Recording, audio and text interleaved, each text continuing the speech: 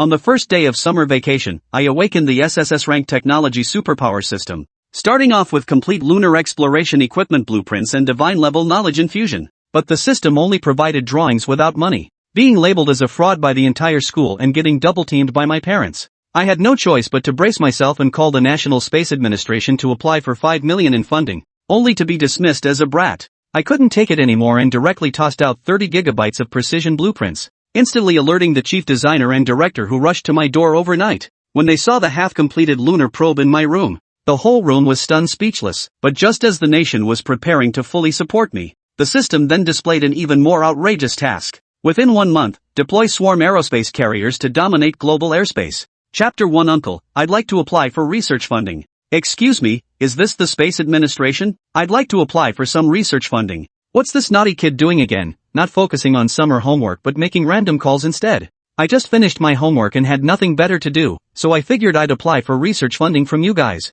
Parallel Universe, National Space Administration of Long Country. Dispatcher Lou impatiently hung up the phone, wishing she could call the police to investigate which family's misbehaving child kept calling the space agency every other day, demanding $5 million in research funding right off the bat. Does he think the Space Administration is his family business? Their own research funding is barely enough for their own use, okay? The female colleague next to him, Zhou Yao, cast a curious glance his way. That little one again?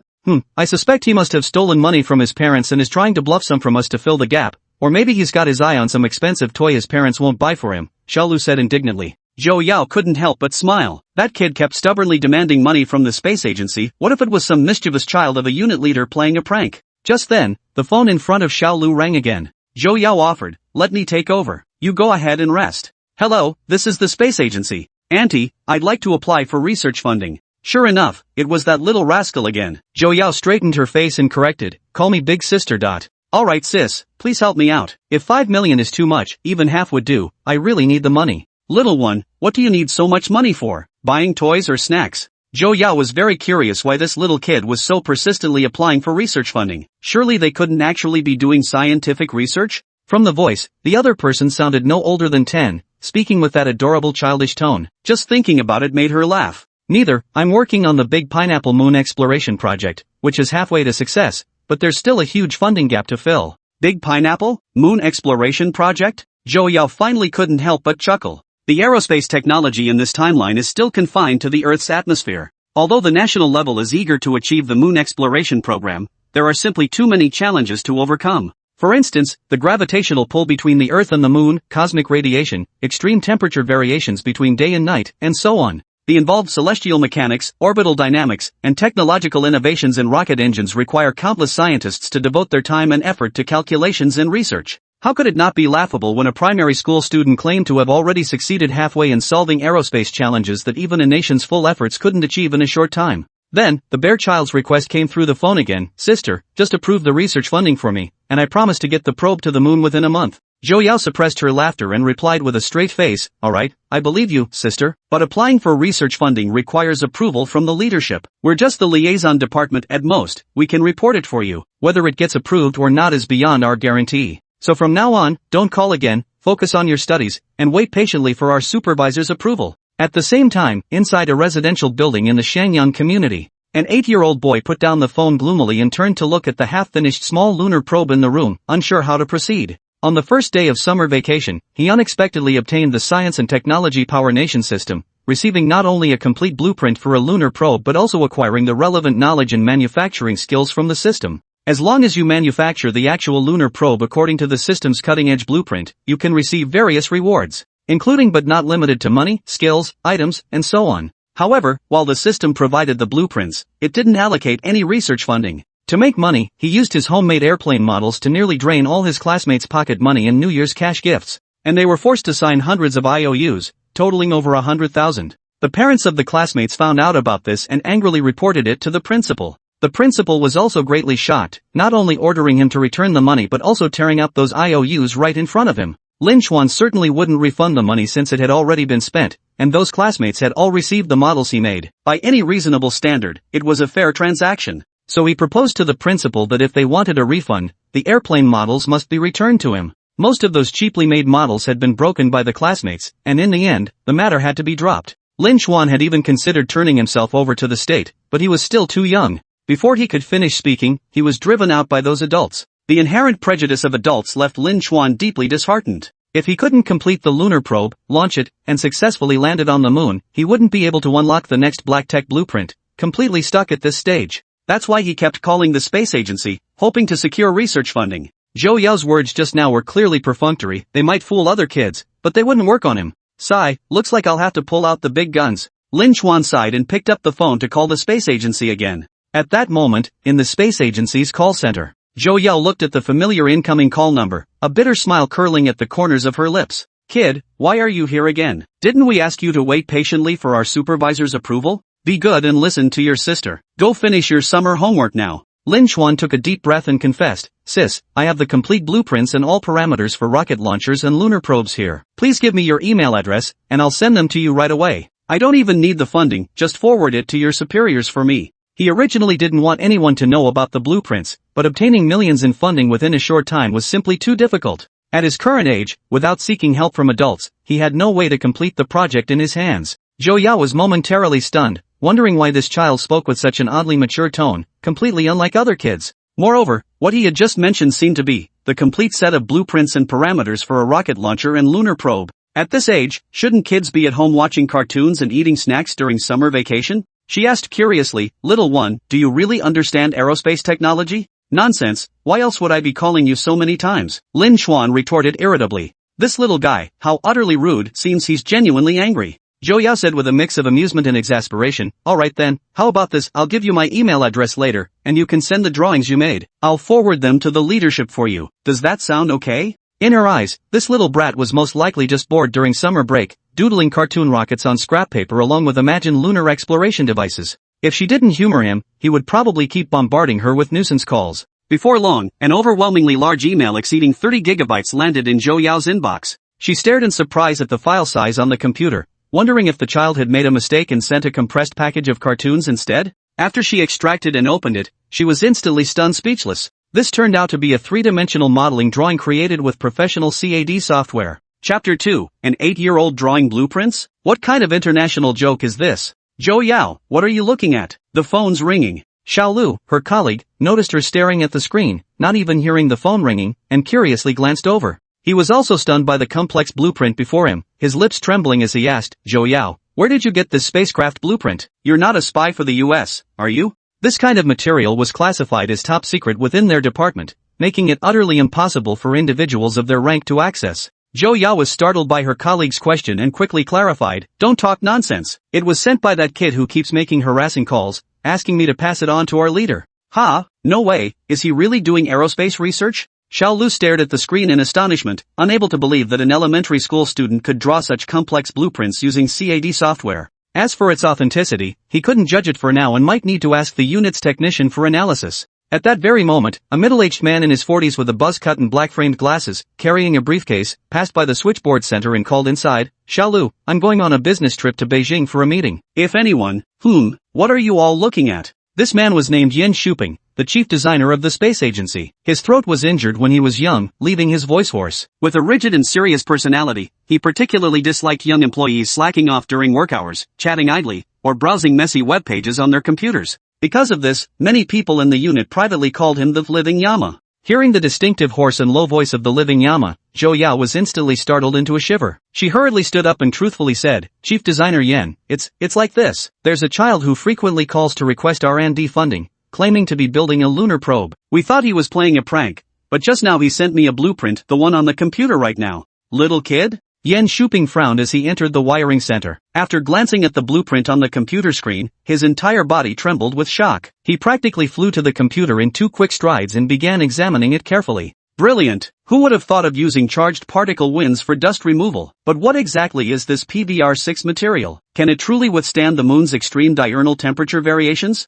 Xiaolu and Zhou Yao exchanged glances, completely unable to understand what he was saying, and could only smile wryly in resignation. Yan Shuping was completely absorbed in studying the blueprint, having entirely forgotten about the meeting. Without thinking, he instructed, Xiao Zhou, who did you say sent this blueprint earlier? Quickly help me contact them, I have several questions I'd like to ask this professor. Xiaoyo's eyes widened in shock as he screamed internally, what, did I hear that right? Director Yan actually wants to consult that elementary school kid who keeps making harassing phone calls? He's not any professor, but rather a third-grade elementary school student. Zhou Yao also hadn't expected that the blueprints sent by that little kid would actually earn the approval of the living king of hell. You should know that Yan Shuping is one of the foremost aerospace experts in Long Country, an academician of the Long Academy of Sciences, and enjoys extremely high international acclaim. Even the US once openly proposed to hire him with a high annual salary of $30 million, but he firmly refused. What did you just say? An elementary school student? Yan Shuping thought he must have misheard. His face darkened as he angrily rebuked, "Take this seriously. How could such a complex and precise design possibly be drawn by an elementary school student?" Xiao Lu forced a bitter smile and explained, "Chief Designer Yan, please don't be angry. That person really is an elementary school student. He's called our space agency many times, requesting $5 million in research funding. We assumed he was just messing around, so we ignored him." $5 million can produce this lunar probe?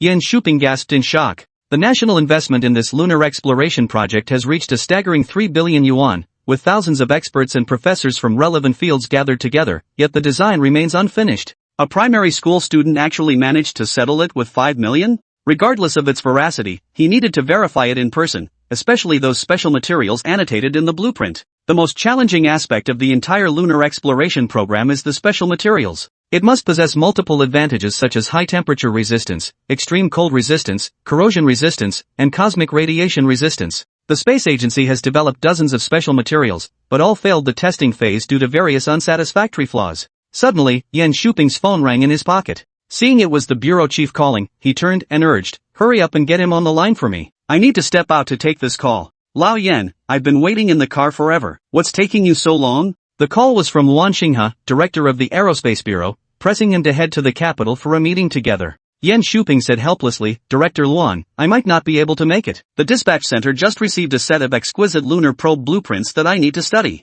"Oh, who sent it?" "An expert from the Dragon Academy of Sciences," Luan Xinghe asked curiously over the phone. Yan Shuping corrected with a straight face, "Not the Dragon Science Academy, but a third-grade elementary school student." "Old Yan, what the hell kind of international joke are you playing with me?" Hearing this, Luan Xinghe was both amused and exasperated. Grumbling impatiently, "You're taking a third grader's doodle seriously? Listen, don't give me such absurd excuses, hurry up and come with me to Beijing for the meeting." As longtime colleagues, he knew Yan Shuping's personality all too well. The man was a complete bookworm, interested in nothing but research and allergic to all social gatherings or meetings. But even by his standards, this excuse was beyond ridiculous. Had he claimed a stomachache or illness, one might have believed him at least 20%. Like anyone would believe a third grader could design blueprints for a lunar probe. Yan Shuping said gravely, "Director Luan, I'm really not spinning tales, come down to the call center and see for yourself." "Are you really not fooling me? Wait for me, I'll be right over." Luan Xinghe also sensed that something was off. In the past, when old Yan made excuses to avoid meetings, he would never come up with such ludicrous reasons. Moreover, there was no trace of nervousness or reluctance in his tone just now.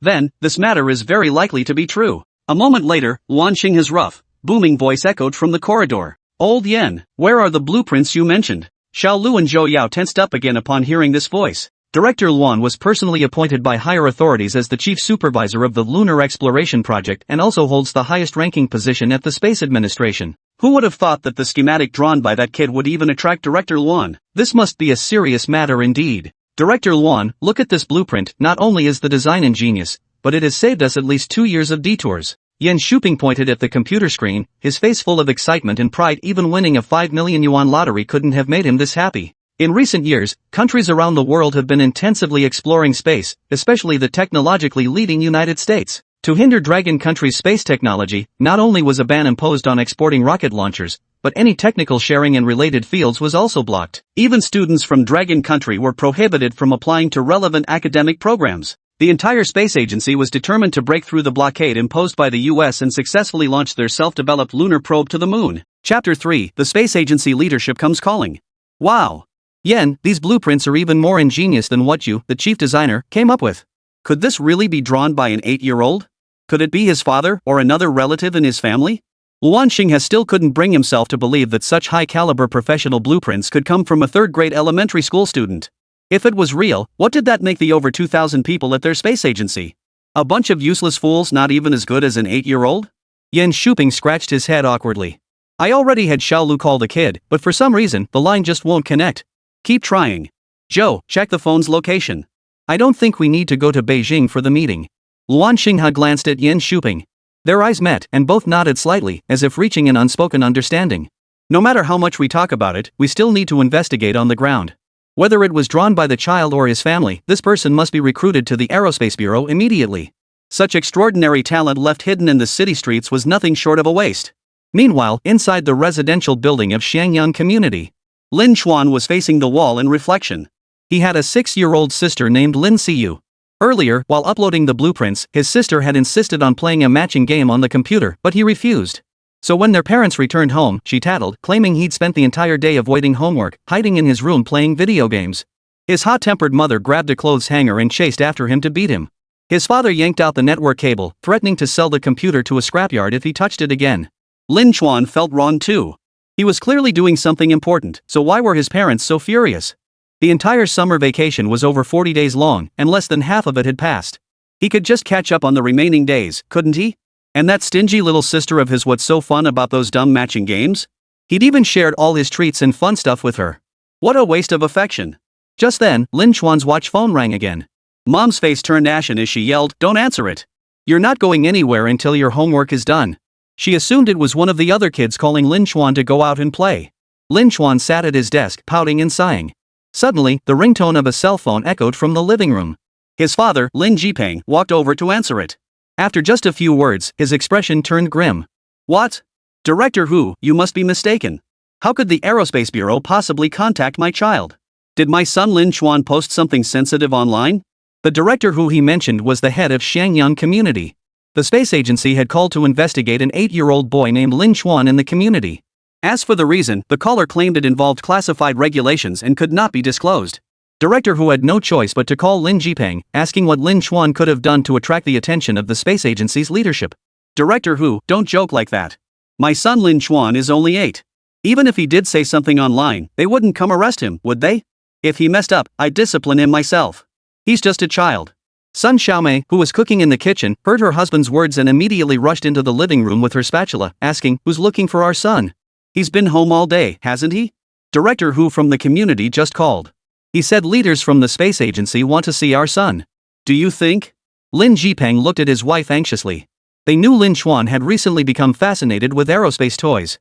He'd even used money he earned from classmates to buy circuit boards, wires, and other components, though they had no idea what he was tinkering with. Considering their son's interest in science and invention wasn't necessarily a bad thing, they hadn't interfered. But they never imagined it would attract the attention of the space agency.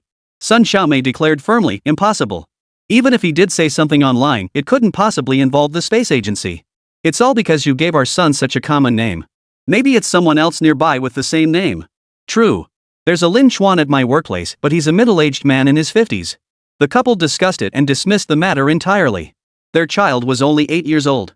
Even if he climbed roofs to steal tiles or set fire to the woods, it wouldn't warrant the attention of the space agency, right?" It was past 10 o'clock at night. Lin Chuan reluctantly finished 3 pages of summer homework before his mother urged him to brush his teeth, wash his face, and go to bed. Just then, a knock sounded at the front door. "Is Mr. Lin home?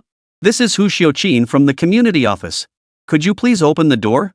2 colleagues from the space agency are here. They say they have something very important to discuss with you." Outside the door, Yan Shuping and Wan Xinghe held the Lin family's personnel files, equally perplexed. The records showed both spouses were ordinary workers. One worked in assembly at an auto parts company, the other as an accountant at a chemical plant. Neither had the slightest connection to aerospace. Not only that, but neither spouse had any direct relatives connected to aerospace. If one were to stretch for a connection, Lin Chuan's maternal grandfather had a nephew who ran a toy factory years ago. He produced a few batches of toy airplanes before the business eventually went under due to poor management. "Old Yan, do you think this person sending the blueprints is really their kid? Something about this feels fishy. We're already here. Why not go in and ask? That'll clear things up." The door opened, revealing Director Fang, dressed as a middle-aged woman, who looked bewildered at the 3 people outside. Director Hu, dressed as a middle-aged woman, enthusiastically introduced the 2 Aerospace Bureau leaders, constantly giving him meaningful glances as if hinting at something. But Lin Jipeng had no idea why they were here, nor could he decipher Director Hu's subtle hints. Yan Shuping took the lead in introducing himself. "Comrade Lin, it's like this. I'm Yan Shuping, chief designer of the Lunar Exploration Project at the Aerospace Bureau. This is Director Luan from our bureau. We're here to ask, is your child named Lin Chuan?" "Yes, that boy. Did he get into trouble?" Lin Jipeng nervously explained, "My child is only 8 years old, just starting 3rd grade. Have you 2 leaders made a mistake? He may not be diligent in his studies, but his character is beyond reproach. He's never broken any laws or rules. Please, gentlemen. Luan Xinghe raised his hand to interrupt. Mr. Lin, you've misunderstood.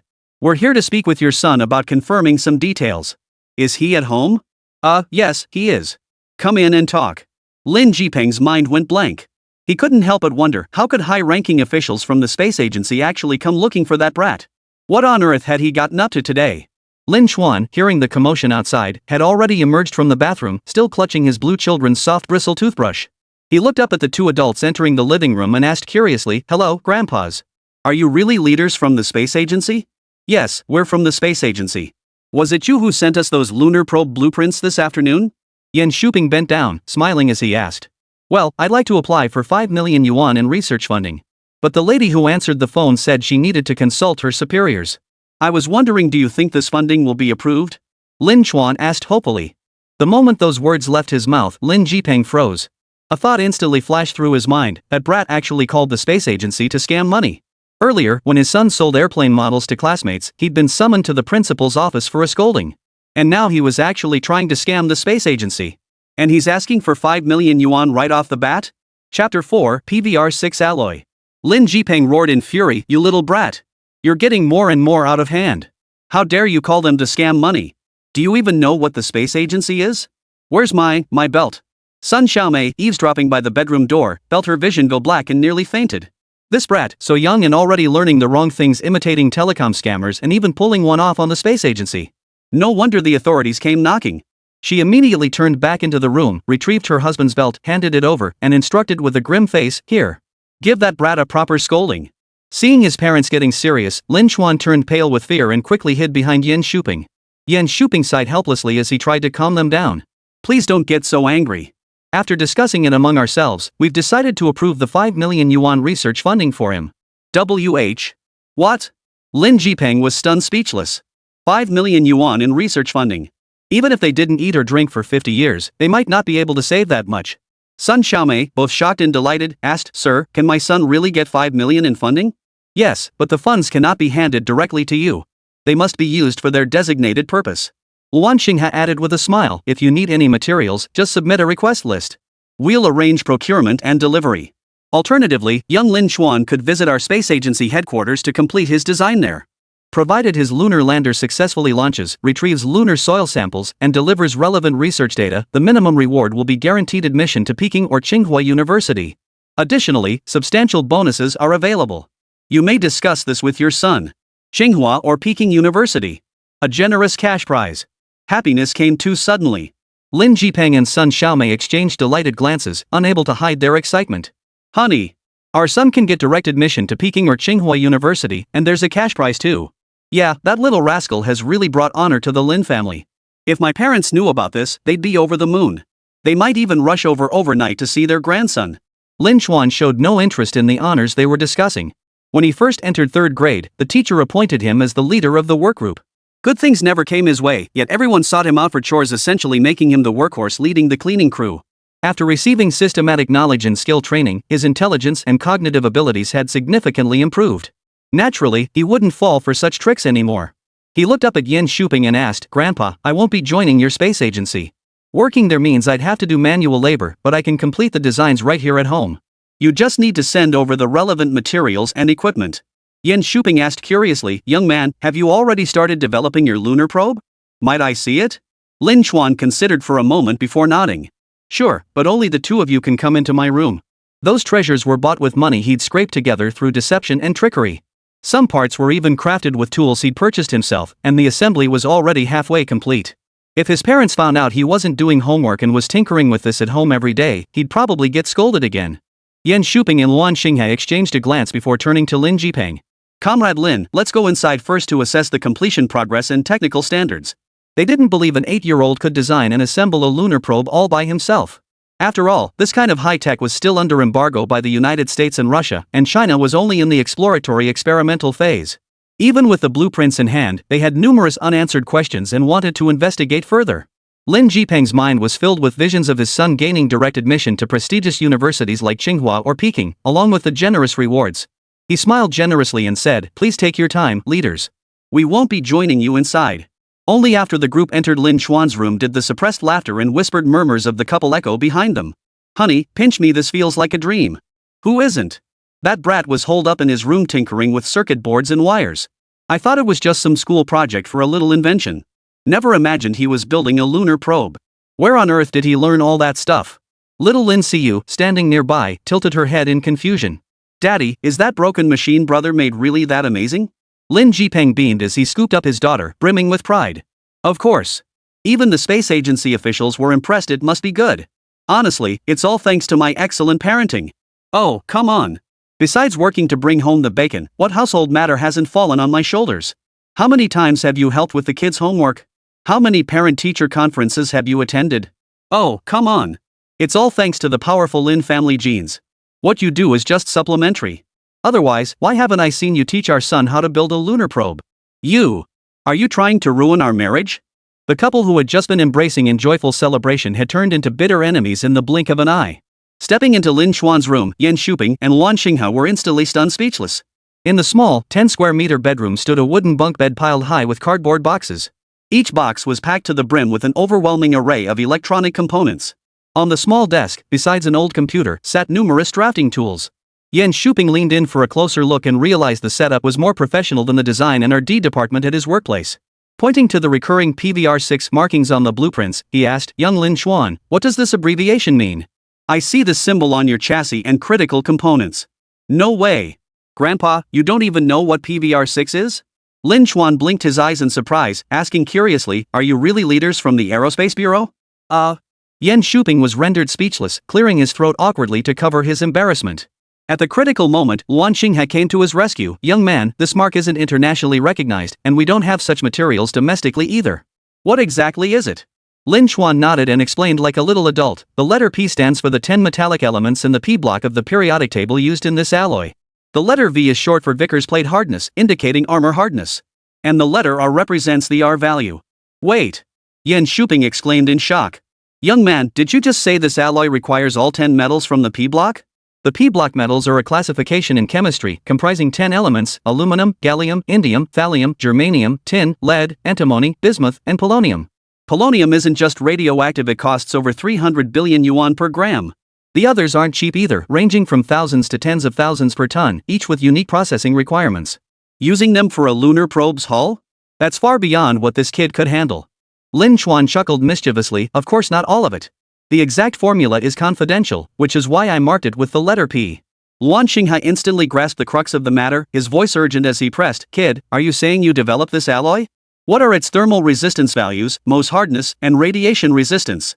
Spill it. Chapter 5, Visiting the Space Agency? Only if you help me with my summer homework. The biggest problem facing the space agency right now was finding suitable materials. That's why he jumped at the chance to ask questions when the conversation turned professional. Lin Xuan declared triumphantly, until we secure the R&D funding, it remains classified. All this technical expertise came from systematic training, he couldn't let others steal it. Luan Xinghe shook his head helplessly and smiled bitterly, all right. Then can you tell Grandpa about your development progress? From what I see, these electronic components appear to be internal structural parts, and the completion rate seems quite low. No money.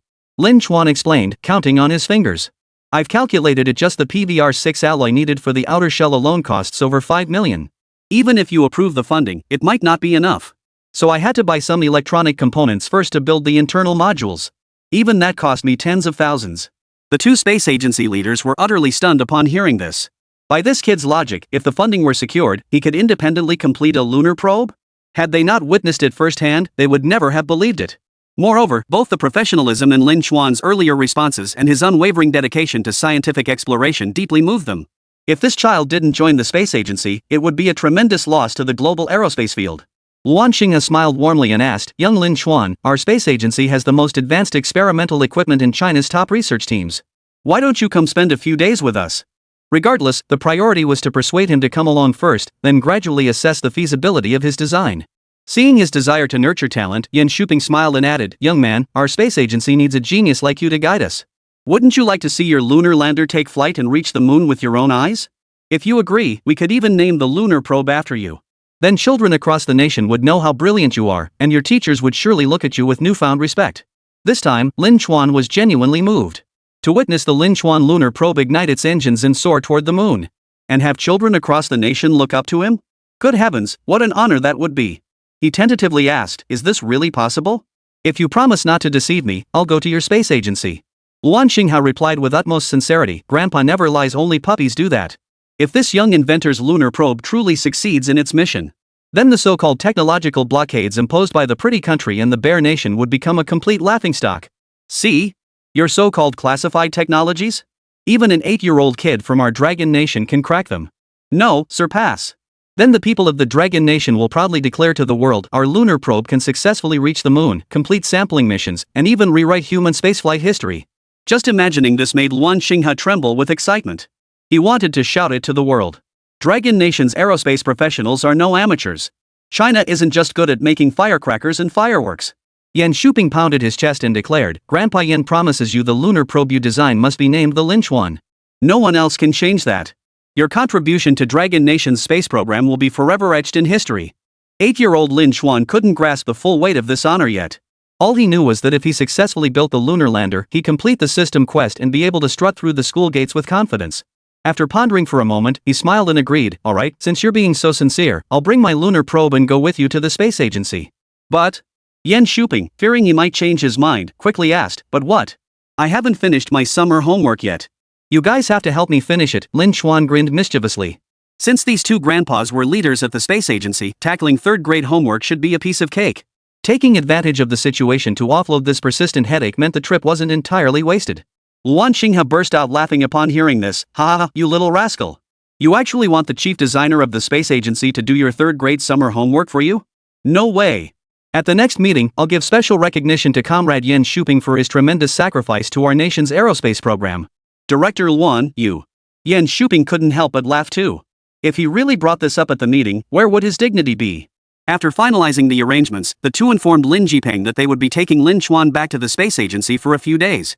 Lin Jipeng asked in surprise, "Leaders, are you sure you want to take him? I won't be responsible if he causes trouble." Earlier, the couple had discussed it and felt something was off. Third-grade textbooks didn't cover aerospace knowledge at all, and even online, there were no designs for lunar probes. Where on earth had this kid learned all this?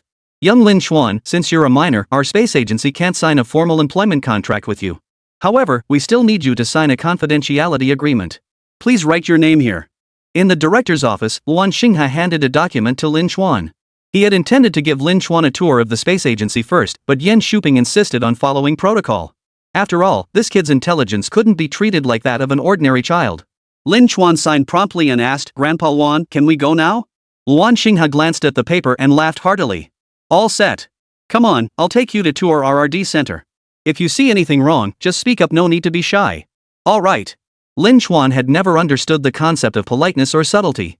The two arrived at the Lunar Probe Development Center, which was as spacious as a large repair workshop. The lunar rover, standing over 2 meters tall, was positioned right in the center. Many of its circuits were exposed, and several researchers in white lab coats were gathered around it, discussing something. Spotting Luan Xinghe, they immediately greeted him warmly. A female researcher with a ponytail smiled as she crouched down, pinching Lin Xuan's cheek. "Director Luan, is this your child? He's so adorable." Luan Xinghe laughed heartily. "My son's already in college. This is the young genius I just recruited to help us work on the lunar probe." "What? How old is he, helping us research lunar probes?" This researcher, Su Li, held a PhD from Beihang University and had published numerous high-impact SCI papers. She currently led the team tackling the landing and return technologies for the lunar lander. Lin Xuan, stung by her condescension, puffed himself up like a little adult and retorted, "Don't use the word cute to describe a future aerospace designer." "You? A future aerospace designer?" Su Li chuckled, ruffling Lin Xuan's hair. "Do you even know what aerodynamics is? Have you any idea how far it is from Earth to the moon?" Chapter 6, Touring the RD Center, Kid Brother drops a bombshell. When asked a technical question, Lin Xuan answered with utmost seriousness, "The average distance is 385,000 kilometers, with an average orbital velocity of 1.023 kilometers per second. How much thrust is needed to break Earth's gravity?" Su Li pressed, her face now devoid of condescension. Such a crisp, precise answer proved this kid had at least studied the relevant materials. Without hesitation, Lin Xuan answered, "To break the first cosmic velocity, you need to reach 7.9 kilometers per second. That's the minimum requirement for launching a satellite into low Earth orbit. To reach the moon, you'd need to achieve the second cosmic velocity of 11.2 kilometers per second. Our Dragon Nation's rockets currently have a maximum thrust of 11.3 kilometers per second, barely exceeding that threshold.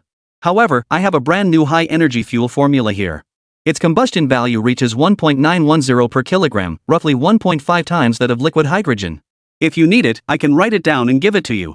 Upon hearing high-energy fuel formula, Wan Xingha's eyes widened in astonishment. Young Lin Chuan, you're not joking, are you? Is there really such an outrageously powerful fuel? Currently, the mainstream rocket fuels are hydrazine and liquid hydrogen. Due to the storage challenges and instability of liquid hydrogen, hydrazine is more commonly used. The combustion value of hydrazine dihydrogen phosphate is only 4.2510 kJ/kg. If Lin Chuan's data was accurate, wouldn't this new high-energy fuel-specific impulse exceed hydrazine's by over 40 times, nearly 50 times? What does this mean? It would completely rewrite the history of China's aerospace industry. Lin Chuan nodded in astonishment. Don't believe me? I can write down the formulation method for you to study at your leisure. The other aerospace researchers present were utterly captivated by this youngster's tone and depth of knowledge. Their initial skepticism vanished as they gathered around him, bombarding him with questions. Young man, is this high-energy fuel liquid or solid? What's its boiling point? Beyond rocket booster applications, could it be used in fighter jets? Young Lin Chuan, where did you learn all this? How come you seem more professional than us?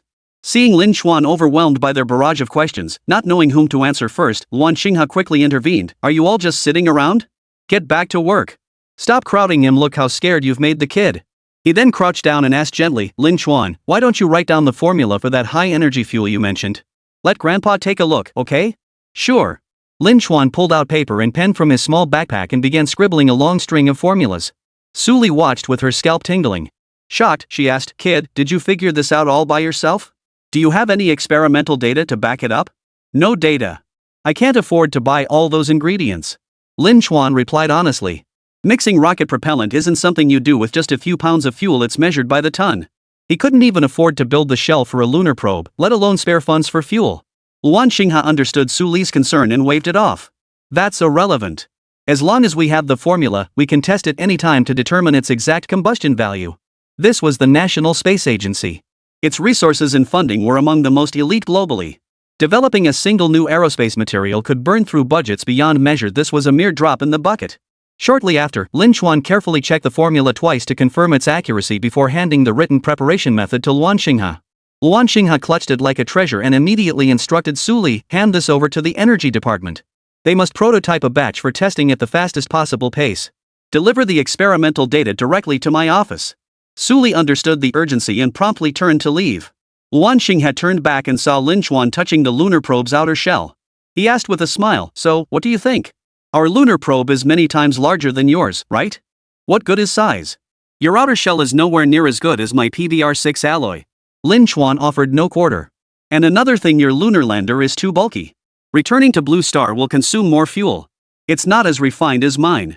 The youngster has a point. But we're planning manned lunar missions in the future. This isn't just about collecting samples, we need to think long-term for future endeavors, Wan Xingha explained awkwardly. Oh, all right. Lin Chuan didn't argue further and asked, Grandpa Wan, when can you start building the lunar probe based on my blueprints? We'll start tomorrow. Tonight, get some rest and soak in the research atmosphere here at the space agency. Tomorrow, I'll assemble a development team for you. They'll all follow your lead, is that all right? Where will I sleep tonight? Lin Chuan looked around the vast R&D center, his curiosity evident. Don't worry. I'll have Sister Zhou Yao arrange a dorm for you shortly. How does that sound? Wan Xingha could tell the youngster felt a bit unsettled in this unfamiliar environment. Since Zhou Yao had handled the initial communication with him, he decided to have her guide the boy. He then made a call to summon Zhou Yao from the switchboard center. Moments later, Zhou Yao with her high ponytail, oval face, and big eyes rushed into the R&D center. Spotting Lin Chuan, she immediately ran over with a cheerful smile. Hey kid, you must be Lin Chuan, right? Recognizing the familiar voice from the phone call, Lin Chuan smiled back. Your sister Zhou Yao, right? Yep, I'm Sister Zhou Yao. Come on, I'll take you to the dorms to get familiar with the place. Zhou Yao glanced up at Wan Xingha, who nodded with a smile. She then led Lin Chuan to the dormitory area. That evening, the energy department successfully produced 10 kilograms of alpha high energy fuel using Lin Chuan's formula. Composed of carbon, hydrogen, nitrogen, and oxygen, its chemical formula was extremely complex. Yet the finished product was a colorless liquid emitting a refreshing, cucumber-like fragrance. Luan Xingha and Yan Shuping, who had received the call, arrived at the energy department in the middle of the night. Upon seeing the finished product, Luan Xingha asked excitedly, how is this new fuel? Is it stable? Does it really have the high combustion value that kid claimed? The energy department head, a man in his 50s nearing retirement, was visibly thrilled by the attention from both General Yen and Director Luan. "We've tested it," he exclaimed. "The calorific value is terrifyingly high, nearly 45 times that of dimethylhydrazine.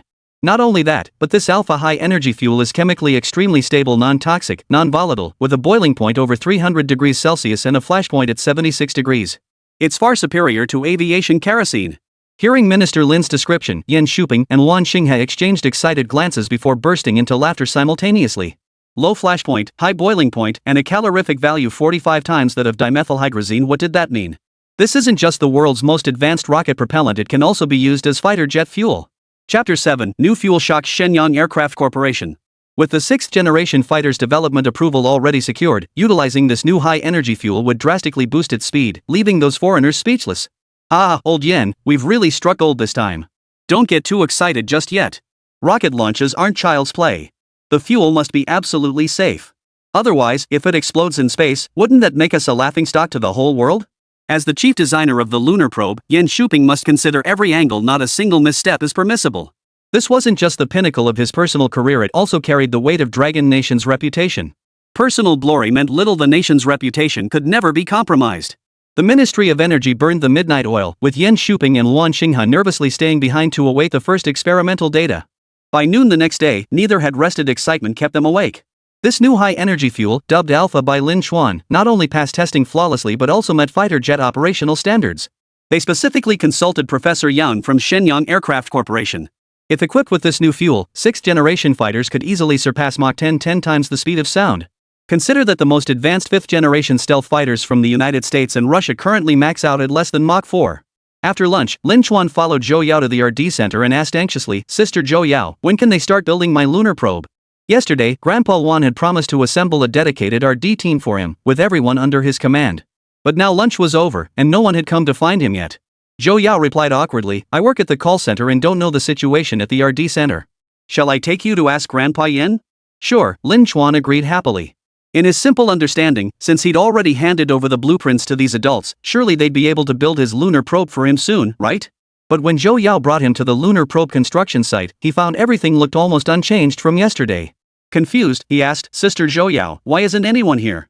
Didn't you say you'd lead everyone in building the lunar probe? Maybe they're in a meeting. Let me ask for you." Not knowing how to explain it to Lin Chuan, Zhou Yao pulled out her phone and called Yen Shuping. At that moment, in the RD department office, Yen Shuping was fighting off sleep when his phone suddenly rang. He saw it was Zhang Jianxiu, the head of the Xinfei group. That old guy had graduated around the same time as him.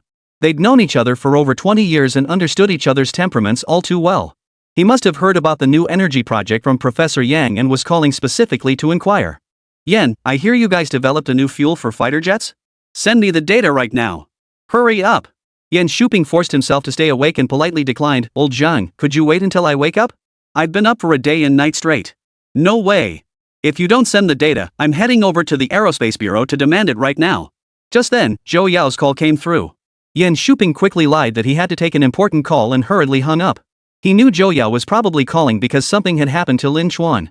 "What's up, Zhou? Did something happen to Lin Chuan?" "He's fine. He just asked me why there's no one at the lunar probe RD department." I didn't know how to answer," Zhou Yao said guiltily. Hearing this, Yen Shuping suddenly remembered his promise to Lin Chuan yesterday. He slapped his forehead and sighed wryly. "Oh no. I was so preoccupied with testing that new fuel and smelting PBR6 alloy today that I completely forgot about my promise to him. Here, hand him the phone. I'll explain it to him." Zhou Yao handed the phone to Lin Chuan, crouching down with a reassuring smile. "Little one, Grandpa Yen will explain why no one's here." "Hey, Grandpa Yen, didn't you say yesterday we'd start building the lunar probe right away?" Lin Chuan's tone carried a hint of displeasure. His summer vacation had a strict deadline. Every day delayed meant one less day. If it dragged on until school started, he'd have to ask the space agency to request an extension for him, but he wasn't sure if his parents would agree. Yen Shuping chuckled as he explained, "Little Lin Chuan, it's not that we haven't been working. We've been smelting that PBR6 alloy you mentioned and want to test its various properties first. As you know, to send a lunar probe to the moon, it must endure extreme environments. Only if the outer shell passes these tests can we proceed to the next phase." Lin Chuan nodded thoughtfully. No wonder the RD center was deserted. His progress had stalled because he couldn't secure funding, and the PBR6 alloy smelting process required specialized machinery. With his concerns resolved, he smiled and said, "Alright then, but you need to speed things up. My summer break is only a month and a half, don't drag this out too long." We'll try our best to speed things up," Yan Shuping replied with a wry smile. The chief designer of the prestigious lunar exploration project being rushed by an 8-year-old? If word got out, wouldn't it send shockwaves through the scientific community? Moreover, in high-tech RD, every project is measured in years. Launching a lunar probe within a month and a half? That was no easy feat. Half an hour later, at Shenyang Aircraft Corporation, a group of energy researchers stared at each other in disbelief. The deputy director scowled, "This data is blatantly fabricated. A calorific value 45 times that of dimethylhydrazine, higher than liquid hydrogen, and supposedly suitable for fighter jet fuel? I refuse to believe such a liquid fuel exists." A young researcher chuckled sarcastically, "Director Zhang, where did you get this bogus data? It feels like the War Planning Bureau's handiwork." No wonder they were skeptical. These individuals were core members of the 6th-generation fighter jet development team, each holding PhDs from prestigious universities, qualifications essential for joining the elite RD group. The 6th-generation fighter they envisioned still relied on aviation kerosene as fuel. It wasn't that they didn't want to switch, it was simply that they couldn't find a better alternative. Now, Zhang Jianxiu, the chief project leader, suddenly informed them of a new fuel that not only far surpassed jet fuel in calorific value but was also more economical. How could they possibly believe it? Zhang Jianxiu laughed excitedly, "Whether you believe it or not, this is the truth. I'm heading to the Aerospace Bureau shortly to request samples for testing. If the data holds up, our 6th-generation fighter will no longer need jet fuel." Chapter 8, Want the formula? Trade your model for it. Old one, hurry up and bring out that new fuel you've been developing. National Aviation Bureau, Director's Office. Having visited the space agency several times before, Zhang Jianxiu needed no escort and headed straight for Luanxinghe. Inside the office, a secretary sorting documents stared at him in surprise before smiling. "You must be Engineer Zhang from Shenyang Aircraft Corporation? Director Luan is at the RD Center." "Alright, I'll go find him," Zhang Jianxiu said, turning to leave. Research and Development Center, Lunar Probe Development Workshop. Luan Xinghe held a thick metal plate, his voice trembling with excitement. This test data is staggering. It's over 70 times stronger than our previous alloy materials." Working day and night, they had finally produced a PDR6 alloy and immediately launched into rigorous testing. To successfully complete the lunar exploration mission, this alloy material must not only withstand extreme heat and sub-zero temperatures but also possess radiation resistance, sufficient Mohs hardness, excellent ductility, and toughness. Remarkably, this alloy met every requirement and exceeded their highest projected standards by dozens of times. Such a groundbreaking invention, were it not for confidentiality restrictions, could likely be nominated for the Nobel Prize in Physics today. Yan Shuping was deeply moved and couldn't help but praise with a smile, "Young Lin Xuan, your arrival has saved our lunar exploration program countless detours. When the rocket reaches the moon, I will personally advocate for you to receive national honors." Luan Xinghe cleared his throat awkwardly and interjected, "He's still a minor. Let's not discuss such matters yet.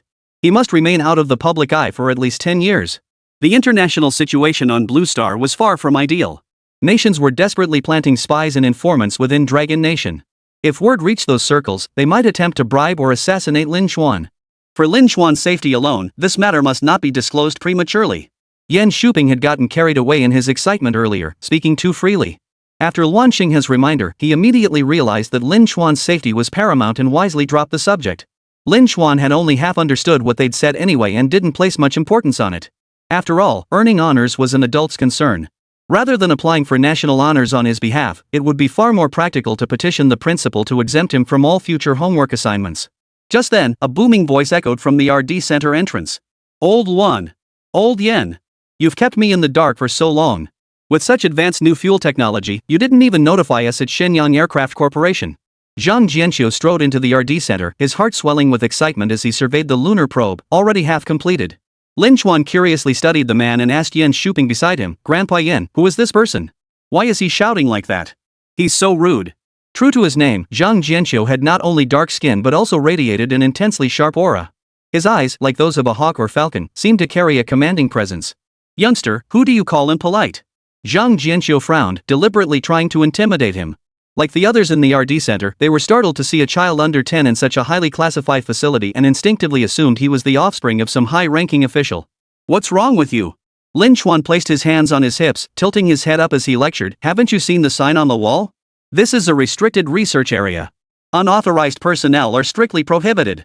"Hey, you little brat." Zhang Jianxiu was genuinely taken aback by being scolded by an 8-year-old. His anger flared as he turned to Yan Shuping, "Old Yen, whose kid is this? How dare he talk back like that?" Yan Shuping introduced him with a mix of amusement and exasperation. This is little Lin Xuan. He's the chief executive of Shenyang Aircraft Corporation, responsible for developing our nation's latest sixth-generation fighter jet. He followed the scent of that new high-energy fuel you're developing. He's no unauthorized personnel. Zhang Jianqiu laughed heartily as he shook hands with Luan Xinghe. Well, your new fuel's test data really blew me away. Its calorific value is nearly on par with aviation kerosene and your standard hydrazine. But then you guys came up with this new fuel that burns 50 times hotter than jet fuel. How could I not show up? You should know that our domestic fifth-generation fighters have comparable overall combat capabilities to the US F-35. To surpass them and gain air superiority, we must develop sixth-generation fighters as soon as possible. Ever since I took on this responsibility, I've been thinking day and night about how to boost performance. From single-engine fighters to twin engines, I even considered triple engines, all to achieve greater speed and outpace the US. But the mainstream high-energy fuels internationally are limited. Choosing among them gave me a headache. His words filled Yan Shuping and Luan Xinghe with pride. Air superiority has always been a domain fiercely pursued by nations worldwide. It's no exaggeration to say that whoever controls the skies can pull far ahead of other nations and wield greater influence on the international stage. In its early years, Dragon Nation was constantly held back by foreign restrictions, forced to rely entirely on imports for large machinery. Not only were the relevant debugging data strictly confidential, but even when equipment broke down, they couldn't repair it themselves. They had to pay exorbitant fees to bring in foreign experts, treating them like royalty, begging them to perform repairs. That humiliating history remains deeply etched in the minds of China's older generation of scientific workers, never to be forgotten. Luan Xinghe chuckled. The formula for this new fuel is indeed in the hands of our space agency. As sister organizations, we genuinely don't want to withhold anything from you, but... He turned to look at Lin Xuan, a mischievous grin spreading across his face. Zhang Jianqiu, sensing an opening, quickly pressed, but what? Oh, Luan, when will you ever shake this habit of teasing us? I'm nearly dying of impatience. But this new fuel wasn't developed by us. If you want it, you'll need to get young Lin Xuan's permission first. Luan Xinghe chuckled as he pulled Lin Xuan forward, placing both hands on his shoulders. Zhang Jianqiu stared dumbfounded at the 7 or 8-year-old boy before him, instantly overcome with laughter. Luan, if you don't want to give it to me, just say so. Using the boss's kid as an excuse? That's just shameless. This was the National Space Agency's R&D center, housing many of the nation's top aerospace technologies. Strict confidentiality meant not just any child could wander around here freely. Yan Shuping chuckled as he reminded them, hey, this isn't us being unreasonable. The new fuel formula really was invented by young Lin Xuan. If you want the formula, you'll have to ask him first. Lin Xuan stood with his hands behind his back like a little adult, nodding proudly. That's right. He'd been fascinated by aviation models since childhood, with numerous aircraft models at home, most handcrafted by himself. Upon learning that Zhang Jianqiu was an aircraft expert, he immediately stretched his arms wide and demanded with utmost seriousness, if you want the formula, trade me an airplane model. I want one this big. This instantly made everyone present burst into laughter. After all, he was just a child at heart, completely unaware of the immense value of this new fuel. Without hesitation, Zhang Jianqiu agreed, deal. Grandpa will bring you the model as soon as I get home. My word is my bond. Chapter 9, what? This alloy was invented by a kid too? Xinfei had plenty of aviation models, not just 1-meter-long ones, but even full-scale replicas of fighter jets. Trading it for the formula for the new fuel was an incredibly good deal. Suddenly, Zhang Jianqiu caught a glimpse out of the corner of his eye that Luan Xinghe was still standing with his hands behind his back, as if holding something. A mischievous glint flashed in his eyes as he feigned ignorance. Old Luan, what VE you got there? The formula, right? The kids agreed, hand it over already. He made a move to grab it. Ever since he arrived at the R&D center, the old guy had kept his hands behind his back the entire time. Clearly, he was hiding something valuable and didn't want him to know. Luan Xinghe dodged while denying with an awkward expression. What are you doing? The formula isn't with me. Don't grab it. Hey, don't blame me if it hits you. Despite his frantic dodging, the sharp-eyed Zhang Jianqiu spotted the PVR-6 alloy. Staring at the unassuming light gray metal plate, he asked curiously, Old Luan, we're alumni from the same alma mater. I'm even a year ahead of you. You've got something good and didn't tell me? Let me take a look. The alloy plate was already quite dense, and Luan Xinghe's hand was starting to go numb. Seeing Zhang Jianqiu insist on seeing it, he angrily handed it over. Go ahead, take a look. It's just an ordinary metal plate. I don't know what you're getting so excited about. He didn't believe Zhang could spot anything unusual without relevant experimental data. Zhang Jianqiu took it and weighed it in his hands. The metal plate was heavy, its light gray surface gleaming with a metallic sheen. It seemed to be an alloy made from heavy metals like lead or tungsten. Not being a materials expert, he turned to Yan Shuping and pulled him aside. Old Yan, tell me what's up with this metal plate. Old Luan's guarding it like a treasure. There's definitely something fishy here. Seeing their heated exchange, Lin Chuan stepped in to explain, Grandpa Zhang, this is my invention PVR6 alloy. It's used for the main hull of the lunar probe. Wait, what did you say? Zhang Jianqiu stared at Lin Chuan in astonishment, blurting out, you invented this too? Kid, you're not here just for a tour, are you? He'd assumed Lin Chuan was the child of some high-ranking official visiting the space agency. Even when Luan Xinghe and Yan Shuping claimed the new fuel was this kid's invention, he dismissed it as an excuse from two old foxes trying to placate him. But now this kid was claiming the alloy plates he was using to make the lunar probe's outer shell were also his invention. This was utter nonsense. Visually, the child looked no older than 10. How could he possibly be involved in a national-level space program? Zhang Jianqiu waved his hand helplessly, a mix of amusement and exasperation. Young man, I know you're covering for those two. Finish your tour and hurry back to do your summer homework. Don't wander around here. You'll end up with unfinished assignments and get your parents called in by the teacher. Lin Chuan sneered contemptuously, pointing at Yan Shuping, my summer homework is already taken care of by Grandpa Yan. He handles all my future homework, including weekend assignments. You don't need to worry about it. At those words, Yan Shuping froze in utter shock. He had only agreed to help with the summer assignments, he never said he'd take over all of Lin Chuan's homework. Luan Xinghe and the other staff members nearby immediately burst into laughter. Mr. Yan, your workload must be quite heavy taking on homework assignments too? Ha ha ha ha. Look how thrilled little Lin Chuan is, he's practically dancing with joy. Luan Xinghe stepped forward and patted Yan Shuping on the shoulder. Heaven bestows great responsibilities upon those it deems worthy. First they must complete their homework to temper their will. Old Yan, this concerns the success or failure of the lunar exploration program. Don't just slap together some random answers for the kid. Ha ha ha. Zhang Jianqiu stared at the group, utterly baffled. Refusing to believe it, he pressed, what? That new fuel and this alloy plate, they were really invented by this kid? Don't try to pull the wool over my eyes. We're not fooling you. What kind of place do you think the space agency is? Do you really believe just any kid could visit the RD center? Luan Xinghe explained with a smile, since you've discovered it, we won't hide it from you. We specifically hired this young consultant from outside to help us complete the lunar exploration program. The alloy plate you're holding and the new fuel are indeed his inventions. I guarantee it with my reputation. Zhang Jianqiu gasped in shock, staring at Lin Chuan with wide eyes. Suddenly, a bold idea struck him. Gripping Lin Chuan's slender wrist excitedly, he asked, young man, do you like fighter jets? Grandpa Zhang works in aircraft manufacturing. Would you like to come visit me for a few days?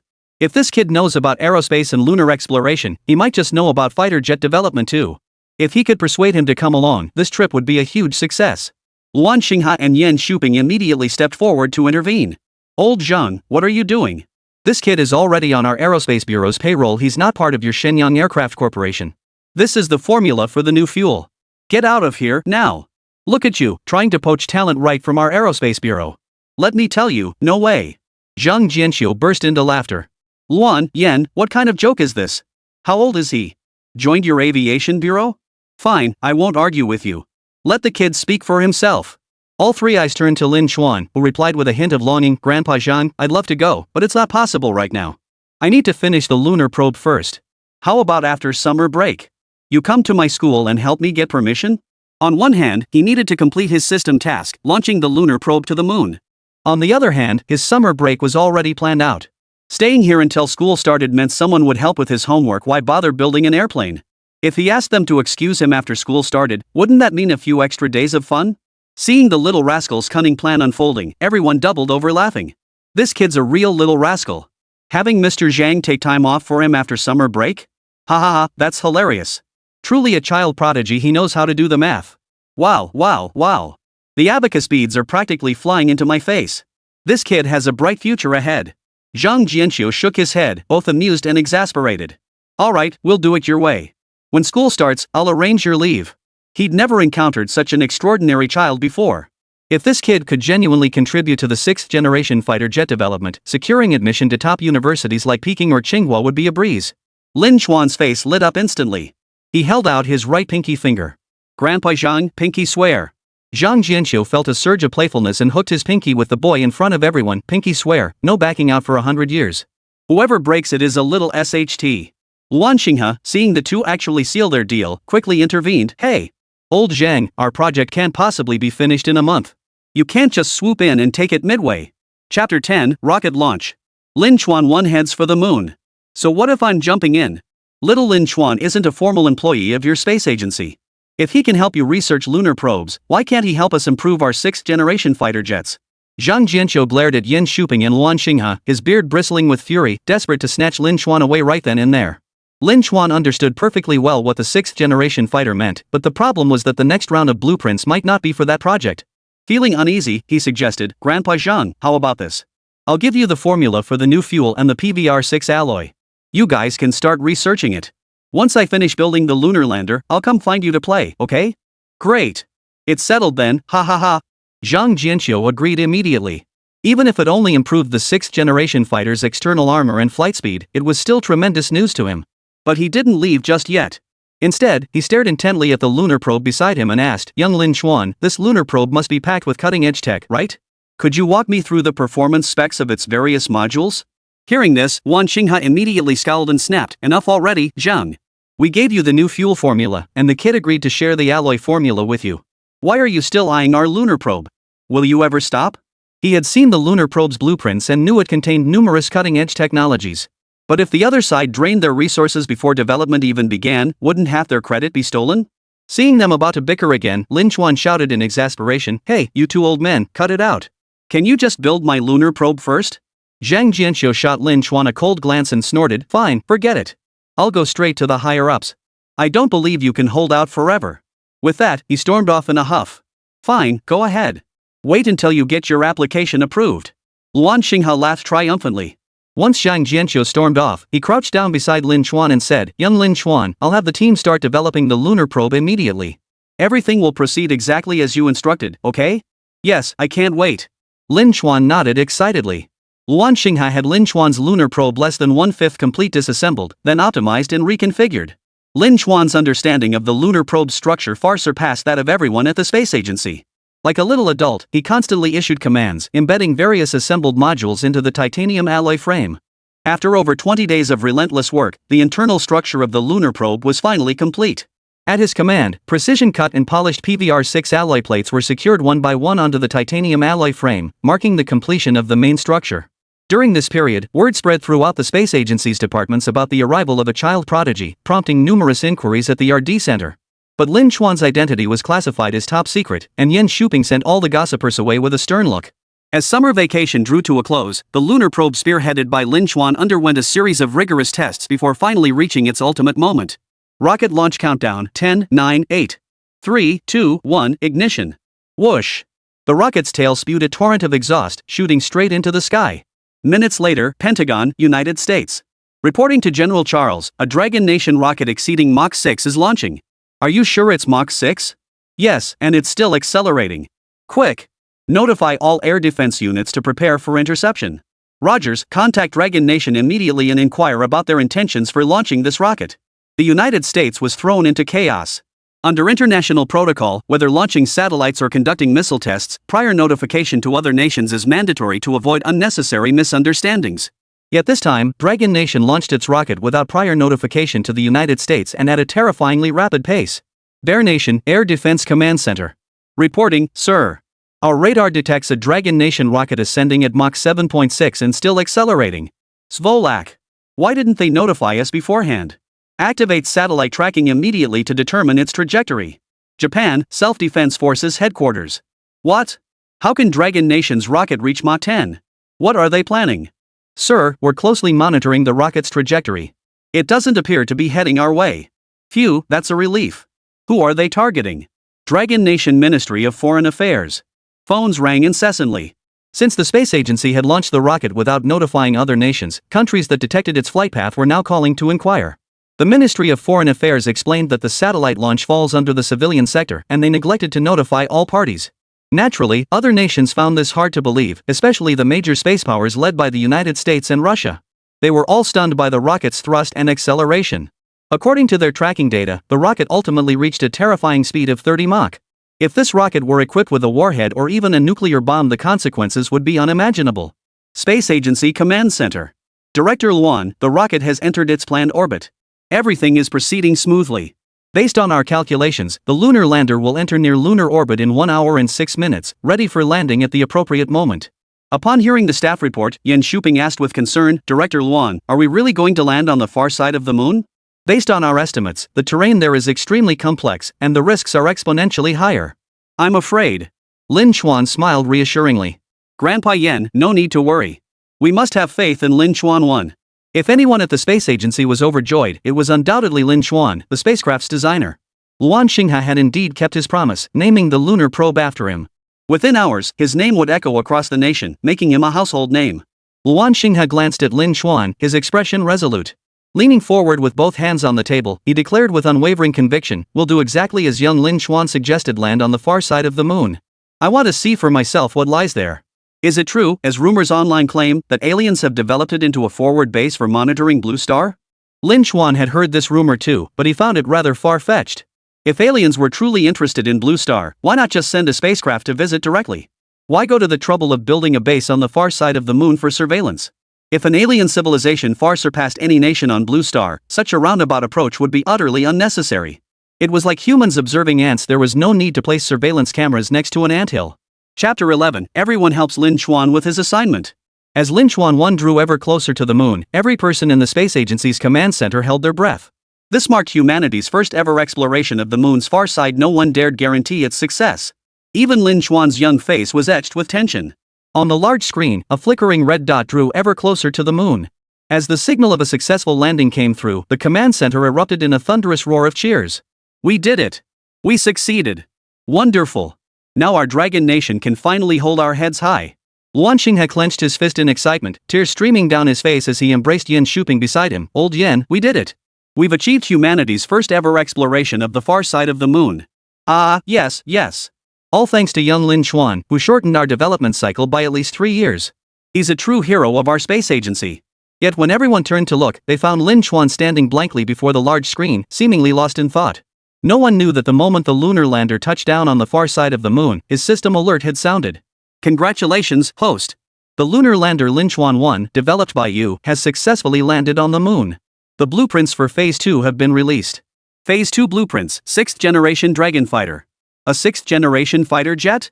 Lin Chuan was a bit stunned. He had promised Zhang Jianxiu he'd visit Shenyang Aircraft Corporation to see their large aircraft project. He never imagined the second stage blueprint would be for the 6th generation Dragon Fighter. Was this a coincidence, or had the system orchestrated it? "Little Lin Chuan, what are you thinking about?" Yen Shuping gently tapped his shoulder, asking curiously. Lin Chuan snapped back to reality and instinctively looked up at him. "Grandpa Yen, summer vacation is almost over. Have I finished my summer homework?" "Ah, well." Yen Shuping instantly looked as if facing a formidable enemy, replying awkwardly, "I've been busy developing the lunar probe these past few days and completely forgot about that. I'm sorry, Lin Chuan. I'll have someone get it done for you right away." For such a gifted child, the material in textbooks was irrelevant whether learned or not, it was merely a formality. If only he weren't so young, Yen Shuping would have signed Lin Chuan to the space agency on the spot. Failing to deliver on his promise to Lin Chuan left Yen Shuping feeling awkward. He quickly clapped his hands and addressed the cheering crowd. "Everyone, hold on a moment. I have an important announcement to make." Su Li asked excitedly, "Are we having a victory banquet? Our lunar probe launch was a historic success. We absolutely must celebrate properly, don't you agree?" The others, caught up in the excitement, whistled and shouted in agreement. "Celebration banquet! Celebration banquet! I want crayfish and beer." Yen Shuping, however, kept a stern expression and said seriously, "It's not a victory banquet. It's more important than that." Su Li looked puzzled. "Mr. Yen, what could possibly be more important than a celebration banquet?" "Ah, young Lin Chuan's summer vacation is almost over, but he hasn't finished his summer homework. I promised to help him with it earlier. Su Li, why don't you take the trouble to finish it for him?" At this, Su Li's face immediately fell. She scrambled for an excuse. "Oh, Mr. Yen, it's not that I don't want to agree, but I have a terrible headache. I haven't rested well lately. I need to take some time off to go buy some medicine." Seeing Yen Shuping trying to pass off the summer homework to someone else, Lin Chuan asked curiously, "Grandpa Yen, didn't you promise to help me with my homework?" "Why? Ha. The curriculum I studied back in my day is different from yours. I'm afraid I'd make mistakes and get you punished by the teacher." Yen Shuping offered an awkward explanation before immediately turning stern and barking orders at another male researcher. "Xiao Lu, this arduous task falls to." Just as he was about to hand the summer homework to Xiao Lu, a sudden thought struck him. He changed his mind and said, "Forget it. Since everyone's here now, let's split up. Divide this summer homework into 30 sections. Each person can write 2 or 3 pages, and we'll staple it all together at the end." The elementary school summer assignment was a hefty 50 to 60 pages. Having one person complete it alone might not be feasible in the final days. After all, this was Lin Chuan's assignment, and he had promised him beforehand, so it had to be delivered as soon as possible. So Lin Chuan's summer homework was cut open along the binding with a craft knife and evenly distributed among everyone present. The group, who had been cheering and celebrating moments ago, instantly fell silent. Seeing them pick up pens from the table to start writing, Lin Chuan quickly reminded them, "Hey, don't just scribble randomly. At least make sure the pen colors match, or else the little cutie will be able to tell how many people wrote it." Yan Shuping chuckled reassuringly, "Don't worry. If your teacher criticizes you, just have them call me. I'll explain it to them. Once the news breaks, I'm sure your teacher won't dare give you a hard time."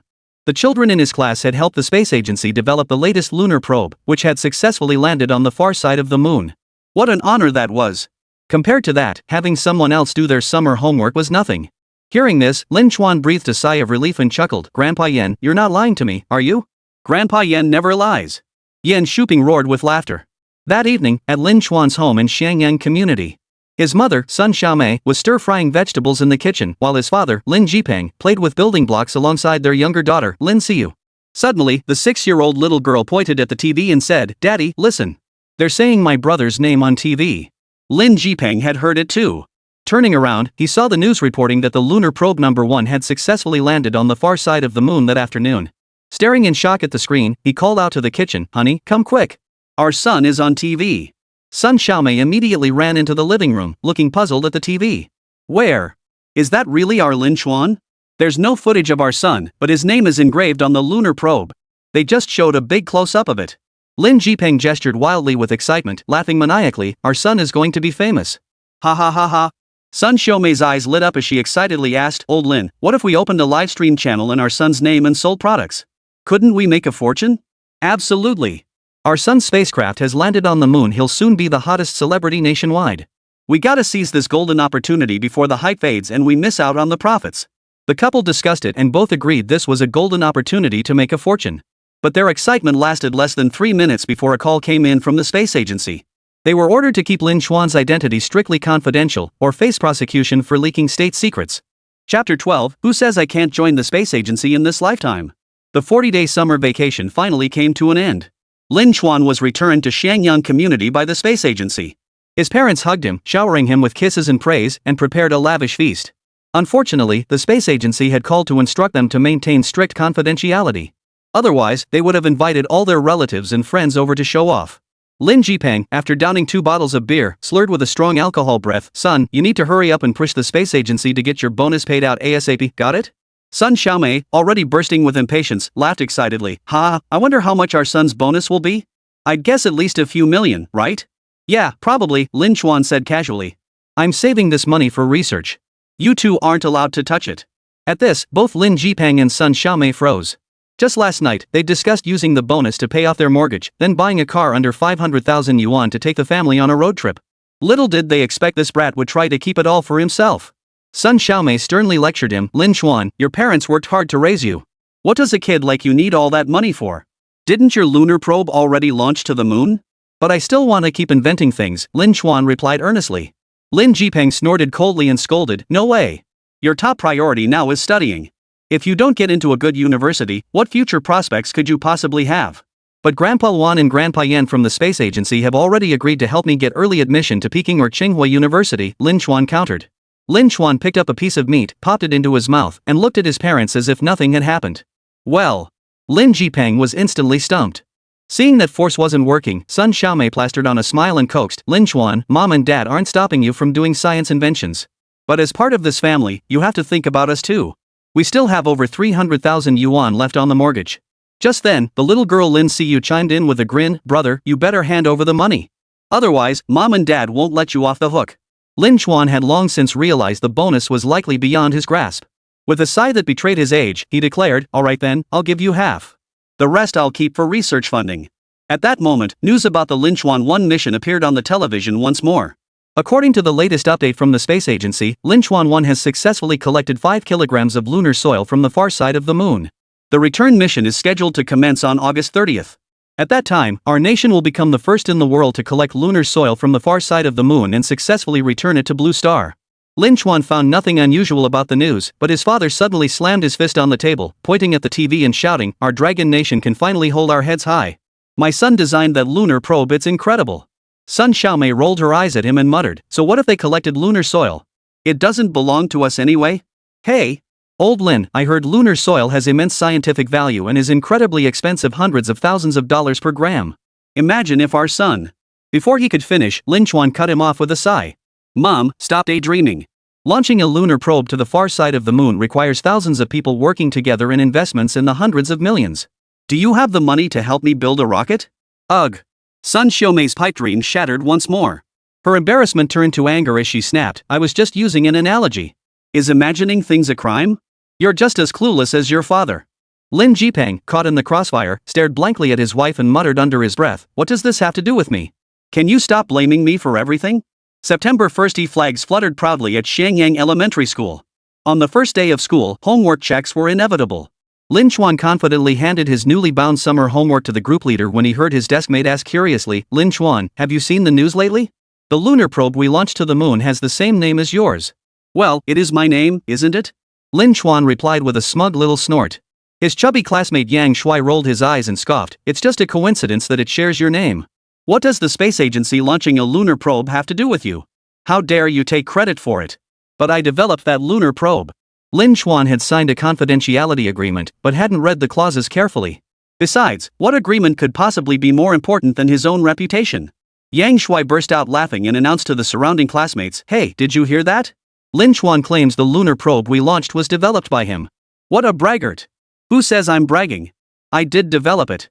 I even visited the space agency. You're just bragging. Do you think the space agency would just let anyone in? Ha, Lin Chuan must have slept in too much over the holidays and hasn't woken up yet. Believe it or not, it's up to you. Lin Chuan couldn't be bothered to argue with them. His mind was preoccupied with when Grandpa Zhang from Shenyang Aircraft Corporation would come to help him get an excuse from school. If given the choice, visiting Shenyang Aircraft Corporation to see the giant aircraft was definitely more fun than going to school. The class bell rang. Homeroom teacher Lu Chang strode into the classroom with a grim expression, slammed a stack of summer assignments onto the desk, and declared angrily, some students in this class are getting more and more out of hand. Not only did you half-ass your summer assignments, but some of you actually tore them page by page, distributed them to different people to write for you, and then bound them back together afterward. What, did you think you were a contractor or something? The entire class erupted in laughter, but Lin Chuan remained silent, his heart pounding with anxiety.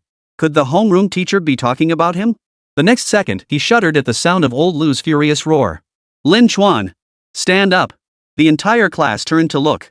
Some grinned maliciously, eager to see him punished, while others whispered among themselves, marveling at how ingenious he was to tear up his summer homework and get different people to write it for him. Teacher, Lin Chuan tried to explain nervously, but was cut off by the teacher's sharp rebuke. Shut up! I'll call your parents right now. I want to ask them face to face who taught you this kind of cheating. Hearing the threat of parental involvement, Lin Chuan mustered his courage to defend himself. Teacher, I didn't do this on purpose. During the summer, I was helping the space agency develop their lunar probe. The one that just launched the Lin Chuan 1 lunar probe is named after me. But hearing this, the surrounding classmates only laughed even more wildly. Even the girls thought he was bragging. Lu Chang seethed with rage, sneering sarcastically, with your rock-bottom grades, you'll never get into the space agency in this lifetime.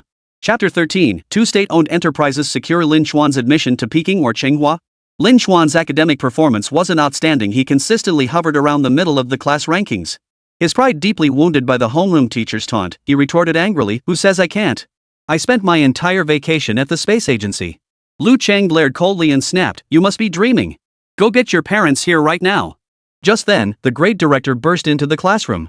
Mr. Lu, the principal wants you to come to his office immediately. Right now? Yes, right now. Oh, and bring Lin Chuan from your class with you. Ha? Lu Chang looked puzzled at the department head, then glanced at Lin Chuan, the student who had dared to talk back to him, and felt utterly baffled. Why would the principal summon Lin Chuan? Could it be that this brat found out about the summer tutoring sessions and ratted me out to the principal? Feeling uneasy, he brought Lin Chuan to the principal's office. To his surprise, Principal Guo, who was usually so preoccupied and unflappable that even a mountain collapsing before him wouldn't faze him, was actually serving tea to a stranger. Zhang Jianxiu, spotting Lin Chuan standing at the doorway, immediately stood up without even taking a sip of his tea. Ha, yum, Lin Chuan, we meet again. He had timed his visit precisely for the first day of school, his sole purpose being to secure Lin Chuan an exemption from classes and get the youngster into Shenyang Aircraft Corporation. All tests for the new fuel had been successfully completed, and it had entered mass production. The PVR-6 alloy had also received final approval and would soon be integrated into multiple fighter jet models. Upon recognizing Zhang Jianxiu, Lin Chuan immediately smiled and greeted him as Grandpa Zhang. Principal Gui Jiandong stared at Lin Chuan in shock and asked, Commander, are you really here to request leave for this child? Is there any doubt? This involves classified regulations, so I can't discuss specifics with you. Just grant little Lin Chuan a leave of absence for 1 month first. If more time is needed later, I'll call you, Zhang Jianqiu instructed with utmost seriousness. What? Commander? Class teacher Lu Chang was startled, staring back at Zhang Jianqiu in equal shock. He then glanced incredulously at Lin Chuan in his classroom, baffled by the connection between the two. But for Lin Chuan's academic progress, he steeled himself to remind him, Sir, Lin Chuan's grades have always been mediocre. I can understand a leave of absence for 3 or 5 days, but isn't a month a bit too long? What about the lessons he'll fall behind on? Zhang Jianqiu glanced at him and asked, Are you Lin Chuan's homeroom teacher? Yes, I am. And you are? Forgot to introduce myself. I'm Zhang Jianqiu, chief designer at Shenyang Aircraft Corporation. I'm here specifically to request leave for Lin Chuan. You may not know this, but this child possesses extraordinary talent in aerospace. Should he fail to gain admission to university in the future, both the Aerospace Bureau and Shenyang Aircraft Corporation will jointly recommend him for direct admission to Peking or Tsinghua University. So regarding his academic performance, there's no need for concern. What? Wei Jiandong and Lu Chang both stared at Lin Chuan in utter disbelief. Peking and Tsinghua universities were renowned institutions not only in China but globally. The Aerospace Bureau and Shenyang Aircraft Corporation were jointly recommending Lin Chuan? What the hell? When Wei Jiandong received the call from Shenyang Aircraft Corporation yesterday, he thought it must be a mistake. But today, Xinfei Group's chief designer had personally visited their Xiangyang Elementary School, specifically requesting leave for Lin Chuan. He had seen the news about the lunar probe launch, but never imagined this Lin Chuan #1 could possibly be connected to a third grader from their school. Only now did it dawn on him, this 8-year-old boy before him was likely the child of some high-ranking official, or perhaps had relatives in the space agency or Shenyang Aircraft Corporation. With that understanding, naming the lunar probe after Lin Chuan and granting him direct admission to Peking or Tsinghua University suddenly made perfect sense. Lu Chang had been summoned on short notice and was unaware of the intricate details. Yet upon hearing the two top state-owned enterprises were jointly recommending Lin Chuan for admission to Peking or Tsinghua University, he was so stunned he could barely speak. Had this kid saved the entire planet? Lin Chuan smirked at his homeroom teacher and whispered, Teacher, I wasn't lying. I spent the entire summer at the space agency.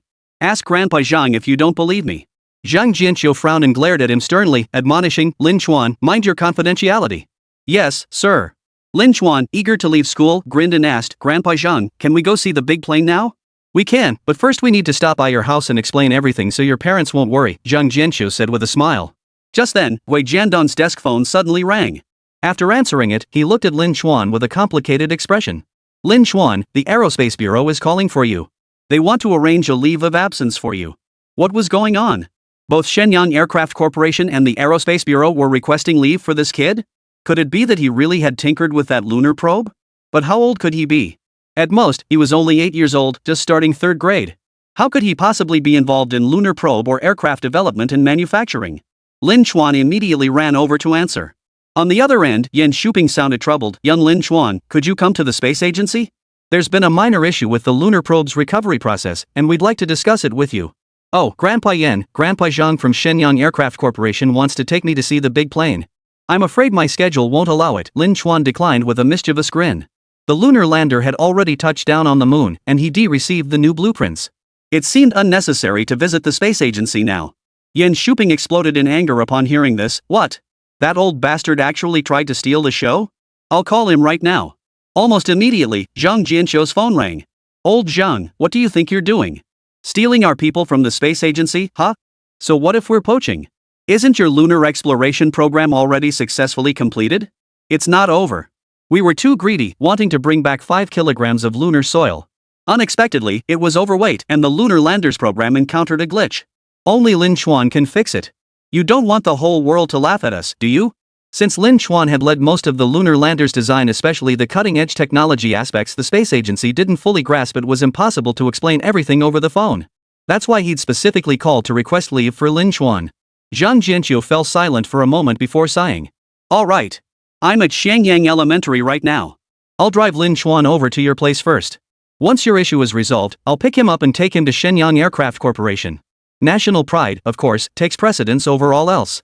If the lunar probe cannot be retrieved, the entire world will witness the Dragon Nation's humiliation.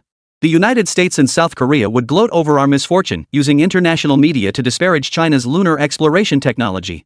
After hearing Zhang Jianqiu's explanation, Lin Chuan nodded and said, Grandpa Zhang, let's head to the space agency first. Chapter 14, Lunar Probe Return. The lunar probe's payload increased by 5 kilograms. Theoretically, that shouldn't affect the return journey. Did you modify something else? Lin Chuan frowned immediately after reviewing the lunar probe's main program. Although the space agency used his blueprints and he led the design and assembly team, it was impossible for him to inspect every single one of the tens of thousands of components. According to his expectations, even 50 kilograms of lunar soil shouldn't cause the main program to malfunction and prevent the return journey. Yan Shuping's face stiffened upon hearing this. He offered an awkward explanation. Young Lin Chuan, your design is flawless, but the machining precision required for some components is simply too high. With our current manufacturing capabilities, we can't meet those standards yet. So you cut corners? Lin Chuan demanded angrily. The lunar probe's failure to return wasn't just a matter of national pride for Dragon Nation, it was also about his own reputation. If others discovered he was the chief designer behind the scenes, wouldn't all the blame fall squarely on him? Luan Xinghe quickly intervened to defend Yan Shuping. It's not that we cut corners. In fact, we added counterweights at critical structural points like the main body and several primary beams. To enhance stability during lunar landing, they feared violent impacts might damage the internal support framework. Taking matters into their own hands, they added 0.5 centimeters to the main beams. This did improve stability, but it also increased the lander's total weight by 3%. And it was precisely this 3% that squeezed out the weight allocated for carrying lunar soil samples. Lin Chuan sighed deeply like a miniature adult, momentarily at a loss for words.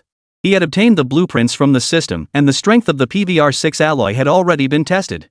Yet these people still feared it wasn't sturdy enough. Ultimately, they worried the violent impact during landing would damage the craft, afraid to shoulder the responsibility. Luan Xinghe, aware it was the space agency's fault, offered an apologetic reminder. Young Lin Chuan, now is not the time for this discussion. We must figure out how to retrieve the lunar probe. The whole world is watching us. There's only one way, Lin Chuan said solemnly. Yan Shuping pressed anxiously. What is it? Tell us quickly. Luan Xinghe and the others in the command center all turned their gaze toward Lin Chuan. Force the return program to activate. Use the thrusters and inertia to break the lunar probe free from the moon's gravity. Upon entering near-Earth orbit, initiate the self-destruct sequence, shut down all power systems, and let it free fall toward Earth using our planet's gravity. Hearing Lin Chuan's proposal, everyone gasped in shock. The self-destruct protocol was designed to prevent landing site calculations from falling into enemy hands if miscalculated. Once activated, all internal data would be completely erased. Yan Shuping immediately shouted his refusal. No way. This plan is far too risky. If it crashes in another country, especially the United States or Russia, we'll never get the lunar soil back. Luan Xinghe echoed this concern, his expression grave as he said, Lin Chuan, is there any other way? For this lunar mission, I pledged my career to the old leader. If we fail to retrieve it, I'll be kicked out.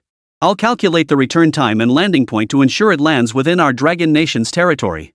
Lin Chuan sighed and addressed a staff member seated at a computer nearby. May I use the computer? Of course. The staff member immediately stood up, then glanced at Luan Xinghe. Under the watchful eyes of the crowd, Lin Chuan began operating the computer with astonishing speed, calculating the optimal time to activate the return system and the landing point on Blue Star. As time ticked by, Luan Xinghe observed Lin Chuan's intense focus so professional that sweat beaded on his forehead. He quietly instructed Suli to fetch him a glass of juice and requested everyone maintain silence to avoid disturbing him. After a full half hour, Lin Chuan stood up excitedly and announced, I've calculated it. The optimal time is 6:32 p.m. At that moment, the lunar probe will slowly enter the atmosphere and crash land on the northern grasslands. Everyone, including Luan Xinghe and Yan Shuping, wore expressions of excitement, simultaneously stunned by Lin Chuan's extraordinary ability. Even if a seasoned aerospace engineer were tasked with calculating the lander's impact point, they likely wouldn't be more precise than Lin Chuan and would probably take longer. After reviewing Lin Chuan's calculations, Yan Shuping gave him a thumbs up and declared, if our lunar probe is successfully recovered, I'll personally request a 6-month leave for you. Such an extraordinary aerospace talent was being wasted in elementary school, it was sheer folly. Recruiting him into the space agency immediately was the only sensible course. It was a pity the boy was too young, otherwise, no matter the cost, he would have kept Lin Chuan. Zhang Jianxiu, who had been waiting nearby, saw that matters here were settled and quickly stepped forward. Old Yan, don't worry about the leave request. Our Shenyang Aircraft Corporation can also grant him a 6-month leave. Seeing the two about to clash again, Lin Chuan's eyes twinkled. He grinned and asked, how about this, grandpas? Why don't you each help me get 6 months off? That way, I'll have a whole year to play. He never cared much for school, especially after acquiring the Sci-Tech powerhouse system. The importance of a diploma felt too distant for an 8-year-old. Besides, Yan Shuping had already assured him he'd secured direct admission to Tsinghua or Peking University. Since studying wasn't that important anymore, why bother going to school? Zhang Jianxiu rubbed the boy's short hair with a mix of amusement and exasperation. You're quite the schemer, aren't you? Since you dislike studying so much, why not come to Grandpa Zhang's place? You could spend your days looking at big planes and even get to test fly them. How does that sound? Yes. Of course I do. Lin Chuan's eyes lit up. Flying a plane into the blue sky would be so cool. Yan Shuping, seeing Zhang trying to poach talent again, quickly interjected, "What are you doing, old Zhang? Our lunar probe hasn't even landed yet. Can't you wait just a few more hours?" Zhang Jianqiu grinned. "I never said I'd take Lin Chuan right now. We'll wait until you retrieve the lunar probe tonight." To showcase Dragon Nation's aerospace technology, the lunar probe recovery had been approved for global live broadcast by higher authorities. Upon hearing the news, international netizens flooded the live streaming platform. Two hosts provided bilingual commentary on the mission's details, while domestic viewers flooded the comment section with enthusiastic remarks. Unexpectedly, shortly after the broadcast began, a wave of foreign netizens flooded in, questioning the authenticity of the lunar mission in various languages. "If even our beautiful country can't pull this off, how could your Dragon Nation possibly manage it? It must be fake. Haha, the American netizens are jealous. Anyone with good English, help me give them a piece of my mind. I'm with the Russian Space Agency. Sending a lander to the moon isn't hard, the real challenge is the return phase. I hope the Dragon Nation achieves the most successful lunar mission in human history. I'm buying lunar soil at premium prices, 500 grams per pound, bulk discounts available." Chapter 15, Small in Stature, Big in Spirit. Lin Chuan sat in the command center, scanning the bizarre comments flooding the discussion board via an external computer link, occasionally bursting into laughter. The knowledge instilled by the system had instantly maxed out his English proficiency, allowing him to effortlessly read foreign netizens' posts. He could even fiercely counter hostile comments in English. At 6:30 p.m., everyone's hearts were in their throats. Only Lin Chuan sat calmly in front of his computer, watching cartoons while munching on potato chips, juice, and sandwich cookies fed to him by Suli. He giggled softly from time to time. Yan Shuping glanced back nervously and muttered under her breath, "He really is just a kid. So carefree." Luan Xing had chuckled teasingly, "Ha, haven't we run the calculations 3 times already? Lin Chuan's timing and landing coordinates are spot on. I don't know what you're so scared of. Better safe than sorry. Even the slightest mishap mid-flight would make us the laughingstock of the world, and we'd be held accountable. I don't believe you're not worried at all." Yan Shuping tightened her grip on the water cup, her tone sharp. 3, 2, 1 Initiate return sequence. Return system ignited successfully. Accelerating away from lunar gravity. Course correct. Velocity 3.9 Mach accelerating. Everyone in the live stream room tensed up. Unable to see the space situation, they could only watch the red dot on the large screen rapidly detaching from the moon and hurtling toward Blue Star. While the United States had long mastered reusable rocket launch technology, collecting lunar soil from the moon and returning it safely to Earth still presented numerous technical challenges. How magnificent! My country, may everything go smoothly. At this speed, it'll take days to reach Earth. What's all the excitement about? The guy above doesn't sound Chinese. Check him out. Ha, no need to check. I'm Malaysian, just here for the spectacle. During the long wait, Yan Shuping and Luan Xinghe issued command after command. Near the grassland landing site, 2 convoys had already been on high alert, waiting to inspect the lunar lander upon touchdown and escort it back to the space agency. National security agencies were also monitoring movements across nations, guarding against sabotage. After midnight, everyone breathed a sigh of relief. The lunar probe had successfully escaped the moon's gravitational pull. From this point onward, it only required continuous orbital adjustments until its descent. The most perilous phase had passed. With its hull made entirely of PVR6 alloy capable of withstanding temperatures exceeding 4,000 degrees Celsius, traversing the atmosphere and reaching the lunar surface was merely a matter of time. Yawning, Zhang Jianqiu asked, "Old Yan, old Luan, can we relax now? Can I take young Lin Chuan to the Shenyang Aircraft Corporation?" Yan Shu replied flatly, "Can't you just let him stay and play a few more days? What's there to play? Little Lin Chuan is clearly more interested in big planes. Our warehouse full of fighter jets would be plenty for him to have fun with. Isn't that much better than waiting around here doing nothing?" From the moment the lunar lander initiates its return program to a successful ground landing, the fastest timeline would still take at least a month. After all, the lunar probe carried limited fuel and couldn't return as swiftly as a rocket ascending into space. Lin Chuan was already tired. He said to the two, "Stop arguing. Just help me get the leave approved. As long as the vacation is sorted and my parents agree, I'll go anywhere. I've already secured a 6-month leave for you," Zhang Jianqiu said with a smile. "I've also sent someone to discuss it with your parents. They're only pushing for a higher bonus, but they're fine with everything else." "You sly fox, Zhang. Playing underhanded tricks with our space agency, huh?" Luan Xinghe looked at him with a mix of laughter and exasperation, knowing another argument was brewing. Lin Chuan, however, was thrilled beyond belief. 6 months off. If only life could stay like this forever, no school, endless fun, and all the delicious food he could want. Seeing the two arguing endlessly, he stepped forward and asked, Grandpa Wan, when will my bonus be paid out? Could you help me get a card so it can be deposited directly into my account? Soon. Once it's approved in a few days, you'll get it. But kid, what do you need all that money for? By convention, this money should go to your your parents' account, Wan Xingha asked curiously. Lin Chuan frowned and said, I don't want that. Once it's in their hands, there's no way I'll ever get it back. Since we were kids, my sister and I have had thousands in New Year's money. They always say they're keeping it safe for us, but they've never actually given it to us. Hearing this, the surrounding staff all burst into laughter. Sure enough, parents everywhere use the same excuse claiming to safeguard it, but really just keeping it for themselves. Seeing Wan Xingha frown in thought, Lin Chuan immediately threatened, if you don't agree, I won't come back to the Aerospace Bureau anymore. I'll go to Grandpa Zhang, he'll definitely agree to my demands. Zhang Jianqiu immediately responded sternly, that's right. If you join our Shenyang Aircraft Corporation, I'll agree to any demand you make. Not only can I set up a personal account for you, but giving you cash directly wouldn't be a problem either. Old Zhang, you're corrupting the youth. Luan Xingha snapped, his beard bristling with indignation. What kind of child is he? Could your child design a lunar probe and develop PVR6 alloy at 8? Could your child develop new fuel at 8? But you still shouldn't put millions in his hands. After all, he has parents. Lin Chuan retorted angrily, I've already agreed with my parents to split it 50-50. But I'm worried they might renege, so I need to know exactly how much is paid out. I'll give them their share separately. Seeing how determined he was, Luan Xingha conceded, alright, fine. I'll sort out the bank card for you. I'll have the finance department transfer the money directly to your personal account.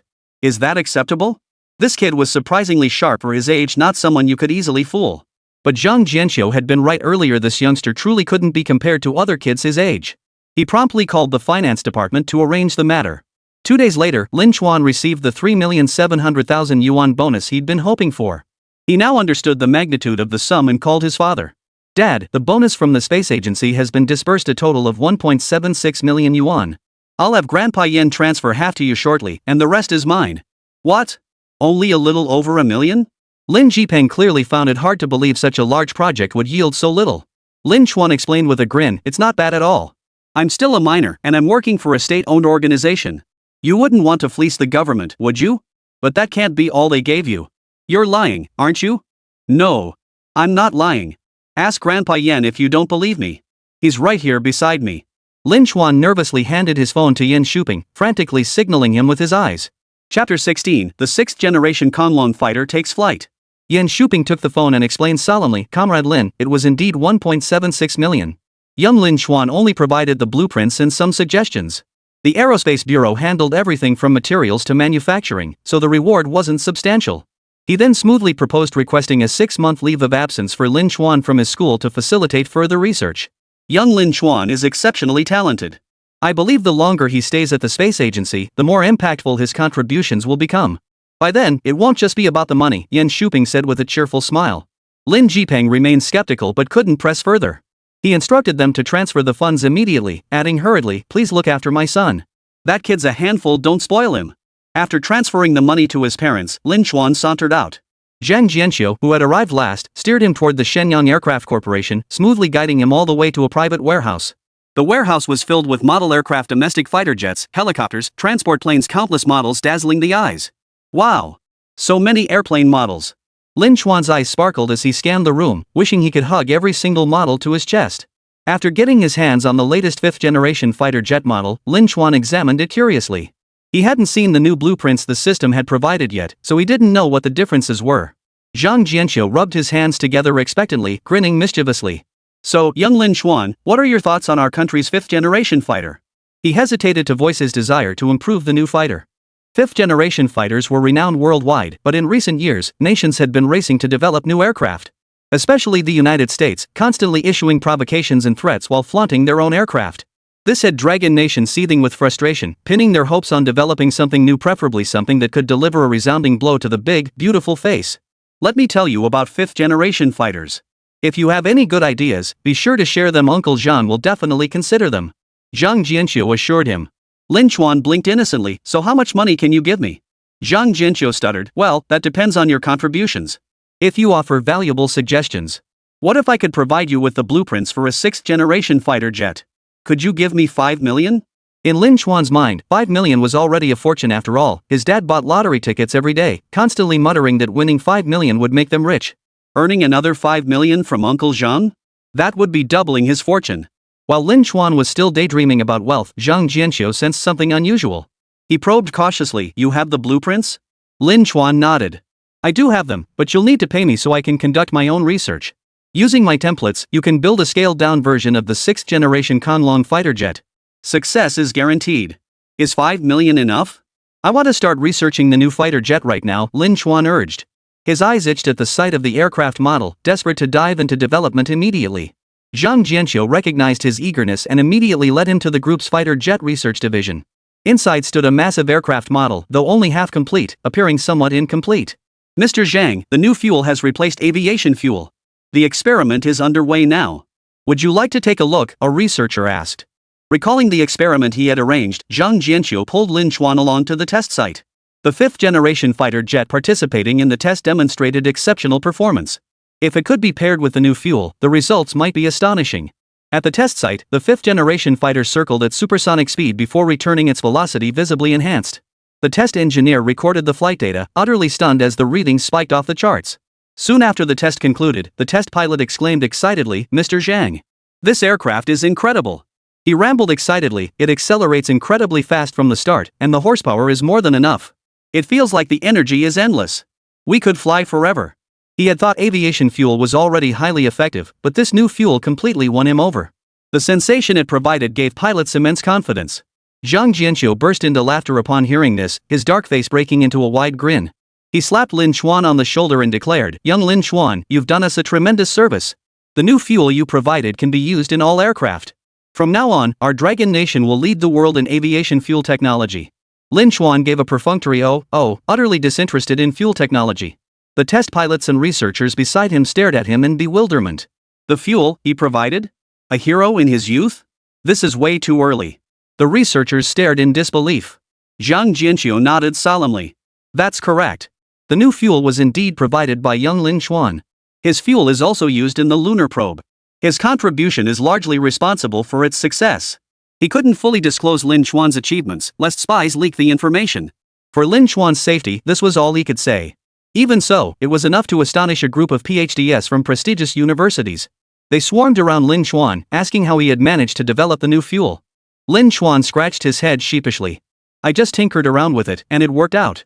Guess I'm just a natural genius." His words carried a hint of pride, and Lin Chuan flashed his signature eight-tooth grin. "I know about your fighter jets too, you know.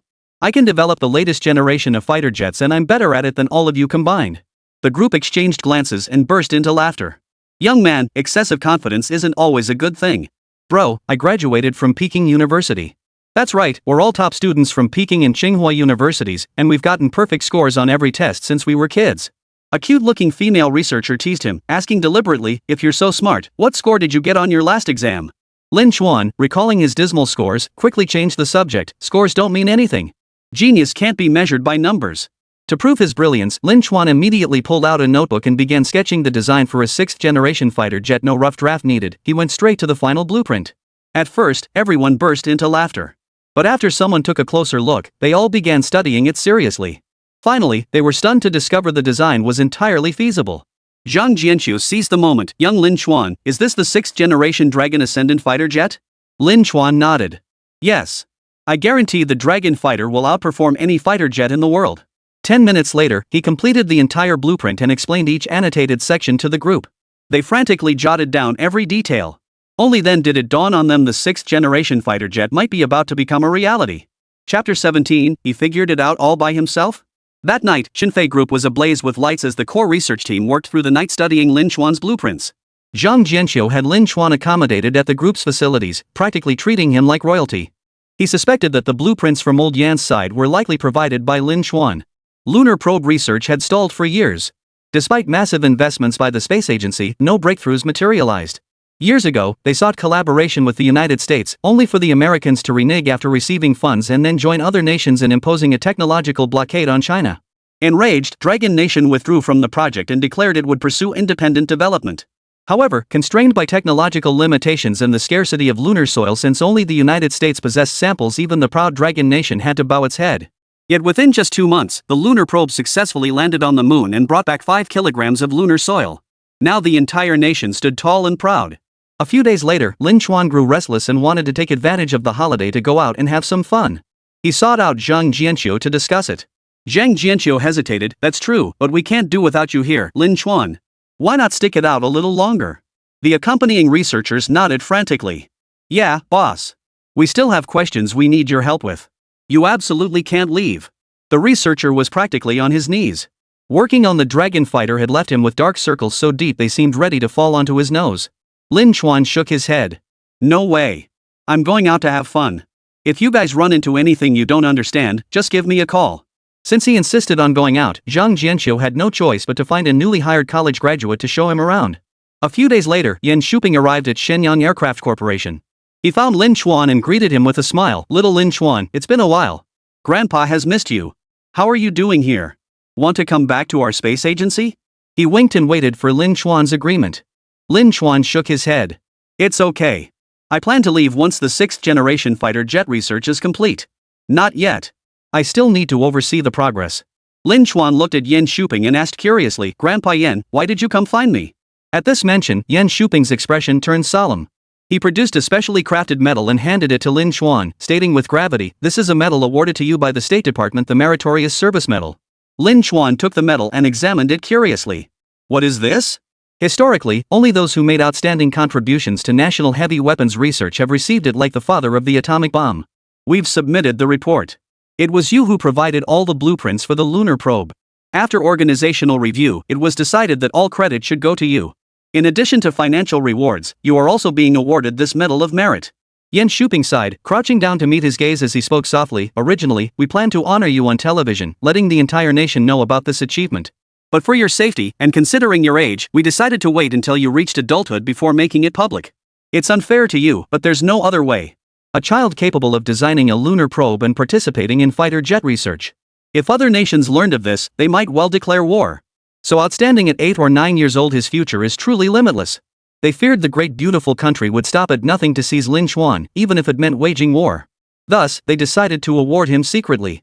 10 years later, the nation would publicly announce Lin Chuan's name, enshrining it in the Academy of Sciences registry.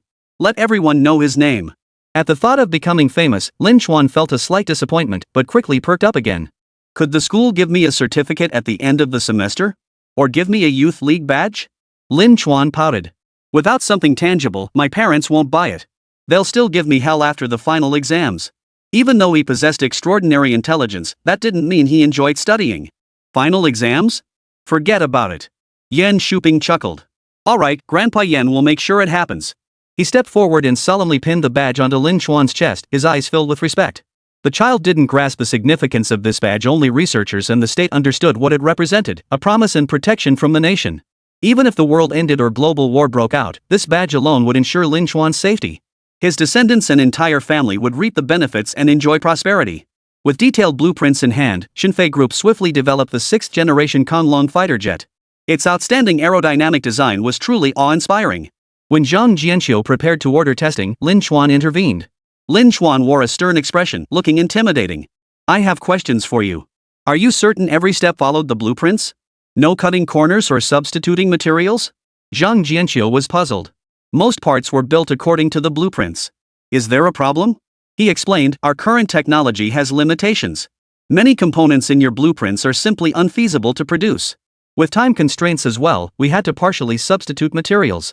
Rest assured, the results are excellent. Lin Chuan was displeased, anger flushing his face. He snapped, what you've built is merely a new fighter jet, it's not the Dragon Ascendant fighter at all. He demanded furiously, did you never intend to build the Dragon fighter at all? Are you deceiving me? Why hadn't they told him sooner that certain materials were unsuitable? Zhang Jianqiu hadn't expected him to react this way.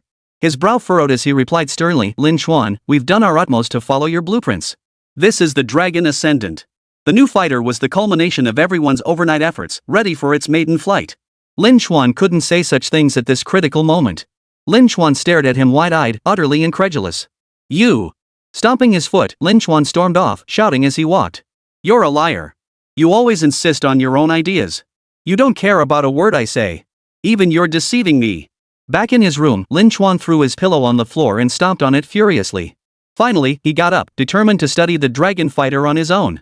Meanwhile, Zhang Jianqiu shook his head helplessly. He knew the exterior of the new fighter jet had undergone some modifications, and certain internal materials had been substituted. Lin Chuan's dissatisfaction was understandable.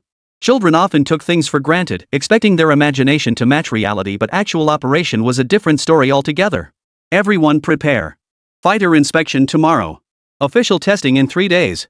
2 days later, Lin Chuan emerged from his room with dark circles under his eyes, leaving the waiting college students outside the door frantic. You're finally out. Don't be angry. It's our boss Zhang who's being unreasonable. Don't take it personally. For 2 days, Lin Chuan hadn't left his room. He only had meals placed outside and occasionally asked someone to bring in some materials. Beyond that, he ignored everyone. The students, tasked with looking after him, were worried something might happen. Lin Chuan gave a light snort. Give this to him. Tell him this is the true Conlong fighter jet. He stepped aside, revealing the object within. Amidst countless alloy steel frames sat a miniature fighter jet, identical in form to the Dragon Fighter. The student dared not say more, immediately making calls to gather people. Meanwhile, Zhang Jianxiu was complaining to Luan Xingha at the Aviation Bureau about how unmanageable kids were these days. He was so worried about Lin Chuan not leaving the house that he nearly pulled his hair out. Old Zhang, I'll take your call. Luan Xingha, seeing the person hadn't emerged from the bathroom, casually answered it. He froze upon hearing the call and immediately rushed to the bathroom, pounding on the door frantically. Zhang Jianxiu. Look what you've done. You pushed that kid so hard he built the Dragon Fighter jet himself. Don't make me beat you. Chapter 18, Controlled Nuclear Fusion. Zhang Jianxiu jumped out of the bathroom in shock. Holy. He built the Dragon Fighter himself? He couldn't believe it, retorting, impossible. It's only been 2 days, he's just a kid. It took all of us working overtime for a month to complete it. And that was using a time-saving, labor-saving approach, with plans to rebuild and refine it later. Who would have thought Lin Chuan built the entire thing flawlessly on his own? The two men dared not take any chances. They hurried to the research center of Xinfei Group. Seeing all the researchers gathered around one spot, a thought slowly formed in both their minds. It might be true. Zhang Jianxiu pushed through the crowd. Everyone, make way. What's going on here? Where's young Lin Chuan? His gaze swept the crowd, landing on Lin Chuan standing with arms crossed, an air of pride radiating from him. Beside him sat the Dragon Ascendant fighter jet, its sleek form and astonishing build quality immediately striking Zhang Jianxiu. At a glance, Zhang Jianxiu knew this was the genuine Conlong fighter jet, its materials likely different from the original. He took a deep breath to steady his voice, crouched down, and asked Lin Chuan slowly. Young Lin Chuan, did you build this Dragon Ascendant fighter jet? Lin Chuan snorted. Of course it is. I built it myself. You adults are all trying to fool me, using materials as an excuse when you really just want to save time. But the Conlong fighter design I provided is the most perfect one, only one made with new materials is the real Conlong fighter. Truthfully, Lin Chuan's anger had faded the moment he saw Zhang Jianxiu. He wasn't an adult, unable to face Zhang Jianxiu's predicament. Or perhaps reality and ideals truly did have a gap. At least he'd managed to build the fighter jet to prove himself. Lin Chuan pointed at the fighter and explained, I forbade you from changing materials or cutting corners because every single material serves a specific purpose. Not a single one can be omitted, let alone substituted. Look here. With these materials, the Dragon Fighter's performance data is flawless. It can only exceed the design specifications, never fall short. Zhang Jianxiu took a deep breath and apologized solemnly. I apologize to you. I'm sorry, it was my arrogance. He stood up, looking at Lin Chuan. The Dragon Ascendant fighter had made him realize he had changed. He wasn't the same person he once was. Yan Shuping teased with a smile, Old Zhang, it seems you've changed over the years too. Gone is that youthful vigor, you're getting old. He turned to grumble to Lin Chuan. Back in the day, Zhang Jianxiu was full of youthful ambition. He swore he'd lead Shenyang Aircraft Corporation to defeat the United States, turn the tables on them, and dominate their airspace. Block their technology. Shenyang Aircraft Corporation has always strived, dreaming of one day leading the Dragon Nation to the pinnacle. Everyone worked hard, but reality is cruel. Yan Shuping gave a wry smile, pulling Lin Chuan to find a place to sit. Under his bewildered gaze, he recounted the history of the nation's airspace development. Time passed. Zhang Jianxiu had already recovered from his emotional outburst and immediately arranged for the inaugural flight test of the Dragon Fighter. The higher-ups approved the test site, assigned an experienced chief test pilot, and arranged for professional filming crews. 5, 4, 3, 2, 1. Take off. Under the watchful eyes of the crowd, the Dragon Fighter took off from a standing start. After a brief taxi, it vanished at incredible speed, its sonic boom reverberating through the air. Those in the know began wildly estimating its speed, while those with a longer-term perspective turned their gaze toward Lin Chuan. An elementary school student. An 8-year-old boy who built a functional aircraft capable of flight in just 2 days, all by himself in his room? Even Einstein would have to tip his hat in admiration. Zhang Jianxiu was thoroughly impressed. His dark face lit up with a bright smile as he slapped Lin Xuan's shoulder and cheered loudly. Young Lin Xuan, you're simply incredible. With talent like yours, why bother with school? I'll arrange your leave of absence right now and invite you to join Shenyang Aircraft Corporation immediately. He glanced at the group's vice president and declared, if you're willing to come, I'll hand you the vice president position right now. From then on, you and I will be the top dogs at Xinfei Group. We'll be the bosses of everyone. The vice president cleared his throat, smiling broadly as he declared that if Lin Xuan joined, he'd gladly take a job as a security guard at the company. Yan Shuping chuckled, shoving Zhang Jianxiu aside. Dream on. The kid still has to attend school and take exams. Sure, sending him to school might seem like a waste, but I believe genius shines anywhere. Who says Comrade Lin can't conduct research while in school? He had already decided to sponsor Shenyang Elementary School, build a research lab for them, expand their curriculum, and plant the seed of scientific inquiry in the children's hearts. Most crucially, Lin Xuan could continue his research. By the time Luan Xingha arrived after receiving the news, the test flight had concluded successfully. The data was astonishing, ready for immediate submission. As head of the Aerospace Bureau, Luan Xingha understood the critical importance of the sixth-generation fighter jet. The data relayed by his assistant en route filled him with ecstatic joy. Forget crushing the United States, this was outright humiliating them. He pulled Lin Xuan aside for a barrage of praise, practically hailing him as the one and only genius in the entire universe. Lin Xuan basked in the praise for a moment before adding, you can continue researching the PVR-6 alloy. It has many potential applications. If the lunar probe hadn't been cut corners and had been built entirely according to my blueprints, it could have operated safely for 100 years without issue.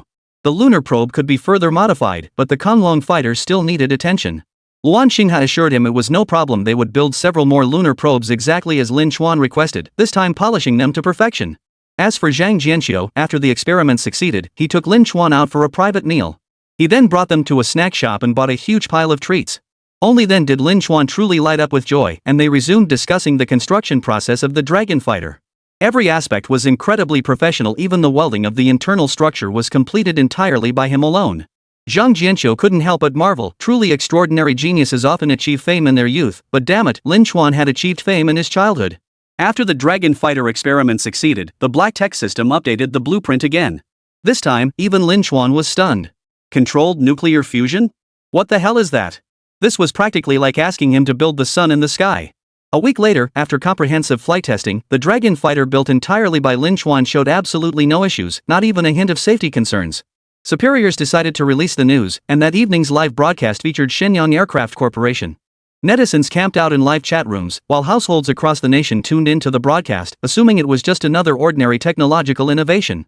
They chatted idly among themselves. Until the voice came over the TV. According to the latest reports, China's sixth-generation fighter jet, the Dragon Ascendant, has successfully completed its maiden flight. After multiple tests, the Konglong fighter's performance data has been confirmed as follows. This development represents the collective innovation of all personnel involved, as well as the significant contributions of a key individual in its design and production. Let us once again express our gratitude to everyone who participated in this research. We salute you. Chapter 19, Geniuses Don't Need Homework. While the host was still excitedly describing the Konglong fighter jet, households across the nation and millions of netizens were left speechless. What the hell? Did I hear that wrong? A new fighter jet? Dad, pinch me, I think I must be hearing things. Our country actually developed a brand new fighter jet and its specs are off the charts. Holy crap, I wouldn't dare dream of specs this high. Who's the genius behind the Konglong fighter jet? Come out so my ancestors can bow down to you. Netizens went wild, frantically discussing the Dragon Fighter and scouring official news for updates. Households across the nation were abuzz, even the usual old men who like to brag were heading out to chat with their buddies about the Dragon Fighter. Even women who rarely paid attention to military matters were stunned. After digging deeper, they shocked their entire families. Xianyang community. The Sun Xiaomei family saw the news. Lin Jipeng, who had always loved fighter jets, was so excited he kept slapping his thigh, wishing he could rush to the scene to witness the spectacle. Wife, grab me a few bottles of liquor, I'm celebrating tonight. This is incredible news, more shocking than smoke rising from my family's ancestral graves. This is just too good. Our Dragon Nation finally won't have to fly planes twice. Lin Jipeng began sniffling, then burst into loud sobs. He told Sun Xiaomei, back when our nation was founded, we only had a handful of planes. To save face, they had to fly multiple passes. How many years has it been since then? Now we have all kinds of aircraft, even fighter jets. The emergence of the Dragon Fighter has finally allowed us to stand tall. If the data is accurate, our Dragon Nation will directly rank #1 in aviation. No other country's aircraft can match Dragon Nation's. We'll dominate the market. Lin Jipeng was crying like a child at home. Luan Xinghe and the others who came knocking felt a bit awkward. After entering, Luan Xinghe pulled out an envelope containing 500,000 yuan. What is this? Lin Jipeng was so overwhelmed by his tears that his mind went blank, unable to comprehend what was happening. Luan Xinghe smiled. Comrade Lin, this is the organization's gratitude to you. We thank you for raising such an outstanding son as Lin Xuan. We've decided to award you 500,000 yuan. Given his limited actual contributions, the 500,000 yuan from the organization was more than sufficient. They believed that with Lin Xuan's talent, the Lin family would never lack for money in the future. In fact, Lin Xuan's own abilities alone would be enough to ensure the smooth development of the Lin family's descendants. Lin Jipeng finally grasped the situation. Is this about my son? He thanks you all. It's mainly because the child himself performed well and is intelligent. We parents just guided him along the way. He laughed it off modestly, careful not to appear arrogant or put on airs as a parent at this moment.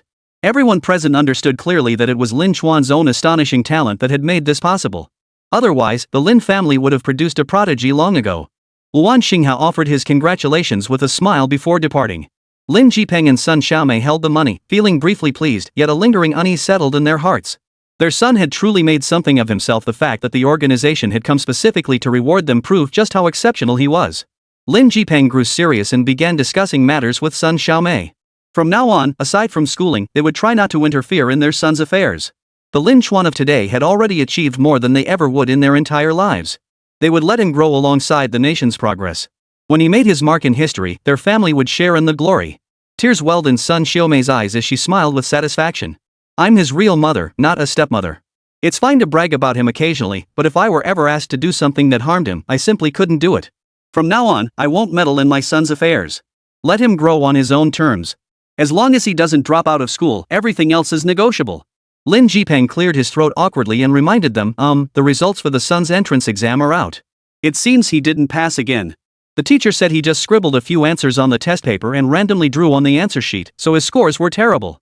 Son Xiaomei instantly lost all her tenderness and her temper flared. What the hell? That brat dares to fail? And he dares to scribble on the exam paper. Go get him back here this instant.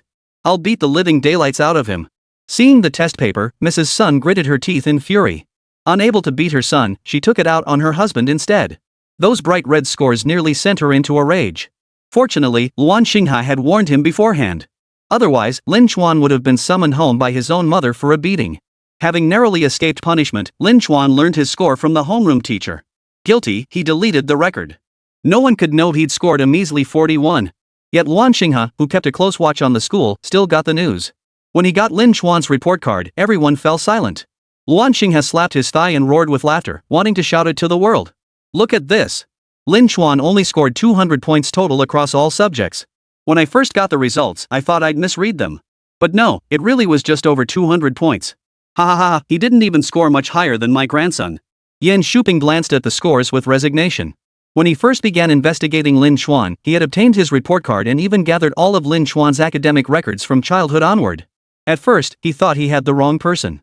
He'd expected Lin Xuan to be a genius with perfect scores in every subject, but instead, all his grades hovered around failing. Zhang Jianxiu snorted dismissively, waving his hand with utter indifference.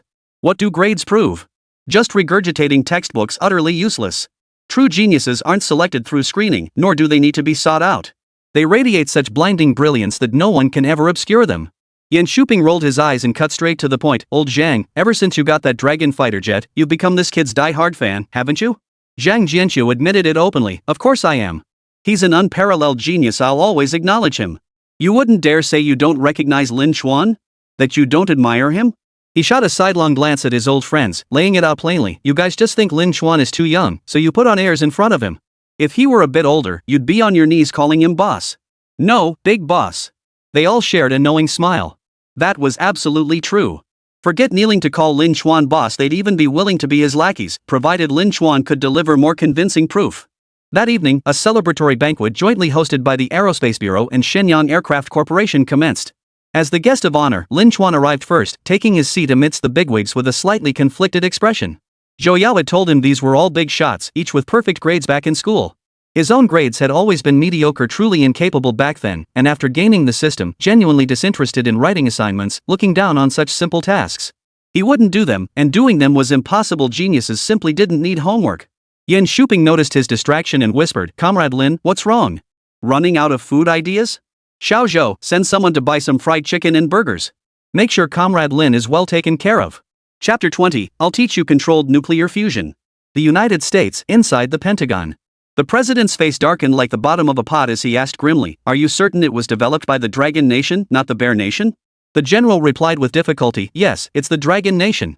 The aged General MacArthur, his temples streaked with gray, exclaimed in shock, "Mr. President, I never imagined the Dragon Nation could develop a new fighter jet.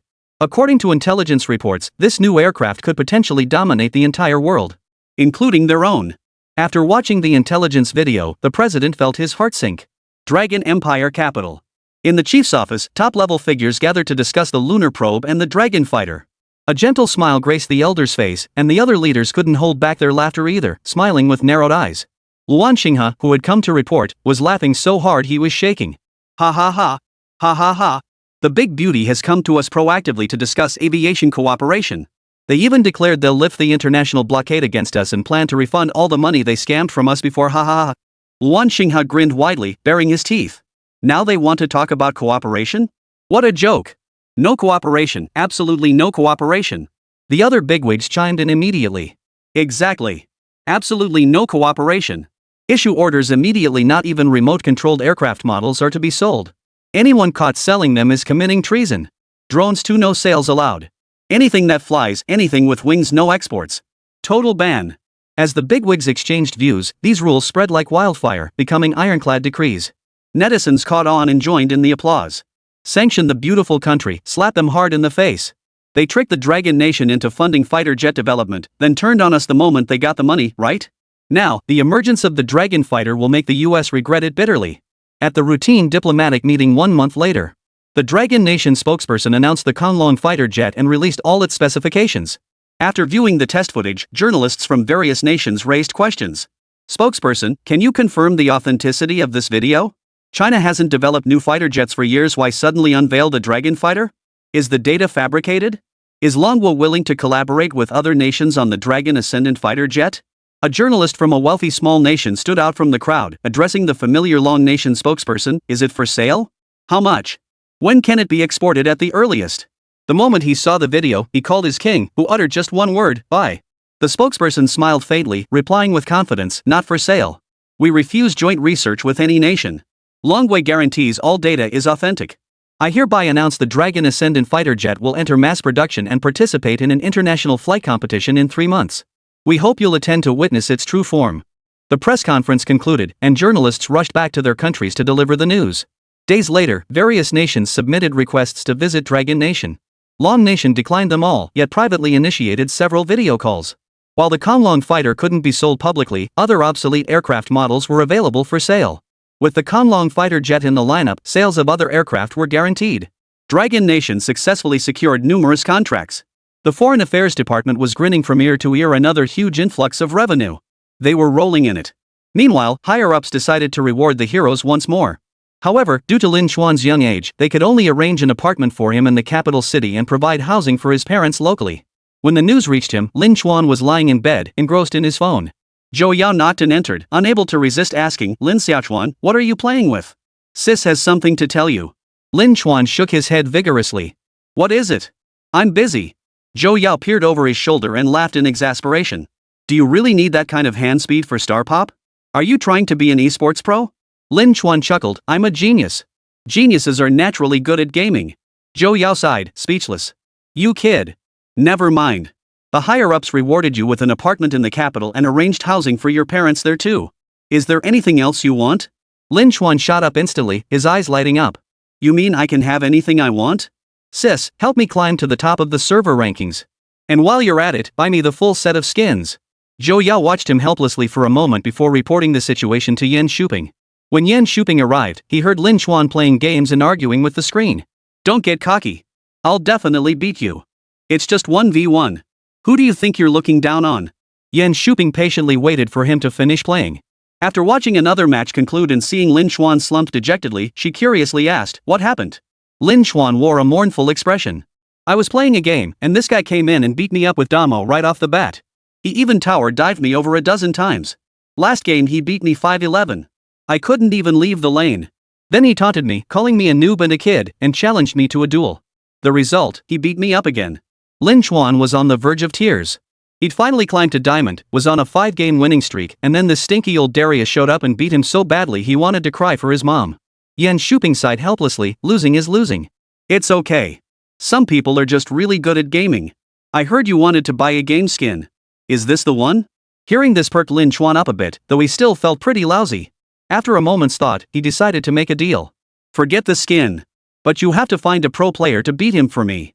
Help me beat him. In return, I'll teach you how to research controlled nuclear fusion. Yan Shuping? Was he getting old and hard of hearing? How could he have heard Lin Chuan mention researching controlled nuclear fusion? He asked repeatedly in shock. Are you sure? I can understand the lunar probe. I can barely grasp the dragon fighter jet. But controlled nuclear fusion? I just can't believe it. Even with his faith in Lin Chuan's genius, he couldn't help but question this claim. He simply couldn't believe an 8-year-old understood controlled nuclear fusion. Lunar probes and the dragon fighter had precedence. Some information could be found online, but controlled nuclear fusion was utterly impossible. He even doubted whether Lin Chuan truly understood what controlled nuclear fusion even was. Lin Chuan smirked. Then I'll just give it to someone else. Given the gravity of the matter, Yan Shuping dared not agree rashly. He arranged for someone to find a proxy player for Lin Chuan to help defeat the expert. Then, looking thoroughly puzzled, he met with Luan Xinghe and recounted the recent incident. Luan Xinghe was equally baffled, scratching his head in confusion. Even if our ancestors' graves exploded, they couldn't produce someone like this. Could brother Lin Chuan be an alien? When he learned Lin Chuan wanted to research controlled nuclear fusion, his first reaction wasn't suspicion or denial, it was pure, utter bewilderment. What kid could possibly research controlled nuclear fusion? This was harder to fathom than aliens invading Earth. Chapter 21, The Omen of an Impending Crisis. Yan Shuping fell silent too, utterly at a loss. If the elderly academicians in the lab had achieved controlled nuclear fusion, they might have believed it. But with Lin Chuan? It was like witnessing a deity descend from heaven only to break into a breakdance routine, utterly bewildering, leaving one utterly speechless. Luan Xinghe tentatively suggested, why not let him try? Yan Shuping nodded. Agreed. Keep it quiet for now. No grand research announcements. Let's see what demands he makes next. Yan Shuping considered carefully. If he fails in the end, no one will know, and we can save him some face.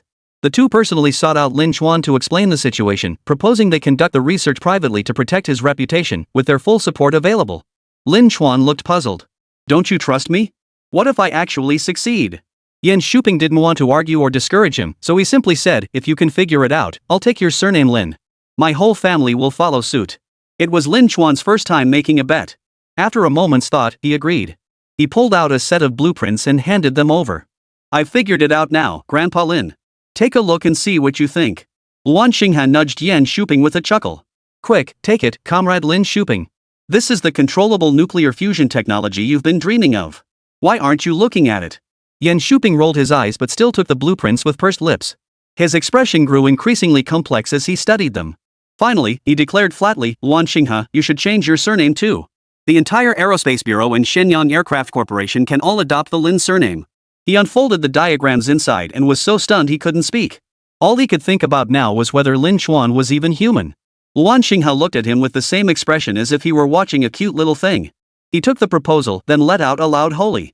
He rubbed his eyes and stared at Lin Chuan as if he were a monster. Lin Chuan looked innocent. What's wrong? Is that a problem? The cutting-edge blueprints produced by the system couldn't possibly be flawed. Could it be that you just can't understand them? Just as he was about to explain, Yan Shuping sighed softly, Comrade Lin Chuan, just wait. I'll have someone make you a statue right away. Which city would you like it erected in? The imperial capital or the magic city? What size do you require? Any specific material preferences? The young Lin Chuan had no idea what this meant, assuming they wanted to erect a divine statue of him. Envisioning bizarre deity statues, he shook his head. No, those are ugly. Can I have Ultraman merchandise instead? Blazer X Gaia Ultraman, is that okay? I want to collect the entire Land of Light and Beryl too. Yan Shuping readily agreed, planning to dispatch people overnight to buy them domestically and internationally. If unavailable, he'd acquire them through international channels. As for city statues, only that particular figure and a few founding fathers were worthy of having them erected. Moreover, they were always placed in the city center, serving as symbols of the city. Even if Lin Chuan refused, higher-ups would likely arrange it later. Imperial capital. Emergency meeting. All top-tier leadership present. A military-led conference. Given their positions, Luan Xinghe and Yan Shuping barely qualified to attend. Luan Xinghe pulled up the video footage. In it, Lin Chuan produced a set of documents. Do you know what this document is? Controlled nuclear fusion. Yan Shuping and I have conducted preliminary research. The content is entirely feasible. Once formal development begins, the success rate is over 80%. Based on our observations of Lin Chuan, he exhibits extreme confidence in his design blueprint. I suspect he likely possesses some means of knowing it will succeed without exception. As an elite talent within the national department, doubts about the origin of the blueprints weren't unfounded. Yet all evidence pointed to Lin Chuan having produced them himself, and he could explain every detail within them. Yet the notion that an 8-year-old could research controlled nuclear fusion was utterly unbelievable to anyone who heard it. The group exchanged glances, none daring to comment. Finally, the leading elder declared, regardless of authenticity, proceed with research based on Lin Chuan's blueprints. Regardless of success or failure, Lin Chuan must be rewarded. This marked an unprecedented research endeavor. Once the research commenced, Lin Chuan was immediately granted special access to the relevant departments, with soldiers providing constant, tight security. The China National Nuclear Corporation and other fusion laboratories joined the effort. After reviewing the proposal and deeming it feasible, all laboratories instantly united their forces. Lin Chuan oversaw the team's progress, conducting random checks on the work. This experiment demanded absolute precision. Every millimeter had to match the blueprint, and no materials could be compromised. After a month of frantic work, the controlled nuclear fusion project reached its final stages.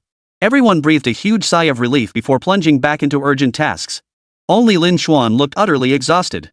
Good heavens, he was just a kid. Why did he have to pull all-nighters with this bunch? At midnight, escorted by soldiers, Lin Chuan returned to his room, deeply regretting handing over the controlled nuclear fusion project. System tasks could be delayed. He shouldn't have rushed it. Another grueling research phase lay ahead. Though Lin Chuan no longer needed to participate directly, he had solidified his position as the undisputed leader in the field. Professor Lin, is embedding the superconducting coils into the titanium alloy structure really feasible? Professor Lin, would martensitic steel perform better than domestic ultra-low-carbon stainless steel? Are there any new materials? Professor Lin. Now addressed as Professor Lin, Lin Chuan felt overwhelmed. After answering the questions, he looked at Yan Shuping with tears welling up in his eyes. Grandpa Yan, I want to go home. You guys are terrifying. This bunch is absolutely insane. He should have realized long ago that adults who scored perfect marks on exams were academic geniuses, people who studied relentlessly, refusing to eat, drink, or sleep. Being around them made him feel as if ants were crawling all over his body. He was terrified of scholars, utterly terrified. Yan Shuping understood. I'll take you home, but you must keep this confidential. Lin Chuan, numerous countries are already secretly investigating your name. They'll track you down soon. You must be extremely cautious. The launch of Lunar Probe No. 1 had sparked investigations by many interested parties. Domestically, numerous individuals were secretly tracing the origins of this name, with endless analyses and conspiracy theories emerging. The Dragon Nation's high command had already erased all traces, fearing a mole might leak information. If that happened, Lin Chuan's affairs could no longer be concealed, and the entire Lin family would be endangered. After hearing the detailed explanation, fear instantly gripped Lin Chuan. Then I won't go home. Grasping Yan Shuping's hand, Lin Chuan pleaded, let's wait until this is over. I can endure it a little longer. To protect his parents and sister, he must be cautious and refrain from speaking carelessly. What Yan Shuping didn't mention was that months ago, someone had traced their entry into the province where Shangyang community was located, and speculation had already begun. Fortunately, no one had yet guessed it was an 8-year-old's lunar probe. Otherwise, the situation would be far worse. Terrified, Lin Chuan hid in his room all day, agonizing over whether there was anything he could use to protect himself. Chapter 22, Reactions from Various Nations. China National Nuclear Corporation. Research on controlled nuclear fusion was nearing completion, yet higher-ups never revealed the identity of the developer. Several academicians were deeply frustrated. They had dedicated their entire lives to the nation. Did they not even deserve to know the identity of the developer? The group leader gave a bitter smile. Old comrades, it's not that we won't tell you. It's just that the higher-ups have issued a strict order. No one is allowed to say a word. Otherwise, my career would be over. They'd treat it as treason. Unable to receive explicit answers or even hints, the elderly academicians grew even more frustrated. They yearned to see the face of this extraordinary genius who had solved a problem that had baffled them for centuries. After all, controlled nuclear fusion technology was heavily restricted. Even with the entire CNNC dedicated to research, success might not come for another century. Yet someone had accomplished this feat destined to go down in history. And provided detailed design documents. No way. I absolutely must find out. I still have several research bottlenecks. If I could just talk to that person for a bit, I might just break through. Alright, I'll appeal to the old leader. Let's each pull out all the stops and see how we can track that person down. The eyes of several veteran academicians burned with determination. They were prepared to put their reputations on the line to find that person. The Great Beautiful Nation. Ever since learning that Dragon Nation had developed the soaring Dragon fighter jet, the beautiful country's own aircraft sales had plummeted. One after another, they were scrambling to curry favor with Dragon Nation. This drastically reduced the beautiful country's export quotas for the quarter. If this continued, even their own people wouldn't be able to get their hands on the goods. The president, his balding head a source of worry, kept signing decrees non-stop. Lift all restrictions on aviation research with Dragon Nation and proactively extend goodwill. Authorize domestic corporations to visit Dragon Nation and invest heavily in aviation-related projects involving them all initiatives, including lunar exploration.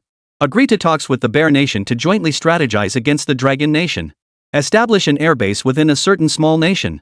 Coordinate joint naval, ground, and air force exercises with allied nations to deter Dragon Nation from overreaching. The president signed a series of decrees. Just as he thought his countermeasures could temporarily contain the Dragon Nation and secure his position, he received news from his subordinates.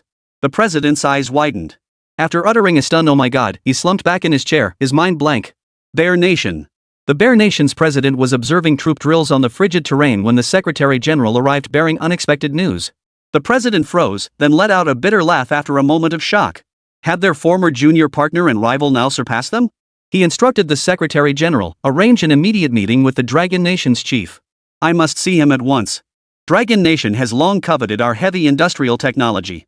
We can explore appropriate exchanges with them. Remember, we must cultivate strong relations with Dragon Nation.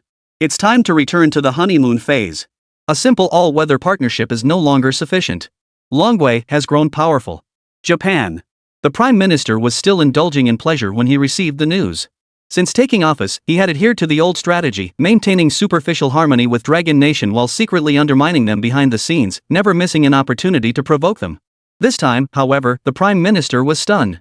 He immediately summoned his aides, issued a nationwide statement, and resolved to acknowledge past transgressions. They absolutely could not give Dragon Nation an excuse to attack them. Other presidents, still processing this sudden shift in the situation, were overwhelmed by the Dragon Nation's firm stance.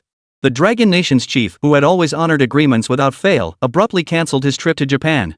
Even the cooperation related to the winter conference was immediately scrapped.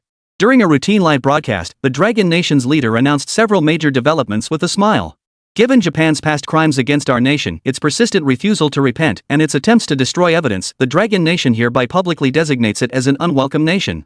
Additionally, nations on other designated lists will also be classified as unwelcome. Citizens of these countries are prohibited from undertaking any activities within Dragon Nation, including employment and investment. The journalists below erupted in an uproar. A Japanese reporter rose angrily, "How dare you? Your Dragon Nation is discriminating against us and attempting to disrupt world peace." Representatives from other nations on the list also spoke out, condemning the Dragon Nation as tyrannical and hegemonic. The Dragon Nation's chairman remained impassive, his eyes flashing with contempt. The Dragon Nation has consistently dedicated itself to upholding world peace. This is evident to all. However, certain nations persistently cross our red lines, which we cannot tolerate. The above represents the collective, carefully considered decision of all the people of Dragon Nation. We hope other nations will not take issue with it. With a cold laugh, the Dragon Nation's chairman departed with a flourish. The Dragon Nation's foreign minister and military spokespersons simultaneously took the stage. Abandoning their usual restraint, they declared with uncharacteristic firmness that Dragon Nation's sovereign rights to independence and autonomy must be safeguarded, and no foreign nation would be permitted to interfere. Presenting evidence of Japan's crimes repeatedly documented at international conferences, the foreign minister cut to the chase. Japan is and will remain the enemy of the Dragon Nation's people. There is absolutely no possibility of reconciliation. We advise Japan to behave accordingly. The Japanese reporter's face drained of color. He instinctively sensed a shift in the Dragon Nation. What could have caused such a transformation? As the international news broadcast aired, Dragon Nation citizens worldwide witnessed the report. They looked up in bewilderment, then erupted into excited shouts and leaps of joy. The motherland is so awesome. Only after the news circled the globe did domestic netizens catch wind of it. Domestic netizens were baffled. Wait, when did our great Dragon Nation start making waves internationally again? Ha, it must be because of the lunar probe and the Dragon fighter jet. They've finally given us something to stand tall about. Sigh, I envy the excitement above. I'm not doing so well. I've got a serious illness, one where my spine can't bend. It keeps me stiff as a board every day. It's definitely because of the Dragon fighter. The US lifted their embargo on us and even invited us to collaborate on research. Get lost. Who'd collaborate with them? They can't even afford to associate with us now. Calm down. I don't think it's just about the lunar probe and the Dragon fighter. Other countries have similar tech. Why are they suddenly groveling? Exactly. I've never seen the chief look like that before, like a ruler surveying a troop of clowns. It was utterly intimidating. Watching that video gave me chills, but it was thrilling. Undeterred, some netizens searched foreign websites and uncovered reliable intelligence. Dragon Nation appears to have developed controllable nuclear fusion. The internet exploded once more. What? Who developed controlled nuclear fusion? Now I can't even fantasize about being a genius anymore. Has my Dragon Nation truly become this powerful? Chapter 23, Attending a Meeting in an Ultraman Costume. These past few days, the Dragon Nation's high-ranking officials walk with their backs extra straight, each wearing a smug grin. Even Yen Shuping, usually stern and serious, grinned ear to ear all day long, scaring his subordinates into thinking he'd gone mad. Luan Xinghe was the happiest of all. He never imagined that one of his decisions could bring such immense gains to the nation. After Lin Xuan submitted the controlled nuclear fusion technology, within just 3 months, they had mastered controlled nuclear fusion and rapidly succeeded in manufacturing it. Forget treating Lin Xuan like his own grandson. Luan Xinghe wanted to enshrine him as an ancestor, inscribing his name on the very first page of the family genealogy. Meanwhile, upon receiving news of the controlled nuclear fusion breakthrough, Lin Xuan's system automatically unlocked a new black technology. This time, the black technology left Lin Xuan a bit bewildered. A flying aircraft carrier? Could a carrier that flies even be called a carrier? Puzzled, he headed to find Yen Shuping. Learning Yen was presiding over a meeting, he decided to knock and enter himself. Knock, knock. Ah, Lin Xuan, you're here. What brings you to see Grandpa? Yen Shuping rubbed his hands together, his face breaking into a broad smile. The senior academicians below stared at him as if they'd seen a ghost. Academician Zhang Yuan remarked, "Old Yen, we've known you our whole lives and never seen you look like this. Who's this kid? Your grandson?" At this, Yen Shuping immediately retorted, Go on, go on. What do you old folks know? Lin Xuan is my precious treasure. Of course I can't treat him the same way I treat you. Little Lin Xuan, what brings you here? Lin Xuan relished the special treatment, basking in his moment of pride before speaking. Grandpa Yen, do you think our technology could develop a flying aircraft carrier? If I could develop a flying aircraft carrier, what benefits would our country gain? Logically, an 8-year-old shouldn't be worrying about national affairs, but Yen Shuping feared he'd get bored, so he insisted on bringing him along every day to watch those anti-Japanese war dramas. Yeah, the kind where they tear foreigners apart with their bare hands. All under the noble pretext of planting a seed of patriotism in the child from a young age. Flying aircraft carriers? As far as I know, no country in the world has developed one yet. Though many foreign films have depicted them. At this point, he couldn't help but rub his hands together eagerly, leaning in with a smile toward Lin Xuan. You got an idea, didn't you? Tell Grandpa about it, and I'll get people to invest in it for you. Even if it only existed in movies, what if Lin Xuan had other ideas? As long as he had a glimmer of a concept, they could pursue the research together. Sooner or later, they'd turn science fiction into reality. Lin Xuan nodded, his expression innocent. I've been researching space carriers lately. Our latest is the flying warplane, but it's still a drone type. I think it's a bit outdated. We should focus on building something bigger. He clenched his fist, recalling scenes from TV dramas. The US and Japan are bullying us too much. Only by creating a massive weapon can we wipe them all out. Yen Shuping was stunned. A child actually wanting to kill all enemies? What a character! Other academicians noticed him chatting with the child and immediately approached, demanding, Old Yen, what nonsense are you spouting to a kid? He doesn't understand a word. Send him home to do his homework. Some sharp-eyed observers even spotted the Ultraman action figure in Lin Xuan's small backpack. Wasting time on such a child was pointless. Exactly. We still need to discuss controllable nuclear fusion technology. How did you guys crack it? We're dying of curiosity here. Someone urged. Lin Xuan smirked smugly, how else would you crack it? Just learn it casually and you'll get it. He crossed his arms, smugly eyeing the group of senior academicians. If a kid like me can grasp this technology, you old farts can't possibly be clueless about everything, can you? If you can't do this or that, are you just here to coast through life? He hated it when people bullied him for being young and assumed he knew nothing. Now he understood. He understood everything. Yen Shuping was both amused and exasperated. He hurriedly explained, you old fools have misunderstood. Lin Xuan is a big shot. If you knew his true identity, you'd be scrambling to curry favor with him. Don't ask me any more questions. All I can say is, you can't afford to cross him, and he really does know his stuff. Zhang Yuan assumed he was some official's kid and felt a bit put out, though he wasn't about to get angry over a child. He was about to pull Yen Shuping away to continue their research. But Yen Shuping had no intention of paying him any mind. Instead, he eagerly pressed Lin Xuan, little Lin Xuan, tell Grandpa what's this about the flying aircraft carrier? Lin Xuan replied with deadpan seriousness, we've already succeeded in researching controlled nuclear fusion. Moving on to the flying aircraft carrier is only logical. Finish up that controlled fusion project quickly, I have a new plan that needs your help. The flying aircraft carrier was enormous. The blueprint for this cutting-edge technology specified a length of 10,000 meters and a weight of 60 million tons. If Lin Chuan had to research this thing entirely on his own, it would take him 8 lifetimes. Handcrafting it was even more impossible. To expedite the task, Lin Chuan decided to leak the information and have them award him another 3 good students certificate.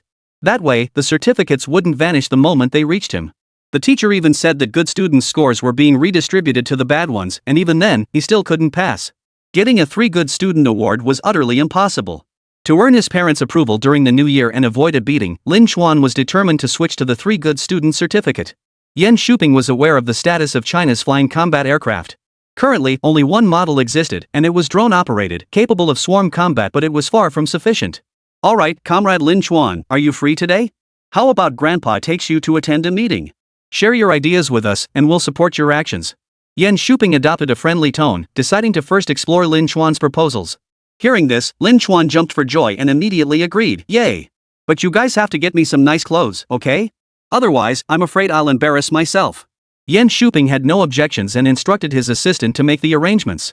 Meanwhile, he brought several senior academicians to the Security Bureau to sign confidentiality agreements. Controlled nuclear fusion had been achieved, and the senior academicians had participated in part of the research. However, certain information remained classified. Now that they knew Lin Chuan's identity, it would benefit the upcoming research. Soon, a nighttime meeting was about to commence. Nearly all the high-ranking officials except the chief were present.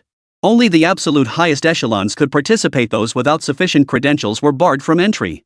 Yan Shuping and the others sat in the back, watching the clock. Lin Chuan would arrive shortly, and the veteran general from the military headquarters would soon preside over the meeting. They would just have to wait patiently a little longer. Meanwhile, at a nearby location, Zhou Yao was on the verge of breaking down, her face flushed as she pleaded, "Brother Lin Chuan, please listen to me.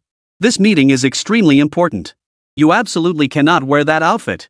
Lin Chuan frowned, puffing out his chest. Why not? Isn't it cool? Weren't the Ultraman figures on his chest handsome? Chapter 24, The South Heavenly Gate Plan. Lin Chuan pointed to his chest. Blazer, Zoffy, and Zero, they're all super famous Ultramen. Every guy loves them. If I wear this, I'll totally blow everyone away. Zhou Yao covered her face. You'd scare the crap out of everyone, you little monster. Please, just change it. Anything but Ultraman, you can wear anything else. Lin Chuan didn't like to upset women, so he went back to his room and picked out clothes without Ultraman on them. How about this? It's getting hot now, and this keeps me cool. It looks cheerful, right? Why did you faint, Sister Zhou Yao? Lin Chuan asked, puzzled. Was there something wrong with his outfit? The guard twitched his lips. There was no time left. After reporting to his superiors to prepare them mentally, he drove to escort Lin Chuan to the location and tactfully suggested Yan Shuping come out to meet them. Yan Shuping received the message and, without a second thought, went outside to meet him. When he saw Lin Chuan wearing a short-sleeved shirt and shorts, his brain froze. He thought he was seeing things like a bottle of soda had come to life. The entire outfit was cheaply made, the kind you'd find for 9.9 yuan online, and worst of all, it was ice blue with the words "cool refreshing" plastered across it. How was this any different from the viral iced tea themed outfits from earlier? The difference was it was blue? Lin Chuan insisted, "Grandpa Yan, I won't change clothes. I like wearing this outfit. Otherwise, I'm not going." He stood with his hands on his hips, confronting the adults. These grown-ups were so strange. Why did they have to wear specific clothes for every occasion? Why were there so many rules? Just don't wear red when someone dies, and don't wear white at weddings, that's all. But now they won't even let me wear Ultraman to a meeting? Yan Shuping sighed, rubbing his forehead. Fine. Wear whatever you want. Just a friendly reminder, these days, embarrassing moments are all in high definition. Just don't regret it when you grow up. He gave Lin Chuan a meaningful look before leading the group into the conference room. The moment he stepped inside, Lin Chuan's eyes lit up. The people gathered there looked incredibly impressive and imposing, even more so than his own father. So many in military uniforms, suits all dressed exceptionally sharp. Only he was wearing blue. Lin Chuan instantly realized his situation, feeling a pang of inferiority. He lowered his head, unwilling to speak. Yan Shuping suppressed a smile as he pulled Lin Chuan close, deliberately draping his own suit over the boy's shoulders. Even so, several curious glances drifted their way. Young prodigies really are something else. Lin Chuan now regretted his choice. If only he hadn't worn this outfit, buying an expensive Ultraman costume would have been far less embarrassing. The military leader on stage had finished his speech. Yan Shuping briefly brought up the flying aircraft carrier project and intended to seek Lin Chuan's input. Lin Chuan, are you suggesting we build a flying aircraft carrier? Feel free to share your thoughts. Now that we've mastered controlled nuclear fusion, the next logical step is indeed to research flying aircraft carriers. The Southern Heavenly Gate project was never just empty talk, it was being executed step by step. Many projects had been stalled precisely because of the bottleneck in controlled nuclear fusion technology. The fact that Lin Chuan brought it up meant he had ideas. Lin Chuan kept his head down, unwilling to speak, still embarrassed by his clothes. Just as others began to wonder why, Lin Chuan shoved something onto the table. A childish voice piped up, "Here are the blueprints for the flying aircraft carrier. Figure it out yourselves. I don't want to talk." Lin Chuan felt a deep sense of inferiority. Was this the difference between a boy and a man? If he produced the flying aircraft carrier blueprints, would they still look down on him? After all, his clothes were different from everyone else's. After Yan Shuping finished reviewing the blueprints, he projected them onto the screen. Yan Shuping's expression turned serious. "Everyone, you see this. These are the flying aircraft carrier blueprints provided by Comrade Lin Chuan. To be perfectly honest, the lunar probe design, the Dragon fighter design, and even the controllable nuclear fusion technology all were submitted by Comrade Lin Chuan. He also guided us through technical challenges, enabling us to successfully build all three.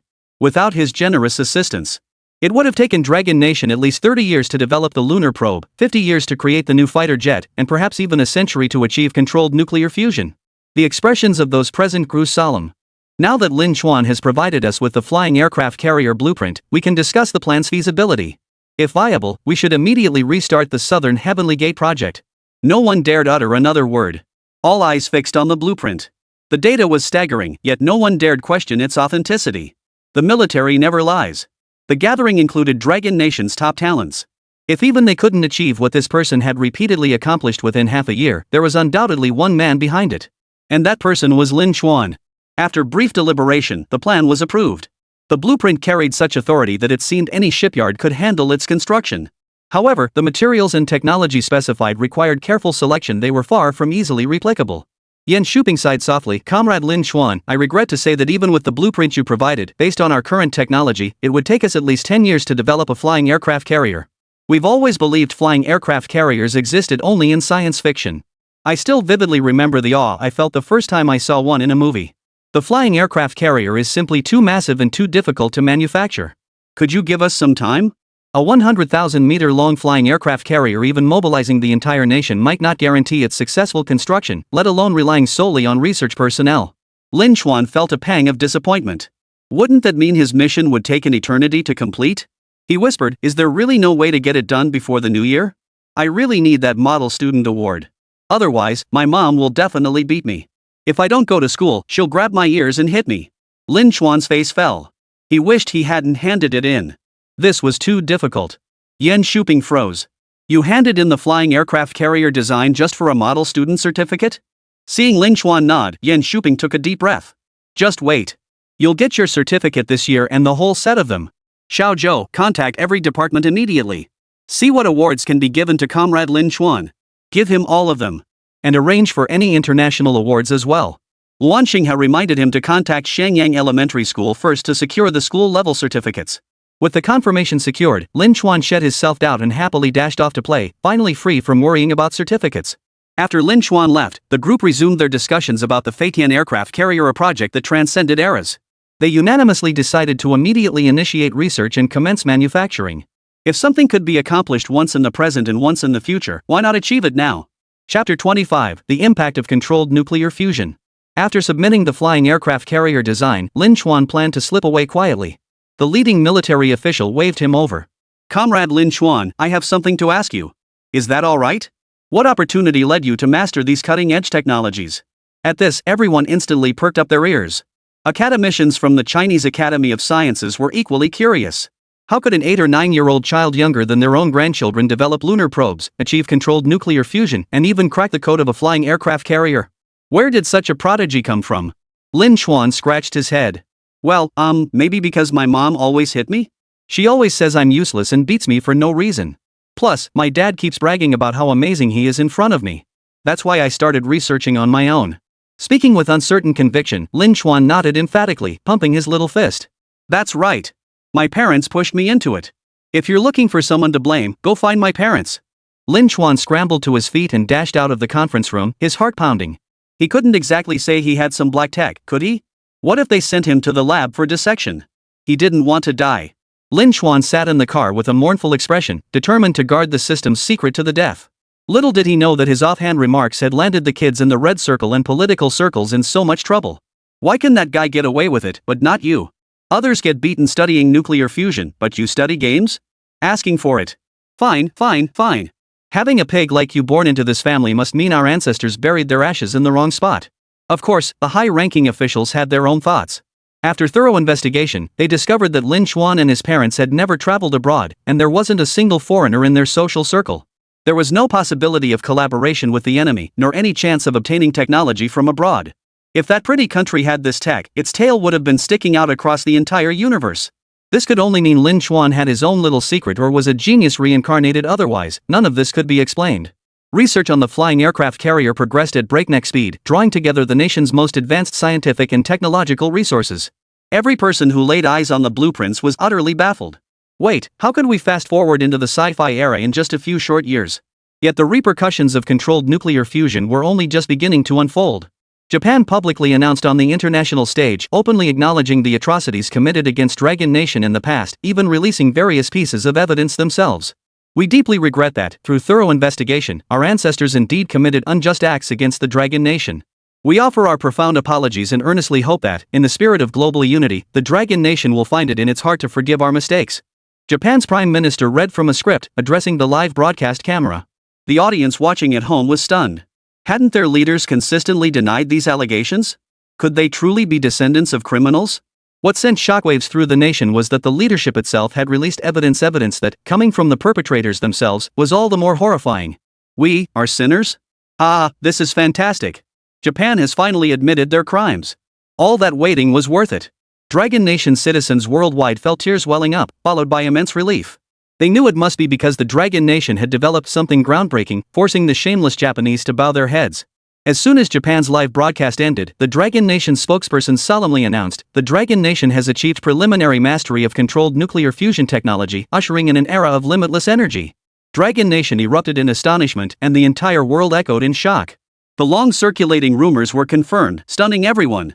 Dragon Nation netizens were dumbfounded. My country is amazing. In the blink of an eye, the entire nation erupted in celebration. To share in the joy, the government announced a full year of tax relief and rolled out various policies benefiting every social stratum. Even the most unscrupulous companies granted 3 consecutive days off to celebrate this once-in-a-lifetime breakthrough. Shenyang community. Upon learning that the nation had achieved controlled nuclear fusion, the entire community erupted in excitement. Community leaders personally stepped forward to educate residents about the breakthrough. The internet was flooded with discussions about the benefits of controlled nuclear fusion and the life-changing impact it would bring to the people. In a word, unbeatable. People would no longer toil endlessly, and the nation would cease its relentless pursuit of energy sources. Mastering this technology would cement Dragon Nation's unshakable standing in the world forever. Even the United States would have to bow down and call him Grandpa. Lin Jipeng happily gathered his family for a celebration, heading outdoors for a barbecue while dreaming with his wife about the future of Dragon Nation. Son Jimei was elated for a while before musing, "I wonder how our son is doing. Will he get to work with controlled nuclear fusion? He's a genius, but I still feel he might not measure up to others." Typical mother, her own son could never measure up to outsiders. Lin Jipeng chuckled, "So what? If our son makes it into the space agency, that alone will be the Lin family's lifelong glory. Who knows? Maybe controlled nuclear fusion will be his breakthrough. Why else would countries worldwide struggle for decades without progress, yet it suddenly emerge after our son spent just over half a year on it?" It was meant as an offhand remark, but both Lin Jipeng and son Xiaomei froze simultaneously, exchanging a startled glance. Doubt crept into both their minds. How could controlled nuclear fusion be achieved so soon after their son left? Was it really just coincidence? Meanwhile, Lin Xuan locked himself in his room, feeling extremely agitated. Knocks echoed persistently outside his door. "Lin Xiaochuan, it's your Grandpa Zhang. Your Grandpa Yin is here too. We'd like to talk to you about the flying aircraft carrier. Do you have time?" Lin Xuan erupted with a furious "No time. No time. Are you guys crazy? Why are you chasing me around asking questions every day? Isn't everything clearly written in the design documents? Why do you keep bothering me?" Lin Xuan was on the verge of breaking down. Ever since his identity was exposed, the academicians from the Chinese Academy of Sciences practically treated his place like their own home. They seemed eager to bring groups of people daily, treating him like a monkey on display. They claimed it was to observe his creative process. He was just a beginner. Why were they making things so hard for him? Outside the door, Zhang Yuan persisted tirelessly. I bought you the latest Ultraman game and some other fighting games. Want them? The Japanese government said they could make an Ultraman based on you, or even have you make a cameo appearance. What do you think? If that doesn't work out, you could always star in the live-action version of Pleasant Goat. Zhang Yuan racked his brain, desperate to understand what captivated children his age. Lin Chuan opened the door slowly. Really? Can they make a Lin Chuan Ultraman? I don't want M78's planet. I want to go to the same planet as Leo, or else I won't do it. Even though academician Zhang Yuan had no idea what Leo was, he agreed decisively. Fine, you'll get your movie. Lin Chuan felt conflicted. Though they were annoying, what kid could resist Ultraman? Chapter 26, Building a Nuclear Lab in Elementary School? Xianyang Elementary School. Lu Chang was Lin Chuan's homeroom teacher. Ever since learning about Lin Chuan's connection to the space agency, he'd been scheming to curry favor with him. At first, people even sought him out, lavishing him with food and drink while asking how he managed to teach such outstanding students like Lin Chuan. But things took an increasingly surreal turn. One day, Principal Gui Jiandong summoned him over, smiling broadly as he greeted someone. The man, though advanced in years and frail in appearance, possessed remarkable vitality. He declared, "You must be the homeroom teacher for Lin Chuan. I'm here today to consult with you about something. What would you think if I wanted to invest in establishing a nuclear laboratory at your school? As you know, science education must start early. We need to expose children to these fields from a young age so they can better adapt in the future. I wonder how much the investment would entail. Should we include renovating your school as well?" Lu Chang gaped. "You're asking me? Shouldn't he be asking the principal? Wait, a nuclear lab in an elementary school?" Gui Jiandong interjected, "As Lin Chuan's homeroom teacher, you should know him best. Could you tell us what kind of child he is?" "Of course. I believe Lin Chuan is exceptionally gifted and has a bright future ahead. Our school is truly honored to have him and your support." The principal was a smart man. After the space agency personnel came and took Lin Chuan away last time, he had been instructed not to interfere with Lin Chuan's grades or daily studies. The Education Bureau had personally issued a directive ordering the school not to interfere with or disclose any information about Lin Chuan, threatening disciplinary action against the school if they did. This man's investment in the school further confirmed his suspicion. Lin Chuan had powerful backers. Lu Chang skillfully praised Lin Chuan, and the other party, satisfied, placed a box of cash on the table. "I'm the decision maker at Shenyang Aircraft Corporation. Our group has decided to build a nuclear laboratory at your school. The library and other labs will certainly be equipped as well. We'll handle all equipment procurement, you won't have to lift a finger. As for renovations and expansions, you can provide your own blueprints or let us design them for you." The man smiled. "I have only two conditions. First, after every exam, award little Lin Chuan a certificate for being a model student. Every single award must be given to him without fail. Second, you must not disclose any information about Lin Chuan to any school, organization, or individual. Nor may you reveal anything about our interactions, including this investment." The man placed a document on the table, gesturing for them to sign it if they had no objections. Wei Jiandong had never seen such a display before. When he reached the last page, he was stunned. Any desire he'd had to brag about this matter vanished completely. Leaking this information would be treated as treason. Observing the other man's expression, he belatedly realized a major figure had emerged within the school. What could someone who shouldn't even exist have done? Because the name Lin Chuan on the first lunar probe was so conspicuous, the entire nation was searching for information about Lin Chuan. Anyone named Lin Chuan started live streaming, and even grandmothers jumped on the bandwagon to ride the wave of popularity. "My name is Lin Chuan, given to me by my own father. He. So what if my name is Lin Chuan? I'm not eating or drinking your stuff. Guys in the livestream, hit that follow button and boost my popularity. Follow me, and I'll send you a Lin Chuan 1 lunar probe." Countless similar livestreams flooded the internet. Amidst the sea of Lin Chuan imposters, the real Lin Chuan was silenced in Xianyang community. His household registration was transferred away under strict confidentiality. Every resident had to sign an agreement pledging not to disclose any information about Lin Chuan, not even his name could be mentioned. Sun Xiaomei and Lin Jipang were no exception. They were forbidden from mentioning Lin Chuan in any context, big or small, or face severe consequences. At first, Sun Xiaomei was somewhat reluctant. "Comrades, what exactly are you doing? Lin Chuan is my son, not a criminal. Why can't we even say his name?" Lin Jipang remained silent beside her. As a man, he had already considered another possibility. The liaison officer looked at her sternly and said, "Ms. Sun, you should be aware of historical accounts where individuals lived under assumed identities for their entire lives for the sake of scientific research, only revealing their true identities upon death. Some remain on the classified list even after death. This isn't a mistake, it's proof of their achievements. We hope you understand." A crisp military salute snapped Sun Xiaomei back to reality. Her eyes widened in disbelief. "What? My son is that accomplished? The lunar probe was really developed by him? The comrade nodded solemnly. Not only that. He opened a document titled Research Proposal on Controlled Nuclear Fusion. Hundreds of names were listed on the final page. Lin Chuan's name appeared first, followed by a succession of different names. Countless familiar names of academicians followed. Sun Xiaomei froze. As a mother, she suddenly realized just how far her son had surpassed her. The vast disparity left her speechless. Lin Jipeng sighed, suppressing his inner excitement as he signed the confidentiality agreement. "Thank you, sir. We will keep this confidential," he said. Perhaps his son's achievements would remain unknown to others, but his legacy would endure through the ages. Even if unrecognized by the world, the Lin family would forever be honored.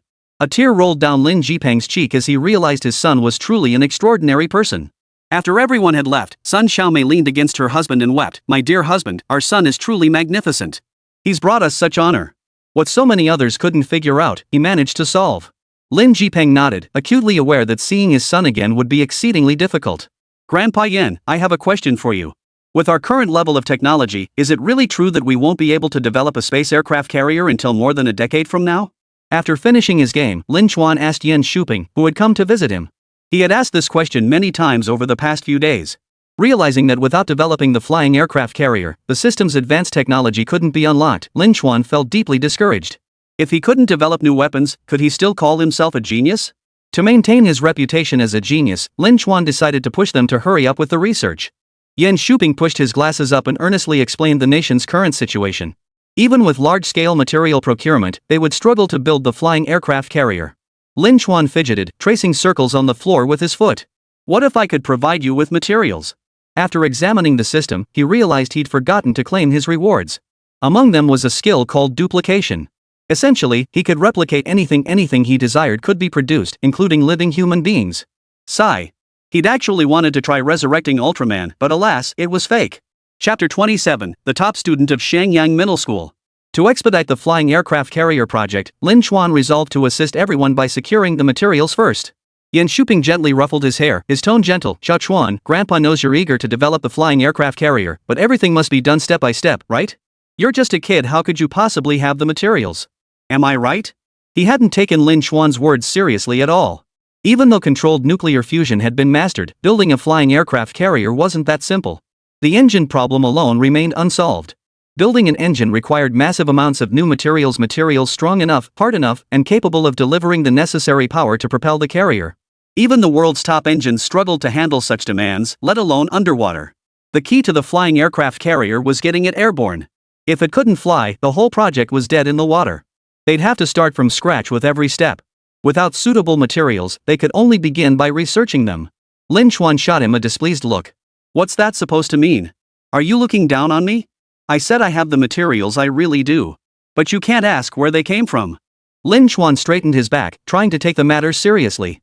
"If you don't agree, I won't give you any new materials." Yan Shuping was skeptical but didn't want to anger him, so he reluctantly agreed.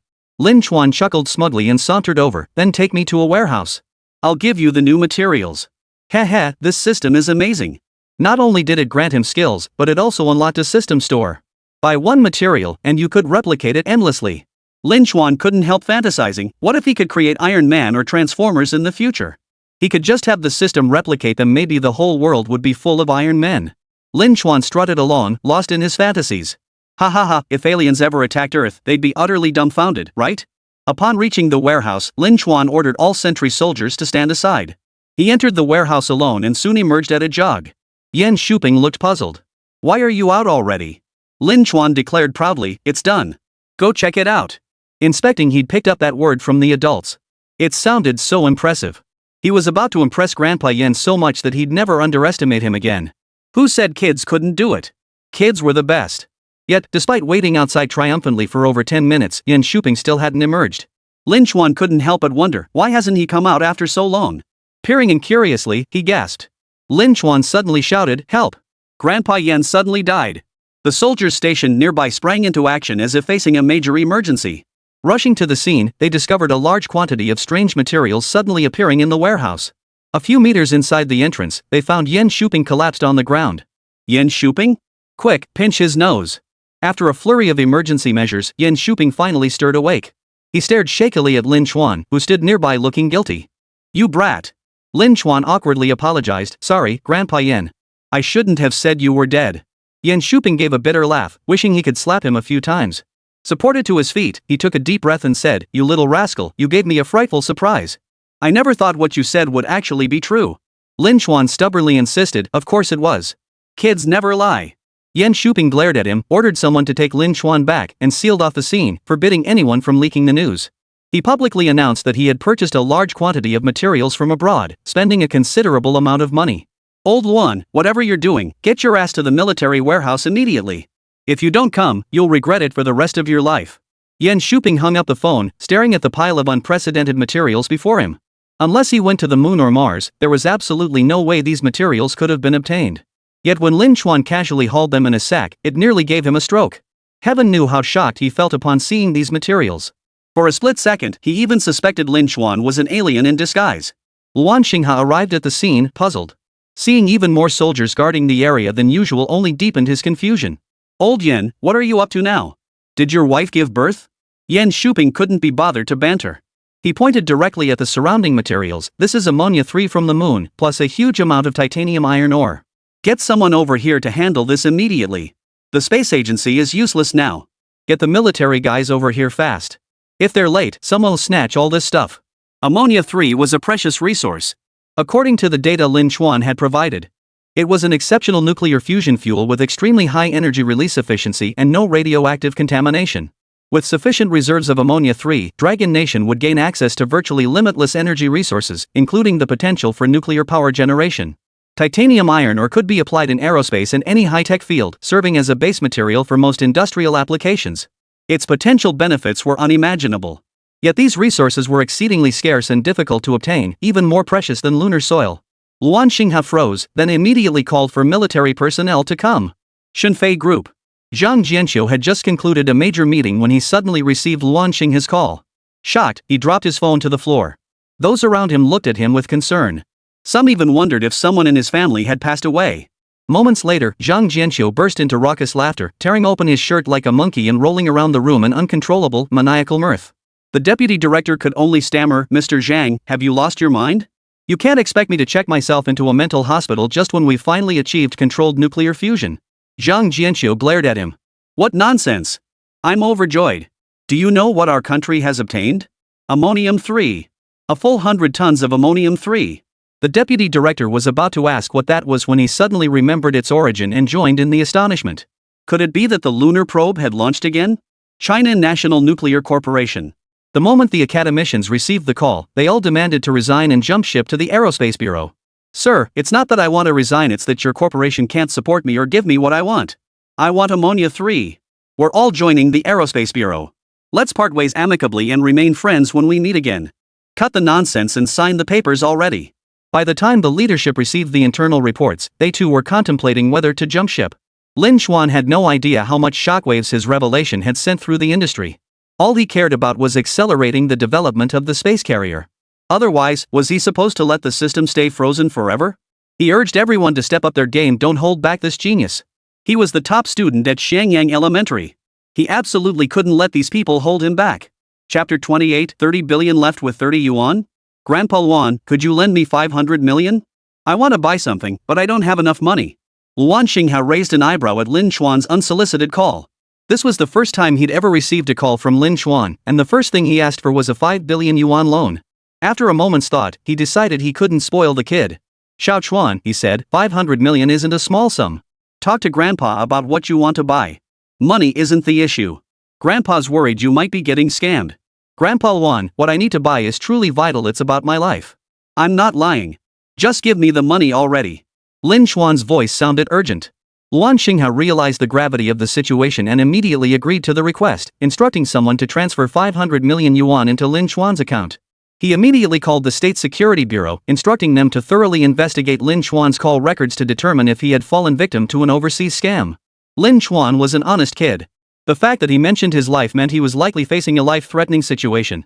An hour later, fully armed special forces stormed through the door. A group of them immediately shielded Lin Chuan. Reporting, no suspicious individuals detected. Reporting, no signs of danger at the scene. Zhou Yao hung up the phone and shook her head at Luan Xinghe standing by the door. "Director Luan, the State Security Bureau has responded. They say no abnormalities were found. Everything is normal. Her gaze fell on Lin Xuan, her mind filled with sky-high doubts. Surrounded by the group, Lin Xuan jumped up in shock, shouting, "What the hell are you doing?" Luan Xinghe strode swiftly to the bedside, his expression unusually grave. His eyes scanned Lin Xuan from head to toe as he spoke solemnly. "Lin Xuan, you said your life was in danger. Who is threatening you? Rest assured, elite special forces surround us.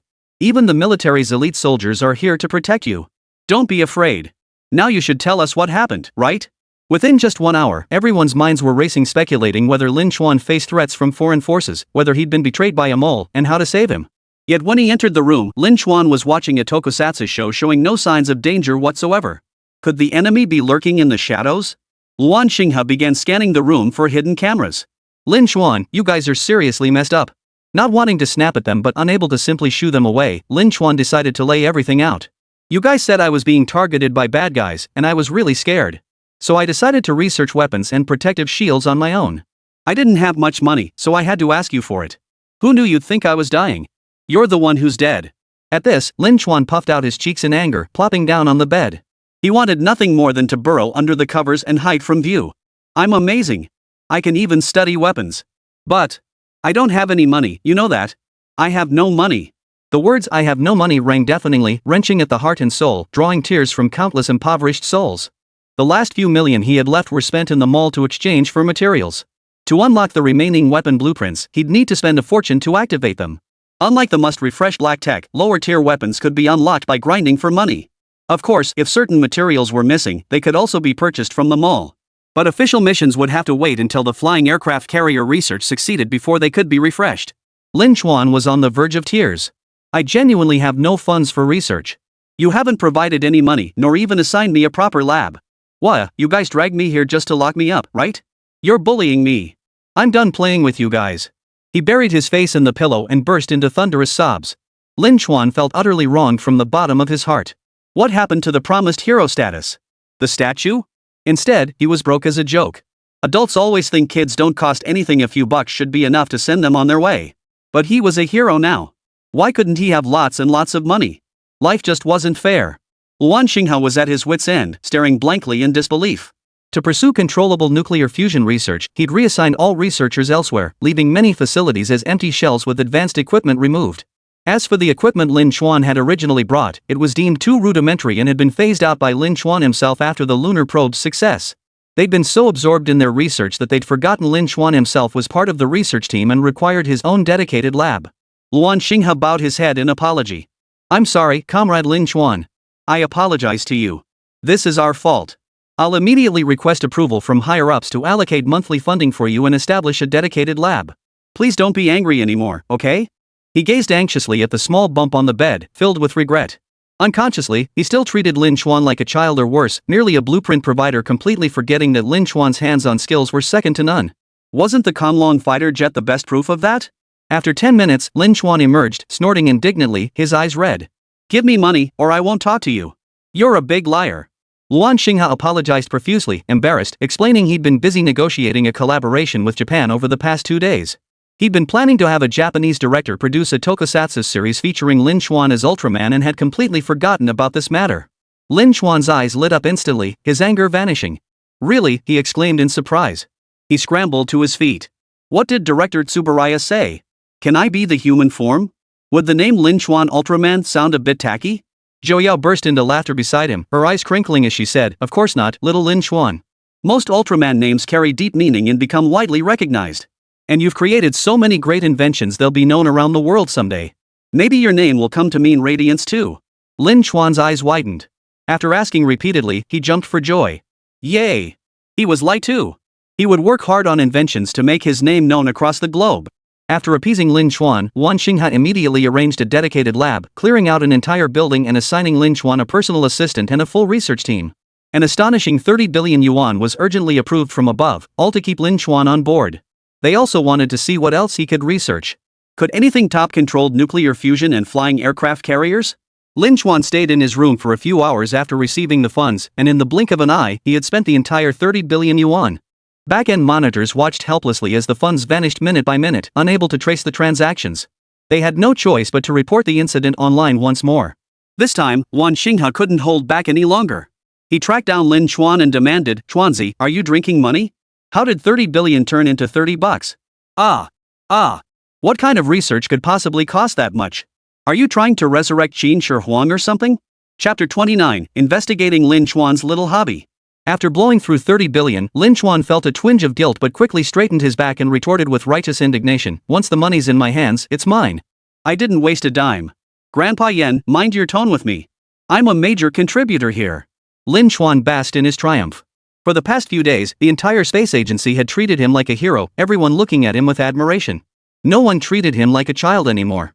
Senior military leaders even praised him as a modern-day Zhuge Liang. Yen Shuping furrowed his brow. He genuinely couldn't fathom where Lin Chuan could have spent the money, yet he feared the boy had squandered it recklessly. He took a deep breath, resorting to his ultimate tactic. His voice dropped to a hiss. "Fine, I can't control you. I'm calling your mother right now and telling her you blew through 30 billion in half a day. You better believe she'll beat your butt raw." Yen Shuping's fierce threat sent Lin Chuan shivering. For a moment, he thought he was seeing his father. It was terrifying. Lin Chuan's mind instantly filled with dread. If his parents really found out, they'd definitely beat him to a pulp. Back when he'd stolen 100 yuan, they'd chased him down several blocks. 30 billion? Lin Chuan shuddered, terrified his mother might beat him to death. Instantly, he felt utterly dejected. Wasn't it enough that he'd just gotten lost in the blueprints? Zhou Yao grinned, feigning concern. "It's okay, little Lin Chuan. Big sister will help you figure something out." Lin Chuan twitched his ears. Zhou Yao dropped a bombshell. "How about I give you a bottle of dish soap? A fancy brand. When your mom hits you, you can rub some on yourself. That way, she'll slip and slide, and you'll even get to make bubbles. She might not beat you until you spit, but you can make yourself spit, right? When she pulls your ears, it'll be all slippery. How fun is that?" Instantly, Lin Chuan stared at the woman as if she were the devil incarnate, scrambling back several meters. "You evil woman. You have no good intentions. You." Yen Shuping remained stern-faced, as if she wouldn't relent until Lin Chuan confessed. Lin Chuan backed down. "Grandpa Yen, I swear I didn't waste it. I just bought some supplies. Just like the ones in the warehouse, I bought a bunch more. I can show you. And I have tons of weapon blueprints, tanks, cat tanks, starfighters, even space station schematics." He vaguely recalled that among his purchases, those blueprints were indeed present. Yen Shuping snapped to attention, recalling Lin Chuan's unique abilities. "Fine, I'll let it slide this time. Next time, I'll definitely tell your mom." "Xiao Chuan, what blueprints are you talking about? Let Grandpa see them." Lin Chuan pouted, clearly displeased. "You were just being mean to me, and now you want the blueprints? Grandpa Yen, you're being too much. I'm giving it to someone else." He scanned left and right, spotting a tall, muscular soldier in the hallway. Every inch of him was pure muscle, his eyes sharp and piercing, clearly a pro. Suppressing his excitement, Lin Chuan pulled out a miniature pistol. "Hey big brother, can I give you a weapon? I developed it myself, an intelligent targeting pistol. I call it point and shoot, little genius. It's yours." Ever since first spotting this burly soldier, Lin Chuan had been observing him frequently, secretly envying his impressive physique. "So cool. Like Superman." The soldier was flustered, unsure whether to accept it.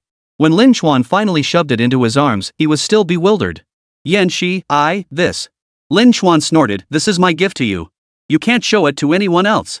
Let me tell you, this weapon is seriously advanced. It locks onto enemies automatically as long as you input their info and photos beforehand." This weapon was incredibly powerful. At first glance, Lin Chuan could tell it functioned like an auto-tracking system, far more lethal than an intercontinental missile, capable of killing silently. Zhou Qi couldn't help asking, "Is it really that magical? Can you kill anyone you want?" Lin Chuan nodded, pulled up a photo on his tablet, and pointed at the person in it. "Use the weapons camera to take a picture and input it. If this person appears within 1,000 meters of you, it'll automatically lock on and kill them. You can try it. The results should be impressive." He then loaded a photo of a Japanese man, someone he vaguely remembered adults around him calling a villain. Worse than a common thief, rumors said he'd be causing trouble for Brother Long soon. "Hope that bastard dies quick." A faint blue glow flickered across the gun's body before it settled back into stillness. Yen Shuping now fully believed in the gun's power. He took a deep breath. "Chuanzi, I'll find a way to become your guardian. In a few days, you'll sign the paperwork. If anything happens, I'll be the first one held responsible." Yen Shuping waved for Bing to follow him out, instructing Zhou Yao to escort Lin Chuan home. Exhaustion weighed heavily on his heart. On the way back, Yen Shuping reached a conclusion. "Zhou Yao, Lin Chuan is an exceptionally bright child with his own judgment, but his judgment isn't fully developed. We must keep a close eye on him. While nurturing his talents, we must prevent him from straying off course, especially with those eccentric research projects of his. We absolutely must keep a tight watch." Yen Shuping issued a strict order to Zhou Yao, instructing her to provide more guidance and attention during her daily interactions with Lin Chuan. Otherwise, it could easily lead to serious trouble. Just as Zhou Yao nodded in agreement, Yan Shuping regained his composure. As long as he doesn't break the law or violate regulations, he can do whatever he wants, just don't harm our own people. Whether outsiders lived or died was none of their concern. As for that Japanese guy who got recorded, he could only pray that something was wrong with Lin Chuan's invention. Dragon Academy. Academician Zhou, president of the Dragon Academy and chief designer of the 6th generation Conlong fighter jet, was venting his frustration. He complained to academician Zhang Yuan that old bastard Yan Shuping is so unprincipled. How could he have snatched Lin Chuan away from us? What good is a genius like Lin Chuan at the Aerospace Bureau? Is he going to patch the sky like Nuwa or send Chang'e to the moon? He should have handed Lin Chuan over to us at the Dragon Academy. When mentioning the Dragon Academy, academician Zhou beamed with pride. We have every kind of genius here, young phoenixes, prodigies, you name it. What talent don't we have? If they'd send him to us, he might be out there abusing aliens in space by next year. Academician Zhang Yuan's eyes flashed with determination. Director, instead of complaining, why not find a way to achieve our goals indirectly? The key figure is Lin Chuan. If he wants to join us, Yan Shuping couldn't possibly refuse to let him go. Academician Zhou snapped his fingers in realization, slapping his thigh. Ah! I've been thinking about it all wrong. If we can lure Lin Chuan over here, our goal is achieved. Quick, help me figure out how to lure him over. Would sending a few young ladies work? What about his childhood sweetheart? Zhang Yuan couldn't believe it. Was this really the thinking of an academician? Among those who research weapons, whose mind could possibly harbor thoughts of women? Lin Chuan was probably a monk in a temple too. My take is, find out what Lin Chuan likes, then tailor our approach to him. Chapter 30, Is this so hard? While Yan Shuping and Luan Xinghe were researching the auto-aiming pistol, a silent raid on the home base had already begun. Academician Zhang Yuan knew precisely where to strike. Upon learning that kids Lin Chuan's age loved watching Ultraman, he immediately retrieved Lin Chuan's internet browsing history. The next day at noon, just as Lin Chuan was about to eat lunch, he saw a group of kindly-looking old academicians approaching him. Young comrade Lin Chuan, Grandpa heard you like Ultraman, right? I have a grandson who happens to like them too. How about you two meet? Oh, and he has a lot of Ultraman costumes. Lin Chuan recognized this as Grandpa Zhang. He politely greeted him, then, abandoning his meal, immediately asked where the boy was. Academician Zhang Yuan waved his hand, and his grandson emerged from around the corner. He was clad in a perfectly fitted Zero suit, striking his signature cool pose. I'm Zero, the son of Ultraman 7. Holy crap! It's Ultraman Zero. Wow, it's Zero. So cool. Can you give me an autograph, Zero? Can we take a picture together? Lin Chuan transformed into a starstruck fanboy, completely captivated, wishing he could just follow Zero away right then and there. Zero nodded coolly, sure thing, but you gotta help me protect Earth. I'll do my best to protect Earth. Lin Chuan's face flushed bright red with excitement. He jumped 3 feet high, frantically snapping photos with his phone and asking others to help take group shots. After receiving the autograph, Lin Chuan tucked it away like a precious treasure. Ultraman Zero, where do you live? Can I live with you? Academician Zhang Yuan flashed a triumphant smile and immediately called out to his grandson. At Ultraman Zero's invitation, Lin Chuan was ready to leave behind everything he owned just to follow him. Zhang Shuai, the actor portraying Ultraman Zero, deliberately added as instructed by his grandfather. I'm not alone this time. Zeta, Jinga, and Gozer are here too. Little Lin Chuan, since you're such a clever child, we've decided to grant your wish. You can meet any Ultraman you want. It's just a matter of swapping suits, after all. His grandfather had even bought the suits overnight. He also called back his wayward grandson to serve the nation. I want to meet Ace. Ace Kun is the coolest. Ace, the king of justice.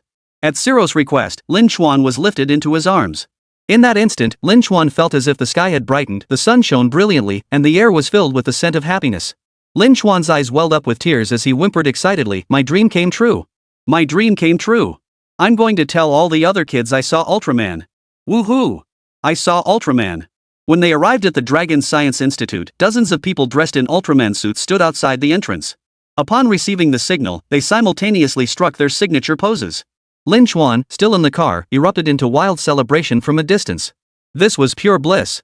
He felt like he might faint from happiness. Surrounded by a group of Ultraman performers, Lin Chuan felt his inner fantasies completely fulfilled. The smile never left his face. He spent the entire day clinging to various Ultraman figures, unable to even bring himself to eat. When Luan Xinghe received the news, his vision went black. Wait, did someone actually kidnap our space agency's kid for an entire day? Luan Xinghe roared, you shameless bastards at the Dragon Academy. Give Lin Chuan back to us immediately. He ordered the driver to head straight to the Long Academy, his phone frantically dialing director Zhou Jing. When he realized the call was being deliberately ignored, he was so furious he laughed bitterly. Fine. So you've got the guts to steal a kid, but not the guts to answer your phone, huh? That night, while Lin Chuan slept soundly, a fierce argument erupted outside. High-ranking officials from both the Dragon Academy and the Space Agency gathered in a scene that was nothing short of chaotic, with both diplomatic and forceful tactics deployed. Luan Xing has shed his usual mild demeanor, flipping Zhang Yuan and the others the middle finger. Scoundrels! Absolute scoundrels! Using Ultraman to lure children. Zhang Yuan covered his ears. What? We're good to kids? Old Luan, you've got good eyes. Luan Xinghe delivered a devastating kick, sending Zhang Yuan sliding backward. He rose with leisurely grace, brushing his clothes. Ah, no need to get angry. Lin Chuan is family, he belongs here, doesn't he? Just as Luan Xinghe was about to retort, who said they're our own kids, he spotted Xinfei Group's people arriving. The leader, Zhang Jianxiu, wore a fake smile. Since they're all our own children, it should be fine for Lin Chuan to stay at our group for a while, right? The Conglong fighter jet has just been launched flawlessly. We're now planning to research and upgrade the second generation. Let's see if there are any new additions. May we take Lin Chuan with us? Luan Xinghe and Zhang Yuan immediately united in opposition. Bull. Not a chance. Exchanging a glance, they declared in unison, Lin Chuan belongs with us. The Aerospace Bureau Lunka Academy. The Aerospace Administration, Shenyang Aircraft Corporation, and the Longji Academy are distinct departments under different leadership. While they occasionally collaborate on projects, each has its own backlog of initiatives to manage. Old projects proved stubbornly difficult to crack, while new ones lacked direction. No wonder they were scrambling to recruit Lin Chuan. Grandpa, what are you arguing about? Lin Chuan rubbed his eyes as he emerged, seeing the group arguing and wondering what had happened. Luan Xinghe moved fastest, reaching Lin Chuan's side. Little Lin Chuan, why didn't you tell Grandpa Luan you were coming? Both Grandpa Yan and I were worried sick about you. Lin Chuan remembered he'd forgotten to tell them and felt a pang of guilt. Xiao Chuan wanted to see our Ultraman, so we brought him over. We forgot to notify you. Our apologies. It's not his fault, explained academician Zhang Yuan. Luan Xinghe shot back sarcastically, I hope you genuinely forgot, not that you did it on purpose. Old Zhang, how is this any different from kidnapping a child? Zhang Jianxiu interjected, trying to stir up trouble and reap the benefits. The three parties instantly erupted into another argument. Lin Chuan finally understood they all wanted him to help with their research. He blinked. You could have just told me what you don't understand. Ask me, and I'll answer. Teachers say you should never be ashamed to ask questions when you don't understand something. You should follow that advice too. Luan Xing has stopped arguing and asked directly, we've already taken apart and studied the weapon you gave us. What we don't understand is how it achieves intelligent targeting. After studying it, they found it was just as baffling as before. They couldn't make heads or tails of it. Test results matched Lin Chuan's claims. Once successfully programmed, it intelligently targeted enemies with 100% accuracy, never missing. How was this achieved? Lin Chuan pondered deeply. It's simple, really. Just like when you throw a stone, it lands on the ground. Once you input a photo, the bullet will automatically track the person in the image. So all we need to do is perfect the smart bullets. Then he looked up and challenged, is that so hard? Chapter 31, I just want to chill. After Lin Chuan finished speaking, he suddenly realized the intelligent weapon provided by the system was far too advanced. The nation's current intelligent technology simply couldn't match it. They'd have to advance AI technology first before they could create an auto-aiming pistol. Hearing this, Luan Xinghe felt a surge of excitement. Xiao Chuan, if you can build this, does that mean you understand how to develop AI? The nation placed immense importance on intelligence, vigorously advancing AI and drone development to conquer intelligent technology for future battlefield applications. Drone swarms had already demonstrated their effectiveness, but further advancement remained elusive. If Lin Chuan could lead them forward. Lin Chuan frowned in frustration. Grandpa Luan, I'm still just a kid. I need to eat, drink, sleep, and play. I probably don't have that much time to study AI. Lin Chuan lowered his head guiltily. Sorry, I can't discuss this yet. In truth, when he purchased the smart targeting pistol, the system had automatically extracted the blueprints for him. He could pull up the blueprints anytime, but not now. Cracking the smart system wasn't a system task, and it wouldn't bring any benefits. Might as well just relax. After coming to this realization, Lin Chuan made an excuse about being hungry and headed to the cafeteria for a meal. He was just a kid, no need to fret over national affairs. That was for grown-ups to handle. Besides, the Dragon Nation couldn't keep relying on him for blueprints forever. What if they stopped researching on their own? A solid foundation was what mattered most. Luan Xinghe felt a twinge of disappointment, yet he understood that Rome wasn't built in a day. Lin Chuan's emergence had propelled Longwa's technology to unprecedented heights, even achieving controlled nuclear fusion. What more could they possibly demand? He agreed to let Lin Chuan spend some time at the Dragon Academy of Sciences, but he would have to return in a few days. They had pushed Lin Chuan too hard before, leaving the boy no time to go home. Now that the pressure had eased, they could arrange a meeting. While Wan Xinghe personally handled the arrangements, representatives from Xinfei Group visited the Dragon Academy repeatedly, each time bringing large quantities of toys. These captivated Lin Xuan, who couldn't tear his eyes away, wishing he could play day and night. Zhang Jianqiu made a promise. Little Lin Xuan, if you'll just put your name on our group and occasionally drop by to offer some guidance, I'll buy you a toy company. Whatever toy company you want, I'll buy it for you. Even if you ask me to start a toy company from scratch, no problem. An 8-year-old boy was at the age where he ran around everywhere with his Ultraman toy. As long as adults could present something he found interesting, luring him in was no trouble at all. Lin Xuan had only heard that companies and factories were similar, but companies seemed a bit more sophisticated. My dad's a manager at a factory. I go there to play all the time. There are lots of weird machines, it's so much fun. So is the toy company you want to buy like that kind of factory? Can you give the company to my dad? Lin Xuan innocently asked, then started talking about his father. My dad's really poor. His boss always delays paying wages, which makes my parents fight. Dad says it's because there aren't any orders. I don't really understand, but I want to help my dad. The devoted son Lin Xuan stepped up. Zhang Jianqiu gave his full assurance, promising to support Lin Xuan's father. Only then did Lin Xuan agree to take a nominal position at Xinfei Group. It was merely a nominal position, yet it came with an annual salary of 300,000 yuan, a position many would kill for. Lin Xuan couldn't care less, though. All he wanted to do was play. Soon, Zhang Jianqiu contacted a toy company and bought the entire stock on the spot.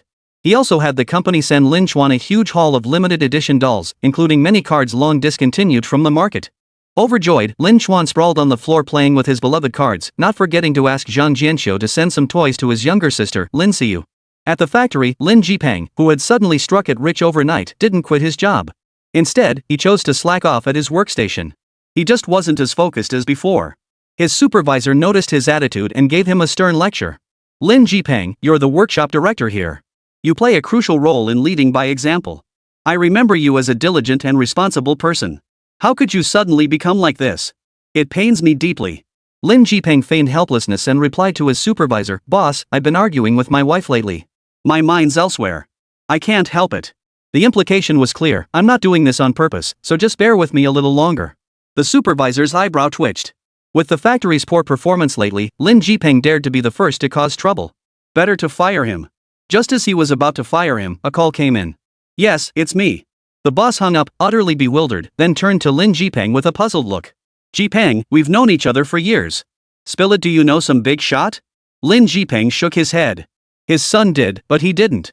The boss patted him on the shoulder. A few companies just approached me about partnerships. They specifically requested you to sign the contracts, otherwise, they won't sign the deals. No wonder you dared to slack off. Looks like you've been finding other ways to benefit the company. Here's the deal, I'm promoting you to deputy factory manager. Do a good job, okay? Lin Jipeng was stunned. He'd only intended to slack off, yet in the time it took for one phone call, he'd been promoted. He had money now. He didn't want to work anymore. A few days later, when Lin Jipeng saw the familiar handover person, it suddenly clicked. It seemed his son had pulled some strings, finally stepping up to help his old man. For the next fortnight, Lin Xuan reveled in endless fun. After exhausting every toy and video game, he turned his attention to research. After the lunar probe research succeeded, the overall technology was highly mature. The government was fully capable of independently creating one that could fly into space. The second lunar probe was built and launched to explore and collect samples from a more distant region of the moon. They also adopted Lin Xuan's earlier suggestion to retrieve the replaced materials. Days before the launch announcement, the space agency brought Lin Xuan back to personally inspect the newly built lunar probe.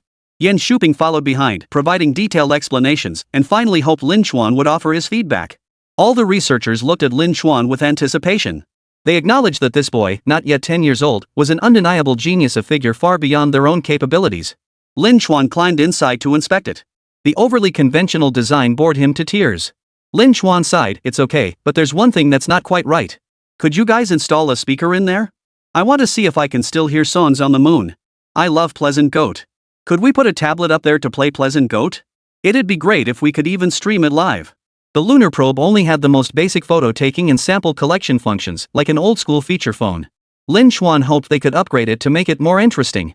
His suggestions were immediately shot down by Yan Shuping. Launching a rocket was a critical mission, not a game. They were still busy analyzing lunar soil samples, there was no time for listening to music. Chapter 32, Lin Xuan gets sanctioned. The lunar probe launch was critical. Higher-ups were selecting the launch window, and before the official launch, it had to undergo layer upon layer of inspections and verifications, all to avoid the embarrassment of a failed launch. Finally, on launch day, the lunar probe was sent to the far side of the moon. The moment it touched down, a beautiful children's song began to play. A tiny sea, slowly walking over. Inside the launch control room, everyone froze in shock. Yan Shuping's stern gaze swept over each person. He was determined to find out who had failed to silence their phone during this critical and solemn occasion, and he would deal with them severely. Seconds later, a male lab technician raised his hand quietly. Director Yan, I can't shake the feeling that the sound didn't originate from our end. He pointed at the large screen displaying the newly landed lunar probe. It sounds like the lunar lander is playing music, and it started precisely at the moment of touchdown. Should we verify this? In the crowd, Lin Chuan silently slipped backward, covering his mouth to stifle a giggle as he scurried away. Yep, he was the one who did it. During the final inspection, he had deliberately placed a player in a hidden compartment inside. After his modifications, the lunar lander and the audio playback button were now linked. On the screen, the lander took a few steps before abruptly switching to a song. The explosive, childish music made everyone's vision go dark. Soon, everyone realized the rover's movements could switch songs, and after over an hour, not a single track repeated. Since it was a nationwide live broadcast, some countries were also relaying the feed. The sudden appearance of singing in the live stream left everyone bewildered, assuming it was a technical glitch. Luan Xinghe personally stepped forward, smiling as he explained this was the space agency's new approach to innovation. Since ancient times, the people of Dragon Nation have cherished their own unique romanticism and sentiment. For instance, as soon as we began exploring the moon, we wondered if we could cultivate crops there. This time, we're innovating by attempting to play music on the moon to test whether sound transmission is possible and to evaluate our equipment. The results are clearly excellent. The sons of Dragon Nation have landed on the moon. We hope to conduct more explorations of the moon in the future. After delivering the ceremonial remarks, Luan Xinghe, Yan Shuping, and their entourage marched straight to Lin Chuan's quarters. He had long since slipped into bed, fast asleep with a mischievous grin still plastered across his face. The next day, Lin Chuan was caught red-handed again. Yan Shuping interrogated him with a forced smile. Lin Chuan, you're getting bolder by the day. Installing speakers without authorization? If the launch had failed, it would have been an embarrassment for the entire Dragon Nation. And you're just grinning away. Do you even know what you did wrong? Armed with the life experience of bravely admitting mistakes yet never truly repenting, Lin Chuan immediately claimed it was his fault, only to turn around and start complaining. Grandpa Yan, it's clearly my creation. I should be able to modify it however I want, right? I just forgot to tell you it wasn't intentional. Besides, I know this lunar probe inside out. I'm 100% certain it'll succeed. Can you guarantee 100% success just by not adding speakers? He'd run system checks. The Lin Chuan 1 lunar probe developed by the space agency was solid, meeting all launch criteria. Which is why he'd acted so recklessly. Such a massive lunar probe failing to launch just because someone added an extra speaker? That's utterly ridiculous. Seeing he hadn't grasped the error, Yan Shuping immediately notified Lin Jipeng and his wife, explaining the situation over the phone. The Lin couple realized the wildly circulating online video wasn't fake. It showed their son's unauthorized modifications to the lunar probe. An hour later, a special vehicle pulled up outside the space agency building. Sun Xiaomei, wielding a feather duster, stormed inside with fierce determination. Spotting Yan Shuping, she immediately demanded, "Sir, tell me where my son is. I'm going to beat him senseless. That brat. He comes to the space agency and doesn't study properly, yet he goes and pulls stunts like this. Just you wait, I'll teach him a lesson he won't forget." Lin Jipeng wasn't about to be outdone. Clutching his treasured oversized slipper, he strode into the building and swiftly located Lin Chuan's room. When the couple saw the bed covered in comic books and a gaming console, their blood pressure shot up instantly. "You little brat, you dare play video games? Not going to school is one thing, but holding up at home playing games every day? Just you wait and see what I'll do to you. You run? You run what? Stand still if you've got the guts." The couple worked in perfect sync, pinning Lin Chuan against the wall. If someone hadn't intervened, those slippers would have landed squarely on his body. Sun Xiaomei's roar filled the room like a lioness's howl, while Yan Shuping stood outside the door, his gaze distant and utterly calm. When dealing with kids, you have to use kid tactics. Can't beat them? Call the parents. Half an hour later, Lin Chuan emerged with his head bowed, apologizing, while Sun Xiaomei followed behind him, brandishing a stick. "I'm sorry, Grandpa Yan, Grandpa Luan, and all the other researchers. I shouldn't have been so stubborn." Lin Chuan's eyes were teary, clearly having been thoroughly disciplined. "Actually, there's something else I haven't told you. I secretly carved some words into Lin Chuan number 1, and it seems none of you noticed." Yan Shuping, who had been feeling relieved, widened his eyes. "You carved words on it?" They had originally planned to engrave the serial number on the lunar probe as proof, but they couldn't even scratch the surface. It was made of rare materials, so they had to abandon the idea. Now Lin Chuan claimed he'd carved something? Lin Chuan nodded in shame. "That's right. I carved Lin Chuan was here on it. You can switch perspectives to see the inscription." Yan Shuping. While Lin Chuan faced parental discipline, NASA was questioning reality itself. They suspected they might have photographed a fake lunar probe.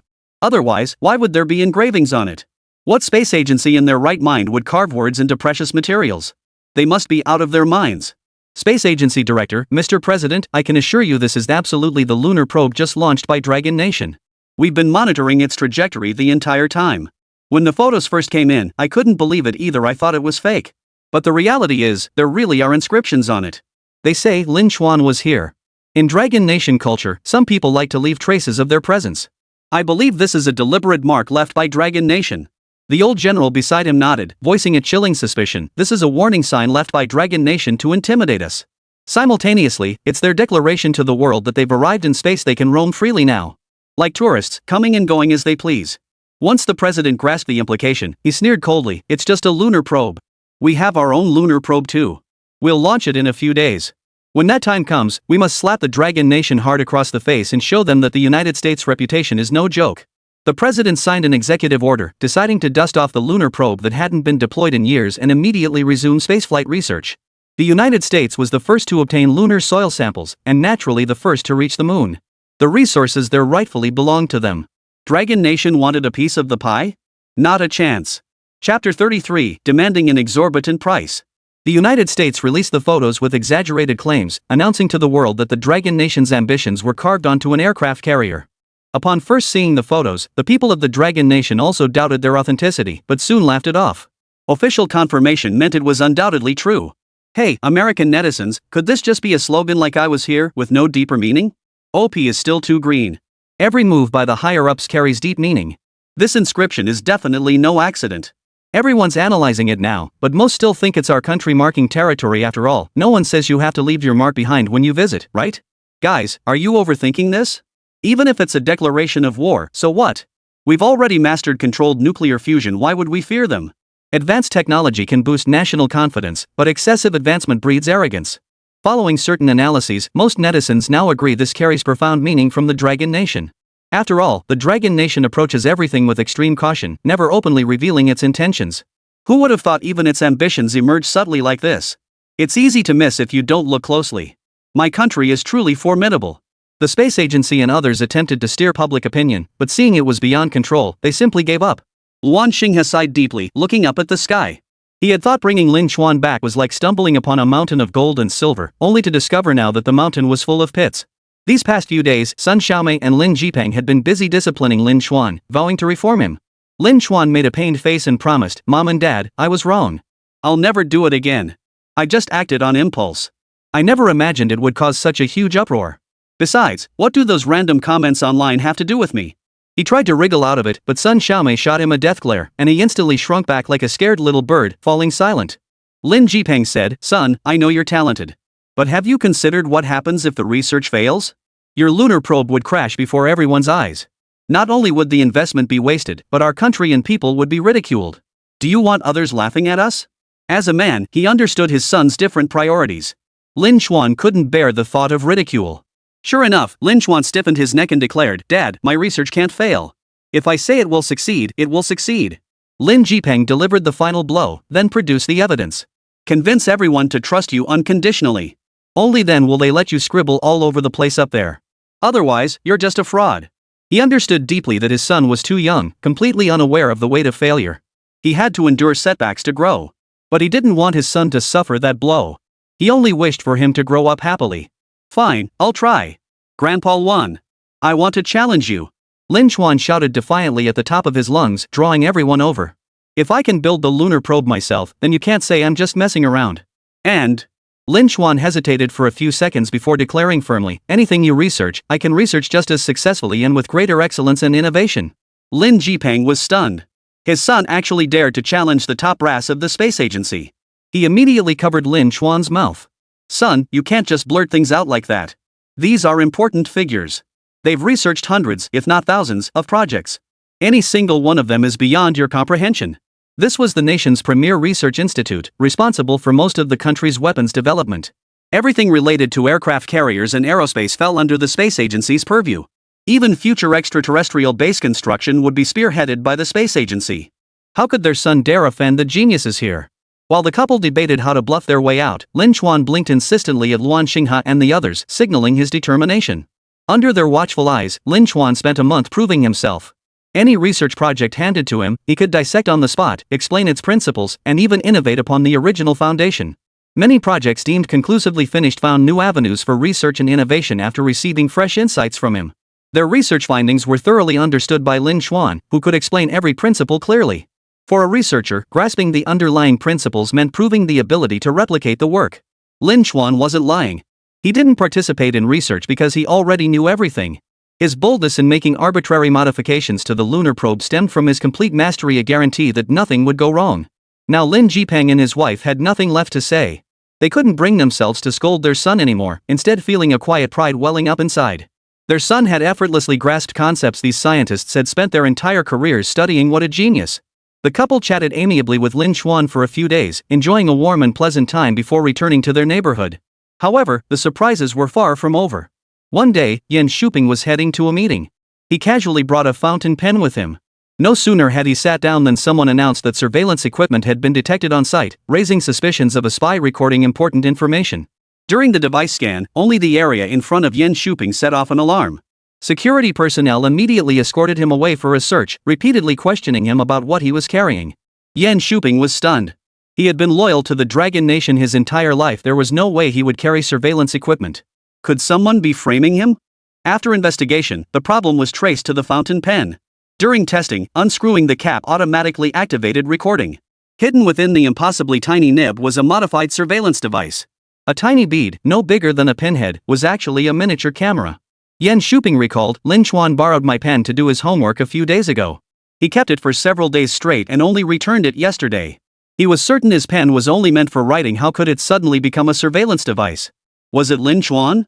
When confronted, Lin Chuan admitted without hesitation, I got bored after finishing my homework, so I took your pen apart.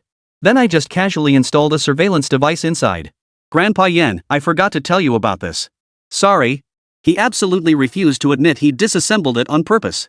Yan Shuping, you can make miniature surveillance devices? How many of these miniature surveillance devices like the one in my hand can you produce? Yan Shuping made an outrageous demand, 50,000 each. Whatever quantity you can produce, I'll sell that much. These pinhead-sized microcameras, if improved to evade detection, could enable China to install miniature surveillance devices worldwide. Even the White House in the United States would have to install a few. Lin Chuan said, I can sell it to you, but I'll only teach you once in person. For the rest, I'll just explain the principles. Is that acceptable? Chapter 34, I'm an upright citizen, sir. While Lin Chuan demonstrated the microdot camera production process, higher authorities received intelligence. A camera had been discovered in a conference room slated for an upcoming meeting. The news instantly caused a stir. A micro camera found in a national-level conference room? We must investigate thoroughly. No suspicious individuals can be overlooked. This is a critical moment. Every leader must undergo strict scrutiny and thorough vetting. Every attendee was taken aside for thorough, layered searches. Given the gravity of the situation, most remained silent, afraid to voice opinions. After all, foreign spies were everywhere, and no one could guarantee those around them weren't agents.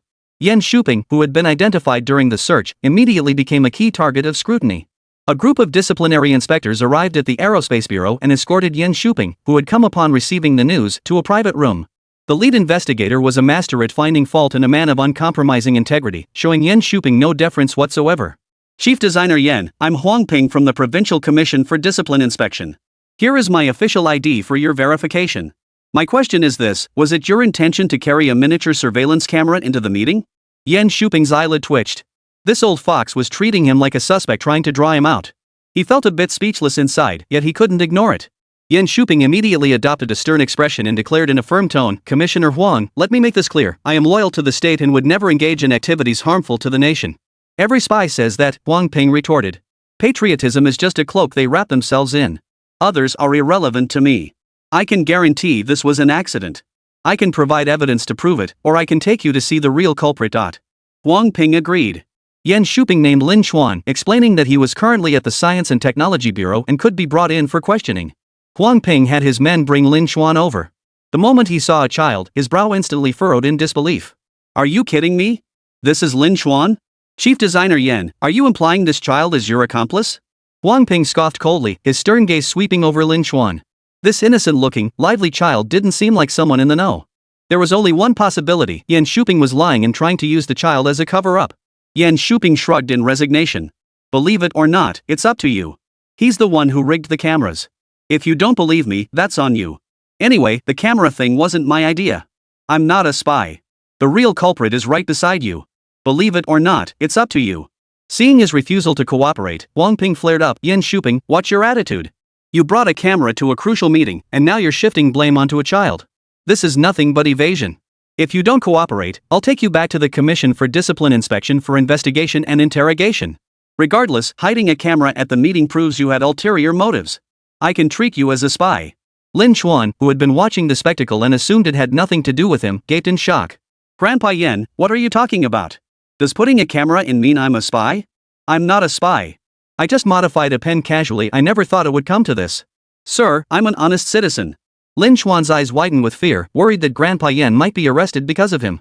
Huang Ping frowned and ordered someone to escort him out. Kid, this isn't your business. Mind your own affairs. His gaze was piercing, sharp as a hawk's, instilling an inexplicable fear in others. I don't believe a kid like you could invent anything. Unless you're a genius, you're just a scapegoat someone deliberately pushed forward. Lin Chuan grew desperate. So many people called him a genius, why wouldn't this guy believe it? Determined to prove his worth, Lin Chuan erupted in a childish roar. Damn old man, don't you dare look down on me. I designed the first lunar probe. Who are you to say I can't do it? Wang Ping sneered sarcastically. Well then, I could just as easily claim I designed the Dragon fighter jet. Blowing smoke isn't illegal, how do you prove me wrong? He was too busy investigating various personnel to know anything about the lunar probe. After years of fieldwork, he remained unaware of Lin Chuan's emergence within the organization, naturally assuming the kid was just bragging. He had no time to waste on children and ordered his men to throw Lin Chuan out immediately. Lin Chuan, clutching the doorknob desperately, snapped, You old fool, what's wrong with you? I told you I designed the Lin Chuan one. Go ask around if you don't believe me. I even signed a confidentiality agreement. Unfortunately, Huang Ping wasn't interested in his claims and didn't believe a word. He promptly kicked Lin Chuan out, took Yan Shuping back to the Commission for Discipline Inspection, and wrote up a full report on the entire incident. The leader who saw the report. The flood had washed away the Dragon King's temple. The leader urgently called, Huang Ping. You've arrested the wrong person. Lin Chuan is the one who researched the camera. Huang Ping frowned, finding it hard to believe a child could develop surveillance cameras. When he was 8, he'd driven his mother so mad she chased him down the street. How could anyone research high-tech at that age? Huang Ping retorted, Director Ma, have you been bribed too? Report to the Commission for Discipline Inspection immediately, or I'll request an investigation into you.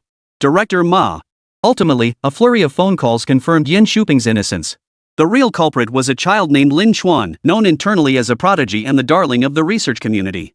A talent who, at the tender age of 8, could develop a lunar probe. Huang Ping couldn't believe it and decided to meet Lin Chuan in person. At that moment, Lin Chuan, who'd been fuming all day, was causing a scene at the space agency, arguing relentlessly. How dare you say I didn't make that camera? This is outrageous. My own creation is being stolen. You're nothing but thieves. Ever since joining the space agency, he'd been treated like royalty wherever he went. Only his parents dared speak a word against him. No one else would dare utter a single criticism. But today, someone had called him a cocky little punk. It had completely blown his fuse. The lunar probe is what I've been researching. You old geezer, I'll hang you on the moon. I don't care. You're all picking on me. What's with this confidentiality agreement? It's just keeping me from getting famous and letting outsiders steal my credit. Lin Chuan threw himself on the floor, rolling around and dragging the cleaning lady along as he rolled down the hallway, forcing her to rush ahead, mopping the floor. Luan Xinghe, who'd just learned the truth, was at his wit's end.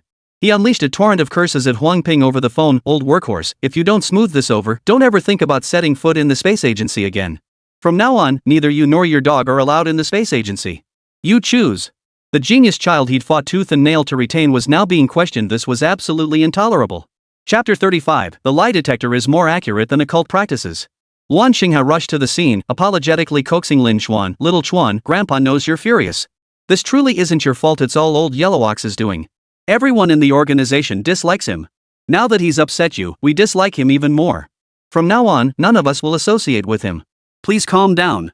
While soothing Lin Chuan, he had people bring over various toys and game consoles, then sent his assistant to rush out and buy all sorts of delicious treats. Lin Chuan reluctantly accepted the ice cream Suli handed him and climbed to his feet. But I can't play with him. He's so annoying. He actually claimed the Dragon fighter was his research. And he told me to go chill somewhere else. The Aerospace Bureau staff were equally furious, strongly suspecting that Huang Ping hadn't gone to investigate corrupt officials but had ended up in jail instead. How else could he be so clueless about such a major incident and have managed to offend Lin Chuan?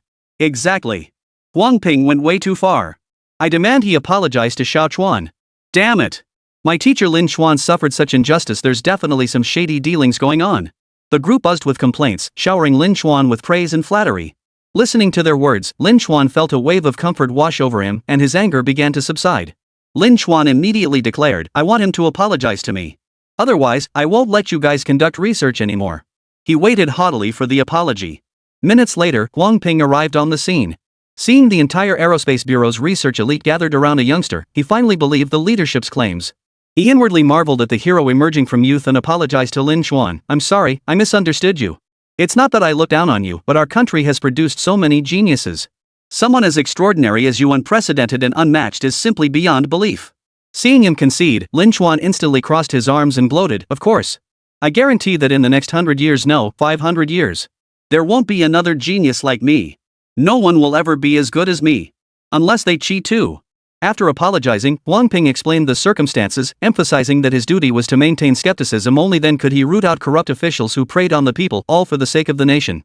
The mention of corrupt officials instantly captured Lin Chuan's attention. You catch corrupt officials? Can you even catch the ones who are really good at disguising themselves? Huang Ping briefly recounted a few examples. Lin Chuan's heart surged with excitement. This old man was actually a judge. How incredible. No wonder people find it hard to believe it's because he's such a genius. Having completed his self-reflection, Lin Chuan no longer felt angry. After listening curiously to the disciplinary commission's case investigation for a while, he deliberately put on airs and pouted. Even though you're amazing and deserve credit, you slandered me. Buy me 100 ice creams and repeat that all those achievements were mine, and I'll forgive you. He just couldn't stay mad at such a good-hearted person. And so, the farce concluded. Bored out of his mind, Lin Chuan spent his days pestering Huang Ping to recount sensational criminal cases. The thrills rivaled binge-watching dramas, leaving the young boy trembling with excitement. The sole victim, Yan Shuping, was speechless but resigned to it. Fast forward a month. Huang Ping had to travel out of town for a case. Lin Chuan was reluctant to part ways, lamenting that he wouldn't get to hear any more stories about punishing corrupt officials. What a pity. Before departure, he presented Huang Ping with a lie detector he'd devised. Grandpa Huang, this is a lie detector. It works really well. Just bring it to someone and ask if they're a good person or a corrupt official, you'll get the answer right away. Huang Ping was curious, does it really work? He trusted Lin Chuan's genius, but the nation's lie detector technology was still immature. Success depended solely on controlling heart rate. Lin Chuan nodded emphatically, boasting with unbridled confidence, absolutely effective. It can tell if anyone is lying. This is cutting-edge tech, you know. Coincidentally, Huang Ping had a suspect he needed to apprehend. Multiple reports had been filed and investigations had uncovered suspicious circumstances, yet despite mounting doubts, there was no concrete evidence. Lin Chuan urged him to come along for the show and a demonstration of the device's capabilities. Discipline Inspection Commission. Director Ma's face darkened like a sooty pot bottom as he glared at Huang Ping. He never imagined that as the bureau chief, he'd nearly been counter-investigated by his own subordinate. Spotting Lin Chuan beside Huang Ping, he snorted coldly, ignored him, and turned to leave. Before departing, he shot a sarcastic remark, Old Huang, you're quite the character, even Xiao Chuan's siding with you now. Huang Ping shook his head helplessly. What could he do? He was just too upright. Soon, the lie detector was deployed on a high-ranking official. Did you take bribes? Lin Chuan asked in his childish voice. No, the man replied dismissively, looking at Lin Chuan. Lin Chuan glanced at the results. You're lying. You took bribes. Where's the proof? Lin Chuan pointed at the lie detector. This is the evidence. Try it if you don't believe me. How much money did you take? Is the money hidden in your house? Do you have accomplices? A series of questions were posed. The polygraph's readings varied, but all indicated the subject was lying. Huang Ping observed for a moment before deciding to take matters into his own hands. Drawing on his familiarity with the files, he quickly pinpointed a location. On March 28, did you receive money from Zhang Shijing in that private room? You bought the property at a low price, but someone deliberately sold it to you at cost to get you to do them a favor, right? Did you cause your partner's death? A barrage of pointed questions followed questions backed by evidence they couldn't directly verify. With the polygraph confirming their suspicions, Huang Ping immediately dispatched a team to the villa to search for money and incriminating evidence. Ultimately, they found what they were looking for in an old house. This individual wasn't just implicated in embezzlement but also murder and deliberate obstruction of justice. After eliminating other possibilities, the polygraph test successfully yielded all the evidence they needed. Huang Ping was overjoyed, immediately contacting a police friend to have the device brought to the station for use. But before long, his friend returned, brimming with excitement. "Old Huang, where did you get that lie detector? Can you get me another 100 units? I'm equipping every precinct and substation in my jurisdiction with these things, they're incredibly useful." His friend gushed, "Ever since we got the lie detector, I even know what color underwear my colleagues wear every day. Just use the process of elimination, and you get results. It's incredibly effective. Especially when used on prisoners, it's incredibly effective." The suspect denies killing someone? Lie detector test. Thief claims he didn't steal the e-bike? Lie detector test. Everything can be lie detected, it's more reliable than mysticism. Their bureau treats the lie detector like a sacred treasure. Every morning, investigators and interrogators gather to burn incense and kata to it. "Great lie detector deity, we pray you bless us to catch 100 criminals today." Chapter 36, You Stole a Dog? I'm innocent. Huang Ping truthfully revealed the facts. His well-traveled friend didn't suspect a thing and immediately brought the bureau personnel to the aerospace agency. After identifying themselves, they eagerly came to visit Lin Chuan. The police chief grinned like a sycophant. "You must be young Lin Chuan. You're so handsome. So good looking at such a young age. Just imagine how incredible you'll be when you grow up." "Young Lin Chuan, Uncle has a question for you. Would you like to come play at our police station? We have lots of criminals there. We can play cops and robbers with you." "Suli, what happened to impartiality and not making jokes about the law? Is this how they feed the dogs?" Lin Chuan looked up curiously, studying the police uniform on the man. "Can you give me a uniform too?" he asked. "I want a specific style, preferably one of a kind." The police chief immediately replied, "No problem. You can have any uniform you want. Come with us to take a look." A convoy of cars carried Lin Chuan back to headquarters. As soon as they stepped out, a large crowd was lined up outside the police station to welcome him. "Welcome to our police station, young Lin Chuan. Little Lin Chuan, we hope you have a great time." The crowd knew only that the lie detector cherished by the department had been developed by Lin Chuan, nothing else. Upon arrival, Lin Chuan saw many police officers, including some in white uniforms. The leader was very kind to him, telling Lin Chuan he could ask for help with anything. Lin Chuan spent the entire day exploring the police station, observing officers solve cases up close. He was amazed to see how skilled they were. They could catch criminals without even needing the lie detector. That was seriously impressive. He was determined to develop something better that would make police officers' investigations easier and safer. That evening, an elderly man brought a young man to the police station, accusing him of stealing his dog and attempting to poison it. "Officer, I swear I'm telling the truth. I'd noticed him days ago, always loitering near my house. Several times I saw him feeding my dog. This morning, my dog vanished suddenly. I frantically searched everywhere." The old man continued vividly, "I searched everywhere but couldn't find it. Then it hit me, someone I knew must have taken it. I tracked down where he lived and found my dog right there in his house." The old man stroked his plump dog with heartache. "Stealing the dog would have been one thing as long as it was safe and returned. I wouldn't have called the police. But I discovered he poisoned my dog. Ernia was so happy to see me, she jumped right up to greet me. I was just about to take her home when suddenly she started foaming at the mouth. Then she collapsed unconscious, and she still hasn't woken up." The young man protested, "I don't know what happened. I swear I didn't poison her." The young man was on the verge of tears. "I love this dog so much. I haven't even had time to cherish it. How could I possibly poison it?" The old man pointed at the fat dog he'd painstakingly dragged over in a taxi. "My dog passed out after just a short time at your place. How can you say you're not involved?" The two men began arguing. The police couldn't make a direct judgment either, so they had the dog taken to the hospital for examination to see if there were any toxic substances present. Lin Chuan crouched nearby, stroking the dog's thick layer of fat. A suspicion formed in his mind. "Big brother, did this dog eat a lot at your place? Could it have passed out from overeating?" The young man froze. "I guess so. I saw it eating non-stop." Lin Chuan suddenly understood. He had them bring a lie detector, sat down on a stool like a little adult, and had the others stand by. The police officers, sensing his intent to solve the case, gathered nearby to watch the spectacle unfold. The matter wasn't exactly major, but it wasn't minor either. If it turned out to be a poisoning case, it would require a formal investigation. Lin Chuan cleared his throat deliberately. "Suspect Shaoli, are you absolutely certain you didn't poison the dog?" Shaoli shook his head, insisting he couldn't have poisoned the dog. "Then did this dog eat a lot of dog food at your place, and did you feed it anything else?" Shaoli nodded. "Grandpa, are you sure you're not framing someone?" The old man shook his head. After ruling out various possibilities, Lin Chuan prompted Shaoli to voice a theory that seemed plausible to him. Shaoli agreed and repeated it. "I think the dog might have eaten too much and passed out. Otherwise, there's no reason for it. The dog had no underlying health issues. Besides this possibility, I can't think of any other explanation." The lie detector showed truth. The police were stunned. Is that even possible? The old man angrily insisted his dog couldn't possibly have been starving. Besides, the dog always ate at home before going out to play. There was no way it would have scavenged food from someone else's house. But the truth soon proved him wrong. Surveillance footage along the route showed the dog wandering on its own when it happened upon Shaoli, who kindly opened the door to let it in. Only then did Shaoli remember he had surveillance footage at home. He pulled out his phone, accessed the camera feed, and played back the recording. The footage captured the entire incident. The dog entered his home like it owned the place, devoured all the stray dog food, and then, when Shaoli wasn't looking, polished off half a bag of dog food. Thinking the bowl was empty and the dog was starving, Lee gave it the leftover roast chicken he hadn't finished, which the dog devoured. After spending hours playing with the dog, Shaoli decided to return it. The dog gulped down 2 bowls of water. Just as the old man arrived, the dog collapsed with a thud, foaming at the mouth. The pet hospital results came back. The dog had drunk water mixed with dish soap, and the foam it was drooling was actually soap suds. The main cause of its collapse was overeating. Just like how people get sleepy after eating too many carbs and go straight to bed, the dog was so exhausted it fell asleep right there, drooling unconsciously. Lin Chuan laughed heartily. So that's what happened. This dog is hilarious. The technician had uncovered the truth. Shaoli had eaten instant noodles and was about to wash the bowls when Grandpa Lee arrived.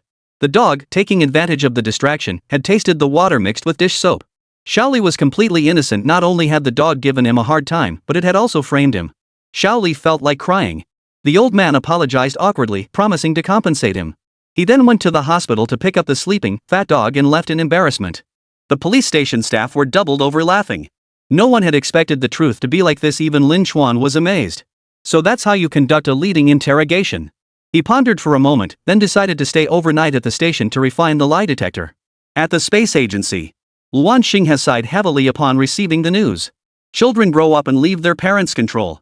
He'd only managed to bring the boy back a year ago, and now he was back at the police station again. He had to keep an eye on those guys in the public security system. What if they used some excuse to take Lin Chuan away? Just as he finished thinking, the phone rang. Yanxi, I hear you've even cracked controlled nuclear fusion. So we'll be borrowing Lin Chuan for a while. That should be fine with you, right? The voice belonged to a high-ranking official in the public security system. Luan Xinghe had to give him face. He tried to resist. Is that really necessary? Resistance is futile. Overruled. Then why even ask me? Chapter 37, It really was my research. The next day, Lin Chuan delivered the lie detector he'd modified overnight to the police station, adding a new electric shock function. The device would automatically deliver an electric shock whenever someone attempted to lie. The officers marveled at his young age and his potential to become a master of lightning. Lie, and you'll get zapped. Across the vast Atlantic, the President of the United States stared silently at the intelligence report in his hands. Is Agent Cart's report accurate? The lunar probe was built by an 8-year-old child? General Madsen, recall Agent Cart. Have him examined for mental stability and investigate whether he has betrayed the United States. This report is too unbelievable. I suspect he wrote it with his feet. You must thoroughly investigate whether Agent Cart has committed treason. The President concluded Agent Cart must be a traitor. How else could he relay such nonsense? General Madsen reviewed the report and slammed it onto the floor. Damn intelligence agency. Is this the quality of information they provide? An 8-year-old researching lunar probes? Dream on. Agent Cart must have betrayed us. I'm recalling him for punishment. Meanwhile, in a city within the Dragon Nation, police officers were having a field day with Lin Chuan. With the lie detector, their case-solving rate skyrocketed, leaving only trivial cases behind. Lin Chuan slipped into his own little uniform and began playing at being a police officer. Soon, a foreigner arrived. The blonde-haired, blue-eyed foreigner approached them with a worried look, reporting that his electric scooter had been stolen. As an international friend, he was deeply disappointed and hoped the Dragon Country police could help recover it. The officers sprang into action, reviewing surveillance footage and conducting door-to-door inquiries. Carl seized the opportunity to approach the person he'd been longing to see. Officer, are you a police officer too? Lin Chuan stood tall and proudly declared, That's right, I'm a little cop. Sir, if there's anything else you need, feel free to tell me. Lin Chuan felt incredibly excited inside, nearly jumping 3 feet high. He could be a cop too. He'd definitely brag about this when he got back. Officer, I've heard your Dragon Country has many young prodigies, but I don't think that's true. In fact, our beautiful country has plenty of talented people. Our General Madsen went to war in his teens and became a captain by age 22, with numerous military honors. In science and medicine, we've produced countless brilliant figures who laid the foundations for their fields. Carl deliberately added, our beautiful country rose to global leadership in just a few centuries. Your Dragon Country, despite thousands of years, hasn't exactly made any significant contributions, has it? Lin Chuan paused, disbelief flashing in his eyes. This guy thinks I'm a little cutie. No, how could anyone dare provoke a child? Lin Chuan felt a bit downcast. What you said is all correct. You're not wrong. But I don't want to answer you. As a rookie cop, Lin Chuan didn't plan to berate the person who'd sought his help. Seeing this, Carl played his trump card. Your country's lunar probe was actually purchased secretly from the Bear Nation, right? Even your newly unveiled Dragon fighter jet is suspected of copying one of their designs. This scandal has spread internationally. It's an embarrassment for your country. He was fabricating an entirely false accusation. His goal was to provoke Lin Chuan. Carl believed that after eliminating all possibilities, the most improbable option was often the truth. Sure enough, Lin Chuan's face flushed crimson, a reaction he hadn't shown moments before. Who plagiarized? I didn't plagiarize. I worked hard to research and create all of this. Even the colors are different. How dare you slander me? He was itching to announce the news immediately, but reluctantly kept quiet due to the confidentiality agreement. Lin Chuan snorted. In any case, both the lunar probe and the dragon fighter are China's own creations, not gifts from abroad. You people with different colors, stop spreading rumors, or you'll be in trouble. Carl retorted, so what if you have a lunar probe? You still can't hold a candle to the United States. Lin Chuan rolled his eyes. Oh yeah? Well, your pretty country is destined to be the underdog. Just wait and see. Damn foreigners. Lin Chuan resolved to hand over the new technology immediately, preferably something that could annihilate the pretty country right now, erasing it from the face of Earth forever. Dragon Nation must be the big brother, not the little brother. We must prove ourselves worthy. Young Lin Chuan felt a duty to arm the Dragon Nation. Ignoring the foreigner, he found a place to sit down and start writing. At present, the Dragon Nation understood less than 1/10,000th of the flying aircraft carrier's technology. Even with blueprints, they grasped none of its underlying principles. Everyone regarded a carrier capable of flying as something straight out of science fiction movies, something nearly impossible to build in reality. That day, the Dragon Academy received a phone call. The voice on the other end was soft and childlike, clearly that of an elementary school student. Hello, this is Lin Chuan. The operator immediately adopted a gentle tone. Young comrade Lin Chuan, why did you call us? Did you encounter any difficulties and need assistance? The operator immediately started recording the call and summoned a supervisor. Higher-ups had explicitly ordered that matters involving Lin Chuan were top priority and could not be delayed. Lin Chuan expressed his distress. I just encountered a foreigner who claimed our Dragon Nation is inferior to theirs. I'm furious. I want to ask, what kind of weapon should Dragon Nation develop to prove them wrong? Lin Chuan fumed over the phone. How dare he look down on us? That's outrageous. The supervisors nearby realized this was significant. Their eyes flashed with excitement. It seemed Lin Chuan intended to develop weapons. Academician Zhang Yuan wrote a line of text without showing any emotion, and the operator read it aloud. The Dragon Nation lacks something as formidable as nuclear weapons. If we could develop it, our nation's standing would rise even higher. Young man, why not come to the Dragon Academy? We'll show you the detailed blueprint. If you can complete the plan, Dragon Nation will dominate the world. Dominate the world. Lin Chuan eagerly agreed. After hanging up, he announced to the police officers that he was leaving. The officers were reluctant to see him go, but they agreed to escort him out that evening. Before his departure, the officers on field duty returned. Shortly after, the chief arrested Carl. Carl, we've investigated. You didn't lose the electric bike, you're the real thief. If you don't believe us, we can run you through a lie detector test. Carl remained calm, assuming it was the same lie detector used back home. As a professional agent, he had undergone specialized training and was absolutely certain he wouldn't be exposed. Inside the interrogation room, the chief suddenly blurted out, "You're a spy sent by a foreign country, right?" Carl smiled and denied it. "No, I'm just an ordinary person." A powerful electric shock surged from his wrists, shooting through his body from crown to soles. Carl froze in shock. This is a lie detector? A lie detector taser? The director pressed on, "Your purpose here is to find information about Lin Chuan and confirm whether it's the lunar probe he researched, correct?" Carl desperately denied it, only to be zapped again. From then on, whenever the director asked about technological espionage, Carl flatly denied everything. The consequence was that the electric shocks made him lose control of his bladder, nearly causing him to collapse to his knees. Who could tell him why the current kept increasing? Chapter 38, Missiles Chasing Men. After this ordeal, Agent Carl was furious. Thinking about his incompetent superiors only deepened his resentment. Since he was going to be electrocuted anyway, he might as well tell the truth. Yes, I targeted Lin Chuan early on through the name of his lunar probe number 1. I discovered the probe was actually developed by a child. I didn't want to believe it at first, but your Dragon Nation's subsequent actions made me suspect something fishy. Agent Carl sneered, "You built a nuclear laboratory at Xiangyang Elementary School. That alone proves Lin Chuan's true identity. What kind of responsible person builds a nuclear lab in an elementary school? Don't they fear an accident could blow up all the students?" Add to that Lin Xuan's parents suddenly coming into a large sum of money, and Dragon Nation bigwigs visiting a small community one after another. It all confirmed my suspicions. Facing the suspicion, the director's expression darkened slightly. Lin Xuan is indeed a genius, but not in the way you imagine. Agent Cart, you've been exposed. The chief ordered the spy detained and reassured Lin Xuan. Don't worry, Lin Xuan. No one believes this guy's nonsense, it's too far-fetched. Even if he sends this back, no one will take him seriously. His claims are so absurd. I suspect he's been drinking counterfeit liquor, otherwise, how could he possibly claim you developed a lunar probe? Word is the United States has issued an arrest warrant for him for betraying the country. Lin Xuan. This is so agonizing. Should he tell him the truth or not? Torn, Lin Xuan returned to the Dragon Academy. The Dragon Science Academy was working full steam ahead on developing a spacefaring aircraft carrier. Such a carrier required immense energy reserves, otherwise, all their efforts would be in vain. Calculations showed they could harness the energy from controlled nuclear fusion as the power source. Lin Xuan's design blueprints proved this point perfectly. With sufficient energy, they could develop the flying aircraft carrier. At the Dragon Science Institute, academician Zhang Yuan received Lin Xuan. Xiao Chuan, the elders have warned you, never reveal your true identity. Those foreigners are utterly ruthless. If you're exposed, they'll kill you or worse, kidnap you overseas. After this warning, he softened his tone. I hear you're having a blast at the police station. How about joining us at the Dragon Academy for some role-playing? What do you say? Lin Xuan bounced up and down excitedly. Yes. No problem. I'll become a genius scientist. He declared earnestly. Grandpa Zhang, I want to develop a self-targeting missile inspired by automatic pistols. We just set a location, input the data, and it'll automatically bomb the target, even chase after it. That'd be so cool. Academician Zhang Yuan stared in disbelief. You mean the missile chases people? That would be a sight to behold. Lin Xuan began fantasizing. To catch the thief, catch the king.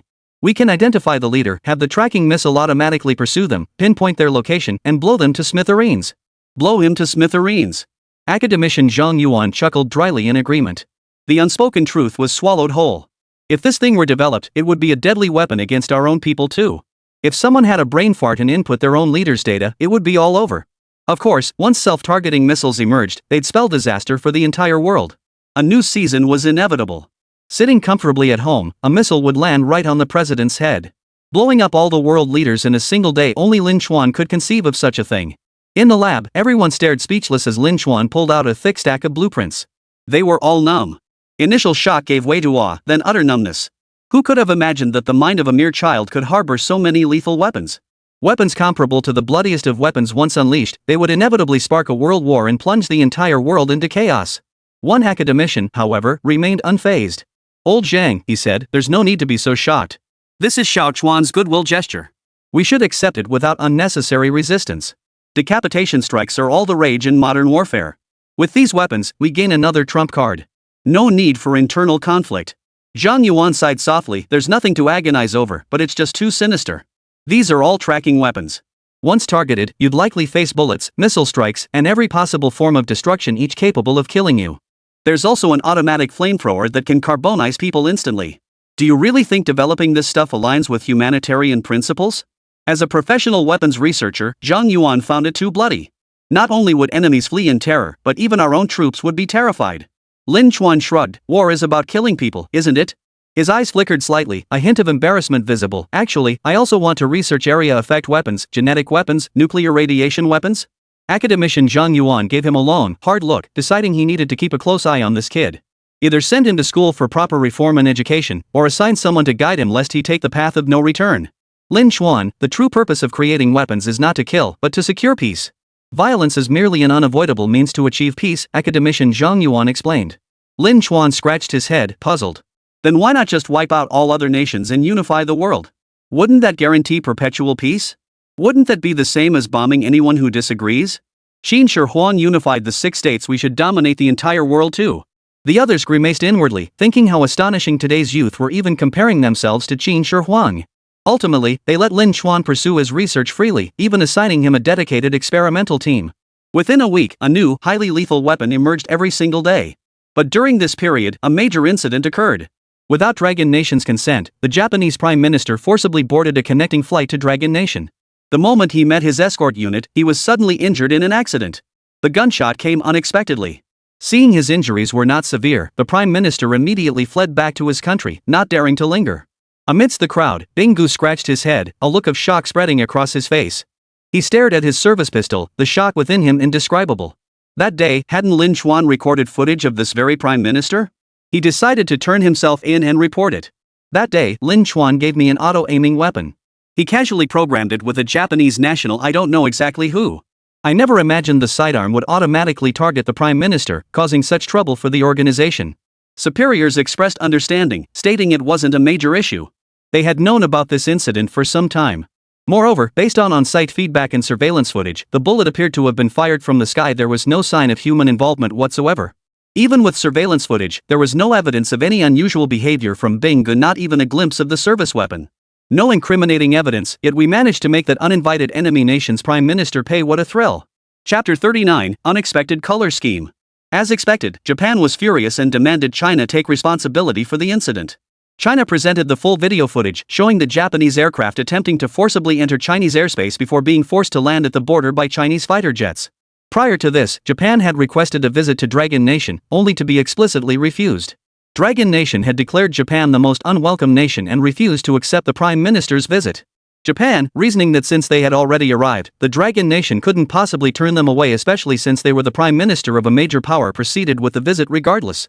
Japan expected China to show some face, and China had indeed planned to station personnel at the border, arrange for a reception, and reluctantly accept the visit, intending to confront Japan later. Unexpectedly, the moment the Prime Minister stepped off the plane, a bullet fell from the sky and struck him directly in the arm. Had it been slightly off target, it would have been fatal. The Dragon Nation, privy to the truth, feigned ignorance and issued an urgent statement claiming the incident occurred at the border crossing, stating they were unaware of the specifics. The Japanese were displeased. Japanese netizens bypassed the Great Firewall to vent their fury. "You're too cunning. How dare you attack our great Prime Minister? His Excellency our Prime Minister is of the purest imperial bloodline. You will pay dearly for harming him.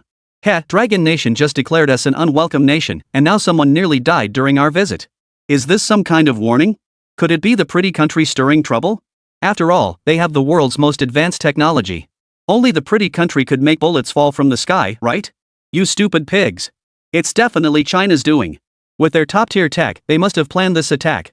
Dragon Nation netizens laughed. They'd seen the live footage too that bizarre technology was unheard of, and the Dragon Nation had never revealed such weapons. How dare foreign countries accuse them? This is slandering innocent citizens. Netizens from both sides hurled insults at each other. Dragon Nation netizens were furious too, cursing Japan viciously. "You Japanese bastards. When you screw up, you claim our Dragon Nation's tech is advanced. But when comparing weapons, you call Dragon Nation trash? Are your brains fighting each other? You try to frame Longwo while openly and covertly claiming its development is inadequate? Did your brain get eaten by a dog?" Netizens raged, completely oblivious to the fact that the Dragon Nation government remained utterly silent, as if they hadn't noticed the entire argument. Internal personnel, however, knew the truth. Almost everyone from top to bottom was aware of a new weapon, a mass-producible, auto-aiming firearm suitable for large-scale military deployment.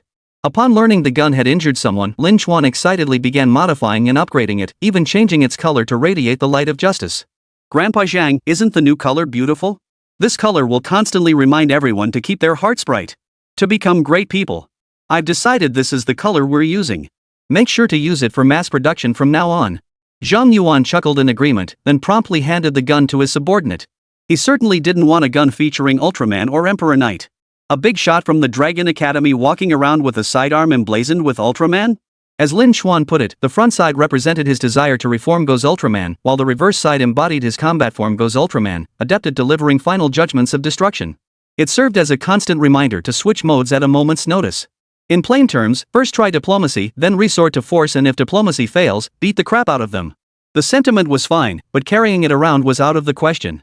How could a grown man walk around with Ultraman on his person? After changing his skin, Lin Chuan gained fresh inspiration. He decided to give Lunar Probe number 1 a new skin too. A month later, another visitor arrived in Dragon Country, this time an international trading magnate who frequently procured supplies there.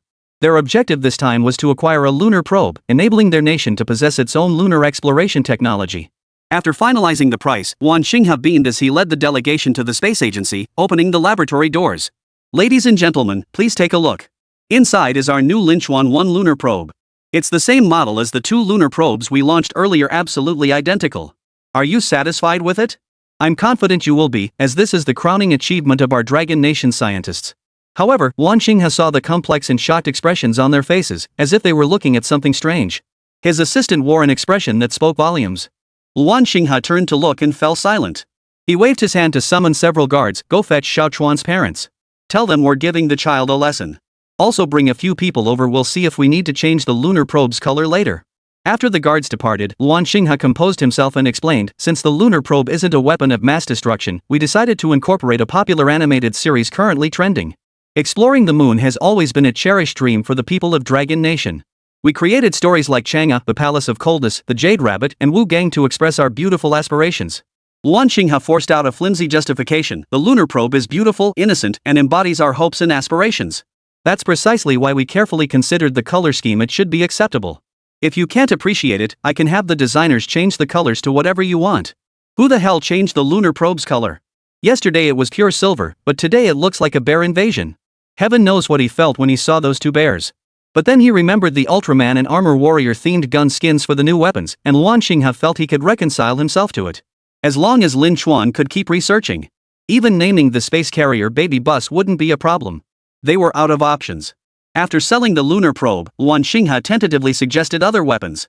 The buyer expressed keen interest in these whimsical designs and encouraged more such creations in the future. Taking a childlike heart into battle, proof that warriors possess an innocent spirit too. Sunrise Community. Lin Jipeng's face turned green, his whole body tense with unease. Sir, you mean my son spray painted the lunar probe with bears on the move? And he even changed the police service weapon's skin to Ultraman? I'm so sorry, it's all my fault for not raising him properly. I'll go beat him right now, please don't be angry. After hanging up, he recounted the situation to Sun Xiaomei. She was stunned too. Their son was incredibly reckless, secretly spray painting weapons. Luckily, the client didn't object and made the purchase. Otherwise, this deal would have been a loss. So the couple drove to the Aerospace Bureau that very night and unexpectedly ran into Lin Chuan, who had just finished his mischief. Lin Jipeng's expression darkened. What have you been up to now, kid? Why are you covered in all these colors? Lin Chuan felt a twinge of guilt. Nothing much, really. I just thought the lab was too monotonous, so I made a few simple changes. I promise it's totally fine.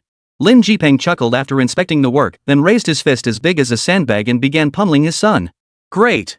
You turned a perfectly good lab into some kind of light-filled wonderland. Did you want a beating?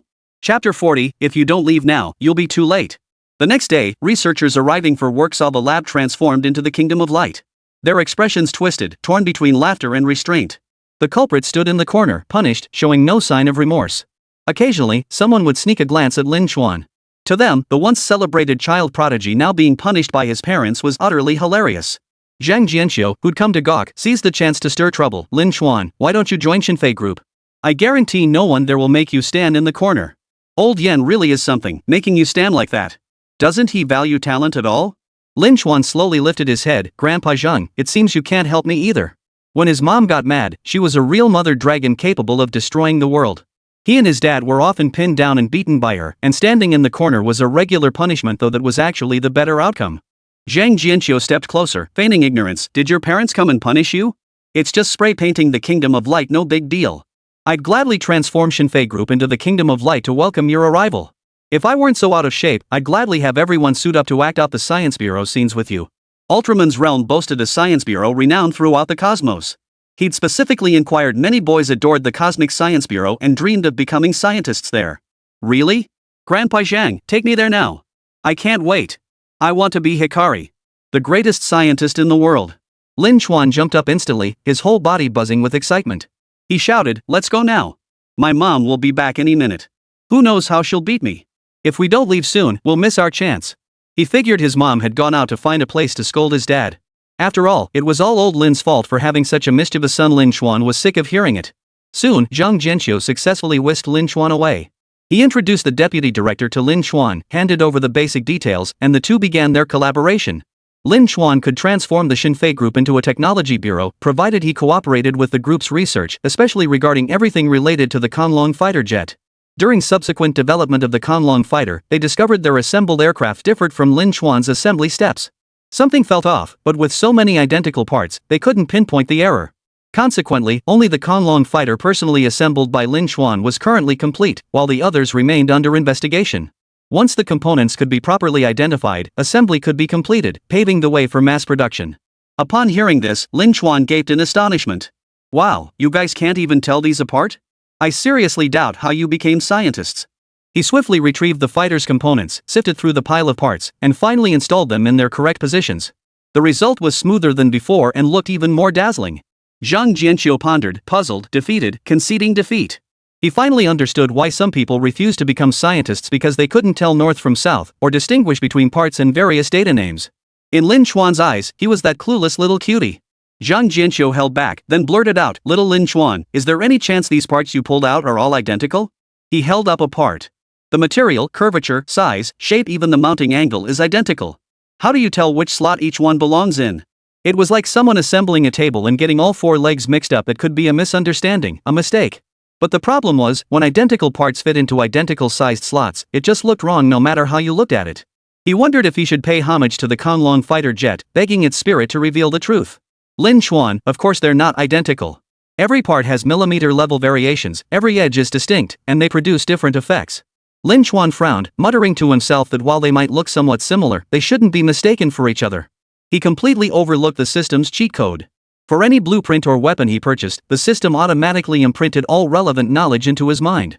Seeing each part instantly provided him with the answers, like having a cheat sheet for an exam. Poor Zhang Jianqiu began questioning his very existence. Could it be, he really wasn't cut out to be a scientist? Was he just a complete novice? Days later, Yan Shuping returned from a business trip and learned Lin Chuan had been lured away again. Instead of rushing to retrieve him, he leisurely sipped his coffee. Wan Xinghe teased with a smile, "Aren't you worried Zhang Jianqiu might snatch Lin Chuan away? He's our talent at the Aviation Bureau. Aren't you really worried?" Lin Chuan possessed boundless potential. Anyone with discernment could see he held hidden capital, undoubtedly clutching numerous cutting-edge technologies unknown to others. Yet, consumed by his passion for leisure, he rarely delved into research. Therefore, beyond asking occasional questions, they seldom pressed him to pursue research. After all, the few things Lin Chuan had already presented were enough to keep them busy for decades. Controlled nuclear fusion, in particular, had cemented Longgua's international standing, leaving no room for concern about being replaced. Yan Shuping wasn't worried about Lin Chuan's affairs. There must be hidden circumstances. After finishing his coffee, Yan Shuping solemnly revealed what Lin Chuan had been up to lately, delivering the final blow. Zhang Jianqiu won't be able to hold out much longer. He'll definitely send Lin Chuan back. If they manage to tolerate it, the entire Shenyang Aircraft Corporation will descend into chaos. We'll just sit back and enjoy the spectacle. Remember, those fighter jet researchers are stubborn madmen. If Lin Chuan tampered with the aircraft, Yan Shuping said calmly, "The lunar probe is more like my lifelong passion. Yet that brat spray painted Ultraman all over my passion." Old Luan, forgot to mention Lin Chuan spent a few days messing around in your office before leaving. Good luck with that. When Wan Xinghe rushed back to check, he found the entire room had been transformed into a smart home system. He racked his brains trying to get through the door. Suddenly, the world spun before his eyes. Before he knew it, he found himself sitting on a toilet. The next second, the toilet lowered to reveal a massage chair, which began pounding his body relentlessly, making his old bones crackle and pop. Wan Xinghe's face turned green as he gritted his teeth. "You little brat. Just you wait. Oh my back. Where the hell do you press this thing?" Amidst his roaring, someone came to Wan Xinghe's rescue. The usually refined and dignified bureau chief, who loved to act like a patriarch, looked grim. He declared he didn't want this office anymore and ordered someone to tear everything inside apart. Before leaving, Wan Xinghe had someone invite Lin Chuan's father to experience the smart home system. After enduring the massage chair's relentless pounding on his buttocks, followed by perverse kneading that left him utterly unable to escape, Lin Jipeng couldn't help but consider severing all ties with his son. He was only fit to be a wild father. Chapter 41, You're Bankrupt? The entire world was fixated on Dragon Nation, awaiting its announcement of achieving controlled nuclear fusion. Rumors swirled incessantly, yet Dragon Nation still refused to broadcast official confirmation. Yet internally, and among the people of Longhua, there was absolute certainty: controlled nuclear fusion research had succeeded. The decision not to announce it must have a purpose. A joint international program approached Shinfei Group, hoping to glean information from the powerful conglomerate and secured their participation in answering questions on air. With official backing and Dragon Nation's desire to showcase its capabilities, Zhang Jianqiu and others agreed. Days later, a large crew of photographers arrived at their destination. They paused in surprise when they saw the building before them. The lead editor looked up several times, then checked the navigation again. "The address is clearly here. Did we take a wrong turn?" Confused, the editor urged everyone to turn the corner quickly, suggesting the building might be further ahead. After several turns, multiple GPS checks, and repeated verification of the address, they finally confirmed the imposing building before them was indeed the once revered Shinfly Group headquarters, a structure renowned for its sleek, aloof exterior. They recalled seeing Shinfly Group on TV multiple times, a building that looked understatedly luxurious and aloof, emblazoned with the company's name, clearly a high-end establishment. Now, the editor-in-chief silently pulled a security guard aside and awkwardly asked, "Bro, I'm curious what happened to your group.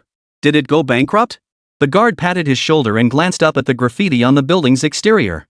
"Not bankrupt. They're loaded. This is just pure kid stuff. Look at that row of Ultraman figures, how cool are they? Not a single kid could leave here in tears. This place is absolutely perfect. My grandson video calls me every day just to see our building. So why did Shinfei Group repaint the entire building in Ultraman colors? And why did they paint over 100 Ultraman figures on the facade? Anyone unaware would think they'd stumbled into an ancient animation studio." The crowd dared not complain further and continued streaming inside. They were met by a group of people wearing simple Ultraman suits. Red Ultraman, blue Ultraman.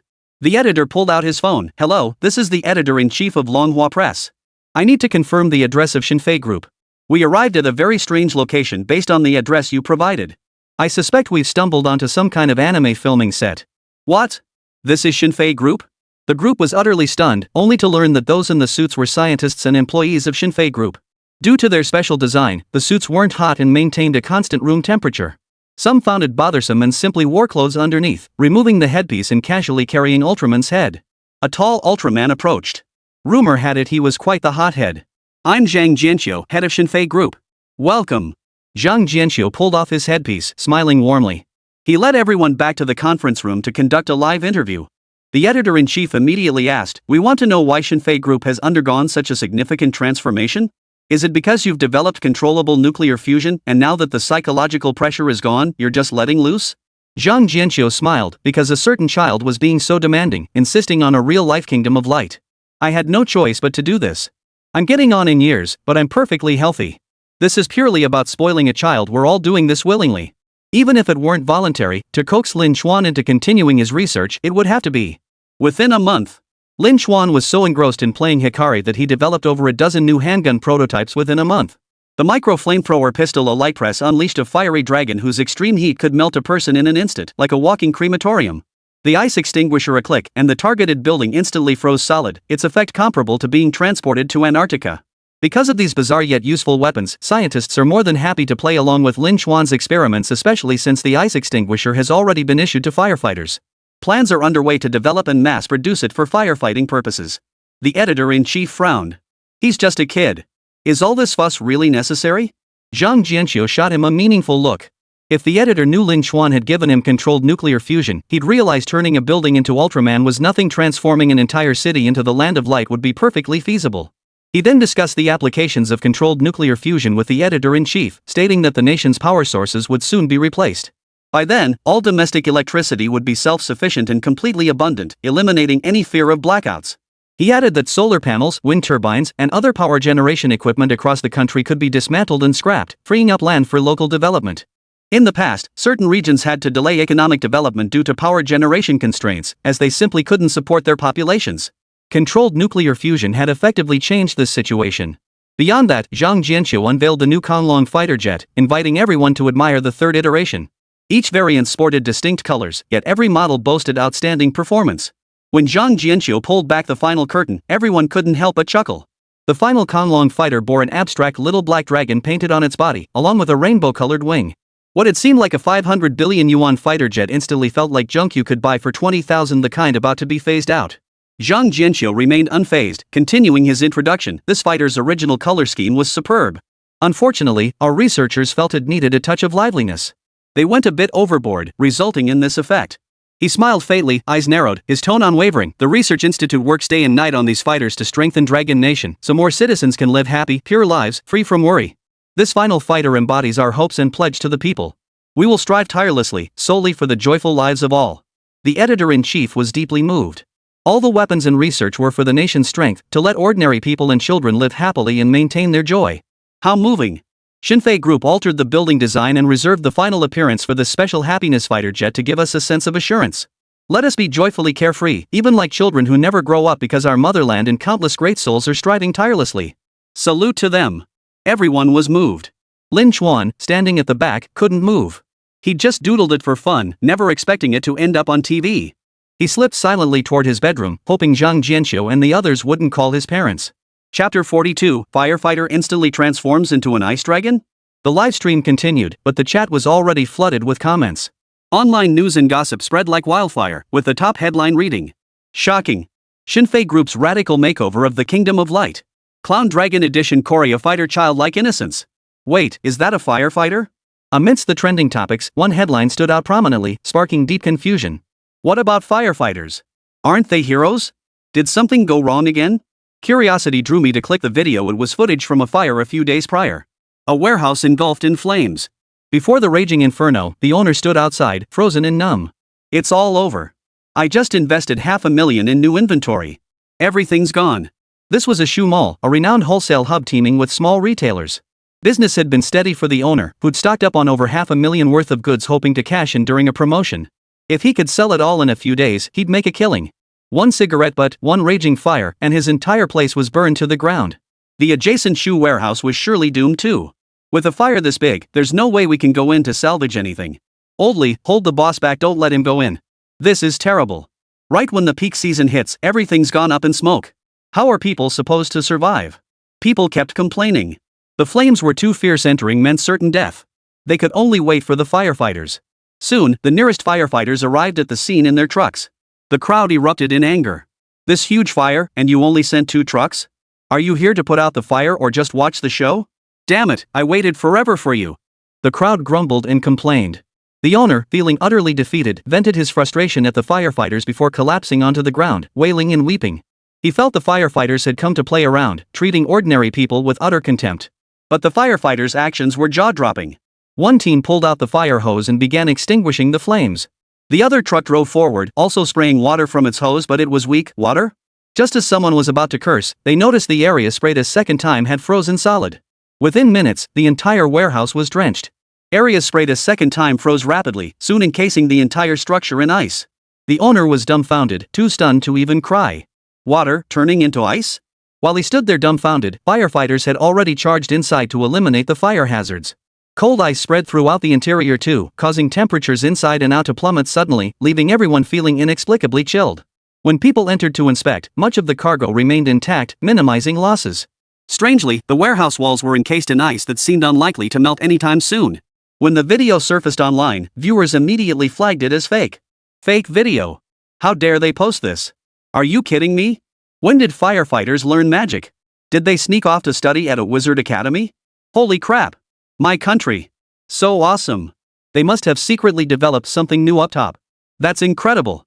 The comments ran the gamut, but one stood out. It was the shoe warehouse owner. I'm just a small town guy who came to the city to try my luck in e-commerce. Hard work never bothered me as long as I could make money. This time, I stocked over 500,000 yuan worth of goods, ready for a big sale. Then disaster struck. I thought my world had ended. A warehouse near us caught fire before, and everything burned to the ground, total loss. I was certain I'd meet the same fate. Feeling utterly defeated, I headed to the rooftop only to be stunned by the firefighters. The boss vividly recounted his near-death experience. When I saw the warehouse frozen solid, I thought I was seeing things. But there it was, my goods were intact, the terrifying fire gone, and my money saved. Finally, the owner asked people to follow him and buy some goods from him. After the video went viral, numerous media outlets contacted the fire department.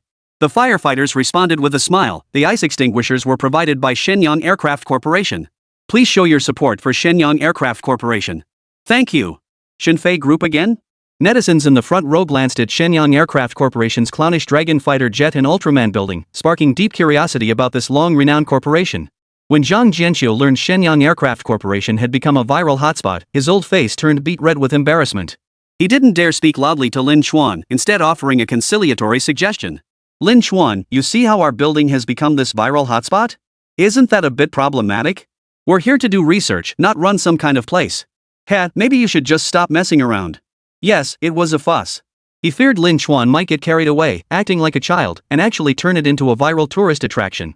That would be disastrous. The higher-ups would never approve. After taking in the commotion, Lin Chuan grinned widely, teeth showing. Of course, Grandpa Zhang. But I have one condition: I get to name all the remaining weapons.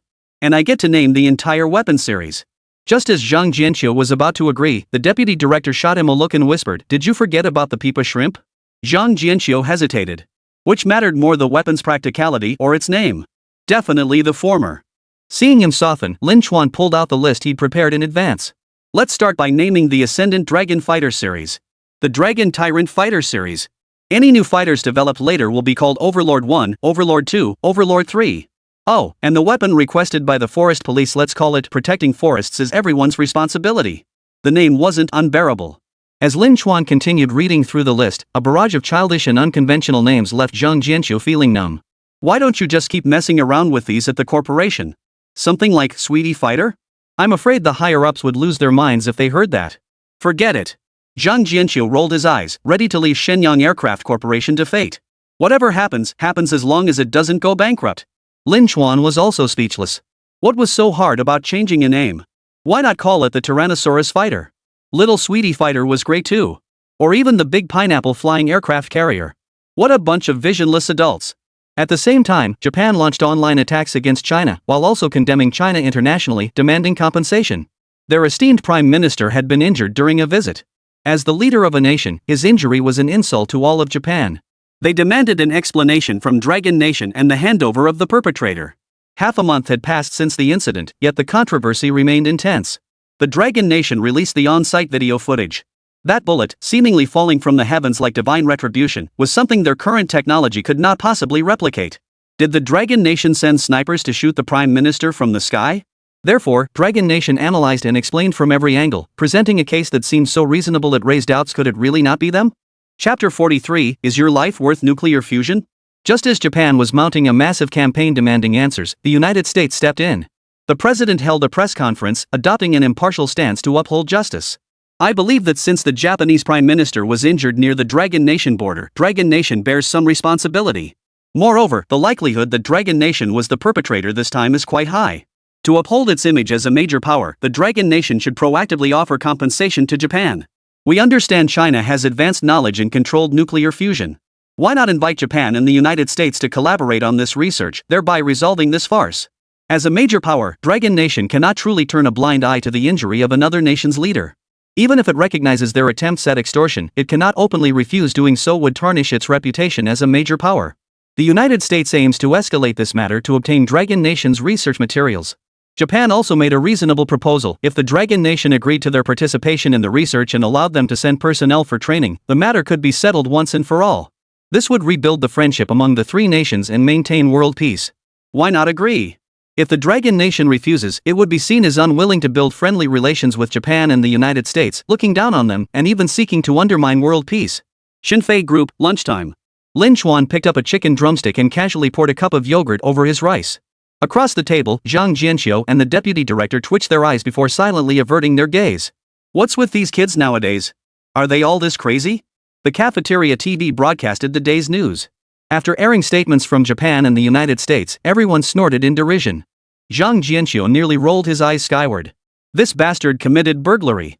He put it bluntly, the Japanese Prime Minister's life wasn't worth as much as a gun, let alone a mere physical injury. It was no big deal, yet they dared to extort controlled nuclear fusion?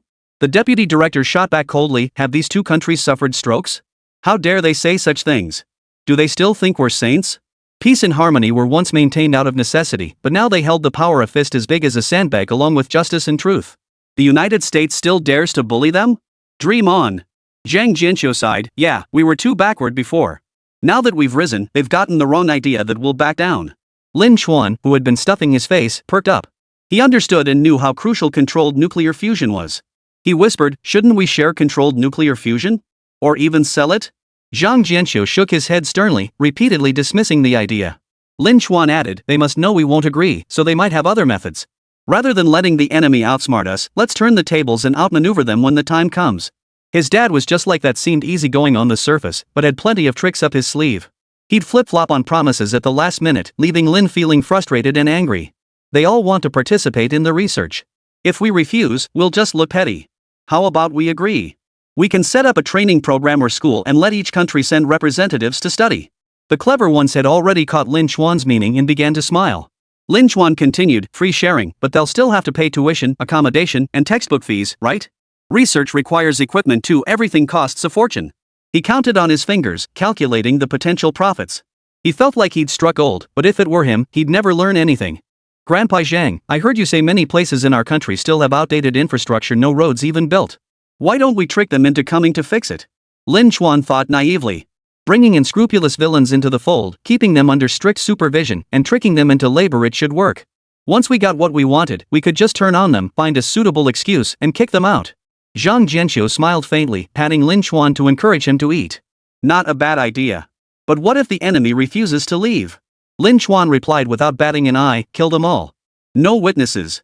Truth lies in the hands of the strong. Right and wrong between nations are written by the victors. That was what Grandpa Yan had taught him. He didn't grasp the full meaning, but he understood that with sufficient power, a single word like kill could resonate across the entire universe. Failure meant insufficient strength, better not to bother. The aftermath unfolded exactly as Lin Chuan had predicted. The Dragon Nation declared they had no objection to other nations participating in controlled nuclear fusion research. But controlled nuclear fusion was incredibly difficult, with costs so high that even the learning curve was unimaginably steep. Even if the Dragon Nation sought to benefit the entire world, nations would still face unimaginable costs. At the diplomatic conference, the Dragon Nation's foreign minister announced this stance. The profound sense of justice evident in his words was astonishing, leaving even the usually outspoken international journalists in awe. No one could accuse the Dragon Nation of being stingy. If they ever mastered controlled nuclear fusion, forget sharing, they'd lock the doors tight and keep it all to themselves. Dragon Nation, truly the bearing of a great power. Upon receiving the news, nations scrambled to raise funds to present to Dragon Nation. Upon receiving the first installment, Dragon Nation expressed some hesitation. This amount isn't even enough to buy a single piece of equipment. To pursue fusion research, you'll need at least 100 times more funding. The nations were stunned. They tried to demand their tuition back, but Dragon Nation insisted they'd voluntarily shared the knowledge for free. Even if countries couldn't pay now, Dragon Nation would still provide the equipment and technology. In plain terms, you've already paid up, so you'd better get to work. And you'll pay the rest whether you like it or not. To demonstrate sincerity, Dragon Nation proposed releasing its controlled nuclear fusion blueprints. Upon hearing this, nations who felt deceived perked up again. Genuinely impressed, Dragon Nation was truly generous. They were even willing to disclose this. At Shenyang Aircraft Corporation, Lin Chuan was escorted away. Meanwhile, leaders from the China National Nuclear Corporation gathered to discuss next steps. As the meeting commenced, someone spoke up. Should we give them the real blueprints or fake ones? Definitely fake blueprints. Controlled nuclear fusion is worth hundreds of billions. Giving away the real thing would be a huge loss for us. I agree, fake blueprints are the way to go. Then let's give the fake ones. The group unanimously decided on the fake blueprint. The superior leader, gathering opinions, turned to the creator, Lin Chuan. Comrade Lin Chuan, do you think we should give the real blueprints or the fake ones? Do you have any other thoughts? Lin Chuan scratched his head, slowly stood up, and asked awkwardly, well, everyone, I think you might be focusing on the wrong thing. The group looked puzzled. Lin Chuan explained, you probably haven't seen the blueprints, have you? If you had, you'd understand what I'm talking about. Forget giving you fake ones. Even if I gave you the real ones with annotations, you wouldn't be able to make heads or tails of them. Yan Shuping felt tears welling up inside at those words. He'd studied the blueprints hundreds, even thousands of times, yet hadn't grasped even a tenth of it. He was starting to suspect he was illiterate. Chapter 44, Selling the Blueprints. Not only that, but the CNNC team members also recalled their initial reaction upon receiving the blueprints. A voice inside them had insisted, this is real. This is real. They tried to analyze the drawings with their brains, couldn't understand them. They tried to grasp them with their hearts, couldn't understand them. They tried viewing them lying down, standing on their heads, still couldn't understand them. One person said, I remember when I first looked at the drawings, I couldn't make heads or tails of them either. I thought I was going crazy, so I stayed up all night poring over books. Exactly. I thought my entire reputation was ruined. I was so scared I considered retiring early. The other researchers nodded in agreement, each recalling their own struggles during the days when controlled nuclear fusion held them back. Forget outsiders, even our own people would be utterly baffled if shown these diagrams now. Without guidance, they wouldn't understand a single word. The leader pondered deeply, so, without Lin Chuan's guidance, even our own people would have struggled to figure this out?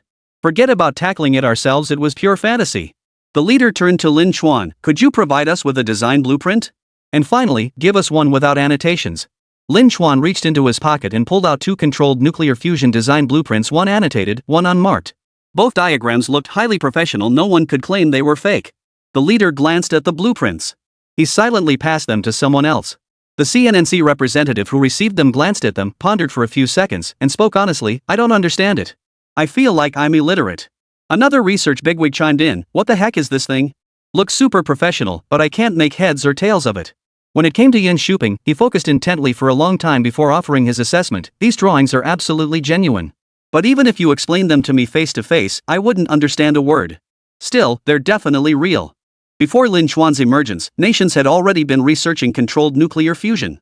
Lin Chuan's blueprints validated their earlier hypotheses and demonstrated the subsequent steps were logically sound. That's why when Yen Shuping first saw the subsequent steps in the blueprint, he immediately declared it genuine. It made perfect sense, fitting together flawlessly. But then it suddenly became god-tier difficult. It was like reading a kindergarten textbook one moment, then being handed doctoral-level materials the next, and then being shipped off to an alien planet to study extraterrestrial knowledge. In short, it was incomprehensible.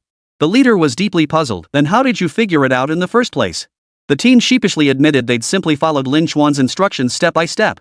Often, when stuck on a particular point, they'd ask him to explain it multiple times. Even after listening to the recordings repeatedly, they still couldn't grasp it. In the end, we decided to try anything even if it seemed like a long shot and just went ahead and built it. The result? The finished product was flawless, but the process left us completely baffled. That's why, once controlled nuclear fusion succeeds, both the China National Nuclear Corporation and various plasma labs will be racing to study it. Oh my god, I don't understand a thing. It was like suddenly switching course to Mars. They simply couldn't handle it. After repeated verification, the leadership selected the unlabeled blueprint and cautiously inquired. Lin Chuan, if other nations research this independently, how long would it take them to develop it given their capabilities? If it takes decades or a century or two, that's sufficient. By then, the Dragon Nation will undoubtedly be even more formidable. Lin Chuan blinked. Without my guidance? Researching on their own? I guess they'd progress from monkey stage to their current level. Beyond that, I can't say. Anyway, from ancient times to the present, and from the present to the future, I don't believe anyone besides me could understand it. Because 1,000 years from now, the world won't have me anymore. Thinking it could be figured out in a few hundred years? It'll take at least 1,000 years. Lin Chuan gloated inwardly.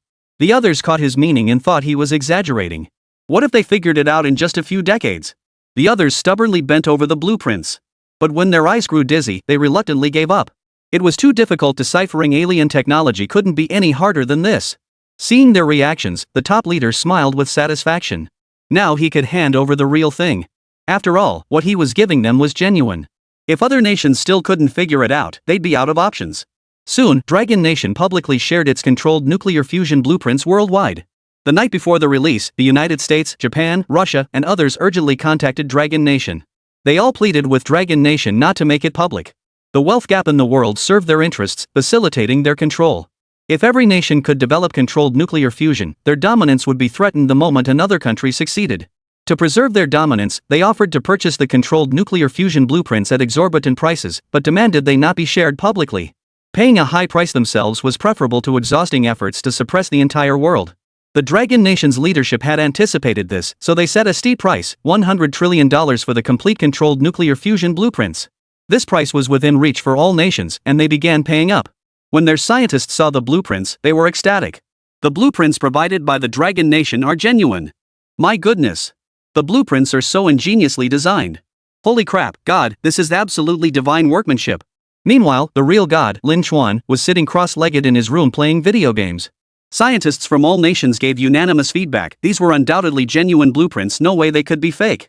Countries began racing to conquer controlled nuclear fusion.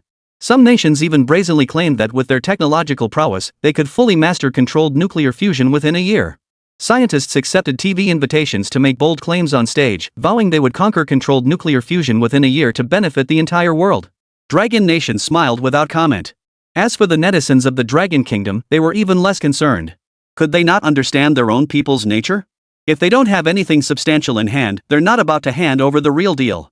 Someone with high-level connections leaked information. The blueprints were genuine, but based on current knowledge, it would take at least 1,000 years to develop controlled nuclear fusion. This inevitably raises the question, how did Dragon Nation manage to research and achieve controlled nuclear fusion?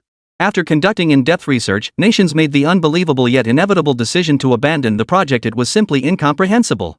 How did a legitimate research path suddenly morph into alien technology? The difficulty of the two-dimensional foil is just that high. Foreign scientists are in a state of collapse, admitting that even if they started researching from the Jurassic period and worked their way up to earning a PhD from a prestigious university, they still might not be able to achieve controlled nuclear fusion. And they might not even fully comprehend the blueprints. One netizen sighed, "This is just like my math journey. The moment I see a square root, I know I'm headed straight for the factory floor." Chapter 45, Practice Makes Perfect. The United States. A world-renowned Stanford professor confessed in despair, "I always considered myself a genius with exceptional intelligence. I've taken on countless disciples and am renowned throughout the beautiful country, with countless people revering me as a master. But when I obtained the controlled nuclear fusion blueprint, I realized I was just a child playing house, a clueless fool who understood nothing. May God forgive my arrogance. I intend to resign from my position as a professor and expert at Stanford University to pursue further research privately. Upon hearing news of another professor retiring in the United States, scientists in Russia breathed a sigh of relief. It wasn't that they were too stupid, it was that the world's top scientists couldn't figure it out either. That was a relief. If no one could understand it, it only proved how incredibly advanced controlled nuclear fusion technology truly was. Once they mastered controlled nuclear fusion ahead of others, they would secure a dominant position on the global stage. Controlled nuclear fusion must be conquered. Several nations were quietly plotting, scheming to uncover the true possessors of controlled nuclear fusion. Meanwhile, Dragon Nation was experimenting with applying controlled nuclear fusion to both military and civilian applications. Netizens cheered upon discovering this. Ever since learning their nation had developed controlled nuclear fusion, they've been walking around with their chests puffed out, strutting around like they own the place. What? Haven't you eaten yet? Nope. Did you hear our country developed controlled nuclear fusion? My nephew abroad says even foreign scientists can't figure it out. Similar conversations erupted nationwide, with controlled nuclear fusion dominating every conversation. The advent of controlled nuclear fusion symbolizes a new era. It's the benchmark of our time. The nation and its creators destined to be immortalized in history, etching their names in the vibrant annals of the cosmos. Inside the national-level laboratory, a group of people surrounded Lin Xuan, their expressions solemn as they instructed him to explain controlled nuclear fusion once more. Yan Shuping spoke first. Xiao Chuan, just record an official version.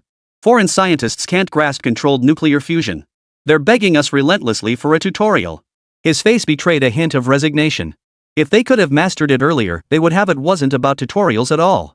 Even scientists from the Dragon Nation were utterly baffled by controlled nuclear fusion. They'd produced the finished product, yet looking back at the process left them bewildered. They couldn't believe they'd actually achieved it themselves. He could guarantee that even if an insider were compromised, foreign nations still couldn't replicate controlled nuclear fusion. You explain things in detail to your own people, giving them special lessons and all that. But in this recording, forget that. Keep it official, formulaic, scientific. Yan Shuping emphasized. Lin Xuan hummed in acknowledgement, shaking his head as he asked, so just like a professor lecturing? Sounds super professional, but honestly, I wouldn't understand a single word. Fine then, Lin Xuan chuckled. I'll just wing it but expect to pay for it. Free lectures? Not a chance. Pay up. No payment, no work. The professional-grade recording studio gathered a group of bigwigs. Many held advanced degrees, yet rarely engaged in academic research due to their high-level positions. They'd heard rumors about controlled nuclear fusion blueprints. They believed scientists had exaggerated the complexity. Even the veteran academicians were playing along to scare people. It couldn't be that difficult. Even if the blueprints were complex, with a professional instructor providing step-by-step explanations, how could anyone fail to learn? The skeptical bigwigs gathered outside the recording studio, ready to listen intently to Lin Xuan's recording. A few academicians who had slipped away to attend immediately understood the situation. One silently rolled his eyes, pouring cold water on the endeavor. If I say you can't learn it, you can't learn it. Professional work requires professionals. You guys should just give up. The two groups exchanged defiant glances. Yan Shuping and Zhang Jianxiu smiled silently, sipping tea on the sidelines, already prepared to nod off. Soon, Lin Xuan began recording, his youthful voice delivering a barrage of technical jargon. Some people. How did they get sleepy in a second? Others tapped their feet nervously, desperately trying to recall the meaning of a term. By the time they snapped back to attention, they realized they hadn't understood a single word. By the time the recording ended, the big shots had drifted off into their own worlds, while the academicians remained calmly sipping their tea. Yan Shuping sighed. As expected, not a single word was comprehensible. Zhang Jianxiu nodded in agreement. Even though he'd participated in the research and development, that didn't mean he understood it. I could follow along for the first few minutes, but then it started to get hazy, until I was completely lost. Old Jen, looks like it's time for us to step aside and let the younger generation take over. Lin Xuan leaned in. Grandpa, you guys are so cool. Yan Shuping calmly nodded in agreement. While others might have earned a scolding for such a remark, Lin Xuan's words demanded acknowledgement. Practice makes perfect. Before the elders could think of ways to engage Lin Xuan further, Yan Shuping led the group straight to a newly opened upscale restaurant nearby. Lin Xuan ate with relish, swinging his legs leisurely. When he remembered the recording, a sly grin spread across his face. Grandpa Yan, I have something I'd like to discuss with you. Could you let me listen to that recording? I'm curious to hear what it's like. Yan Shuping didn't think twice before forwarding the recording to Lin Xuan. Lin Xuan hurriedly set down his chopsticks, grabbed his phone, and began a flurry of operations. Within minutes, the entire recording had undergone a dramatic transformation. Opening. Ahem, I am Zoffy Ultraman from the Land of Light. Please allow me to speak. To mask Lin Chuan's original voice, Yan Shuping had planned to have someone alter the vocal tone. Upon hearing the youthful voice in the recording, he couldn't help but become intrigued. The next second, the serious speech in the recording seemed to transform into a special effect. Wash socks, wash socks, wash socks, wash socks. The child eating next door shouted, That's Zoffy. It must be Zoffy. Mom, take me to see where Ultraman Zoffy is. Yan Shuping's face darkened. Was this Lin Chuan's idea? Yet the recording continued, Lin Chuan's voice now completely altered into Ultraman's, punctuated by occasional sound effects for added amusement. Lin Chuan murmured thoughtfully, Grandpa Yan, I feel like there's something missing, but I just can't place it. Yan Shuping braced himself, nervously asking, Is there something wrong with the recording?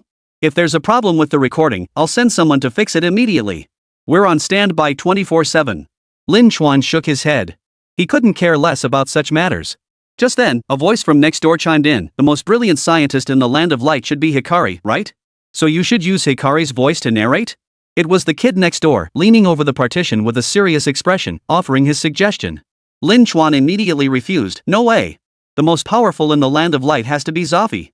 He's Hikari's master. He wasn't about to admit his own bias. Chapter 46, Is there a real Ultraman in Ryu Kingdom? The two kids argued over which Ultraman was stronger, while Yan Shuping watched helplessly. He'd never seen Ultraman, so how could he mediate? Following Lin Chuan's logic, the child insisted that since Zero saved the Land of Light, Zero must be the strongest. The older kid stood with hands on hips, smugly declaring, Got nothing to say now, did you? Zero's the strongest. Beryl knocked Zoffy flying, but Zero defeated Beryl. So, Zero is the strongest. Lin Chuan grew impatient. No way. The Showa Ultraman is clearly the strongest. Bull. The two kids argued fiercely. Lin Chuan's face flushed red with anger as he dragged Yan Shuping out, complaining all the way. Grandpa Yan, he's being so unfair. I'm the one who's right. He made up his mind, once they got back, he'd edit the recording. After all, the kid had a point. Night fell, and the entire space agency fell silent, save for a single room still illuminated. Lin Chuan rattled away at the editing, while Yan Shuping beside him tried to caution him, Xiao Chuan, this recording is meant for scientists worldwide. Are you sure you want to change it? Aren't you afraid you'll regret it later? With today's technology, every embarrassing moment from childhood is preserved in high definition, unedited form. What if Lin Chuan, as an adult or in his later years, recalled the mischief he'd gotten up to as a child? By then, kicking the ground in frustration wouldn't help, and deleting it from the entire internet would be impossible, especially when it was stored in the hands of high-ranking officials and scientists across nations. Deleting it would be nothing short of a pipe dream. Yan Shuping wanted Lin Chuan to be cautious, to avoid future regrets. Lin Chuan grew even more excited upon hearing this. It can be stored for so long? That's absolutely fantastic. Grandpa Yan, you go ahead and sleep. I'm staying up all night to edit the recording exactly how I want it. I'm also making a video version. Don't worry, there won't be any leaks. After a full night's work, Lin Chuan presented the finished products, a video and an audio recording, the latter divided into several chapters. Yan Shuping didn't have time to listen to it himself. He took it straight to the lab and handed it over to his team to process. The moment they opened it, they heard a bunch of sock washing sounds. Zhou Yao stifled a laugh. Lin Xiaochuan is so awesome, he actually pulled this off. The others chuckled quietly too. Who didn't have a bit of childish spirit? Everything Lin Chuan did was stuff they'd never dared to do themselves. He was awesome. They had to support him. The video featured a juvenile Taro form, clad in Taro's suit, explaining controlled nuclear fusion.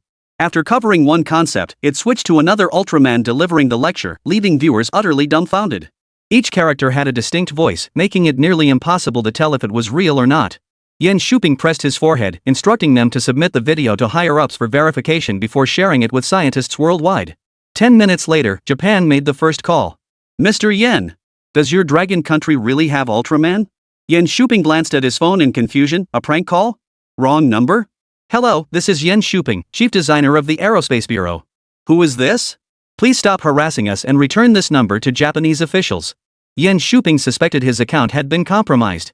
He recalled this individual as a high-ranking Japanese official who had pleaded for days to obtain Longwa's controlled nuclear fusion blueprints, ultimately forcing Japan to pay triple the price for the designs. Chief Designer Yan, this is Ishii Kurokuma. I was the one who purchased the blueprints on behalf of Japan. It's me personally. We've received your recording. We wish to ask, does your country truly possess Ultraman? Ishii Kurokuma demanded excitedly. Yan Shuping's face darkened instantly. He hung up impatiently. You know damn well whether Ultraman exists. Hanging up. What a joke. Ultraman is Japan's renowned anime franchise, famous worldwide. It's clearly a live-action series, yet they ask him if Ultraman exists? They were playing games with him. Yan Shuping hung up the phone in a rage. Then the private line of the U.S. Secretary of State rang.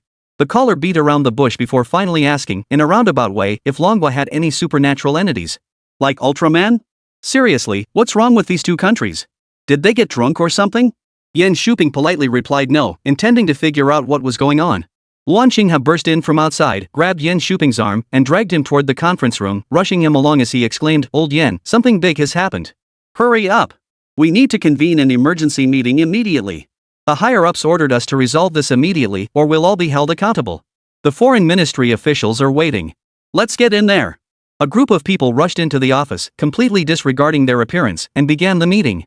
Luan Xinghe cut straight to the point. "Half an hour ago, we received calls from several countries. They're all inquiring about Dragon Nation, but they're only asking one question: does Dragon Nation have Ultraman?" He paced back and forth, feeling several more strands of hair fall out as his heart grew heavier with each step. He was utterly baffled. Any idea why they're asking this? Just then, his phone rang. It was the president of Bear Country. Luan Xinghe simply connected his screen to display the video call. The screen showed the smiling face of the Bear Nation's president. "Yan, it's been a while. May I ask, do you believe Ultraman exists in this world?" The towering, imposing, iron-willed leader of Bear Country asking him about Ultraman? Luan Xinghe took a deep breath. He'd rather spend half a month conducting experiments than face this crowd. He suspected the average IQ on Earth had plummeted overnight to that of the mentally challenged. He forced a smile. "Esteemed Mr. President, of course not. I'm curious, why do you ask? Could it be that some nation has discovered supernatural beings?" He'd see who was spreading rumors about Ultraman in the Dragon Nation. Lin Chuan, fast asleep. The president stated that after receiving the video and audio recordings, they immediately began analyzing the footage. After watching several minutes of the video and finding it incomprehensible, they decided to focus their attention on the video's protagonist instead. Judging by the physique, the first figure to appear seemed relatively short, matching the appearance of the young Taro from the anime. They suspected the presenter was wearing a suit to conceal their identity, likely because the presenter was a dwarf. But the Ultraman who appeared later had a different build, making them wonder who the real creator of controllable nuclear fusion was. Could it be a team? To uncover the truth, the Bear Nation employed its most advanced technology to analyze the footage. To their astonishment, they found no signs of photo manipulation whatsoever. The Ultraman inside wasn't a suit either. In other words, the Ultraman in the footage was real. The Russian president awkwardly stated, "After multiple tests, we suspect your country may indeed have Ultraman. My apologies for my earlier disrespect, but you must tell me the truth." Luan Xinghe retorted, "You'd rather believe the Dragon Nation has Ultraman than acknowledge our advanced technology?" Chapter 47, Irrefutable Evidence. Shockingly, every nation unanimously believed the Dragon Nation had Ultraman, without suspecting they might possess advanced technology to synthesize the footage. The Bear Nation president immediately added that no signs of fabrication were detected. Ultraman's distinctive washing socks sound didn't seem fake. It was impossible to synthesize, and even extracting the sound effect directly was unfeasible. Luan Xinghe was utterly speechless. If Dragon Nation truly possessed Ultraman, they would have sunk Japan long ago. How could they tolerate its existence until now? He politely requested evidence. The Russian president generously produced dozens of different inspection reports and even played the video. Only then did Luan Xinghe and the others recall that they hadn't thoroughly reviewed the edited video. They had passed it on after glancing at it and assuming it seemed fine. After all, Lin Chuan had signed a confidentiality agreement. There was no way he could leak it. Even if, by some remote chance, it did get leaked, the foreigners wouldn't understand a word of it. The group began watching the footage. From young Taro explaining the definition of controlled nuclear fusion, to Zoffy outlining practical operational precautions, to Ikari presenting the required materials, and finally Torquia assembling the components without a word, oblivious to those around him. The entire process was punctuated by the Ultraman's signature catchphrases, perfectly aligning with each Ultraman's distinct personality. The others were puzzled. What could this possibly prove? It was just a video and a test report. It couldn't prove Ultraman was real. However, the video began to intercut scenes. The protagonist, Hikari, stepped outside the room into an extremely strange place, filled with light everywhere, clearly not Earth. Someone who recognized Ultraman instantly widened their eyes. The Science Bureau? This looks even more real than the Science Bureau in the movies. Just like an actual filming location. Inside, Hikari flew around, casually defeating a monster that had come to steal weapons. The beams he fired and the night sword he wielded looked nothing like fakes. After watching all the footage and listening to the recordings together, everyone sat in silence, their eyes filled with doubt. One person couldn't help whispering, "Director, do we really not have Ultraman? It looks so real. Can I ask him for an autograph?" The person in front smacked him hard on the head. "What are you talking about? How could our country have something like that? It's all just movies fooling people. The young man scratched his head, feeling a bit unconvinced. It wasn't just him who thought it was real. Countries around the world had sent messages. He slipped his phone out when no one was looking, scrolled for a moment, then froze. "Director, something major just happened," he exclaimed in shock. Wan Xinghe shot him a death glare. "Ask again, cutie, and you're out." The young man quickly pulled out his phone, urgently saying, "Look, everyone. Countries around the world are reporting it. They say Ultraman exists in Dragon Country. And they've apparently discovered the Land of Light." The moment everyone saw it, their vision went blurry. Dragon Nation had made a name for itself. It had broken out of its niche. And it had gone beyond the universe. Top international news story. Shocking. Dragon Nation suspected to have discovered the Land of Light. Breaking news, Dragon Nation abducts Ultraman. Goodness gracious, did Ultraman grant Dragon Nation controllable nuclear fusion? Truth or fiction? Ultraman appears in Dragon Country? Ultraman in the real world? Has Subaraya Productions ever seen Ultraman? Wan Xinghe took several deep breaths, thinking it was time to call it a night. But when he saw the Russian president still holding a video conference on the screen, he realized the world was over. Unsurprisingly, netizens worldwide thought their own government accounts had gone mad. Some had just mocked other nations' official channels when their own went haywire. Japanese netizen. What the hell is going on? Why is the whole world talking about Ultraman? Has the world gone mad? Subaraya, you actually know Ultraman? USA. I knew supernatural beings existed. God, please let me see Spider-Man. Amen. Can I see the God of Light instead? Reactions vary worldwide, but netizens universally agree governments have lost their minds. That said, when several top nations simultaneously raise this question, Ultraman can't possibly be real, right? Some extremists have already begun waving Ultraman banners, firmly believing he must exist and that he's coming as a savior to rescue them. Ultraman cults took to the streets demanding their governments bring Ultraman back at any cost, even from the Dragon Kingdom. What should I eat today? Lin Chuan stretched lazily. He'd slept exceptionally well after staying up late scrolling through his videos. Some netizen even bragged about controllable nuclear fusion, which thrilled him to no end. He felt like a savior with a heavy burden, destined to rescue a world stuck in technological stagnation. Soon he dressed and headed for the cafeteria.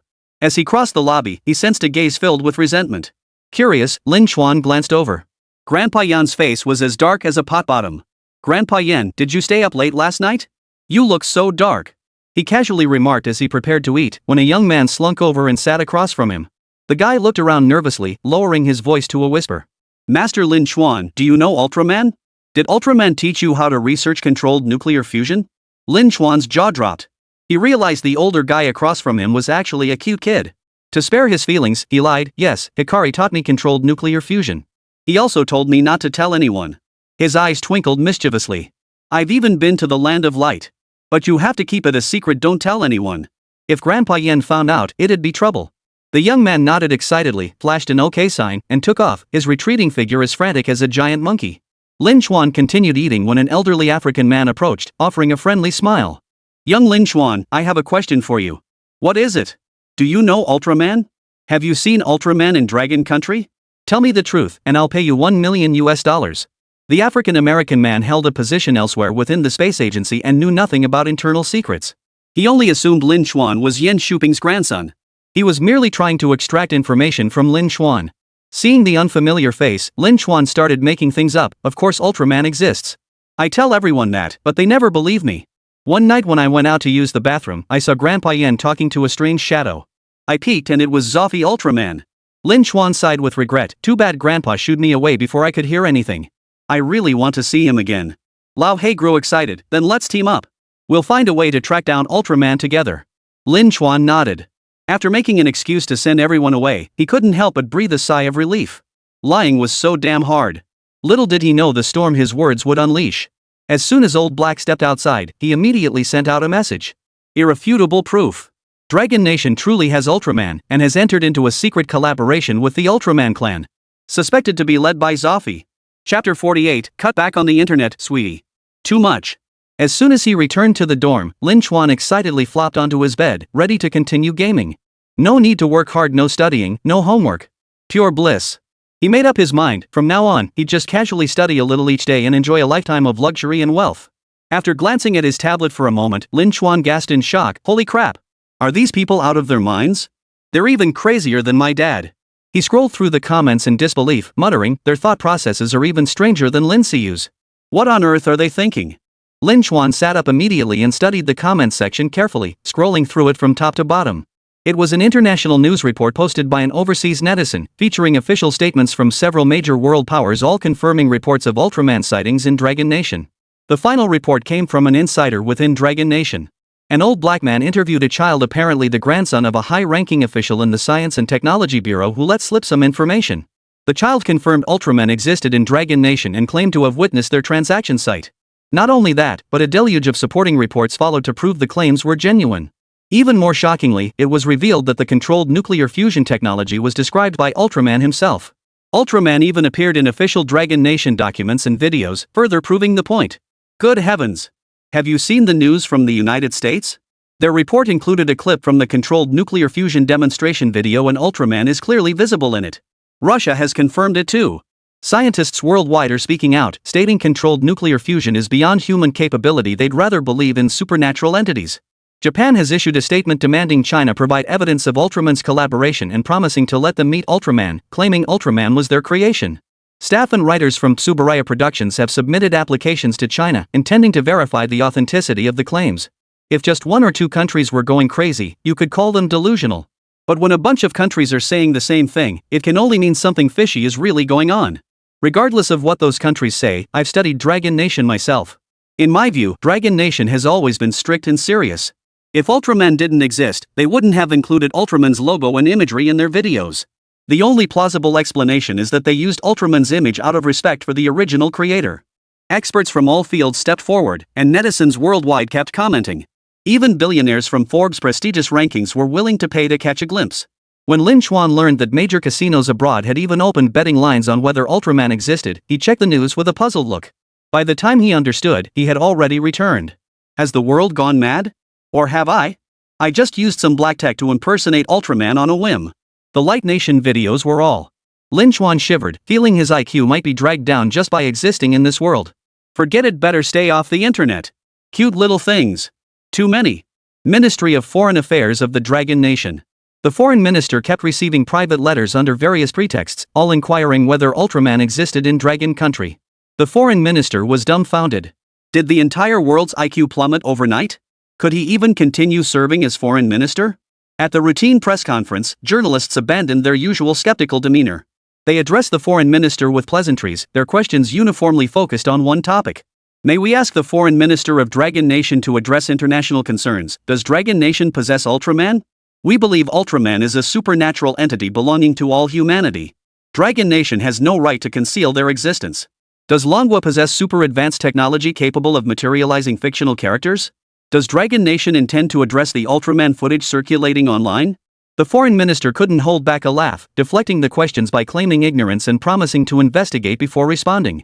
Upon returning to his office, the foreign minister immediately contacted the military headquarters to have them investigate the matter thoroughly. He also tactfully suggested that those nations might be losing their minds, asking if they could seize the opportunity to take advantage of the situation. Soon, an unofficial rumor surfaced. Staff within the space agency firmly believed in supernatural entities, claiming Lin Chuan had personally acknowledged their existence. The foreign minister pondered deeply. Lin Chuan was only 8 years old. An 8-year-old child couldn't possibly lie. If Ultraman truly existed, then Lin Chuan's ability to control nuclear fusion would be understandable? Both the foreign ministry and the military department fell into silence. Core members within the military were utterly bewildered. International news reported that only the most senior leaders of the Dragon Nation possessed the secrets concerning Ultraman. Were they not considered core members? Had the leadership formed a secret faction behind their backs? Lin Chuan, I think you need to explain what's going on. You must have seen the online backlash, right? Protesters are marching in countries around the world, demanding their governments come to us for Ultraman. This has caused significant unrest. Luan Xinghe cautioned, if we keep ignoring this, it will only escalate the trouble and damage our credibility. He had already questioned old Yan. Yan Shuping recounted the events of that day and confirmed Lin Chuan was the final handler of the video. With Lin Chuan's intelligence, tampering with the video would have been effortless. Lin Chuan fidgeted nervously, his eyes darting around. Grandpa Luan, would you believe me if I said it wasn't intentional? He desperately defended himself. I just love Ultraman, that's why I used that image. I never thought anyone would take it seriously. He thought to himself, only little kids would take it seriously. Who would watch a video and try to verify its authenticity? And to actually check for Ultraman? That's ridiculous. Luan Xinghe asked, so you created the video using compositing? Lin Chuan admitted honestly, I just used some other techniques to make the video more realistic. I also leveraged AI's authenticity to make the whole thing look better. That's all. I just didn't expect modern technology to be unable to distinguish truth from fiction. Ha, how embarrassing. Lin Chuan continued his guilty evasion. He'd been doing this on purpose from the start. Many kids told him Ultraman didn't exist, that there was no such thing as real light. Even adults often teased him with such remarks. So when he discovered this black tech in the system store, he deliberately created an image proving Ultraman's existence to satisfy his own beliefs and ideally make others believe in Ultraman too. He never imagined it would blow up like this, with the whole world finding out. Luan Xinghe's eyes flickered. Hand over the technology. Otherwise, we'll invite your mother to pay a visit to the Aviation Bureau. You can explain it to her yourself then. This technology in Lin Chuan's hands was a disaster waiting to happen. A few more incidents like this, and the world would be doomed. Chapter 49, Ultraman killed by the Dragon Nation. Back in Xiangyang community, the Lin family of 3 had just returned from their trip. As they prepared to mail local specialties to Lin Chuan, they overheard their neighbors discussing Ultraman. Their earnest expressions were shocking. Lin Jipeng's face turned serious as he whispered to Sun Xiaomei, honey, if the people in this neighborhood aren't normal, we should move somewhere else. We can't stay here. For the sake of their child's mental and physical well-being, they might need to relocate. What if their young daughter overheard this? Sun Xiaomei agreed wholeheartedly. If people could openly discuss Ultraman in public, acting as if he truly existed, this neighborhood was no place to live. She feared it might be like mad cow disease. She took their daughter back to their room to rest, leaving little Lin Xiyu to play on her own. She planned to eavesdrop on the neighbors' conversation. Before long, she heard her young daughter excitedly exclaim, Mom! Ultraman really exists in the world. The news said many countries confirm Ultraman exists, and they want us to take charge. Lin Xiyu, who loved watching the news, sat upright in front of the TV. The broadcast featured absurd reports from various countries. Little Lin Xiyu, lacking any sense of right and wrong, mistakenly believed it was propaganda and confirmed Ultraman's existence. Sun Xiaomei leaned in to take a look at official news. And all the countries mentioned seemed real. Suspicious, she called over Lin Jipeng, suspecting their TV might have been hacked. Just as the couple prepared to call for help, they realized it had already become a trending online news story. Dragon Nation confirms Ultraman. Longwei confirms Ultraman's existence. Dragon country secretly harboring Ultraman? Lin Jipeng rubbed his eyes. This sounded just like his son's Chinese homework assignments, utterly absurd. He declared, honey, let's go ask our son what he's up to. I have a feeling this is somehow connected to him. Only our son would say something so absurd as illogical as his grandmother talking in her sleep. Lin Jipeng decided to check on his son himself and figure out what all the recent rumors were about. Even major countries were going crazy over it. Space Agency. Lin Chuan trailed behind Luan Xinghe with a grim expression, listening as his father explained the video incident. All he could think about was making a run for it. Once he confirmed it was all his son's doing, Lin Jipeng actually breathed a sigh of relief. True to form, his son was always up to something. Just as Lin Jipeng opened his mouth to speak, Lin Chuan took a frightened step back. Dad, are you going to hit me? You can't hit me. He declared indignantly, you're the one who told me Ultraman existed. That's why I did this. It's all your fault. It was all his dad's fault for being irresponsible. Every time he asked, his dad had assured him with absolute certainty that Ultraman existed. That's why the little guy believed it until the system appeared and he realized he was just a tiny cutie. Lin Chuan desperately wanted to burst into tears, but stubborn pride kept him from admitting fault. If a child isn't taught right, it's the father's fault. It was all dad's fault. Lin Jipeng's face froze. My fault? He instinctively reached for a nearby broom, but Luan Xinghe cheerfully stopped him. Comrade Lin, don't get angry. It's just that Xiao Chuan doesn't know how to express himself. He's still young, it's understandable. But he's also provided us with valuable technical methods. This time, we plan to take advantage of the situation. So it's not entirely bad news. Don't blame Xiao Chuan. Lin Jipeng agreed. Since higher-ups hadn't said anything, as the father, he saw no need to take a stance. He glared at his son, set down the local specialties, and turned to head home to pick up his daughter. Lin Chuan was dumbfounded and cried out, Grandpa Luan, my dad is biased. He only spoils Lin Xiyu. He doesn't love me.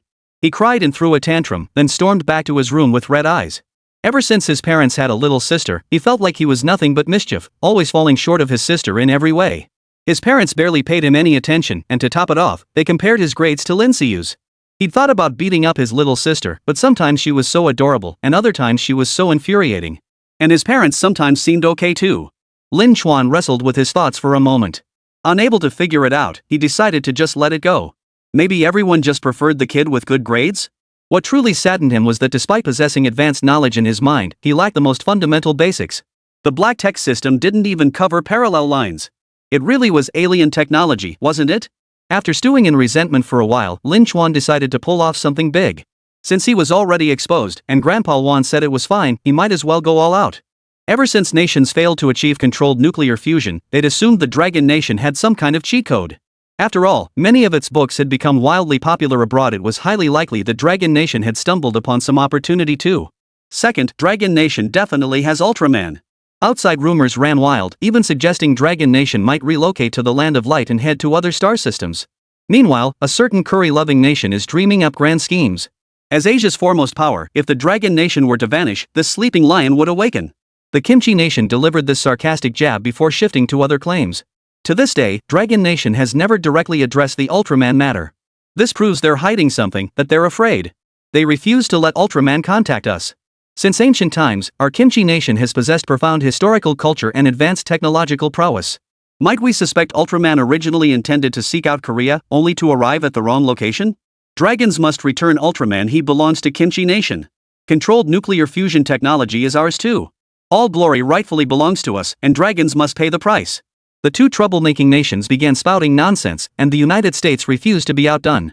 The President of the United States publicly stated that the Dragon Nation's delay in disclosing Ultraman's whereabouts likely stems from hoarding technology. Worst-case scenario, the Dragon Nation may have secretly executed Ultraman. Why else wouldn't Ultraman come forward? Why not seek cooperation with the strongest nation? There was only one possibility left: Ultraman had been killed by the Dragon Nation. The news sent shockwaves across the globe. Everyone agreed this must be the truth. People worldwide declared they would save Ultraman and rescue the Land of Light. The Dragon Nation, which had been silently observing and suspecting the foreigners had gone mad, collectively fell silent. Seriously? What kind of person says that? Is this something an adult should say? A netizen from the Dragon Kingdom chimed in. Does anyone else feel like the international scene has been weird lately? Even people from different countries seem like they've eaten mushrooms. Are they even human? Or robots? Same here. I feel like recent events have taken such surreal turns, I keep wondering if I'm dreaming. Chinese netizens have come to a profound realization: while there are plenty of idiots among domestic netizens, it's still far better than the situation abroad where everyone seems to be an idiot. After all, only a dragon country person would claim Ultraman was secretly executed. Not even a 3-year-old would say that. Chapter 50, Who's the Clown? Dragon Nation Military Headquarters.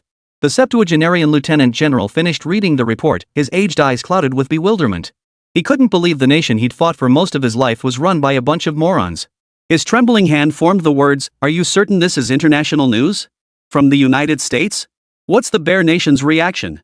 In his experience, those nations were cunning strategists capable of orchestrating decades-long schemes.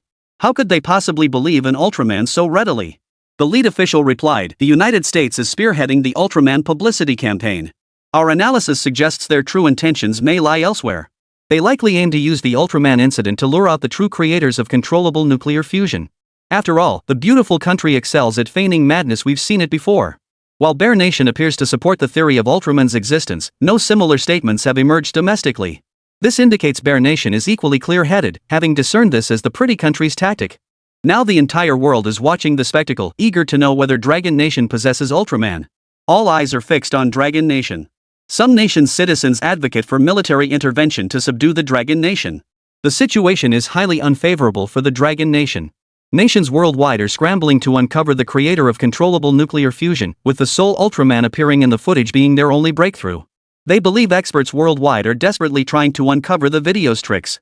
So we just let the United States keep playing the fool? No. We've already contacted Comrade Lin Chuan. We'll turn the tables on them. As far as we know, Lin Chuan possesses a black technology capable of producing more similar videos. We plan to have him release them periodically to create confusion. The leader smiled, his tone calm. A lie repeated 10,000 times becomes truth.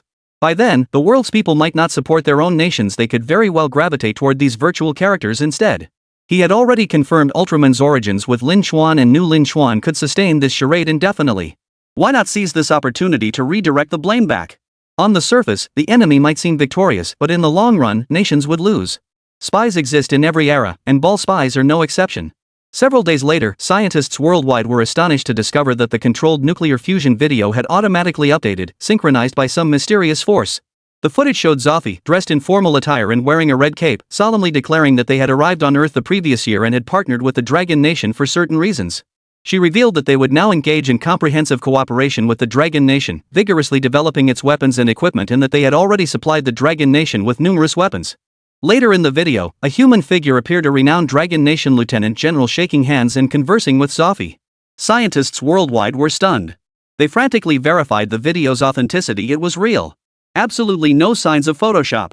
Some secretly infiltrated the Dragon Kingdom, paying top dollar for a genius hacker to analyze it, and found absolutely no signs of fabrication. The video was real, and Zofi wasn't wearing a suit. Scientists worldwide began trembling in fear. Is Ultraman real? Aliens? Presidents worldwide were stunned upon receiving the news. They'd planned to pressure Dragon Nation into revealing its true researchers, only to discover they might actually be dealing with aliens. In the days that followed, Zofi even appeared on a Dragon Nation military talk show, engaging in a cordial meeting with space agency leaders. Foreign netizens were dumbfounded, while domestic netizens were left speechless. Wait, Mom, who's that in the video? Ultraman is having talks with our country's director? I must be dead to see such a surreal video. Ultraman is actually on national news and it's live. Ha ha ha ha ha, am I losing my mind? The news caused an uproar domestically, sending the Dragon Nation netizens who had recently boasted of their cleverness into a tailspin. Just then, the people of Dragon Nation received text alerts. The first celebrated Dragon Nation's technological advancement and honored all scientists, while the second reminded everyone that preventing espionage and leaks is everyone's responsibility. Netizens suddenly understood Motherland was warning them not to fall for it. It was all staged for outsiders to believe.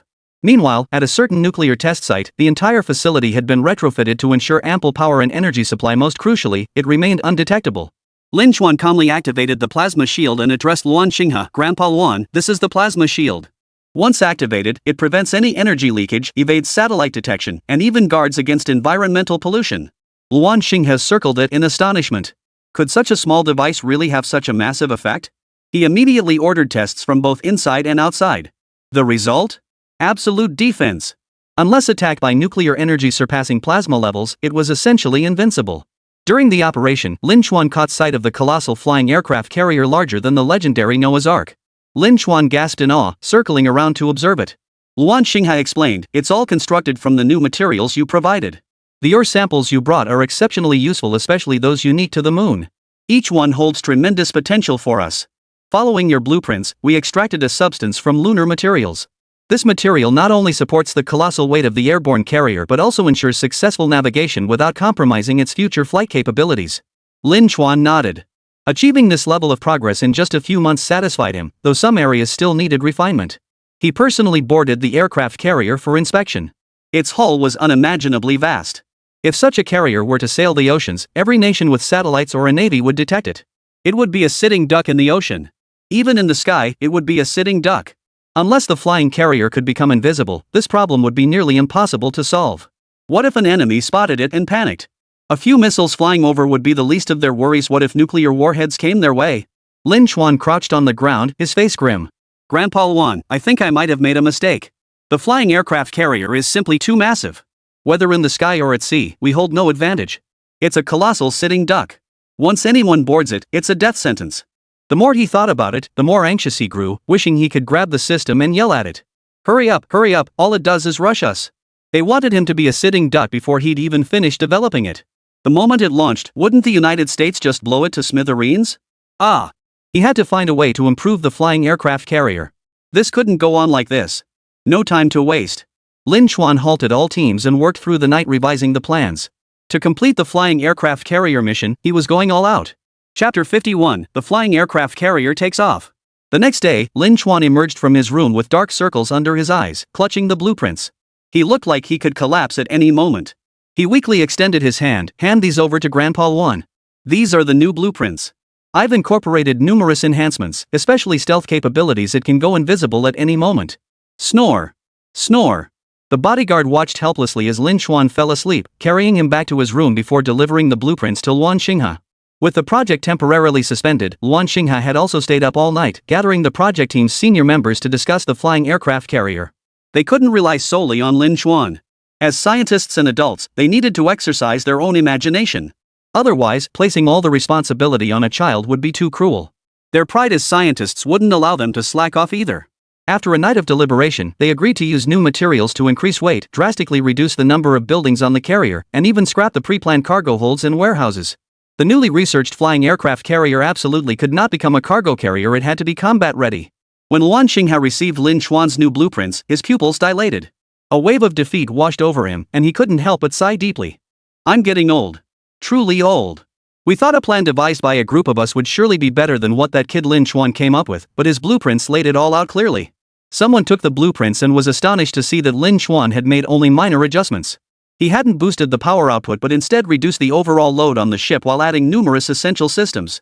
According to Lin Xuan's blueprint, even without stealth capabilities, this flying carrier would still achieve remarkable speeds far from being merely a stationary target. Both fore and aft were equipped with turret weapons, while concealed turrets were also stored beneath the sides. Should an attack occur, the flying carrier could launch a full-spectrum assault using its turrets. Everyone, Lin Xuan has modified the sky carrier. The key to this carrier isn't flight, it's combat, announced Luan Xingha. Just then, someone nearby noticed a line of small text, the instruction manual for the flying carrier. The flying carrier is a high-tech weapon combining long-range flight capabilities with offensive firepower. It's far more than just an offensive tank. If Lin Xuan wanted to build a tank, he could have focused on tank research. The flying aircraft carrier's primary focus was on flight. As long as it could sustain flight, it was a success. Luan Xingha realized his misunderstanding and resolved to ask Lin Xuan once he awoke. Yet when he received the next update, Lin Xuan had already led his team to assemble the carrier. Lin Xuan replaced the scientists responsible for installing the power system, personally leading his team to research the propulsion system. The airborne carrier's turbocharging system was extremely complex, beyond the reach of Dragon Nation's current technology. Seizing the moment, Lin Xuan swapped in parts purchased from the marketplace. The propulsion unit from that spacecraft should be powerful enough. Who cares? As long as it can power the flying aircraft carrier, it's a good propulsion unit. Lin Xuan made up his mind. Research on the flying aircraft carrier had already been delayed for months. New cutting-edge technologies hadn't been updated yet, and further delays were unacceptable. The flying aircraft carrier must be completed as soon as possible. After working day and night, Lin Xuan finally succeeded. One night, Luan Xingha, Yan Shuping, and others were summoned urgently. The top-tier leadership and experimental personnel of the Dragon Nation, including all academicians, were all called to the experimental site. Lin Xuan's eyes were puffy like a panda's.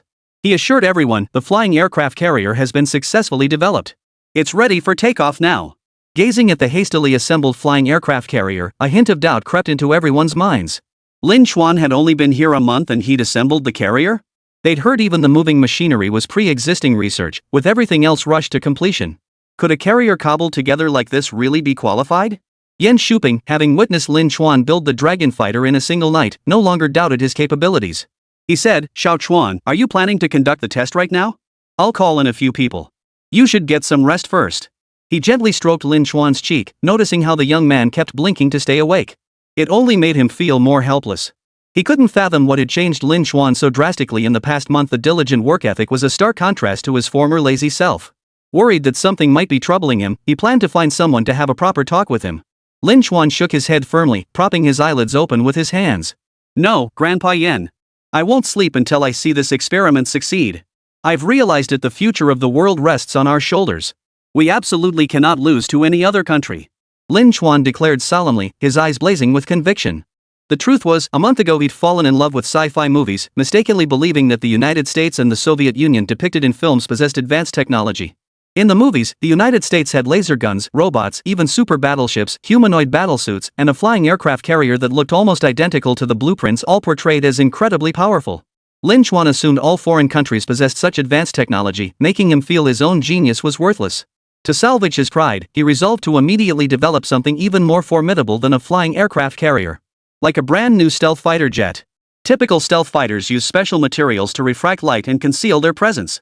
They also employ advanced technology to evade enemy radar detection. True stealth, not mere invisibility to the naked eye. Lin Xuan wanted true ghost-like invisibility. He was the true genius. Those scientists in movies were all fakes. Unaware of the truth, Yan Shuping was moved by Lin Xuan's passion and immediately ordered the experiment to proceed. When Lin Xuan volunteered to pilot it himself, he was flatly refused by everyone. Stunned, Lin Xuan threw himself on the ground, kicking and screaming, "You're bullying me. This flying aircraft carrier is clearly my creation. How dare you not let me pilot it? Are you trying to rob me? This is outrageous." Through his sobs, he lamented how his relentless day and night research on the flying aircraft carrier had led to this heartbreaking outcome. Luan Xingha reluctantly agreed. Only the creator had the right to pilot it. They couldn't let their concerns about him hold him back. Soon, Lin Xuan donned his specialized protective suit and boarded the flying aircraft carrier with a team. The rest monitored remotely, with emergency forces on standby nearby. Watching the feed on the monitors, everyone's hearts were in their throats. This was the flying aircraft carrier's maiden test flight. The pilot was the nation's foremost genius. The first test absolutely could not go wrong, otherwise Lin Chuan's life would be in grave danger. Everyone stared intently at the flying aircraft carrier, not daring to blink, ready to observe every single movement. The next second, the carrier vanished without warning. Panic swept through the crowd? Where's the carrier? Ground troops detected the anomaly. Alert! The flying aircraft carrier has appeared in the sky. Everyone, look up. Only when everyone craned their necks did they realize the carrier had just shot up to 100 meters in an instant. And they hadn't even caught a glimpse of its takeoff with the naked eye. Chapter 52, Experiment Success. Luan Xinghe's mind buzzed as he stared unbelievingly at the night sky, seeing nothing just like the terror in his heart. This is bad. Lin Chuan is still up there. What if something happens? How could he ever explain this to his parents? Yan Shuping snapped out of it and bellowed at those around him. Quickly contact Lin Chuan. Contact everyone on the flying carrier immediately. Order them to land. Land now.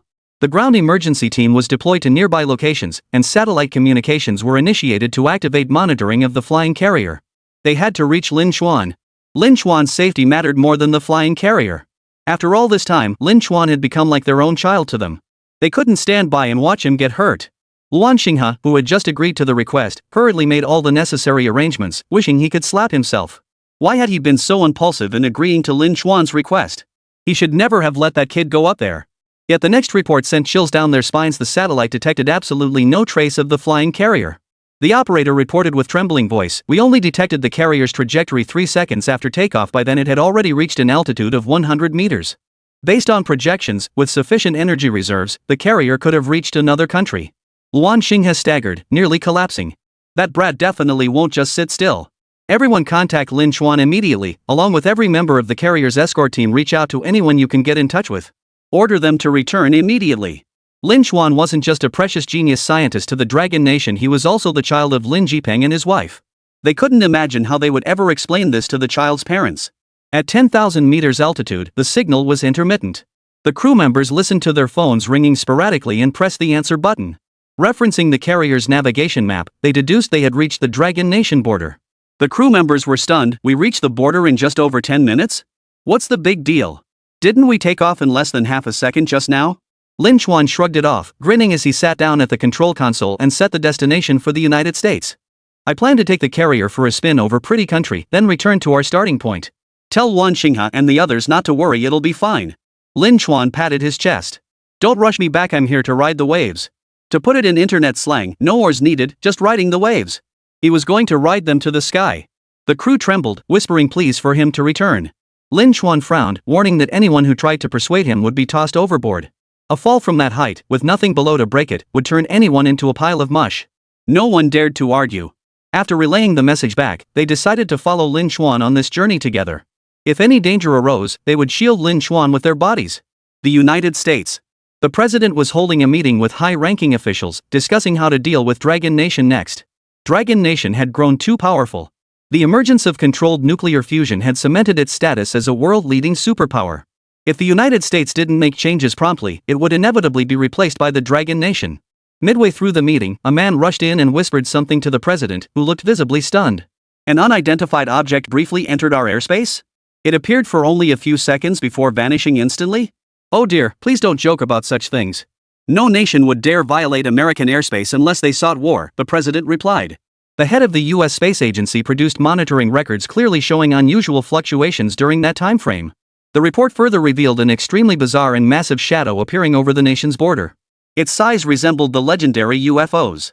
They didn't want to admit it was real, but the anomalous readings were difficult to explain. The president gave a nervous chuckle, his expression turning serious as he briefed the assembled officials, initiating a discussion. As they said, no nation would dare invade the United States airspace lightly, it would mean war. They must uncover the origin of this unidentified object. As the United States issued its warning, other nations followed suit. Bear Nation. The Bear Nation's president solemnly stated that not long ago, they had detected strange objects intruding into their national airspace. The Bear Nation would be on high alert. They feared no war. Japan. The Prime Minister initially suspected the United States had trespassed without permission, so he immediately suppressed the news and secretly contacted the U.S. President. After being thoroughly reprimanded by the president, he realized it was actually another nation attempting to invade Japan. Multiple nations issued statements, while those without air defense capabilities remained silent. No choice. If aircraft or fighter jets truly breach their airspace, they can only wait until they see them with their own eyes. That crumbling technology is truly lamentable. After all, if the Dragon Nation cut off its power supply and refused to provide electricity to most smaller nations, they would simply have to endure the darkness. What can a country do when it can't even generate electricity or afford plastic bags? Hours after nations worldwide issued statements, Lin Chuan piloted the flying aircraft carrier into the Dragon Nation's waters. Lin Chuan cheerfully announced, "Grandpa Luan, we're about to land in the sea. Hurry up and make arrangements, don't let anyone spot us." A flying aircraft carrier was too formidable a sight to be seen casually. After a smooth landing, several military units swiftly approached the carrier as soon as it touched the water. Joint forces stationed nearby also converged, encircling the aircraft carrier with an imposing presence. To the uninitiated, it looked like they were coming to arrest Lin Chuan. When Lin Chuan disembarked and met Luan Xinghe, the latter was flanked by numerous high-ranking officials. Even the nation's top leader had arrived. Leaders at all levels scrutinized the flying aircraft carrier while also observing this young prodigy. "Grandpa Luan, I'm back. Hee, I took the flying aircraft carrier on a tour around the world. How cool is that? Tell me I'm awesome." Lin Chuan begged excitedly for praise. This was the flying aircraft carrier he had built to success on the very first try. How amazing was that? Lost in his triumphant pride, Lin Chuan failed to notice the forced smile on Luan Xinghe's face. "Xiao Chuan, go brief everyone on the flying aircraft carrier first. Grandpa will find you later after you've had some fun," Luan Xinghe said. Seeing Lin Chuan safely grounded, he breathed a sigh of relief, though his big hands were already itching for action. Lin Chuan obediently approached the senior leader and greeted him with a sheepish grin. "Hello, everyone. I'm Lin Chuan. I built the flying carrier. It's incredibly fast. I circled the entire globe in just 2 hours." The senior leader nodded with a smile, his gaze filled with awe as he surveyed the flying aircraft carrier. Even surrounded by a fleet of warships, the flying aircraft carrier remained dazzlingly prominent. The warships couldn't conceal the enormous difference in scale. This was the flying aircraft carrier. Chapter 53, Who did this? Lin Chuan reported the flying aircraft carrier's data, informing them they could investigate its flight path through navigation records. Upon learning it had reached the border in just over 10 minutes, the senior leader's eyes widened in astonishment. That fast? Before he could voice his skepticism, Lin Chuan nodded smugly. "Of course.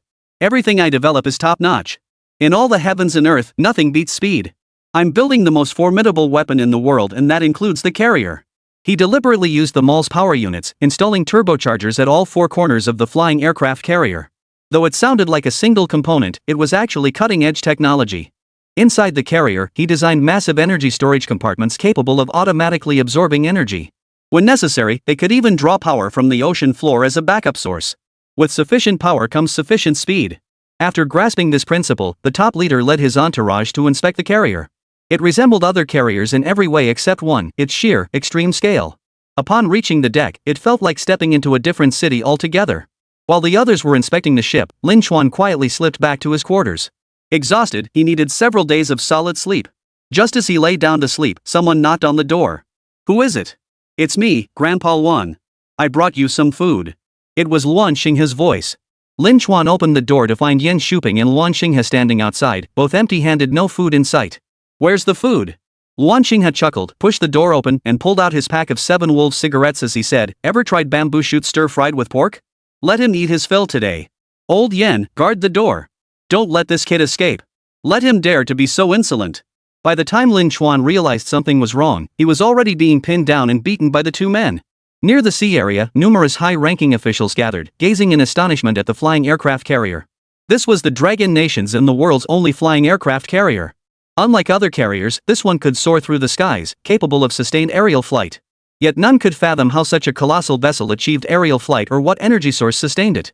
They discussed it with the China National Nuclear Corporation, and the academicians were equally astonished, all expressing their desire to seek Lin Chuan's insights. Zhang Jianxiu, the only one aware of Lin Chuan's whereabouts, scratched his nose awkwardly and said, "Well, perhaps you should wait a while before seeking him out." Having driven the rarely angry director Luan to fury, Lin Chuan was bound to get beaten up. As for Yan Shuping's temper, well, that went without saying. This was bound to be a double whammy. Academician Zhang Yuan disagreed. He just developed the flying aircraft carrier. It's only natural we seek his guidance. You can't block us just to monopolize him. Exactly. Mr. Zhang, that's way too bossy. Please, let us see Lin Chuan. We just want to understand how the flying aircraft carrier takes off. I feel like a caveman. I can't fathom anything flying in the sky. Faced with everyone's varied requests, Zhang Jianxiu spread his hands helplessly. Should I tell you whether Lin Xuan got beaten up? He recounted the original sequence of events. When the flying aircraft carrier research succeeded, Lin Xuan had insisted on throwing a tantrum to board it and conduct the experiment himself. Luan Xingha assumed it was a sea trial and didn't think much of it, even dispatching a small squad for protection. But in the blink of an eye, the flying aircraft carrier vanished. In that instant, they all suspected Lin Xuan and his crew had traveled through time. It was like teleportation. The sheer speed left everyone bewildered and stunned. By the time they detected Lin Xuan's trail, he was already nearing the border. He later ignored warnings and forced his way onto the aircraft carrier. Circling the globe in his flying aircraft carrier, he now had the entire world buzzing about the incident. Fighter jets from every nation swarmed the skies, triggering heightened global security alerts. After hearing the story, everyone agreed it was worth getting beaten up. No matter how gifted Lin Xuan was, he was still just a child. Without proper guidance and restraint, children can cause major trouble. Days later, Lin Xuan appeared before everyone looking gloomy, barely paying attention to the symposium proceedings. Everyone knew he'd been disciplined and couldn't help but chuckle. Lin Xuan's already resentful gaze grew even more bitter. Was there anyone in the world worse off than him? He'd invented a flying aircraft carrier only to get beaten up, and it hurt far worse than his mother's scoldings. Fortunately, he was tough and used to it, quickly putting the incident behind him. However, the aftermath of the incident remained unresolved. The United States was convinced some nation intended to attack them. After coordinating investigations with other countries, they discovered the mysterious aircraft likely originated from within the Dragon Nation's territory. Dragon Nation had not reported any unusual activity. True to its nature, whenever an unidentified fighter appeared in its airspace, the mighty Dragon Nation would immediately issue warnings and dispatch a fleet of fighter jets to escort it. Yet this time, the Dragon Nation remained completely silent, not even issuing a statement. This inevitably raises suspicions. Did the mysterious fighter originate from the Dragon Nation? Is the Dragon Nation attempting to challenge the entire world? Longhua promptly issued a statement. They have always supported world peace and never intended to wage war against other nations. The lack of public disclosure does not mean it did not occur, but rather that they wish to conduct private research.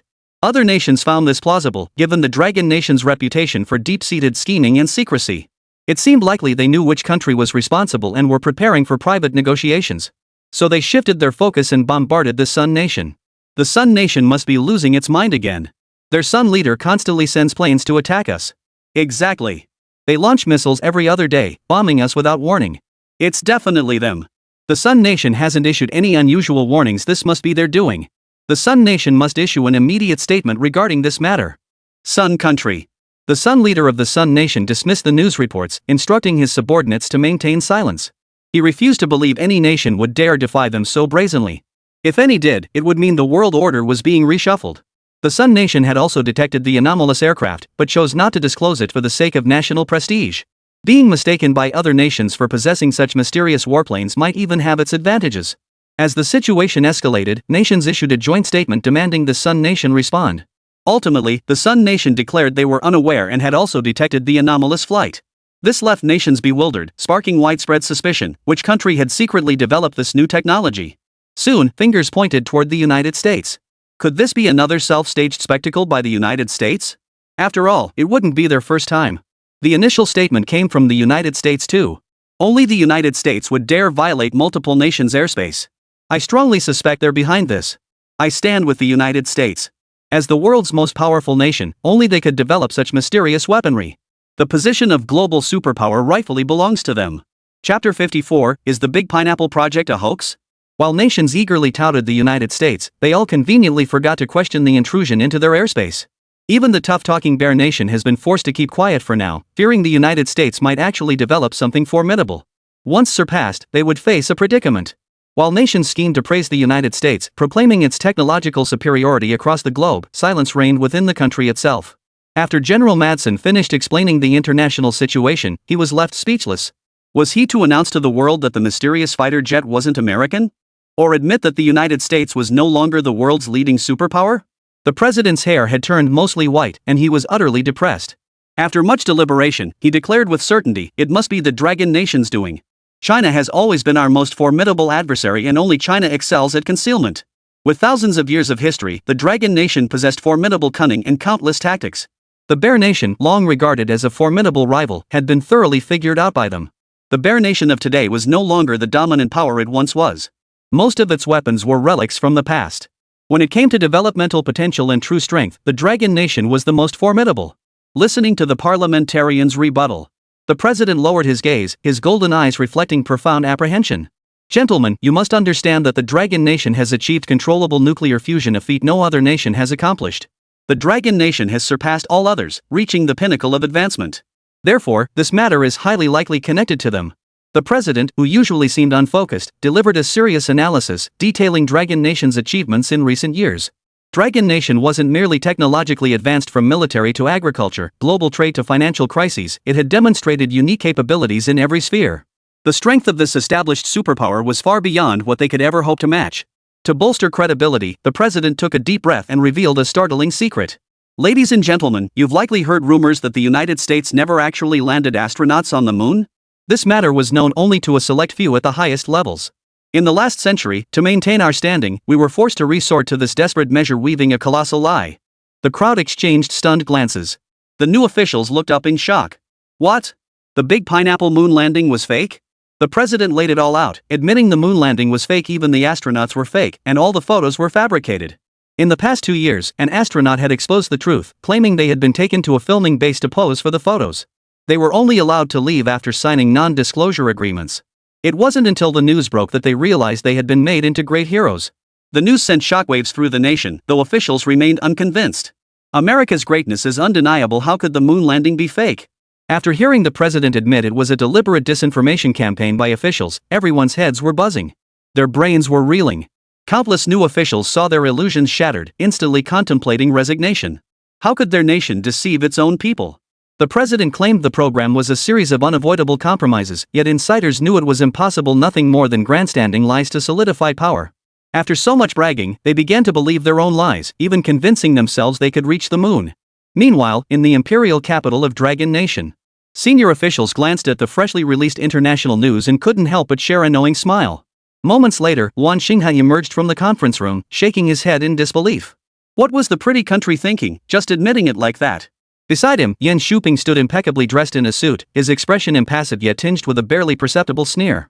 That's how the pretty country always operates. Faced with praise from every nation, they'd never admit something belongs to someone else. After all, this is the honor they've always pursued. The beautiful country had shallow roots but immense ambition. In its early days, it resorted to any means necessary to gain renown. In their quest for global hegemony, they ruthlessly suppressed all nations, voraciously exploiting them. They instigated wars everywhere, eager to manipulate the entire world at their whim. Now that the mysterious fighter jet incident has occurred, even if they weren't responsible, the United States will still take the blame. Refusing to acknowledge it would imply the emergence of a nation more powerful than the United States, further destabilizing its position as the world's dominant power. To preserve its hollow prestige, it would even claim responsibility falsely. Lin Chuan scratched his head. He didn't understand all this, but he knew the United States wasn't a good country. He piped up cautiously, Grandpa Luan, should I take the sky carrier and blast the United States to smithereens? I promise to wipe them clean, not a single scrap left. Luan Xing has slapped him playfully. What nonsense are you spouting, you little rascal? You've barely settled down for a few days before you start scheming again. I've told you your job is to study diligently and conduct research. Nothing else. Otherwise, I won't be able to explain to your parents. He and old Yan had personally brought Lin Chuan out of his home. If anything happened to him, they'd have no way to explain it to his parents. They absolutely couldn't let anything happen to Lin Chuan. Lin Chuan covered his head, looking utterly aggrieved. I wasn't lying. That flying aircraft carrier really could bomb an entire country. If you don't believe me, I can order the carrier to bomb Japan right now. Yuan Xinghai's eyebrow twitched. This was good news, but it was happening a bit too fast. He issued a stern warning to Lin Chuan, ordering him to avoid any further trouble. Failure to comply would mean confinement to his room. Lin Chuan sighed helplessly. His standing was clearly plummeting. Should he research other things to preserve his standing? But then he thought of the cutting-edge technology the system had just unlocked, and Lin Chuan couldn't help but let out a long sigh. An artificial sun. If he could master this thing, he could replace the sun god himself. An artificial sun. Unlike any existing artificial suns in the world, its heat and density would rival those of the real sun. Forget whether it could even be developed. How to hoist it into the sky and how to store it would be massive problems in themselves. Lin Chuan pondered for a moment, feeling utterly hopeless about the future. But just then, a figure appeared at the doorway. Lin Xiu. Lin Xiu ran over cheerfully, calling out, Big brother. She hugged Lin Chuan and giggled. Big bro, I missed you. Lin Chuan froze, then instantly burst into joy. Why are you here? Where are Mom and Dad? Why are you alone? Mom came to visit him at the space agency. Ha, that meant someone would finally wash his stinky socks. Grandpa Luan had told him to wash his own socks, saying boys should learn to do chores. What a joke! He was the greatest scientist, there was no way he'd ever wash his own socks. Now he could get Mom to help out. You little rascal! Director Luan told me you got into trouble recently. Spill the beans now. Chapter 55, Artificial Sun. An artificial sun, also known as controlled nuclear fusion, is essentially the same thing from a certain perspective, though the components differ. After opening the files, Lin Chuan suddenly understood, then fell into confusion. If they're essentially the same thing, why did the system issue two separate missions? After obtaining the blueprints, Lin Chuan understood the two required different energy sources. One needed ammonium-3, the other required tritium gas. In the previous version, ammonia-3 represented the ultimate form of controlled nuclear fusion, while the artificial sun was a more basic iteration sufficient for scientists to thoroughly research and understand. After much deliberation, Lin Chuan sought out Luan Xinghe, offering an awkward smile. Grandpa Luan, have you finished talking with Mom? I need to discuss something important with you. He stole a glance at Sun Xiaomei beside him, his heart pounding wildly. He feared Grandpa Luan might tattle, meaning another beating for him. Thankfully, he'd managed to fool his mom earlier, otherwise he'd be in trouble now. But that wasn't a long-term solution. He needed to keep thinking of ways to get Grandpa Luan to send his mom away. To avoid getting beaten. Seeing it was serious business, Sun Xiaomei left the office without further comment. Before departing, she warned Lin Chuan not to mess around, or she'd beat his butt bloody. Watching his mom walk away, Lin Chuan instantly relaxed. Without further hesitation, he leaned in and whispered. Grandpa Luan, please don't say anything to my mom. She'll really beat me to death. If she beats me to death, you'll lose a once-in-a-lifetime genius. A cosmic-level genius. You'll regret it. Luan Xinghe looked at him with amusement, fully aware of his concern. Don't worry about me telling your mother. Everything you've done is documented. One day, I'll make sure she sees it. He was hinting at the incident with the flying aircraft carrier. An 8 or 9-year-old kid actually dared to pilot a flying aircraft carrier around the world on his own. Luan Xinghe said, you scared the hell out of me when you left without permission. I was terrified that another country would spot you piloting the carrier and shoot it down mid-flight, leaving nothing but ashes. Every country has its own airspace. Once you enter it, it's extremely difficult to return. Fortunately, they didn't detect you, otherwise, the consequences would have been unimaginable. Later, upon learning that the flying aircraft carrier possessed stealth capabilities and could jam global detection systems, he finally breathed a sigh of relief.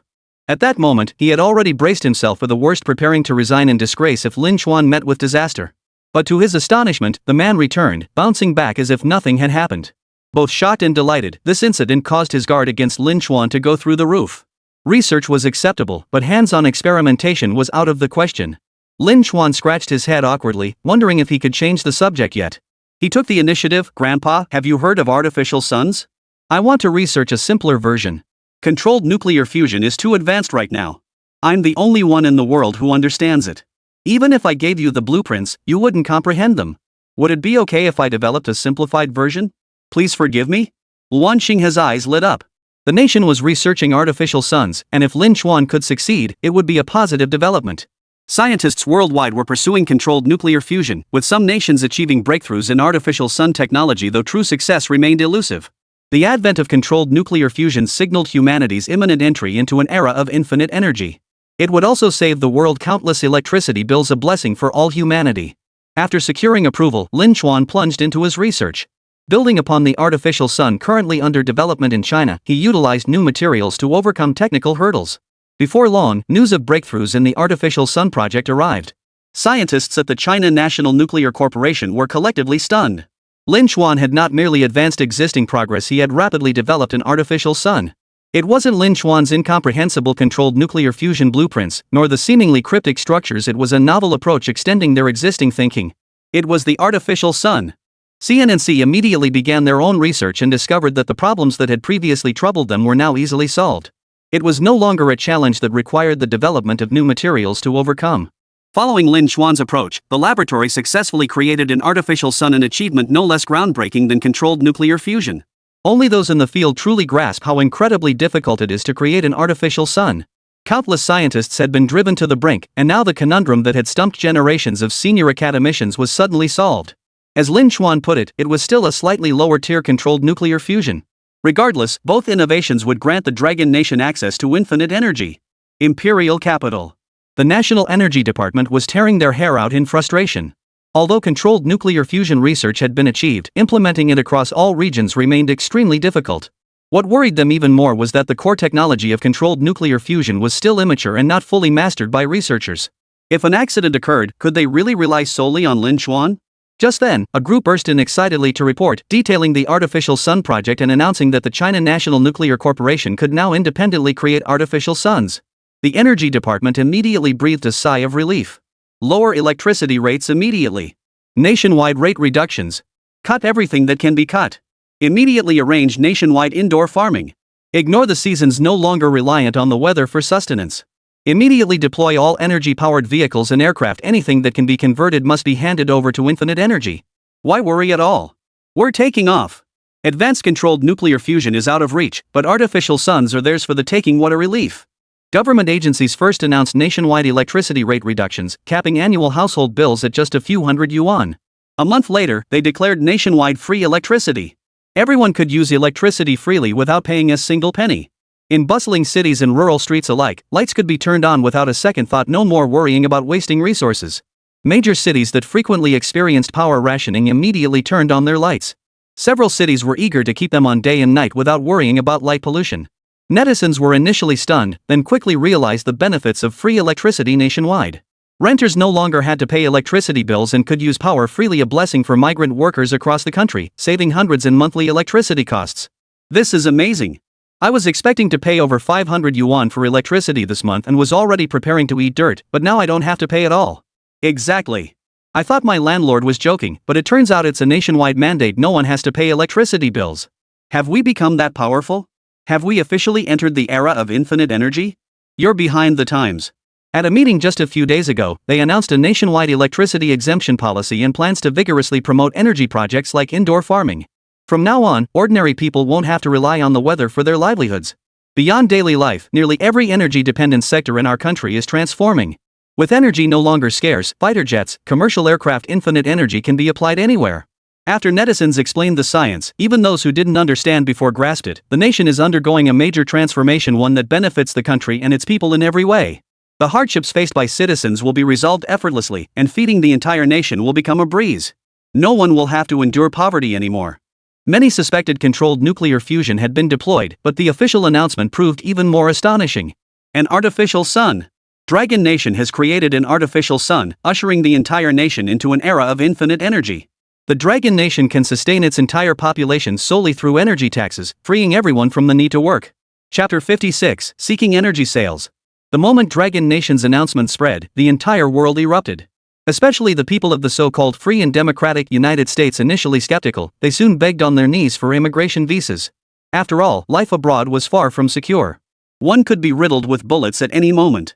So-called free healthcare came at an astronomical cost. Even an ambulance ride was unaffordable. Most ordinary people survive by selling blood to keep their families afloat. Buying gifts for loved ones requires selling blood, sometimes hundreds of times a year. Now, Dragon Nation is offering free electricity to all. The first to beg for mercy were netizens from the United States. I spoke a bit too loudly before. Dragon Nation netizens, may I still join you? Dragon Nation's benefits are incredible. It's become a fully developed country. Begging for a Dragon Nation visa? Begging to immigrate. Wait, I just snuck into the United States. Now you're telling me the best country in the world is Dragon Nation? That makes it really hard for me to sneak over there. Oh my god. Stupid president, damn Western media.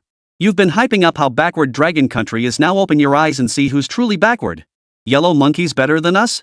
You actually believe what he says? Get lost, upstairs. My cousin married a Dragon Country woman and settled there permanently. He got a permanent visa and says Dragon Country has started widespread electricity exemptions, no bills at all. TSK, jealous already? Let me tell you, I'm from some backwater county in China. My rent used to be 500-600 a month, plus 300 for electricity. Then my landlord suddenly waived all utilities. Now I just pay 500 monthly for occupancy fees. What used to cost 700 or 800 a month now only takes 400 or 500. In many smaller places, it's down to just 100 or 200 a month. It's ridiculously cheap. Chinese netizens were even more excited than foreigners. Can't afford a house? Rent prices are plummeting everywhere. 2-bedroom apartments in big cities go for just 800-900 yuan a month with utilities included. Small cities offer rentals for 500 to 600 yuan, while even smaller single rooms cost just 200 to 300 yuan a month. This has significantly eased the burden on many young people just entering society. Even migrant workers are benefiting, with their basic survival pressures reduced. One netizen did the math: if everyone no longer pays rent or utilities, the state would cover all these costs. Utilities represent an enormous burden for the state, even more challenging than funding pensions for the elderly. Now that the utility issue is resolved, the pension problem should follow suit soon. Great news for workers. My stingy boss finally gave us a raise. Ha, everyone's celebrating. My shop's annual rent is 120,000 yuan, with monthly utilities at 4,000 yuan. My daily sales barely covered the electricity bill. Now that utilities are gone, things feel so much easier. Exactly. Our shop doesn't have to pay utilities either. With the improved economy, our landlord voluntarily lowered the rent so we can keep going. Thanks to the country. Such comments flooded the platform, filled with visibly delighted netizens. Gone were the usual complaints. Instead, they shared stories of their good fortune. As such examples spread nationwide, happiness and joy filled every corner, with countless people benefiting from the full waiver of utility fees. Meanwhile, everyone is pondering one question: why did the government choose this moment to implement full utility waivers? With a resolute stance, the government has aggressively implemented full utility waivers, drastically reducing even the most basic energy costs. This has pushed living expenses to their lowest point, allowing people to live well with almost no financial burden. The Dragon Nation's Energy Ministry, in media interviews, abandoned its usual serious tone and content, making no mention of encouraging resource conservation. Instead, it reassured netizens that many more such benefits were coming, explaining that previous hardships had been necessary for development and livelihood. Now, with the artificial sun, they no longer need to conserve it all, they can spend however they want. Unlimited energy. Those 4 words weren't just empty talk. Netizens were utterly baffled upon hearing this. An artificial sun? Was it the same as what they imagined? Most had only heard of controlled nuclear fusion by name, unaware that controlled nuclear fusion and artificial suns were essentially the same thing. It's merely categorized as advanced or basic. Lin Chuan's controlled nuclear fusion surpassed humanity's planned artificial sun, far exceeding the envisioned controlled fusion, and subsequently introduced concepts like hydrogen-based controlled fusion. After official explanations, everyone finally understood. So it was the artificial sun's achievement? But what about that more advanced controlled nuclear fusion? The director smiled faintly, offering no further explanation. At the Space Agency laboratory, Lin Chuan proposed several applications for controlled nuclear fusion, integrating it into weaponry and potentially future supernova weapons and cosmic weapons harnessing cosmic energy. He handed the black tech propulsion system from the flying aircraft carrier to several academicians, suggesting they shift their focus from the world to the cosmos. Luan Xinghe flipped through the blueprints. The overpowered propulsion systems signaled their ambitions reached beyond Earth. They were aiming for the stars and the vast ocean of space. Lin Chuan, sometimes I wonder if you're even human. How else could you be this brilliant? Luan Xinghe's probing gaze settled on him, his eyes deep and intense. It feels like your arrival was predestined, fated, making me wonder if this is all just a dream. He had lived through wars, witnessed the nation's darkest hours, and seen the people's lives in dire straits. Until half a month ago, when the nationwide waiver of utility fees sparked heated debate across the country. The news that reached them left everyone in a daze. Had their nation truly advanced to this stage? Could it truly lift the burdens from everyone's shoulders, allowing them to live out their lives in peace? The thought of the nation planning to export energy and impose an energy tax sent another wave of disbelief through him. Was a better life finally coming for the people? Lin Chuan, oblivious to these thoughts, kept his head down, eating his ice cream. He rolled it into a ball, stuffed it into his mouth, and slurped it down. Grandpa Luan, of course I'm human. Only humans could come up with such a brilliant idea, right? Lin Chuan spread his hands helplessly. Sure, I'm just an elementary school kid, but who says there aren't geniuses in this world? Luan Xinghe shot back skeptically. An 8-year-old genius, almost 9? Are you saying a toddler could overturn the universe? At 8, he was still riding on his grandmother's back, digging wild vegetables to eat. Lin Chuan's eyes widened. He jumped up indignantly and retorted, "What? Who says only adults can be geniuses? Can't we kids be geniuses too? Are we just supposed to play in the mud? I am a genius, oomph. You old folks are just jealous of me." Lin Chuan ran back to his room with a proud pout, muttering under his breath that Grandpa Luan was acting up again. Lately, he'd been spacing out constantly, and worse, he'd been caught shedding tears in secret. How could a child possibly understand the worries of the older generation? Zhou Yao shook her head with a smile and remarked, "Every person dedicated to scientific research carries the people in their heart. Only by keeping the people in their thoughts can they persevere. That's the meaning behind their efforts." Now, witnessing the people's tears of joy with their own eyes, I imagine every researcher feels like crying too. Chapter 57, Taking the Lab and Running. A certain laboratory in the United States. Upon learning that Dragon Nation had developed an artificial sun, the scientists first expressed skepticism, then shock. How could Dragon Nation develop an artificial sun faster than them? Recalling the recent controlled nuclear fusion breakthrough, they hadn't even understood the blueprints.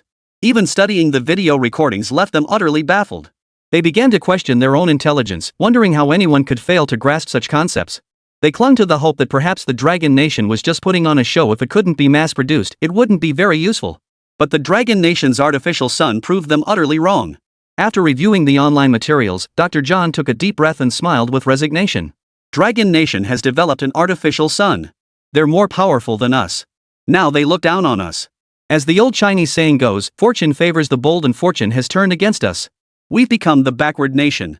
Dr. Whitebeard, sitting beside him, echoed the sentiment. He recalled how, during the war years ago, the United States had made a stunning breakthrough that cemented its dominance, while the Dragon Nation was still reeling from turmoil.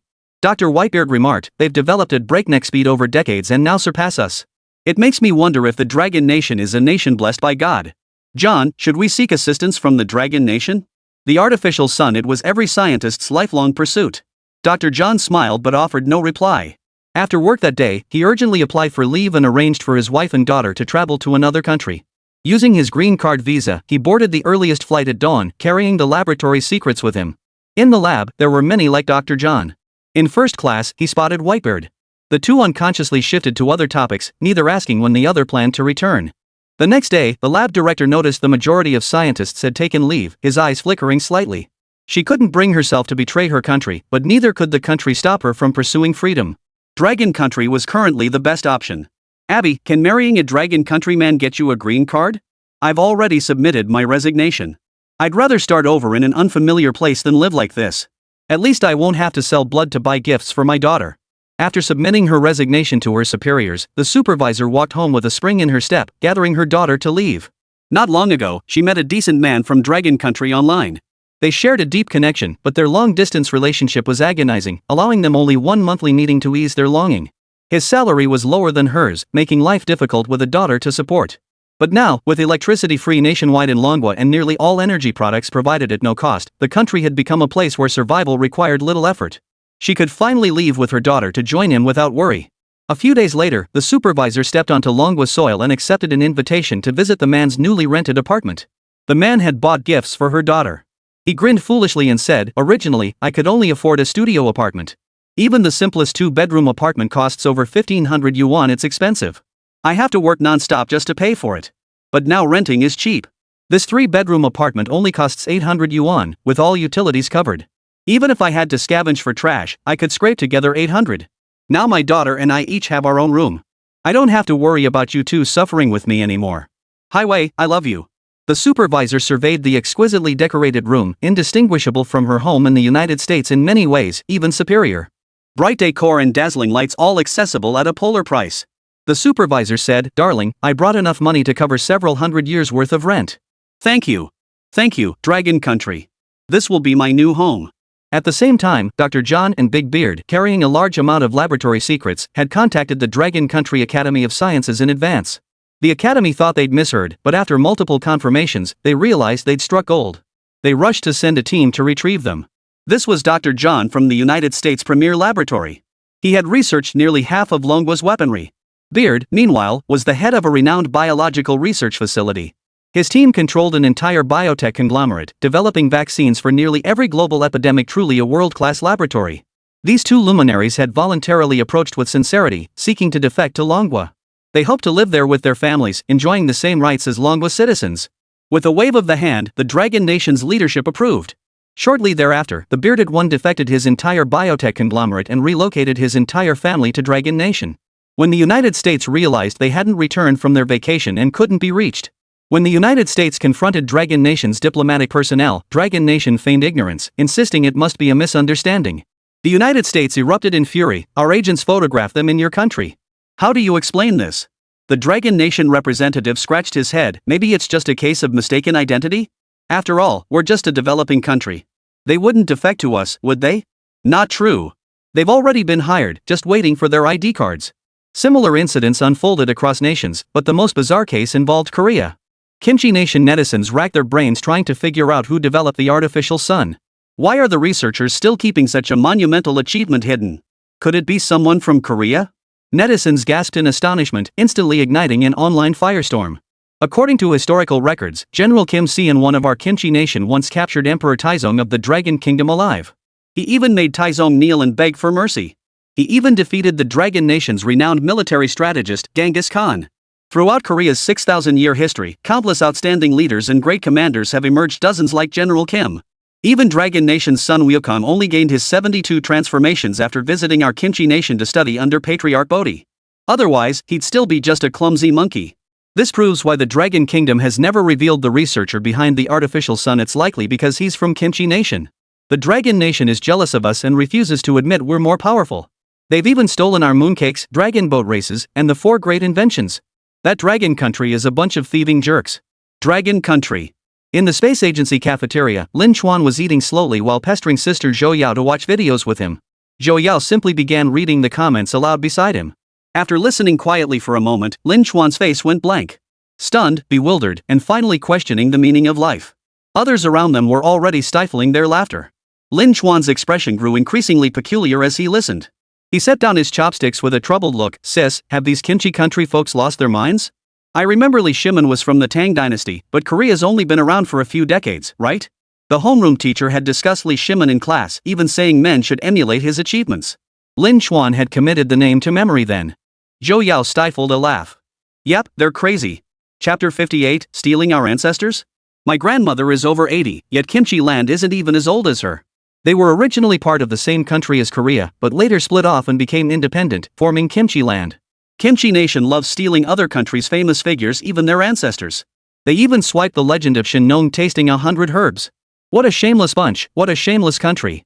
Zhou Yao despised Kimchi Country. She scrolled through a few videos below, then her eyelid twitched.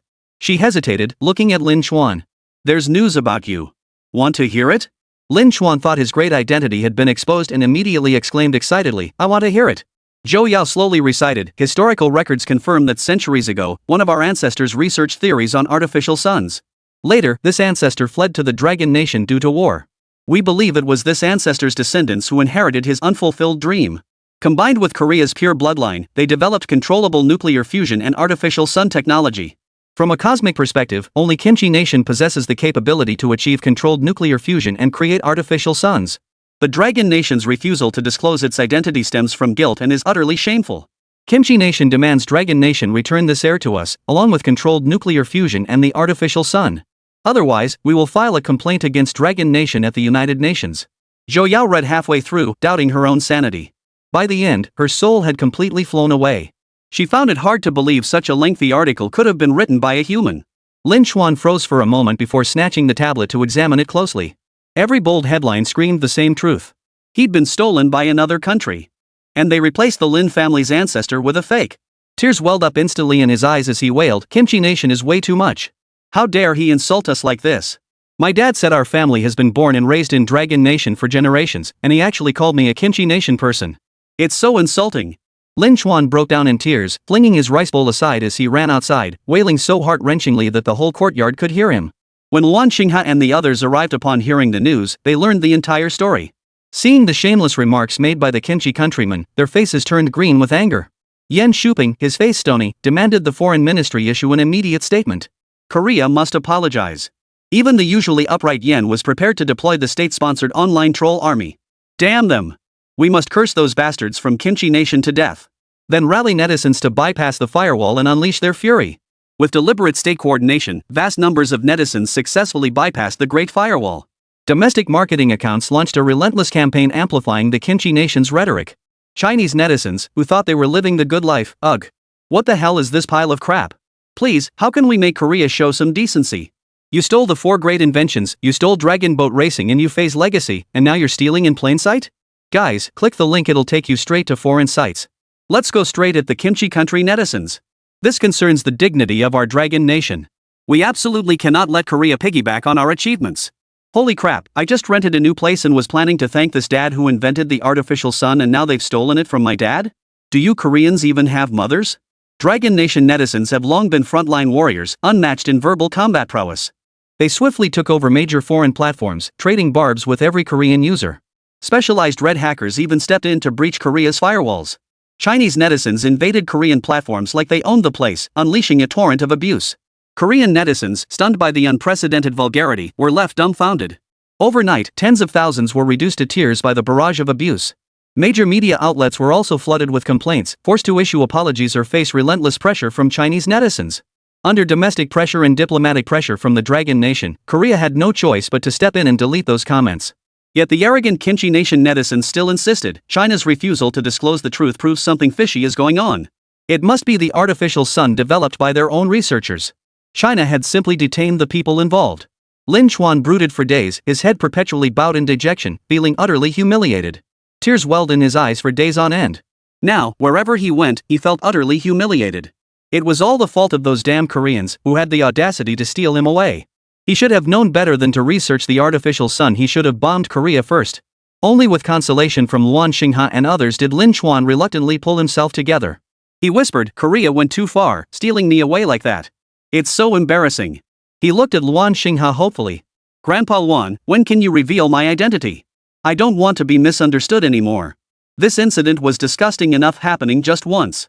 To the young Lin Chuan, it felt like an unbearable pain for a lifetime. If it happened again, he might as well emigrate to Mars. Luan Xinghe understood the deep hurt within him, and he knew the immense insult had enraged the entire nation.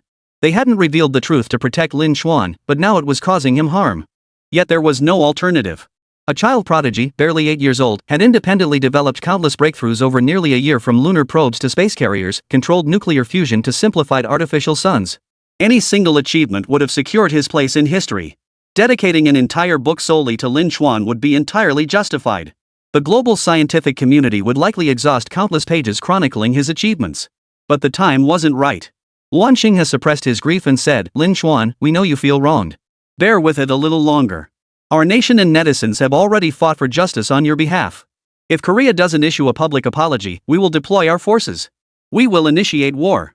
A cold gleam flashed in Luan Xinghe's eyes. This was the unified decision of the military command. For years, Korea and several other small nations had acted like restless monkeys, constantly testing the boundaries of the Dragon Nation. If circumstances permitted, they would have bombed them 800 times over by now, non-stop, day and night.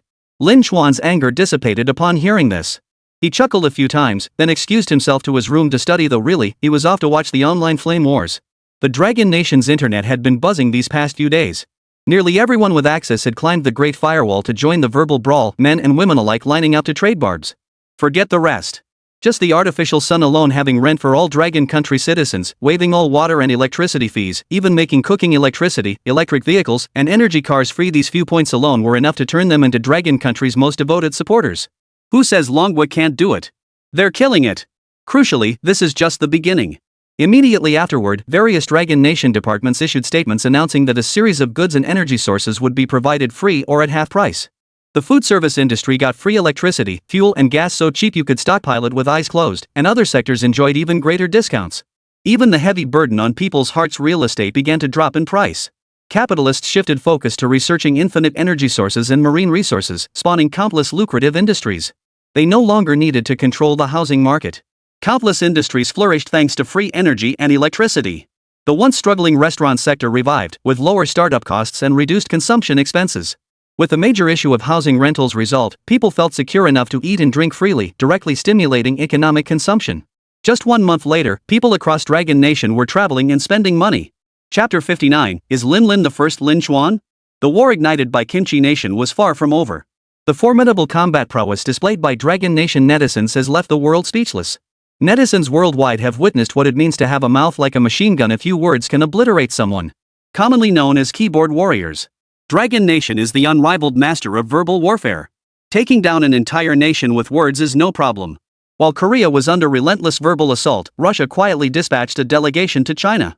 The Russian president, accompanied by Secretary General Mendeleev, met with Dragon Nation's high-level officials to propose purchasing Dragon Nation's energy resources at a premium price. Due to prolonged economic development, Bear Nation's energy sector had fallen behind, dragging down its heavy industry and leaving its light industry in tatters. For every nation on Earth, an energy crisis is fatal. Dragon Nation's pioneering achievement of infinite energy proved its status as the world's foremost superpower. Any nation seeking energy must bow to its will, lest the escalating energy crisis lead to national extinction. Wasn't the beautiful nation stirring up trouble everywhere precisely because of its energy crisis? Nations had no choice but to submit to the Dragon Nation. Ultimately, the Dragon Nation's leadership opted to sell energy at premium prices. They could supply sufficient energy, requiring the Bear Nation only to pay an energy tax. The Bear Nation promptly paid 3 centuries worth of energy taxes and requested an audience with that legendary figure. In the state banquet hall, Mendeleev sat sideways in a leather chair, discussing energy applications with the president. This energy was sufficient to revitalize their national economy, even restarting heavy industry. Moments later, Dragon Nation's high-ranking officials arrived one after another, warmly greeting their Bear Nation counterparts. Having sold a substantial amount of energy tax revenue, all Dragon Nation leaders were delighted, wishing for more such deals. As long as nations continued to rely on energy, they could not harbor hostility toward the Dragon Nation, nor could newly developed weapons be aimed at it. As the gathering filled the room, the president noticed an unfamiliar figure among them, a child. The child looked bored, trailing behind Yen, while those around him were consciously or unconsciously protecting him. The president, with his background as an agent, instantly sensed something amiss. The child's identity was suspicious. Was this the child of that Dragon Nation figure? If it was the illegitimate child or offspring of some high-ranking official, he likely had no business attending a state banquet. Lin Chuan sat down, quietly resting his chin on his hands as he stared at the tabletop. Grandpa Wan had said this state banquet was crucial. Some foreign leader had spent a fortune buying his energy. The artificial sun he created was incredible, providing infinite energy. Every country had to pay to buy it, and they had to keep paying every few decades. Rumor had it the national treasury was running low, but this windfall made them rich overnight. The higher-ups didn't hesitate to allocate research funds to him, to 500 billion. Lin Chuan watched the foreigners with curiosity, wondering which one had made the purchase. He noticed an elderly man with silver eyes observing him, his gaze carrying an air of dominance. Lin Chuan frowned slightly. What was this guy up to? Looking for a fight? He subtly flexed his small fist, signaling his own status. The president shifted his gaze, a smile in his eyes. Yen, is this child yours? He looks adorable and full of spirit. In our country, he'd already be ready for military training. He adores children and frequently visits various charitable organizations. Extensive media coverage also attests to his deep affection for kids. Yen Shuping understood exactly what he meant and replied kindly, his name is Lin Lin. He's our nation's little lucky charm and the darling of our entire space agency. I recently obtained his guardianship documents, so he's essentially my child now. He avoided directly addressing Lin Chuan's background, opting instead for the pseudonym Lin Lin. With so many similar-sounding names, he doubted the president would connect it to the Lin Chuan 1 lunar probe. The president nodded with a smile, and the conversation flowed pleasantly. When the topic turned to the recent turmoil in Kimchi Nation, he inquired, Kimchi Nation has also expressed interest in purchasing your energy resources. How does your country intend to proceed? Given Kimchi Nation's track record, I doubt you'd be willing to sell. Before Yen Shuping could answer, Lin Chuan piped up first, no way. We're not selling it, dead or alive. Kimchi Nation is too insulting. We won't sell them energy we don't need, even if it goes to waste. Grandpa Yen, you can't sell it either. Lin Chuan frowned, his gaze fixed sternly on Yen Shuping. He was an enemy of Kimchi Nation. If anyone dared sell to them, he'd sever ties with that person. Yen Shuping laughed bitterly. Still holding a grudge, you little brat. Our Dragon Nation possesses the magnanimity of a great power. We cannot stoop to such petty actions. Therefore, we've decided to sell it to Kimchi Nation at triple the price, the same rate as Japan. Once they develop their artificial sun, they won't need to buy from us anymore. Judging by current global progress, it would take centuries to develop an artificial sun. The so-called artificial suns being touted now were merely prototypes, far from achieving the state of infinite energy. After all, Dragon Nation extracted tritium using energy from seawater. As long as Dragon Nation doesn't disclose the technology, no one can rapidly manufacture an artificial sun in the short term. Yen Shuping quietly mentioned the energy tax rate, then added the triple-priced amount, grinning as he waited for Lin Chuan's reaction. Lin Chuan gasped, that much? We're rich. Grandpa Yen, I want money too. Give it to me now. He wanted more research funding, including the reward for developing the artificial sun. The flying carrier was still in experimental phases, not yet mass-produced, so higher-ups hadn't distributed bonuses yet. The artificial sun, however, was so profitable that they planned to give Lin Chuan a cut after collecting massive energy taxes. Rather than a lump sum payment, a percentage-based system allowed Lin Chuan to take a cut from every energy purchase by any nation, each transaction yielding astronomical sums. Muttering under his breath about striking it rich, Lin Chuan skipped and jumped his way out. The executives watched him leave instinctively, their eyes twinkling with amusement. He really was childish, had even forgotten their warnings. Their expressions were observed by the representatives from the Bear Nation across the table, sparking a suspicion in their minds. Yen, the head of the space agency, a ruthless tyrant, actually smiled kindly at a child? Rumor had it he wasn't even that nice to his own grandson. As a researcher, perhaps only technology could make him lower his head. The president watched Lin Chuan's retreating figure, a thought forming in his mind, Lin Lin. Could he be the researcher behind the Lin Chuan 1 lunar probe? No, Lin Lin looked only 8 or 9 years old, still too young to read properly. Even with extraordinary talent, he couldn't possibly have developed such advanced technology. The president chuckled to himself, realizing he'd overthought it. He promptly resumed his discussions with others, missing another chance to uncover the truth. Little did he know that a black technology system existed in this world, and Lin Chuan was the chosen one. Chapter 60, Japan apologizes? No forgiveness. Wugway capital. The emperor paced anxiously back and forth on his stool, as if nails were embedded in his seat. Dragon Nation has already developed an artificial sun. We haven't even gotten a single nod. Every nation is courting Dragon Nation to buy energy, but Dragon Nation won't give us the slightest chance. Dragon Nation has even publicly declared us an unwelcome nation. Whatever we do now, Dragon Nation will never agree to sell us energy. Energy is the foundation of any nation. Without it, a country is nothing, constantly suppressed in the international community, entirely reliant on imports. Once energy supplies are restricted, the entire nation is on the brink of collapse. The cabinet minister was deeply dissatisfied. We've done everything we could, even publicly apologized to the Dragon Nation. Why won't they forgive us? Are they still holding us accountable for the previous generation's actions? That shows no magnanimity. I believe we should condemn them and mobilize international public opinion.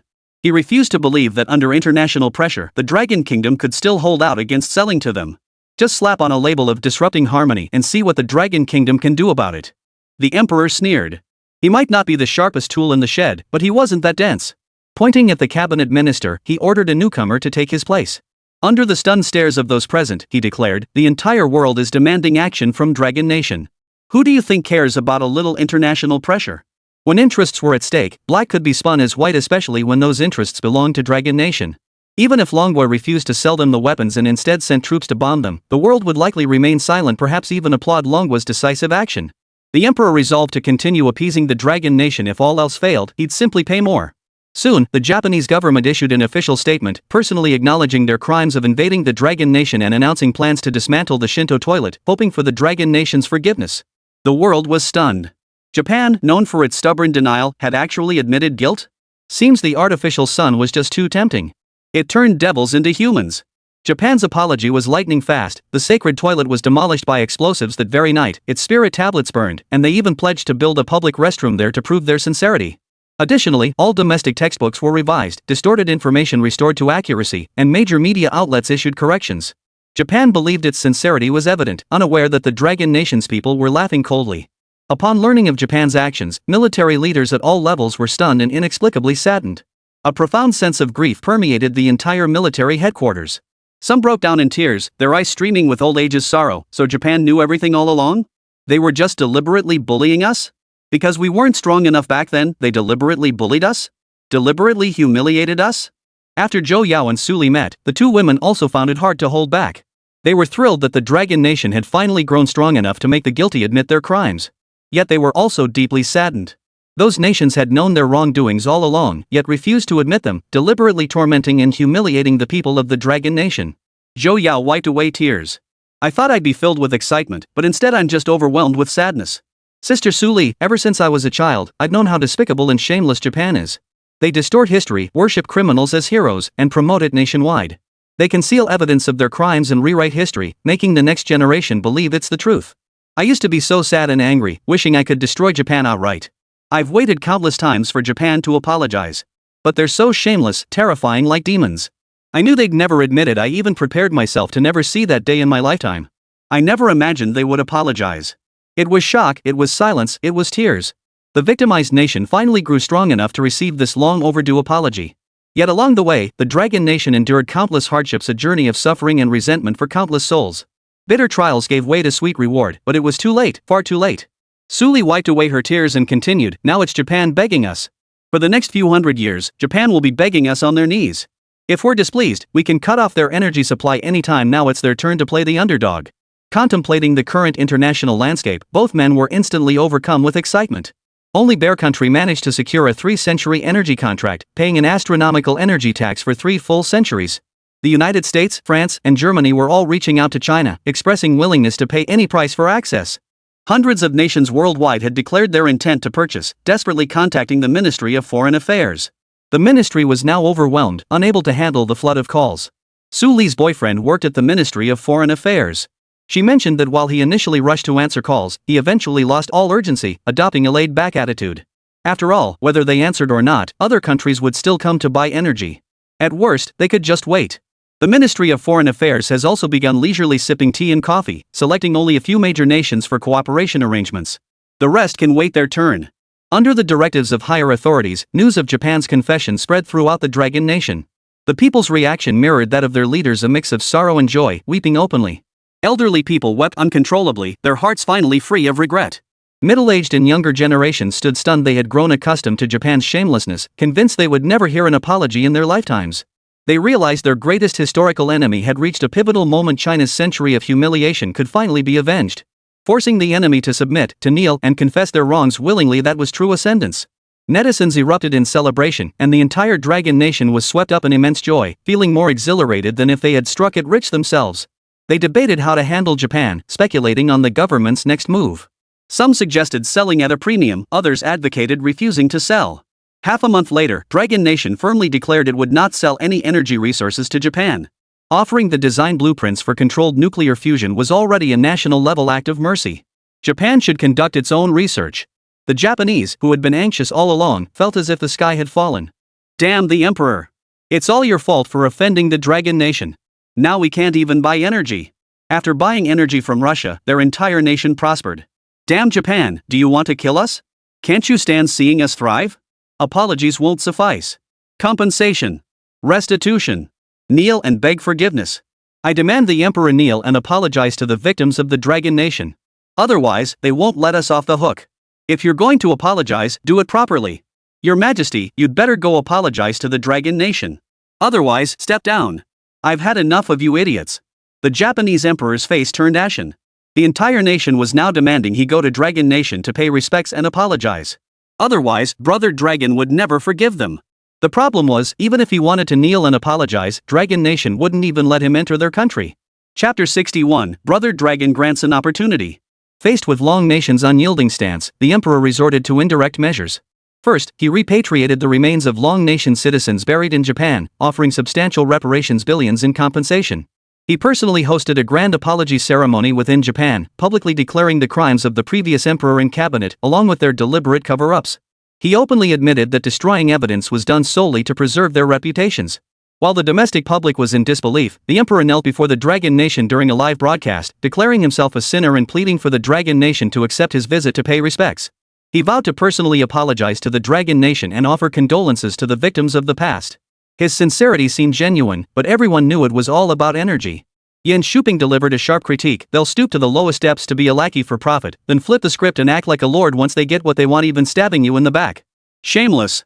Every citizen of Dragon Nation remembered how Japan had once sought their teachings, bowing as a vassal state, only to turn around and bite Dragon Nation hard. Yan Shuping grew angrier the more he thought about it, unable to eat his lunch. He glared at the TV, his energy surging. Lin Chuan picked at his chicken cutlet rice, blinking. Grandpa Yan, should I develop a missile to blow Japan to smithereens? He held up one finger. One missile would be enough to sink them. No second shot needed. Attending high-level meetings lately, Lin Chuan had overheard many things, including internal information unknown to the public.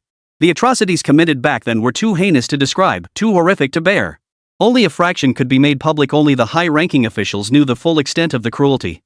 Through Yan Shuping and others' explanations, Lin Chuan had glimpsed Japan's true horror. Their invasion had been a full-scale assault. He had once wondered why the local people hadn't fled elsewhere during the massacre. It wasn't until he saw the footage that he understood. Japan had launched a total encirclement. No matter where they fled, it was a slaughter.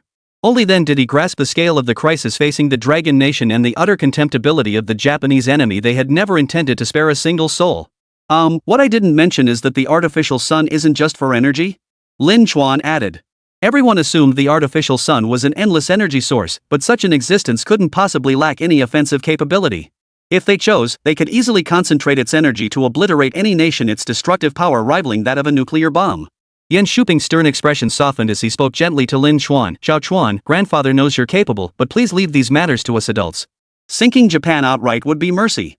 We don't need to show them mercy, we need to make them feel the pain they inflicted back then. Hatred should not be measured by generations, but by the distinction between the noble and the base. The noble may be spared, but the base may be slain at any time. Lin Chuan scratched his head. In his limited understanding, killing an enemy was the ultimate punishment. Yan Shuping explained, if I were your enemy, what do you think would be more painful, me killing you outright, or keeping you by my side and forcing you to write hundreds of pounds of homework every day? writing hundreds of years' worth of homework with no time to rest, forced to endlessly copy increasingly difficult assignments. Like copying Chinese textbook passages endlessly, with no end in sight. Which do you think is more terrifying? Lin Chuan shuddered violently, staring at him as if he'd seen a ghost. He recalled copying an exam paper long passages on both sides. Once, the teacher went crazy and made them copy it 5 times. The moment he saw the test paper he had to copy, he broke down. He cried and threw a fit, mentally preparing himself over and over while staring at the paper, but in the end, he just cried. Furious, he threw the paper into a ball and stuffed it into his mouth. But to meet the next day's deadline, he dragged it out again in the dead of night and began copying it, tears streaming down his face. Then there were the math formulas and definitions, copying them hundreds of times, with no end in sight. Feeling like it would take all night, Lin Chuan could only write while crying. Recalling those nightmare days, Lin Chuan grimaced. It was terrifying. I never want to live like that again. Grandpa Yen, you guys do whatever you need. If you need me to research weapons, I can handle it. Lin Chuan said before walking away with his tray. He needed to play some games quickly to comfort himself, or else he'd have nightmares tonight. Homework was pure nightmare territory. Grandpa Yen was terrifying. To think of torturing Japan with such methods. Yen Shuping chuckled coldly, his eyes gleaming with icy resolve. Draining the enemy's blood dry was their style. While the nation celebrated, the Dragon Nation responded to Japan, permitting the Japanese emperor to visit for memorial rites and listing domestic martyrs' cemeteries. The sheer number of martyrs' cemeteries was staggering. Each one held victims of the war, souls lost during Japan's invasion. The list Dragon Nation presented numbered in the thousands, with vast numbers from every region, a sight that wrenched the heart. Through this gesture, the Dragon Nation sought to test the emperor. Would he pay respects to one or to all? Which should he honor? The Japanese emperor sheepishly stated that his schedule was limited and he could only pay respects at the largest martyrs' cemetery, accompanied by his cabinet ministers. The Dragon Nation accepted the proposal. On a sunny afternoon, the Japanese delegation arrived at the martyrs' cemetery. They entered under the hateful stares of the locals. The countless tombstones sent a chill down their spines, filling them with dread. Under the watchful eyes of the crowd, the emperor began his tribute, kneeling devoutly to apologize and repent, followed closely by his cabinet ministers. The sky visibly darkened, as if countless hostile gazes filled the air. When the trees began to rustle with a chilling wind, everyone understood. The people of the Dragon Nation would never forgive. The spirits of the fallen would not accept it either. Only blood for blood could appease the restless spirits. The emperor hurriedly concluded the ceremony and attempted to leave the cemetery. Yet, the moment he turned to depart, he stumbled and fell heavily to the ground. The other officials staggered as well. When the footage aired, the people of the Dragon Nation smiled with satisfaction. It seemed their enduring hatred was justified. Heaven has eyes, even the emperor stumbled at the mausoleum. Reliable sources say we didn't even arrange a hotel for the emperor's visit this time, they booked it themselves. Heard the emperor fled scared out of his wits, ha ha ha. Hope the spirits come visit them tonight and give them a little greeting. Guys, I want to know where the emperor's staying. Got a buddy who's a huge fan, he wants a photo op. Just so you know, my buddy's in the military and knows how to make homemade bombs. The officials are so awesome they posted today's video directly on the official website. The whole world can see it. Recent events have been so surreal I thought I was dreaming. Then I realized it's all thanks to countless scientists. Sincere gratitude to whoever researched the artificial sun. Thank you. By the way, is this person taken? I've got 20 properties in the capital, I'd even pay to be with them. Chapter 62, Having a Little Brother or Sister. While everyone's attention was focused on the artificial sun, the scientists had set their sights on Lin Jipeng and his wife. A group of scientists arrived at Shangyang community bearing gifts, recounting Lin Chuan's remarkable achievements to the couple. Lin Jipeng was so stunned by the news he could only laugh awkwardly. Sun Xiaomei, flustered, asked, "Does that mean it's okay that I hit my son recently? Leaders, am I going to jail?" Sun Xiaomei agonized inwardly. She'd grown accustomed to disciplining her son physically. During a recent visit, in a moment of frustration, she lashed out at Lin Chuan. Now that she knew of her son's monumental achievement not just going down in history, but being the first of its kind in the entire world. In terms of status, her son far surpassed her own. Surely hitting her own child couldn't be illegal? Luan Xinghao reassured her, "It's fine. As Lin Chuan's mother, you certainly have the right to discipline him. He's still young, and having your guidance is actually a good thing. By the way, would you two be willing to undergo our genetic testing? And while we're at it, could you share a bit about your family backgrounds?" Lin Jipeng looked utterly bewildered as he rattled off every ancestor he could recall. His lineage included beggars and merchants, but he himself had built his life through sheer determination. As for extraordinary individuals, only his son fit the bill. The scientists assured him it was no problem. What if there were influential figures he didn't know about? Better to test first. After drawing blood, the scientists approached both families for genetic testing. Various screenings were arranged, along with complimentary comprehensive health checkups. Luan Xinghe tactfully suggested the couple try again for another child. After all, a child like Lin Xuan comes along once in a millennium. If another Lin Xuan were born, the Dragon Nation would take off. Lin Jipeng and his wife shared this hope. That very night, they called Lin Xuan to tell him they planned to give him a little brother or sister. Upon receiving the news, Lin Xuan felt like his world had collapsed. "Mom! You guys are way out of line. It was bad enough you secretly had my sister back then, but now you want another kid? What the hell is wrong with you people?" Shocked, Lin Xuan immediately argued with his mom over the phone, refusing to allow another child under any circumstances. Having one little sister competing for attention was already unbearable. Adding 2 more children would be the end of the world. His place in the family would be gone for good. That very night, Lin Xuan pestered Luan Xinghe and the others to take him home. He solemnly emphasized to his parents that they absolutely could not have any more brothers or sisters. Otherwise, he wouldn't come home. When he learned his father wanted another genius child, Lin Xuan rolled his eyes dramatically. "You can't produce geniuses anymore. Because no matter how brilliant a genius might be, they'd never surpass me. Unless another person with a system appeared in the world, it was nothing but a pipe dream." Fuming, Lin Xuan stormed off, then vented his anger at Luan Xinghe and the others, complaining that his life had gone downhill ever since his little sister arrived. Being the older brother meant always having to give in to her, only to be slandered by her in return. It was infuriating. He wouldn't forgive his parents anytime soon. As for his sister? She'd learn her lesson the hard way. He asked Luan Xinghe to help enroll Lin Xiyu in an elementary school, but unexpectedly, both siblings ended up at the same institution. Meanwhile, Xiangyang Elementary underwent earth-shattering changes. After the holiday break, the school began renovations, expanding all floors and adding a nuclear laboratory. Local middle schools, high schools, and universities all gained nuclear labs. Locals were baffled, both shocked and delighted. They suspected a scientific genius had emerged locally. Otherwise, why would higher authorities invest so heavily? The proliferation of nuclear labs signaled massive resource allocation to the region, especially in education. This was excellent news for all the children. Before long, dozens more nuclear laboratories were added across the province, transforming it into a key nuclear testing hub that concentrated all teaching resources. Most astonishingly, every grassroots cadre in Xiangyang County was promoted. The grassroots officials were dumbfounded. They hadn't done anything special. Why were they suddenly promoted? And why had so many labs suddenly appeared nearby? When they tried to find answers, they only encountered looks of envy, jealousy, and resentment from all directions. Even the principal of Xiangyang Elementary School was outdone by other schools. "Jiandong, your school really has some luck. You don't lift a finger and still hit the jackpot.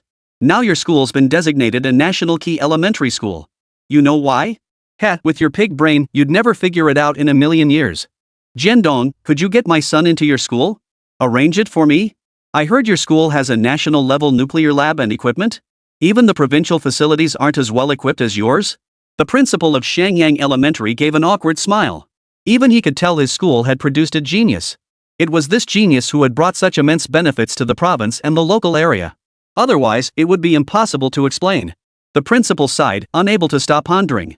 But this was just an elementary school. What kind of genius could possibly exist here? Surely they couldn't be researching controlled nuclear fusion.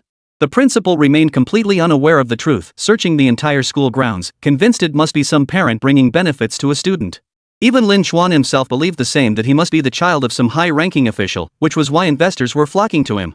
As Xiangyang County experienced rapid development, those who had discovered Lin Xuan like Luan Xinghe all saw their status rise. Even the receptionist girl got promoted and prospered. The benefits Lin Xuan brought them were immense. In just one short year, he had elevated Longgua's status by several tiers. Now that Dragon Nation was calling the shots, who dared challenge them? The United Nations even relinquished its permanent seat, inviting Longgua's high-ranking officials to lead the organization in safeguarding global peace. They also expressed hope for Longgua's permanent residency within the UN. Over half the organization's members were replaced by Dragon Nation nationals. No country objected, and the decision passed unanimously. Dragon Nation's global standing soared dramatically, propelling it directly into the position of world superpower. Almost immediately after the vote passed, the United States sent a message proposing cooperation. "Dear permanent member of the Dragon Nation, we wish to purchase substantial quantities of energy resources from your country. Might we have the opportunity to discuss terms? Money is absolutely no issue. You may propose any terms. Even if you see critical classified information on other weapons systems, we are open to exchange. Of course, we are not seeking the blueprints for the artificial sun. Our intent is to acquire your nation's resources. We earnestly request the opportunity to negotiate. The President of the United States, during a press briefing, solemnly and earnestly expressed the hope that the Dragon Nation would sell them resources, offering any weapon design blueprints in exchange. Whatever the Bear Nation could offer, they could offer as well. Please give us a chance, Brother Dragon. Let them buy energy. America's actions were utterly shocking. Was this really the world's most formidable nation? Chapter 63, Chinese Culture on the Moon. Grandpa Luan, I think we could modify the lunar probe and incorporate our national culture into it. Is that okay? Some nations are thieves. I fear they might steal our achievements later. Better to be cautious. Inside the space agency, Lin Xuan swung his legs, stealing glances at Luan Xingha reviewing documents nearby, a sly smile playing on his lips. Just say yes. Just say yes. Luan Xingha put away his documents and pondered carefully. He was right, every nation has its unique cultural symbols, and they had tried their best to incorporate them. Alright, Xiao Chuan, which region's culture do you think would be best? Lin Xuan immediately answered, of course, Central Plains culture. Since ancient times, the Central Plains have been the birthplace of sages and scholars, home to countless emperors and ancient capitals. It has to be the Central Plains. He pleaded, Grandpa Luan, please let's choose Central Plains culture, okay? I'm begging you.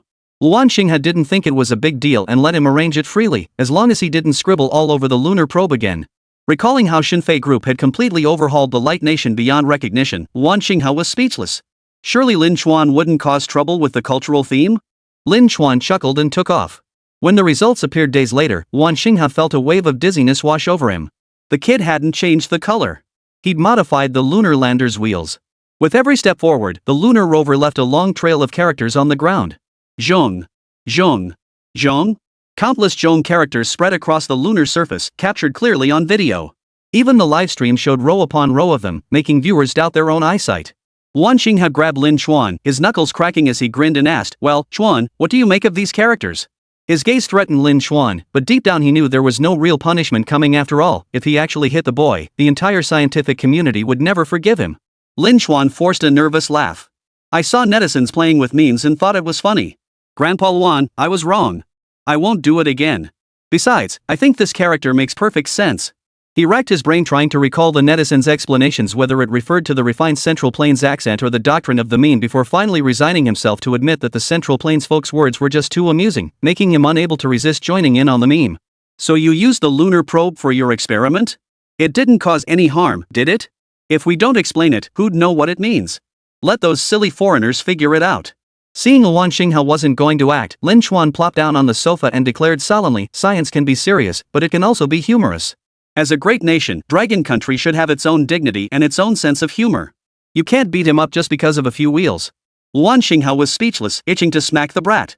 But then he thought about it, why bother with those foreigners? As long as his own people were comfortable, that was all that mattered. Fine, this time. Lin Xuan seized the moment. Then can we use a new font every time we launch a new lunar probe? Should we add space available? Take love confessions from couples? In his imagination, people from every province would want to see their provincial name or unique cultural symbols on the moon. It was an honor, a source of pride. Luan Xingha rubbed his temples. Thinking about it any further would drive him mad. He simply said, as long as you can develop it, add whatever you want. I'll personally review it in the end. Yes, sir. News of the lunar probe displaying human poetry spread worldwide. While some Dragon Nation citizens remained puzzled, Central Plains people laughed so hard they pounded the table. Spot on. Absolutely spot on. I thought it was photoshopped. Never imagined it was real. Was the designer from our Central Plains? What a genius. Who dares call us provincial now? China. Absolutely China. While Dragon Nation netizens eagerly followed the gossip, the Dragon Nation government once again refused Japan's request to purchase energy resources. Japan has committed crimes against China in the past, openly admitted them, and concealed evidence. Now they expect forgiveness just by offering a sincere apology? China's foreign ministry stated Japan's apology was long overdue, a belated confession from the perpetrator, and had nothing to do with energy purchases. If Japan chose to apologize solely for energy, they would have to question its sincerity. Japan dared not speak its anger. Buying energy was unacceptable, yet refusing to buy was equally untenable. Watching other nations secure energy supplies, Japan grew furious. It took to social media, urging nations worldwide to boycott Dragon Nation's energy. Dragon Nation's artificial sun is a sham. It's short-term and riddled with deception. I urge everyone once more, do not purchase Dragon Nation's energy. Otherwise, we risk immense losses. Neither being swindled out of our money nor depleting our national treasury is something we can afford. Any such outcome would spell disaster for our nation. Do not buy Dragon Nation energy. You will regret it. Furious at being barred from energy purchases, Japan launched a global smear campaign against the Dragon Nation, claiming it was possessed by demonic forces and insisting its own fall at the mausoleum was orchestrated by official monsters. They also brought up the recent shooting incident, insisting it was part of Dragon Nation's plot to kill him. Now refusing to sell energy was blatant targeting. Japan resorted to every underhanded tactic imaginable, spouting wildly abstract accusations while ranting on global channels. This time, however, Dragon Nation netizens couldn't be bothered to engage. Boring. It's like watching monkeys. Korea, having also failed to secure purchasing rights, joined Japan in protest, calling on nations to boycott Dragon Nation's energy. The hysterical Koreans even visited several countries personally to campaign against energy purchases. Smaller nations remained silent, dismissing them before they even stepped off the plane. Nothing could hinder their development. As for the world's major powers, they dismissed Korea and Japan's advocacy as mere barking. When it comes to interests, if they even hear a single sound, it's their loss. The Dragon Nation calmly stated it would gradually open energy purchases to all nations except for certain countries that would never get the chance. Even in building a community with a shared future for mankind, some nations simply weren't worthy. No matter how furious Japan grew, the Dragon Nation refused to sell. Instead, it turned around and sold energy to Korea at several times the price, just not to Japan. Accustomed to groveling, Korea immediately kowtowed to the Dragon Nation, retracting all previous statements and making public pledges in the news. We express our deepest gratitude to the Dragon Nation for providing energy. To show our appreciation, we wish to know who developed the artificial sun. We intend to immortalize them in our history books and textbooks, erecting a statue in their honor as a founding father of our nation. In front of the television, Lin Chuan stood triumphantly with his hands on his hips, boasting, "Those little Japanese bastards want to erect a statue of me and write me into their textbooks. Grandpa Wan, does this mean I'll go down in history? Become the most revered figure in their country?" Lin Chuan's eyes sparkled with excitement. The thought of everyone remembering and idolizing him made him so happy he nearly fainted. Luan Xinghe chuckled, "Sweetie, he's just trying to get your identity. Besides, that kimchi country steals everything. Aren't you afraid that in a few years, you'll become their ancestor?" Chapter 64, Weapon Series, naming the Lin Chuan series. Lin Chuan froze. Become the ancestor of Kimchi Nation? His brain hadn't processed it yet, so Zhou Yao helplessly explained it all over again, recounting how Kimchi country stole mooncakes and even Shu Yuan. Kimchi country is notorious as a nation of thieves, even stealing other people's ancestors. With no evidence or proof, just baseless rumors and wild claims, they had the nerve to apply for UNESCO recognition. If Lin Chuan ended up in their textbooks, in a couple of years he'd be considered a Kimchi Nation citizen. If he wasn't one of them, why would he be in their textbooks? Zhou Yao despised Korea, having witnessed their despicable tactics firsthand. "Xiao Chuan, you absolutely cannot reveal your identity. The time isn't right. They pretend to respect you now, but they'll steal you away soon enough. Haven't you forgotten how they stole our ancestors last time? They claimed you were Korean without a shred of evidence. Once you're in their textbooks, it'll be impossible to set the record straight." The shamelessness of Kimchi Nation was shocking, their logic as baffling as aliens. By then, a full-blown war might erupt over Lin Chuan. "Kimchi Nation, Lin Chuan is one of us. Dragon Nation, you're dreaming. Kimchi Nation, Lin Chuan is in our textbooks. We even have a statue of him. He's recorded in our national history, he's our citizen, that's why he's documented. Kimchi Nation, only by inheriting our superior genes could he develop the artificial sun. Kimchi Nation, we uncovered historical records proving Lin Chuan's great-grandmother had relations with a noblewoman of our nation, resulting in his ancestor's birth. Therefore, Lin Chuan belongs to us." After hearing Zhou Yao's impersonation, Lin Chuan shuddered violently and retreated to the corner in disgust. "Sis, just drop it. I don't want that statue anymore. I'll just behave myself." Lin Chuan grimaced.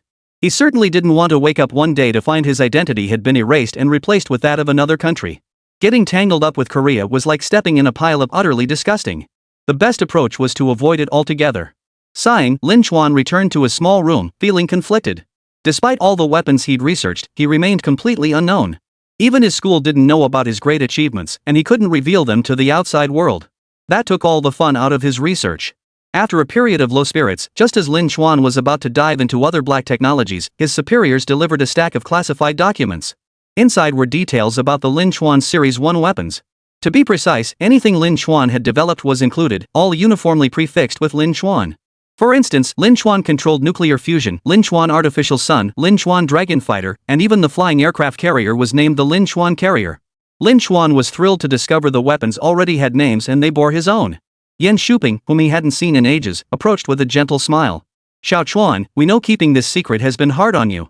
We know you want to show it off, and we want to show it off too. But we can't. Not allowed again.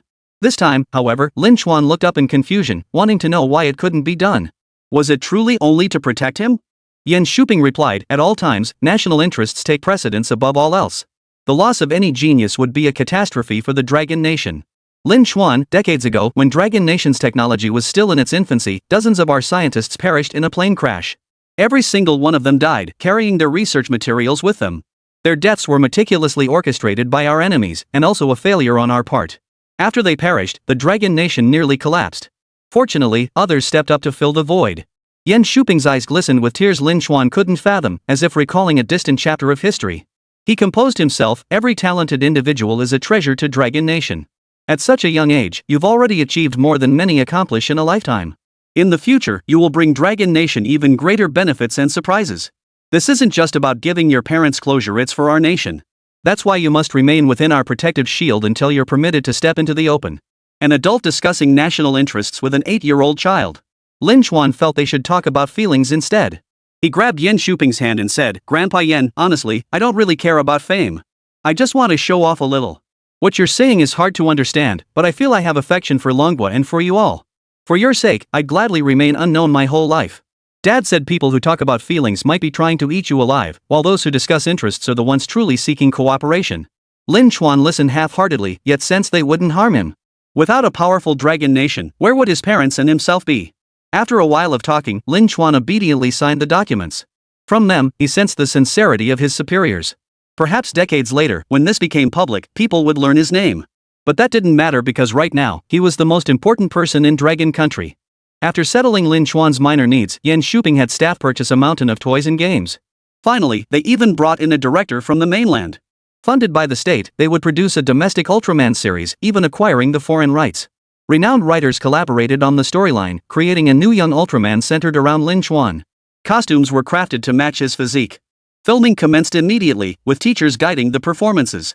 With the finest directors and screenwriters on set, a 12-episode Ultraman series was born. That evening at 7 p.m., the news specifically highlighted this first-ever domestic Ultraman anime, recommending netizens tune in to watch. State-backed promotion? And featured in the most important news segment? What kind of investor could pull off such a big splash? Some tried searching for the anime and found it dominating the homepages of every video platform. The top trending topic was Chuan Ultraman. Thought it'd be trash, but after watching a bit, the special effects Blue Galaxy Fighter out of the water, both action and dialogue scenes were killer. The only flaw? Why did they cast a kid as Ultraman's human form? And this kid acts like a total poser, wearing a mask the entire time, even more pretentious than Sakamoto. Why is the new Ultraman just called Kawa? Does not being from the Land of Light mean he doesn't deserve a 2 or 3 character name? The tokusatsu community is the most excited. As soon as they saw the state-backed new Ultraman, they rushed to watch it, only to fall head over heels for it and come back to rant about it. Who says China can't make good tokusatsu? They just don't want to make them. Kawachi Ultraman is brilliant. On par with that year's Zero and Belial. Fair to say, the kid playing the human form did a great job. It genuinely felt like the powers were coming from his hands. I just instinctively thought he should be that cool, anything less wouldn't fit his status. At the space agency, Lin Chuan laughed maniacally for days on end. He practically wanted to hold his own filming of Chuan Ultraman close day and night, watching it obsessively and showing it off everywhere. Sis, look. This is the Ultraman I played. I'm a human form too. Chapter 65, Remembering Lin Chuan. Chuan Ultraman received an overwhelmingly positive response, becoming the undisputed favorite among Chinese children and directly dethroning Zero from the public's heart. This success was largely due to the outstanding special effects, especially Lin Chuan's portrayal of the human form complete with laser beams and the signature Ultraman decapitation slash. Because Lin Chuan starred in it, the higher-ups were willing to give it face and watch. They specially chose an afternoon to organize everyone to watch the new Ultraman in the screening room. Yan Shuping and Luan Xinghao watched in awe. They hadn't seen anything so childish in ages, but the special effects were incredibly realistic, especially the fight scenes, which made it seem like real lasers were being fired. Luan Xinghao remarked, "Old Yan, this show looks pretty good. I never imagined our country's special effects had advanced this far. I thought they'd still be like the old days." They shared a knowing smile, feeling a bit nostalgic. The entertainment industry in Dragon Country had always been like that, special effects getting worse and worse, with all the money going to the stars. How could they possibly produce good special effects? Yan Shuping remarked, "It's better than the effects in the United States. There's one episode with horror elements that feels comparable to the special effects in ghost movies from the 10,000 Buddhist Kingdom." He complained about his unreliable little daughter, who used to love watching horror films from all over the world. That was until one day he happened to glance at a horror film from the land of 10,000 Buddhas and was so scared he couldn't sleep for days. Yet the special effects in this new show rival those from other countries, something they never imagined. Lin Chuan snapped back to reality from the plot and muttered under his breath, "Could it be? I secretly added some special effects?" Catching everyone's gaze, Lin Chuan smirked, "I felt the director's effects didn't quite hit the mark, so I tweaked them myself." Ha! With the system's cutting-edge cheat code, tweaking special effects was no big deal. Last time, even simulating Ultraman and attack rays worked flawlessly. Special effects were child's play. Before anyone could ask questions, Lin Chuan dashed out the door. With Ultraman Lin currently trending, his human form was gaining popularity too. He needed to practice his autograph in advance to meet fan demand. After days of diligent practice, Lin Chuan generously shared his signature with them, even encouraging them to pass it on to their own fans. Zhou Yao examined the scribbles with curiosity.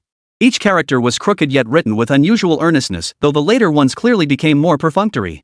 Zhou Yao chuckled, promising to mail the autograph. If any fan sent gifts, she vowed to accept them and pass them on to Lin Chuan. In the days that followed, Lin Chuan remained immersed in Ultraman projects, determined to develop the Lin Chuan Ultraman into a full series. Though Tsuburaya's director was a classic, his work was watered down. The new Ultraman looked like a clown. Lin Chuan couldn't help covering his eyes while watching the show. Forgetting it. Relying on the director was pointless. He'd be better off relying on himself. Xianyang Elementary School. On Friday afternoons, there were only 2 classes, one self-study period and one movie viewing. Homeroom teacher Lu Chang supervised the first self-study period, then had the music teacher take over for the second. The beautiful music teacher beamed as she played the recently popular Kawachi Ultraman, and the kids in the class cheered. "Yay! It's Chuan Ultraman! Kawa! I love Kawa!" The children gathered in small groups, chatting excitedly about Ultraman, how amazing the special effects were, and how they wished they could be Ultraman themselves. When Ultraman selected a child to become a crystal, every kid in the class collectively felt envy, jealousy, and resentment. "Why didn't Ultraman choose me? Ugh, I refuse to accept this. It must be because you don't study hard enough, that's why Ultraman didn't choose you." The elementary students watched with rapt attention. The music teacher beside them frowned in confusion. Why did the child on the screen look so familiar? She remembered a kid named Lin Chuan in her class who looked just like this. Every Friday, he'd skip class, even skipping the last period movie. How could this kid have dropped out? She sent a screenshot to her friend, who was vacationing abroad, and teased her when she got the message. "Xiaomei, you're overthinking it. Do you really think that kid dropped out to become an Ultraman actor? What does he have to offer to play Ultraman? Is his dad lead gang or something?" After being teased by her best friend, the music teacher stopped dwelling on it and returned to watching her TV show. Meanwhile, the friend vented about the incident to her boyfriend. He listened curiously for a moment, then asked for a photo of Lin Chuan. After glancing at the new Ultraman's human form, his expression grew thoughtful. "Honey, I'm a forensic pathologist. Bones are my specialty. Trust me, it's the same person in both photos." Stunned, the friend immediately called the music teacher to share the news. The music teacher, meanwhile, recalled events related to Lin Chuan. She mentioned Shinfei Group and the Aerospace Bureau's investments in the school, as well as Lin Chuan's sudden leave of absence. He'd been gone for nearly a year and still hadn't returned. Even with guaranteed admission to top universities like Peking and Tsinghua, there was no need for such drastic measures. Ding dong! The bell rang, signaling the end of class. Students packed their bags and headed out. After everyone had left, the music teacher touched up her makeup and prepared to leave as well. Several figures appeared outside the door, handcuffs visible. "Ma'am, we suspect you of espionage. Please come with us." The music teacher was taken away in a daze. It took her 2 days to figure out what had happened.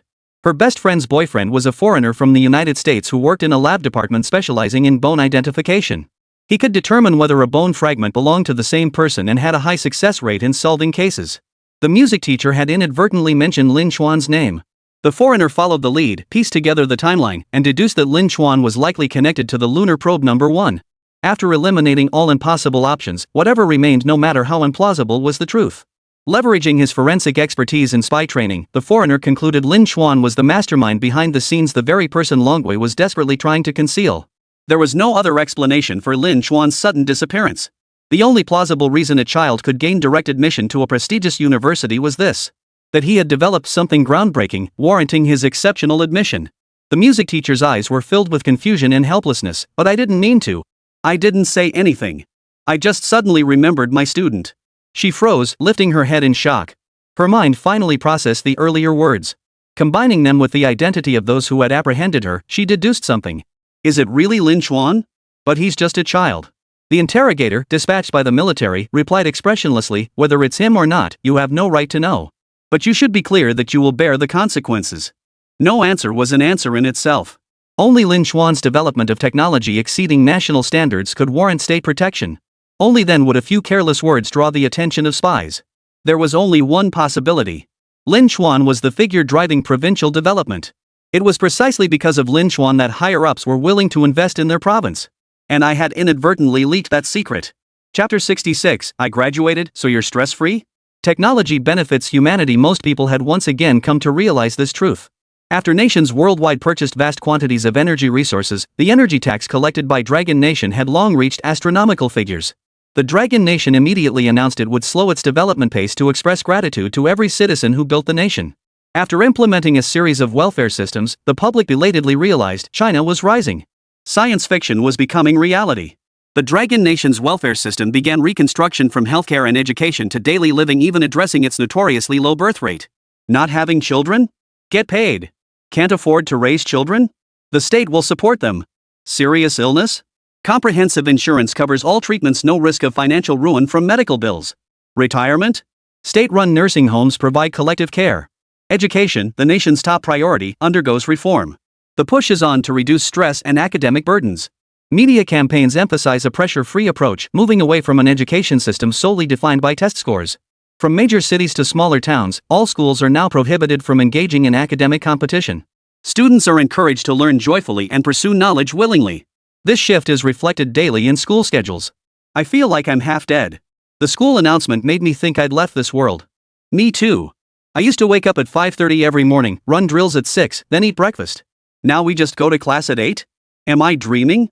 After getting used to a life of drudgery, suddenly having a few days of normalcy makes me feel like I'm losing my mind. I hate it. I spent agonizing years in a top-tier high school with endless homework and sleepless nights. Now that I've graduated, they're changing it? No more late nights for students nationwide. Mandatory rest. Haha, finally no more intense competition.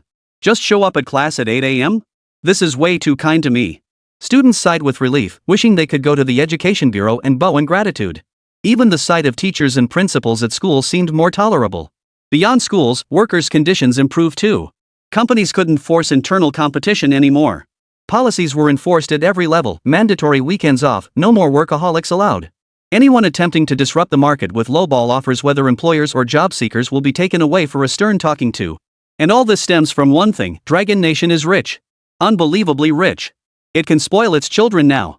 In response to the online buzz, a leader from the relevant department addressed the matter, reassuring everyone that the widespread positive feedback online means they can live their lives with peace of mind. Longwa has always been committed to ensuring its people live well. During times of crisis, national interests take precedence. In times of peace, the people come first. The people and the nation are equally important. They have always kept the people in mind. Once conditions finally allowed, they immediately rolled out these welfare programs nationwide, benefits they had researched and prepared long ago. Due to financial constraints, they could only be unveiled now. Netizens are slow to realize that the state's strategies are always far-sighted. Sometimes it appears as if they are turning a blind eye, but in reality, the timing, conditions, and circumstances are not right, commonly known as no money. Now that the Dragon Nation has money, it can be even more assertive than foreign countries. But they're simply increasing citizens' incomes and benefits across the board, improving basic livelihoods. I'm crying my eyes out. The state is so amazing. I just want to know who developed the artificial sun. The more I think about it, the more I believe everything stems from the artificial sun. Because of the artificial sun, everyone prospers. All we need to do is collect energy taxes to live comfortably. Money flows endlessly into our hands. What kind of wealthy life is this? Holy cow! Our wages went up. Amidst the jubilant celebrations, netizens unanimously posed one question: who developed the artificial sun? Was it a team or an individual? Why hasn't this person been revealed? National Father. They must be given the title of National Father. Netizens began speculating about which scientist had developed the artificial sun. From rugged men to gray-haired academicians to fresh newcomers, nearly everyone was guessed it, yet the identity remained unknown. At a press conference, a reporter posed the question: "Director, could you briefly address the trending news online? Everyone is eager to know about that person. Could you give us a hint, please?" The Energy Bureau director has been making waves lately. Whenever he appears, it's to announce major benefits, leading netizens to instantly recognize the people's burdens are being lifted again. Gas prices had already plummeted to rock-bottom levels. The director smiled and rubbed his bald head. "Well, although I'm bound by confidentiality agreements. But I can confidently tell you all that your guesses are wrong. Let me put it this way, when the day comes for the announcement, I think people worldwide will question their existence and want to bang their heads against the ground. Forget the Macho Man Research Institute, beautiful female scientists, or senior academicians from the Dragon Academy. Even the rags to riches story of a janitor becoming a scientist couldn't match the shock of the truth. Who could have imagined the truth would be an 8-year-old child? At the space agency, Lin Chuan fiddled with his newly acquired Transformers toy. If anyone could see him, they'd notice his eyes were vacant. Warlord? Lin Chuan snapped back to reality, emerging from the system's refreshed interface, utterly bewildered. Was the system this powerful? Could it even research Megatron? He only wanted to research next-generation fighter jets. How did it spit out mecha instead? And it was the People's Education Press version. After a moment's hesitation, he decided to investigate the domestic situation. Just then, he saw Wan Xinghao approaching, surrounded by a crowd. At the center was a man in a wheelchair. Without hesitation, the man placed a device on his leg. With the exoskeleton's assistance, he stood up and began walking like any able-bodied person. This represented the pinnacle of Dragon Nation's technology, an exoskeleton-assisted walking system enabling those with lower limb impairments to walk. It was currently being promoted worldwide. Lin Chuan glanced over curiously a few times before calling out, "Grandpa Wan, I have something to ask you." Wan Xinghao walked over with his usual good-natured demeanor, pinching the boy's chubby cheeks. "What is it?" Lin Chuan pointed at the man's exoskeleton-assistive device and asked, "What is that thing? Can you get me a few? I want to study them." The man, clearly familiar with Lin Chuan's reputation, asked curiously, "What exactly do you plan to study?" Currently, this exoskeleton only assists walking but doesn't allow normal running. It also needs daily charging. Personally, I think it has significant flaws. Lin Chuan scratched his head, tilting it to look at the man. "You've already developed exoskeletons. Why haven't you created mechs or transformers? The technology required for both is essentially the same. You can't possibly be incapable of making them, right?" Luan Xinghao quickly caught on, understanding Lin Chuan's line of thinking. He was speechless for a moment. Could it be that scientists simply couldn't develop them? Things that exist in sci-fi movies are incredibly difficult to bring into real-world research. Lin Chuan, stop messing around. I'll have someone send you a few later. You can study them yourself. Lin Chuan stubbornly insisted, "No, I want his. I want it now." Chapter 67, Armoring the Lame. Luan Xinghao was utterly speechless. This was the former head of the Aerospace Bureau, a founding father of the nation. No one dared speak to him like this. Just as he was about to reprimand Lin Chuan, the young man persisted, demanding, "Give me the thing. I need to start researching it immediately. You lot are hopeless. You can make this but can't build a mech? I suspect you're all just coasting on paid leave." He delivered his accusation with righteous indignation. A wave of exasperation washed over the scientists' faces. It was so unfair. They rose before dawn and worked late into the night, yet here they were being slandered. The man sat back in his wheelchair, deep in thought, as someone helped him remove the prosthetic. "Young man," he said, "I want to know one thing. What do you plan to do with the prosthetic? You seem quite attached to it." He didn't get angry at Lin Chuan's direct request. He believed Lin Chuan must have some idea in mind. As everyone pondered his words, Lin Chuan spoke slowly. "Actually, I want to study Megatron and Optimus Prime." "Have you seen the movies? The mechs in them Transformers?" Lin Chuan exclaimed excitedly. "They use the same core technology as modern exoskeletons, but lack the energy source to activate them. Once we find the right energy core material, we can figure it out. Writing Megatron isn't a pipe dream. Everyone. What a daydreamer. How could this kid possibly research Megatron?" The man froze, suddenly doubting his own patience. Had he let the kid push him around? Lin Chuan grabbed the assistant device and walked straight out, shouting as he went, "I want fried chicken. And Coke. Hurry up and get it delivered." When Lin Chuan reappeared, it was at an evening banquet. Due to his unique status, only high-ranking officials deemed worthy were permitted to meet him, so he was always invited to important gatherings. Under the table, Lin Chuan fiddled with the exoskeleton, occasionally making a noise. The other scientists assumed he was just playing around and ignored him, continuing their conversations until someone witnessed Lin Chuan assembling the pieces. The exoskeleton assist device grew larger and larger. "Lin Chuan, what exactly are you working on? An exoskeleton wearable from some game?" It resembled the exoskeletons from a certain game, cool looking and granting special abilities when worn. Lin Chuan nodded. "Exactly. This is the most basic modified version. It not only enables walking but also allows for rapid running. It's an exoskeleton that integrates perfectly with the human body. Once bound, you can walk freely, and the stats are insane." Saying this, he dragged the exoskeleton over to the man, his face brimming with enthusiasm. "Mind being my test subject? You can run. Even though you're a cripple, once you put on this exoskeleton, you'll be able to run, jump, and even fight. I guarantee it, even a 300-pound burly man couldn't beat you." "Man. Why call me a cripple, you brat? After hearing this, how fake and over the top is that? Luan Xinghe quickly intervened. Xiao Chuan, let's eat first. There's no rush with the experiment. We can arrange for someone else to test it. The dishes are all served. What's with this experiment? It'd be embarrassing if something happened to him or he made a fool of himself. I'll definitely give Lin Chuan a good talking to when we get back. No more pointing out people's flaws. No more calling anyone a cripple. No way. I only made the simplest basic model because he's a cripple. Otherwise, I'd have gone straight to researching mechs. Lin Chuan's expression darkened with suspicion. Do you think I'm incompetent? Don't you believe in me? The atmosphere froze. The man stepped in to smooth things over, saying it was fine, and had someone help Lin Chuan into the exoskeleton. His legs had been completely paralyzed in a car accident. Only in the past 2 years, with the aid of assistive devices, had he regained the ability to walk, though it was limited to simple movement and required constant recharging. He was prepared for anything, even if the experiment failed. After all, this was Lin Chuan, working for the benefit of the nation. He deserved encouragement. Lin Chuan personally adjusted the settings and waved him over. Alright, get up and take a few steps. Be sure to control your speed. He glanced anxiously at the wall. If he didn't control his speed, he might crash into it. The man tentatively rose to his feet, sensing a peculiar force merging with his legs as if bound to them. He thought to himself, if only I could run or move quickly. He took a few tentative steps. Luan Xinghe and the others nearby prepared to support him, but the next second, a dark shadow flashed past and slammed into the wall with a thud. Luan Xinghe? Where did that giant black rat come from? Soldier, enemy attack? Looking back, the man was now pressed against the wall, staring at his body with equal parts shock and delight, especially his legs. He tentatively moved around, controlling his speed, until finally breaking into a sprint within the room. The entire private booth became his playground. Ha ha ha. I can actually run again. Old Luan, look. I'm running like the wind. Lin Chuan hummed in agreement. That's right. You're no longer a cripple. You guys try it out. I'm eating. Oh, and the manual's on the floor, make sure to take a look. With that, he began shoveling food into his mouth without a second thought. Once everyone snapped back to reality, they grabbed the manual and had the man conduct experiments. Simple running and jumping posed no problem, and even leaping was effortless. During the strength test, the man kicked a soldier flying with a single blow. The soldier described it as terrifying mechanical force, far beyond what human strength could achieve. It felt like being hit by a small car, utterly unstoppable. Lin Chuan muttered, that's nothing. It's not a real mech suit. When the time comes, it'll be like being hit by a truck. Beating you would be like swatting a mosquito.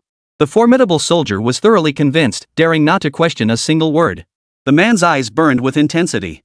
Young Lin Chuan, I'd like to ask you, how much would you charge to sell me this marvelous device? It works too well. I'd buy it no matter the price. Lin Chuan set down his chopsticks in puzzlement.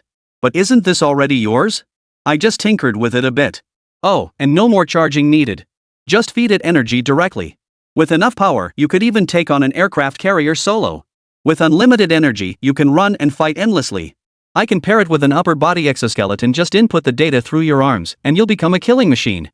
Just one data input, and you automatically become an unstoppable master? That's insane. Even Lin Chuan, a complete novice, couldn't help but marvel at his own genius for pulling this off. The man eagerly expressed his desire to try it. How long will it take to develop? I want to test it out. Just give me a heads up on the timing, and I'll clear my schedule to meet you. No wonder the old timers at the Space Agency and CNNC were so eager to support Lin Chuan. They'd gladly do anything for him. A true genius. Lin Chuan pondered, it might take a while. How about 2 hours from now? Just give me the device. You can put it on for testing in 2 hours. Chapter 68, Calling You My Godfather. What could be accomplished in 2 hours? Doubt lingered in everyone's minds. The man picked up the exoskeleton, his expression a mix of shock and disbelief. Just 2 hours? You can develop a new one including the upper skeleton? Lin Chuan nodded earnestly. That was more than enough time. For outsiders, what would take 800 years of research, he could accomplish in mere hours. Building upon existing foundations made it even simpler. He grabbed the exoskeleton and dove back into the lab. Yan Shuping and the others arrived shortly after, eager to witness a miracle, to see how the master worked his magic. After having sufficient parts prepared, Lin Chuan studied the scattered components for a moment before beginning assembly. He grabbed pieces and pressed them together with the mindless precision of a robot, causing the onlookers to repeatedly hold back their instinct to intervene. They silently repeated to themselves, "This is the master, this is the master, this is the master." An hour and a half later, Lin Chuan stood up, patted his backside, and lifted the freshly assembled upper body exoskeleton support for inspection. Pretty impressive. Should be able to take someone out with one punch. Grandpa Yan, why are you all looking at me like that? Lin Chuan was puzzled. He hadn't done anything, so why were they all looking at him like that? Little did he realize the immense shock he caused everyone. Consider the difference between an ordinary person solving a Rubik's Cube and a master solving one. Average person takes 10 days to solve one face. Expert solves one in seconds. Scientists handle high-tech products, especially assembly-type robots, with extreme caution. They treat them like precious treasures, carefully considering each step and handling them with the gentlest touch. Lin Chuan, get it in there. What? It won't fit? You're not using enough force, push down harder. The scientists watched helplessly as he hammered a part into place with a single punch, their hearts sinking. What kind of quality product could this possibly produce? Don't tell me it'll fall apart before it even hits the road. The group's expression shifted like a palette of colors, but Lin Chuan paid them no mind. He motioned for the man to put on the exoskeleton and explained the procedure. The man obediently put it on, looking surprisingly cool in the suit. Lin Chuan, brimming with confidence, pointed at the wall meticulously crafted by the lab and declared, "Alright, now try punching it to smithereens. If you break it, I'll pay for it." Yan Shuping tried to stop him but inexplicably paused, the others reacting similarly. If he could punch through the wall, China would have its own Iron Man. If he couldn't break through, it was time to call an ambulance. The man steeled himself and swung his fist, already mentally mapping out the best orthopedic hospitals in the country. The moment his fist's exoskeleton struck the wall, it felt like punching through a solid mass of hardened rice.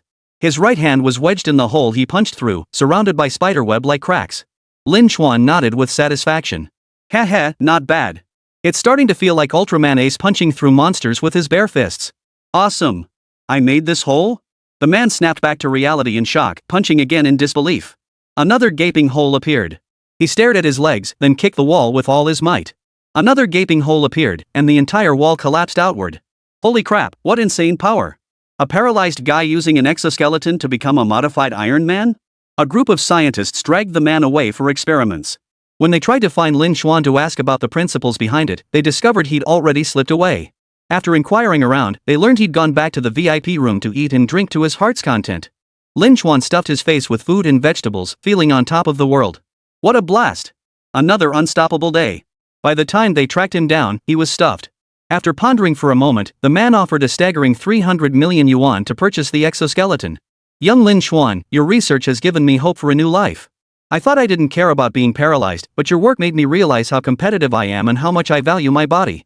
With this exoskeleton, I won't need bodyguards anymore. I could even switch careers and become a superhero myself.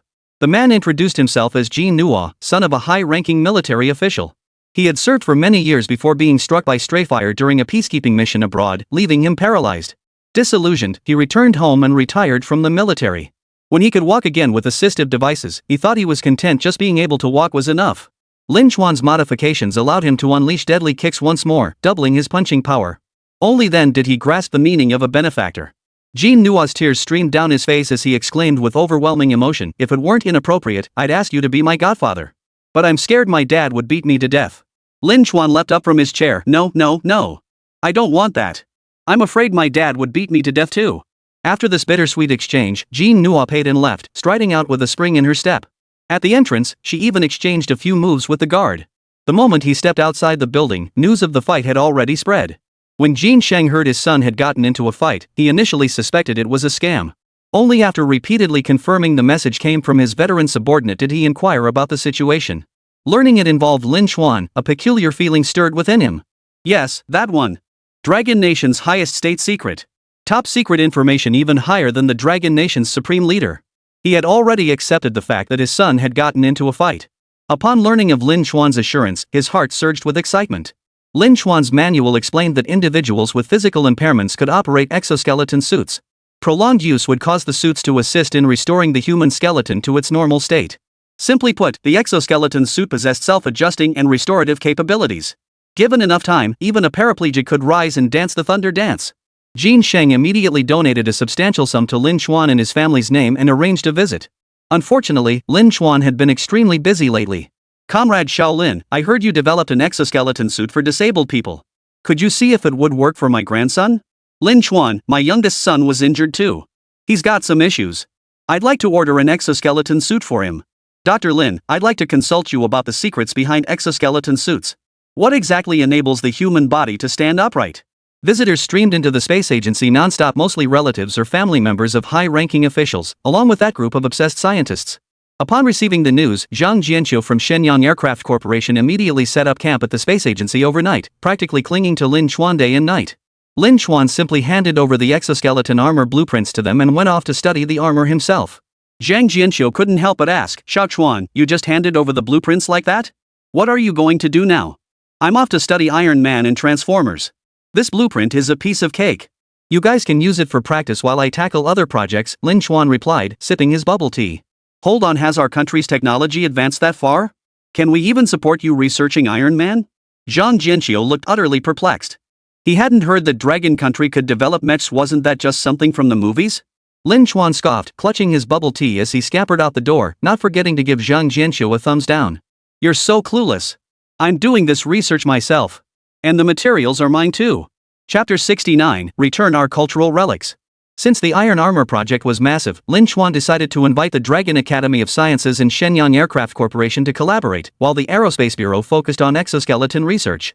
After all, the allure of exoskeletons was too great. They could equip soldiers and bring benefits to ordinary people.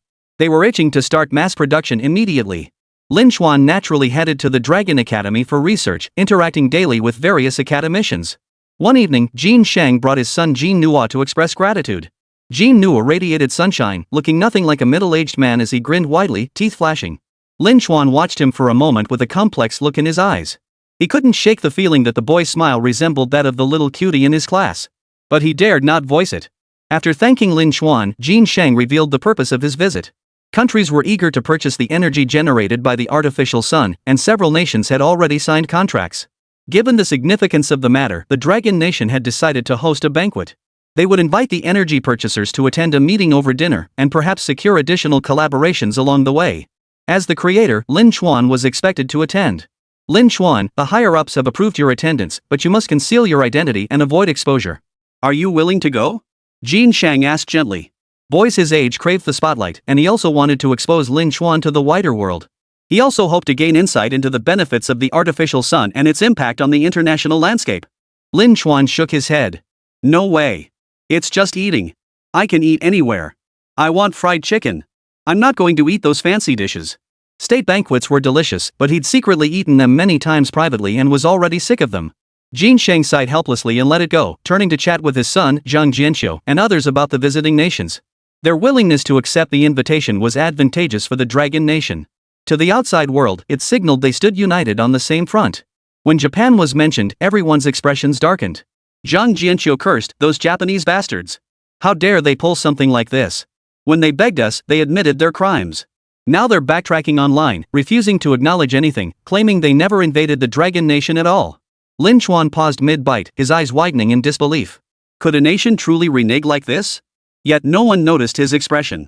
Zhang Jianqiu continued ranting, even their emperor came to Dragon Nation to apologize and pay respects. And now, just days later, they've retracted every confession and reverted their textbooks. Jean Nua added, "Exactly. Their younger generation completely rejects the apology. They lambasted cabinet ministers for ages over the emperor's apology. Now that Japan has turned its back on its promises, they're convinced their earlier admissions were forced by China's coercion. With such irrefutable evidence, how dare Japan claim innocence?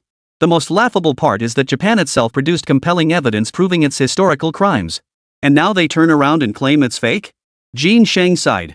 He'd been dealing with this petty nation for ages and knew how shameless they were. He was long past surprised. He remarked, "Japan has been urging nations internationally not to purchase Dragon Nation's energy resources, even claiming our artificial sun is a fraud. Otherwise, they would have exposed its designers long ago. Their intentions are as clear as day. Some nations, pressured by the fallout, have temporarily halted their energy purchases from us. This international conference convened by our government, gathering major energy purchasing nations, aims to demonstrate our stance to the world and prove the energy's authenticity. When major energy-consuming nations personally confirm its authenticity, what difference does it make if some insignificant country claims it's fake? It's no different from a dog barking. Japan is attempting to twist the truth internationally, smearing Dragon Nation to portray itself as a victim. Dragon Nation will certainly retaliate. Dragon Nation diplomats have already responded multiple times with fiercely rebutted statements, but proof is still needed regarding the energy aspect." Zhang Jianqiu sneered, "Take it or leave it. Traders in Japan don't deserve our energy, right, Xiao Chuanzi?" He turned around just in time to see Lin Chuan looking wide-eyed and alert, his eyes gleaming with righteous indignation. "What's gotten into you?" Lin Chuan declared firmly, "I'm attending this meeting. I want to see which country dares to doubt us. I'll personally hold the fort." Anyone who dared to question the authenticity of his goods would get a beating. Jin Shang and the others instantly understood his mindset and couldn't help but laugh. Half a month later, at the National Summit, after receiving leaders and ministers from various countries, the attendees entered the banquet hall, declining live broadcasts. The leaders took their seats, each placement carefully calculated. Due to rank and time constraints, Wan Xinghe and Yan Shuping were absent. Attending the meeting were the top leaders of the Dragon Nation and several founding generals. Lin Chuan sat beside the senior leader, dutifully greeting others as prompted. Some eyes fell upon him, presuming he was the child of that high-ranking official. Connections were everywhere. This meeting concerned the formal transportation of energy resources, specifically discussing the methods for its delivery. The Bear Nation advocated for land transport, fearing potential hijacking by the Pretty Nation if air transport were used. After brief exchanges, the nations drifted into casual conversation. The Bear Nation presented gifts as a gesture of goodwill, prompting other countries to reciprocate with offerings of their own. When the Empire of the Eternal Sun presented a water moon Guanyin statue from the Jin dynasty, the smiles on the faces of the Dragon Nation's high-ranking officials held an inexpressible meaning. The water moon Guanyin from the Jin dynasty belonged to the Dragon Nation. It had been looted by the Sun Never Sets Empire years ago and had been displayed in their museum ever since. Now they were presenting it as a gift to the Dragon Nation? Jin Shang's smile held a hint of sarcasm for a few seconds. He desperately wanted to curse under his breath, but he held back. The atmosphere grew tense, though no one voiced their thoughts aloud. Just as they assumed this would be brushed off like every other occasion before, Lin Chuan let out a surprised "Eh? Grandfather Luan mentioned this to me once. This is our Dragon Nation's water moon Guanyin. It was stolen by your British Empire and displayed in your museum. How dare you now bring it here as a gift?" Lin Chuan spat contemptuously. "You're so petty. You come to our country as guests, eat our food, buy our energy, and then bring our own antiquities as gifts?" No wonder it looked familiar. It only clicked when he heard the elders around him confirm it was the water moon Guanyin. Instantly, his hostility toward the Sun Never Sets Empire flared. "Hey, why aren't you saying anything? You don't seriously think giving us stuff will make us think you're a good guy, do you? You're nothing but bandits and thugs." Lin Chuan stood up, cursing and pointing his finger at several high-ranking officials of the Sun Never Sets Empire across from him.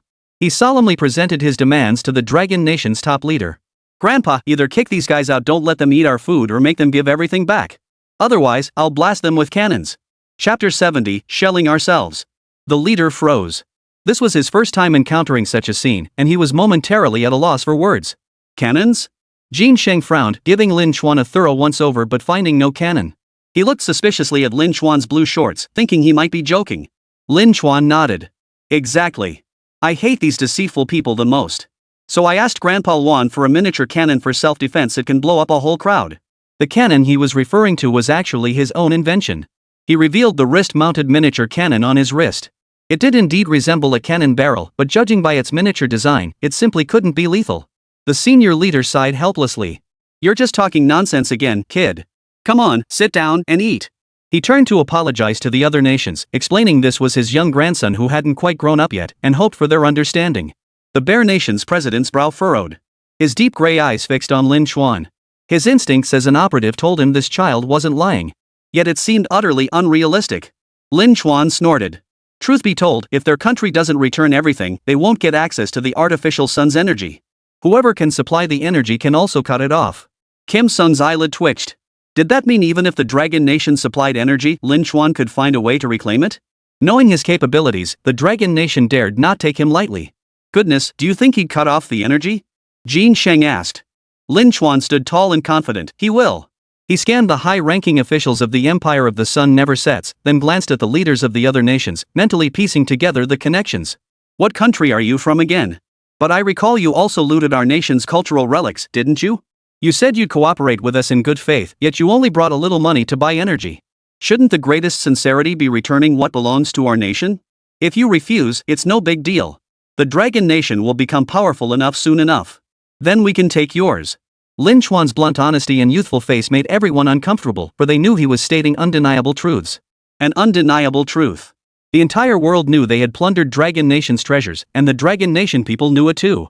Realizing something, the Dragon Nation's high-ranking officials fell silent. Some things simply weren't meant to be spoken by them. In recent years, certain nations would occasionally return one or two artifacts, flaunting the closeness of bilateral relations, yet forgetting these were simply being returned to their rightful owners. Return items and then expect gratitude? The young man is correct. If we wish to cooperate, we must demonstrate 100% sincerity, the Bear Nation's president volunteered. I'll arrange for the items to be returned. You can come and inspect them when they arrive. Is that acceptable? He noticed the people behind Lin Chuan. The group of smiling, silent Chinese officials were the clearest evidence. Lin Chuan hummed in acknowledgement, then curiously approached the Bear Nation president. "You're so kind," he remarked, "I'll give you a gift then. This miniature cannon can indiscriminately bombard anyone within a 50 square meter room-sized area. If you encounter a distant threat, just click the cannon to fire, then toss it out." He fastened the miniature cannon strap onto the president's wrist, carefully instructing him on its use. He was delighted that someone was giving him face. Other nations gradually declared their willingness to return cultural relics, contingent on the Dragon Nation resolving its energy supply issues. The dinner concluded normally, but the Dragon Nation's high-ranking officials were noticeably more sincere during the latter half, clearly delighted. After seeing the VIPs off to their cars, Jin Chang burst into hearty laughter, practically ready to call Lin Chuan his brother. "Young brother Lin Chuan, you're simply incredible. Words that countless people dared not utter for so many years, you've spoken them all. And the thing is, they actually delivered." Jin Chang's face crinkled with laughter, revealing his dentures, as if his cheeks might split from the grin. The artifacts were a collective obsession for everyone. Now that they were all coming back, how could anyone not be overjoyed? The senior leader, too, wore a broad smile as he patted Lin Chuan on the shoulder, a gesture that spoke volumes. Just as the group departed, an urgent report came in. An explosion had occurred outside the state banquet hall near the Bear Nation president's motorcade. Everyone instantly snapped to attention. Could someone be attempting to assassinate the Russian president on their own soil? The death of a head of state on foreign soil would inevitably spark war. Dragon Nation would likely have to find a way to account for it. They immediately contacted the Bear Nation president and dispatched team leader Luo for protection. By the time they arrived, everyone was tightly surrounded by security. When questioned, the Bear Nation president's smile turned awkward. "Actually, I accidentally triggered the explosion. It was my fault." The accompanying minister wore a stern expression. He certainly didn't recall the president carrying explosives. Whoever dared harm their president would face immediate war. The president helplessly pulled up the car's video footage. He was merely discussing the miniature cannon in his hand with a minister, considering making it into a toy for children back home. "I tried firing it at a distant vehicle following the manual. I thought it would shoot plastic bullets or water jets, but it turned out to be real gunpowder. Within seconds, that car exploded. Only then did I realize this was a real cannon." Faced with the evidence, everyone had to believe it was a miniature cannon. Only after verification at a special testing site did they finally believe the Bear Nation's president. False alarm. Jin Chang's heart, which had been in his throat, finally settled. After seeing the visitors off, he went straight to the Aerospace Bureau and recounted everything that had happened today. Luan Xing's expression shifted from initial relief to delight, then finally to utter astonishment. He slammed his fist on the table in anger. "That kid's been secretly inventing stuff behind my back again. I thought what he had was some toy made by a factory, but it turned out to be the real thing. He wears it on his wrist every day, to the cafeteria, to meetings. All this time, he could have blown us old farts sky high at any moment." Luan Xing has stormed out, frantically calling Yan Shuping and Zhang Jianxiu, demanding they bring Lin Chuan over immediately. "This child needs discipline. 3 days without discipline and he'll climb onto the roof and tear off the tiles." The darkroom, a 3-person interrogation of Lin Chuan. Luan Xing has sneered coldly. "You just recklessly shipped out those mini cannons? Aren't you afraid the Russian president might accidentally hurt himself? With that kind of firepower, it could turn an entire truckload of them into dust. Lin Chuan, what excuse could you possibly have?" Lin Chuan blinked, his reasoning flawed but his tone defiant. "If he aims it at his own people, it means he deserves to die. What else can you do? I told you it's a cannon. If he aims it at his own people, he's asking for it. Why blame me, old man?" Lin Chuan retorted with a smug grin. He'd told the truth, after all. If no one believed him, it wasn't his fault. Seeing his attitude, Yan Shuping immediately ordered him: no takeout, no ordering food in the cafeteria, no drinks, and 10 days of reflection in his room. Lin Chuan erupted in anger. "No way. I'm going to report you to the central authorities. I'm going to report you to the central authorities." Luan Xinghe laughed in exasperation. "It won't do you any good even if you complain to the heavens." Chapter 71, Returning the Cultural Relics. Despite being confined for several days, Lin Chuan still refused to admit any wrongdoing. If the president of Bear Country happened to be killed in the explosion, well, that was fate. Who could blame him for not believing a child's words? The Bear Nation president and ministers, who had planned to stay for several days, returned home overnight, finding Dragon Nation increasingly terrifying. A child could casually produce a miniature cannon if someone else sent a few more. Who knew when he might meet his maker? The president, however, was quite fond of the miniature cannon. Wearing it on his wrist, it resembled a collectible figurine. Who would have guessed it was a deadly weapon? No need to fear assassins, just press a button and they're reduced to ashes. Back in the beautiful country, the president sighed heavily. His staff argued fiercely, insisting the president and vice president were being overly emotional. Mr. President, how could you agree to return the artifacts just because of a child's words? These artifacts bring us astronomical profits and are museum treasures. If we give them all to the Dragon Nation, every museum will be empty. General Madsen shared the same view. Even if they purchased energy, they should only pay for the energy itself. Why accept? We can have the foreign ministry lodge a protest. I'm sure other nations won't agree. Once the meat is in your mouth, can you spit it back out? The president spread his hands helplessly. Even the Russian president agreed to it. He led the way in returning all the artifacts. What else could I do? That kid is utterly brazen. I suspect he's likely being directed by Dragon Nation's high-ranking officials, aiming to reclaim our artifacts. The fact that the Dragon Nation's high-ranking officials didn't even try to smooth things over suggests tacit approval. Someone objected, if they want to snatch things from us, do we just have to hand them over? Mr. President, if all else fails, send in the troops. Just like the Gulf War back then, make Dragon Nation submit. The others fell silent for a moment. They all knew that today's Dragon Nation was no longer the Dragon Nation of the past. It was no longer a nation that could be easily manipulated. With unlimited energy now at their disposal, why would they fear war? It was they who feared Dragon Nation declaring war. The president vetoed the idea. Russia and the Dragon Nation have already formed an alliance. If we decide to go to war, we won't be facing just one country. Some nations will always be fence-sitters. We could easily find ourselves facing countless adversaries. Even Japan might end up groveling before the Dragon Nation. That's the harsh reality. Whoever is powerful and holds the advantage becomes the big brother. Other nations will cling to their coattails. The assembly fell silent. Were they to meekly surrender the artifacts? Before they could voice diplomatic protests, an aircraft arrived in the Dragon Nation. The Bear Nation spent days organizing the artifacts, delivering them all to Dragon Nation today as a gift from their Ministry of Foreign Affairs. The entire Ministry of Foreign Affairs mobilized, with countless high-ranking officials gathering at the airport. Their expressions solemn and grave, they watched the approaching aircraft. Lin Chuan asked curiously, Grandpa Wan, you all seem quite excited. Why is that? They were merely some antiques taken away and then returned. It didn't seem to mean much. But why were the people around him so moved? Some elderly men were already wiping away tears, and the self-proclaimed cultural relic experts were more excited than if they'd won the lottery. So many people were crying. Luanxing has suppressed the emotions threatening to burst from his chest, lowering his voice, because those are cultural relics belonging to the Dragon Nation. They're not just art pieces or antiques, they're our history, our ancestors, and our honor. It's like an old friend we haven't seen in years, held captive by villains for so long they couldn't return home. Now they're finally back. Lin Chuan looked confused. Our friends are home. He watched as various cultural relics were unloaded from the plane: exquisite bodhisattva statues, celestial nymphs, ceramic figurines, sculptures of kittens and puppies.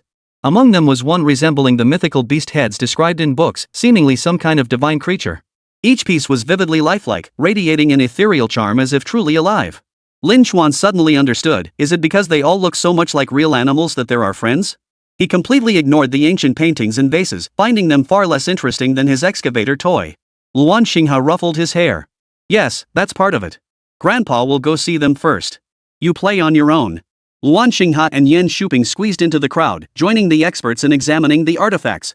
Whispered explanations of their origins drifted from nearby voices. Some dated back thousands of years, others had been gifts from emperors or offerings made by dynasties as apologies. Each piece bore a significant mark in history, each representing an era. The reception operation concluded successfully.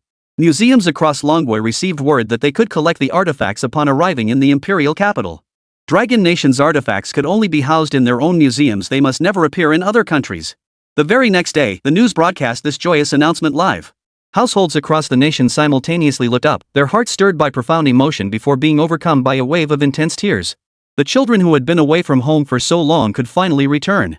They returned bearing the shame of exile, yet crowned with even greater glory. Elderly men, now frail and aged, felt their eyes grow moist. Seeing this joyous news at life's end, they died without regret. Working adults who had long since entered society wept like madmen. This was the shame they had known since their school days, never imagining it could now be washed away. Students scrambled to find randomly placed books, searching for that page. When they saw the images and recorded words within, they broke into huge smiles. Their Dragon Nation was still the greatest. The past may have been shameful, but now they had risen to greatness. Time to rewrite the history books. The new generation can learn less now. Netizens' reactions were even more intense. Some were crying everywhere. Wah. Does anyone know how hard I cried after seeing this news? I've already cried 3 times. The glory of our generation. So heartbreaking. I remember my teacher specifically teaching about this in class. Now we've finally gotten our cultural relics back. Others found it hilarious. This scene rivals Shifei's return to the palace. It's no less dramatic than the blood recognition scene. Holy crap, this is pure feel-good fiction come to life. I've got my material now. Middle-aged folks shared their reflections, while comedians cracked jokes. Comments ran the gamut, with gags popping up left and right. But everyone saw hope. Russia had taken the first step, and other nations would likely follow suit in returning cultural relics. Japan. Within the Prime Minister's residence, the Japanese emperor was so enraged he felt dizzy. He hadn't anticipated the Bear Nation's swift action returning the artifacts outright. He had already learned the details of the meeting. His original plan was to use the artifacts to win favor with the Dragon Nation, but now they had been beaten to the punch. Have the Ministry of Foreign Affairs demand an explanation from the Bear Nation. What gives them the right to do this? This is utterly unethical. Chapter 72, Trust Me. Japan issued an international statement warning the Bear Nation not to overstep, condemning certain actions as threatening global peace. Dragon Nation netizens cheered with 666. Little Japan is something else. How dare they talk to Russia like that? Even the big daddy from the United States hasn't uttered a word, yet they still dare to make noise? Lin Xuan, unfamiliar with international politics, joined the netizens in posting 666 before heading to Shenyang Aircraft Corporation. Ever since the exoskeleton was handed over to the Aerospace Bureau, they've been swamped with work so much so that they barely had time to handle the cultural relics matter. Museum directors kept flocking to the capital, practically begging to see the artifacts. While the higher-ups were running around like chickens with their heads cut off, Lin Xuan was left completely untouched. Upon arriving at Shenyang Aircraft Corporation, Zhang Jianxiu was cheerfully chatting with a group of researchers. Spotting Lin Xuan, he immediately sidled over. "Oh my goodness, young master, what brings you here? If I'd known you were coming, I would have sent someone to pick you up." Zhang Jianxiu was practically rubbing his hands together like a kid. Every time Lin Xuan showed up, he brought something amazing. What could it be this time? A miniature cannon? He'd take it. Lin Xuan shook his head and explained his purpose. "I want to collaborate with you on the Iron Man suit. It's not difficult for me, but I have a new idea. The suit could be developed 100%, it just needed time." He wanted to create something that didn't exist yet. Zhang Jianxiu perked up. "What exactly do you want to research?" Lin Xuan pointed at his own body and said, "I want to use you as the model to build a flying exoskeleton suit just like Uncle Jin's. You'd just put it on and fly. Want to give it a try?" The scientists perked up. "Take off?" At Zhang Jianxiu's enthusiastic invitation, Lin Xuan built an exoskeleton flight suit modeled after him. With the special energy source and propulsion system he'd purchased, it effortlessly soared into outer space. After the successful research, Zhang Jianxiu was puzzled. "Brother Chuan, you developed this flight suit in just 1 hour? Are you sure this thing can actually get me airborne? How high can it fly? What if I crash and die?" As a scientist, he shouldn't be overly concerned about his life, but this was absurd. Who would dare fly something invented in just 1 hour? Lin Xuan assured him it was safe, then pulled everyone up to the top floor of the building. He urged Zhang Jianxiu, "What are you staring at? Jump down already. Trust me, just do as I say and you'll definitely fly. Once you try it, you'll become Iron Man. Or Spider-Man, for that matter." Zhang Jianxiu silently calculated the building's height just a few hundred meters. Falling from here would be no different from jumping off a cliff. Besides, someone was waiting below to catch him. Maybe it was just his overly cautious nature. After enduring the wait with difficulty, he feigned an urgent need to use the restroom and headed downstairs. Lin Xuan, speechless, agreed to let him attempt flight from the original spot. Still uneasy, Zhang Jianxiu ultimately decided to test fly from the third-floor window, with a cushion placed below. Lin Xuan folded his arms, watching coldly. He hated it when people doubted his inventions. Right under everyone's noses, Zhang Jianxiu successfully took off. He wobbled a bit at first, but soon stabilized, even managing to circle freely in the air and perform an emergency stop. By the end, everyone was eager to try it. Several people were selected for test flights, and those who experienced it firsthand gave unanimous praise. They planned to order a set of flight suits from Lin Xuan and inquired about his research methods. Lin Xuan replied with a hint of stinginess, "Even if I gave you the blueprints, you wouldn't be able to replicate it. The energy source is extremely unique. Unless you conquer the universe, you won't get your hands on this energy source. Or cheat, ha ha ha." Lin Xuan left with an air of pride, returning to his mecha research. The exoskeleton flight suit was merely a minor diversion to him. He paid no heed to the ripples he'd sent through the military. The space agency handed the device over to the military, instructing them to return it promptly after a few days of testing. Its delivery was intended solely for industrial feasibility assessment. Upon receiving the aircraft, Jin Sheng immediately called his son to test it. Since Jin Nua had acquired his exoskeleton assistive device, he had returned to active duty. Within just 10 days, the military doctor confirmed his son's paralysis was improving. And that exoskeleton suit allowed his son to utterly dominate every elite soldier in the unit. If Jean Nua could achieve this, what would happen if every elite soldier, indeed the entire military, were equipped with such exoskeletons? The military headquarters was already scheming to curry favor with Lin Xuan. Upon receiving the exoskeleton flight suit, they immediately had Jean Nua test it. Jean Nua excitedly asked his father, "Dad, can't I really adopt Brother Chuan as my godfather? He's just too awesome. I've never looked up to anyone except him." The exoskeleton gave him superhuman strength, making him itch to fight crime immediately. He'd even challenge Iron Man to an arm wrestling match if he showed up. Now this exoskeleton flight suit had arrived, something even his own father couldn't give him. Jin Sheng hesitated for a second. "Fine, as long as he agrees." No one found it strange at all, they all thought it was a great idea. They surrounded Jean Nua, urging him to take it for a test flight. Without hesitation, he climbed to the top floor of the military compound and leaped off. Soon he was soaring through the air like an eagle. A comrade taking his noon rest froze upon seeing the object in the sky. A birdman? The entire family compound witnessed the birdman soaring through the sky. That night, it became the military's hottest gossip. But the high-ranking officers at headquarters were so thrilled they could barely contain their excitement. "Lin Xuan is a genius. Genius. Hurry and take me to see Lin Xuan. I want to order a whole fleet of these flying machines. Even at my age, I got to experience flying. It was pretty amazing. The Air Force, it might soon become a real Air Force." The military headquarters has already decided, once exoskeleton aircraft can be mass-produced, they'll establish a unit to be incorporated into the Air Force. Birdmen Corps? Sky Knights? Let's just call it the Aerial Assault Unit. In future battles, soldiers can launch attacks from the air against ground targets. If all else fails, they can strap on a box of grenades and simulate bombing runs. The possibilities are endless. Just as everyone was rushing to find Lin Xuan, he encountered a major hurdle in his research. Looking troubled and perplexed, he approached Zhang Jianqiu. Amidst the bustling lab activity, he whispered, "Uncle Zhang, I feel like I've hit a wall. It's holding back my research." Zhang Jianqiu perked up instantly, thinking to himself, "Finally, something this kid doesn't know." "Xiao Chuan, tell uncle. Whatever you don't understand, I'll explain it all to you." Nothing held back.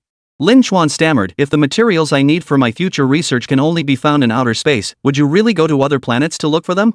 He had discovered that many raw materials for the Black Technology system existed in outer space. The resources on the moon were only a fraction. The true materials were scattered across numerous other planets. This meant that to continue his research and complete his mission, Dragon Nation might have to venture to Mars or even other planets to gather materials. Zhang Jianqiu froze. "What exactly are you researching that requires us to invade outer space?" Chapter 73, Conquering the Universe. The scientists were all stunned. While their ideal was to conquer the stars and oceans of space, the universe was too vast. With current technology, exploring a single planet was already a monumental task. That young Lin Xuan actually wanted to conquer the universe. Zhang Jianqiu chuckled in astonishment, murmuring softly, "Xiao Chuan, you're too young. You think we can conquer the universe? Truthfully, throughout history, it's been the universe conquering us. What we can do is minimal. What we can control or change is scarce." Scientists who had studied the matter knew that conquering the stars and oceans was a task spanning countless millennia, roughly the time required for primitive humans to evolve into their present state. Exploring the moon alone has already placed us among the powerful. We shouldn't harbor greater ambitions. We must proceed step by step. Lin Xuan blinked, his voice tinged with defiance. "But there are so many resources up there that I need. Enough to develop a spaceship. I can build anything you've seen in sci-fi movies. Like weapons capable of destroying an entire planet?" Zhang Jianqiu and the others froze. They knew Lin Xuan disliked lying, especially when it came to his research. Someone tentatively asked, "You could really develop that?" Lin Xuan nodded casually, listing the materials and energy sources from several nearby planets. He claimed that with these resources, he could easily propel humanity into the interstellar age. Earthbound vehicles would become obsolete. The Dragon Nation would become the first country to colonize other planets, and spaceships would become commonplace.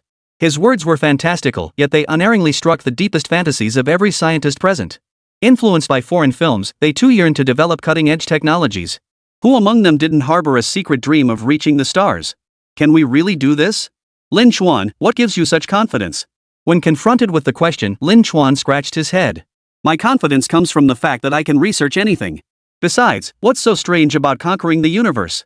I've even developed a flying aircraft carrier. What are you doubting me for?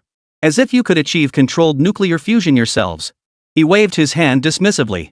If you can't do it, don't blame the road for being bumpy. You can't do it, but I can. I'm not wasting my breath on you lot. Oomph. He walked away with his hands behind his back, convinced he'd defeated these incompetent adults. The scientists smiled faintly. They already had a rough idea of what Lin Xuan intended to research. As adults, their ambitions were broader than a child's. Constrained by technological limitations, they could only reluctantly concede defeat, yet their hearts remained undaunted. They believed Lin Xuan would bring them miracles, just as he had created every miracle before. That evening, Zhang Jianxiu reported the findings upward, meticulously listing each planet's resources and energy sources. Many were energies they'd never even heard of, yet Lin Xuan had already named them and stated them with remarkable composure. This indicated Lin Xuan's familiarity with the subject matter, suggesting he likely possessed some degree of control over these resources. The higher-ups told him not to ask questions and to fully support whatever research Lin Xuan wanted to pursue. Outsiders might not realize it, but Dragon Nation's technology has been advancing at breakneck speed. Many weapons remain classified, even military enthusiasts only know they're constantly being tested and planned. When the day comes that a real crisis strikes, the full array of countless new weapons will be unveiled, leaving everyone utterly stunned. The higher-ups weren't interested in how Lin Xuan conducted his research, they only wanted to acquire as many weapons as possible. Weapons were the foundation of national strength. They needed to become unimaginably powerful before they could stop, otherwise they wouldn't have the luxury to concern themselves with anything else. While the nation remains unaware, the Dragon Nation has already established an outer space force. Its array of new weapons and laser technology constitutes the nation's trump cards. Even Lin Xuan himself didn't know what treasures the Dragon Nation possessed. Days later, Lin Xuan was summoned to the military headquarters. His actions had prompted nations to return cultural relics, a positive development for the Dragon Nation. They prepared to bestow honors upon him and secured a position for him within the military high command, ensuring he would wield significant authority upon reaching adulthood. Lin Xuan paid little attention to this, instead peeking into the conference hall to watch the commotion. Inside, a heated argument was erupting among the high-ranking officials. Even Luan Xinghe, who had accompanied him, stomped his feet in frustration upon entering. Curious, Lin Xuan tugged at the guard's sleeve. "Brother, what's the commotion inside?" "Guard, Comrade Lin Xuan, what's happening inside is classified. I'm afraid I can't tell you. But you're welcome to go in yourself." Lin Xuan slipped inside discreetly, just in time to hear Luan Xinghe voice his objection. "He's one of us from the Aerospace Bureau. Whatever he develops belongs to us to handle. The space agency doesn't just build aircraft, it manages all airspace and outer space. Therefore, I have the authority to handle this." Luan Xinghe remained adamant, refusing to hand over the device. To outsiders, the space agency seemed like just a bunch of pilots with low-level positions. The reality was that the space agency could challenge anyone. From airplanes to fighter jets, from lunar probes to alien spacecraft, anything involving space fell under their jurisdiction. "Old Luan, let's be practical. The sky carrier should go to the Navy. After all these years, what decent equipment has our Navy ever had? We just want a space carrier. Then we could dominate the world's oceans and never fear invasion from any nation." Another elderly man in military uniform joined the debate. The Navy commander-in-chief believed the space carrier was too formidable. Once operational, it would unleash its full destructive potential. With the international situation tense, Dragon Nation needed to constantly intimidate other countries to secure its stability. Luan Xinghe chuckled coldly, "Just because your Navy has more weapons doesn't mean you get it." "No way." The Navy commander erupted in fury, "You'll give it to us whether you like it or not." The Air Force commander sighed from the sidelines, "Have you forgotten the flying aircraft carrier can take to the skies? It should fall under our Air Force's jurisdiction. You two are bickering so loudly, I can't even get a word in edgewise. I'll join in too. This flying aircraft carrier is ours for the Air Force." The Army High Command rubbed their heads, a thought forming in their minds. Maybe they wouldn't need new combat boots this time. Should they push harder for exoskeletons? The image of Jean Nua dominating troops while wearing an exoskeleton only fueled his enthusiasm. "Brother Luan, I can stay out of the flying aircraft carrier debate, but if there's any spoils, you've got to share the exoskeletons with us, Army. Otherwise, if we all get knocked out by a single exoskeleton, we'll lose all credibility." Luan Xinghe spread his hands in exasperation. Barely had he spoken a few words when another opportunist jumped in. He leaned back in his chair, too annoyed to respond, when a familiar figure caught his eye. "Lin Xuan? What brings you here?" Lin Xuan chuckled, sidling up to Luan Xinghe and whispering, "You guys aren't fighting over something, are you? Honestly, I think we should form a joint task force. There's no need to divide everything up like this." Listening to them was agonizing. Each side had valid points. Why not just merge forces outright? The others fell silent the moment they saw Lin Xuan, their minds racing. If they could curry favor with him, would their units ever lack weapons again? Then someone spoke up. "Comrade Lin Xuan, I'm your Grandpa Lin, commander of the Navy. Everything in the sea falls under my command." Lin Yi waved his hand authoritatively, grinning as he asked, "Would you like to visit our Navy? We've got some big submarines." Chapter 74, The Renowned Army. Submarines? Lin Xuan had never seen a submarine before. Just as he was about to agree, the army guys started playing the sympathy card. "Comrade Lin Xuan, the Navy has money to burn. They get all kinds of new weapons every year. Not like us in the army. New boots, new brooms, new uniforms, that's about all we get. Nothing else worth showing off. Every time the army holds exercises, we're the ones who lose face. It's just too pitiful. The army guy wiped away a fake tear, feigning strength, but it's okay. I still sincerely invite you to visit our army. We can stew up Sergeant Goose for you to eat and get Sergeant Dog for you to play with. Lin Chuan was instantly hooked, feeling sorry for the army guys. He agreed on the spot to check it out. The Navy personnel rolled their eyes inwardly, thinking the army veterans were shameless. After handing over duties to the Aerospace Bureau, Lin Chuan followed the army group. The army commander was quite the character, a seasoned veteran whose jokes had everyone doubled over laughing. Lin Chuan arrived at the barracks in fits of laughter. Sergeant Goose plucked feathers and tossed them into the pot, while Sergeant Dog and Sergeant Cat were dragged over to entertain Lin Chuan. The commander watched it all with a cheerful smile. After dinner, he casually led them into the armory. Inside were all the standard equipment, various firearms and weapons. Lin Chuan's eyes lit up with excitement, yet he couldn't help but feel a pang of regret. You've got plenty of weapons here, but none of them are particularly impressive. Not even as good as a Gatling gun. Is the army that broke? The political commissar beside him thought to himself, the valuable stuff is all hidden away. Otherwise, how could we play the victim? Commissioner, indeed, our nation's army hasn't seen any new developments for years. Our last combat operations were decades ago. While we can produce our own firearms and ammunition, they still can't compare to foreign ones. Comrade Lin Chuan, we're helpless too. We desperately want to develop better weapons. Bull. The army has weapons in abundance, so many, in fact, that none stand out is truly exceptional. They've even equipped flamethrowers and laser weapons, everything else is standard issue. The political commissar cited another example. I have a cousin who wants to enlist. He was really into the motorized infantry, thinking he'd get to race motorcycles everywhere. Guess what happened? Lin Chuan asked curiously, what happened? The political commissar sighed bitterly, turns out they're the motorcycles. They have to run faster than motorcycles while carrying heavy loads. Their daily training consists of running until the sky turns dark and the earth spins. That's when I realized they are the motorcycles. Not the ones riding them. Every line brings tears to my eyes. Especially for new recruits, they join thinking the name sounds impressive, only to be crushed once they're in. Lin Chuan was speechless. Treating people like motorcycles? That's just too much. He thought for a moment and said, if you really want to use people like motorcycles, fine, but you need some tech. You could ask Grandpa Luan to get you exoskeleton assisters and exoskeleton flight suits. That way you won't have to run, and you'll have some decent new weapons to show for it. He recalled that a military parade was scheduled for next year. Perhaps by then, he might witness ground troops advancing through the skies. Next up were the ground forces. Whoosh, whoosh, whoosh, a swarm of little flying men emerged. The sight alone was laugh-out-loud hilarious. Lin Chuan chuckled for a moment before falling into deep thought about how to make the army even stronger. The army commander grinned so widely his teeth vanished from view. He immediately summoned someone to accompany Lin Chuan while he headed to the Aerospace Ministry to demand supplies. Refuse? Lin Chuan has already given the order. Haha, the army was about to strike it rich. That evening, the entire army unit was granted leave. A social gathering was held, complete with a movie screening. Lin Chuan had never been to a military base before, and everything there was new and exciting. He clung to Sergeant Cat, refusing to let go, wishing he could cuddle all day long. As the evening's festivities kicked off with cheers, Lin Chuan watched the performances and a thought struck him, maybe he should enlist someday? He glanced down at his slight frame and felt like he'd probably get beaten up. He immediately looked down and gave an awkward smile. Just then, a soldier who hadn't been there long shared his thoughts. The young soldier said he was only 18 and had entered through military academy. It was because of his academic excellence and his family's guidance that he had applied to the academy and joined the army. He never imagined he could feel such deep patriotism until he joined. Only then did he realize his profound love for this land, a devotion already etched into his soul. Lin Chuan listened with a blank expression, but judging by the surrounding silence, the words seemed to resonate. After his emotional speech, the young soldier chuckled. I even taught myself video editing. I edited a video, let's all watch it together. A rousing background track blasted from the screen behind him. Lin Chuan snapped his head up. Holy crap, it was in short video style. The video opened in sepia tones, revealing old footage of a military parade. Instantly, it overlapped with images of modern soldiers.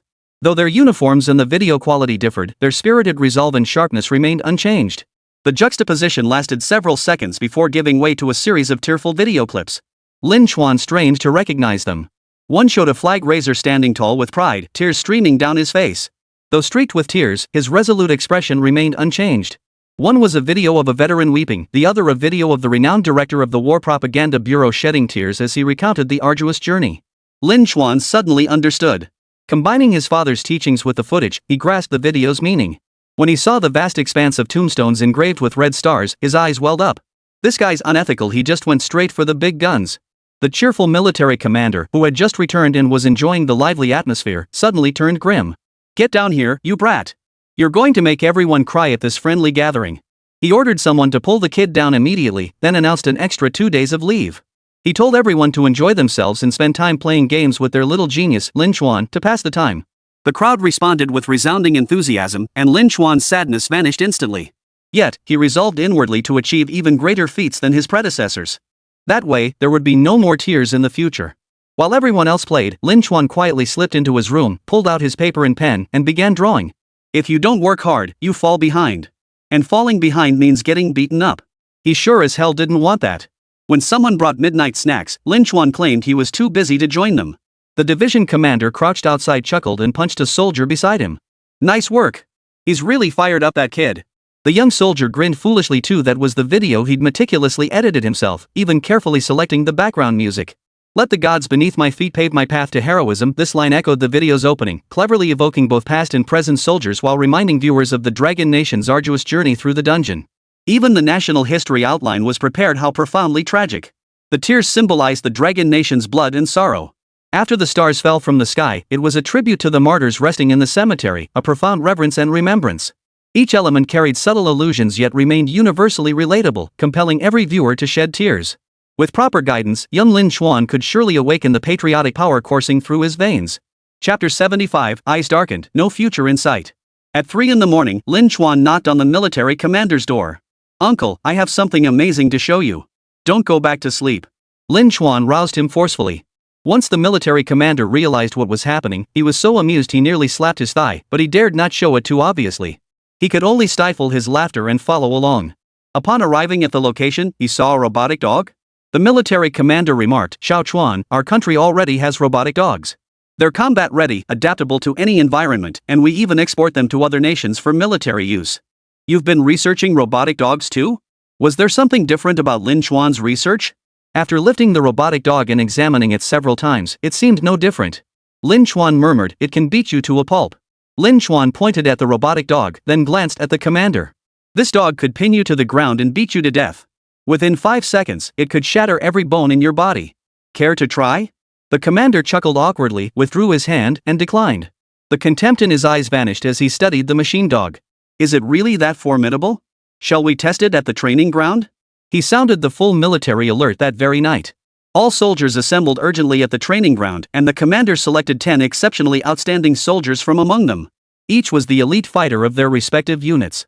The commander ordered them to take turns battling the robotic dog, demanding victory. The soldiers were brimming with confidence. They were elite combatants, after all. How could they fail to defeat a mere machine? The first elite soldier stepped forward, contemplating how to strike gently to avoid damaging the machine. Suddenly, the robotic dog began to transform, its form now strikingly human-like. With lightning speed, it launched its attack. Its opening move was a groin kick. The soldier dodged and engaged, but the machine dog moved with terrifying speed. Worst of all, its deceptively light frame concealed immense power. One punch smashed into the ground, instantly punching a gaping hole through it. Upon inspection, it was over 20 centimeters deep. It could even punch through reinforced concrete. If it hit a person, it would leave a gaping hole. The man fought with all his might but couldn't prevail, suffering a decisive defeat. The remaining fighters took turns stepping forward, but the outcomes were equally grim. Whether it was military combat techniques, freestyle boxing, Muay Thai, or their own self-taught killing moves, the machine dog effortlessly neutralized them all, finishing each with a single punch that sent them flying. 10 fights, 10 losses. 3 men were injured. The division commander ordered them transported to the hospital, then turned to Lin Chuan with eyes sparkling. "Brother Chuan, can we study a few more of these? This dog is way too powerful. Compared to this, the combat robots we use on the battlefield are nothing." Lin Chuan pulled out the blueprints and said, "I'm only studying this one. But if you have the blueprints, you can study as many as you want. Go find someone else to study it. I'm going to sleep. Bye." He stumbled back to his room, drifting off to sleep while his mind replayed the day's thoughts. Future wars absolutely couldn't involve human lives anymore. Mechanized combat was best. Robots should take the field. Their country had lost too many people. There couldn't be any more sacrifices. Dead robots wouldn't hurt anyone. Better to focus on robot research. Outside the arena, several brigade commanders and political commissars had rushed over overnight to witness the spectacle. Army High Command, alerted by the news, had also arrived. After viewing the footage, they all chuckled. Who would have thought pushing Lin Xuan would yield such incredible results? Perfect. Let's do this more often. The army commander stroked the robotic dog, his face crinkling with laughter. Perfect. Next year's military parade would astonish everyone. Once we deploy these robotic dogs across the entire army, we'll sell them to other nations and rake in the profits. Ha ha ha. After spending 2 days with the army, Lin Xuan generously shared some of his personal weapon stash. This is a flamethrower. It incinerates targets on the spot. Just insert a battery for power. Even if hit, it won't self-destruct or catch fire. Very safe. This is the ice gun. It's already in use by fire departments, and the space agency has mass-produced many. Its utility is limited, basically just freezing battlefields. And this star gun, its bullets are star-shaped but can penetrate anything, including the strongest materials today. You could modify it for ambushing nuclear plants or even the presidential motorcade. The military commander hurriedly tried to stop Lin Xuan. The items kid brother was pulling out were far too dangerous. He was breaking out in a cold sweat just listening. Beyond these, there was the earlier stash of exclusive weapons that made one's hair stand on end. And now there's even biological weapons. Lin Xuan looked at him in confusion. What's there to be afraid of? I haven't even researched my most lethal creations yet. If I wanted to, I could destroy the moon. After all, developing a weapon capable of obliterating the moon isn't particularly difficult. The flying aircraft carrier was nearly complete, requiring only final touches like painting. Adding a few more structures to the carrier would finish it entirely. Then new weapons could be unlocked. The planet killer is real. I can develop it and show you, but is there a planet you want to destroy? Lin Xuan stroked his chin, contemplating whether to blow up the moon. But there was Chang'e up there, wasn't there? He felt torn. The military commander and others were stunned for a long moment, feeling this kid's words were terrifying. In just a short while, he was already thinking about blowing up the moon. Maybe it's best to send him away. After Lin Xuan returned to the space agency, the military commander tactfully mentioned the incident to Luan Xinghe and the others, urging them to pay closer attention to the child's upbringing. Look what violent tendencies they've fostered. Luan Xinghe didn't object. Sometimes, those in research had a killer instinct. How else could they develop nuclear weapons? The next moment, a deafening explosion erupted. It was Lin Xuan's lab. Faces paled as everyone sprinted toward the lab. Lin Xuan! Lin Xuan, where are you? The deafening blast echoed throughout the entire building. They feared the lab had been destroyed. What if something happened to Lin Xuan? Lin Xuan couldn't be harmed. When they burst through the door, they found Lin Xuan holding something in his hands, eagerly conducting an experiment. The lab showed no signs of damage, yet the explosion hadn't come from nowhere. Xiao Chuan, what was that explosion just now? Grandpa Luan, I was just conducting an experiment. I have this amazing device that can prevent any explosion. If Noah's energy shield is powerful enough, it could even block a nuclear weapon explosion. Then no matter what explodes, even if an intercontinental missile strikes us, will remain completely unscathed. Energy fluctuations and material changes would also be blocked. Inside the protective shield, we wouldn't feel any impact at all. Lin Xuan explained. He'd seen a movie where a supporting character, though powerful enough to block the damage, was still pulverized by the force of the impact, yet the energy shield remained intact. Inspired by this, he set up a nuclear reactor for experiments. He placed materials inside, covered them with the shield, and triggered an explosion. The experiment was a success. Neither I nor the lab suffered any damage. Haha, pretty impressive, huh? Lin Xuan gloated, feeling his invention had saved all of humanity. Luan Xinghe swayed precariously. God, save him. This kid is experimenting with a nuclear reactor. Last time, a terrorist group tried to steal a kilogram of uranium and got wiped out by several nations joining forces. Now, Longhua has produced someone even more reckless than that. Everything went black before his eyes. He couldn't see the future. Chapter 76, You Parade, I Bomb? Lin Xuan tried to keep bragging about his achievements, but Luan Xinghe called security to escort him out and lock him in another room. He personally led the scientists to conduct inspections. The nuclear reactor placed here poses an imminent explosion risk. It's far too dangerous for them to take any chances. After inspection, various hazardous factors were identified on site, but they were all contained within some kind of energy shielding device, eliminating the risk of explosion. Luan Xinghe's forehead veins bulged. So this kid had been messing with extremely dangerous stuff every single day. His building could be blown to smithereens dozens of times a day. The thought of his life's work potentially reduced to ashes at any moment made him want to grab Lin Xuan and beat him senseless. But after studying the protective shield, his thoughts changed. This was too strange. This tiny box actually prevented all chemical reactions. Even when placed near a nuclear reactor, it had no effect whatsoever. Currently, only the Bear Nation possessed countermeasures against nuclear reactors developed only after tens of thousands died and nuclear leaks forced their hand. The nuclear protection vehicles used to clean up terrorist organizations a few years ago employed shielding meticulously crafted by the Bear Nation. They cost tens of billions. Now Lin Xuan's tiny shield demonstrates superior performance and holds far greater research value. They immediately launched their research. In the small black room, Lin Xuan seethed with resentment. You had the guts to lock me in here, but you don't have the guts to open the door. Old Luan, you bastard. I'm the hero here, you can't lock me up. After howling for a while, he spotted a tablet in the dark room and promptly buried his head in it, happily binge-watching cartoons. They couldn't possibly keep him locked up forever, he refused to believe it. In the end, the army commander who rushed over brought him out. After mocking him for a bit, the commander explained the reason for his visit. Senior leadership was heading to another country for a military parade, and they were considering whether to bring him along to broaden his horizons. Exposing Lin Xuan to the international arena early on would benefit him. Lin Xuan agreed immediately. They drove to the military headquarters, where Dragon Nation's top officials gathered to discuss whether to attend the small nation's parade. The Kingdom of 10,000 Buddhas ranks among the world's foremost powers, boasting the largest population globally. Their invitation carries significant weight. Declining could easily be misinterpreted by certain nations as a signal of our stance, the leader stated. In major power diplomacy, every move sends signals. The 10,000 Buddhas Kingdom's invitation likely signaled potential cooperation while also sending a message of goodwill to the outside world, dispelling external speculation. Refusing the invitation could be interpreted as a reversal of stance, causing extremely detrimental repercussions. Lin Xuan listened intently, his thoughts shifting constantly. He felt everyone had a point. Going is problematic, not going is problematic. What should we do? Suddenly, he heard someone mention that the Kingdom of 10,000 Buddhas had previously attempted to invade the Dragon Kingdom and had been causing frequent disturbances along the border in recent years, even resulting in casualties on the Dragon Kingdom's side. Lin Xuan's expression darkened instantly. Grandpa, don't go, he snapped angrily.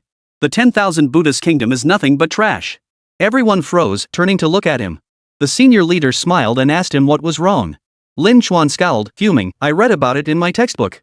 The 10,000 Buddhas Kingdom fought our soldiers at the border, causing clashes that killed so many of our heroes. That country is shameless, constantly stirring trouble at the border, dancing all over our red lines. They're clearly insane. If we attend their military parade, who knows what they'll think? Lin Xuan desperately recalled Zhou Yao's earlier explanation, his face flushing with anxiety. Finally, he slapped his thigh and exclaimed with sudden insight. What if they're just like Korea? What if they interpret our attendance at their parade as fear, as us giving them face, as acknowledging their status as a major power? The others nodded in agreement.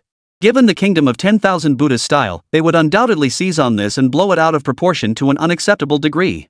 Especially since they'd never witnessed a parade in the 10,000 Buddha's kingdom. With performances resembling circus acts, it was hard not to laugh out loud. The group began debating, since they hadn't gone before, why go now? Some argued that this was a new era, and with recent thawing relations and ongoing cooperation between the two nations, attending the parade could signal positive developments. Lin Xuan muttered under his breath, hasn't Dragon Nation always been friendly toward all countries? We don't need to send any signals of friendship. Every country knows we're friendly. Going or not is completely unnecessary. Seeing all eyes on him, Lin Xuan gathered his courage and suggested, how about this? Let's not even discuss whether to go or not. Why don't we just take a different approach? A senior official nearby stroked his chin, thinking, this kid even knows how to use idioms now. Looks like Luan Xinghe's education has paid off. The next moment, his jaw dropped. We won't attend the parade, but our missiles can attend the parade. They parade, we strike. Straight to their heartland, gotta be scared. Lin Xuan stood tall and proud, convinced his plan was brilliant, participating in the parade while striking back at the enemy. How much time do we have? I can develop a new missile. Then we won't even have to leave our base, we'll strike precisely on the second we choose. What do you say, brothers? Why aren't any of you saying anything? When Lin Xuan snapped out of his excited reverie, he found everyone covering their faces, looking utterly incredulous. The army commander stammered, Xiao Chuan, you're a rare gem. If I ever enlist, I'll follow you wherever you go. The navy commander nodded. With that kind of courage, you're destined for greatness. The other high-ranking officers chimed in with praise, none daring to disagree. This kid was someone you didn't want to cross. He'd heard of an enemy and immediately planned to build missiles to blast their base to smithereens. If anyone accidentally offended him, they'd be sent straight to the sky. Lin Xuan looked skeptical. You guys agree? The senior leader gave a resigned smile and explained the current situation. The international landscape remained highly unstable, with constant wars raging across all nations except the Dragon Nation. They didn't want to drag their people into war. War meant one farmer's son killing another farmer's son, with only ordinary people suffering in the end. For the sake of international stability, they couldn't provoke conflict. Even when the United States repeatedly taunted them, they could only issue warnings. They cherished the hard-won peace. Lin Xuan remained undeterred. What if we launched multiple missiles simultaneously and directly bombed several key locations in the 10,000 Buddha's kingdom? Wouldn't that work? He despised the 10,000 Buddhist kingdom. He hated nations bullying the Dragon Nation. The senior leader shook his head. The United States had persistently sought to provoke conflict, aiming to draw the Dragon Nation into battle to alleviate its international debt burden. Dragon Nation must not fall for this trap. Lin Chuan felt utterly frustrated. If you can't bomb it, can I do it secretly myself? I promise no country will ever find out it was us. Chapter 77. Thanks for the invite. In Lin Chuan's plan, as long as no country discovered it and there was no evidence, it couldn't be pinned on the Dragon Nation, right? Lin Chuan pressed on. I know some countries might identify the culprit by analyzing the missile's materials. But what if I used substances not found on Earth? If possible, I could make it look like a meteorite fell from the sky, or Mars collided with Earth. Would that be acceptable? Every word dripped with a desire for conflict. The senior leader pressed his forehead in exasperation. He was certain that in wartime, Lin Chuan would make an exceptional leader. He was too bold, too capable in a fight. He turned to others. Go find a few scholars of traditional Chinese studies. Have them properly guide Lin Chuan. Better yet, find a few who understand international affairs to analyze the pros and cons for him. His mind was consumed by warfare that was the way of a warrior. Their goal was victory without bloodshed. Poor Lin Chuan was saddled with yet another batch of tutors, even missing the promised ceremony. They feared he might shoot the president dead right there on the spot. After being denied, Lin Chuan refused to give up. He secretly studied missiles, convinced that as long as he did it covertly without being discovered, it would be fine. Without evidence, what could other countries do to him? At Army headquarters, a long-lost acquaintance arrived. Jean Nua had come to a familiar unit he'd enlisted locally before being transferred here. Unfortunately, trouble struck within a few years. After greeting his brothers in arms, he began showing off his gear. Guess what I'm wearing? It's a custom-made exoskeleton assister specially designed for me by Brother Chuan. I can take down tigers in the mountains and dragons in the sea. Now I can knock anyone flat on their back. Jean Nua was bursting with pride, casually demonstrating a few moves that forced his brothers back step by step. Stunned yet quick-witted, they immediately summoned their leader. Sir, Jean Nua is back and he's wearing an exoskeleton. I have a suggestion. Since he's so formidable, why not have him face off against the robot dog? Let's see who comes out on top. The army commander was also curious. Ever since Lin Chuan left the robotic dog behind, it had become their team coach, a beloved figure throughout the entire military headquarters. Now, if it fought Jean Nua, both being machines, who would prevail? The showdown commenced swiftly. Jean Nua observed the robotic dog with keen interest. Did the machine actually want to fight him? Once they learned it was Lin Chuan's research, they dropped their disdain. No one knew what Lin Chuan had developed. It might just wipe the floor with them. The battle commenced, and the robotic dog transformed into humanoid form to engage him in combat. The identical fighting style was astonishing. Having witnessed the machine dog's tactics, Jean Nua resorted to brute force. The machine's victory stemmed purely from superior combat skills, coupled with overwhelming strength and speed. Jean Nua possessed both attributes in abundance. After some strategic thinking and considerable effort, he finally subdued the machine dog, pinning it to the ground in a show of triumph. So what if you're powerful? You're still my defeated foe. Ha ha ha ha. This suit was also developed by Lin Chuan. As he lifted the machine dog in triumphant display, the next instant it seized his legs, forcing him to his knees before kicking him flying. The crowd erupted in stunned laughter, doubled over until tears streamed down their faces. Brother Nua, weren't you supposed to be so tough? How come you got kicked flying just now? Back when dog brother kicked me, he broke my ribs. Ha ha ha, how are you holding up now?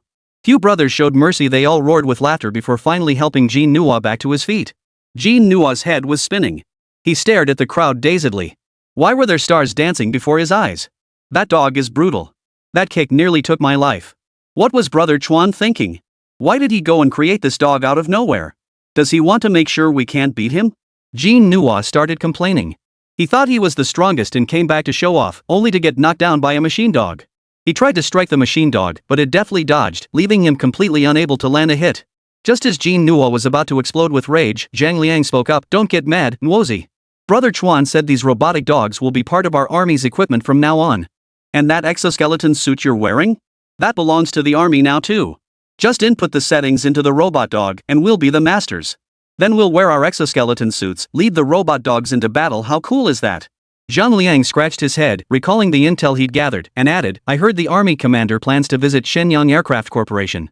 They've got an exoskeleton flight suit there that can soar hundreds of meters high. If we can get all that back, our army will soar to new heights, no more being the underdog. Of the three services, Army, Navy, Air Force, the Army's always the poorest. New boots each year were enough to make them happy. Now they finally have something big. It's like bringing honor to their ancestors. Especially this robotic dog, tough, capable of combat, can transform into human form, and even act like a dog for fun. Perfect.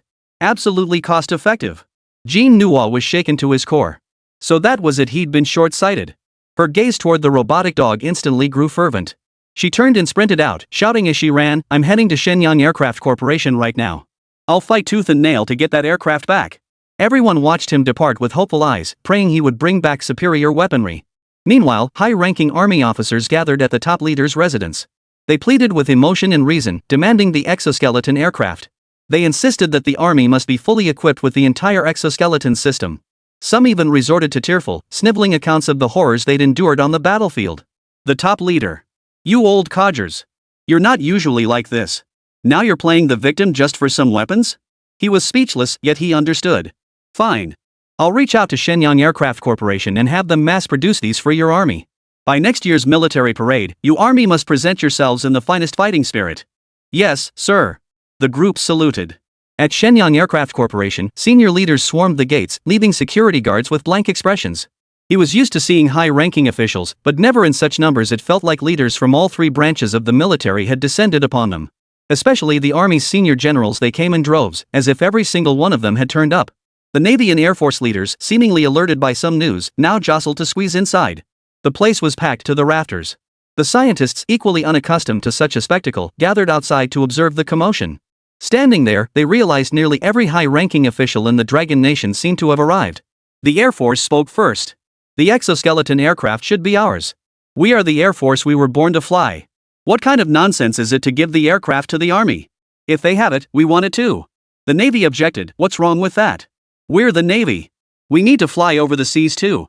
What's fair is fair. We must have the aircraft." Zhang Jianxiu, trapped in the middle. "I really will, thank you. Are these people bandits?" Chapter 78, Is Robbery Not an Option? When Lin Chuan arrived, the Navy, Army, and Air Force were still arguing incessantly, each convinced their unit deserved the exoskeleton flight suits for their hard work and contributions. Why should the Army get exclusive access? They're already full of themselves. Equipping them with new weapons will just make them even more arrogant.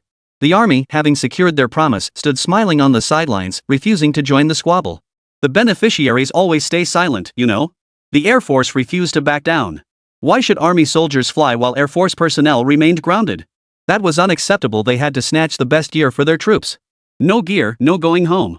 Zhang Jianxiu found himself trapped in the center of the swarm, surrounded by a cacophony of voices that threatened to split his skull. Spotting the small figure outside was like seeing a savior. He immediately ushered Lin Chuan over, clasping his hands together in supplication. "Brother Chuan, what should we do about weapons? These guys are all after your exoskeleton invention. They've been pestering me all afternoon and refuse to leave. I've got all these researchers here, and they haven't even finished today's tasks. They're so noisy I can't get any work done. What do you suggest we do?" Speaking in his thick dialect, he wished he could just sink into the ground and disappear. Too much power was no good, and having something valuable was no good either. This was tough. Lin Chuan asked curiously, "Isn't it just mass-producing exoskeleton equipment? Equipping everyone with them, how hard can that be?" He couldn't understand why they were fighting so fiercely over it. "Develop it, share it with everyone, we're all on the same team anyway. Just don't give it to those cute little foreigners. I have no objections. My invention is meant to benefit the nation. If you like it, go ahead and equip the entire army with it. One per soldier is perfectly fine." Lin Chuan waved his hand decisively, granting his approval. Zhang Jianxiu choked. Good heavens, equipping the entire army with full exoskeleton sets would multiply the cost astronomically. Equipping all three branches? The nation would be reduced to begging for scraps. He tactfully suggested, "Perhaps our limited budget doesn't allow for equipping all three branches?" Lin Chuan pondered deeply. Money really was the issue. He recalled stealing 50 cents from his mom just to buy an ice pop, only to get pinned down and beaten for it. Money was essential. He began to fret. Stealing wasn't an option, nor was robbery. Then inspiration struck. He proposed, "Since the country has no money, how about we go rob someone? I heard the United States is the richest country. Let's rob the United States." Zhang Jianxiu nearly choked on his breath, staggering back to steady himself against a chair. The others were equally stunned, seeing stars before their eyes. "Because we're broke, we should attack other countries? Start a war?" Lin Chuan declared boldly, "Exactly. Some people rob pedestrians or banks when they're broke. Why can't we rob other countries? Among great powers, might rules supreme. We're so formidable we can attack whoever we want. The United States is so powerful. If we plunder them, could we get rich? What kind of equipment should we use to strike? Using nuclear weapons outright might not be wise. Zhang Jianqiu raised his hand helplessly. Hold on, guys. I want to clarify, we won't be launching a war against the United States anytime soon, especially not over money. That would be utterly immoral. If we start wars recklessly, we'll be tried for war crimes by the International Court and face joint retaliation from other nations. Do you want to see our country plunged into crisis? With the international situation tense, a single move could set off a chain reaction. No one dared to start a war lightly. Russia was forced into war only after being pushed to the brink, yet even after years of conflict, the fighting still hadn't ended. Once hostilities commence, while we appear to be fighting one nation, we'll actually be confronting many behind the scenes, a highly disadvantageous position for us. Zhang Jianqiu thought Lin Chuan's reasoning was too simplistic, reminiscent of online warmongers who constantly clamor for military intervention. The heaviest casualties in battle are human lives. Behind every soldier is a family. They would not lightly enter the fray, for the Dragon Nation had already sacrificed too much. They did not wish to lose more heroes and martyrs, for each meant another heroic warrior gone. Better to be a dog in peaceful times than a man in chaotic ones. This is why the Dragon Nation has always cherished peace. Strength is not for plunder, but for better safeguarding peace. Zhang Jianqiu explained softly, and Lin Chuan understood. Frowning, he began to agonize, but what if we don't have enough money? We can't just sell my weapons, can we? Lin Yi offered a solution. The army can figure something out. Besides, we still have the energy tax. With all these new weapons being developed, we could sell off some surplus stockpiles. The United States has been selling weapons to other countries, raking in hundreds of billions of dollars annually. Our Dragon Nation can also sell weapons, get the money in hand, and simultaneously usher in an era of weakening the dollar. The moment the words "undermine the dollar" were spoken, everyone present narrowed their eyes. Beyond the real battlefields, invisible wars are raging. The era of dollar hegemony persists, with exchange rates reaching staggering levels. The Dragon Nation and other countries are joining forces to weaken the dollar's value. If action could be taken during arms sales, the dollar would depreciate significantly. The Air Force commander snapped to attention, a faint smile playing on his lips as he walked out. Time to empty the coffers, he thought. See what surplus assets we can offload. The commanders of the three military branches departed one after another, and the room gradually fell silent. Lin Chuan still didn't understand why everyone had suddenly left, continuing to ponder how to make money. He suddenly spoke up. What about selling the sky carrier? With their current technology, it could take them 30 years to build a flying carrier. We can achieve mass production with just a little effort now. Let's sell the sky carrier's design blueprints. Use the proceeds to buy equipment for everyone. Lin Chuan was serious. He believed soldiers couldn't go to war without ammunition. If you have the latest and best equipment, you must use it for your own people. Otherwise, it's heartless. Zhang Jianqiu sighed. These are the blueprints you developed. Don't you want to keep some for yourself? Lin Chuan froze, a look of utter bewilderment spreading across his forehead. Hide my secret stash? I have one. Zhang Jianqiu smiled faintly, patted his head, and turned to leave. He, too, was heading off to sell his own stockpile. Everything must go. 1 month later, the Dragon Nation Aerospace Exhibition officially commenced. Thanks to its established reputation, numerous foreign journalists arrived early this year, while domestic elites from all fields also gathered here. At the exhibition, an entire row of J-10 fighters and H-25 bombers were on display, along with numerous transport aircraft and bombers. Beyond these, numerous upgraded variants like the J-60 were also on display. As foreign dignitaries followed their guides to inspect the displays, they noticed a large sign reading, "For sale." The desert nation's officials were stunned, as if they had seen God himself. In the past, the Dragon Nation wouldn't even sell J-10s, yet now they're putting J-60s up for sale? He turned to the Dragon Court guide beside him and asked earnestly, "Is your Dragon Nation planning to leave Earth? Why else would you sell the J-60? Chapter 79, Dragon Nation Assaults Aliens? He recalled recent news reports where American media claimed Dragon Nation citizens burned aliens' buttocks with cigarette butts and threatened them at gunpoint. He had dismissed it as rumor then, but now it seemed all too plausible. The J-10 is a top-tier fighter in any country. Ever since the Desert Nation purchased 15 J-10s, neighboring countries rarely came looking for trouble. His visit this time was to buy another batch and discuss energy issues on the side. Now that the J-60, a weapon capable of wiping out nations, had been unveiled, he couldn't help but believe the Dragon Nation was abusing aliens. He chattered incessantly, "You Dragon country really did discover aliens, didn't you? Otherwise, why would you even sell the J-60s? Can you describe what these aliens look like? Are they like those Ultraman, Zoffy, or Ace creatures that were all the rage recently?" The guide forced an awkward smile. The briefing materials hadn't prepared him for this line of questioning.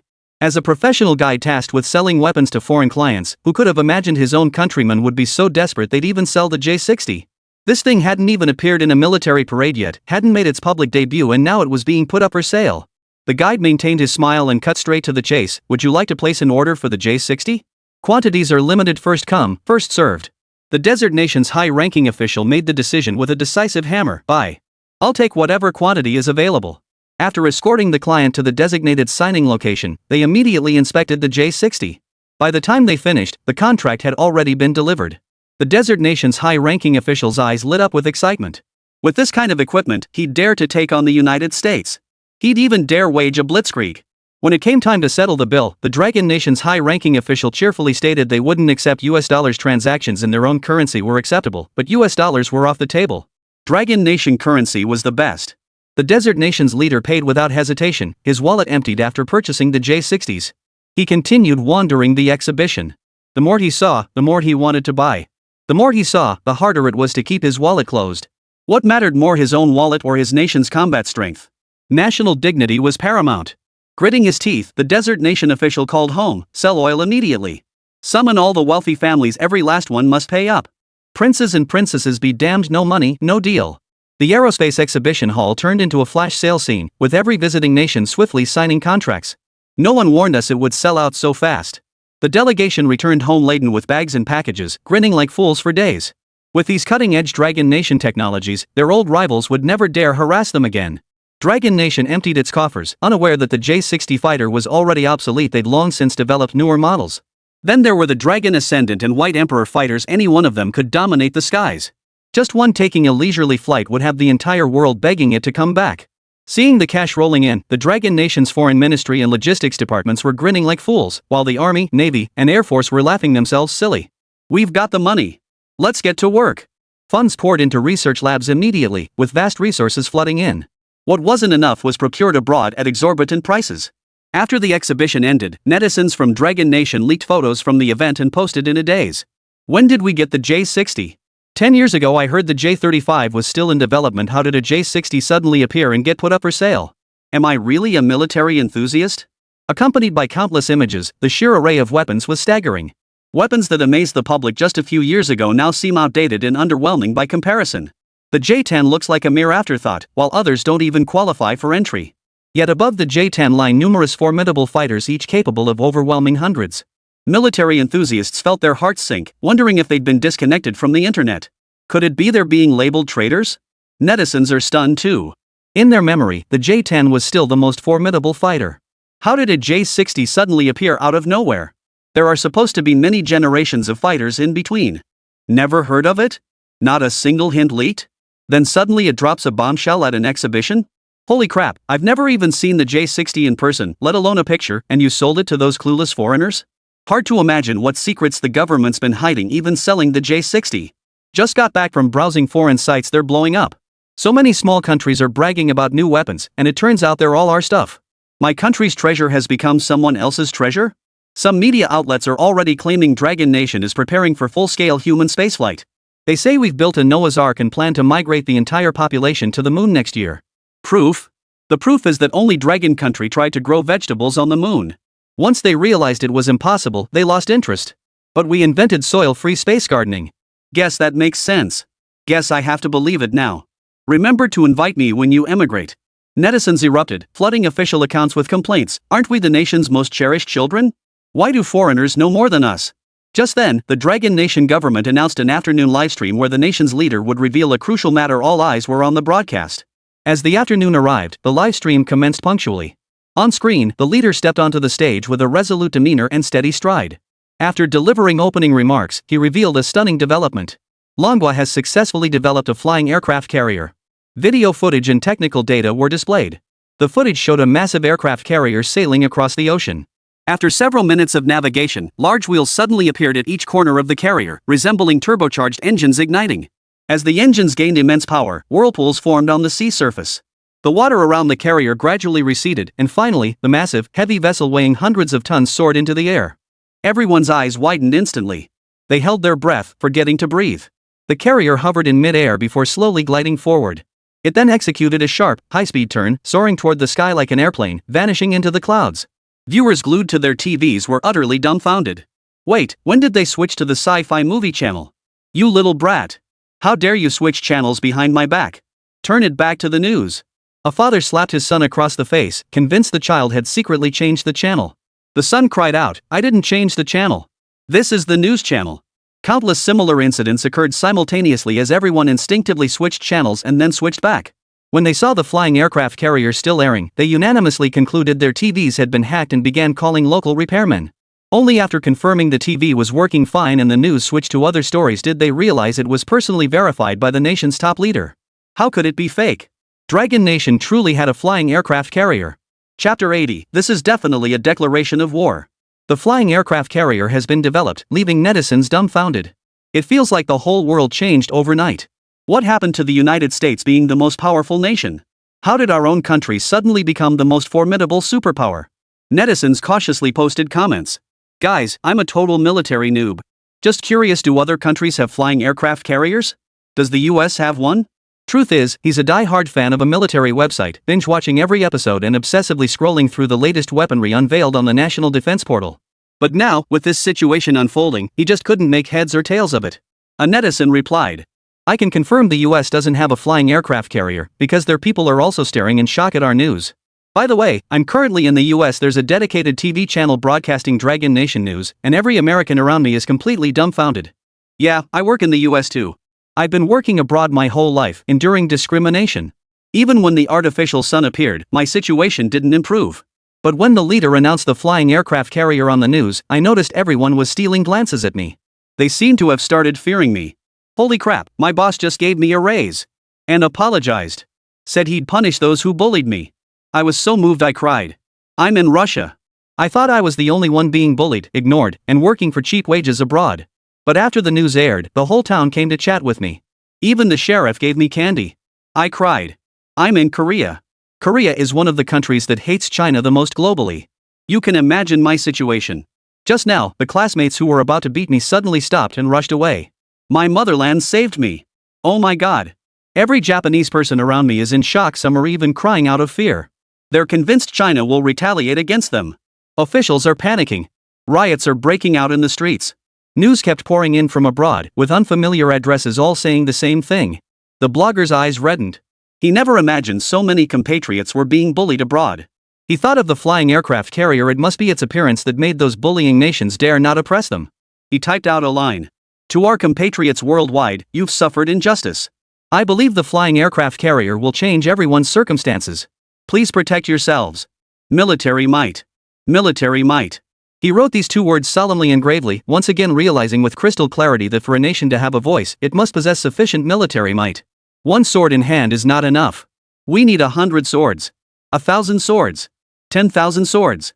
Until the people of the Dragon Nation could travel abroad without facing discrimination. Until our compatriots are no longer bullied. No one dares utter the words yellow-skinned monkey again. Only then would the Dragon Nation truly become powerful. Online posts flooded the feeds at breakneck speed. Anything related to the flying aircraft carrier became a hot topic. Everyone was fixated on it. Inside a shopping mall, a delivery rider was making his rounds, still holding 5 or 6 orders to deliver. He popped a lollipop into his mouth, ready to continue his deliveries, when suddenly the screen displayed the face of a high-ranking official. He thought, here come the diplomatic platitudes again. I solemnly announce that our Dragon Nation has successfully developed the flying aircraft carrier. Oh, a flying aircraft carrier?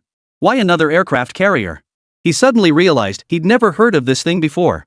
He quickly glanced at the screen. The moment the video played, his lollipop dropped from his mouth, which gaped wide in uncontrollable astonishment. Holy crap! This is a flying aircraft carrier. The crowd in the mall froze, all eyes fixed on the flying aircraft carrier. After a moment of stunned silence, the top leader began releasing additional footage of the flying aircraft carrier and announced it was available for sale.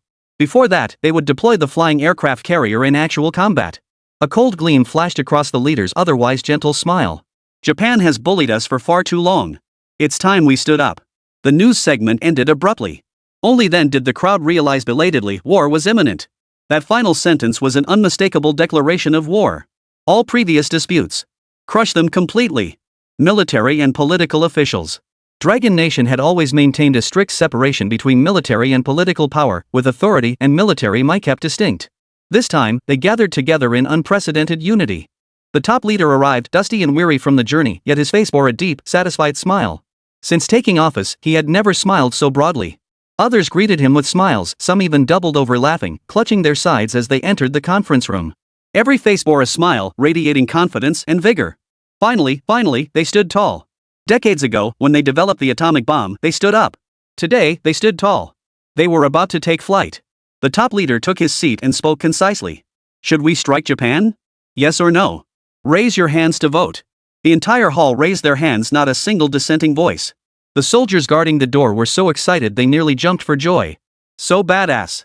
So badass. True leaders never waste words. At critical moments, they don't need to be overly solemn. When absolute power is in hand, one question suffices: attack or not. With unanimous approval, the Dragon Nation's foreign minister immediately issued a statement. Within a day, they would launch an attack against Japan to reclaim the Dragon Nation's right to speak.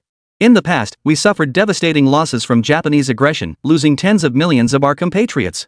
After bloody battles, our hard-won achievements were stolen by the United States. This led to Japan, despite being a defeated nation, refusing to acknowledge its crimes. They persistently evade and dodge historical issues. Whenever we raise the past, they react with fury. To conceal their sins, they guiltily court other nations and relentlessly smear the Dragon Nation internationally. We believe that only by personally confronting Japan can we reclaim our rightful voice and become the true victors.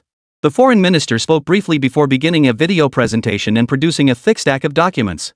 Within these volumes lay all the evidence accumulated over the years: Japan's denials of historical facts, its attempts to shift blame, its slanderous accusations that the Dragon Nation provoked conflict, and its efforts to rally other nations against us. These files, as thick as dictionaries, are filled with Japan's shameful and despicable acts. Dragon Nation will no longer tolerate this. We intend to settle the accounts and take back what is rightfully ours. The foreign minister closed the file and instructed his subordinates to release it to the Dragon Nation media. Even incidents of Japanese nationals assaulting Dragon Nation tourists were documented within. Some claims were fabricated, others factual, yet all proved the Dragon Nation's grievances and hatred.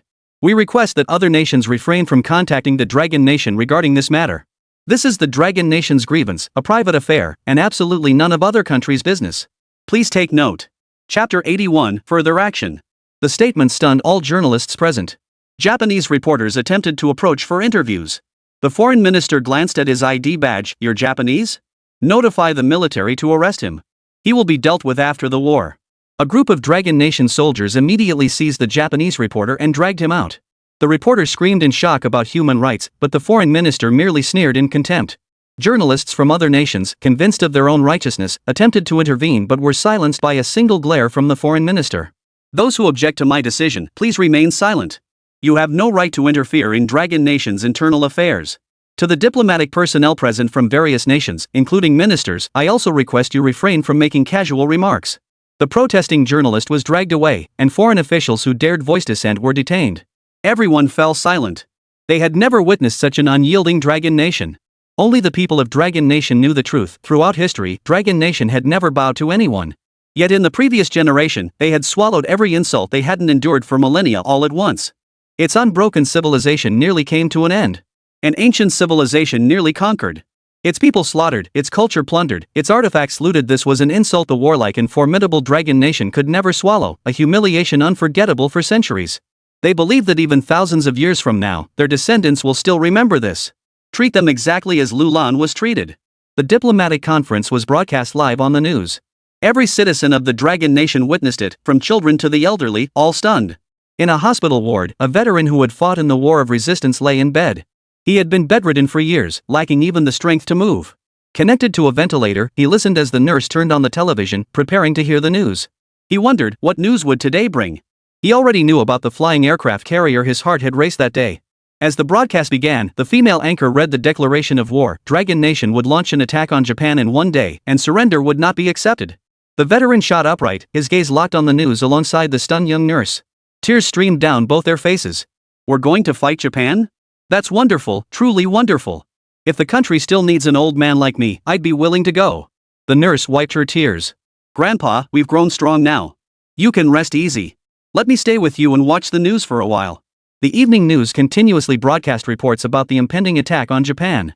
Appearing on the news were high-ranking military officials, who emphasized that preparations for the strike were complete and that Japan would be given no opportunity to retaliate. Furthermore, any nation daring to attack the Dragon Nation during this conflict would face permanent energy embargoes, severed cooperation ties, and immediate retaliatory strikes. After watching the news, the shock among the Dragon Nation's people lingered for a long time. They switched to other channels, only to find nearly every station reporting the same thing. Only then did the people of Dragon Nation realize their country had truly decided to attack Japan.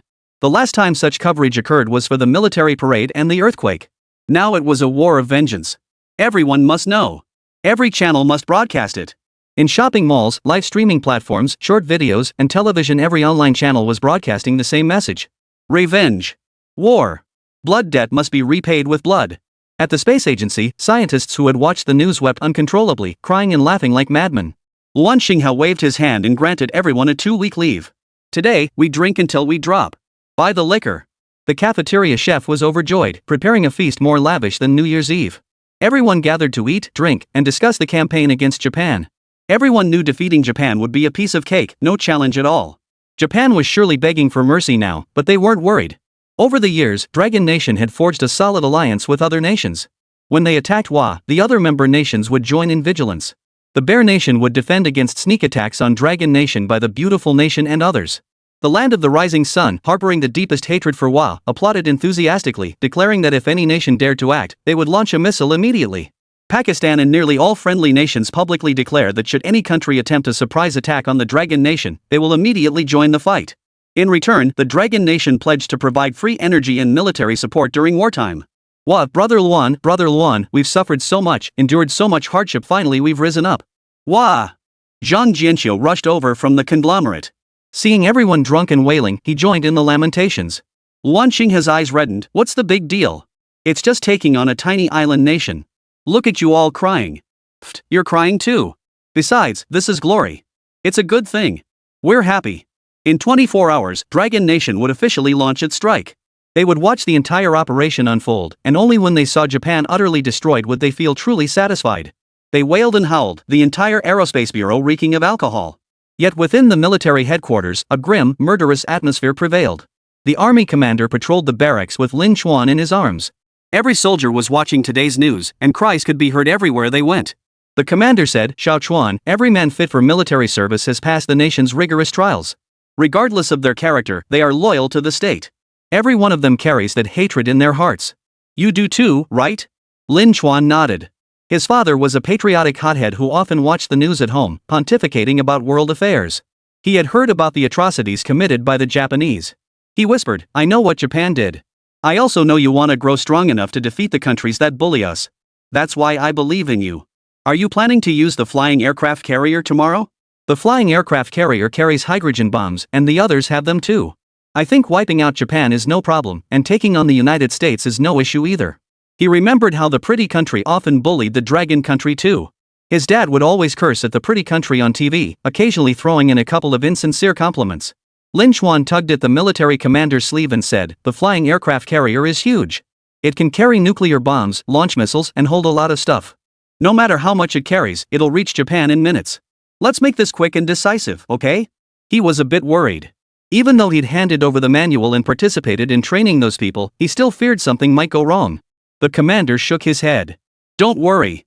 We'll finish this quickly to prevent other nations from exploiting the situation for a surprise attack. Dragon Nation has long sought to confront Japan. We've kept a close watch on the disputed Taiwan region, along with various coastal islands and territories, all firmly in our sights. Lin Chuan, we owe you our gratitude. Your breakthroughs, the flying aircraft carrier and the artificial sun, give us the confidence to deploy our forces without hesitation. Chapter 82, Attacking Japan. When Dragon Nation announced its invasion of Japan, the entire nation descended into chaos. Citizens demanded solutions from their leaders, only to witness the president's resignation letter hours later. This was the president's second resignation letter. The first came after Dragon Nation created the artificial sun, when he returned home after paying his respects and submitted his resignation. Unfortunately, he was re-elected. Heaven knows he never intended to be president. He'd only wanted to rake in some cash, live it up, and savor the pleasures that came with power. Now he rushed to submit his resignation letter and organized his departure overnight. He spent a fortune finding the United States, hoping to use his entire fortune to buy a house and permanent residency there. The United States accepted him. When journalists photographed the Japanese president's whereabouts and released the images to the world, the Japanese people's faith collapsed. Damn that president. He's a devil. Abandoning us to flee. It's over. Everything is over. We still have the emperor. He can surely lead us to victory in this war. He absolutely can. The Japanese people suddenly found renewed strength, pinning all their hopes on the emperor. The emperor twisted in agony like a pretzel, his repeated attempts to contact the Dragon Nation met with relentless rejection. Damn it! Damn those Dragon Country bastards, daring to ignore our calls. The emperor trembled with rage. He hadn't anticipated the Dragon Nation's utter ruthlessness. They'd severed all communication channels. When he tried to reach hidden spies, he discovered they too were offline. Even the Dragon Nation officials who had previously exchanged contact details with him had uniformly blocked him. They, too, had lost contact with the Dragon Nation. Only then did he grasp the true meaning behind Longwa's refusal to accept surrender. 24 hours later, dozens of missiles launched without warning, piercing the atmosphere and entering Japanese territory. Faster than darkness itself came the missiles. Before the launch, some nations condemned the Dragon Nation as immoral, accusing it of undermining world peace. The Dragon Nation ignored them. Some nations proposed that China delay its actions, suggesting it could demand financial compensation and energy resources from Japan. Even annexation was an option, but China remained silent. Humanitarian organizations suggested China specify strike locations to spare innocent Japanese citizens. After all, Japan had its share of noble souls and those who confess their crimes. China remained silent. When the missiles struck the long-coveted island, the entire Dragon Nation erupted in celebration. Even its most compassionate citizens beamed with triumphant smiles. Some saved the footage and rushed to the nearest martyrs' cemetery, excitedly showing the video to the fallen heroes. Others deliberately visited nearby villages, tuning televisions for villagers and gathering the elderly to watch the news. Dozens of missiles struck the island nation's territory one after another. Japan's air defense system proved utterly useless, completely overwhelmed. Below, panicked citizens scrambled to flee, ultimately buried beneath blinding light and scorched earth. The massive explosions were broadcast live by Dragon Nation drones, transmitting crystal-clear footage back to be aired on the news. Every platform switched to the unified feed. Everyone stared blankly at the relentless explosions unfolding on their screens. Within mere minutes, thick black smoke billowed from the Japanese land. Steel skyscrapers crumbled into ruins, visibly transforming into a realm of the damned. As the news switched scenes, viewers were stunned to see the chamber filled with military leaders. The supreme leader sat at the front, flanked and surrounded by hundreds of generals, admirals, lieutenant generals, and major generals. The general spoke. Some nations ask us, is the Dragon Nation's attack on Japan a violation of peace? Then I ask, where was peace when Japan sought to seize all Dragon Nation territory? Where was justice? When Japan shattered peace, not a single voice spoke out. Why should the Dragon Nation bear the blame? We merely returned what was done to us.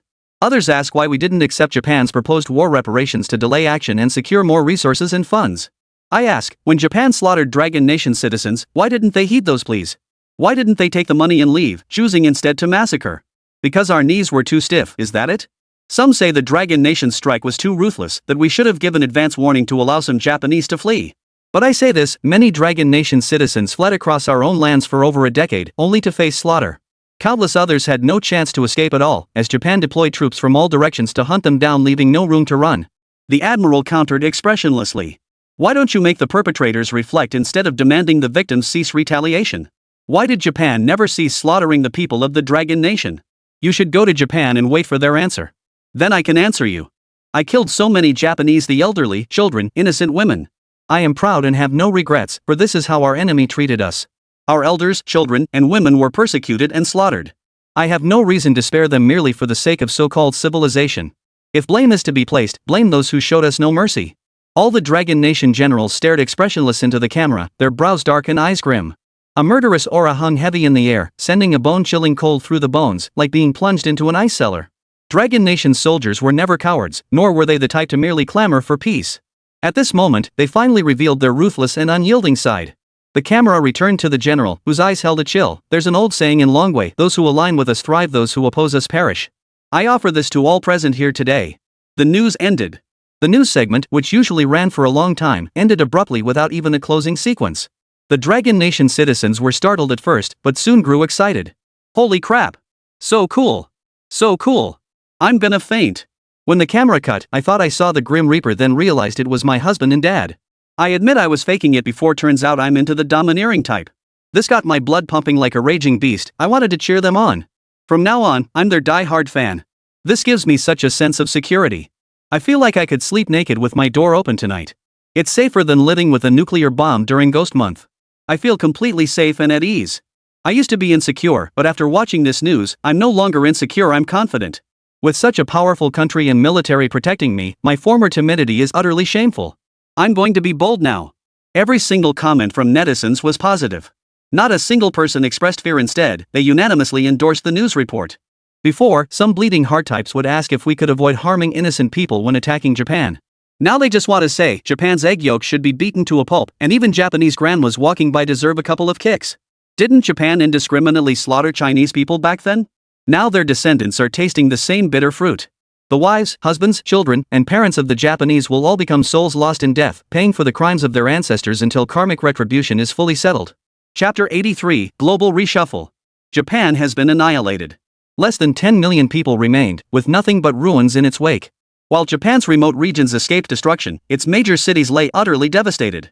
Dragon Nation's forces arrived at Japan's borders, advancing swiftly and dispersing across the regions. Soldiers passed by surviving Japanese citizens without a glance, focusing instead on searching nearby large structures. Their mission was twofold: to confirm Japan possessed no capacity for retaliation and to eliminate any pockets of resistance. The remnants of Japan's forces surrendered immediately, hoping for prisoner of war treatment. Yet the Dragon Nation troops searched the area once and departed, leaving behind not even a bandage.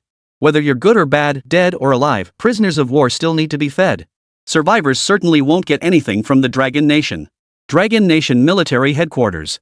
After completing the annihilation mission, high-ranking officials began discussing Japan's fate. Assimilation into the Dragon Nation felt unsettling, like a rat had slipped into the pot, leaving an uneasy feeling. The assembly debated endlessly without reaching a viable solution. Direct occupation of Wa was unfeasible due to the immense aftermath and the time required for reconstruction. Yet the land itself could not be abandoned. What should be done with the remaining population? Why not haul them all out and dump them in the Pacific? After all, none of them are good people. And the good ones aren't even Japanese nationals anymore. A simple voice spoke up: Lin Xuan. He obediently sat on the small chair beside the senior leader and proposed earnestly, "I've seen movies where Japanese people killed Chinese and threw them into rivers, staining the Yellow River red. To fill the gap of no blood-stained rivers near Japan, we should kill them and bury them. Call it payback." The big boss pressed his forehead. Had he overplayed his hand yesterday, causing this child to develop such a bloodthirsty streak? Lin Yi explained the truth to Xiao Chuan. "Don't let the child think we're demons incarnate. The Dragon Nation may be domineering, but they don't slaughter people without batting an eye. If we really did that, it would be bloody and brutal, truly immoral. Our consciences wouldn't allow it." The leader hastily took a sip of tea to calm his nerves, while the others silently sighed. How difficult it was to preserve one's conscience was truly arduous. As Lin Xuan scratched his head, Lin Yi explained, "We decided to attack Japan the moment you developed the artificial sun. We didn't strike earlier because our strength wasn't sufficient. We still needed to guard against other nations. But with infinite energy, other nations will prioritize their own interests and ignore this matter, fearing we might withhold resources. The artificial sun has given us the confidence to make this decision." Lin Yi recalled the 3-month-long conference where nearly all high-ranking officials had participated in secret. "As for the bombing of Japan, the all-out assault, we didn't go all out. Otherwise, with our capabilities, we could have sunk the entire island, leaving not a single survivor. But it's not enough." He detailed the operations over these months, specialists conducting undercover investigations in Japan, even organizing televised polls. They discovered that nearly 70 to 80% of the Japanese population denied that history and harbored deep hatred toward the Dragon Nation. Fearing Dragon Nation's retaliation, they regarded it as their mortal enemy. Undercover agents made contact with pro-Dragon Nation Japanese sympathizers. Upon learning of the impending retaliation, these individuals stated they would neither obstruct nor join Dragon Nation, expressing relief that they could finally shed their identity as sinners. Those Japanese with conscience, who were friendly toward the Dragon Nation and had assisted it, also joined the nations of their choice with our help. They all rejoiced at having escaped the sins of their forebears. The WHO will soon attend to the remaining Japanese. They will likely integrate directly into other nations. No need for us to concern ourselves. Everything is arranged." After Lin Yi finished speaking, Lin Xuan still frowned deeply. Thinking he was dissatisfied with being kept in the dark, Lin Yi heard him mutter under his breath, "But what if the remaining ones seek revenge against us? What goes around comes around. Are you sure we won't wipe out the Japanese? That's such a letdown." Lin Xuan looked utterly dejected, his pitiful gaze fixed on Lin Yi. He didn't believe a word the Japanese had said. Lin Yi smiled warmly. "That's for the future. With you here, would you ever let us fall behind? Would we ever be surpassed by other nations?" At the mention of business, Lin Xuan instantly perked up, clenching his little fist firmly. "Of course not. With me here, our Dragon Nation will always be the strongest." After a round of good-natured laughter, everyone turned to handling international affairs. They were right. After witnessing Dragon Nation's lightning-fast campaigns and hellishly ruthless rhetoric, the other nations fell silent. Damn, they're even tougher than the warrior nations, utterly ruthless. Hard to believe it's the Dragon Nation. Just their brutal, domineering rhetoric alone was enough to scare the crap out of people. The United States had used the Gulf War to show the world who was boss. Dragon Nation used the War of Annihilation against Japan to make the world realize it was time for a new leader. No one dares criticize the mistakes of the strong unless they want to die. What followed were orders pouring in from nations, along with pleas for diplomatic ties and cooperation. Countless small nations clamored to establish diplomatic ties with the Dragon Nation, eager to become its vassals. Smiling all the while, the Dragon Nation negotiated cooperation agreements, ascending to the highest seat as the guardian of world peace. The United States, White House. The president slumped heavily into his chair, fully aware that the days of the United States ruling the world were numbered. After this war, even the United States dared not issue a statement.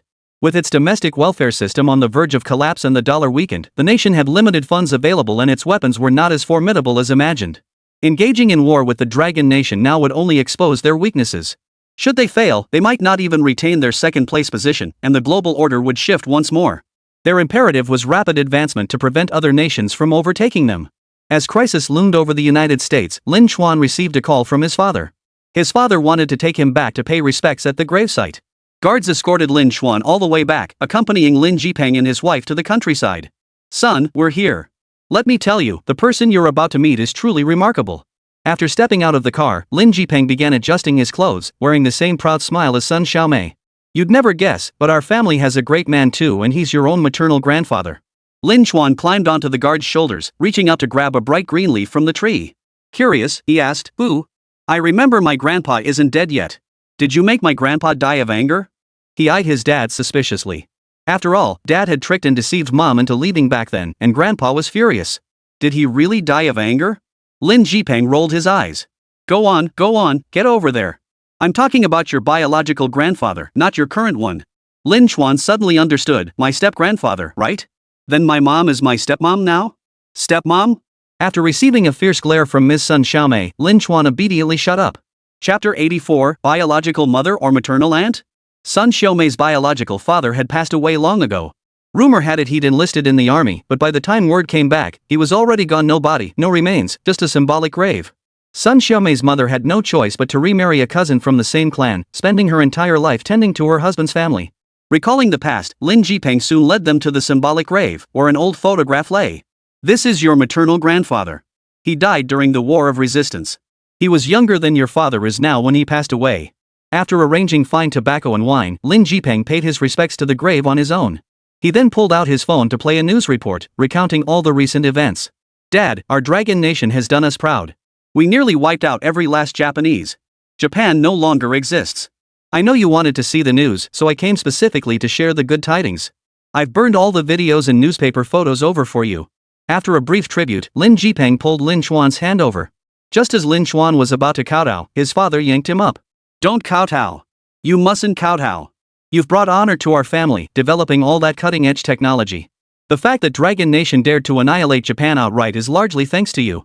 Your old man here is overjoyed. I plan to create a separate family genealogy just for you, starting with your name. From now on, you'll be the first person listed in our family records." "Your old man here? Forget it, I can't be the first to receive the incense." Lin Chuan felt there was little to say, so he patted his chest before the grave and declared, "Dear grandfather, I'm Lin Chuan. No need to thank me, it's just that I'm a genius. My teacher said geniuses shine wherever they go. A genius like me is destined to bring glory to my ancestors, it's only a matter of time. No need to thank me too much, after all, I didn't conquer Japan myself. I agree to the separate family registry, it's only right I'm listed first. None of you are as capable as me. Oh, and Grandpa, if anyone's giving you grief down there, just let me know. I'll burn you a big firecracker." He rummaged through his pockets and pulled out several small objects. "These are microbombs, these are grenades, and this one too, all high-tech weapons. The miniature cannon in my hand is pretty powerful. Even foreign presidents love it. Here, Grandpa, no need for formalities between us. I'll send this mini cannon your way right now, catch it." No sooner had Lin Chuan finished speaking than he tossed the object in his hand into the flames. The guard standing nearby froze in shock. "Holy, it's a miniature cannon. Run." The guard grabbed Lin Chuan and sprinted for his life. Other guards dragged Lin Jipeng's parents away, running until they were several miles distant before stopping. Lin Jipeng was about to complain, wasn't it perfectly natural for a grandson to give his grandfather a gift? What was wrong with giving a miniature cannon? What was wrong with it? Wait a minute? Lin Jipeng froze. "Son, was that a model or the real thing?" Lin Chuan replied matter-of-factly, "Of course it was real. I wouldn't burn fake goods for Grandpa. Don't worry, Dad. I tested that cannon's power blowing up a car is no problem." Lin Jipeng's face turned green, while Sun Jimei's paled. She rolled her eyes and fainted again. A thunderous boom erupted behind them, trailing a massive mushroom cloud. Lin Chuan's eyes widened. My grandfather's spirit has manifested? Lin Jipang was already staggering. Several guards rushed to shield Lin Chuan while simultaneously calling for nearby reinforcements. They also specifically requested several high-ranking officials to come and take Lin Chuan away. By the time Yan Shuping got Lin Chuan into the car, he still hadn't grasped what was happening. Yan Shuping explained succinctly, "You blew up your grandfather's grave.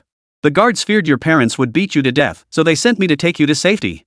Xiao Lin Chuan, why don't you spend Mid-Autumn Festival at Grandpa Yan's place this year? Come for the new year too. I doubt you'll be able to go back home." He added sympathetically, "Your parents will probably beat you senseless. I'll do my best to keep them from setting foot in the Aerospace Bureau." When Lin Chuan saw the photos sent by the guards, he saw a huge crater. His grandfather's grave was gone, replaced by a massive hole big enough to fit several cars. Days later, the space agency went on collective leave. Gates slammed shut, even the internet cables were cut, only the internal network remained active. Lin Chuan spent several days trembling in fear, feeling utterly helpless. He hadn't realized it would actually explode. At the time, he hadn't thought much about it, he just felt he couldn't give his grandfather a fake, so he tossed it over. But it blew up his grave. His mother nearly erected a grave for him overnight. The State Security Bureau leadership rushed over that night to placate the family, appealing to reason and emotion. They said that if their grandson were truly that exceptional, it wouldn't matter if he blew up their grave, he could even call them grandpa and it would be fine. Sun Xiaomei finally let it go, but she still held a grudge, waiting for the little brat to come back so she could beat him senseless. What arrived instead was good news. A few years ago, Korea had returned a batch of martyrs' ashes along with a few photographs. One of the photos bore an uncanny resemblance to Lin Chuan's maternal grandfather. After multiple confirmations, it was identified as Sun Xiaomei's father. The ashes were returned to Sun Xiaomei, allowing her to finally bury her father properly. Sun Xiaomei shook her head, her voice trembling with anger and frustration. "I'm afraid if we bury them again, that bastard will blow them up once more. With so many years ahead, who knows when he might strike again. Let's bury them in the martyrs' cemetery instead. Our whole family can visit him often." This could be considered a blessing in disguise. With the Lin family matter settled, Lin Chuan didn't dare go home directly. Instead, he holed up in the lab and resumed his research. After the flying aircraft carrier research succeeded, the black tech system refreshed again, revealing an incredibly powerful technology, the infinite replicator. Just like copying and pasting on a computer, it could replicate any finished product. Lin Chuan attempted to study it but discovered his materials were woefully inadequate. Many components required procurement from abroad. He contacted Luan Xinghe, requesting assistance in procuring the materials. Luan Xinghe asked curiously, "Chuaner, what exactly are you researching that requires foreign materials?" Lin Chuan nodded. "I'm building an infinite replicator. It requires massive amounts of mineral energy and only specific minerals will work. The unique energy produced by these specific minerals creates a replication-like effect. But it's not enough. I need to conduct further research." An infinite replicator was practically a bug. Creating something out of thin air was nearly impossible. Life wasn't magic. After explaining the concept to Luan Xinghe, he learned it would take several more months to obtain the materials. His spirits instantly sank. Then what else can I research? Lin Chuan dragged himself back to bed, utterly exhausted. The new reward was within reach. He should have been able to start his research immediately. Instead, he had to wait months. What a drag. He opened his phone to scroll through videos when Jean Nua's call came in. "Hey, Chuan." Jean Nua bellowed over the phone. "Heard you blew up your family's ancestral tomb. Guess you can't go home for New Year's this year. Why don't you come celebrate at my place?" "My family's tomb? It can take a blast." Lin Chuan's hand trembled. Word had spread this fast already? What about his reputation as a master? How embarrassing. Chapter 85, Donated. While Lin Chuan fretted over his newly acquired notoriety, word of his achievement had already spread far and wide. Every high-ranking official now knew of this genius who had blown up his ancestors' graves. Jean Nua hung up the phone, recalling Lin Chuan's stammering, flustered voice on the other end. She laughed so hard she knelt on the floor, pounding it furiously. "I'm dying. He really blew up his great-grandfather's grave. Thank goodness it was just a symbolic tomb, otherwise, they wouldn't even find the bones. Ha ha ha ha." His family members stifled their laughter, afraid to let out any unseemly sounds. After all, blowing up someone's grave wasn't exactly a good thing. It would be downright unethical to laugh about it. Jin Sheng opened his mouth to tell his son to stop laughing and go comfort Lin Chuan, but as he spoke, he couldn't help himself. His lips curled into a wild grin. "Son, don't laugh at Xiao Chuan. Isn't there a saying among young people these days? What was it? Something about ancestral graves smoking, ancestral graves needing to be blown up? Well, his ancestral grave got blown up, and now he's turned out to be quite the talent, didn't he? It's just a symbolic grave. Even if it were real, it wouldn't matter. I really wasn't laughing. Go wrap up a red envelope for Xiao Chuan and deliver it to him. Remember, whatever you do, don't laugh at him to his face. Jean Nua nodded, took the money, and headed to the Aerospace Bureau. As soon as he reached the entrance, he found the gates locked tight. Not even the security guard was there. He called and learned they'd closed up to prevent Lin Chuan's parents from showing up to scold their son. He held back laughter while calling Lin Chuan, who glared at him as he unlocked the door. What's so funny? I don't believe I'm the only one who's ever done something like this. What are you doing here? If you have nothing to do, get out of here. He scanned left and right, confirming no familiar faces were nearby, yet still dared not relax his guard. His mother was too superstitious. Even though it was just a plot of land, in their hearts it was a grave they'd worshipped for decades. That land belonged to their family, where ancestors had been buried long ago. But the mounds had been flattened beyond recognition, and the ground was scarred by massive craters. Only after the military rushed troops overnight to level it did things settle. Otherwise, his mother would have come wielding a knife. Word had it his maternal grandmother was hospitalized upon hearing the news, while villagers swarmed the site to gawk. Even the soldiers filling the grave did so with grins. Lin Chuan felt utterly ashamed. Sigh. Brother Chuan, don't shoo me away. You've equipped the entire military with full exoskeleton suits. Mass production has already begun, and the army has received 10,000 sets. These soldiers adapted incredibly well. Once they got the hang of it, tests showed their combat effectiveness skyrocketed hundreds of times over. So the military headquarters and my dad asked me to bring you some money. Take it, okay? Jean Nua pulled out the cash, along with several bank cards. Lin Chuan rolled his eyes, muttering with boredom, "You've all given me so much money already. I don't need this. Just donate it." His parents had already achieved financial freedom, enough wealth to last them a lifetime. Money was now just a number to him. Jean Nua's smile faded as she asked, "Are you sure you want to donate it?" Lin Chuan nodded. "Yeah, give it to an orphanage, or a nursing home, or some research lab. I heard from Grandpa Wan that some schools have research projects that got halted because they ran out of funding. That's a lot of money. You should just split it up and do whatever you want with it. I don't need it." He was just a kid, living in luxury with good food, drinks, and servants. Sister Zhou Yao would come to tuck him in at night. When he got stuck in a game, he could call in the elite soldier to level up for him. Life couldn't get any better. Money was useless to him, but for others, it was a lifeline. Lin Chuan felt his ideological awareness had risen. He must help others. Jean Nua nodded, thanked him, and promised, "I'll donate every last cent of this money. Any proceeds from future military sales will also go to schools and other places in need. Our country has many places in need of funds. Money is required everywhere. With this sum, I believe everyone can live a better life." True to his word, Jean Nua immediately reported to the military headquarters. The military decided to respect Lin Chuan's approach and specially allocated a large sum of funds as a grant, to be donated in Lin Chuan's name. Within a single day, laboratories across the nation, large and small, received the donated funds. The amount provided was precisely what they needed to continue their research, sufficient to pursue subsequent projects. They urgently inquired about the donor's identity. The leading soldier replied, "It's a donation from Lei Feng. He hopes you'll conduct your research diligently and not disappoint him. We will investigate the funds' usage. Anyone found misappropriating or embezzling them will be handed over to the military headquarters for trial in a court-martial." Schools also received donations, enabling them to reduce tuition fees for students. Uniforms, textbooks, and miscellaneous school expenses became entirely free. Schools gained funds to renovate teaching buildings, expand facilities, and repair playgrounds. In some impoverished regions, schools used the funds to increase teachers' salaries and improve their welfare. Funds were allocated for constructing new teaching buildings and dormitories. Teachers who previously earned only 1,000 or 2 yuan per month, living in dilapidated houses and crammed into single rooms, saw their circumstances transform instantly. Finally, orphanages and nursing homes received direct state funding, ensuring all children and elderly residents were well cared for. Caregivers received pay raises, residents enjoyed improved meals, and facilities became brighter and more spacious. Financial assistance for impoverished students' families, employment subsidies for workers, unemployment benefits for the jobless, and household support for poverty-stricken families. These measures address nearly every aspect of hardship. Longwa's development accelerated so rapidly that the working class became the lowest strata. Ordinary people struggled just to survive, sometimes forced to sacrifice for the sake of the overall economic cycle. The artificial sun emerged, and the energy tax directly resolved energy issues. The cost of living for the people was greatly reduced. They could live by paying extremely low costs, and with a little money, they could enjoy a good life. All industries flourished. The money from arms sales also arrived, and they chose to invest it in the people.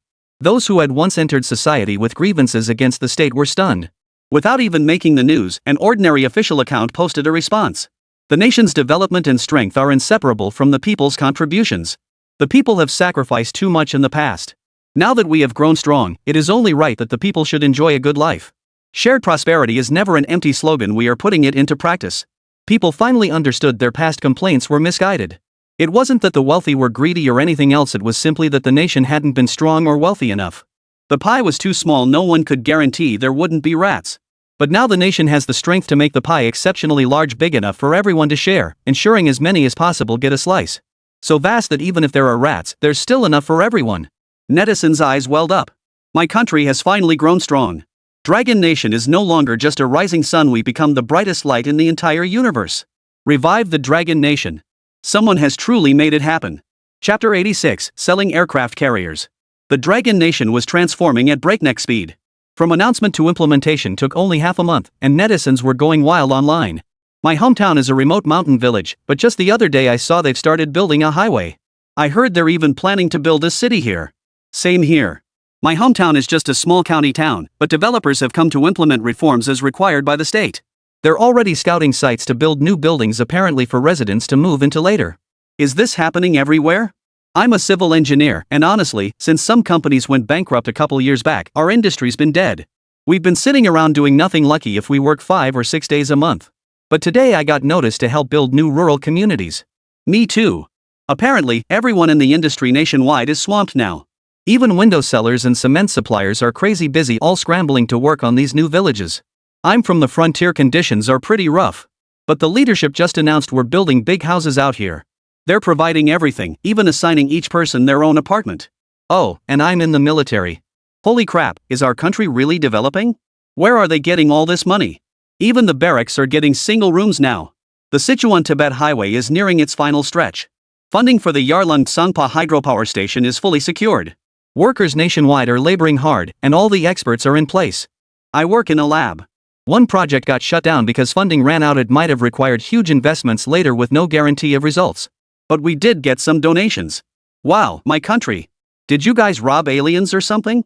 Beneath the buzzing discussions lay profound excitement. Everyone remembered the hardships of the past. We thought the reforms had already brought enough progress, but now we can actually envision an even brighter future. No more worries about buying cars or homes, even hometowns are being renovated, eliminating the need to seek work elsewhere. A poverty-stricken household issued a statement saying their monthly subsidies had increased significantly. College students shared that while their families faced real hardship, their school subsidies suddenly increased significantly, exceeding their parents' monthly wages. Universities also waived all tuition fees, relieving parents of worries about tuition and monthly living expenses. In the healthcare sector, medical staff and doctors have seen substantial wage hikes. Nearly everyone now earns 10,000 to 20,000 yuan monthly, with top performers making 40,000 to 50,000 yuan. Health insurance coverage has been arranged for patients. Even ordinary citizens facing serious illnesses can receive local assistance without prior insurance. Help is available upon application. With ample funding, hospitals no longer skimp on expenses and have begun offering free treatment to some patients. This greatly alleviates the hardship caused by high medical costs, relieving people of financial strain. As these changes spread across all sectors, many people realized they could live comfortably for decades without even needing to work. Beyond that, work stress plummeted, bosses stopped being unreasonable and uncommunicative, and even the number of mentally challenged individuals in society decreased significantly. Netizen comments. I work in the service industry. I always felt like people were generally mentally challenged, but since the improvements, I feel like everyone has changed. For starters, my coworkers aren't giving me the cold shoulder anymore. Exactly. Going to work used to feel heavier than visiting a grave. I'd rather visit my own grave than go to work. But now I'm happy and relaxed every day. Even when we're swamped with orders, I'm thrilled because I feel rewarded. Great news. Our boss gave the whole company a raise. Plus, on top of social insurance, we now get an extra 1,500 yuan monthly allowance. I envy you guys. I'm just a regular chain store worker. Before, when we got idiotic customers, the boss would yell at us to just put up with it and blame us. Now the boss steps in to yell at the customers himself and gives us a humiliation allowance. $50 per incident. So glad to hear it. Same at our place. Last time a woman ordered ice cream without ice, the boss told her to get lost. We employees don't have to grovel anymore. Wow, now I'm so happy going to work every day. Workers across all industries are speaking out, proving the overall environment is gradually improving. The most obvious sign is that every sector is making money. Both bosses and employees are earning more. Everyone now deeply understands that it was simply a matter of national strength being insufficient before. When the country has money, the people absolutely won't be poor. Their hardships have finally given way to sweet rewards. Thank you, great scientists. I know it's your research that has given us this life of abundance. I thought I'd be working my whole life, but suddenly I hit the jackpot. This happened faster than I ever dreamed. I burn incense daily to pray for all scientists, wishing you longevity and good health. If anyone dares speak ill of you, I'll dig up their ancestors' graves. Netizens unanimously voiced their support, and higher-ups were monitoring their reactions. Every leader smiled. Now in their positions, they could finally act on their own initiative. Before, they could barely protect themselves and were powerless to do much. But now it was different. If they wanted to, they could become true public servants. At the same time, Lin Chuan finally secured his mother's forgiveness. After paying respects at his maternal grandfather's new grave, he returned to the space agency. The space agency was holding a press conference, and Lin Chuan happened to catch part of it. They were selling the Feitian aircraft carrier. Provided a nation offered sufficient funding, Dragon Nation could deliver an aircraft carrier immediately, even one built from scratch. The price tag was so steep that even Desert Nation would have to dig deep into its pockets and carefully consider the subsequent energy supply requirements. The sky carrier could dominate the oceans and soar through the skies, a true bully wherever it went. With its massive arsenal, any equipment or weapon it encounters is doomed. China doesn't beat around the bush, they demand 50 billion outright. Pay up, and it's yours, excluding subsequent energy costs. The announcer stated. I know nations will find this price steep, so I formally invite all countries to tour the flying aircraft carrier and experience it firsthand on board. We will conduct coastal trials and test flights within designated airspace, showcasing its full arsenal.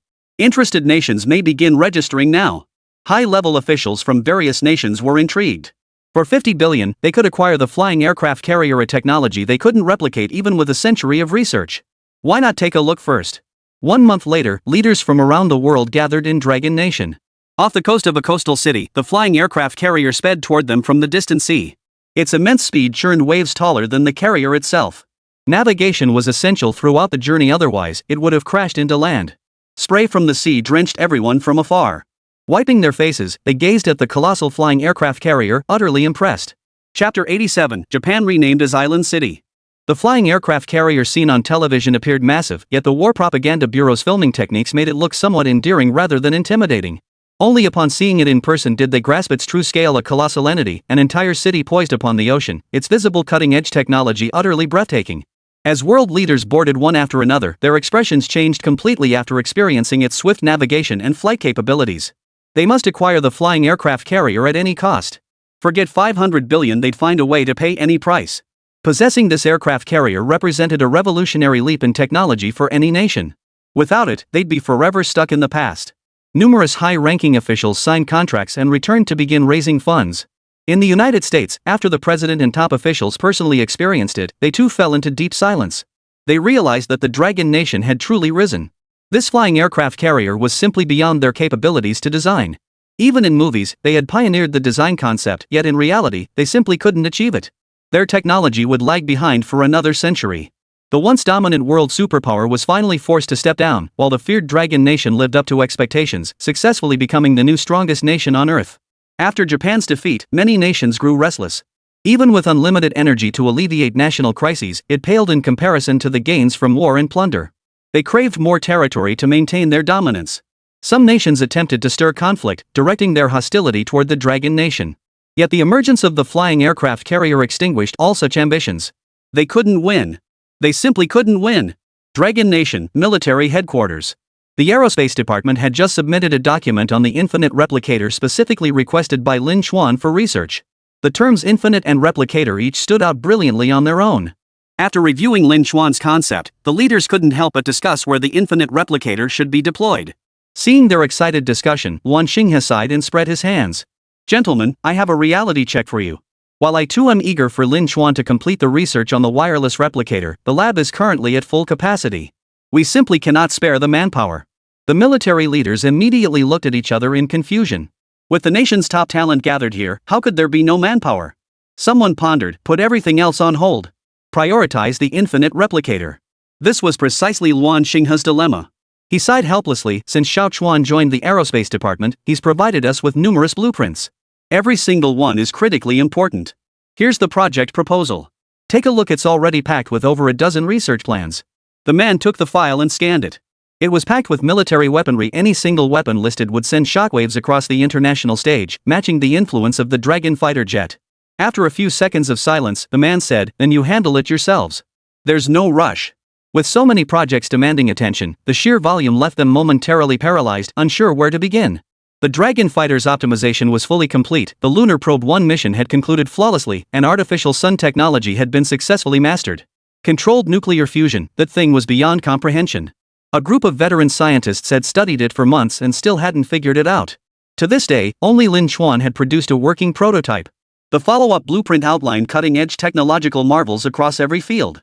With Dragon Nation now firmly entrenched as the world's dominant power, they could confidently wage war against the United States without hesitation. But if they possessed every weapon on that blueprint, it would be enough for Dragon Nation to rule the world for a century. Longer than the United States. While striving to develop technologies that benefit the people, they can't help but also pursue weapons to bolster military strength. Neither path can be abandoned. It seems our nation has truly been scarred by past defeats. We refuse to fall behind at any cost. Director Luan, maybe you should let Lin Chuan take a break. He shouldn't be working on so many blueprints for no reason. The man cut straight to the heart of the matter. He's giving us so many blueprints that we can't possibly research them all in a short time. We're just left staring at them in frustration, making ourselves look like complete idiots. Luan Xinghe nodded. That same evening, he discussed the matter with Lin Chuan, explaining they shouldn't tackle so much research at once. You can't get fat in one bite. Progress must be gradual to ensure steady development. Lin Chuan hummed in acknowledgement, scratching his head in slight confusion. If you can't figure it out, why not sell it to other countries? We could buy them back once other countries figure them out. Don't be so stubborn. He wrinkled his nose, finding this group of adults truly peculiar. Why insist on doing your own research? We could sell the blueprints to other countries to build rapport, then retrieve the finished product once research succeeds. If results prove promising, we'd mass produce it. They'll have the blueprints anyway. Luan Xinghe's eyes lit up. Right. Why didn't I think of that? I'm heading back for a meeting immediately. Soon after, news reached Dragon Nation. Following scientists' improvements, Japan's ecology had returned to normal and was habitable again. Dragon Nation promptly deployed its garrison forces, directly occupying what was territory and bestowing a new name upon it. Island City. They didn't even manage to get it classified as a provincial-level city. Netizens burst into thunderous laughter upon seeing the news. Island City? Ah, our motherland really knows how to rub salt in the wound. To think they ended up giving it a mere city-level designation. Don't get greedy. Getting city status is already generous. I say downgrade it to a county. Wugwa doesn't deserve better. TSK. We've been bullied by this tiny backwater for so long? If we'd known, we would have invaded ages ago. The international situation is complex. We all hope to take down Japan quickly and start a war, but we know it's unlikely. It'll probably drag on for ages. After all, that's how it is between nations. No one dares to start a war recklessly. Especially Dragon Country. Who would have thought they'd take it down so fast? Heaven, earth, and man aligned perfectly. It was meant to be ours. It felt like a force propelling us forward, allowing us to complete it swiftly and naturally. We counted down 24 hours, yet we bombed Japan to smithereens in just one. If we'd known it would take just 1 hour, we shouldn't have hesitated or feared their air facilities. We should have struck them long ago. Many people saw it clearly. It wasn't that they dared not strike, nor that they couldn't strike. It was simply that Japan had a fierce tiger backing it, and the Dragon Nation feared that pulling one hair would set off a chain reaction. Thus, it had to endure and seek a middle path. Fortunately, the Dragon Nation has prospered. It can now officially declare itself a developed nation. Guys, we're getting off topic. I just want to know what's happening with the island city. Can I go there to sell jianbing? I'll sell stinky tofu, that's my specialty. Can we build a public restroom on top of the divine latrine? Chapter 88, The Fishing Enthusiasts Rise. The first to arrive were civil engineering seniors.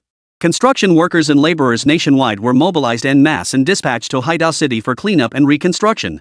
The high wages were enough to make anyone green with envy. The nation buzzed about Haidao City's future, while high-level officials remained deeply concerned. If they truly conquered Japan, they wouldn't even know what to do with it. Fish farming? Damn Japan dumping nuclear wastewater. The surrounding seas remain polluted to this day. The fish caught there are completely inedible. Settlement? The land was once home to Japanese people, and many Japanese are buried there. Visiting for a couple of days is fine, but living there long-term feels inexplicably unlucky. What to do? They couldn't just abandon the land they'd seized.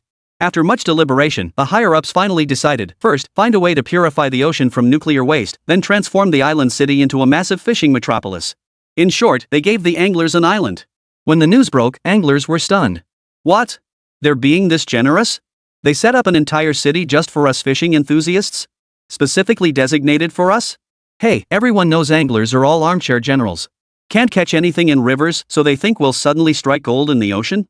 We appreciate the thought, but count us out. Get lost, you're the one who can't catch a thing. I think it's a great idea. Turn it into a fishing city with plenty of housing. No need to live there long term, just head home after fishing. They're planning to turn it into a tourist spot, right? Fishing is just a gimmick. I get the feeling the higher-ups really dislike this place. Even though it's been designated a city, they never intended for people to settle here long term. Because of earthquakes? Exactly. Japan has frequent earthquakes. We shouldn't invest too much to avoid risks.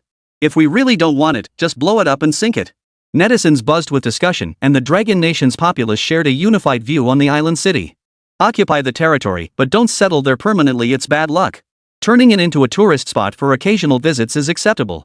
Amid the online fervor, rumors began circulating. You guys just don't understand our own people. You have no idea what the higher-ups are thinking. I'm an insider. Let me tell you, Longwa has preserved many Japanese artifacts and cultural relics as evidence of their military aggression. The tourist spot is a cover. Fishing is a cover. The real purpose is to use this land to preserve evidence. To prove the crimes Japan once committed against us. And to ensure it's passed down through the ages. To be passed down forever. Everyone was stunned. But then they thought about it, this was typical of their dragon country people. There was once a small kingdom called Lulan that dared to attack the Han Empire. It was annihilated immediately. Years later, poets still seethed with indignation, penning lines like, "I shall not return until Lulan is destroyed." The regret was that Lulan hadn't been destroyed by their own hands. Holding a grudge for so long after the nation's fallen away, Japan could achieve immortality too. The Dragon Kingdom swiftly demonstrated decisive action, clearing the island province and constructing massive exhibition halls and viewing areas. The entire layout resembled a vast tourist attraction. It featured recreational areas, dining and lodging facilities, but more significantly, it preserved incriminating evidence and provided detailed explanations. They finally had the time to meticulously compile the names of all the victims, preparing everything with great patience. The site contained everything imaginable, every shred of evidence imaginable. It surpassed any tourist attraction in the Dragon Nation in scale. No visitor could deny Japan's crimes, even though Japan itself no longer existed. More evidence continues to arrive, exposing Japan's atrocities. Naturally, due to the constant threat of fires, earthquakes, and tsunamis, multiple copies of each piece of evidence are kept. Finally, a bright 5-star emblem was hung in the most conspicuous spot. Hanging the emblem proves we defeated Japan. This is our territory now. Building the island's scenic area and displaying the evidence of their crimes is to let the souls of the island's victims see that even in death, their perpetrators' crimes will be exposed. Those souls who refuse to acknowledge the truth will be consumed by shame and torment before the overwhelming evidence. And every visitor to Hideout City will, through the detailed evidence, clearly understand the history of that time, thereby hating Japan and feeling that Japan deserved its demise. Influential figures have precisely explained the nation's intent. They believed that centuries later, poets would craft verses anew, once more dragging Japan's corpse out for flogging. After 2 years of effort, the Dragon Nation finally rose to become a top-tier global power, leaving the pretty country willingly trailing behind. The Bear Nation, having chosen its side, reaped substantial benefits, growing far more powerful than the pretty country. As the saying goes, you reap what you sow. Once the United States' momentum waned, it faced a united front from nations it had once oppressed, with terrorist attacks against it occurring periodically. Later generations would regard these years as pivotal: the rise of the Dragon Nation, the decline of the Old King, and God's Day of Reckoning, where both Japan and the United States paid the price. Meanwhile, the Kimchi Nation collectively changed its tune. They acknowledged their nation's history was not as ancient as claimed, admitting mooncakes and the Mid-Autumn Festival originated in the Dragon Nation. Chinese netizens mocked them sarcastically. Fearing retaliation that could lead to the same fate as Japan, Korea hurriedly asserted it was a split off from the land of the rising sun, refuting previous narratives. The previous myths about a cosmic empire, the origin of the world, the Great Korean Empire, and so on, were all deliberate slanders by malicious parties and had nothing to do with them. Netizens accurately labeled them a bunch of opportunists. Meanwhile, Lin Chuan had turned 10. Over the past 2 years, he had developed numerous inventions and successfully advanced a grade. Sun Xiaomei and her husband had accepted their son's decision to leave school. Education, they believed, was merely a means to acquire knowledge, earn a diploma, avoid illiteracy, and secure employment in society. Now that their son had achieved financial freedom and even secured a stable income, why would he need to attend school? Only the poor choose to study diligently. The wealthy have long since gone off to enjoy life. Yet Lin Chuan's life held no freedom. During his time away from school, Wan Xingha arranged tutoring sessions with numerous academicians and PhDs, each subject taught by the industry's foremost experts. Lin Chuan studied until he questioned his very existence, and his grades made everyone else question theirs. Chinese, 27. Math, 15. English, 66. These are Lin Chuan's scores? Wan Xing has stared at the monthly exam report card, questioning his own existence. Across from him sat the teacher from Gu Academy, specifically assigned to tutor Lin Chuan in Chinese. The results were still disastrous. Lin Chuan was actually a poor student. The Gu Academy teacher sighed helplessly. I've taught him with all my heart, but for some reason, his grades just won't improve. Yet he excels in every aspect of his research.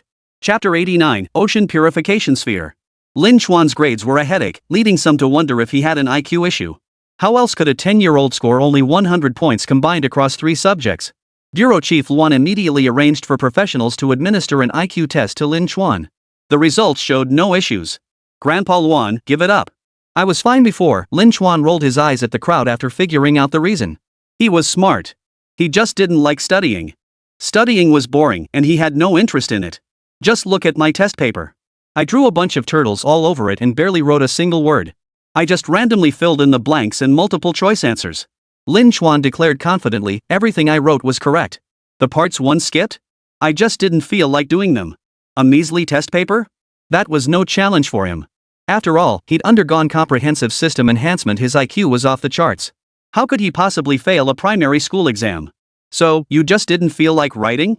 But your grades will follow you for life. You don't want people opening your resume and finding nothing but failing grades, do you? Luan Xinghao was at a loss for words, trying to stir up Lin Chuan's competitive spirit. Kids care about saving face. If this motivated Lin Chuan to study hard and get good grades later on, that would be fine. Luan Xinghao had grandchildren of his own. As an elder, he placed particular importance on children's grades, especially since he had high hopes for Lin Chuan.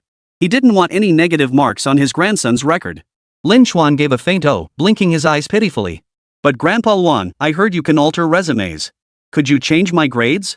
Could you just not record them? My mind is filled with research and experiments every day. I have so many things I want to study, I simply don't have time for school or test papers. Seeing Luan Xingha's expression soften, he quickly added, the time spent on those tests could be used to develop an entire ocean purification system. That's why I can't be bothered with them. Really, I'm not lying. I'm super busy. Luan Xinghao wasn't convinced. Then what about all the time you spend gaming and binge-watching shows? That's work-life balance. Fine, I get it now. You just don't want to study. Since you claim to know everything, then write me a test paper. Let me see if you really do. Luan Xinghao made up his mind. If Lin Chuan scored perfect marks on the exam, he would believe him and never interfere with his grades again. That same day, Luan Xinghao contacted several university professors and had them compile an exam paper. Lin Chuan was locked in his room with all signals blocked.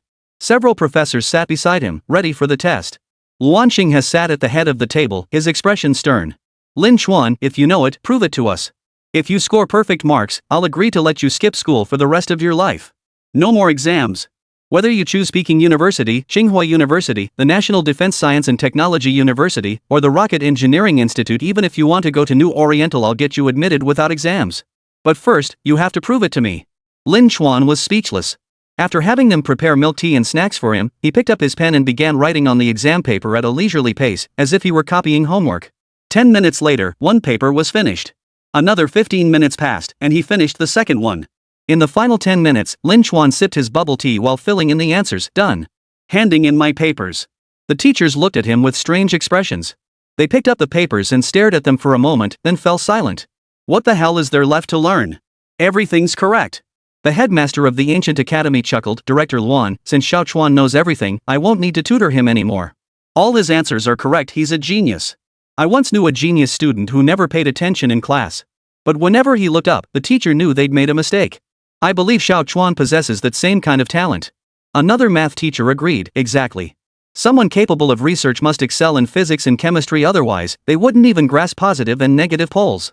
Xiao Chuan clearly has a deep understanding. Luan Xinghao frowned in astonishment. Still curious about Lin Chuan's limits, he asked the teachers to bring out several sets of advanced-level exam papers. Lin Chuan didn't object, slowly completing every single one from third grade to university level, stopping just short of writing a thesis. Guess I'm done here. I'll head back to play. Oh, and study those papers carefully. There's a surprise in them. Lin Chuan bounded away, chuckling as he left. Of course, he'd copied the answers from the system. He'd already mastered the system. Just a scan produced the correct answers, and opening the extension revealed explanations and a variety of alternative solutions. No more need for tutoring sessions from now on. Ha! He didn't even write his essay, he's just drawing pictures on it. A teacher noticed the anomaly and spoke up, but Luan Xinghao immediately grew alert. Let me see that. Quickly check every paper. See if any have similar drawings. After receiving the papers, Luan Xinghao felt a moment of disorientation. When all the papers were combined, they revealed a complete design for an ocean purifier. Recently, the space agency had been busy researching ocean purifiers. Japan had previously discharged nuclear wastewater, polluting the surrounding seas and causing mutations in many marine creatures, making survival difficult. Now that Japan had been transformed into an island city by the Dragon Nation, it was only natural for them to work on restoring the marine environment to ensure the territory remained pristine. The space agency had been researching for over a month with no breakthroughs. At best, they could transform wastewater into tap water. Converting it into a true ocean was impossible.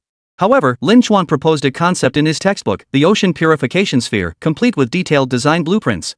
One teacher even noticed something unusual in the only 800-word essay submitted. Since it expressed homesickness, the teachers didn't scrutinize the content. The beginning was correct anyway, so they graded it casually. Unexpectedly, upon closer inspection, it turned out to be an instruction manual for the Ocean Purification Sphere, detailing how to operate it. The ancient academy's teachers were stunned. Director Luan, I believe Lin Chuan is no ordinary child. We shouldn't judge him with conventional thinking. He's exceptionally intelligent. Not only did he understand adults' thoughts, but he also knew about the recent troubles at the space agency. Without another word, he pulled out the ocean purification ball.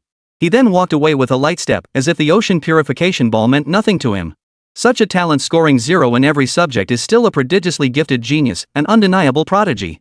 Scores may not tell the whole story, but genius is undeniable. Director Luan fell silent.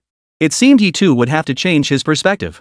Perhaps he needn't be involved in his education at all. Lin Chuan would thrive on his own. Thank you all for your efforts, teachers. From now on, you won't need to educate Lin Chuan anymore.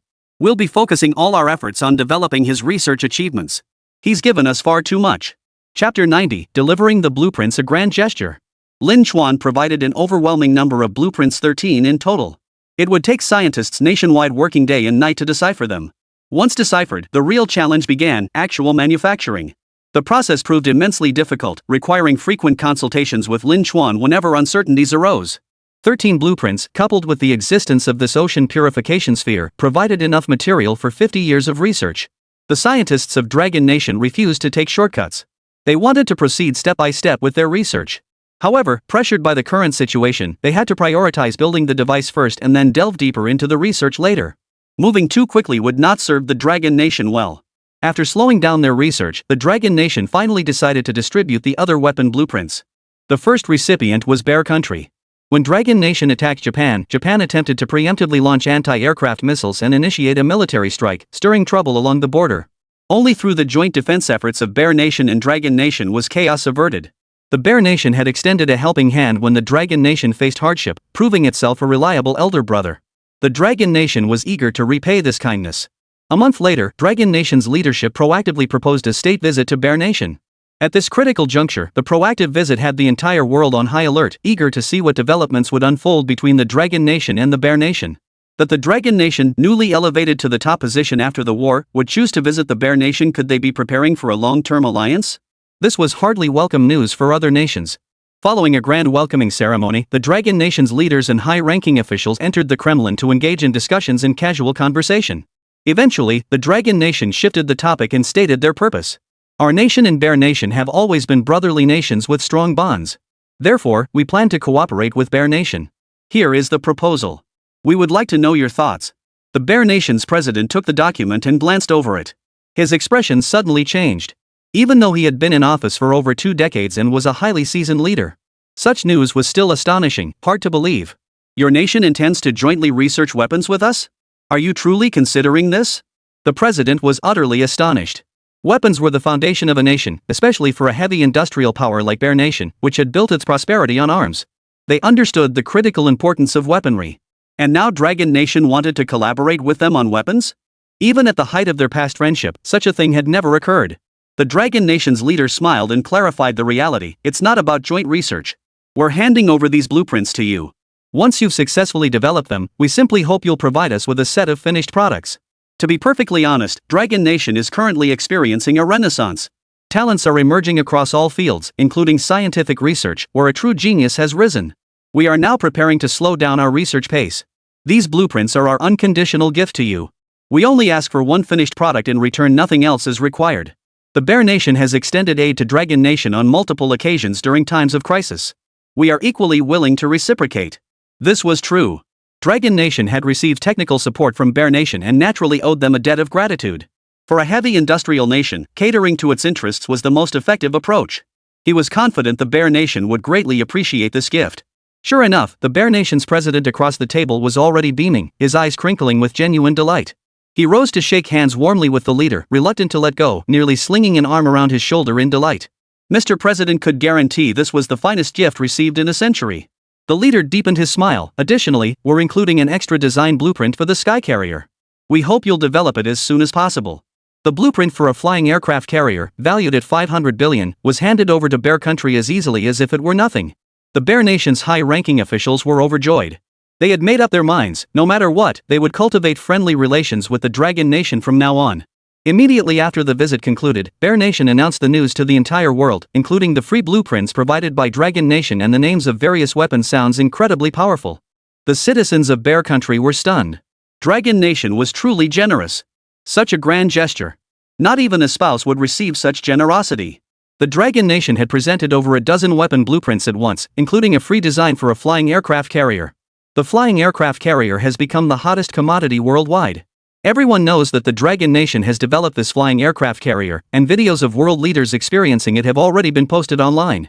Nearly everyone has chosen to purchase one. 500 billion is a staggering sum for any nation, yet the Dragon Nation has gifted it so readily.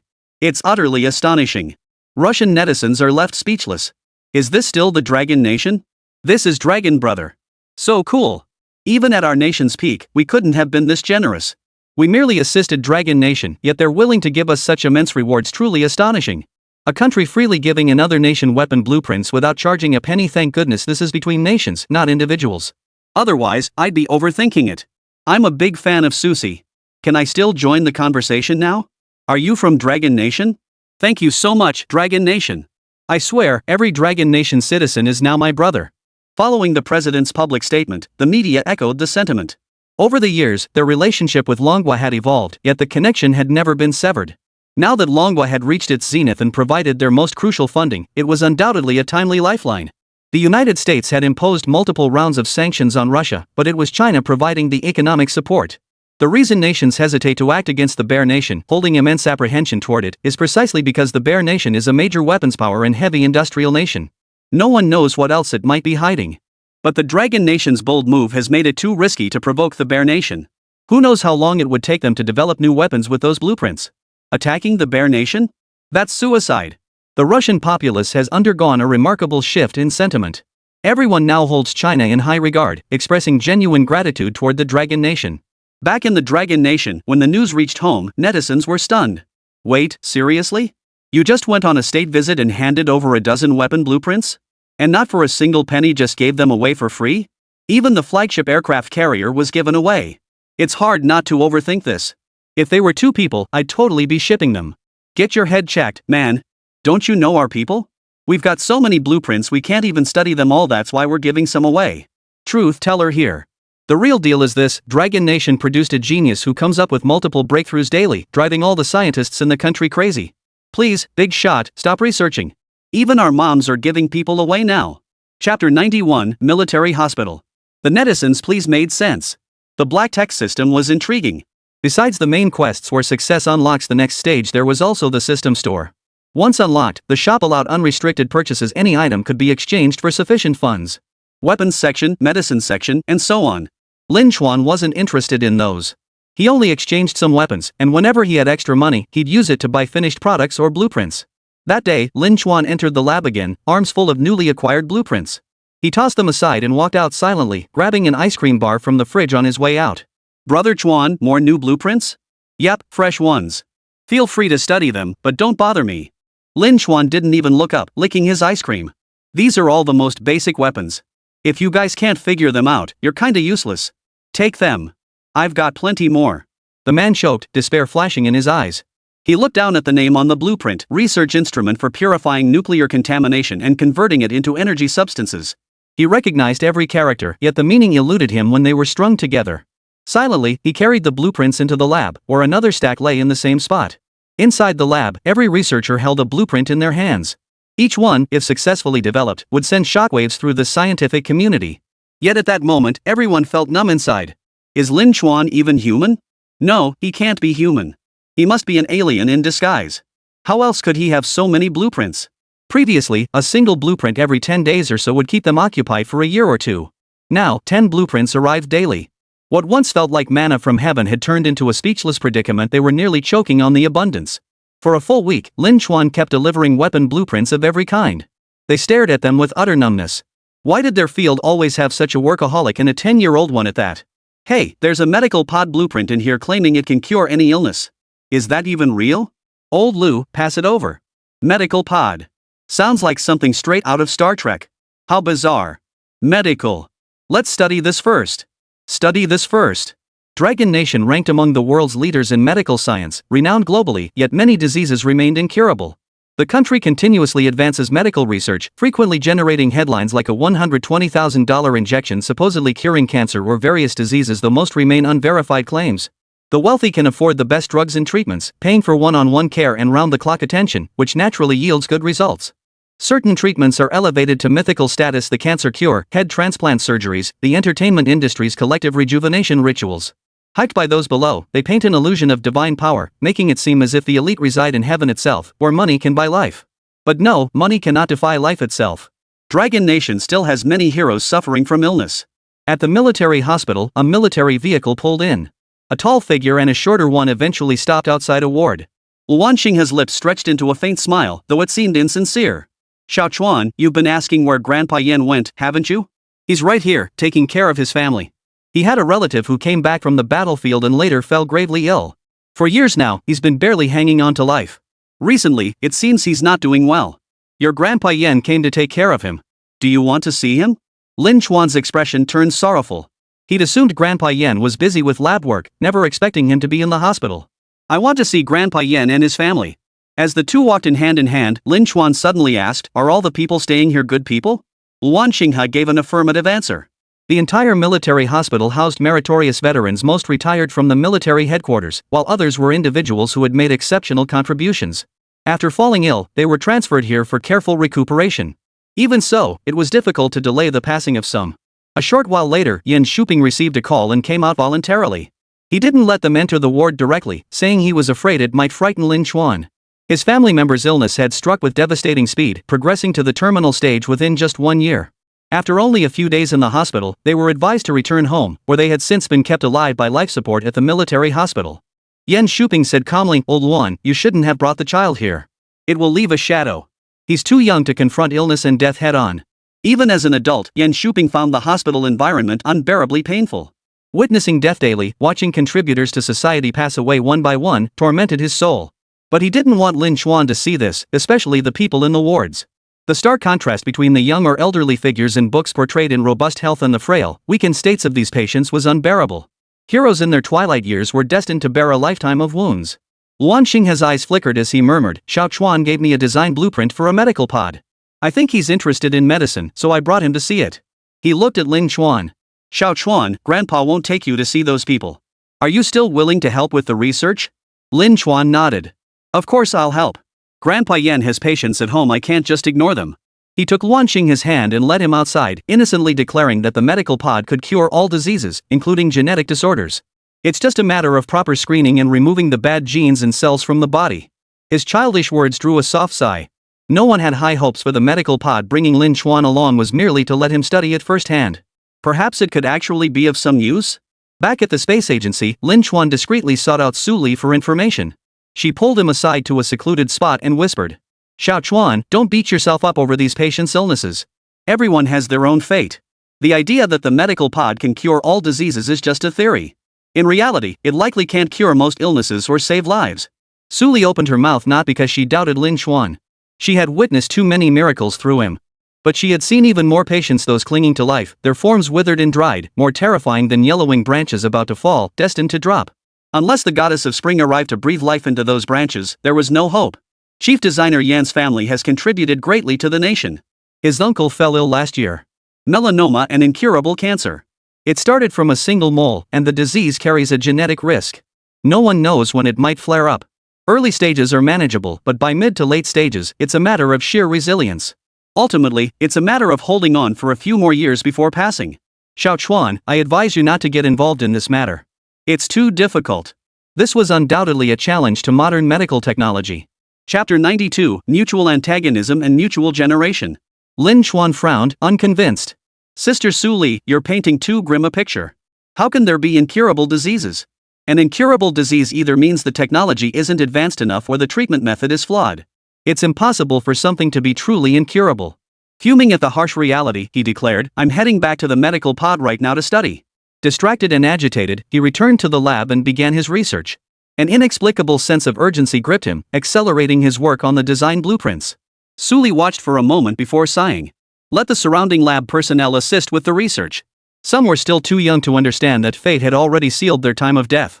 Those destined to die would inevitably meet their end. Some things were beyond human control.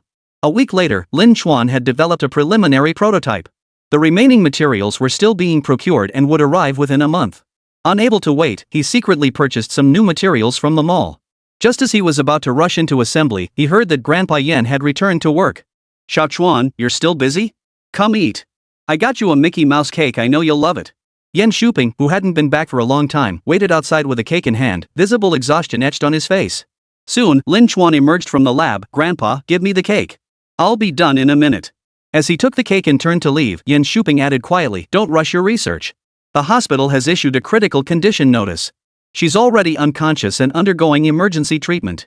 Xiao Chuan, I appreciate your thoughtfulness, but don't put yourself through this.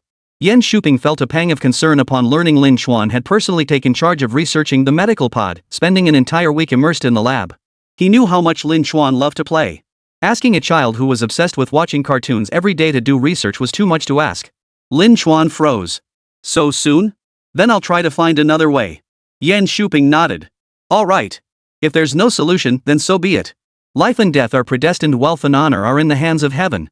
I've accepted reality. While Lin Chuan was lost in thought, Yan Shuping briefly recounted his relatives' illnesses. Some were acquired later in life, while others were genetic. An elderly relative had passed away from cancer, followed by his eldest brother who also succumbed to the disease. Then, surprisingly, his uncle had died of cancer too, but unlike the others, his uncle had an incurable form, melanoma, a notoriously difficult disease to treat. It originated from a mole that had become cancerous, and by the time it was discovered, it was already too late. Lin Chuan immediately lifted his shirt to examine his abdomen, scrutinizing every inconspicuous mole on his body. He said he felt his breath was filled with a foul odor, like the stench of rotting blood. He was in excruciating pain every day, screaming in agony on his hospital bed. Only massive doses of sedatives and painkillers could bring him some relief, but his time was running out. Yan Shuping's face was tinged with sorrow. His uncle had retired from high-ranking military service just a few years ago, planning to enjoy his retirement, only to fall ill. By the time he was admitted to the hospital, treatment was no longer feasible. Currently, there are no effective medical methods for treatment. They can only keep him alive on life support. The agony of his illness left him neither able to live nor die, often leading to self-termination. His uncle was a tough man who never uttered a word of despair, but yesterday, in excruciating pain, he said he wanted to go. He hadn't shared these details with Lin Chuan, only hoping Lin Chuan wouldn't pressure him and would enjoy himself. Would a full blood transfusion or organ transplant help? Grandpa Yan, the medical pod can automatically diagnose illnesses and generate tailored treatment plans. There might still be hope, don't give up. Lin Chuan hurriedly tossed out the words before dashing back to the lab. He'd just glimpsed a detailed explanation that made everything click into place. He didn't understand medicine, but he understood high technology. Everything could be synthesized. If it couldn't be synthesized yet, it just meant the technology needed refinement. Lin Chuan rallied every available hand to rapidly assemble a simplified medical pod, a prototype with only basic scanning capabilities. The moment the inspection concluded, Lin Chuan had the medical pod carried to the military hospital, immediately requesting that Yan Shuping's uncle be brought in for testing. Lin Chuan finally saw the emaciated man, who looked like a skeleton, frighteningly thin.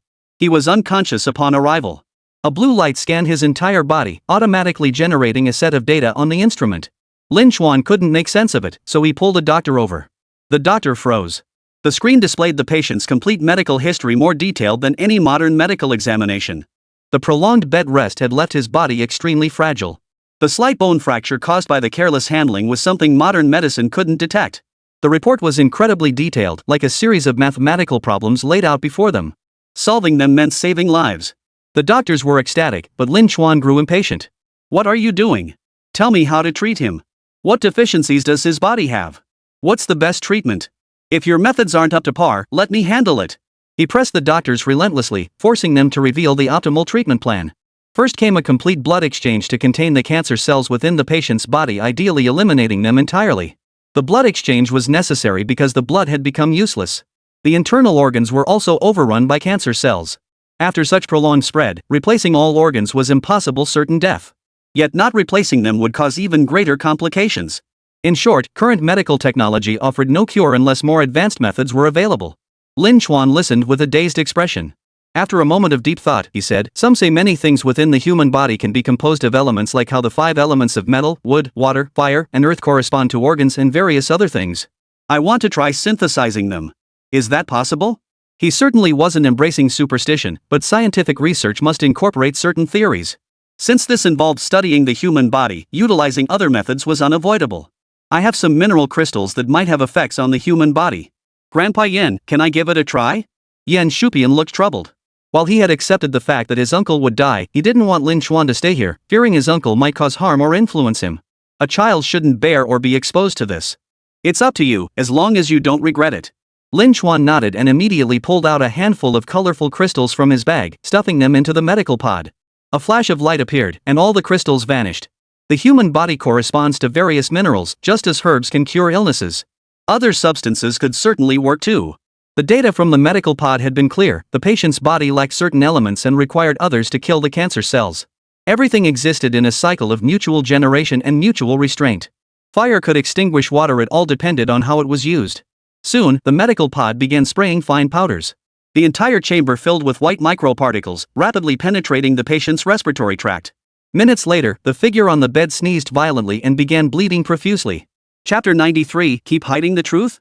Blood began streaming from the man's 7 orifices. He coughed up bloody foam uncontrollably, until finally, a torrent of blood erupted from his mouth. The blood gushed out unchecked, a sight that was truly shocking. Lin Chuan froze, his heart racing. No way his first attempt at researching the medical pod was going to fail? The manual claimed it could cure incurable diseases. He had followed the report's instructions for the ore. How could it cause someone to vomit blood? This was bad. How could he possibly explain this to Grandpa Yen? Stop it. Open the medical pod. Let us resuscitate him. The doctor urgently ordered the medical pod opened, frantically preparing to pull the patient out for emergency treatment. Just then, the figure on the bed opened his eyes. Gone were the murky, clouded eyes of before, replaced by an unnaturally bright and clear gaze. Yen Hong opened his eyes in confusion, feeling something constantly flowing out of his body. His body felt warm, like he was soaking in hot water, but the unbearable pain had vanished. Glancing to the side, he saw a pool of blood beneath him and froze in shock. Am I beyond saving? Why am I bleeding from all 7 orifices? It's over. I must be dying. I don't feel any pain at all, it must be the deathbed glow. Yen Ho's face was filled with sorrow as he tried to accept the reality of his impending death. Yen Shuping rushed forward, urging Lin Chuan to open the medical pod. Lin Chuan stared at the yellow indicator light with conflicted feelings. It showed the treatment was only halfway complete. He had no choice but to pause the treatment and open the medical pod. Uncle, where does it hurt? Yen Shuping asked painfully, knowing he shouldn't have asked. Yen Ho carefully assessed his body and discovered with astonishment that he felt no pain at all. He could even move again. He tentatively flexed his stiff limbs, they actually worked. A last burst of strength? Adrenaline kicking in? Shuping, help me up. I want to walk around. Everyone around him assumed it was a deathbed surge. After losing so much blood, he probably wouldn't last half an hour. Yen Shuping suppressed his grief as he helped him out.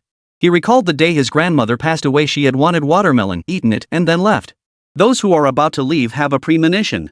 Yen Shuping supported him as he took a few steps down the hallway, each step unsteady and wobbly. Yen Ho's expression grew increasingly peculiar. Something felt off. He pushed Yen Shuping away and took 2 nimble steps on his own. He paced back and forth in the hallway several times, then suddenly began striding briskly, nearly running, his complexion growing noticeably rosier. Yen Shuping's expression changed too. His uncle didn't look like he was about to die. He was actually walking around, moving faster than he had before he got sick. Xiao Chuan, tell me honestly, does this medical pod actually work? My uncle hasn't gotten out of bed for over a year since he got sick. He just kept getting weaker and weaker, until he couldn't even move his fingers. Did your medical pod cure him? Yen Shuping pressed, noticing Lin Chuan's bewildered expression. The surrounding doctors were dumbfounded. No matter how certain they were the patient was terminally ill, they couldn't deny he was now walking briskly. His rosy complexion looked like he'd been dusted with powder. It was clearly not a last burst of energy before death. The only explanation was that the illness had vanished. The doctors acted decisively, dragging Ho Ping into the examination room. Occasional gasps echoed from within. Lin Chuan was bewildered too. He was skilled at crafting weapons, but this was his first time dealing with a medical pod. He had no idea if it would work or not, so he hesitated, unable to utter a word. It wasn't until the doctor emerged with the report showing Yan Ho's cancer had regressed to an early stage, now fully treatable with modern medicine, that Lin Chuan finally understood. The experiment had succeeded. He immediately said triumphantly, "Grandpa Yan, the medical pod worked. It was in the middle of treatment. You pulled the patient out during the process. Otherwise, they might have been fully recovered by now. I told you so. My research couldn't possibly be flawed." Lin Chuan breathed a silent sigh of relief. Thank goodness the black tech system was reliable, otherwise, he would have been humiliated. Yan Shuping's expression was complex as he took the report and checked it repeatedly. He had been monitoring his uncle's condition, watching helplessly as it deteriorated beyond control. When everyone had deemed it a death sentence, it suddenly reverted to early-stage cancer. This left him at a loss. Could it be real? Had an incurable cancer been conquered? Yan Shuping took a deep breath, thanked Lin Chuan, then went inside to explain the situation to Yan Ho. He hoped the patient would continue the tests until the illness was completely cured. If his illness could be cured, it would prove the medical pod's efficacy beyond doubt, paving the way for nationwide implementation. At the very least, it would offer a chance at survival for many high-ranking officials diagnosed with terminal illnesses. Yan Ho cooperated fully with the experiment, lying back into the medical pod as Lin Chuan requested. By now, the pod had been thoroughly cleaned. After generating a new report, Lin Chuan placed the appropriate minerals inside as instructed. He watched as Yan Ho gradually recovered until he was fully healed. Lin Chuan blinked. "Grandpa Yan, now that your uncle is cured, does that mean you don't have to stay at the hospital anymore?" He didn't care about the medical pod's outcome. He believed men were born to fight and develop weapons. What did a medical pod matter? He only wanted Grandpa Yan to join him in his research. Yan Shuping frowned. The medical chamber had brought overwhelming joy, but behind that joy lay immense risk. He feared it might affect Lin Chuan. After confirming his uncle's full recovery, Yan Shuping ordered his men to provide strict protection for him. He immediately drove back to the space agency, sternly forbidding Lin Chuan from revealing anything. Taking a deep breath, he contacted the top leadership of Longhua. He reported the situation as it unfolded, including the uncertainties Lin Chuan himself couldn't confirm. All the evidence pointed to one conclusion: Lin Chuan clearly had no medical background, yet he had developed a medical pod capable of curing diseases. The reason behind this was deeply puzzling. Haha, Yan Shuping, we're both in positions of authority now. What's there to doubt? As long as what he brings benefits us, don't overthink it. With me protecting this kid, go ahead and announce it. It'll be fine. The medical pod benefits humanity. We can't keep it hidden away. Yan Shuping hung up, requested an emergency executive meeting, and then announced the discovery. After viewing the surveillance footage, those present fell silent. Lin Chuan developed it? He developed a medical pod? What can't this guy do? It's hard to fathom how his brain works, not only weapons but cutting-edge tech, and now even medical pods. I'm starting to wonder if he's an alien. Yet they knew all too well that Lin Chuan was merely a 10-year-old child. 2 years of observation had cemented this fact in their minds. Lin Chuan was an ordinary child, just a bit more gifted than others, with an exceptional talent for research. Should we still release the information anonymously? Should we keep Lin Chuan's story under wraps? Chapter 94, Experiment Success. Should they continue to conceal it? While Lin Chuan contributed to the nation, they erased his name and quietly filed it away in secret archives. Lin Chuan, who should have been basking in glory, could only drift among the higher-ups, seemingly possessing no privileges whatsoever in the eyes of ordinary people. For a child, nothing was more desired than the praise and admiration of others. Yet Lin Chuan played along with their cover-up, enduring in silence. Even when Korea provoked online, claiming the artificial sun was their creation, he couldn't step forward to set the record straight. Over the past 2 years, the nation had steadily harnessed the artificial sun for the people's benefit, profoundly transforming the lives of Dragon Country citizens beyond recognition. Netizens flooded the official website demanding to know who developed the artificial sun, but they remained silent. As various cutting-edge weapons and the flying aircraft carrier were unveiled, netizens from around the world asked who had built them, yet they remained silent. Must they continue hiding forever? Even a marvel like the medical pod must remain concealed, credited to the Dragon Academy of Sciences, forcing its venerable academicians to bear the honor in its stead. And what about Lin Chuan? Could a 10-year-old child truly harbor no resentment in his heart? Yan Shuping sighed. He too felt deeply for Lin Chuan's plight. On one side stood the nation, on the other, Lin Chuan's safety. They dared not take risks. A man's life is either one of mediocrity or one of achievement. Lin Chuan clearly possessed both honor and accomplishment, yet he had to hide them away. Children hold grudges fiercely, how could he not be angry? He composed himself. Everyone, I have already submitted a request to higher authorities. If circumstances permit, we will cultivate a child prodigy, a 15-year-old genius. Within a few years, he could step into the public eye. But until then, we must build our strength to protect him. Our dragon nation has produced a shining star. We absolutely cannot let him fall. Now that Dragon Nation ranked first in the world, the beautiful country had long since become a second-rate power. Even the desert nation that purchased weapons from Dragon Nation saw its national strength skyrocket overnight simply by buying too much military hardware. When the Dragon Nation gets serious, it sells everything, even aircraft carriers. The Bear Nation holds second place, while other ranked nations scramble to forge alliances with the Dragon Nation. Those who refuse to purchase its infinite energy technology have long been left in the dust. Since the United States was knocked off its pedestal, Russia has been secretly undermining it. Other nations have retaliated in turn, with those whose oil reserves were plundered firing back relentlessly. Countless countries seized this opportunity to strike at the heart of the United States. America's once proud welfare system rapidly collapsed. Soldiers couldn't afford weapons to fight, had to pay for their own meals on the battlefield, and suffered defeat after defeat. Even if the United States doesn't collapse, it won't last much longer. Amidst the global turmoil, an experiment was about to commence in Hideout City. Personnel had secured the site. A military truck arrived, its cargo hold filled with ocean purification spheres. Following Lin Chuan's instructions, they deployed the ocean purifiers into the sea, releasing them at intervals of several dozen kilometers. Water quality experts stood ready, their makeshift lab in a newly constructed building nearby. Everyone swallowed nervously. Will the experiment succeed? If it truly purifies the ocean, we'll be heroes. Absolutely. Everyone involved in the experiment deserves credit, but the one who truly deserves it is that person. That person is the real researcher. We're just conducting the tests. 2 days later, the team began collecting seawater samples from different areas. After instrument analysis, they erupted in cheers. Passed on the first try. All water samples passed on the first try. Every single area. The ocean purification spheres truly worked. Any area they were deployed and purified rapidly. Divers plunged beneath the surface and immediately noticed the surface layer's microparticles had drastically diminished. Looking deeper, all kinds of marine debris had vanished. Particularly in the seabed gravel, only small fish and coral remained, not a trace of human-made debris. The pungent stench and discoloration from the radioactive wastewater had vanished. The seawater regained its clear blue hue, exceptionally pristine. Scientists released fish into the sea and began deploying ocean purification balls into rivers nationwide. Netizens captured footage of someone dumping items into the river and angrily posted it online. What era is this?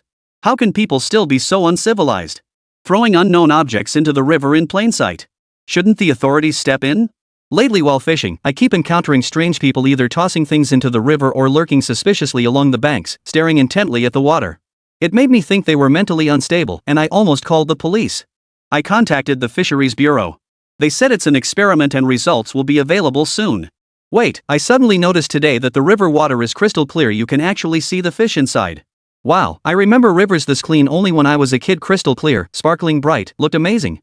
Today I noticed the water's gotten super clean too. People often dump dead piglets and trash in our village river. But these past few days, I've noticed the water's clean, and someone's been clearing large debris from the surface. I suspect they're from the fisheries department. After thorough investigation by various parties, netizens quickly confirmed the truth. Action had been taken from above. The resourceful netizens were about to investigate further when a national announcement arrived. Longbo planned to sell off the fish stocks in Hideout City and even the deep-sea catches from the ocean. Nuclear wastewater? The answer is no. Some mysterious expert has already purified it all. Netizens, unconvinced, flocked to the coast to see for themselves. Yet upon witnessing the pristine sea, they fell silent. This wasn't the greasy, foul-smelling ocean they remembered. It looked like a photoshopped reality. Even few domestic seas remain pristine. Sometimes they appear blue, but more often resemble a layer of sewage, leaving visitors disappointed after traveling long distances. Now they're all turning blue? Must be another one of those black technologies from the higher-ups. Meanwhile, at the space agency, a seafood feast was underway. Lin Chuan enthusiastically grabbed a king crab, cracking open shrimp shells, while a plate of conch meat sat before him. Grandpa Luan, I can't pry this open. Could you help me? Luan Xinghe chuckled as he helped him eat. Xiao Chuan, we owe this feast to you. Otherwise, none of us would be enjoying such a lavish seafood banquet. In the past, Japan exported seafood abroad, but our country had very little of its own. We couldn't fully supply ourselves, so we had to import from elsewhere. Japan dumped nuclear wastewater into the ocean, and now they have the nerve to try selling it to us? Even their lobsters mutated, yet they still want to sell them to us. It's infuriating. Thankfully, we took over Japan. From now on, our country will never lack marine resources or any kind of seafood. Chapter 95, Welcome Guest or Big Shot. The Ocean Purification Sphere project remained classified, known only to the Dragon Nation's laboratories. Netizens below were merely aware that nearby rivers had suddenly become cleaner, with no further details. While the lab focused on developing the purification spheres, Lin Chuan embarked on a separate research project. This experience made him realize he had no aptitude for medicine. The creation of the medical pod was already a significant achievement. He'd much rather continue researching weapons than delve into medicine. That morning, Lin Chuan crouched in a corner eating a popsicle, his eyes darting warily around him. He hoped that group wouldn't show up. Xiao Chuan. It's your Grandpa Lu. Where are you? Speak of the devil. Lin Chuan darted into the lab, urgently telling someone to lock the door. No one was allowed in without the password. Several researchers stifled their laughter, daring not to speak. Lin Chuan continued eating his popsicle with a grimace. The shouts outside grew louder. Finally, Luan Xingha and Yan Shuping joined in, calling for someone. Xiao Chuan, are we really not opening the door? Yan Shu must know we're in here. No way. Those people outside are crazy. They're trying to drag me off to study medicine. I'm an unparalleled genius, and they want me to study medicine? Worship Waitua? What a joke. I'm not some old-school healer. They'll definitely find us. Even if they do, I won't open it.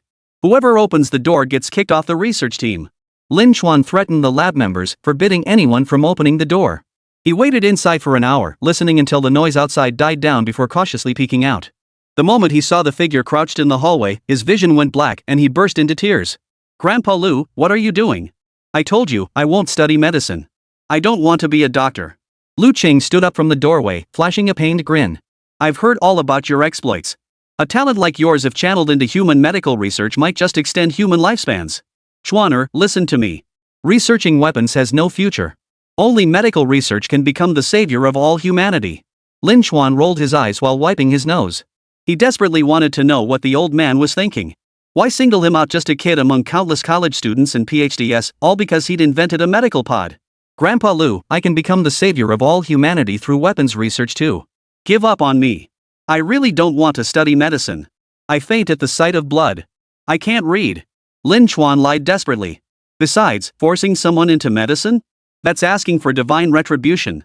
Lu Qing chuckled and said to Lin Chuan, if I won't let you study medicine, you could at least visit our medical college. We have a lot of advanced medical equipment there. It might spark some inspiration for you. You don't have to study medicine. You could research the equipment. Under the old man's relentless persistence, Lin Chuan reluctantly went to the medical college. The so-called medical college turned out to be a renowned domestic hospital, one affiliated with the military district. Most people inside wore military uniforms, lining up for physical exams. Guided by Lu Qing, Lin Chuan witnessed world-renowned medical instruments. To be honest, we've been researching various surgeries for years, but we eventually realized this requires technological support. It absolutely needs instruments to assist. It's impossible to rely solely on human effort. Long ago, the world dismissed heart transplants as pure fantasy, a pipe dream. That is, until the first successful procedure. Since then, thousands more have followed. Compared to weapons, medicine might seem dull, but its appeal goes far beyond that. In Lu Qing's eyes, each piece of equipment was a trusted comrade worthy of respect. Every instrument had saved patients' lives. Lin Chuan frowned and asked, then what's your goal? After going to such lengths to track him down for days, it couldn't just be about learning medicine. Lu Qing sighed deeply, his voice heavy with frustration. I heard you cured Lord Yan's illness with just a piece of ore. I assumed you were a medical prodigy, but you refused to pursue it. Well, I couldn't just let a genius like you slip away. I had to find another way. Taking advantage of the empty surroundings, Lu Qing winked at Lin Chuan. You want to study Transformers, right? Don't you think it's a waste to have them fighting? Let's flip the script, have Transformers perform surgeries. Get them on the operating table. Removing hemorrhoids. Just imagine a patient walks in for surgery, gets anesthetized, and then a transformer rolls in. How would that feel? Having a transformer operate on you? Pretty damn cool. He was convinced it would work. The military has so many weapons already, what's one or two more? If they could convert transformers into surgical robots, they could certainly turn them into deadly weapons. Why not make things easier for themselves first? Lin Chuan pictured the scene. Kids might jump for joy, while adults would probably scream for help. He eyed Lu Qing skeptically from head to toe. Are you serious? Can you just mess around with medical treatment? I'm certain. No one dares question my orders. At Lu Qing's enthusiastic invitation, Lin Chuan decided to focus first on studying the transformers. The exoskeleton assist devices hadn't been fully deployed across all three branches of the military yet. Achieving full deployment would take several more years. Shifting his focus, Lin Chuan immersed himself in studying the transformers. Meanwhile, the Sky Carrier set sail in a grand procession. Since its debut, the Sky Carrier had become the world's most famous star. The moment it appeared on the ocean, countless media outlets scrambled to capture it, striving to photograph more details. They were profoundly stunned. Why wasn't the flying aircraft carrier developed by their own country? Foreign media released a series of images of the aircraft carrier that instantly went viral. The photos captured its dark, imposing presence, like a monarch in the night. The aircraft carrier sailing through the deep sea was undeniably a dominant force. The dark aesthetic quickly went viral worldwide. The photos sold for a high price and also made their way into the Dragon Kingdom. Dragon Nation netizens were stunned. Wait, is this the flying aircraft carrier? Why do ours look like welcome ceremonies? Haven't you heard of the War Propaganda Bureau? We can't go dark like that, we're not that sinister, you know? Dragon Nation style is festive and grand, reserved and steady. Except for that public declaration of war last time, we rarely show aggression. That's why official photos are so plain they look like ordinary carriers. Who'd know it's a flying aircraft carrier unless you were told? It feels like a master deliberately disguising and hiding, just waiting to play dumb and pounce. Heard the flying aircraft carrier is transporting a cargo shipment at high speed to another country. It'll pass through a straight-on route. Not sure how long delivery will take, usually about a month. Let's wait quietly. I believe the whole world is watching this voyage's outcome. I'm sure the flying aircraft carrier will astonish everyone. While netizens in Dragon Nation were commenting, foreign netizens were also stunned. They remembered the Malacca Strait was notorious for pirates. What was Dragon Nation doing sending a flying aircraft carrier through there? Chapter 96, The Pirate Ship. It's common knowledge that pirates exist in the world. Some specialize in plundering supplies, while others even wage war against nations. Some pirates possess equipment that rivals that of small nations. Near the Strait of Malacca, a formidable pirate crew frequently raided nearby merchant ships. Last month, a ship from the United States was attacked, and another from the 10,000 Buddhist Kingdom. When the peculiar 10,000 Buddhist Kingdom vessel sailed through, something unexpected happened. The entire crew was taken hostage, including the captain, who became a prisoner. The Republic of 10,000 Buddhist special forces were enraged and dispatched a massive force to the Strait of Malacca, only to be defeated by the pirates. A group of elite special forces soldiers, a formidable force, was defeated by pirates near Malacca, leaving only one survivor. The international community was stunned, suspecting the pirates had some secret advantage. Upon investigation, they discovered it was simply that the 10,000 Buddhist Kingdom special forces were utterly bizarre. A single unit couldn't defeat a few dozen pirates. The pirates probably have TV and watch international news. Let's hope they don't foolishly try to hijack a flying aircraft carrier. Guys, I don't know if I should say this, but Dragon Nation doesn't seem to be flying any flags. It looks deliberately concealed. Foreign netizens immediately searched for information. Images found online confirmed the flying aircraft carrier carried no flags, revealing no national insignia. Dragon Nation never operates this way. Every single merchant vessel belonging to Dragon Nation flies its own flag. Amidst the collective shock and confusion, a flag-raising ceremony commenced aboard the flying aircraft carrier just as it was about to enter international waters. The vibrant flag now fluttered proudly atop the vessel, dancing in the wind. Merchant ships from various nations spotted the flying carrier and sought to approach, maintaining a safe distance as they sailed alongside, eager to catch a glimpse of its grandeur. Just as they were about to pass through the strait, cannon fire scattered the fleet. A group of pirates emerged in their vessels, muttering incomprehensible words. Armed with advanced weaponry, they rammed the merchant ships that had drawn near without hesitation. Meanwhile, Dragon Nation detected the anomaly. The captain raised an eyebrow and smiled as he reported to his superiors, "Sir, a pirate squad has suddenly appeared on the high seas and is conducting raids. Several merchant ships have already been sunk. Should we go help?" "Superior, assistance is acceptable, but it must be paid for. Negotiate a price with them before intervening." The leader smiled meaningfully. "Let's see if those pirates know a good thing when they see it. If not, we'll use them to make an example.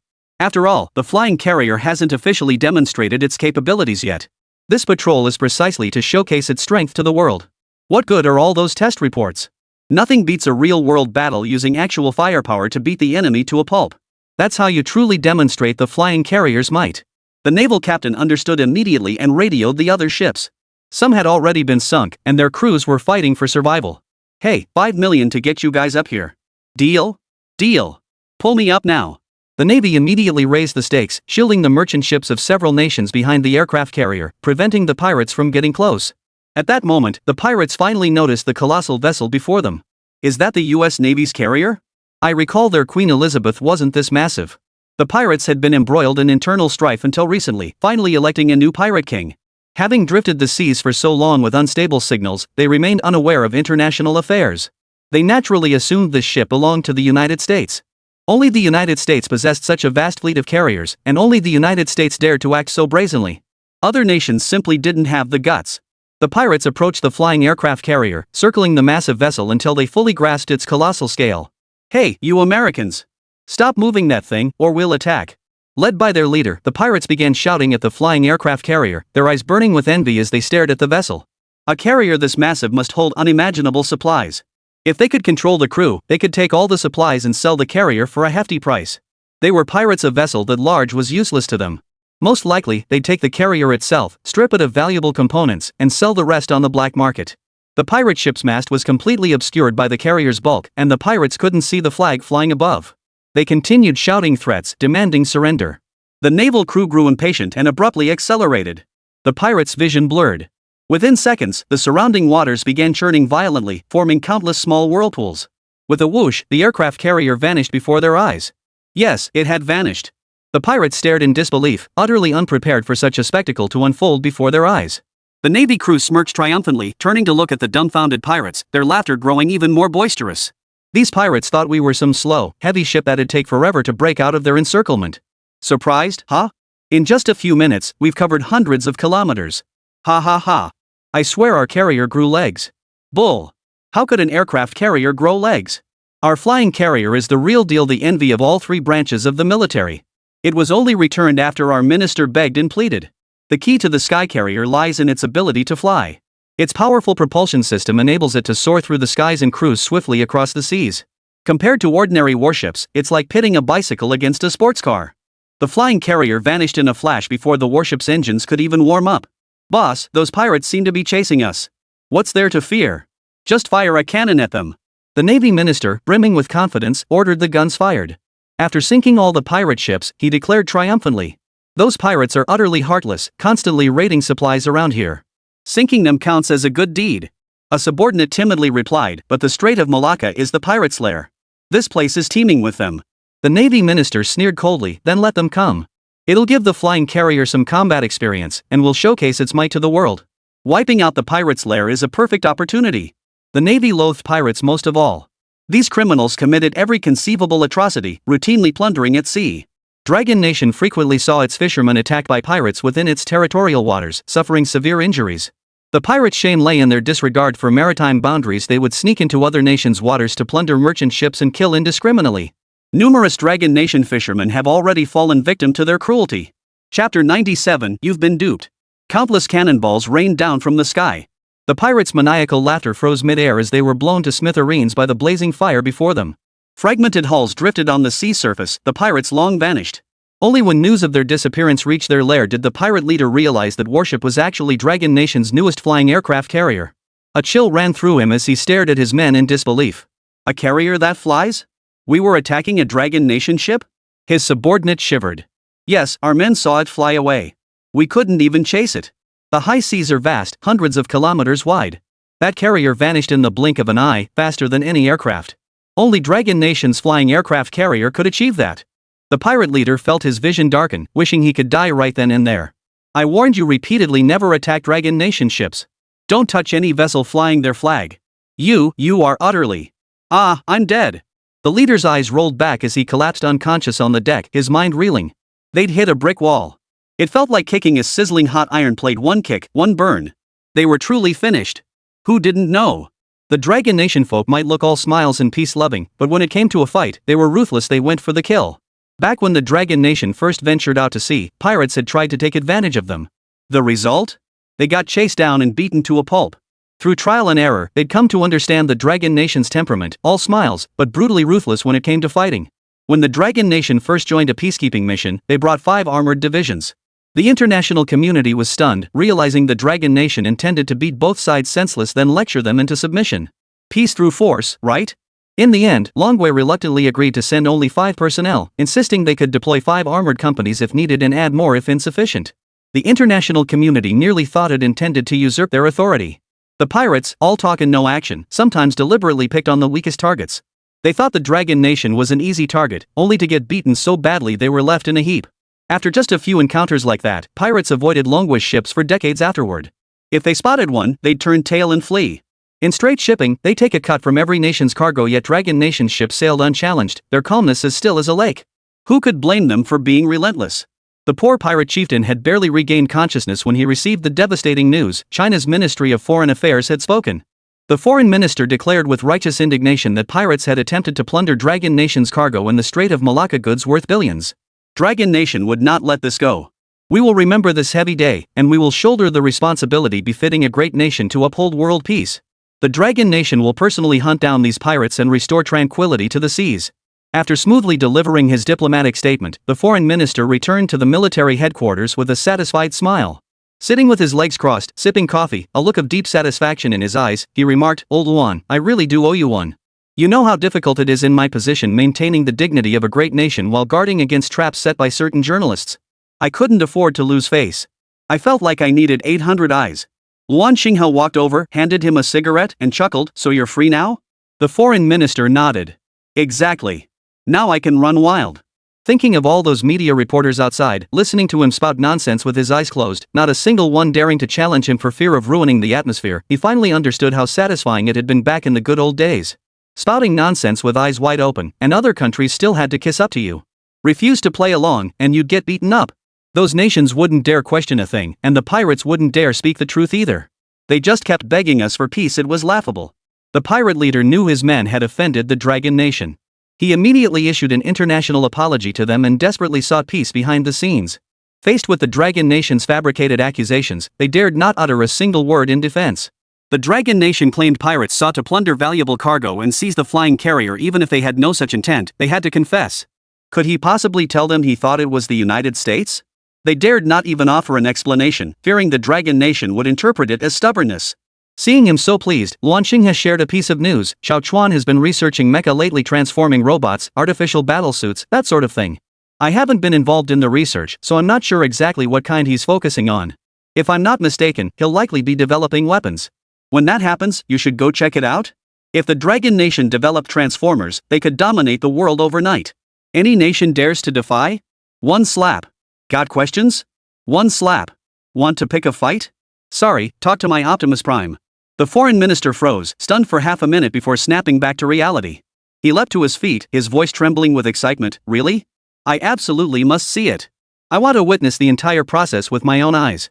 Dragon Nation's rise to global supremacy was imminent. Who knows? When aliens attack Earth, they might even get to torment the invaders. Time flew by. Lin Chuan visited the medical school daily to hear Lu Qing discuss hospital affairs. Technology has advanced tremendously. Robots can now independently perform artificial heart surgeries. So your transformers need to be capable of that too. Robots can also perform automatic examinations, scans, write prescriptions, dispense traditional Chinese medicine, and conduct surgeries. The most impressive part? They can administer injections, change dressings, and perform 4 infusions. Lu Qing excitedly took Lin Chuan on a tour of the hospital, introducing everyone from nurses to head nurses, doctors to attending physicians, and even the vice president and president, explaining their daily duties. Lin Chuan grew increasingly amazed. Doctors are incredible. Recalling Grandpa Lu Qing's words, he silently resolved to add new functions to the program today. Ideally, he'd make the transformers capable of performing circumcisions too. His transformers must be capable of anything. Without pausing, Lin Chuan rushed back to the lab. He didn't even have time to eat before diving straight into his research. Yan Shuping, upon hearing the news, entered carrying a meal and happened to catch Lin Chuan searching for surgical procedures on human circumcision. His face darkened as he stepped forward to confiscate the tablet, his tone cold and firm. Lin Chuan, what are you looking at? Damn it, who shows kids this kind of stuff? It's cruel. Lin Chuan looked puzzled. Is there a problem? He laid out his thoughts in full detail, including what Lu Qing had said. Robots are incredibly advanced these days. My Kong Kong hero absolutely can't be any less impressive. I plan to develop a Kongjiangxia model to serve as a medical mother deployed across hospitals. It can draw blood for tests, diagnose illnesses, prescribe treatments, and even perform surgeries on patients, including skin grafting procedures. Lin Chuan proudly lifted his chin, feeling quite pleased with himself. A versatile transformer, pretty impressive, right? Anyone still doubting it? Just have the transformers stick a needle in them. Yan Shuping. Could it be you've been duped by Lu Qing? Chapter 98, Fighting Only to Protect. Yan Shuping knew Lu Qing's old man's character all too well. He'd stop at nothing for the medical field. Back when medical technology in China was underdeveloped and equipment was scarce, Lu Qing would sneak abroad to buy second-hand instruments, stealing and swindling whatever he could get his hands on. Now he'd turned his manipulative ways on Lin Chuan. Yan Shuping knew exactly what was happening the moment he heard it. Lin Chuan was young and impressionable, easily led astray. By exploiting the child's curiosity and competitive spirit, they were luring him into the medical field. Taking Lin Chuan on hospital tours and letting him watch kids get injections was just the first step. Lin Chuan pouted in protest. Grandpa Yan, you're overthinking it. Hospitals aren't that scary. I often watch kids get shots in the pediatric ward. I'll tell you, last time there was this really chubby boy who got a shot and he cried. Ha ha ha. He made a point of watching at the injection stations. He noticed that both adults and children hated getting shots in the butt, especially kids. The moment they saw the needle, they'd start crying, and once they threw a fit, not even 8 doctors could hold them down. To catch the show, he'd often crouch by the door with his meal, peeking in. Wasn't this way more fun than scrolling through videos? Watching others suffer was just too satisfying. Yan Shuping caught him smirking and instantly knew what he'd been up to at the hospital every day. He snorted coldly, grabbed Lin Chuan by the collar, and dragged him over to a chair. What exactly do you plan to turn the Transformers into? Surely not something for hospital use? You should know how devastating this thing would be on the battlefield. The enemy would lose all will to fight just seeing it. I support your research on the Transformers. Yan Shuping was a hawk who believed a nation could only command influence through overwhelming strength. The current Dragon Nation was the prime example, while the pretty country served as the negative case. The moment they ceased being the world's strongest power and failed to maintain their strength, other nations would eye them greedily, ready to take a bite out of them. Lin Chuan darted his eyes left and right, creeping closer to Yan Shuping when no one was looking. Grandpa Yan, I know he's lying to me. That's why I've developed 2 Transformers. One is the Golden Warrior, and the other is the Transformers. Lin Chuan quietly backed away, a smug grin on his face. He was 10 now, no longer the gullible child he once was. He'd long known Grandpa Lu Qing had been doing this on purpose. At first, he'd resisted, but after learning about the passing of Grandpa Lu Qing's beloved wife, his perspective shifted. He wanted Grandpa Lu to be happier. After hearing his explanation, Yan Shuping felt a complex mix of emotions. He never expected the seemingly carefree Lin Chuan to be so sensitive inside. Lu Qing insisted on dragging you into his research. When higher-ups refused, he secretly hounded you relentlessly. We all know his situation, but nations worldwide have begun developing flying aircraft carriers. We need to be stronger. Sometimes we have no choice but to push forward. On the path forward, it was inevitable that some things would be lost, like relationships. The higher-ups all knew Lu Qing had coaxed Lin Chuan into this, yet they turned a blind eye, hoping slowing the pace would allow others to catch up. Alright, let me see your research findings. Lin Chuan nodded and entered his private lab, an exceptionally spacious room housing 2 mechs, one large and one small. The larger mech stood over 10 meters tall, while the smaller one was only 2 meters high. They looked like father and son. Lin Chuan explained, the smaller one is a Transformers mech I made for the hospital. I finished it a month ago and added some extra features later. The big one is Kongman. I wanted to go out and fight like a real Transformers robot. Heh, cool, right? This color scheme is my carefully chosen design. The all-black King Kong Knight boasted incredibly sleek lines and a high-tech exterior design that was impossible not to love. Anyone who saw it couldn't help but praise it. The smaller Transformers figure was pure silver, resembling Optimus Prime from the movies. Its body could fold and twist freely. Lin Chuan approached the Transformers, proudly extending his hand for detection. After scanning, the Transformers delivered their findings. Detected host frequently consumes snacks and bubble tea. Currently classified as sub-healthy. The robot rattled off a long list, all revolving around bubble tea, snacks, and late-night meals. Yan Shuping, the health enthusiast, shot him a death glare. Did you stay up late? Did you skip dinner earlier because you were sneaking chips in the lab? Did you finish an entire bag of snacks in one day? Lin Chuan felt guilty and gave an awkward laugh. No. He nudged Yan Shuping toward the exit, urging, Grandpa Yan, please take these 2 Transformers away now. Just let me know when the experiment's over. After seeing them off, Lin Chuan breathed a sigh of relief. That was close. He'd nearly been caught staying up late snacking every night. He drank 3 cups of milk tea daily, skipped meals, and devoured mountains of snacks, especially spicy strips. He hid a huge box of spicy strips under his bed. Yesterday, he'd eaten his way through it while researching, and now it was completely gone. The rules said he could only eat 1 box a month, but he'd finished it in just 2 days. Outside the door, Yan Shuping rubbed his temples. He'd seen it all. 2 years following Lin Chuan had exposed him to all sorts of things, even nearly encountering a real Ultraman. Transformers wouldn't faze him. His concern was Lin Chuan's health. At 10 years old, Lin Chuan had grown significantly taller, but his temper had become increasingly slippery. Taking advantage of everyone spoiling him, he'd started skipping meals and sleep, staying up like an overexcited little mouse, eyes wide open until dawn. This wasn't good for his health in the long run. Zhou Yao, keep a close eye on Lin Chuan. Find someone to watch him sleep at night. Confiscate his phone promptly at bedtime and take away his snacks. Yes. Shortly after, 2 Transformers were delivered to the military headquarters and immediately transported to the testing facility. Anything developed by Lin Chuan was classified as top secret and required experimentation in a specialized testing ground. To outsiders, both were Transformers differing only in size, with names yet to be determined. After preliminary testing, military personnel raised a question. Why not integrate the smaller Transformer into the larger one? Should the operator inside sustain any injury, they could be treated internally. With the smaller transformer present, surgery could be performed entirely within the larger unit. It was like sending a warrior into battle with a loyal medic tucked into their belt, a medic ready to unleash healing spells at a moment's notice, instantly restoring health. They hoped Lin Xuan would refine the design, promising that once successful, the smaller transformers would be deployed as hospital robots in later phases. They must complete their mission. They couldn't disappoint Lin Xuan's expectations either. Battle was always about protection. If medical transformers could help more people, they welcomed it gladly. Upon receiving the news, Lin Xuan was utterly stunned. Why hadn't he thought of this? If only he'd designed them together from the start. Normally fully dedicated to treating patients in hospitals, but in times of crisis, transformers would be deployed nationwide, ready to engage at a moment's notice. Regret. Chapter 99, Deafening Silence. After modifications, the complete set of transformers was delivered to the military camp. Superiors instructed Army Commander Zhang Yi to thoroughly observe the transformers' operational procedures and ensure soldiers mastered their use flawlessly. Massive military trucks hauled the equipment into the barracks, drawing crowds of curious soldiers. Zhang Yi stepped closer for a look, stroking his newly grown stubble thoughtfully. So this is the divine weapon the higher-ups arranged? No instructions whatsoever? Just left to figure it out myself? They sure trust me. He marveled at the sight, circling the truck once before ordering the cargo unloaded. The transporting soldier cleared his throat. Commander, no need to unload it. It'll come down on its own. Zhang Yi looked utterly perplexed. Then ask him to come down? To his stunned disbelief, a mechanical arm reached out, tore off the red cloth covering the cargo, and tossed it aside. Revealed was a massive, flawlessly engineered mechanical body. Everyone present froze in shock. Zhang Yi nearly gasped for air. Optimus Prime? You sent me a Optimus Prime? He laughed bitterly. What the hell? If you want to test it, send it to the lab. Why send it to the military camp? I don't want it. Have someone take it back.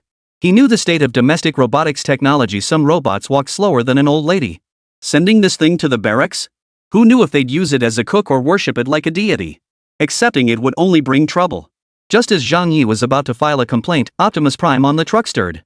Rising to over 7 meters tall, it towered over the clouds and blocked out the sun. People looked like dogs at its feet, easily kicked away with a single stump. Optimus Prime stepped down from the vehicle and stood several meters away from Zhang Yi. Army Commander, hello. I am Optimus Prime. Optimus Prime waved his hand in a fluid gesture of greeting. Zhang Yi frowned, turned away, then whipped his head back in disbelief. Finally, he slapped himself hard on both cheeks. I must be possessed. Definitely possessed. Lu, get me some doctors. Tell them I saw Optimus Prime talking to me. And go fetch the cooks. Ask them where yesterday's mushrooms came from. Were they poisonous? I might have been poisoned. Xiao Lu hesitated. Commander, could it be real? Because we saw Optimus Prime too. The silence was deafening. Minutes later, Zhang Yi resignedly turned away, his gaze lingering on Optimus Prime's towering form. He wasn't highly educated, but he knew some of the materials up there weren't from Earth. Could it really be Optimus Prime? Surely they hadn't gone to another planet and captured an Optimus Prime? He let out a bitter laugh. Optimus Prime, what's your purpose? What do you want? He couldn't fathom why higher-ups had sent Optimus Prime to the military camp. Enlist him in the army? The crowd around them grew larger by the second. Almost everyone had come running at the news. Even Jean Nua arrived wearing her exoskeleton. Jean Nua rushed forward excitedly. Optimus Prime. Holy cow, Xiao Chuan is amazing. He always sends us the best stuff for the army. Zhang Yi looked up, his eyes blank. What does this have to do with Xiao Chuan? Jean Nua rolled her eyes. This is what Xiao Chuan developed. He's been researching Transformers non-stop lately, didn't you know? No, I didn't. You clueless dog, if you don't know, let me tell you. Xiao Chuan has been researching Transformers. He succeeded in his research a while back. The higher-ups took it for top-secret testing, and only later decided to deploy it for field trials in military camps. They haven't had a briefing yet, but you'll find out soon enough. Jean Nua explained. He'd heard it from his dad. He leaned in and waved toward the interior. Almost immediately, a figure leapt out, clad in an exoskeleton identical to Jean Nua's. The descent was a direct flight down, leaving onlookers wide-eyed in astonishment. Not my brother. Is this how you make an entrance? I'm Wu Chong, commander of the Special Forces Unit. I've been ordered to pilot the Sky Pillar. Wu Chong shook hands with several people in succession, explaining his purpose. The higher-ups wanted their own people to test Optimus Prime's combat capabilities first before rolling out full-scale deployment and forming a Transformers squad. Lin Xuan's design included an intelligent mode, which was exceptionally advanced, capable of autonomous combat. The initial phase focused on full familiarization by their own personnel, with the AI system to be utilized for combat later to maximize effectiveness. The deployment to the military camp was intended for live combat exercises. Wu Chong stated, after testing in the barracks, they can be directly deployed to peacekeeping forces for frontline missions. Over the past few years, we've deployed over 300,000 peacekeeping troops. With the tense international situation, we need to increase our manpower. After the trials conclude, higher-ups plan to deploy the Skypillar for peacekeeping missions under manual operation. Zhang Yi understood. A look of conflict appeared on his rugged face. Do peacekeeping missions even need the Skypillar? He glanced at the Skypillar. Forget peacekeeping, just stationing it in a city would send enemies fleeing at the sight. They'd think aliens had invaded Earth who'd have the will to fight? In the end, Zhang Yi agreed to cooperate with the experiment. The soldiers at the barracks got their fill of spectacle, and even those who'd once envied American sci-fi films were now convinced. They'd never watch foreign movies again. During the experiment, Lin Chuan made a point to watch for a few moments. Tanks and artillery unleashed a relentless barrage on Optimus Prime for over 10 minutes. Yet Wu Chong emerged unscathed, having felt only a mild vibration inside, almost like a massage. The only visible damage to the pillar was a layer of gunpowder residue, easily washed away with water. Not a single scratch remained. The experiment succeeded, and Lin Chuan breathed a sigh of relief. He had someone take him to the hospital, where he found Lu Qing and retrieved the small transformer from the vehicle. Lu Qing was taking the pulse of an Air Force soldier who had been injured during a parachute mission, sustaining severe wounds all over his body. The injury at the back of his neck was particularly severe. With current medical technology, only basic recovery was possible. Regaining full physical health was virtually impossible. After sending the patient away, Lu Qing pressed his temples before lifting his face into a smile. Xiao Chuan, you're here. You haven't visited Grandpa Lu in days. I was starting to think you didn't like me anymore. Lin Chuan shook his head and obediently sat down on the stool. Of course not, Grandpa Lu. He said earnestly, my grandfather passed away early, and I don't remember what he looked like. But I always feel like you resemble him. If he were still alive, he'd probably be just like you. Lin Chuan propped his chin up, studying Lu Qing intently. Noticing the dark circles under his eyes, he whispered softly. Grandpa Lu, I brought the transformers I've been working on. You can try out their medical effects today. Lu Qing was overjoyed, jumping up and looking around eagerly. Where is it? Take me to see it. Transformers as doctors? Just thinking about it is thrilling. Chapter 100, The Doctor with the Healing Touch. Lu Qing hurriedly brought over the transformer. Seeing its 2-meter-tall frame made him even happier. He'd been worried about what to do if it was too big, but now it was just right. After confirming Lin Chuan didn't mind being the test subject, he immediately summoned all his students, filling the room to capacity. The vice dean arrived upon hearing the commotion. Seeing the transformer, he froze, then couldn't help but laugh. Old Lu, you really are something getting the kid to develop this thing. And you call yourself the kid's grandfather? All you do is make things difficult for people. Lu Qing puffed out his cheeks and glared. Nonsense. Xiao Chuan volunteered, he's such a filial kid. Stop talking nonsense. Lin Chuan listened quietly nearby, his eyes fixed on the little transformer. He was also curious about how it would perform in the hospital setting. Under the spotlight, the transformer activated, and the theme music from Sakura Magic began to play. Everyone froze. A tough guy paired with a hard rock song? That's way too intense. The old man didn't care what it was and urged Lin Chuan to operate it. Lin Chuan scratched his head, stepped forward to give it a try, and then pretended to take out various minerals from his bag, some imported from abroad, others purchased from the system store. Minerals were also effective healing agents combined with medicinal substances. They could provide excellent therapeutic results. After inserting the minerals, the little transformer activated. Lin Chuan called over a big brother for a checkup.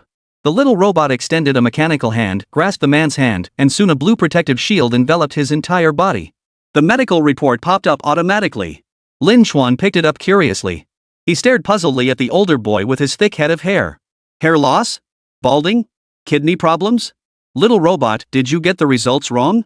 Lin Chuan felt a bit unsure, since the guy in front of him clearly had a full head of hair. Answering the master, no mistake. Lu Qing took the report, then checked his apprentice's pulse again, puzzled. It's correct. Kidney deficiency and hair loss should be present too. Under the group's gaze, the older brother awkwardly patted his head, sending a cloud of black powder scattering. I used powder to cover it up. It doesn't look quite so bald. The physical results are accurate, haha, haha. He forced a couple awkward laughs, crying inside. To impress the nurse at the hospital, he'd specially ordered hair powder online. Just a daily spray made his hair look thick and full. Now he'd been exposed. Ha ha ha. He was done for. Lin Chuan suddenly understood and had others go up for testing.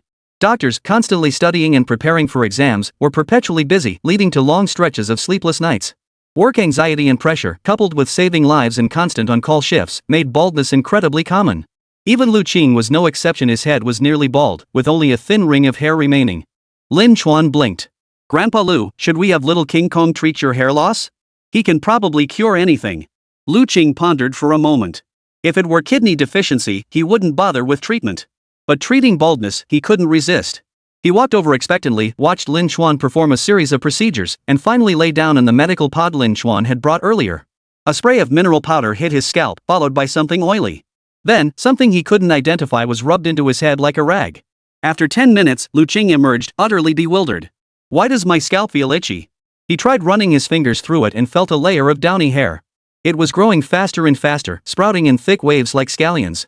He walked over to the mirror and saw that his eyebrows and beard had grown all over his face, making him look almost identical to that internet sensation cat. And right in the middle of his scalp, a large patch of black hair stood out like a sore thumb. Lu Qing couldn't believe his eyes. He reached out to press it, then tried tugging at a few strands. If not for the visible hair follicles at the roots, he would have sworn the medical pod had secretly given him a hair transplant. Lin Chuan stifled a laugh. Grandpa Lu, your hair's grown back. Want to snap a photo to commemorate it? Previously, Lu Qing had a receding hairline, with a shiny bald spot right in the middle of his forehead. From a distance, he looked like a boiled egg surrounded by a ring of dark hair.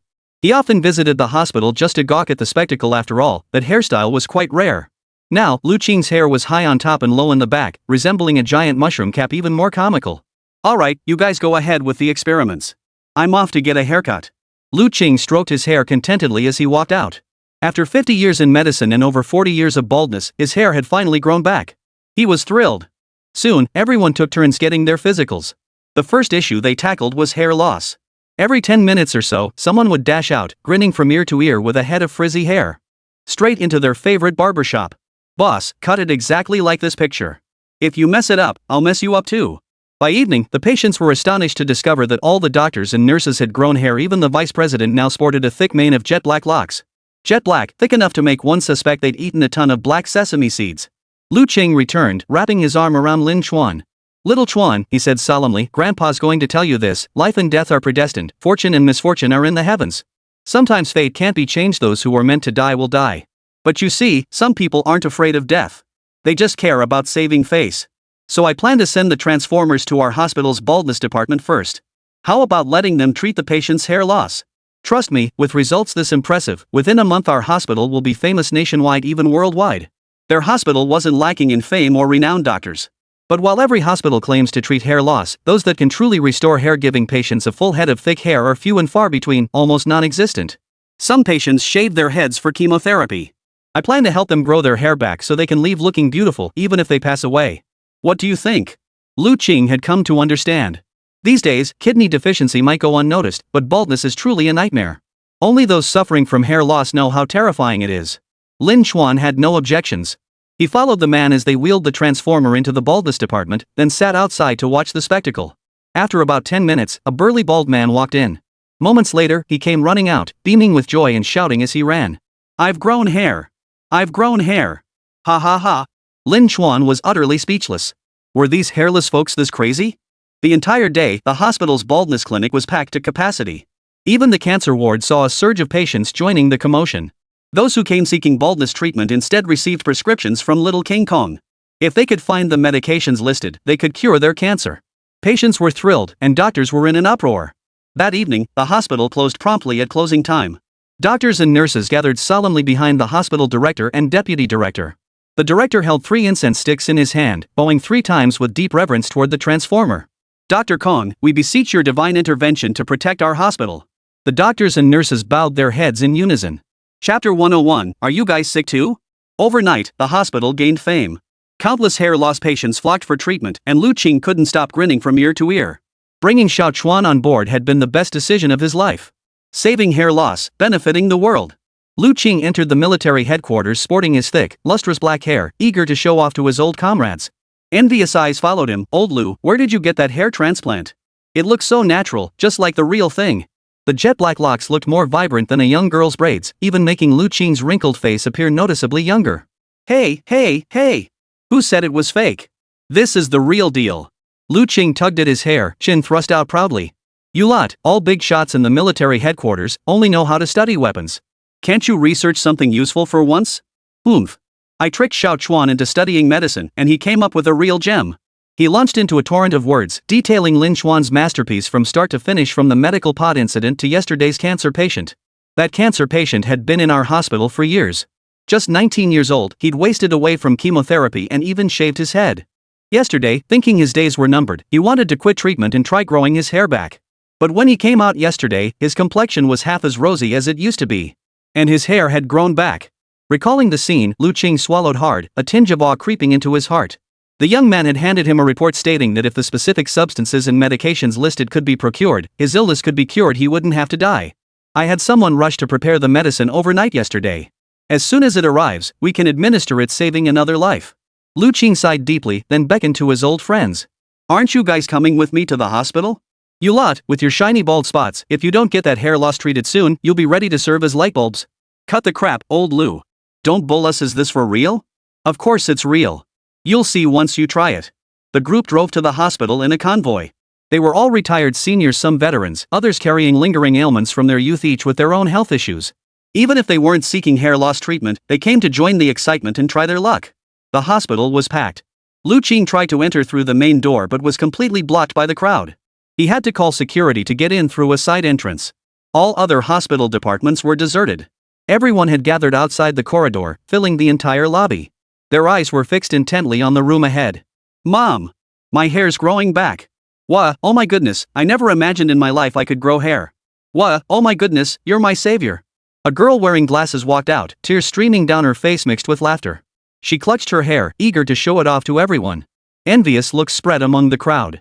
A few minutes later, a man emerged, his face aglow with excitement. He addressed the crowd. Did you know I had kidney deficiency? At first, I refused to accept the diagnosis, but Dr. Jean worked wonders. I instantly knew exactly how to treat it. After 2 courses of medicine, I'll be as strong as an ox. Grinning and baring his teeth, the man walked out, clutching his prescription like a precious treasure. Lu Qing and the others waiting on the periphery raised their eyebrows in surprise. Was this really acceptable? After waiting the entire afternoon and making countless phone calls, the crowd finally thinned. Lu Qing seized the moment to push his way inside. Lin Chuan was crouched on a stool, eyeing the patient's report with curiosity. He'd noticed something. He couldn't be bothered to read proper books or study anything serious, but medical reports were fascinating, all kinds of them. They were as interesting as reading history books. The more illnesses he encountered, the more peculiar conditions he learned about in that afternoon. He even discovered someone allergic to money, or rather, allergic to certain materials used in its production. Spotting Lu Qing, Lin Chuan politely greeted him, Grandpa Lu. After greeting the others filing in, Lin Chuan asked curiously, do you guys have illnesses too? Lu Qing chuckled and nodded, gesturing toward his old friends. You bet they're sick. Could you please examine them? Lin Chuan nodded. A military district committee member stepped forward for the examination. When he saw the transformer gripping his hand, his face flushed. This was far more thrilling than holding his wife's hand back then. It was utterly heart-pounding. A few minutes later, a report printed out. Lin Chuan deftly inserted several crystals, then retrieved items like Yunnan Baiyao, hemostatic powder, and potent tranquilizers from the cabinet. He tossed the items packaging and all into the slot, and they vanished instantly. Grandpa, would you mind lying down in the medical pod? It'll cure all your ailments in just a few minutes, Lin Chuan said hopefully. The man paused, then nodded with a smile, cooperatively lying down inside. A barely perceptible stiffness lingered on his face. He had served on the battlefield and suffered severe aftereffects, leaving him disoriented, irritable, and perpetually anxious for decades afterward. He'd taken medication and seen psychologists, all of whom diagnosed it as a psychological condition, the hardest kind to treat. Because of this condition, he found it hard to settle down.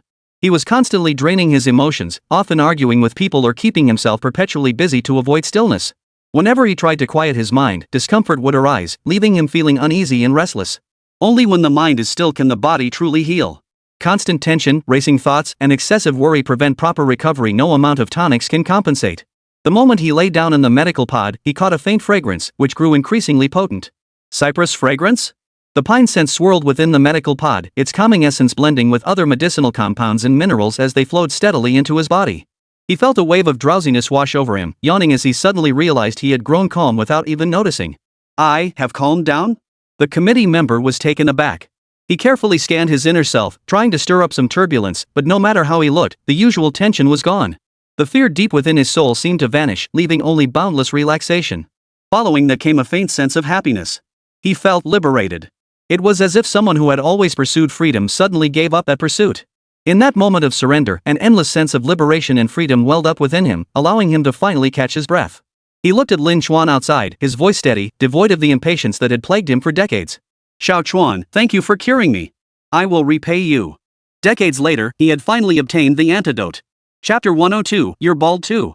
Emerging from the medical pod, the committee member wore a faint smile, radiating warmth. All traces of his former hostility and irritability had vanished, transforming him completely. He gazed at Lin Chuan with reverence. You saved me.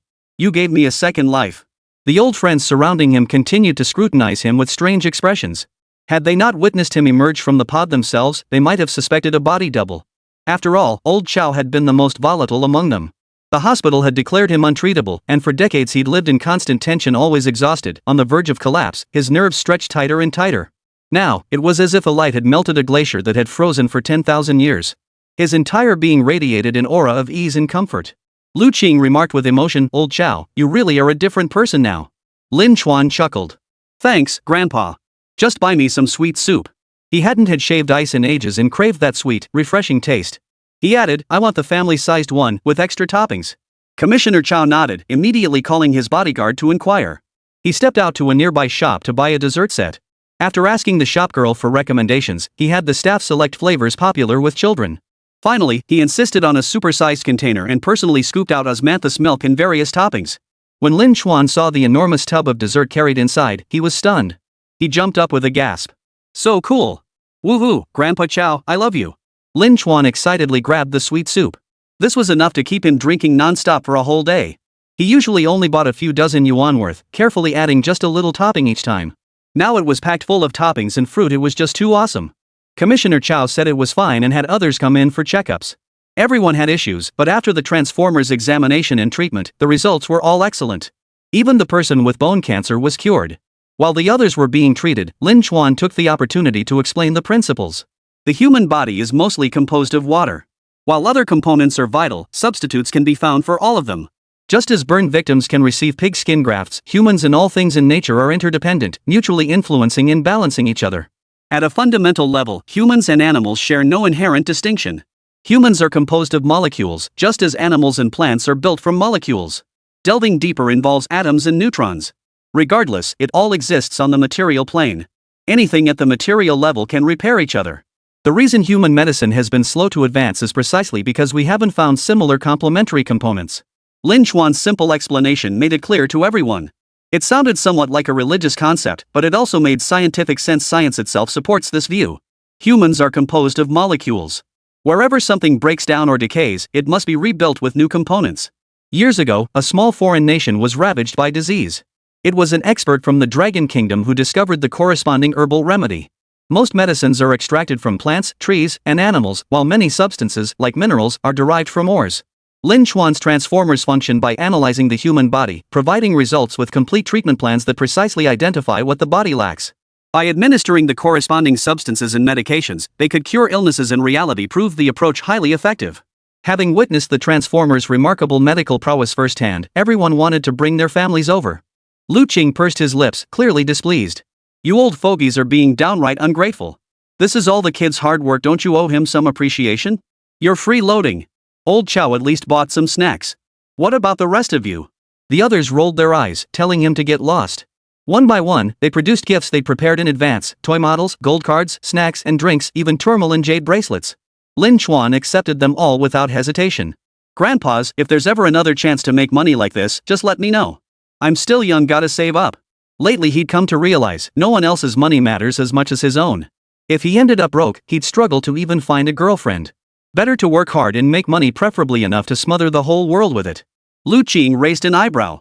An idea struck him. He grinned slyly as he stepped forward. Xiao Chuan, did you know? Besides all the bald guys in our country, there are tons of bald guys abroad too. Some guys are super handsome in their 20s, but by 30 they're completely bald, ugly beyond words. Why don't you develop a few more machines? We'll make a killing off those foreigners. How about it? We'll jack up the prices. Lin Chuan's eyes lit up. Ripping off foreigners? That deserved some serious pricing. Currently, the hospital's baldness clinic charges 100 yuan for registration and 500 yuan for treatment. For a total of 600 yuan, you can cure baldness and other ailments. Absolutely worth it. But foreigners couldn't get it for that price. Lin Chuan pondered for a moment, then held up his fingers. Want to treat hair loss? That'll be 50,000. Want to cure other ailments too? That'll be 500,000. And if more resources are needed during treatment, we can raise the price later. He was confident those foreigners would agree. After everyone departed satisfied, Lin Chuan returned to the space agency. But shortly after arriving, he was picked up again. The top leader summoned him. Lin Chuan's first instinct was to glance at the senior leader's head. Seeing the thick, full hair, he felt a slight disappointment. Grandfather, why did you summon me? Grandpa has something to discuss with you. Recently, the United States has softened its stance toward us and is seeking our assistance. They plan to visit our country in the near future. The beautiful country's president will be video calling me shortly. I'd like you to stay with me during that call. Is that okay? There are some things I can't discuss openly. I trust you're a smart kid. You won't let us get shortchanged, right? The leader's face was filled with a warm smile. At the last state banquet, Lin Chuan had casually mentioned a few things, and other countries obediently returned the cultural relics. Certain things were better left unsaid by adults. Instead, they could be voiced through a child's mouth. Whatever a child said, whether right or wrong, could be smoothly justified, allowing them to achieve their objectives. Lin Chuan agreed. The moment the video call connected, Lin Chuan froze, blurting out involuntarily, "Grandpa, the guy on the other end is bald. He clearly has no hair in the middle, yet he still combs a few strands over to cover it up. What's the point of pretending? If you're bald, just own it." Lin Chuan pouted in disdain, his expression dripping with contempt. The president on the screen stiffened, his face turning green with fury, steam practically coming out of his nostrils. He'd spent an hour and a half on his hairstyle, only for some kid to call him bald. Where was his dignity? How could such a brat speak out of turn during a meeting between two heads of state? Chapter 103, he got off easy. A nation's president's image is paramount. His hair had been meticulously sculpted, only to be mocked by some brat? The American president forced a smile that didn't reach his eyes. "Young man, you're still too young to appreciate the fashion statement this hairstyle makes." He looked at Lin Chuan meaningfully. "Some things are unavoidable for men. Maybe when you reach my age, you'll end up just like me."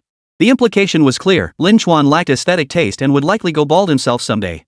The big boss caught the hint and was about to chuckle when he saw Lin Chuan frown, his little face pouting in displeasure. "Old man, you're bald, and now you're cursing me to be bald too? That's just mean." "Put. I was actually going to tell you how to treat hair loss. But now it looks like you're better off staying bald." "Serves you right." Lin Chuan huffed haughtily, refusing to meet the viewer's gaze as he turned and retreated to the back. "Old baldy, may you go completely bald." The senior leader smiled, pulling Lin Chuan behind him. He addressed the screen softly, "My apologies. This child has been spoiled by me and has become a bit unruly. I offer my sincere apologies. Let's discuss cooperation instead. I'm sure you're curious about our Dragon Nation's new technologies." The person on the other end immediately softened his expression, growing much more sincere as he began discussing matters with the senior leader, from weapons to energy, and then to medicine. The Dragon Nation leader mentioned that they had recently developed a high-tech medical pod capable of curing all diseases and invited the pretty nation's high-ranking officials to come for a trial. His expression remained impassive, though inwardly he was laughing coldly. After all, 80 to 90 years ago, the Dragon Nation lagged behind in every aspect. Its medical field was practically non-existent. Even traditional Chinese medicine had fallen into disuse. Western medicine had only been introduced from the West. For decades afterward, they remained suppressed by the United States in every sphere, from economic technology to military healthcare. While the United States provided its Western allies with comparable medical support, Dragon Nation was still stuck using traditional plasters. Now that Dragon Nation had developed the medical pod, they'd let the United States experience it just to show them they possess this marvelous technology, yet refused to sell it. Why? Because the United States did the same thing back then. Why should only the US get away with unethical practices? The American president offered a strained smile. "I'll definitely try it when I get the chance. I believe China can develop medical pods." He planned to end the video call and immediately confirmed this matter with his inner circle. After all, they knew nothing about medical pods. Not even the United States possessed them. Dragon Nation has unveiled another innovation. They need to study it immediately. The big boss made a few polite remarks, inviting him to definitely give it a try and contribute to all of humanity. Lin Chuan muttered under his breath, "It's a bargain for him, right? He's practically bald. If he could experience it, maybe he'd be cured by now." Before the video call ended, the American president's face turned green. He'd heard the brat say it wasn't even good enough for a stray mutt on the street, that he was worth less than a dog. After hanging up, the president of the United States looked grim. He flew into a rage at the White House, vowing they would exact revenge on the Dragon Nation. How dare they insult him? When news spread across the United States, the Dragon Nation's high-ranking officials were also amused. Little did they know that although this meeting was conducted via video, there were numerous surveillance personnel monitoring the situation. When they heard Lin Chuan deliberately seize upon the fact that the American president was bald, they nearly laughed themselves silly. In the end, they all ended up slumped over their desks, stifling their laughter. The top leader chuckled too, patting Lin Chuan on the back. "You kid, those final words were pretty cutting. Aren't you afraid he'll retaliate?" Lin Chuan rolled his eyes. "He might bark at me a couple more times, but what else can he do? Curse me to death behind my back? As if he's worthy? Instead of wasting time cursing me, he should get his brain checked. And those few strands of hair he has? Less than my great-uncle's. Put." Lin Chuan scoffed again and strolled off. He couldn't care less who that guy was. Grandpa had insisted he come to show off to a country, so he prepared a whole speech on the way. But the moment he saw that bald president, every word vanished from his mind. The president's hair was thick on both sides, leaving a gaping bald spot in the middle. To hide it, he even pulled a few strands over. If he dyed it green, he looked just like a Kappa meme. Lin Chuan convinced himself he'd been startled, racing all the way to the hospital where Lu Qing was staying. The hospital had gained nationwide fame recently, attracting balding patients from across the country. As he walked through the halls, Lin Chuan's expression shifted through a spectrum of emotions before he finally stifled a laugh and slipped in through a side entrance. He found Lu Qing busy at work and whispered, "Grandpa Lu, how come there are so many bald people in our country? It's terrifying, right?" The variety of baldness was truly dazzling and magnificent. Just one glance would make you chuckle for days. Lu Qing sighed helplessly. People today face immense work pressure. For some, it's genetic. Hair loss is normal. If you're free today, just sit here, grab some snacks, play on your phone. Grandpa's got work to do. Lu Qing had others prepare snacks and fruit, handed Lin Chuan a tablet, and sent him off to play. Lin Chuan, clutching the tablet and a pile of snacks, was about to stroll off when he spotted a child finishing their test while Optimus Prime was preparing medication. "Ha? A syringe? That syringe is huge. It'll kill the kid." Lin Chuan's eyes widened in shock, and he was so startled he forgot to intervene. The little boy trembled all over at the sight of the needle, trying to bolt for the door. Optimus Prime swiftly reached out with his massive hand and pinned him down. "Wah! Wah! Help! The robot's killing me!" The child's piercing wail echoed through the room. Everyone nearby turned their heads, too terrified to look. Who could have imagined the needle would be so thick? It was utterly terrifying. Lin Chuan, who also dreaded injections, stood frozen in place, trembling. He couldn't believe he'd forgotten Optimus Prime's size and failed to bring a specialized syringe. The little boy clutched his bottom, limping out as he wailed for his mother. The next patient hesitated upon entering. "I don't want a shot, okay? I get needle phobia." Lu Qing noticed the commotion and quickly grabbed a new syringe for King Tianzu. Only when they saw the tiny needle did everyone breathe a sigh of relief. Needles are a nightmare for many. Embarrassment aside, it's the psychological trauma that lingers. The little boy stood frozen in place, dumbfounded. "Then what was that shot I just got? Just my bad luck, I guess." Everyone stifled their laughter. As long as it wasn't them getting the shot, it didn't matter. They were just happy to watch the spectacle. The kid wasn't having it. He started rolling around on the hospital floor, wailing at the top of his lungs, determined to get justice for his poor butt. Lin Chuan hesitated before approaching to console him.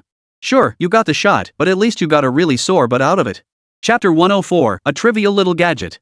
The kid froze, thinking Lin Chuan was mocking him. He charged straight at Lin Chuan with a headbutt, and the two kids immediately started fighting. Lin Chuan chattered nonstop, insisting it was just a shot, no big deal. He pointed out that syringes used for pigs weren't even this thick, declaring little brother had scored big, paying peanuts for a premium syringe experience. Why wasn't he happy? Little brother's face flushed crimson with rage, determined to take Lin Chuan down with him. Only when Lu Qing stepped in to break up the fight did the commotion finally subside. When word reached the higher-ups, the executives couldn't help but shake their heads and sigh. This was a critical stage in the children's education. Lin Chuan interacted daily with the Aerospace Bureau personnel, and it was well known that these high-achieving individuals each possessed unique traits. Talents selected from thousands, each with their own traits. A sharp tongue was a common attribute. A single offhand remark from them could drive someone mad. Not to mention the seasoned veterans at the Dragon Academy. Surrounded by such sharp-tongued geniuses, Lin Chuan had unknowingly adopted their caustic manner himself. Sometimes even the higher-ups suffered the consequences. Under deliberate high-level arrangements, the hospital released information about the medical pod and the Transformers. Yen Ho was designated to make the announcement. Years ago, Yen Ho frequently appeared in public and remained highly active. Since falling ill, however, his public appearances had become rare.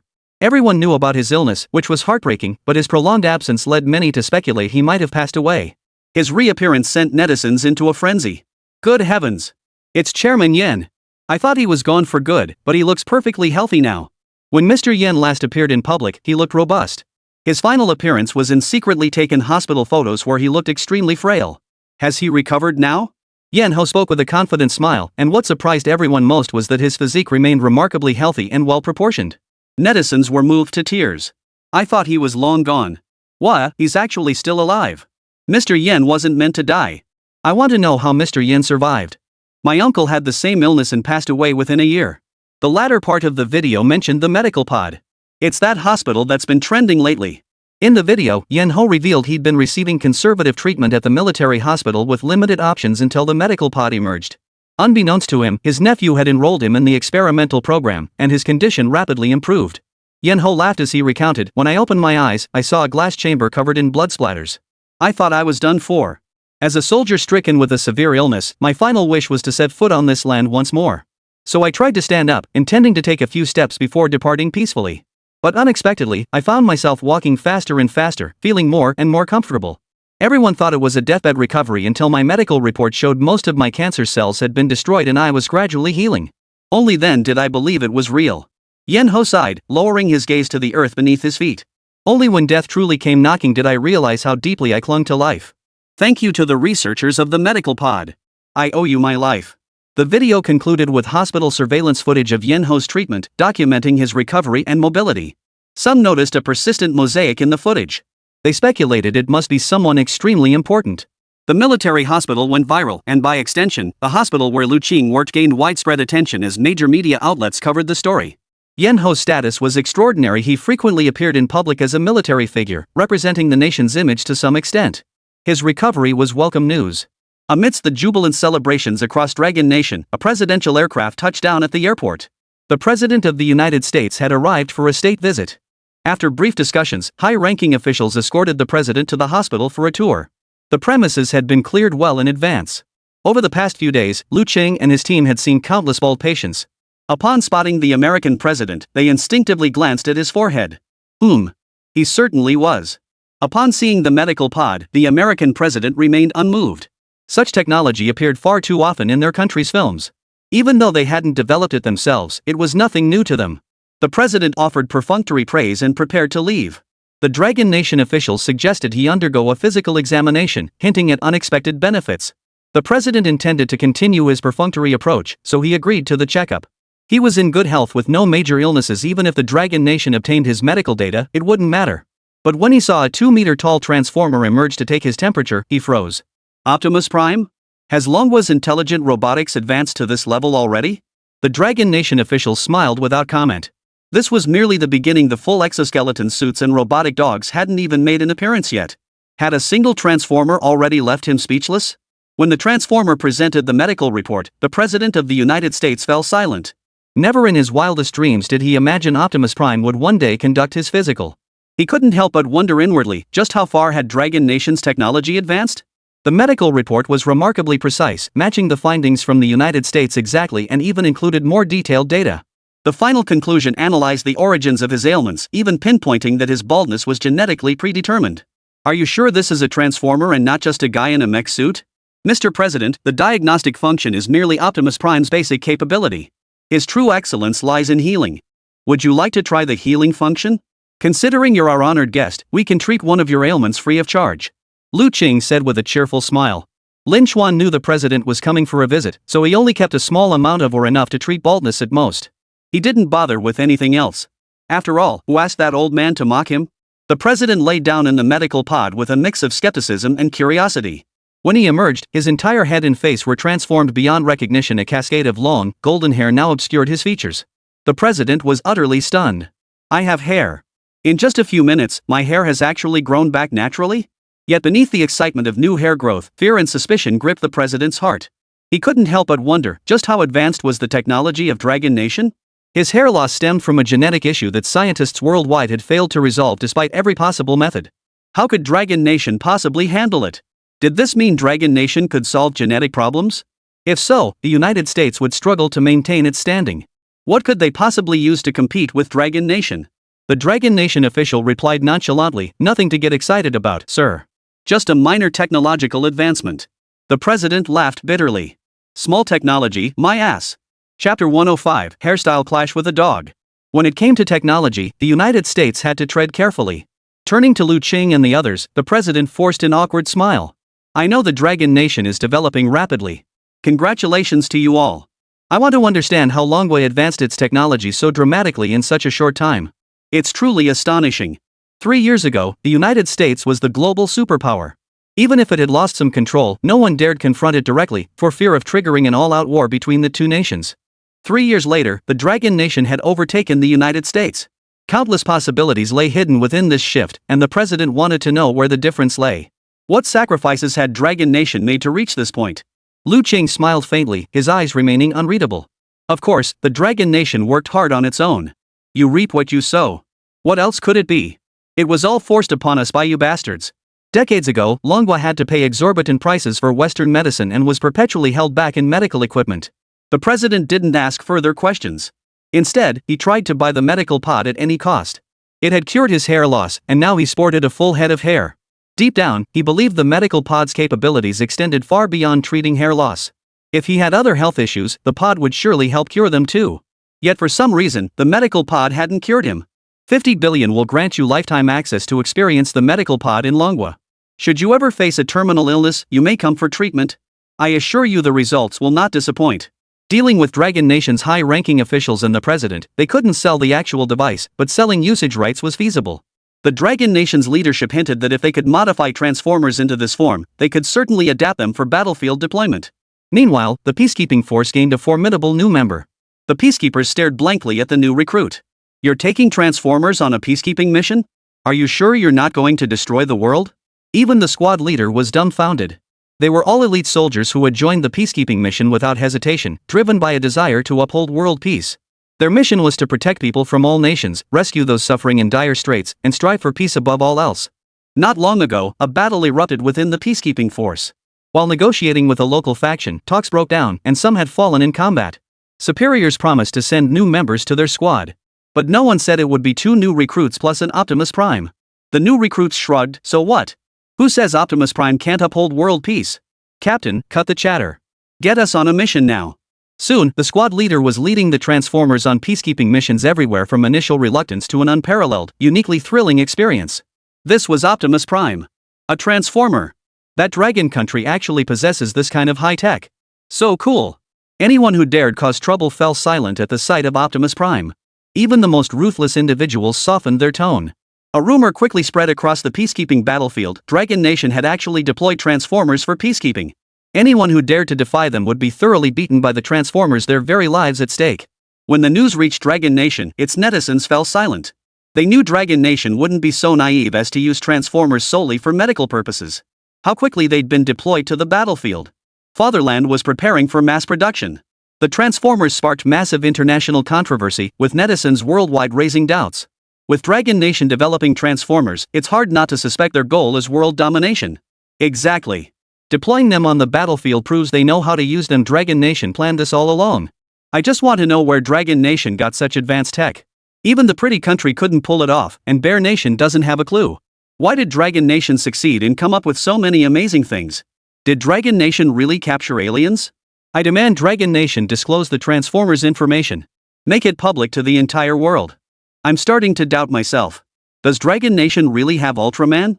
Does anyone remember that huge scandal from before? If it's true, Transformers would be child's play. Foreign netizens buzzed with speculation, clearly clueless. Conspiracy theories ran rampant, eventually pinning everything on aliens. The Ultraman cult stirred up trouble again, claiming Dragon Nation's technology came from Ultraman and demanding global sharing. When the news reached Dragon Country, Dragon Nation netizens smiled without comment. Their country wasn't one to take losses lying down, and naturally wouldn't respond to international pressure. Why should they answer just because someone asks? Sure enough, at the next routine diplomatic meeting, the Dragon Nation's foreign minister retorted with a sarcastic tone. Who says they must unconditionally share their new technology? Not a single one of these nations has shown the slightest generosity, yet they have the nerve to try to morally blackmail us. Forget aliens or Ultraman. Even if they did possess such cutting-edge technology, they wouldn't share a single bit. The rest of the world wouldn't even get the scraps. The President of the United States visited for 1 day, then found an excuse to stay 2 more. He wanted to see what the Transformers were all about. It wasn't until the next day, standing beside the top leader, that he spotted Lin Xuan. Lin Xuan's gaze drifted unconsciously to the top of his head, shifting back and forth. He was puzzled. Had this guy's bald spot been cured so quickly? And now he had curly hair? The president offered a forced smile. Young man, what are you looking at? I've grown hair now. You can't make fun of me anymore, can you? Sometimes, the truth spoken as a joke stung the deepest. He clearly still held a grudge over how Lin Xuan had upset him last time. Lin Xuan gave a half-hearted nod. Aha, you have hair. Oh, right, right. He glanced guiltily at the president and whispered, has anyone told you your hairstyle looks just like a teddy bear dog? The kind with really curly fur. Looks like it has a fiery temper. Of course I'm not insulting you. I'm just using an example to compliment your hair. Lin Xuan pointed outside at a teddy dog, the cafeteria lady's pet, with its deep brown coat and tiny curls all over. It bore an uncanny resemblance to the president. Before the president could react, Lin Xuan gave an awkward laugh and dashed away, scooping up the dog and running off. The president stiffened. His own hair was dark brown and naturally curly. The resemblance was uncanny. That kid wasn't wrong. The president gritted his teeth. Who was this brat who dared to say such nonsense to the president of a nation? He would make him pay. Little did he know, around the corner, Lin Xuan was laughing himself silly. Ha ha, the president of a country has the same hairstyle as a dog. Chapter 106, World Hegemon. Lin Xuan had known the president was coming to visit the space agency and deliberately had someone release a dog outside. The old man's sharp tongue had earned Lin Xuan's disdain, and he'd planned to give him a piece of his mind.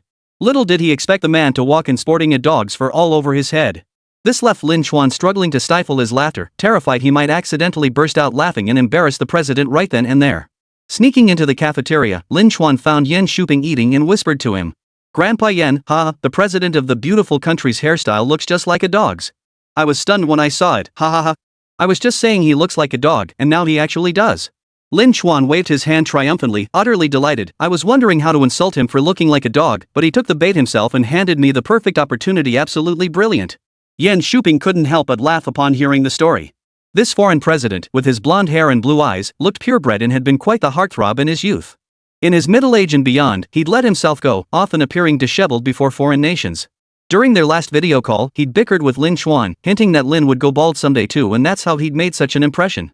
Yan Shuping murmured, Xiao Chuan, you can play however you like, but don't go too far.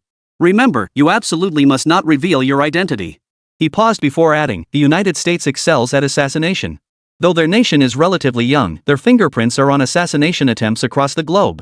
The vast majority of such incidents are orchestrated by them. What he didn't tell Lin Xuan was that the recent pirate incident wasn't fabricated. Dragon Nation hadn't wrongfully accused those pirates. Relying on their national strength, the United States often acted as the world's bully, threatening other nations and organizations everywhere. Several nations host American bases, Air Force installations, and garrisons of American soldiers. Their ambitions were too vast, reaching their hands across the entire world. Naturally, the United States secretly funded pirates and various terrorist organizations. After all, why wouldn't they consolidate their position by spending a little money to threaten other nations? Of course, all this was done covertly. The list of suspicions nations harbored against the United States was long, including the global surveillance scandal. Yan Shuping snapped back to reality, his eyes reflecting a complex mix of emotions. It was hard to imagine what Lin Xuan would face if his identity were exposed. Even the United States alone could orchestrate hundreds of assassination attempts. He had no choice but to remain hidden. Lin Xuan nodded, promising he wouldn't bother the president anymore. He'd watch the spectacle unfold from the shadows. Next, Lin Xuan sought out the army commander. From Zhang Yi, he obtained the latest intelligence on the United States and had him brief him on the international situation. In recent years, world leaders had faced frequent assassination attempts. Particularly vulnerable were presidents of smaller nations, who could be killed by car bombs while traveling with their closest aides. Helicopter crashes, disappearances, shootings. Over 100 such incidents had occurred in just 3 years, reaching a terrifyingly high number. Lin Xuan was stunned. Is the United States behind this? How can they be so brazen? Aren't they afraid other countries will uncover them? In his view, most nations should operate with the same transparency as the Dragon Nation. Why would the United States engage in so many assassination operations? It felt utterly unethical. Zhang Yi's lips curled into a cold smile. Of course they aren't afraid. After all, they were once the world's dominant power. For over a century, the beautiful country had dominated the entire world. A single war had shaken every nation to its core. Their power fueled their audacity, emboldening them to act with impunity in plain sight. They openly meddled in the affairs of other nations, seeking to intervene in every matter. They spared no means to advance their national interests, while simultaneously sowing chaos everywhere. They established military bases in other countries, coerced nations, and instigated century-long wars between nations. They even secretly nurtured terrorist organizations to attack rival nations. Such acts were countless. Zhang Yi continued, after dominating for so many years, they were easily knocked off their pedestal. With their arrogance, they'll never bow down. That's why the United States is watching us, planning to devour us. Surrounded by wolves. Currently, the Dragon Nation appears to be the world's dominant power, firmly entrenched in the top position. Even the United States has been forced into a secondary role, facing the predicament of being harassed by other nations. But how could the United States, having played its chess game for a century, simply disband so easily? Some nations have long grown accustomed to being enslaved by the United States, harboring deep-seated resentment toward the Dragon Nation. Therefore, for the Dragon Nation to firmly establish its foothold, it will require a considerable amount of time. One war won't be enough. Lin Chuan furrowed his brow, panic flickering in his eyes. Then what do we do? They're clearly no good. It seems like we're only cooperating with them because we need something from them. Not out of genuine goodwill. Zhang Yi smiled. It's fine. As long as they can't develop an artificial sun within the next few hundred years and remain unable to solve their energy crisis, we'll maintain the upper hand. Nations still cling to the delusion that solving the problem of infinite energy will restore their former glory. After all, many nations followed the United States. Since the US had been pushed down a notch, life had become tough for the others too. Expecting them to fully switch allegiance to the Dragon Nation was unrealistic. Lin Chuan curled his lip. After hearing Zhang Yi's explanation, he felt the entire world was full of scoundrels. He muttered under his breath, then I'd better focus on developing more weapons and blow them all to smithereens. That's outrageous. Utterly immoral. How dare they eat from the hand while eyeing the pot? He fumed. So those nations bought their energy to develop their own capabilities and oppose the Dragon Nation. They secured the energy first, betting they could develop something more valuable later to break free from the Dragon Nation's control. For nations worldwide, only by mastering limitless energy could they truly grasp the foundation of their existence. Perpetual dependence on the Dragon Nation was no good. Days later, the President of the United States finally departed for home. The moment he stepped off the plane, the President closed his eyes and ordered, investigate how many children the Dragon Nation's leaders have. Are there any illegitimate offspring? I've always felt this matter isn't straightforward. The Dragon Nation likely possesses unique opportunities otherwise, given its conditions alone, such research would be impossible. Upon setting foot on Dragon Nation's soil himself, he realized that the people there hadn't changed much. All the transformations had occurred within the past 3 years. This meant that during those 3 years, an exceptionally unique individual must have emerged. This person was the key to the matter. Kill that person, and Longwa would stagnate. Then they could unite with other allied nations to strike against Longwa. What was there to fear from a Dragon Nation without limitless potential? Chapter 107, The Pickled Cabbage State Banquet. What had transpired 3 years prior to shape the Dragon Nation as it stood today? The President believed there must have been a pivotal turning point. And that turning point was crucial. Meeting after meeting convened, and the United States High Command realized the pivotal point lay within the Dragon Nation's space agency. Longwa had been developing lunar probes under limited conditions. With no other nation willing to provide technical support, Longwa could only proceed through trial and error. Months before the launch of the Lin Chuan Lunar Probe No. 1, the Dragon Nation Space Agency had extended an olive branch to the Beautiful Nation Space Agency, proposing joint research collaboration. Luan Xingha adopted an extremely humble stance, offering to pay high fees and send personnel to the United States for medical training. Historical grievances between the United States and the Dragon Nation had fostered an underlying international rivalry that had grown increasingly pronounced in recent years. Consequently, the United States flatly rejected Longwa's request, confident that without their cooperation, Longwa would be unable to develop a lunar probe. Lunar probes are not explosive weapons that detonate after repeated testing. On the contrary, lunar probes are highly sophisticated instruments requiring exceptional expertise to launch successfully. Otherwise, it would explode upon launch, rendering all efforts futile. Everyone believed the Dragon Nation couldn't develop a lunar lander. Yet the very next month, the Dragon Nation broadcast a live launch of their lunar lander. The Lin Chuan 1 lunar probe launched, entered orbit, returned flawlessly, and was successfully recovered after disintegration. Every challenging and critical step was executed flawlessly by Longwa. This meant something extraordinary must have happened within that month for the Dragon Nation Space Agency to develop a lunar probe in such a short time frame. The President wondered, could it be that Longwa had already developed one all along, deliberately concealing their capabilities to seek cooperation? Impossible. The pride in their bones made it impossible for them to seek cooperation when they already had a finished product. This proved that Dragon Nation had genuinely been unable to develop a lunar lander at that time, yet had successfully researched and launched one just 1 month later. In the dimly lit bedroom of a private residence, a single lamp flickered precariously. The President sat with a grave expression, a world map spread across the desk. The file folder on the right contained Dragon Nation's intelligence. The information revealed that a month before the lunar probe's launch, high-ranking officials from the Dragon Nation Space Agency had visited a certain province. Shortly thereafter, that province established a nuclear laboratory, and heavy industry labs appeared in its schools. These peculiar signs strongly suggested that someone had appeared during that period, altering everything. That person was most likely named Lin Chuan. But who exactly is Lin Chuan? The president's mind stirred as he recalled a conference last year where that youthful child appeared at a state banquet, demanding other nations return cultural relics.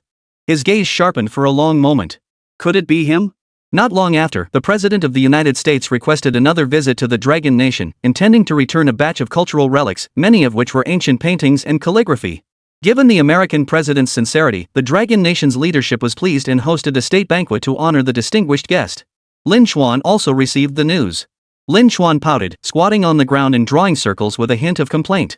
Grandpa Yan, can I skip the state banquet? I'm sick of the food up there.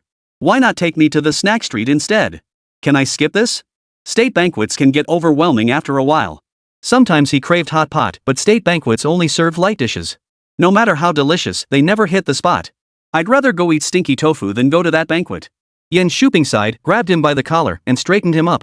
Patting Lin Xuan's sleeve, he said. State banquets are important events. You have to attend. What's so good about it? Just eating a meal is a good thing? Stop being stubborn. Some people never get to eat like this in their entire lives. Takeout tastes better than that. After a few more barbed exchanges, Lin Xuan sighed deeply again. See? Being too good isn't all it's cracked up to be. They provide room and board, but won't even let me order takeout. Grandpa Yan, I have just one request. Could you get me a bucket of instant noodles at the state banquet? He blinked his eyes pleadingly at Yan Shuping, who finally agreed to sneak a serving of instant noodles onto the state banquet table. Lin Xuan instantly cheered, running back to the lab with a whoop of joy, letting his excitement run wild. Yan Shuping sighed helplessly and returned to his research. Days later in the banquet hall, high-ranking officials and the President of the United States took their seats one after another, followed by the interpreters. Lin Xuan slumped listlessly beside Luan Xinghe, his little face utterly dejected. All he wanted was instant noodles, not state banquet fare. Steamed cabbage, Hunan cuisine, Shandong cuisine, none of it was his cup of tea. It couldn't compare to takeout pork stir-fried with cabbage. He muttered under his breath as he took his seat. The banquet hall was packed, and courses began arriving one after another. He noticed the President of the United States had dyed his hair and couldn't help but stare curiously. Dyed jet black? Luan Yi. That guy's an old cow munching on tender grass. Pretending to be young, Lin Xuan quietly tugged at Luan Xinghe's sleeve, whispering softly. Last time he had the teddy bear dog hair color, now he's dyed it jet black, looks even more like a black teddy bear. Why'd he suddenly start acting young?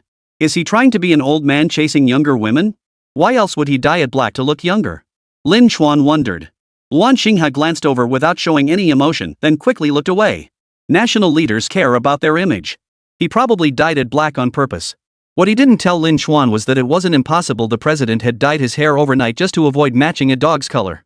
Otherwise, that kid would be snickering in the banquet hall again. After a while, the instant noodles finally arrived, hidden in a soup pot. Such items shouldn't appear at a state banquet, they risk lowering the class. Lin Xuan glanced at it, then discreetly pulled out a packet of spicy strips and a seasoning packet for instant noodles from his pocket. With a sharp tear, the pungent aroma of spicy strips filled the table as Lin Xuan crouched beneath it, devouring them voraciously. Hurry up, hurry up! Don't let those foreigners catch you! He covered his mouth as he stood up, wiped his lips with a napkin, and opened the instant noodle seasoning packet under everyone's speechless stares. Within minutes, a peculiar aroma began to permeate the air. Old-style pickled cabbage? Yan Shuping glanced over from another table with a peculiar expression, then strode over to Lin Xuan. Instantly, darkness engulfed his vision. The pickled cabbage he'd just added to the noodles. And pickled bamboo shoots. But that wasn't all. Lin Xuan was squeezing a sauce packet in his hand, and a foul stench began wafting out from it. Damn it! He was adding snail noodle soup packet to the instant noodles. Yan Shuping noticed the growing stares around him. His expression changed, and he decisively picked up the pot and headed for the exit. He handed it to an attendant. Get rid of it, the sooner the better. Spray perfume all over the place. And have the chef serve 2 extra fragrant dishes, hurry. He had planned everything meticulously, yet never anticipated this kid would eat snail noodle instant noodles at a state banquet, and who knows where he'd stash them. Yan Shuping secretly sprayed the pomelo leaf perfume for a long while, combining it with air freshener.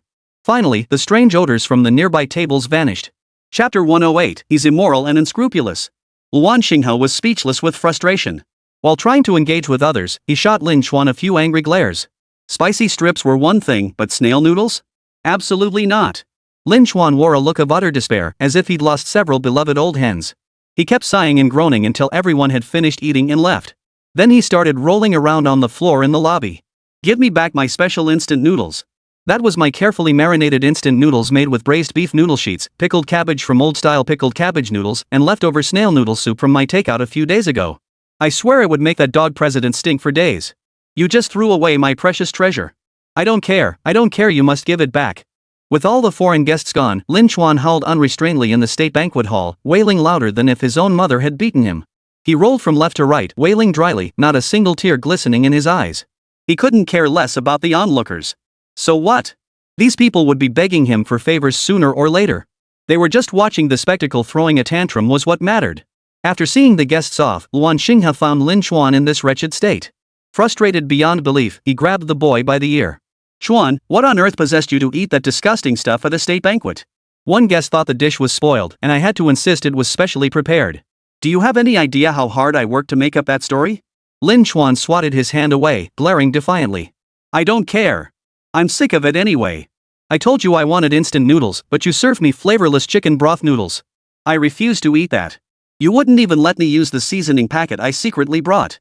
Are you picking on me? He snorted and marched inside to demand his instant noodles. The snail noodle broth hadn't been squeezed dry yet. It had to be squeezed clean first, or else he'd be in a foul mood. Yan Shuping pressed his forehead, signaling Luan Xinghe not to lose his temper.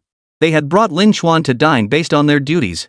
Those who held certain positions were required to attend state banquets.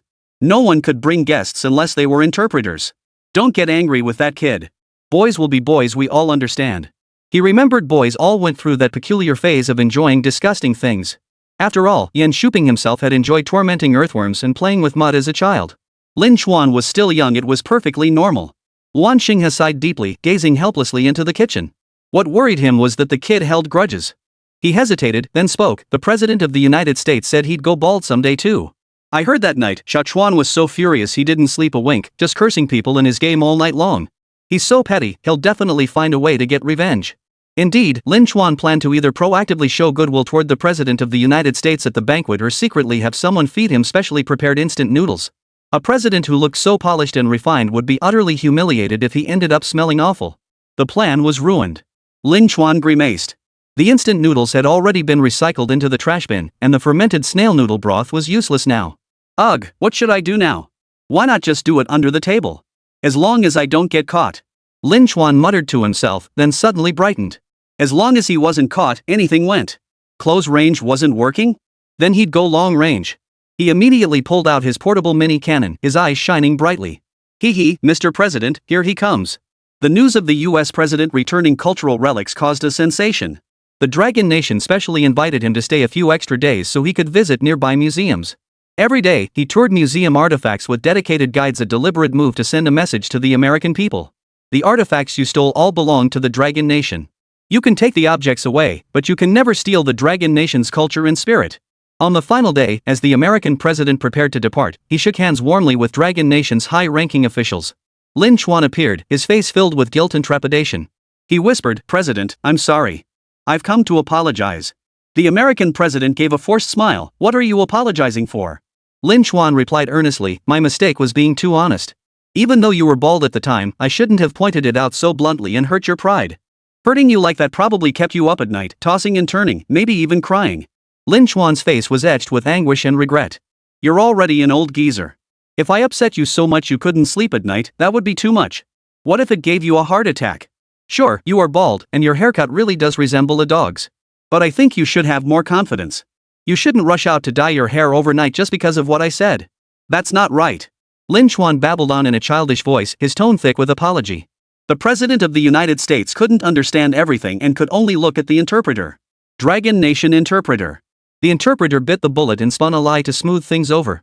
The President suddenly understood it was because he was afraid the President would be sad at night. His eyes softened with relief.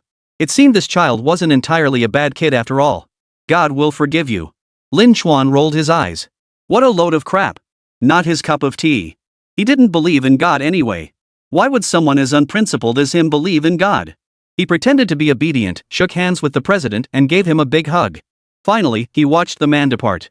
Once the car was out of sight, Army Commander Zhang Yi narrowed his eyes, scrutinizing Lin Chuan from every angle. "Xiao Chuan, knowing you as I do, you'd never apologize to anyone. Those barbed remarks you just made, you only dared say them because he couldn't understand, right? And you used our Dragon Nation's interpreter, didn't you? Didn't the interpreter even dare to speak the truth? For a national leader, Lin Chuan's actions were far too bold." Lin Chuan blinked. "So what?" he challenged defiantly. "You wanna hit me?" Zhang Yi was speechless with laughter, then suddenly froze as a foul stench filled the air. "Did you take a dump?" Lin Chuan shook his head. Nope. Just rubbed some special stuff on my hands and gave him a parting gift. He could just wash his hands, but things got complicated for that president. Using a modified miniature cannon, he converted the stinky fart into gas and fired it at the President of the United States. It wouldn't take long for the stench to spread. Dozens of miles away, the president was strategizing in his command center, preparing for a video call with his staff, when suddenly he caught a whiff of something peculiar. It was emanating from beneath his seat. The driver silently opened the window for ventilation, but the stench only grew stronger, causing even the U.S. secretary beside him to wrinkle his brow. The entire entourage froze in shock, even the soldier's eyes widened in disbelief. Had the president, being of advanced age, taken a dump in the car? Startled, the president reached down to touch his pants. As soon as his hand withdrew, it carried a thick, pungent stench of feces. Ugh! Ugh! Ugh! Get me out of this car.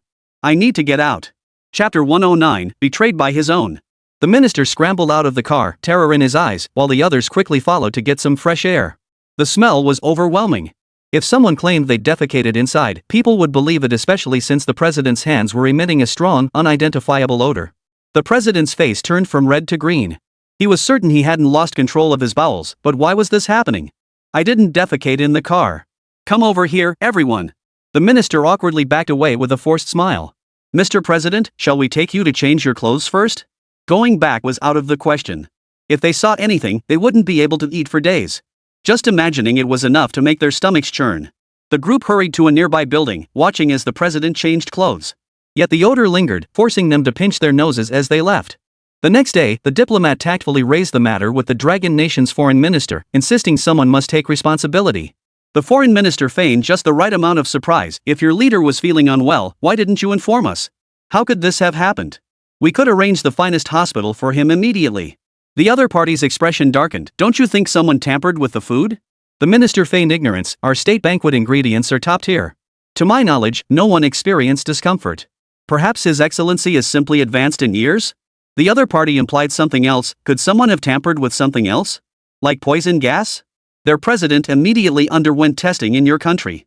Both sets of clothing were examined, revealing a peculiar substance that dissipated quickly in the air. Oh, so you're suggesting someone breached multiple layers of security just to play a prank on the president? Spray stink spray in someone's crotch, the foreign minister countered with a smirk, certain the other party wouldn't admit it. If this got out, the only one who'd be humiliated would be the president. It had nothing to do with them. It would be like a celebrity having to clarify they didn't wet themselves during a concert, fame gained through sheer embarrassment. U.S. President suspected of soiling himself in car. Secretary of State makes emergency exit. The President of the United States, advanced in years, could no longer control his bodily functions, a regrettable state of affairs. Or was the president framed, mistakenly accused of incontinence? Once the news spreads, it won't look good for anyone. Should the President of the United States be saddled with such a reputation? Either label is unsavory, best to keep it tightly under wraps. The diplomat returned empty-handed, dared not speak up, and harbored a lingering doubt. Could it truly not be their president's fault? At the same time, within Dragon Nation, the foreign minister arrived at the space agency. With a faint, mocking smile, he tracked down Lin Chuan and subjected him to a barrage of interrogation. Lin Chuan blinked innocently, looking pitifully at him. Minister, I'm not that kind of person. The foreign minister smiled. Don't try to wriggle out of it. That's exactly the kind of person you are. The brat was at that age reckless and universally disliked. Lin Chuan shot him several aggrieved glances before finally grabbing his hand. He whispered that he'd been slandered, then clung to the man's leg, throwing a tantrum. You're the one slandering me. A minute later, Lin Chuan slipped away as fast as he could, knowing he'd burst if he didn't run for a while. By the time the foreign minister realized what had happened, he found himself in the lobby of the space agency, surrounded by researchers who had just gathered around. Their expressions were slightly awkward, though none voiced their confusion. Yen Shuping strode past with his back straight and head held high. His nose twitched. The restroom exploded? He followed the scent toward the sewer. The foreign minister beside him tentatively suggested, why don't you use the restroom? It's right there on the right. It won't take long. The foreign minister gritted his teeth. No need. Get Lin Chuan over here. He shouldn't have spoken up for that kid in front of the pretty country. The little brat plays pranks indiscriminately. Lin Chuan had his stink bomb confiscated and was locked in a room for an hour of non-stop spraying. By the time he emerged, he was thoroughly pickled in stench. Lin Chuan felt like crying. He should have believed his dad. Old men hold grudges. And men in high office hold grudges even longer. Ugh, it stinks to high heaven. When Lin Chuan emerged, head hanging low, a crowd had gathered outside. Local police officers, having heard about the incident, were intrigued by the stink bomb. They wanted Lin Chuan to redesign the packaging, change the name, and make it look like pepper spray. Standard pepper sprays used plant-based ingredients that stung the eyes, incapacitating attackers instantly but potentially triggering violent reactions. Stinky Fart was different. One whiff would extinguish even the strongest urges. Lin Chuan immediately perked up, pulling out his entire stash of stink bomb. After a quick modification, he handed it over to the police and even received a bonus. Soon, the relevant authorities approved the new self-defense spray for use, equipping every law enforcement agency with a bottle. Before criminals could get their hands on it, a curious officer gave it a test spray and ended up vomiting all day. Wah! If any man still gets aroused after smelling this, he's a goddamn beast. Who the hell could possibly get aroused by the stench of a rural outhouse filled with? Not even an animal could manage that. In any case, regardless of the circumstances, Lin Chuan later received a commendation banner specifically for this pepper spray. A week later, the benefits of the United States' visit to China became apparent. The small nations that had been desperately retaliating against the US finally caught their breath and signed a ceasefire agreement. No one dared bet on what cooperation the two nations had reached. No country would gamble away its future. The United States had once been the world's foremost superpower, holding vast capital and possessing every conceivable weapon and technology. Other nations might covet it like a tempting morsel, but they'd have to consider whether they could actually swallow it whole. Dragon Nation felt both admiration and disappointment. They had hoped to seize the opportunity to destroy the United States, only to find their opponent remarkably resilient. Since stepping back from the top spot, the United States had rarely intervened in international affairs. Yet, having established bases worldwide over decades, suspicions lingered about what they might be plotting. The United States still deployed troops for peacekeeping missions. To gather more intelligence, they actively sought to build rapport with the Dragon Nation's peacekeeping forces. The Dragon Nation's peacekeepers politely declined. "We'd rather not cooperate. After all, we're different." "How are we different? National borders?" The Dragon Nation peacekeeper lifted his head proudly. "No, it's our military capabilities. We can't cooperate because we have to pilot transformers not as convenient as you're running." Off on patrol, the Dragon Nation peacekeepers stifled their laughter as they drove their transformers out of camp. Those who relied on their legs. They were no match for mech pilots like us. Not even in the same league. Ever since the Dragon Nation deployed its peacekeeping mechs, the world has been eerily quiet. Even the terrorists have fallen silent. Who dares test the might of the Transformers? If they can deploy on peacekeeping missions, their combat prowess is absolutely top-notch. Little cutie. Just go provoke them. Chapter 110, Military Parade? Flying through the skies. Days later, Lin Chuan was still figuring out how to slack off, spending his days doing nothing but goofing off.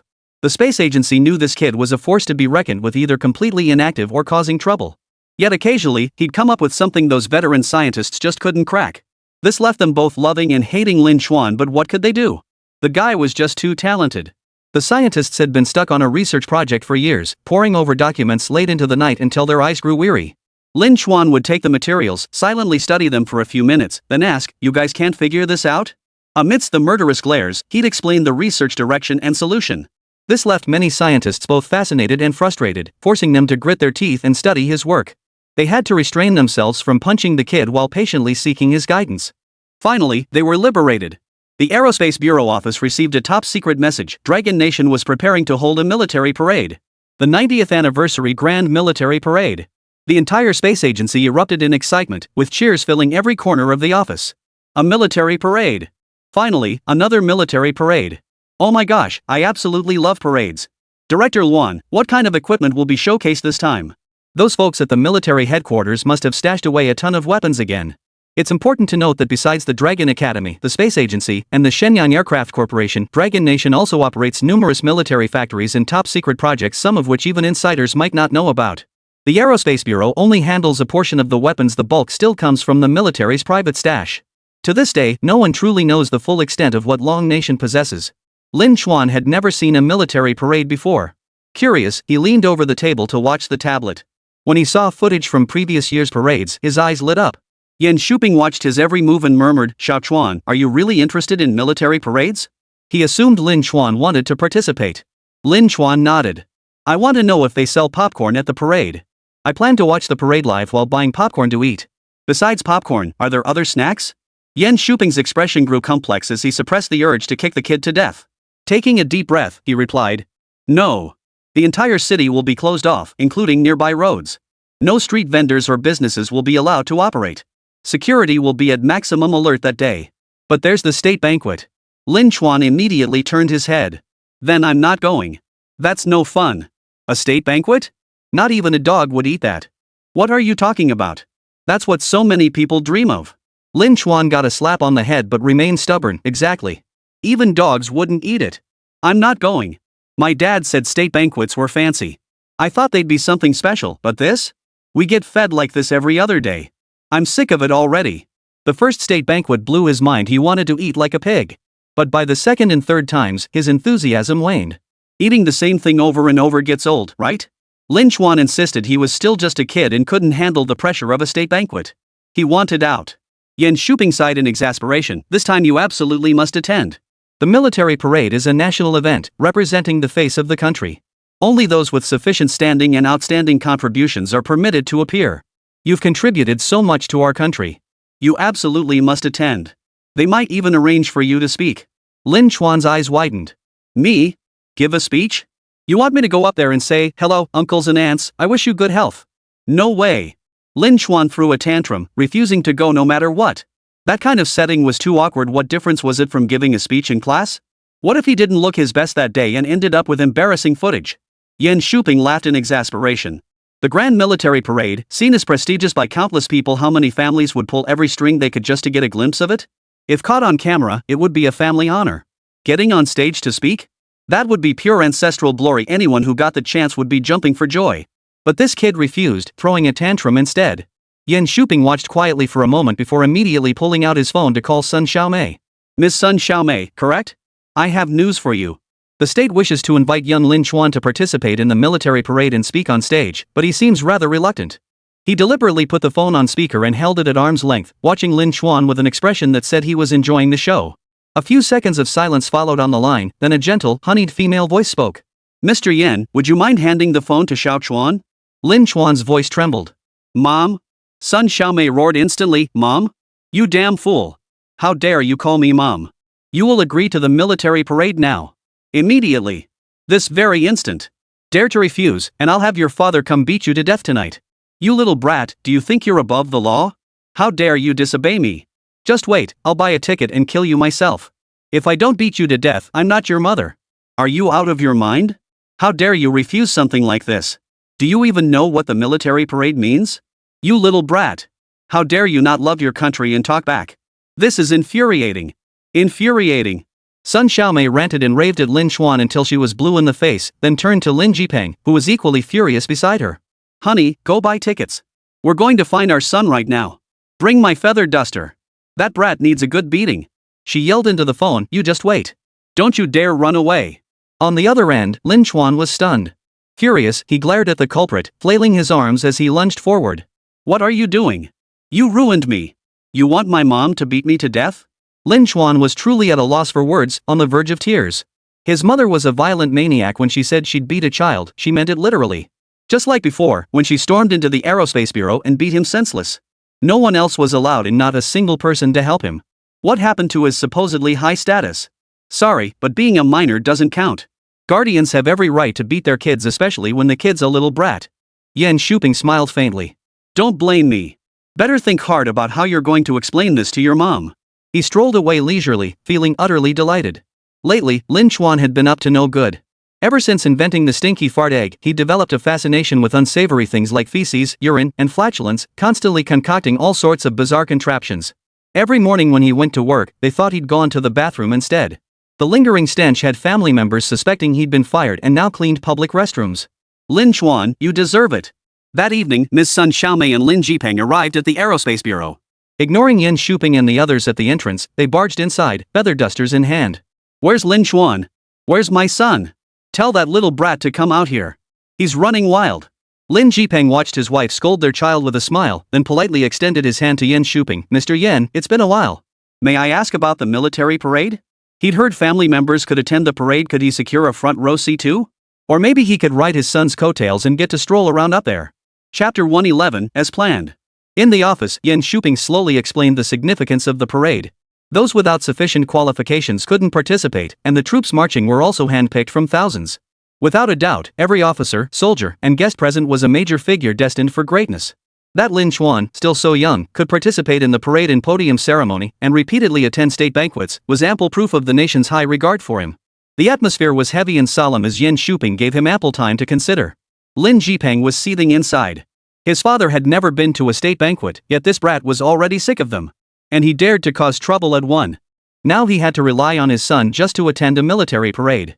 The thought of his son's worthless behavior made his head steam with rage. Mr. Yen, rest assured.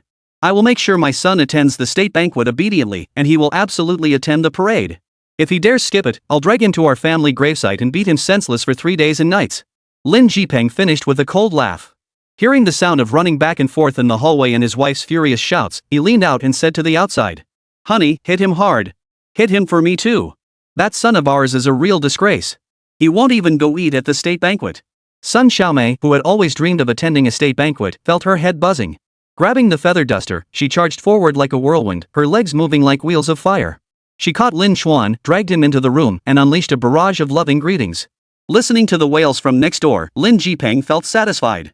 An event as monumental as the military parade was non-negotiable. He was taking the whole family. This year's timing was significant. Speculation had swirled about a possible parade, but the Dragon Nation had remained silent until issuing the official order just days prior. Perhaps with Japan no longer in the way, the higher-ups decided to redeem themselves by holding a military parade, seizing this opportunity to intimidate other nations. Reflecting on the recent actions of the United States, Yen Shuping's gaze grew even colder. They actually traced it back to Lin Xuan. Lin Xuan had been sulking for days after getting scolded. He couldn't understand why his mom still beat him up even though he was already so good. Yen Shuping found him and got straight to the point.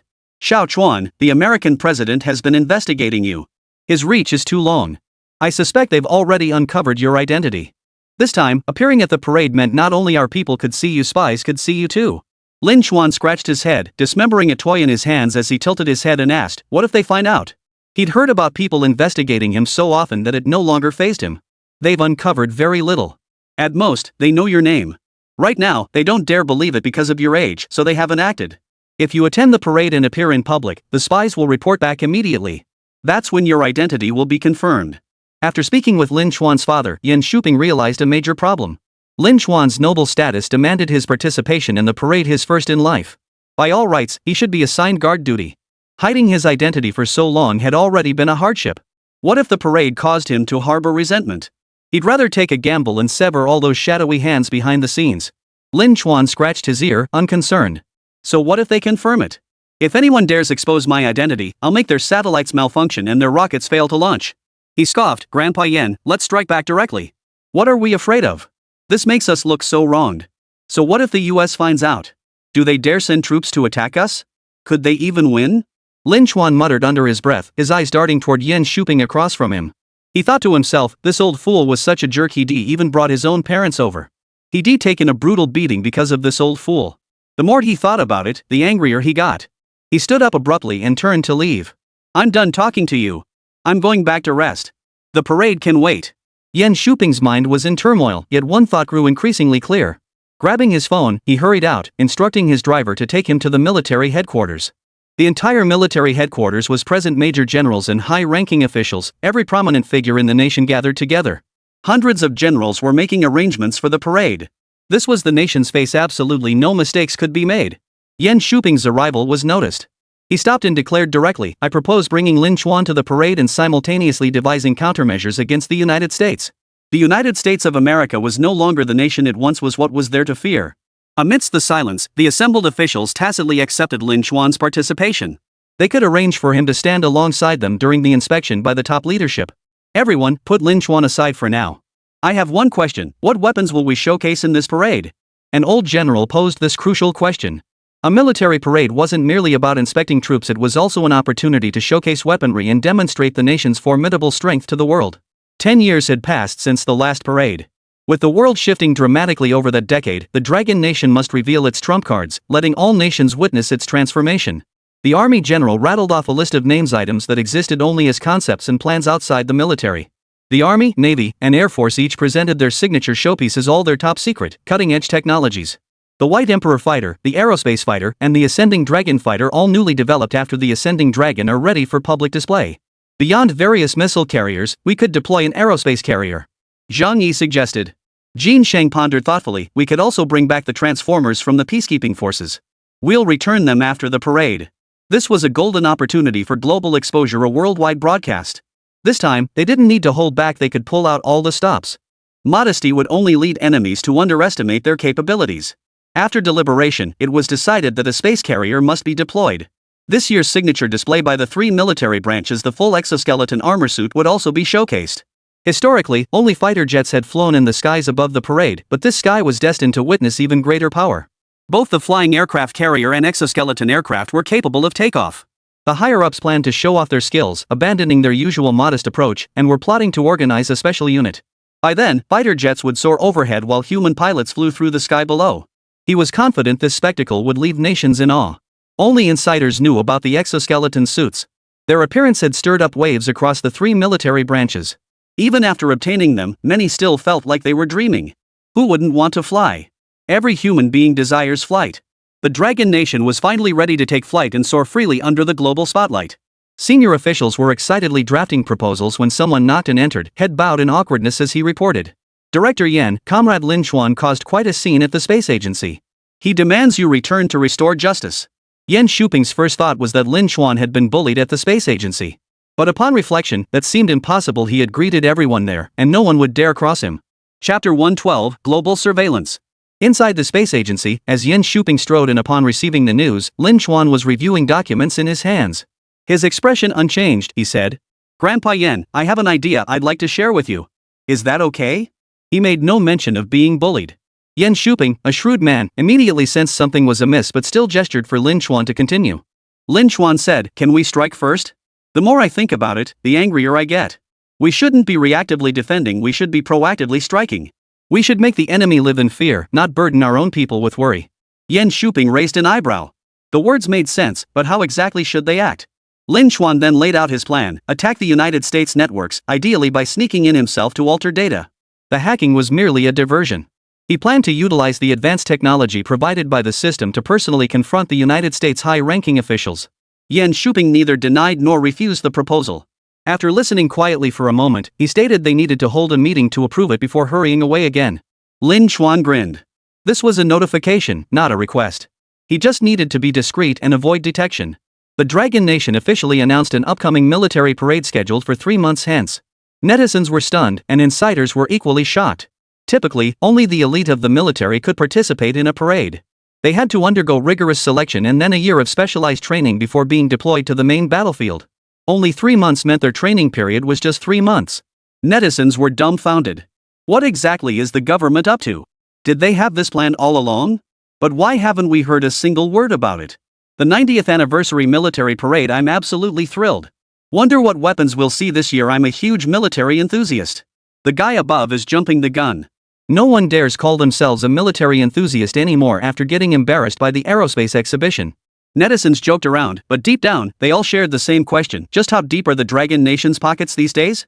Is 3 months really enough time to prepare for the parade? What equipment and weapons will appear in this parade? While speculation swirled within the Dragon Nation, the world remained uneasy. They believed the Dragon Nation must have uncovered something significant to choose this timing for a parade. It seemed the Dragon Nation truly intended to flex its muscles against the entire world.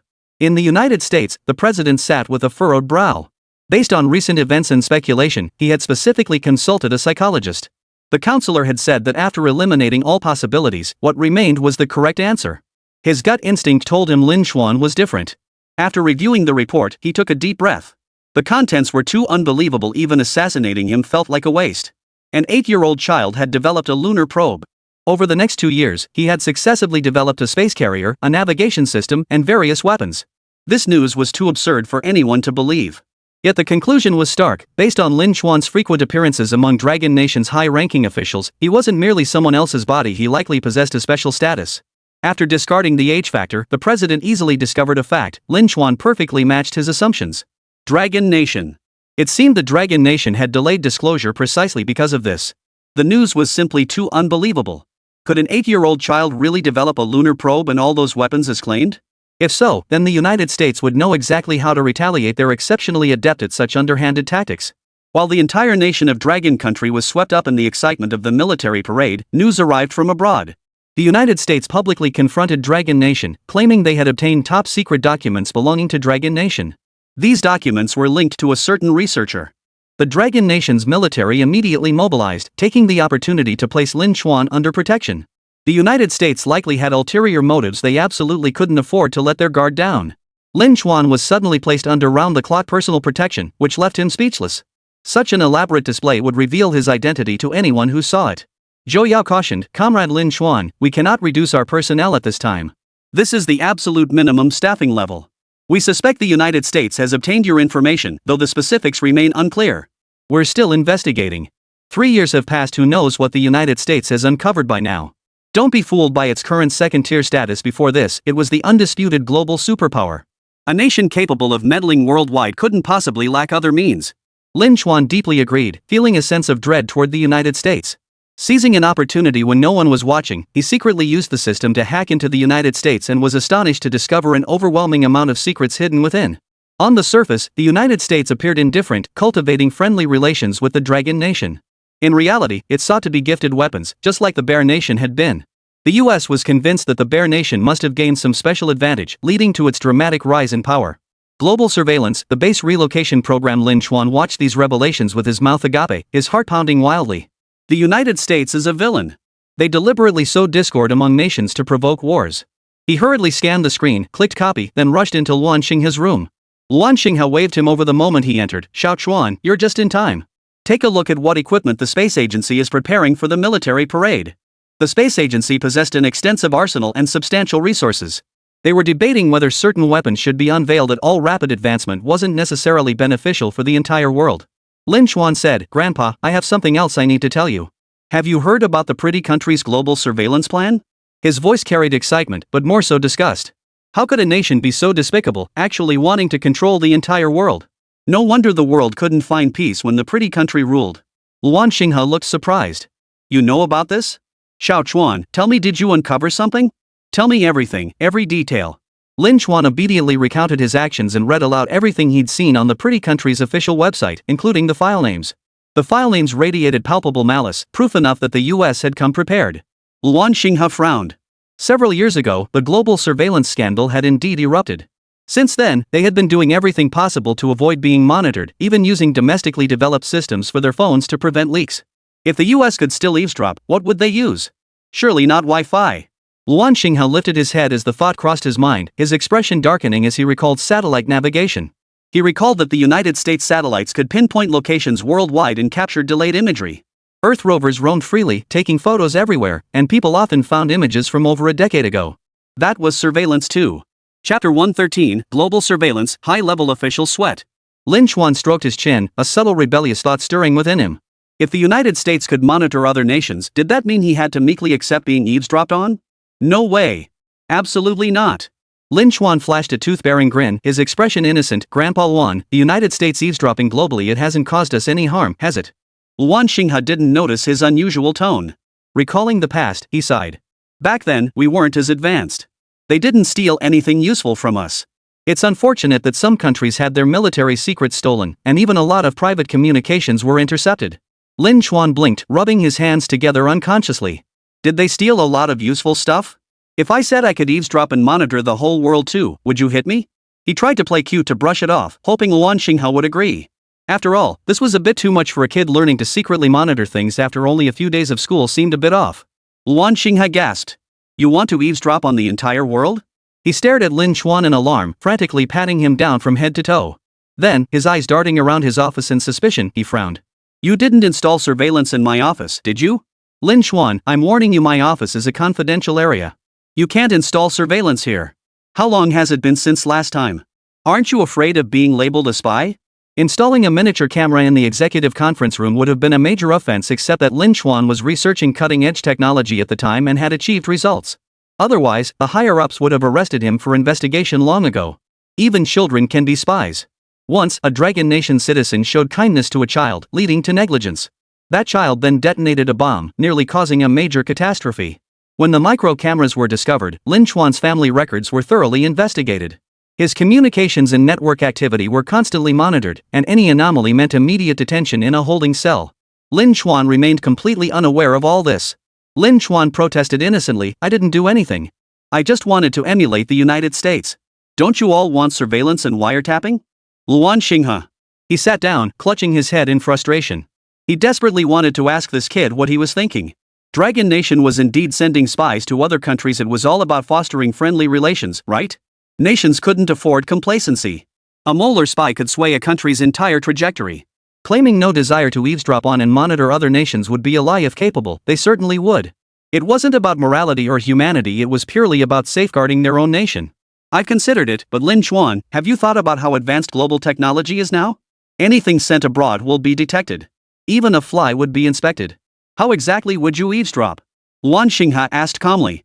He had already made up his mind. For the nation, surveillance was acceptable. He couldn't let the Dragon Nation take risks.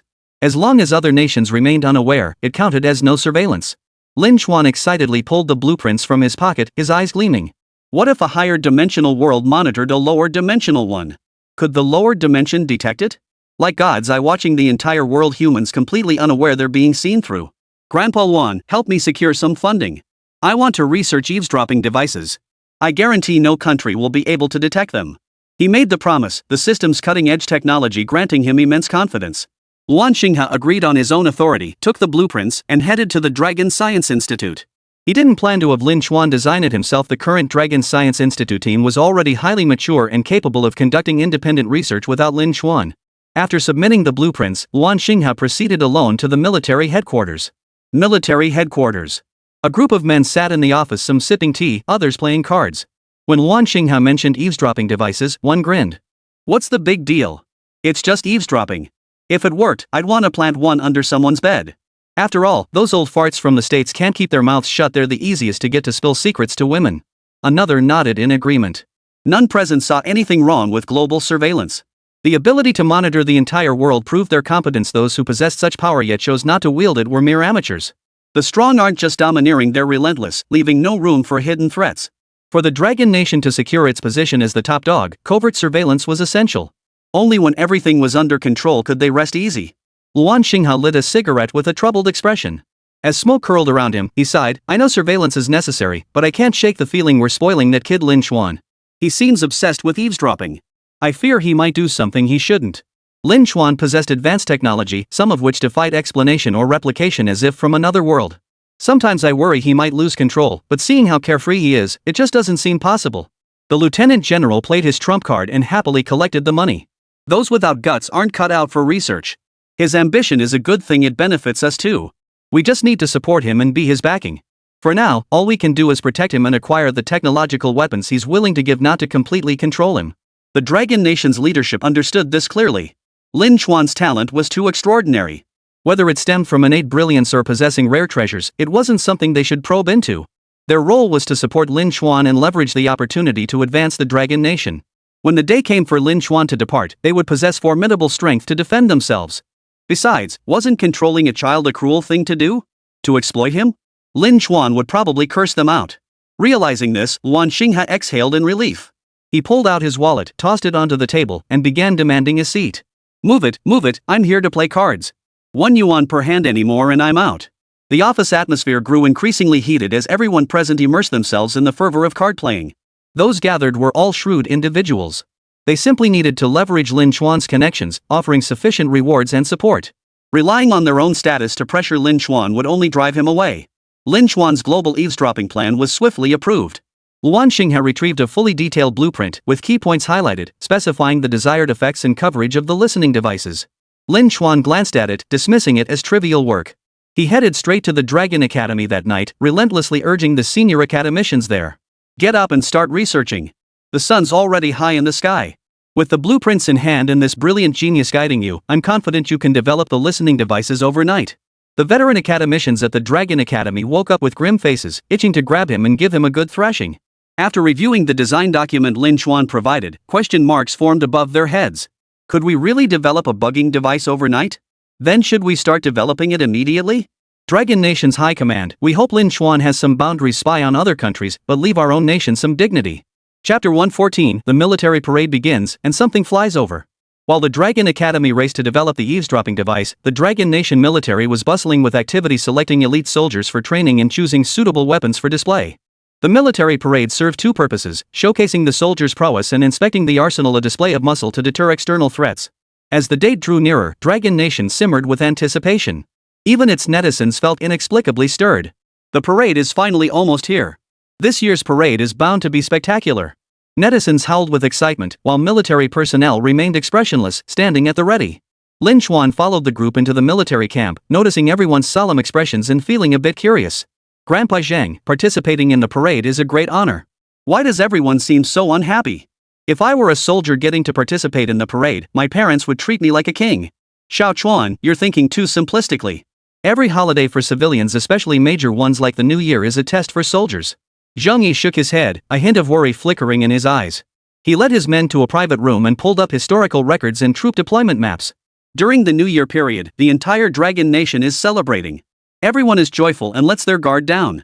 That's when some countries might launch covert attacks, aiming for a surprise strike. All weapons during the military parade are loaded with live ammunition. Because if we're invaded, everyone must be ready to head to the battlefield immediately. Zhang Yi's gaze was resolute, radiating an indomitable strength. Behind every festive celebration, every family reunion during the New Year, countless soldiers stand guard at the borders, ever ready to be called into action. This parade is crucial. It marks our celebration after defeating Japan. America isn't what it used to be, but it won't just sit back and watch. As the Dragon Nation ascends to global supremacy, standing in the spotlight, more eyes will seek its vulnerabilities, just as men forever dream of slaying the god of war, never giving up hope. Rely on an alliance with the Bear Nation? No. We can only rely on ourselves. Lin Chuan's eyes flickered with an unusual light as he leaned in quietly. Grandfather, I've had people working on eavesdropping devices. If we can infiltrate every nation, we'll finally have a peaceful New Year. He never imagined that the eavesdropping device, developed by accident, would end up being used to monitor the entire world. Once we grasp all global movements, the peril facing the Dragon Nation will diminish greatly, allowing us to live in peace. Zhang Yi grinned, patted Lin Chuan on the head without a word, and felt his anticipation for the military parade grow even stronger. 1 month later, on a day watched by millions, the live broadcast commenced precisely at 6 a.m. on the central platform. Countless netizens rushed into the livestream room, suppressing their excitement as they realized they still had a long wait ahead. Most businesses ground to a halt that day. Snack shop owners shut their doors, and even the fried dough stick vendors stopped selling, waving at customers glued to their phones watching the livestream. No more sales today. We're watching the parade. Delivery riders watched the parade while making deliveries, thinking they'd stop working entirely once the parade officially began. At 9 o'clock sharp, everyone stared at their phones in unison. The parade. It's starting. Imposing formations marched forward in perfect step, their faces gleaming with sweat and determination as they advanced to the stirring music. Following the formation displays, the spotlight turned to the military hardware that had dominated headlines in recent years, including the much-anticipated missiles. Dozens of Kailong fighter jets streaked across the sky, their tail fins trailing colorful streamers. Wait a minute, Kailong fighters. They've been reduced to hanging streamers. Both the crowd on site and viewers watching the livestream were stunned. They expected at least a J-10 fighter jet, but it turned out to be the Kailong fighter jet. This is like having mosquitoes walk alongside cannons. The moment the aerial display concluded, the next weapon emerged, a marching formation of over 100 individuals clad in strikingly sci-fi battle armor. Just as viewers were about to gasp, the ground troops suddenly lifted off the ground in unison, maintaining steady flight speed as they advanced forward. This must be a glitch. How could a parade feature flying humans? Not only were netizens stunned, but residents lining the parade route were utterly awestruck. A group of masked, cool-looking guys had just stepped out of their cars and taken a few steps when, without warning, they soared into the air. Each flew like Iron Man, maintaining swift momentum several meters above the ground. After soaring for a while, the dudes coordinated perfectly as they passed the main stage. They shot skyward, straight into the heavens. Holy! They're flying! The crowd erupted in gasps. Countless spectators and veterans rubbed their eyes in disbelief, staring skyward as the group formed a formation in the heavens. They made heart shapes, then spelled out the name of the Dragon Nation. Finally, they used their bodies to form the date of the 90th anniversary military parade. After passing the main stand, the group turned and began flying at low altitude, maintaining precise speed as they returned to formation, marching leisurely step by step. Their exoskeleton battle armor and full-face helmets gave them an exceptionally cool and imposing look. Countless eyes watched them depart as the camera reluctantly pulled away. Netizens frantically typed comments, only to find the director had cut the shot. The netizens froze. Viewers around the world watching the live stream froze in shock. Until a colossal object appeared overhead, a flying aircraft carrier larger than half of Beijing itself, gliding slowly across the sky. Wherever it passed, darkness descended instantly. Like a giant bird obscuring the sun and moon. Lights flashed on around it, illuminating the colossal underside of the flying aircraft carrier. As the director's camera tried to capture the flying aircraft carrier clearly, the colossal vessel moved at a snail's pace, gliding low over the entire street and the buildings lining both sides. Only after the airborne carrier passed did sunlight and brightness return. Those present remained dazed and unable to recover, some even fainting from sheer terror. Holy! That's actually a flying aircraft carrier. Holy crap, I almost peed myself. Thought aliens were invading Earth. My heart nearly stopped. But seeing no one else react, not even the soldiers, and hearing the broadcast confirm it was the flying aircraft carrier, I finally calmed down. I can't calm down. That flying aircraft carrier is enormous, like a giant bird spreading its wings. I thought the flying humans were shocking enough, but this sudden appearance of a flying aircraft carrier left me speechless.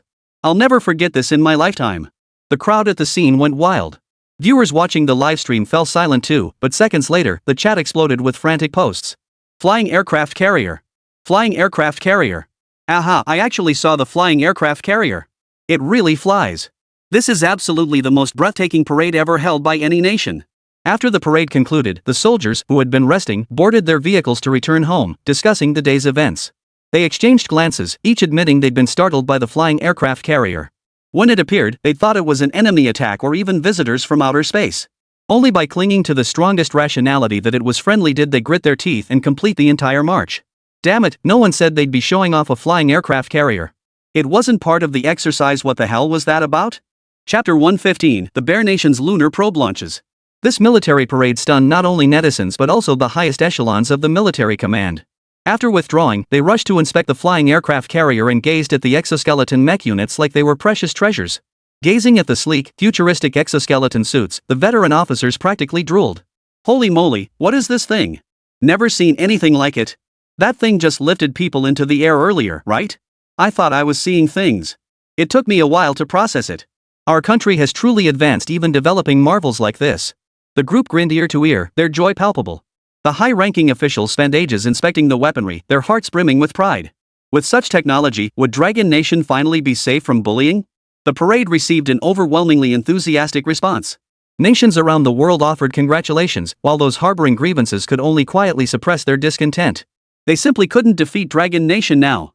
The Bear Nation was the first to send congratulations, while subtly expressing interest in acquiring Dragon Nation's technology. After this parade, the entire world had become acutely aware of one thing. When it came to weaponry reserves and strength, it wasn't just the old powers like Bear Country and Pretty Country that ranked high. Dragon Country was absolutely no slouch. Let me ask you this, do they have a squad of mecha pilots flying over the main stand? Can they fly like that? They probably can't even attach a balloon to themselves. Ask yourselves, could they possibly defeat or even manufacture those airborne carriers that look like alien spacecraft descending from the sky? Not a chance. Not a single window. The weapons displayed by the Dragon Nation are far more innovative than those seen in the military parade a decade ago. Beyond the established elite armaments, most are brand new systems. Any one of them carries international renown. The Dragon Nation generously unveiled a lunar probe, revealing its appearance live on broadcast despite being classified as a state secret. Dragon Nation's top officials welcomed the Bear Nation's president with smiles, presenting a grand gift without hesitation. We are deeply grateful for all the assistance Bear Nation has provided us. To express our gratitude, Dragon Nation has decided to present you with a gift. The Bear Nation president smiled amiably and thanked them, expecting some state gift or perhaps military secrets. He felt little emotion about it. But the next words from the Dragon Nation representative caused his brain to freeze for a moment. How about the blueprints for your lunar probe number 1? Would you prefer to develop it yourselves, or should we send engineers to assist? Don't mention it, we're brothers. The Bear Nation president froze for several seconds, his ministers behind him equally stunned. The Linchuan 1 lunar probe, developed 2 years prior, was a cornerstone of Dragon Nation's technology, holding profound significance for the entire nation. Just give it away like that? The Bear Nation president frowned in disbelief. You're giving it away for free? Yeah, what's the problem? I see no issue. Our Dragon Nation leadership unanimously agreed. If you want it, I'll take you straight to the space agency. We'll hand over the blueprints, the engineers, and the prototypes absolutely guaranteed. We have an ancient saying in Dragon Nation, when times are hard, cultivate virtue for oneself, when times are prosperous, benefit all under heaven. So take it with peace of mind. There's another saying, when the master is honored, even the dogs are fed. Who the dogs are is obvious. The Dragon Nation's leadership had carefully deliberated before deciding to give the Linchuan 1 lunar probe to Bear Nation for free. It would curb the development of Pretty Nation's space station while establishing a long-term partner for themselves. Most importantly, 3 years had passed. Linchuan had developed several generations of lunar probes, continuously researching and upgrading them. They had already reached the 4th generation. Secret testing was no problem, they were just waiting to announce it. After all, the Dragon Nation wouldn't hand over anything worthwhile to others. The Bear Nation's president immediately expressed gratitude, offering a mineral vein along the border as a token of appreciation. The Dragon Nation's leadership cheerfully agreed. At the space agency, Lin Chuan watched the Russian president depart, kindly sending several Dragon Nation engineers along. Hurry up and develop that lunar probe, there's a surprise coming. Over the next month, Dragon Nation's leadership felt something was off, especially Luan Xinghe and his team. They noticed Lin Chuan was unusually preoccupied with Bear Nation's affairs, particularly the lunar probe. His persistent inquiries about progress left them perplexed. Despite repeated attempts to probe him, he remained tight-lipped, forcing them to drop the matter. Upon obtaining the lunar probe blueprints, Bear Country began its research and confirmed the designs were genuine, identical to Dragon Nation's lunar probe. With the assistance of engineers sent by Dragon Nation, Bear Nation developed its own lunar probe in just 2 months. On a clear, moonlit night, countless people gathered on the Gobi Desert, gazing toward the distant satellite launch base. 5, 4, 3, 1. Ignition.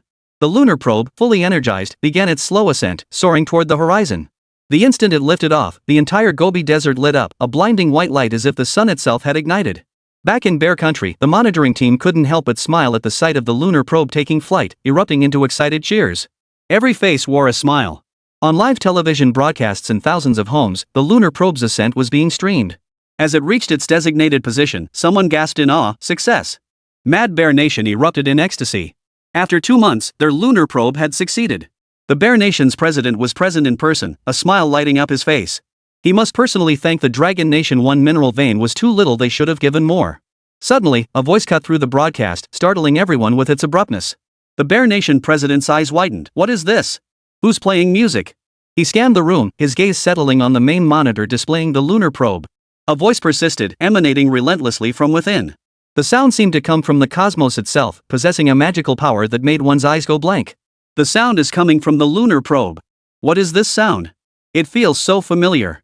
Once they confirmed the music was indeed emanating from the lunar probe, a perplexing question arose in everyone's mind. How could the music be transmitted back? Wait, why does this song sound so off? The Russian expatriates in China looked perplexed.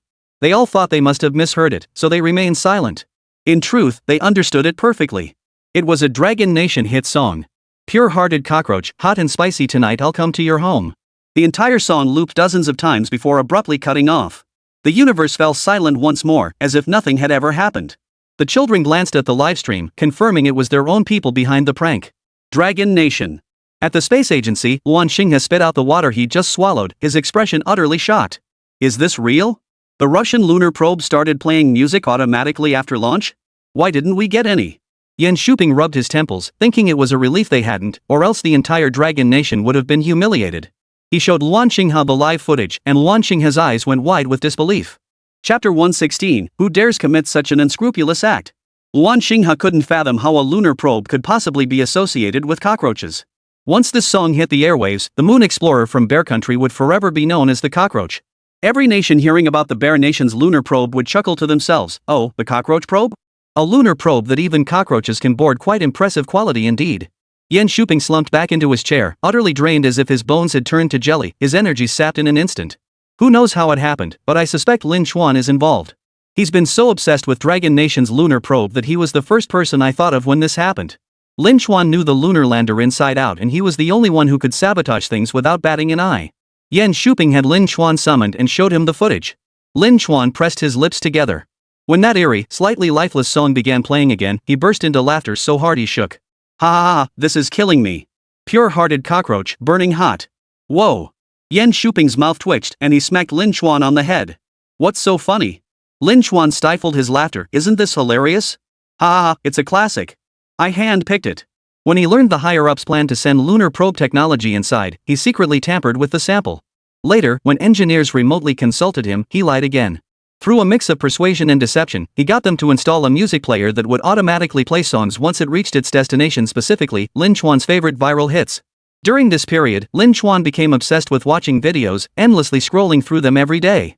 At just 10 years old, he suddenly discovered a whole new world and started frantically following trends. After getting hit several times, Lin Chuan thick-skinnedly declared, "Hitting me won't work. I've already secretly modified a bunch of stuff, it'll start singing automatically whenever it's touched. It's just music, no harm done. Once the battery dies, it stops. Some even run on solar power, heh." He chuckled foolishly for a moment, feeling genuinely relieved after venting his frustration. The two people across from him watched him leave speechless, deciding to increase Lin Chuan's research pressure. Forget missiles, he could probably build a hydrogen bomb.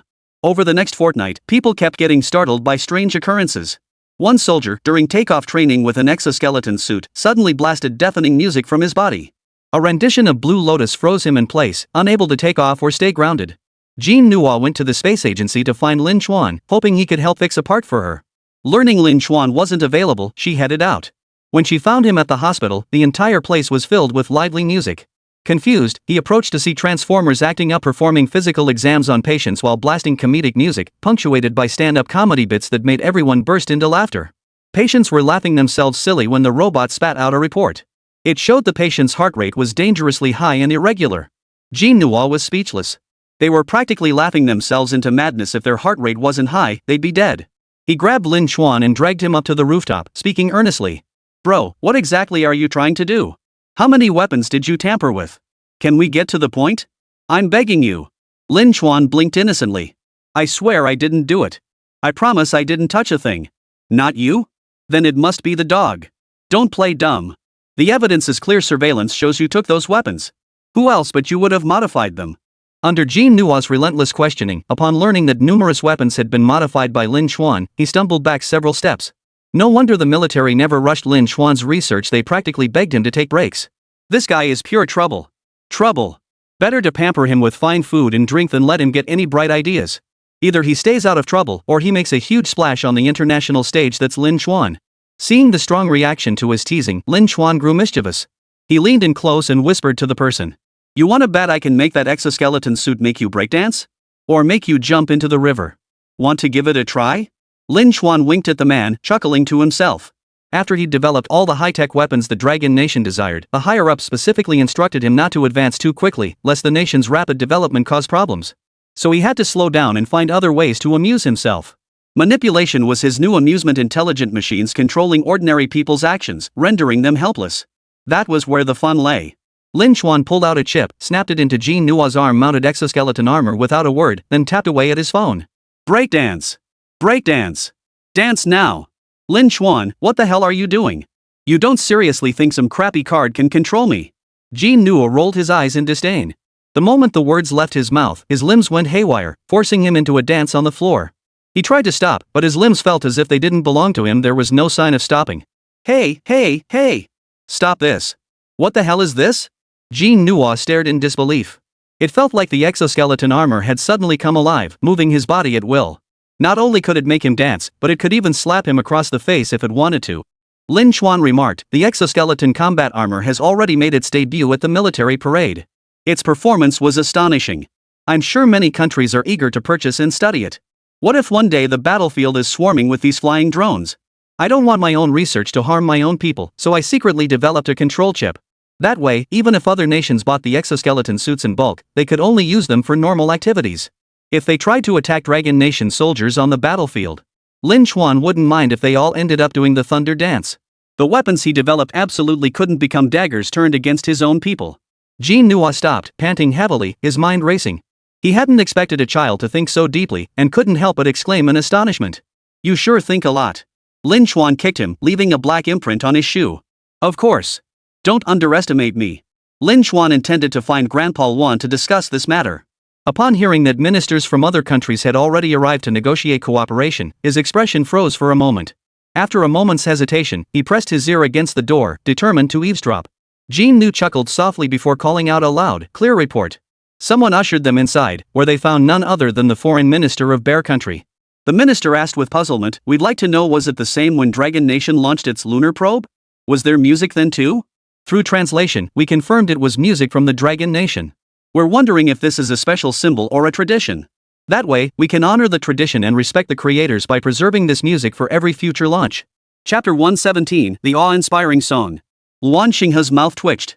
He truly didn't know how to respond. He couldn't very well tell them the lunar probe's sound was an accident. If Bear Nation found out the truth, it would inevitably lead to more trouble. Sighing inwardly with worry, he maintained a composed facade as he offered a diplomatic response. Your nation is wise. We in the Dragon Kingdom have always cherished symbols, crafting unique emblems that define us. This song holds profound significance in our nation. Many cherish it deeply, and our researchers deliberately selected it to symbolize enduring resilience, overcoming adversity, and unwavering vitality for the lunar probe. May the song's auspicious meaning help your nation flourish in both aerospace and military endeavors, ensuring perpetual vitality. He thought to himself, why aren't cockroaches considered resilient? Finding one means there are already countless eggs. The indestructible cockroach, isn't that the very definition of enduring vitality? The Russian minister had clearly done his homework, but not deeply enough. Suddenly enlightened, he expressed admiration. Dragon Nation's culture is profound and awe-inspiring.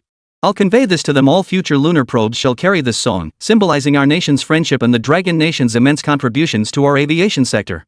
The two engaged in a warm and pleasant exchange, while outside the door, Lin Xuan was already laughing so hard he was rolling on the floor. Jean Nua couldn't help but curve his lips upon hearing the translation, thinking to himself, the Bear Nation is finished now. They're going to be humiliated. After the Bear Nation delegation departed, Luan Xinghe, still forcing a smile, pushed open the door and beckoned them inside. His expression remained impassive as he asked, is it that funny?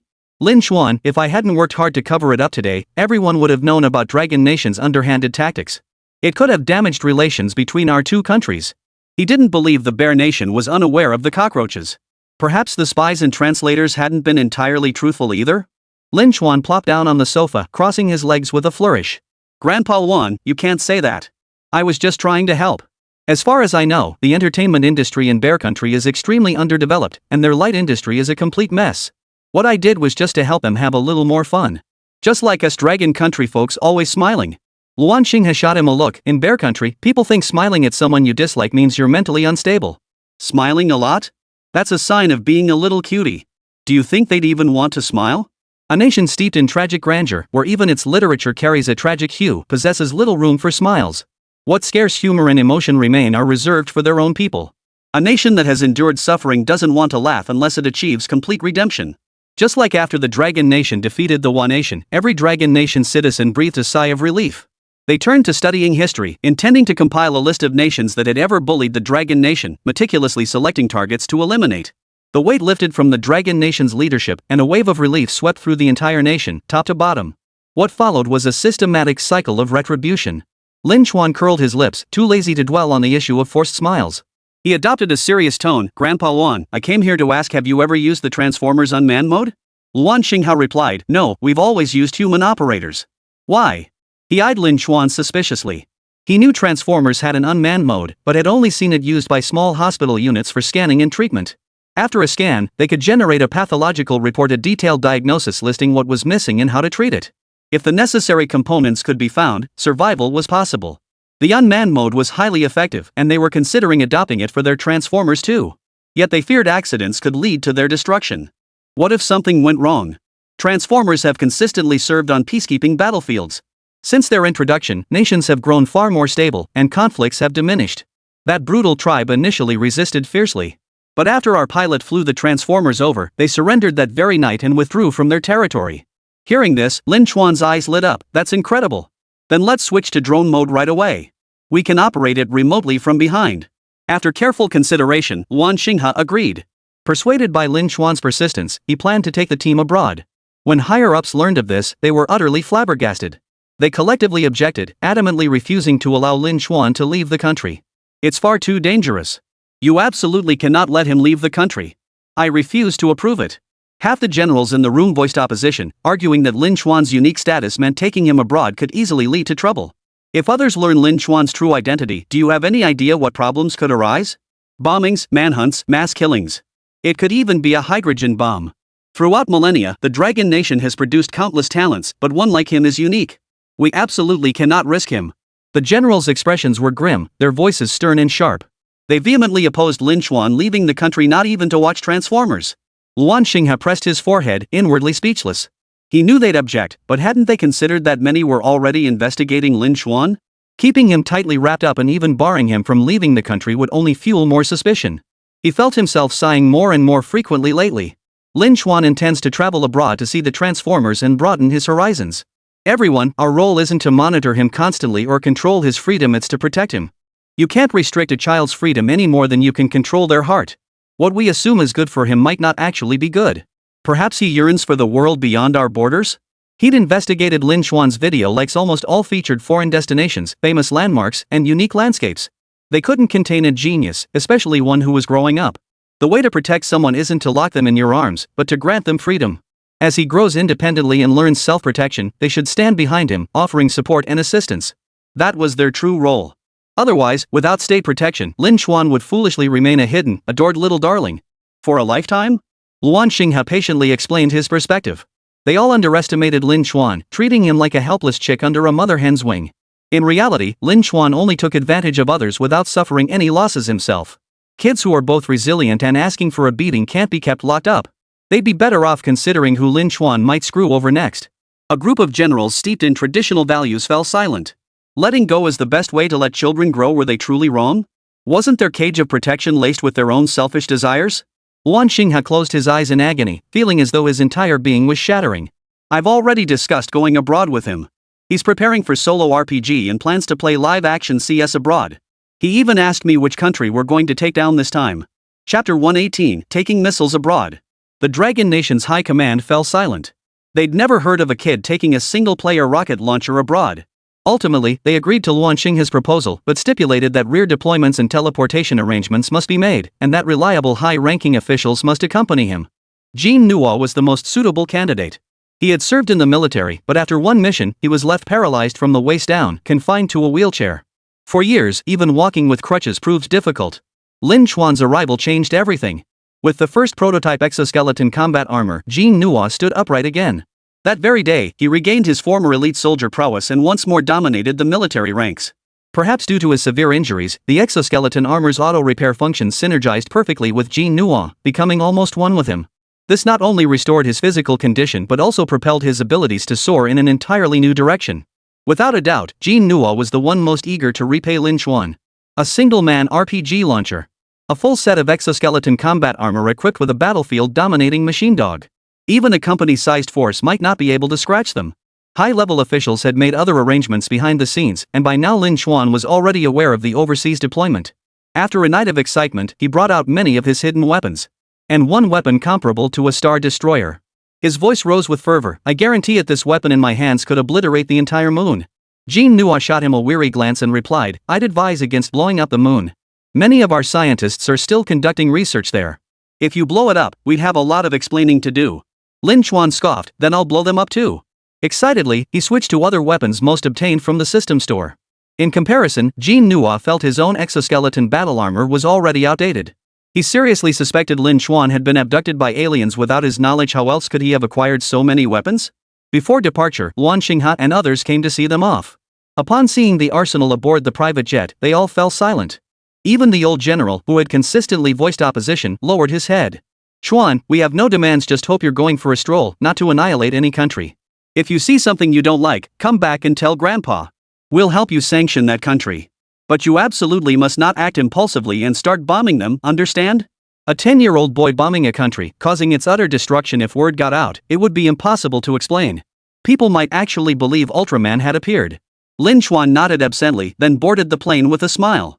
Surveying the spacious single-seat aircraft, he blurted out. Everyone relax, I've already activated the flight protection system. Forget thunderstorms. Even if Ultraman showed up, I'd smash him to bits before landing safely. Thanks to System Daddy, the good stuff just keeps coming. The others grimaced, clearly not taking him seriously. But just minutes after takeoff, torrential rain poured down without warning. Thunder roared, torrential rain poured down, and the entire sky was filled with purple lightning. The pilot couldn't help but feel tense. The rest of the passengers were on edge too. Was Lin Xuan's first trip abroad destined to go wrong? Could it be that the heavens truly envy talent? Lin Xuan rolled over and continued snoring soundly. With the flight protection system activated, even if Thor himself struck the plane, he wouldn't be afraid. Keep sleeping, don't open your eyes. While everyone else was on edge, the captain's expression grew increasingly peculiar. He realized the plane was sailing through thunderstorms completely unscathed. Not even the downpour could obstruct the view. The flight felt smoother than usual by several fold. Crack! A deafening bolt of lightning struck the nose of the aircraft directly. Every heart skipped a beat, convinced doom was imminent. Yet the nose remained unscathed. The plane continued its smooth flight, not a single piece of onboard data affected. The passengers' expressions shifted as they stole glances at Lin Xuan, who lay asleep, drooling. The captain's mind was racing. He vowed to acquire this flight protection system at any cost. Upon arriving at the peacekeeping battlefield, the disoriented crew disembarked at the camp. The welcoming captain was visibly thrilled. How did you get here? We detected massive water vapor in the cloud formations along the route. You must have encountered thunderstorms and torrential rain. It's impossible you arrived this quickly. Even the most skilled pilots would be forced to land in such extreme weather. Jean Nua mused thoughtfully, perhaps the plane had Thor's blessing. Enough chatter. Let's rest first, then go see the Transformers. After the break, Lin Chuan woke from his sleep, wiped away his drool, and headed for breakfast. Over the past few years, as his research expanded, his identity was no longer classified. Most high-ranking officials were now aware of who he was. As Lin Chuan put it, his brilliance was impossible to conceal. When the team returned piloting the Transformers, Lin Chuan stood before them, fiddling with a miniature control panel in his hands. Transformers, open up. Take me into your cockpit. To the astonished gazes of the crowd, the Transformer abruptly bent down, cradling Lin Chuan in its hands to lift him aboard before depositing him precisely into the cockpit. Lin Chuan stayed inside for half an hour without a peep. Jean Nua grew impatient. Why isn't he saying anything? I'll go check. Just as he was about to fly over, the Transformer stirred. It raised its arms and began dancing left arm, then right arm, legs shifting in sync. And it was a girl group dance. Jean Nua took a deep breath. If he still worried about Lin Chuan having problems after this, he was a dog. After Lin Chuan finished his antics, he jumped down with a satisfied grin. The Transformer had shielded him the entire time. Anyone watching would have sworn he was Optimus Prime's illegitimate son. The guy who'd been piloting the Transformer all this time turned green with envy. He'd been driving it for months and never seen it treat him like this. Was he some kind of wild animal or something? Alright, I've initiated and linked autonomous mode. The Transformers now function as intelligent robots, possessing self-awareness and capable of making precise judgments. We can still override its actions remotely. If it makes a wrong choice, we can immediately correct it. After Lin Chuan finished speaking, he called out to the Transformer. Xiao Jin, play some music. Got it, master. Selecting music for you now. A deafening DJ hit blared out, unable to hide the astonishment on everyone's faces. Impressive. Lin Chuan smirked triumphantly. I told you I'm a genius. Even Zhuge Liang would bow down to me. Who else could possibly grant a robot self-awareness and control it flawlessly? As for robots turning on humans? Impossible. The control system wasn't built for nothing. Lin Chuan strode back triumphantly as Jean Nua pulled out his phone. Hey, boss, this kid's gone off the rails. Can't handle him. He's given the Transformers self-awareness. Chapter 119, Not at a Loss. At first, no one understood Lin Chuan's purpose for coming. It wasn't until 2 days later, when the peacekeeping mission returned and the Transformers' exteriors bore traces of blood carrying a thick, pungent scent of blood, that they realized the Transformers were lethal weapons. Unlike the Transformers they controlled, once it switched to autonomous mode, it became a true killing machine. With absolute ruthlessness and overwhelming power, it roamed between battlefields and camps, ensuring anyone who dared raise a weapon against it met their end. Jean Newell witnessed the Transformers' power for the first time. He circled the machine, marveling at its prowess. Xiao Chuan, what's this autonomous mode? It's got such a killer instinct. Lin Chuan sat on a small stool, munching on melon seeds as he replied without pausing. It was designed for the battlefield. Nations are racing to develop drones and robots aiming for a day when they can gain battlefield advantage without sacrificing a single soldier. Modern warfare relies on high tech, not soldiers charging into battle. Lin Chuan tossed all the melon seed shells aside and said calmly, when a swarm of drones faces a group of living people, those people are just waiting to be mowed down like a beehive. We don't have to lift a finger, we can kill them directly through back-end operations. As a soldier, you should understand this very well. If autonomous mode is sufficiently mature, it could replace swarm drones and even complete missions without human intervention. I just don't get why they'd ask him. Do they think everyone who researches weapons is a murderer? Jean Nua's mouth twitched as he stared at the Transformers in astonishment. When the peacekeeping forces came to take them away for decontamination, he spotted Lin Chuan darting after them. Lin Chuan sweetly asked, "Guys, can I add some more weapons to little Jean? His current arsenal is too limited. I'm worried he'll be at a disadvantage." The peacekeeping forces, under orders to support all his actions, immediately agreed upon hearing this. When they saw the mountain of weapons Lin Chuan dragged out, they fell silent. Could Transformers really need weapons? Stuffing all that firepower into him, forget crushing a resistant organization, it felt like he could take down an entire national capital single-handedly. A single Transformer could demolish a city. If even a fraction of this arsenal leaked out, nations would be reduced to rubble within days. Transformers could switch weapons, so Lin Chuan simply loaded his personal rocket launcher into the arsenal. Once everything was ready, Lin Chuan addressed it directly. Listen up. Any individual or organization that attacks us must be completely annihilated. Those who dare fight back after we strike them must be annihilated. If we can fight them, it means they're wrong. They deserve it. The entire speech boiled down to one principle: we are always right and everyone else is wrong. Everyone listening suddenly understood, thinking to themselves that Lin Chuan truly refused to be wronged. Friction between nations was inevitable, but Lin Chuan was out for blood. Jean Nua awkwardly reported back to headquarters. Surprisingly, superiors were pleased, agreeing Lin Chuan's approach was sound. Only by standing firm could they avoid losses and remain invincible. Upon learning that Dragon Nation had deployed transformers for peacekeeping, other nations began sending their own signature weapons forward, subtly seeking to test their mettle against the transformers. Other nations, having made strides in drone technology, attempted drone strikes against the transformers. The mission-bound transformers dodged the attacks, their sturdy exteriors revealed once the dust settled. Enemy attack detected. Activating auto counterattack mode. In autonomous mode, the transformers became killing machines. Not only did they annihilate the drone swarms, but they also tracked the signal back to the enemy base. They stormed the facility, wreaking havoc and nearly obliterating the opposing base. With this, the Dragon Nation's frontline peacekeeping force gained instant fame. Nations retreated one after another, viewing the Dragon Nation as the backbone of the alliance. When news of the peacekeeping force's actions reached the homeland, officials from top to bottom were stunned. They had sent the peacekeeping force to uphold peace. How had it earned the moniker God of Slaughter? Only when the full account reached them did they finally understand. Once the transformers went berserk, they showed no mercy. Distinguishing friend from foe was impossible.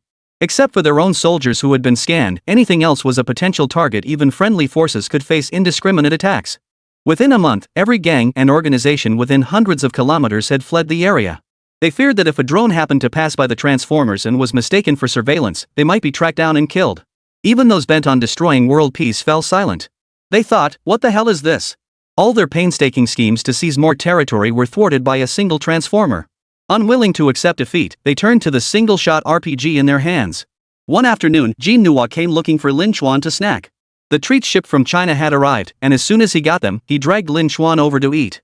After searching everywhere, he couldn't find a trace of him. He opened the locator and saw Lin Chuan was within the territory of a certain faction. His face instantly drained of color. How had he managed to slip out? Within the Mamba Snake Organization's territory, Lin Chuan navigated through a sea of ruins. Continuous warfare had reduced this area to rubble, with broken bricks and debris littering the ground everywhere. He could still see foreign civilians scavenging through the trash, including children even younger than himself. Lin Chuan realized Grandpa Luan's words were all true. Only when a nation is strong can its people hold their heads high. Otherwise, when the nation faces crisis, all its citizens suffer. The small nation across the border was perpetually at war. Years of conflict had reduced the land to near ruins. Wealthy families had fled en masse, leaving behind a sea of ordinary people. With nowhere to go and unwilling to starve, they resorted to scavenging, hoping to find something valuable to sell. A day's worth of scavenged trash might barely buy 1 or 2 flatbreads, making it difficult to even eat their fill daily. Even children as young as 3 or 4 followed older kids out scavenging, trying to earn their own food. Lin Chuan watched silently, his heart heavy with sorrow. After giving the children the dry rations he had brought, he prepared to leave. A group of people had already surrounded him with ill intent. One of them asked in awkward Long Nation Chinese, "Are you from China? Did you come here to travel too? I saw you give them food. You have to give us some too." They all held out their hands in unison. They were accustomed to receiving handouts from kind-hearted Longwa people. Seeing Lin Chuan's clean clothes, their intentions turned sour. He must have food to give, right? This was Lin Chuan's first encounter with such a situation. He blinked, recalling only his own childhood of snatching snacks from classmates at school. He had no experience being the one robbed. He opened his backpack, revealing a bag of food inside, and pulled out 2 stacks of foreign currency. Chapter 120, Tell that to my rocket launcher. Do you want my food and the money in my hands? But why should I give it to you? Lin Chuan smiled without speaking, staring at them coldly. They weren't even from his country. Why should he feel pity? Grandpa Luan had said, those not of our kind have different hearts. And these men hadn't even given him a chance. They wanted to rob him of his food, bullying him just because they outnumbered him. He'd rather feed it to the dogs than give it to them. You're from the Dragon Nation. People from the Dragon Nation should give us their food. You're not starving. Hearing their demands, Lin Chuan scoffed coldly. Even at his young age, he thought these people must be out of their minds to utter such nonsense. Most of those threatening him were half-grown youths, some already 16 or 17, flexing their biceps in a feeble attempt to intimidate Lin Chuan. They formed 2 tight circles, front and back, completely surrounding Lin Chuan. Dragon Nation citizen, unless you hand over money and food, we won't let you leave. The leader declared. A menacing glint flashed in each of their eyes. To survive, they had already done far too many things they shouldn't have. From initial reluctance to willful participation, they had willingly joined the ranks of those who preyed on others. They targeted lone foreigners, especially those from the Dragon Nation. Rumor had it the Dragon Nation people were soft-hearted, put on a pitiful act, and you could easily get money and food. A little more flattery, and they might even be taken back to the Dragon Country, severing ties with this land and their nationality. If that failed, threatening these Dragon Country people could still yield valuable goods. Thus, Dragon Country nationals abroad remain prime targets, easy prey to be fleeced at any moment. Lin Chuan scratched his ear and asked casually. Are you just picking on me? Or do you bully all Dragon Country people? Don't you know the Dragon Nation is powerful? The leader, growing impatient, brandished his brick in Lin Chuan's face. Dragon Nation citizen, cut the crap. We specifically target your food supplies, otherwise we couldn't survive here at all. The Mamba snake gang controlled vast swaths of their homeland, forcing them to pay taxes even for scavenging trash on their own land. If they didn't pay up or hand over valuables, they'd face brutal beatings and be banned from scavenging forever. To survive, they banded together, targeting lone foreigners to strip them of valuables and appease the Mamba snake's men. Hearing the truth, Lin Chuan sneered. Grandpa Luan had said, a gentleman judges by deeds, not intentions. But these people clearly relished doing evil. When threatening him, their eyes sparkled with excitement. Like a pervert doing perverted things, they'd get incredibly excited and couldn't wait to act. Are you sure you want my food? Or are you just going to beat me up? Lin Chuan asked. The only response was a brick smashing down in front of him. Lin Chuan was speechless, then angry, then furious. He immediately pressed the button, activating the Transformers Guardian mode. Within a minute, the Transformers flew in. After landing, it shoved Lin Chuan into its cockpit. Gritting his teeth, Lin Chuan shouted, "Blow them all to smithereens. If they get blown up, it's on me." The Transformer switched to autonomous mode without a word, retrieving a single-shot RPG from the warehouse and aiming it at the group. You have 1 minute to get out of here. After 1 minute, I'll pursue you. The children's faces paled, and they took off running. Like a demon, the Transformer began counting down. Once the countdown ended, it hoisted the rocket launcher and soared into the sky, firing a rocket straight at the densest crowd. When Jean Nua arrived with the main force, all they saw was the Transformer firing rockets into the crowd. They couldn't help but cover their faces in disbelief. He was dying to know who had crossed this old timer. After blowing those guys to smithereens, Lin Chuan descended the stairs in a foul mood and told Jean Nua, "I was just out having fun, but they tried to rob me and even swung bricks at me. I was so scared all alone, I had no choice but to chase them down with a rocket launcher." Big bro, you won't blame me, right? He tilted his head, deliberately looking at Jean Nua. He was the one who blew them up, so what? Dare to snitch, and I'll blow them all to bits too. Jean Nua knew the local situation well. There were plenty of people like this gang who deliberately robbed Longwei nationals. Even they faced the same danger when separated from their group. A bunch of trash who bullied the weak and feared the strong, trying to snatch food from lions. Jean Nua replied calmly, "It's not your fault.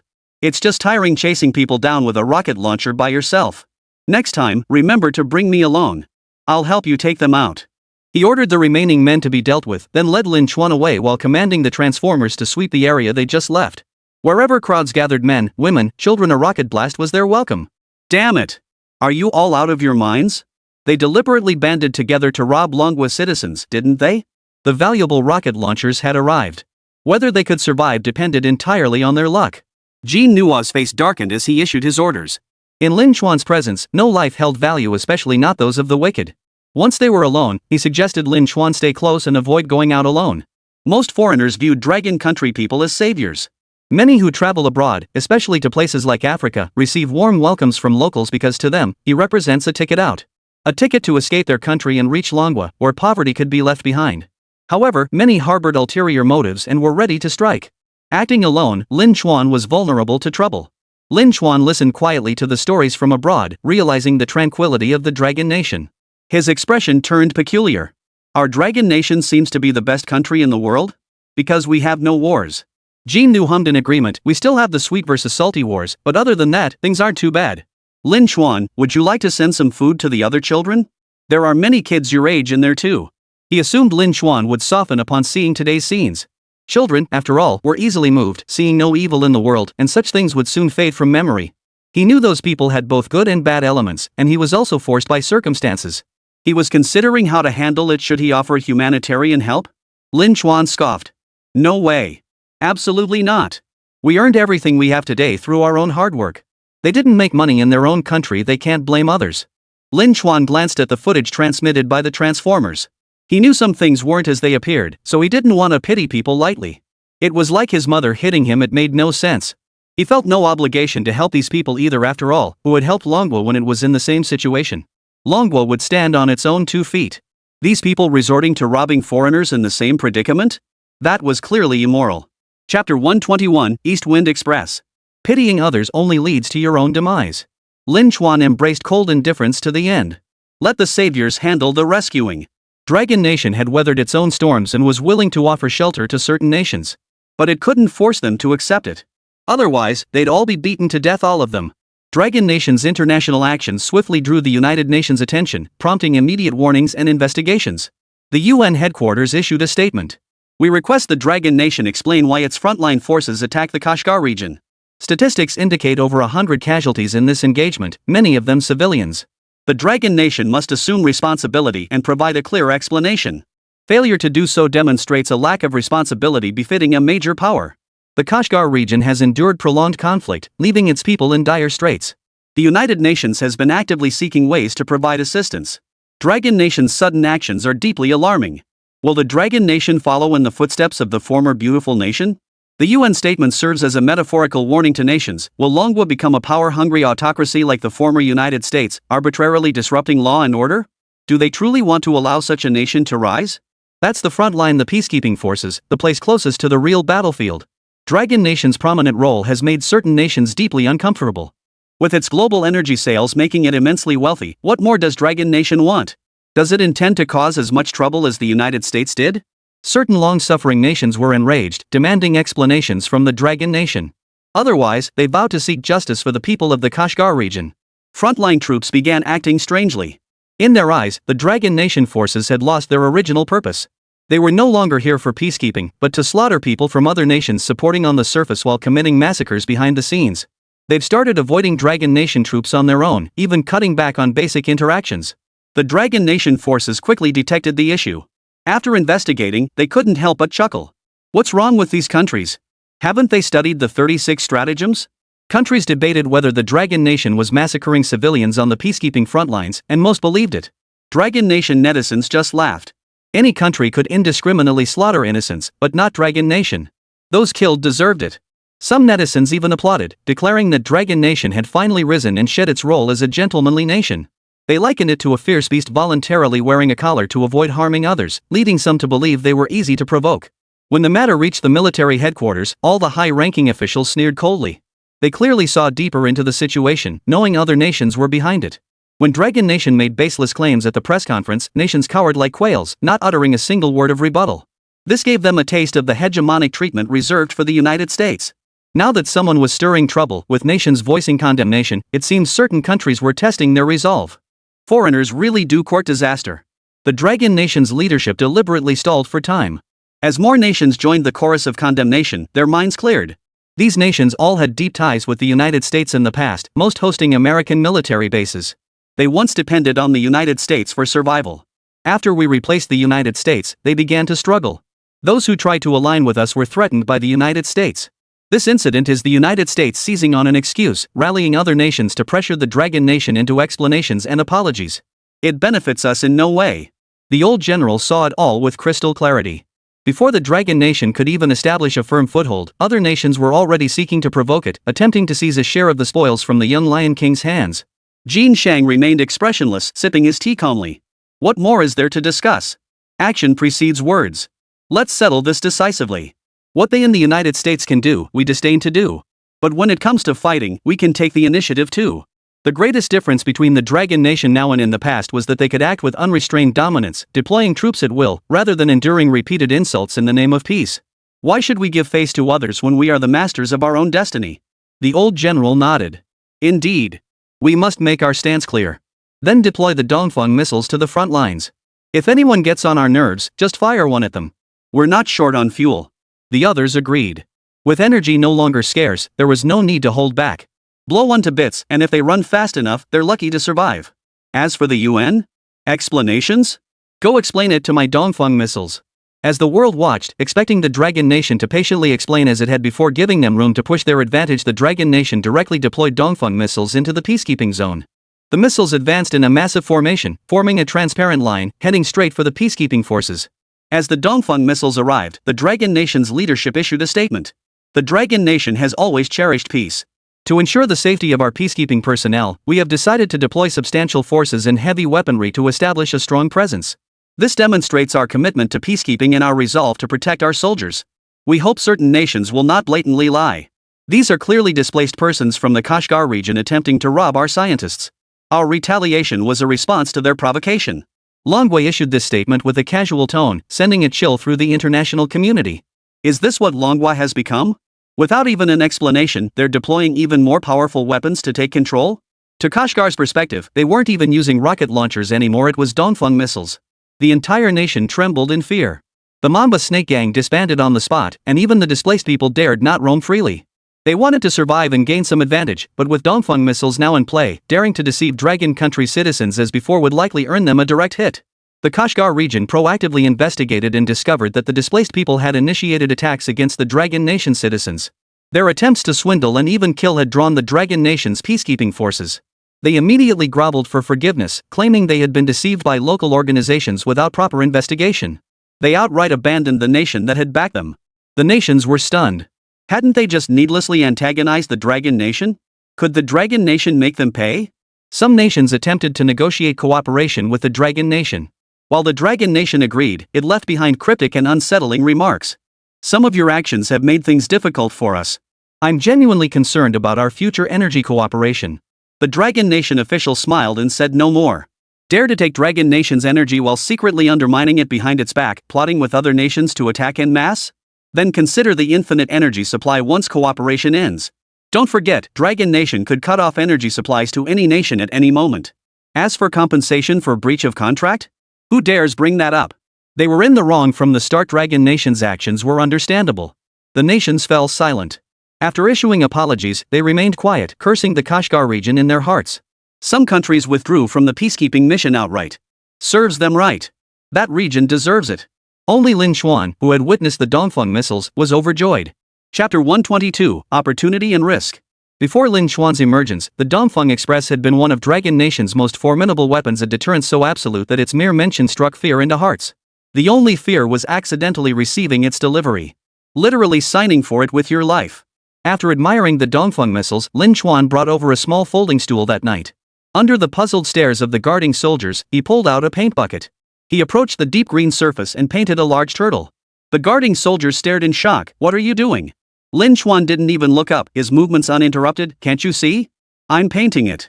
Painting the celestial dancer and the fox spirit matchmaker. If you're bored, at least be useful, come help me carry the bucket. The guard didn't dare approach to carry the bucket, fearing he'd have to flee in the dead of night if he got involved.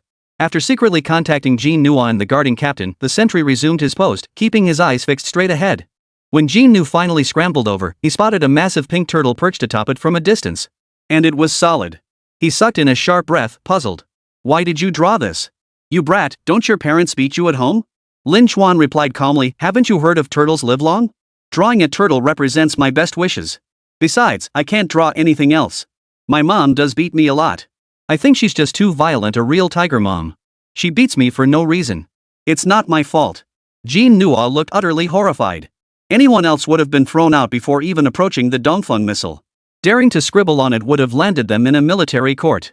Lin Xuan, he probably shouldn't be up here, right? Scratching his head, he and the captain had no better solution than to call his old man that very night. On the other end, Jin Sheng sounded as if he'd anticipated this, replying calmly. It's just the shell. It doesn't mean anything. Once he's done drawing, just repaint the shell. It's no big deal. Don't worry. Let the kid have fun, okay? The moment the call ended, Jin Sheng began sighing heavily. He'd have to talk to Luan Xinghe. They absolutely had to step up this kid's education. Seeing his father had no objections, Jin Nua wisely kept quiet. Over the next fortnight, he watched Lin Xuan climb ladders to paint, even holding onto the ladder for support. He silently told himself. After all, Lin Xuan was a weapons god. He could play however he wanted. Not only would he be allowed to scribble all over weapons, but he probably wouldn't even mind if someone castrated him en masse. As Lin Xuan eagerly prepared to leave, Jin Nua gazed at the brightly painted Dongfeng Express van and couldn't help but sigh. My poor wife. You've suffered so much. Weapons were a man's true wife, and his wife was also the beloved of many. Lin Xuan snapped a photo and posted it online when no one was looking. Netizens instantly recognized it as Dongfeng Express. Upon closer inspection, it wasn't even photoshopped. The photo sparked heated discussions online. Lin Xuan sent another photo to his dad. Dad, your favorite. I've already given it a makeover. Your favorite can only be your mom. Lin Xuan felt pleased to have helped his mother and was about to return home jubilantly. But before leaving, he stared at the ground beneath his feet with a puzzled expression. He turned to Jin Nua and asked, Brother Jin, this area seems huge and wide open. Could we set up experiments here to research weapons? The site provided by the Dragon Nation was large enough, but unfortunately, it was too densely populated. Stepping outside meant easily bumping into residential areas, sometimes leaving him nowhere to run after getting into trouble. Lin Chuan was conflicted, wishing they could establish a research zone overseas. Jin Nua shook his head. No way. This isn't our turf. Plus, if we get involved in any major projects, we have to do them back home. Otherwise, we wouldn't feel comfortable. Lin Chuan sighed in frustration. But there are too many people near the research institute. The Aerospace Bureau is surrounded by acquaintances. It's just awkward, you know?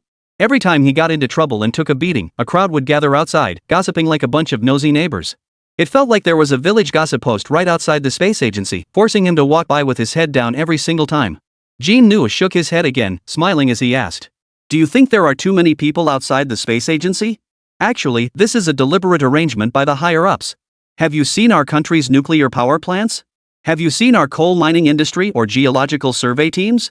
Seeing Lin Chuan's puzzled expression, Jin Nua smiled and told a story one where everyone thought the higher-ups were getting the upper hand, but in reality, they were also taking on significant risks.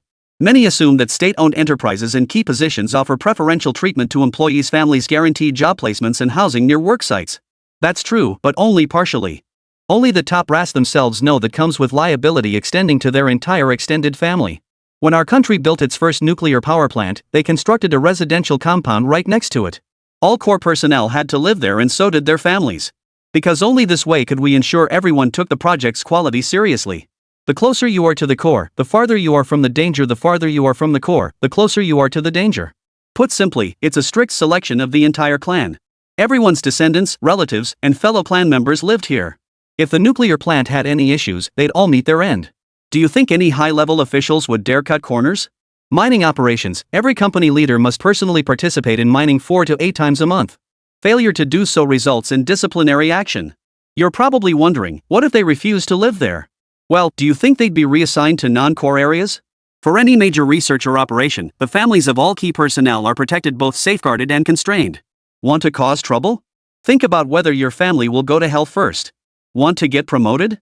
You have to make the project perfect, then 3 generations of your family must put down roots here. Whether they live or die, they have to guard the project. Ancient times had the punishment of exterminating 9 clans. Modern times have the strict selection of 9 clans. Lin Chuan thought of his parents, who had been transferred into the system. It really was like that. He pressed on, his voice strained. Is that all? Is it truly like this? Jin Nua replied calmly, with great power comes great responsibility. Most people can't bear that weight, nor dare they gamble with their families' lives. It's like how many refineries almost exclusively hire couples because a single person is more likely to run away or cause trouble. The people of Dragon Nation valued the art of manipulation, sometimes purely to achieve their goals. Lin Chuan gazed mournfully at the vast expanse of land below. Can't we let Longhua occupy this territory? I can have my parents stationed here. It's fine. Jin Nua rolled her eyes. Give it a rest. There's no delivery here, we'd starve to death. You'd be better off going back to your country to do your research. Lin Chuan sighed, speaking slowly. Back in the day, they used the emperor to command the feudal lords. Now they're using my parents to command me. Of course not. He had plenty of freedom. Chapter 123, Replicating the Dongfeng. To verify Jin Nua's claim, Lin Chuan visited nearby nuclear power plants, the Three Gorges Dam, and other major projects. Sure enough, there were dedicated guards stationed nearby, and he could see the families of those involved in the construction. Generation after generation lived there. Lin Chuan was now fully convinced of the 9-clan strict selection policy. Who would dare cut corners? If something went wrong, their entire family would be ruined. Influenced by what he saw, Lin Chuan quietly returned to the Aerospace Bureau after his visits. He intended to find Luan Xinghe but learned the man was in a meeting. Lin Chuan smirked dismissively. Sister Zhou Yao, could you pass along to Grandpa Luan that I'd like to study the Dongfeng Express? ? A giant question mark appeared on Zhou Yao's forehead. Hadn't they agreed to let Lin Chuan rest for a few years? Why did he still want to continue his research? Hesitating, she asked, Xiao Chuan, tell me, is this something you want to research yourself, or did someone else ask you to? As far as she knew, Lin Chuan spent his days eating and drinking, yet the blueprints he produced could fuel Dragon Nation's research for a century. Dragon Nation currently had no shortage of high-precision weapons. They could relax. Why did Lin Chuan still need to research? Lin Chuan blinked and spoke honestly, because I think the Dongfeng Express is too big.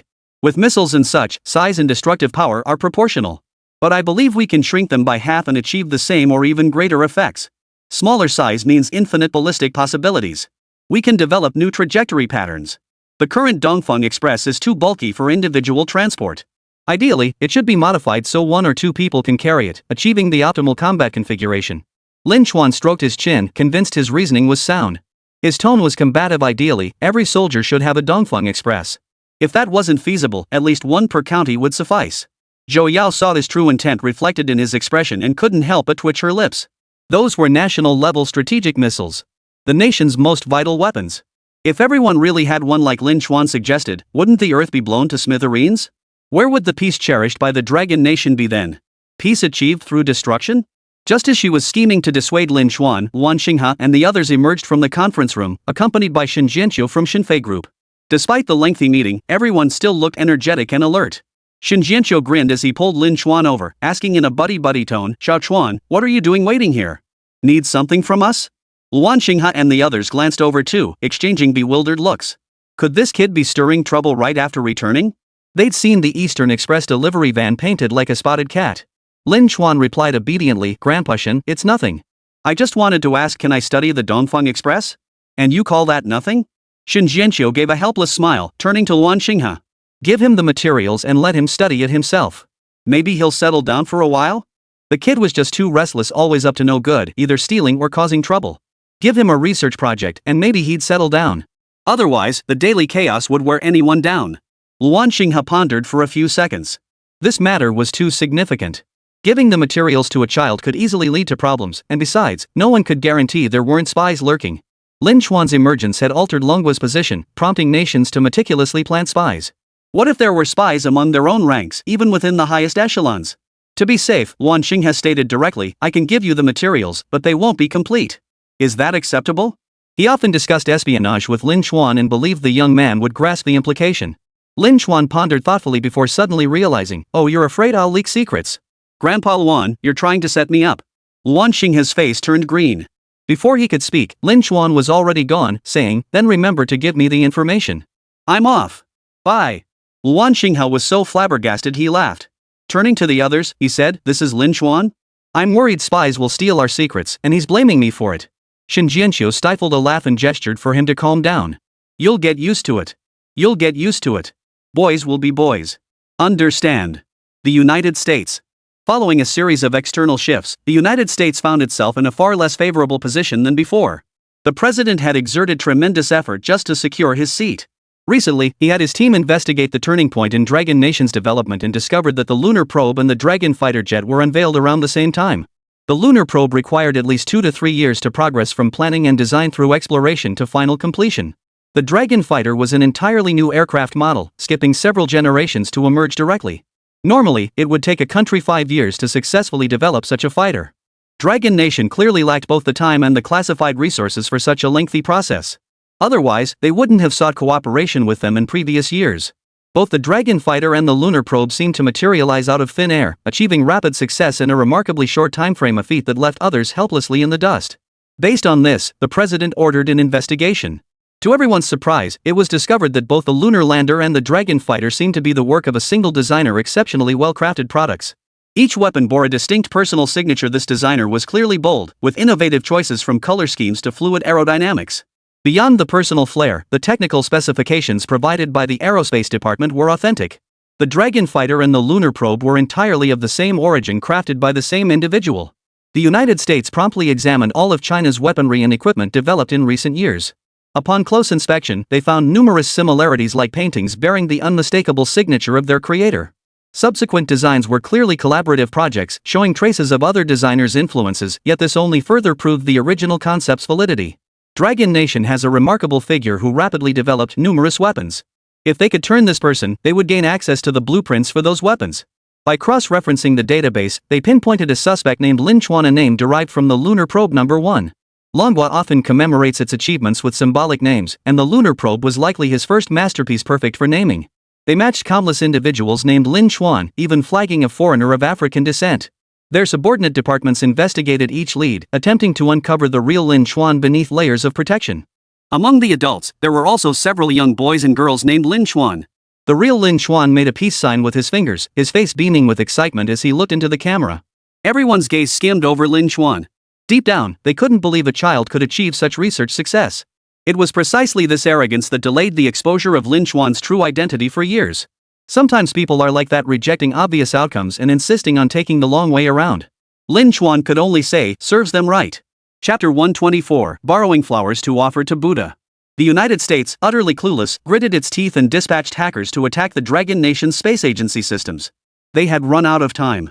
Since the United States' decline in status, its influence had steadily waned. Nations once looked down upon were now kicking up a fuss, and the number of uncontrollable countries was growing. Scientists within the beautiful country poured their hearts into developing new fighter jets and aircraft carriers, yet these efforts proved insignificant under the might of the Dragon Nation's weaponry. This only highlighted the glaring technological gap between the two nations, a chasm as vast as heaven and earth. The more this became apparent, the more nations sought to curry favor with the Dragon Nation. The United States could not afford to delay any longer. Otherwise, national annihilation awaited them.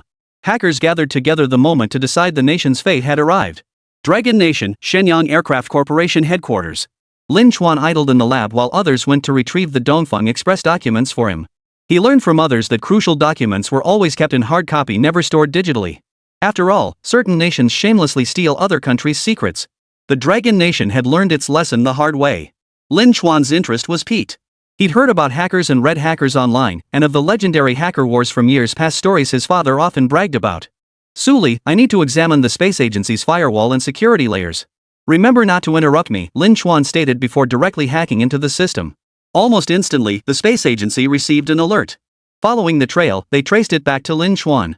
Just then, Suli's phone call arrived, causing everyone to relax their guard. They weren't surprised at all that Lin Chuan knew how to do this. Geniuses often taught themselves others could secretly learn just by watching a demonstration once. So there they were, the space agency's security team, staring speechlessly at the computer screen as Lin Chuan rummaged through it like he was searching a warehouse. He scanned everything, occasionally copying a segment here and there. What is this kid up to? Building his own sports car? Working for a national agency demanded complete mastery of everything. Ignorance was unacceptable. Even engineers at major corporations, including programmers, sometimes encountered issues where they couldn't explain why certain code still functioned. Such negligence was unacceptable in government agencies. Consequently, Lin Chuan's movements were fully tracked, and through hacking into computer cameras, his activities at Shenyang Aircraft Corporation were observed. Suddenly, someone gasped. Wait, it seems someone else has hacked into our system too. They're breaching our database. It's not Lin Chuan. Track them immediately. The team froze upon seeing unfamiliar data appear. The code was all too familiar. It was the United States. The United States had repeatedly attacked the security departments of the Dragon Nation, attempting to steal databases. They came multiple times every year, causing great discomfort to the Dragon Nation's high-ranking officials. They're at it again, playing thieves. Go notify Lin Chuan. Tell him the US has hacked into the system. He needs to stop playing around immediately to prevent his computer from being compromised too. What was even more concerning was the sheer scale of this attack. Thousands of distinct code snippets assaulted the database, each concealing a hidden IP address. Direct decryption was impossible unless they could instantly trace all source codes without breaching their firewall. Everyone sprang into tense action, but the onslaught was overwhelming, a desperate, all-or-nothing assault.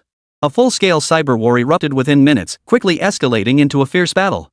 Longwa's security systems were formidable, yet they couldn't match the full force of the pretty country's assault.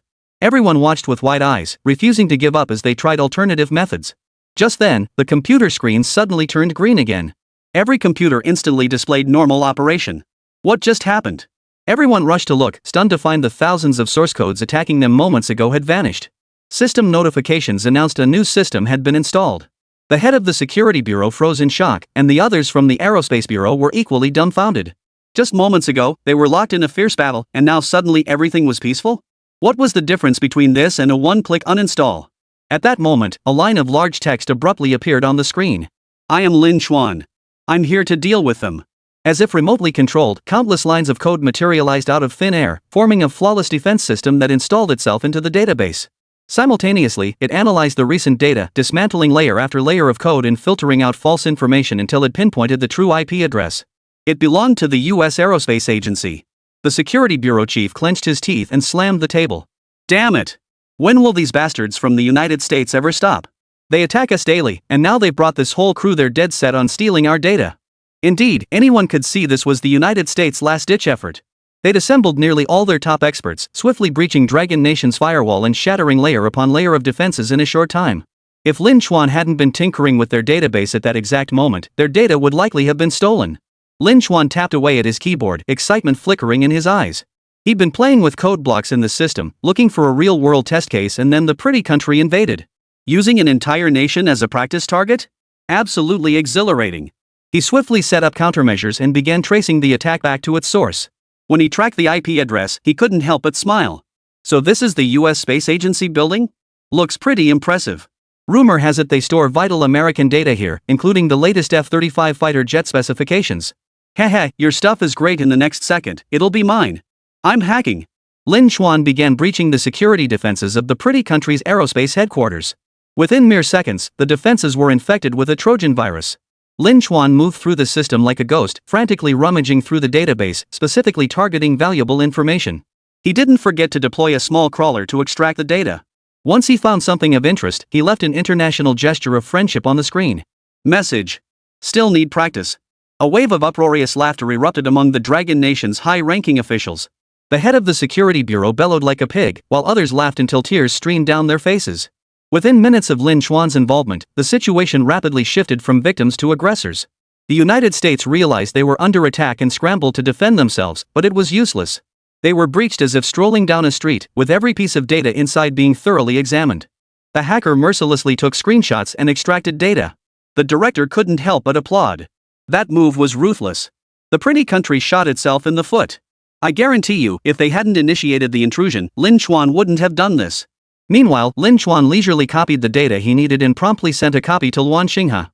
After a moment's thought, he also sent the F-35 fighter jet specifications to the Russian president. The Russian president on the other end replied with a question mark. He remembered adding a Dragon Nation kid's contact and occasionally chatting with them. But why was this kid suddenly sending him F-35 fighter jet specs? Wait. Dragon Nation doesn't even have F-35s. Then it must be from the United States. Chapter 125, Information from the Sky. The Russian president opened the files and confirmed within seconds that they were genuine F-35 fighter jet specifications. Without pausing to think, he summoned his minister and secretary general. Everyone gathered around the computer screen in the room, studying the blueprints. They had confirmed its authenticity. It was entirely feasible, and following the steps would guarantee 100% success. But then the next question arose.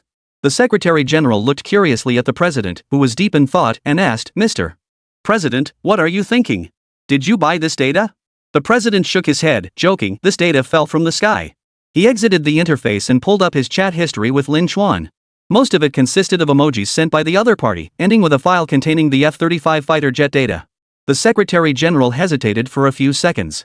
The profile picture on the other end was adorable, a little kitten with claws outstretched, and the chat was filled with emojis, making one suspect the sender was a young girl.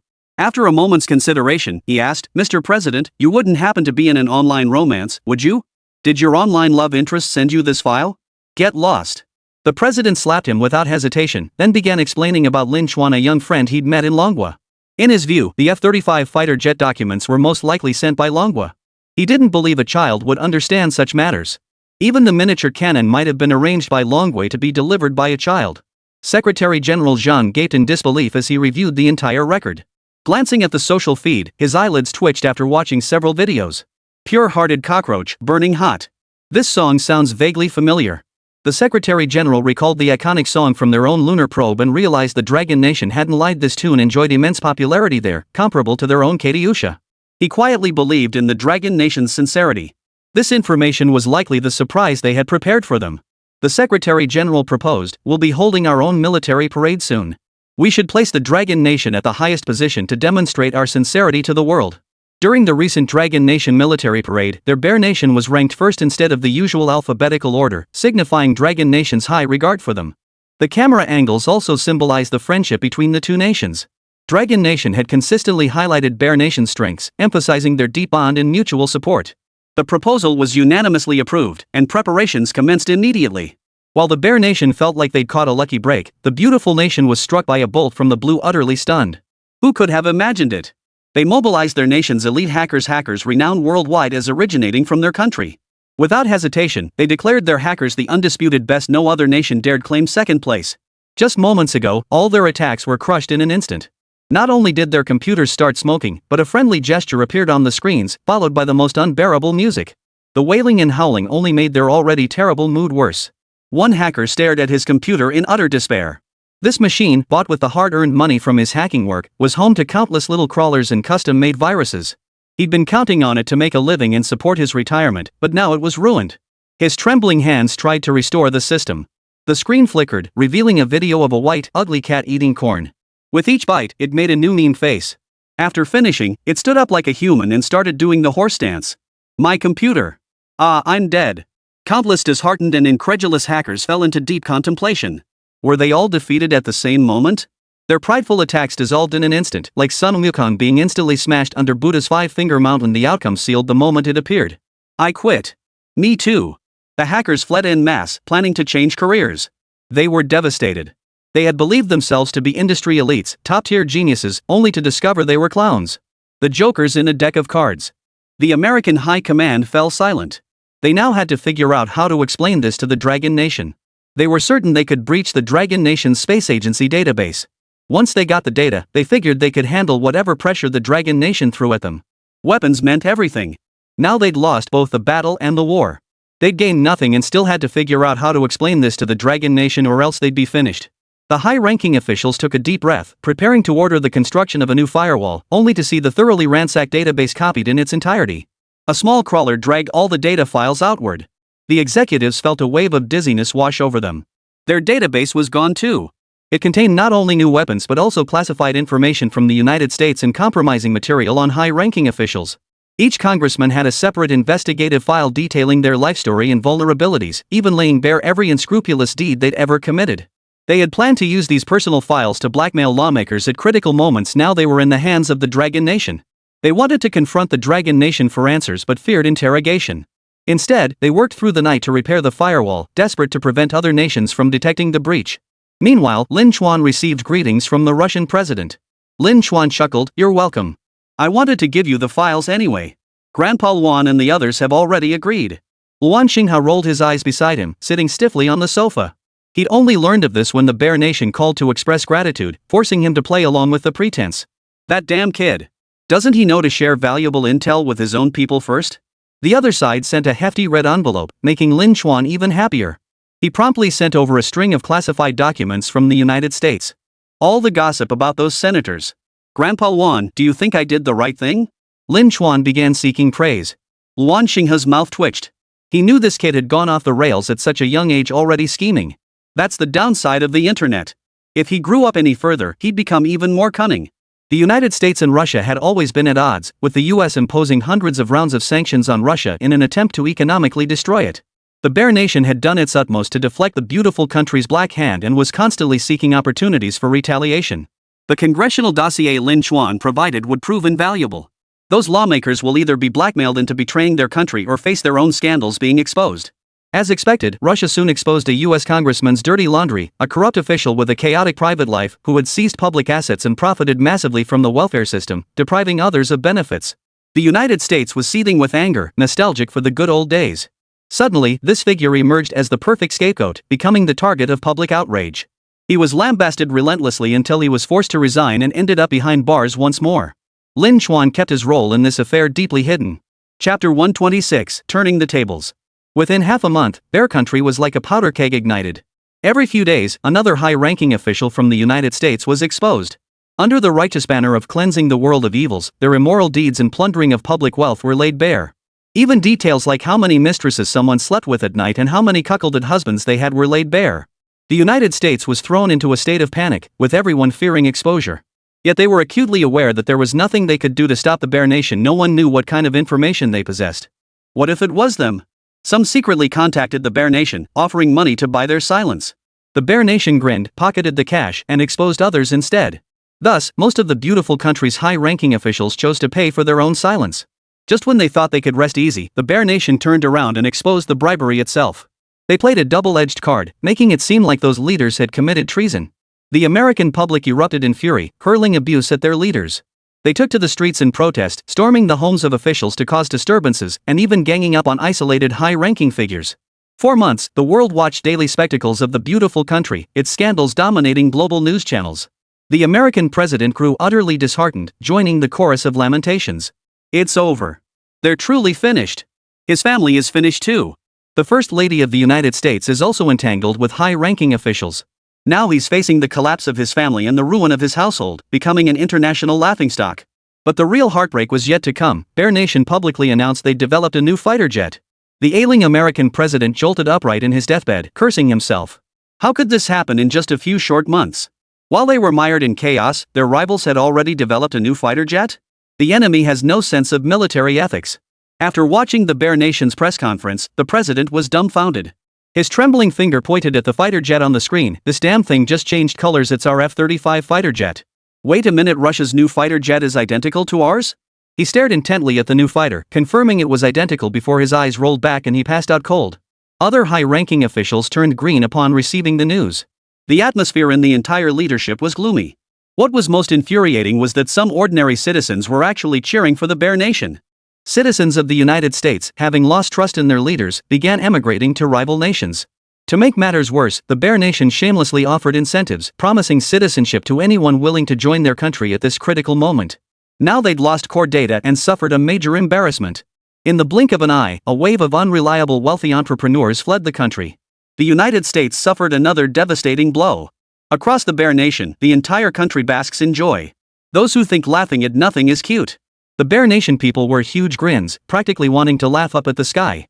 Despite multiple sanctions, they've developed a new fighter jet whose performance rivals America's. When American netizens accused them of plagiarism and stealing core secrets, they shrugged it off. Stealing it proves they have the capability. The Russian president personally called the Dragon Nation's leadership to express gratitude, offering to gift several fighter jets free of charge if needed. The Dragon Nation's leadership gave a few nervous chuckles and declined. Inside, they were filled with regret. If only they had kept a closer eye on Lin Xuan, they could have built an identical F-35 fighter jet by now. Later, they reviewed the data and concluded it was utterly incomparable to the Dragon fighter. Investing further time and resources to replicate it would be a waste, so they had no choice but to abandon the project. When Bear Nation declared it was an independently developed new fighter jet, the entire pretty country trembled with rage. Even a blind man could see these two jets were identical. They all recalled that hacking battle. The Dragon Nation must take responsibility. In the United States, high-level officials collectively summoned the Dragon Nation ambassador.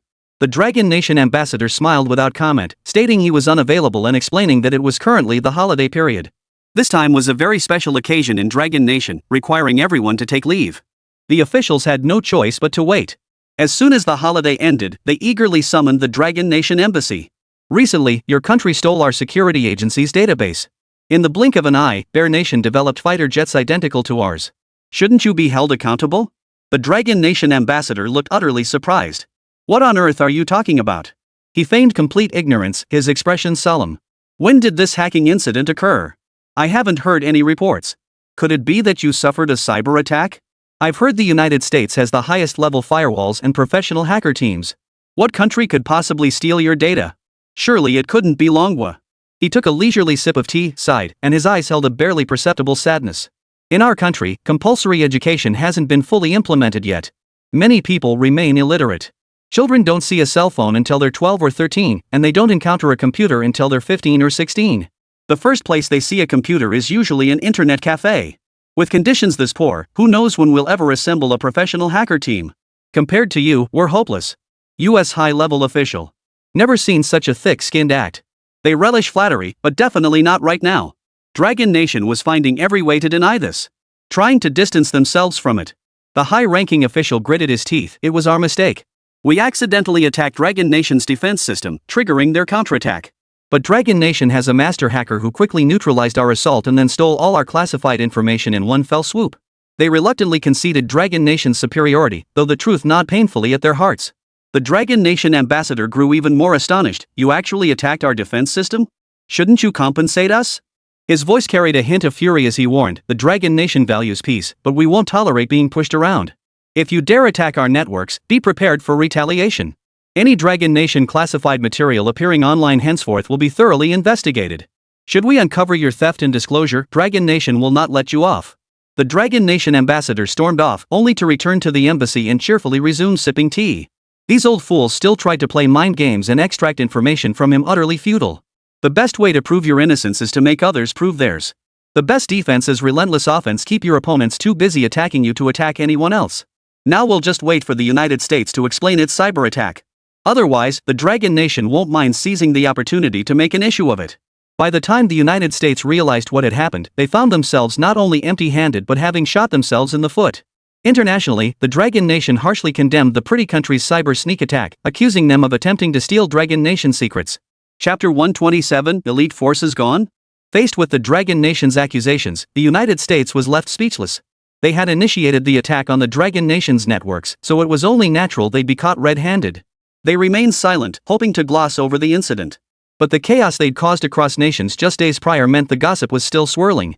Such incidents from a corrupt, trash-filled nation were hardly surprising. In fact, netizens found it perfectly normal. No one was surprised. After all, the United States had no moral boundaries rotten to the core, from top to bottom. Some netizens sensed something different in the air. The Dragon Nation never fights unprepared battles. Could it be? Guys, I have a thought. Our mother has always been very patient. Could it be that she already has concrete evidence and the results are in, which is why she's acting this way? One voice cautiously voiced this theory, instantly gaining widespread support. The Dragon Nation dares to adopt such a stance precisely because it has nothing to fear. The beautiful country's silence confirms there truly is something amiss with the results. Netizens followed the trail to investigate, growing increasingly alarmed with each discovery. How dare the United States do this? In the age of high technology, they actually mobilized their entire force, gathering every hacker to attack another country's database? Astute netizens instantly grasped the truth: their weapons had been targeted. Let me whisper this: I'm a low-level insider with some intel. The story is simple. A few days ago, the US launched a surprise attack on our database, nearly stealing our data. I heard our defenses were breached then, and we were almost done for. At the critical moment, a big shot stepped in to help, which is why we won. That big shot turned the tables and breached the US security agencies. Even the intelligence bureau got stripped bare, left with nothing. The US still tried to pin it on us, summoning our embassy for an explanation. But our embassy didn't even bother responding. Our embassy isn't a pushover. Why would we let them bully us? That's how this whole online incident started. Netizens chimed in with insights, while others happily gobbled up the juicy details, finding it more and more satisfying. Who would have thought the US, with its top-tier hackers, would fall to them? As for that big shot within the Dragon Nation, he doesn't act unless he has to, but when he does, he not only takes control but also turns the tables. He is so awesome, you just want to kowtow to him. This figure was shrouded in legend, with some even claiming he developed China's most advanced weapons, adding another layer of mystique. The very same big shot everyone was buzzing about slipped away like an eel again when the guards weren't looking. He had no desire to live under constant surveillance, even if it was for his own protection. Being cooped up in the lab day after day was unbearably dull. Even the rare chance to step outside came with plainclothes guards trailing behind him. Lin Chuan could only say, enough. He was just a nobody.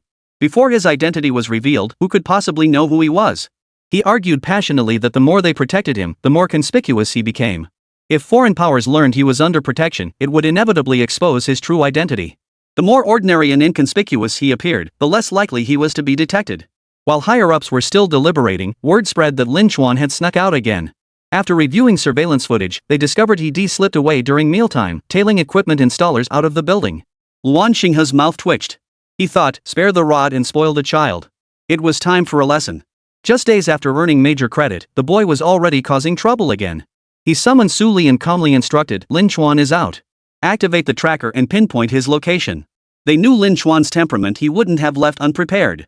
Su Li activated the tracker and quickly locked onto his target.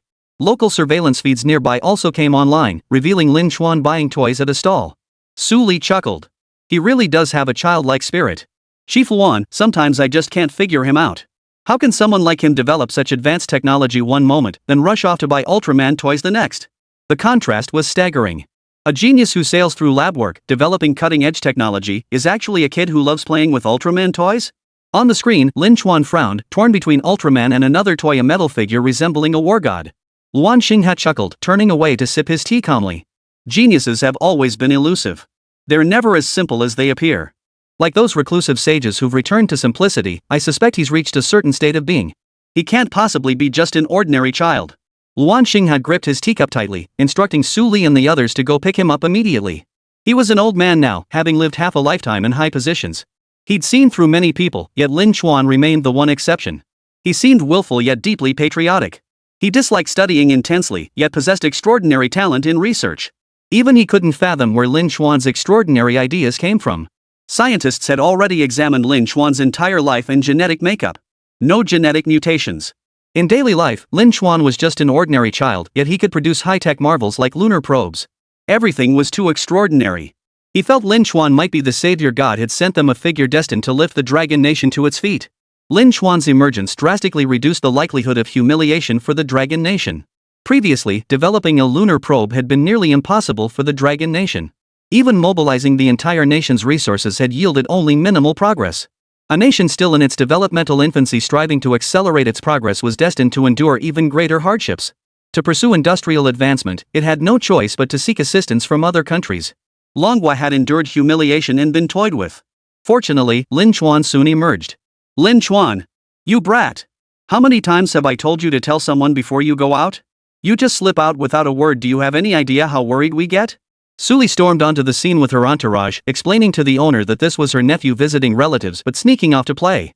Once the shopkeeper understood the situation, Lin Xuan sighed upon seeing his relatives. He grabbed a toy and gestured for them to pay quickly. As they walked back, he pouted. He wanted to say he'd just stepped out for a stroll, no need for such a fuss, but Suli started lecturing him, constantly bringing up how he was the hope of the Dragon Nation and the future of humanity. Lin Xuan couldn't help but beg for mercy. Master, please stop chanting your sutras. I'm not some shining star of humanity, I'm just a little kid, okay? He pleaded with Suli, his eyes filled with desperation. Suli rolled her eyes and snatched the toy angrily. Those were your own words. Now you're backtracking? This isn't the time to be begging me to do your homework. Lin Xiaochuan, I advise you to give me an explanation. Otherwise, you'll have to write a report on this when you get back. You snuck out and gave our people a massive scare. We thought you'd been kidnapped by spies, but it turns out you just ran off on your own. Do you have any idea how terrified we were? Lin Xuan instantly scowled, looking thoroughly displeased. Chapter 128, is this supposed to be a landing gear? 18 thoughts flashed through his mind in a second. Lin Xuan quietly lied, Sister Suli, I think you might have misunderstood. I had a legitimate reason for coming out this time. I wasn't playing around. Suli raised an eyebrow with a hint of amusement. Is that so? Then make something up. Her gaze fixed on the alloy toy. The purchase was irrefutable evidence anyone who came would conclude Lin Xuan was just being playful. Why else would he buy a toy? To build a rocket? Lin Xuan gave an awkward laugh, about to continue his lie, when his eye darted to the alloy toy in his hand. An idea instantly sparked, and he straightened up, his voice suddenly righteous. Suli, I'm not lying. Look at this toy in my hand. Can you spot anything wrong with it? Lin Xuan beamed with pride, practically ready to grow a tail. This is what sets me apart from you guys and from those researchers too. To do real research, you need more than just brains. You need powerful imagination. Without wild imagination for research, you might as well go home and sell sweet potatoes. Suli shot him a glare, convinced he was spouting nonsense again. She looked down at the alloy warrior toy and thought it was just ugly, nothing else particularly remarkable. What's so special about this? Lin Xuan cleared his throat, picked up the toy seriously, and flexed its joints.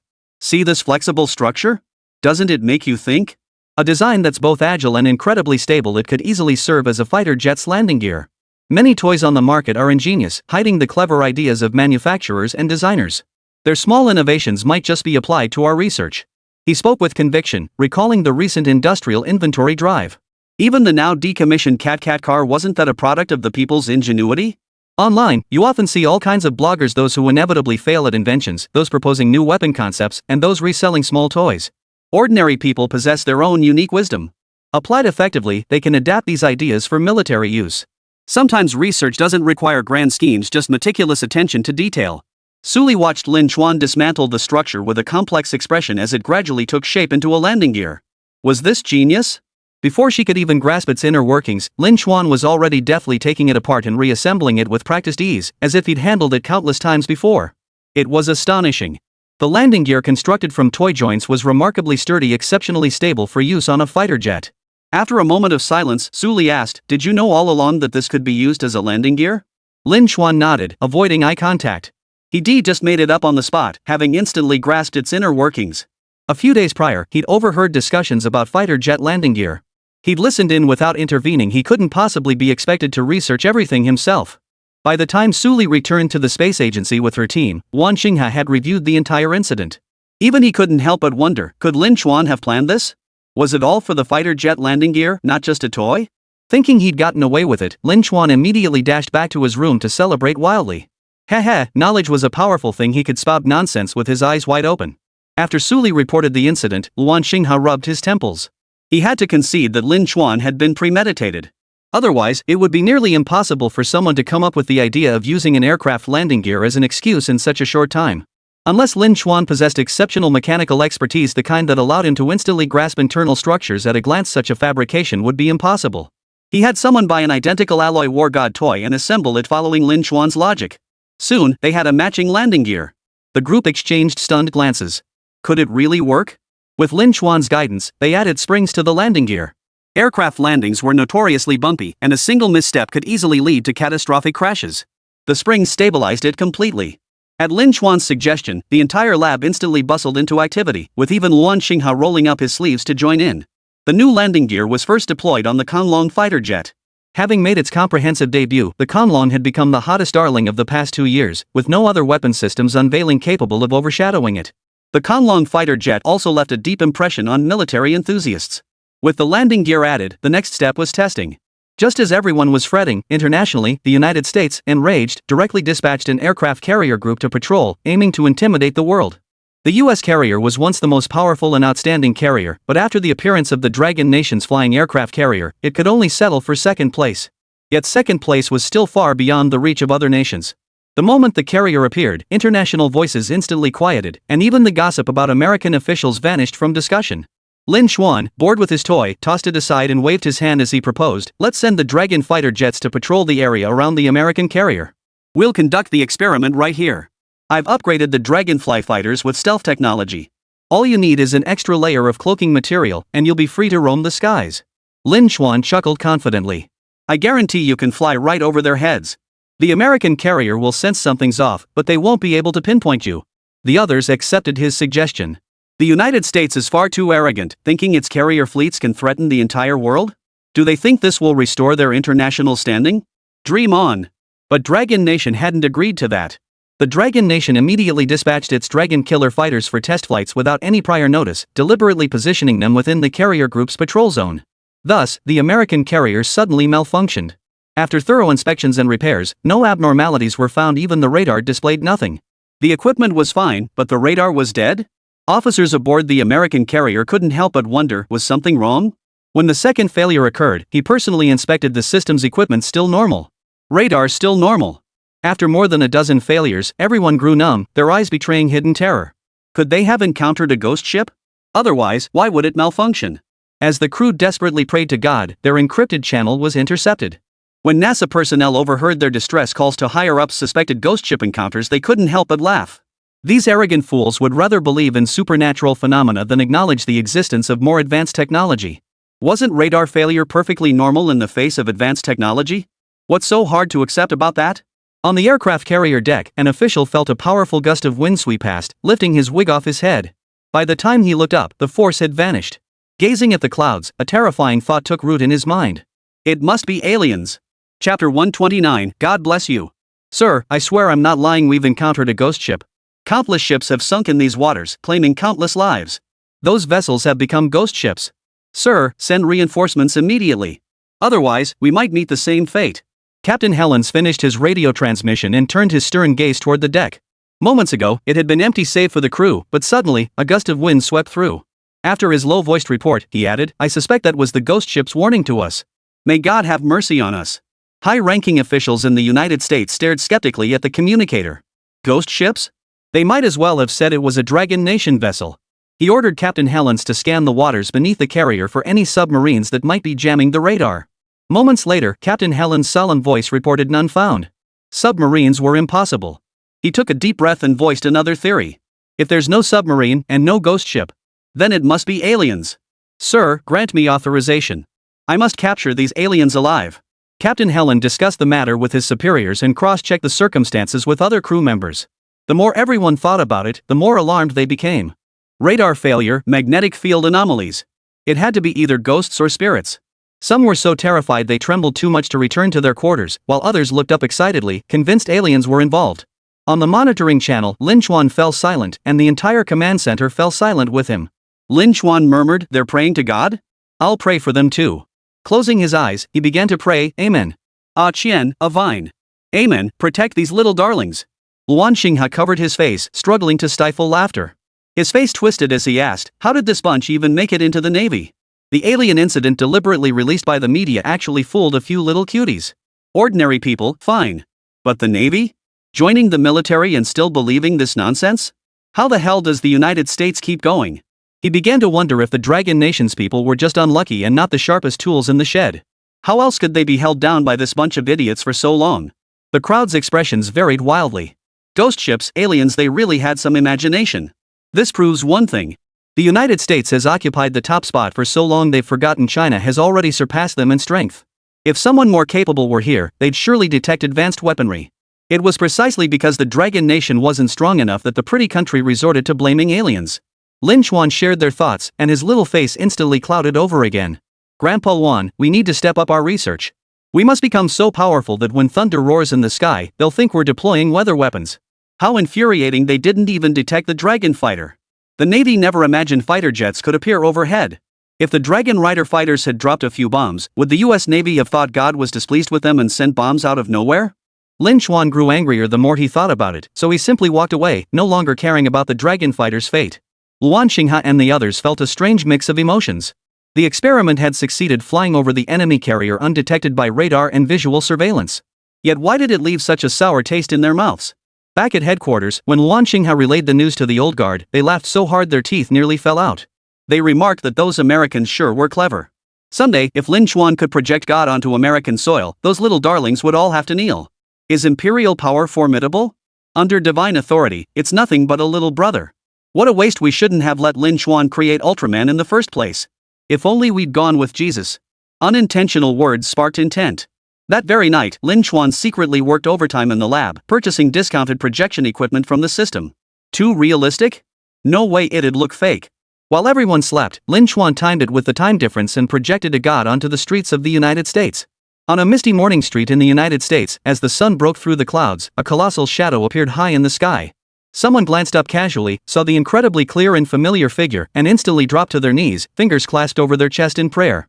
Others, initially thinking a lunatic had arrived, saw the sky spectacle and immediately knelt down, their legs giving way. From the elderly to children, even the American police officers sent to maintain order knelt down to make wishes after catching a glimpse. When intelligence agents received reports and went to investigate, they soon found themselves kneeling in submission. After all, the United States believed in God, didn't they? And they firmly believed in extraterrestrials too.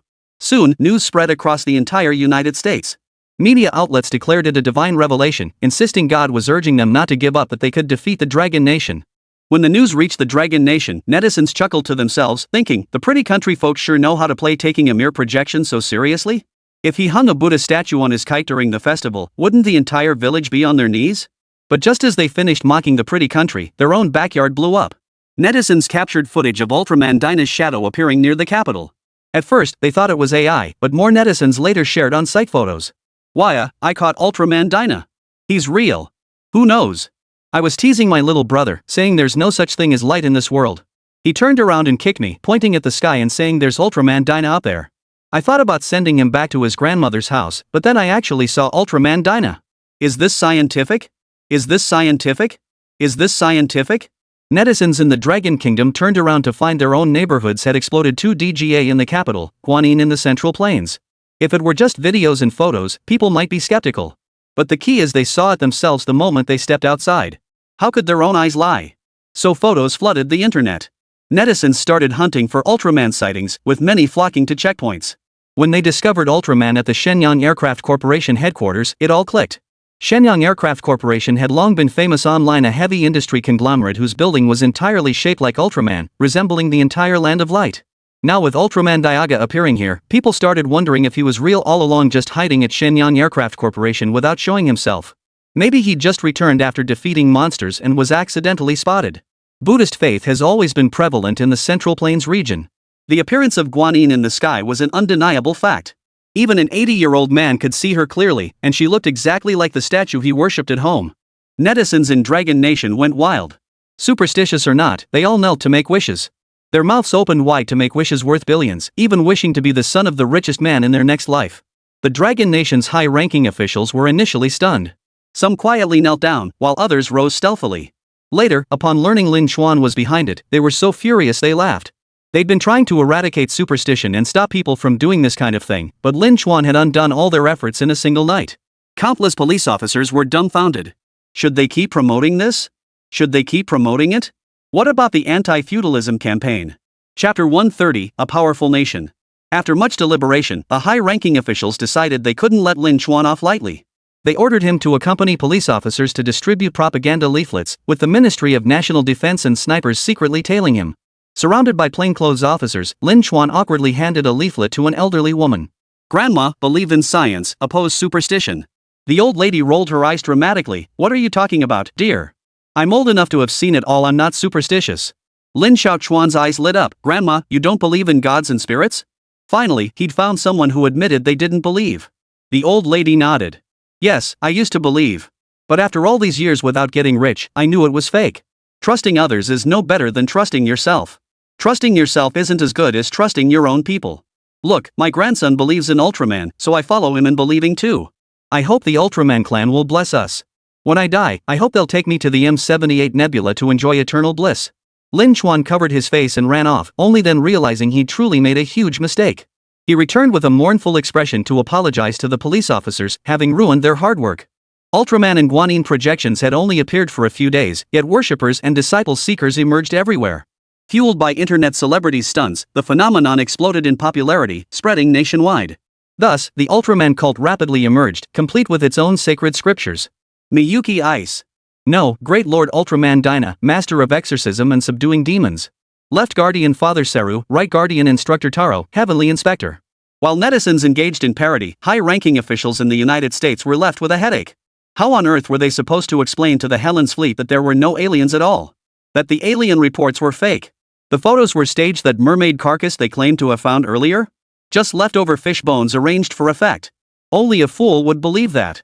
But the Hellenites insisted with absolute certainty that they had encountered aliens.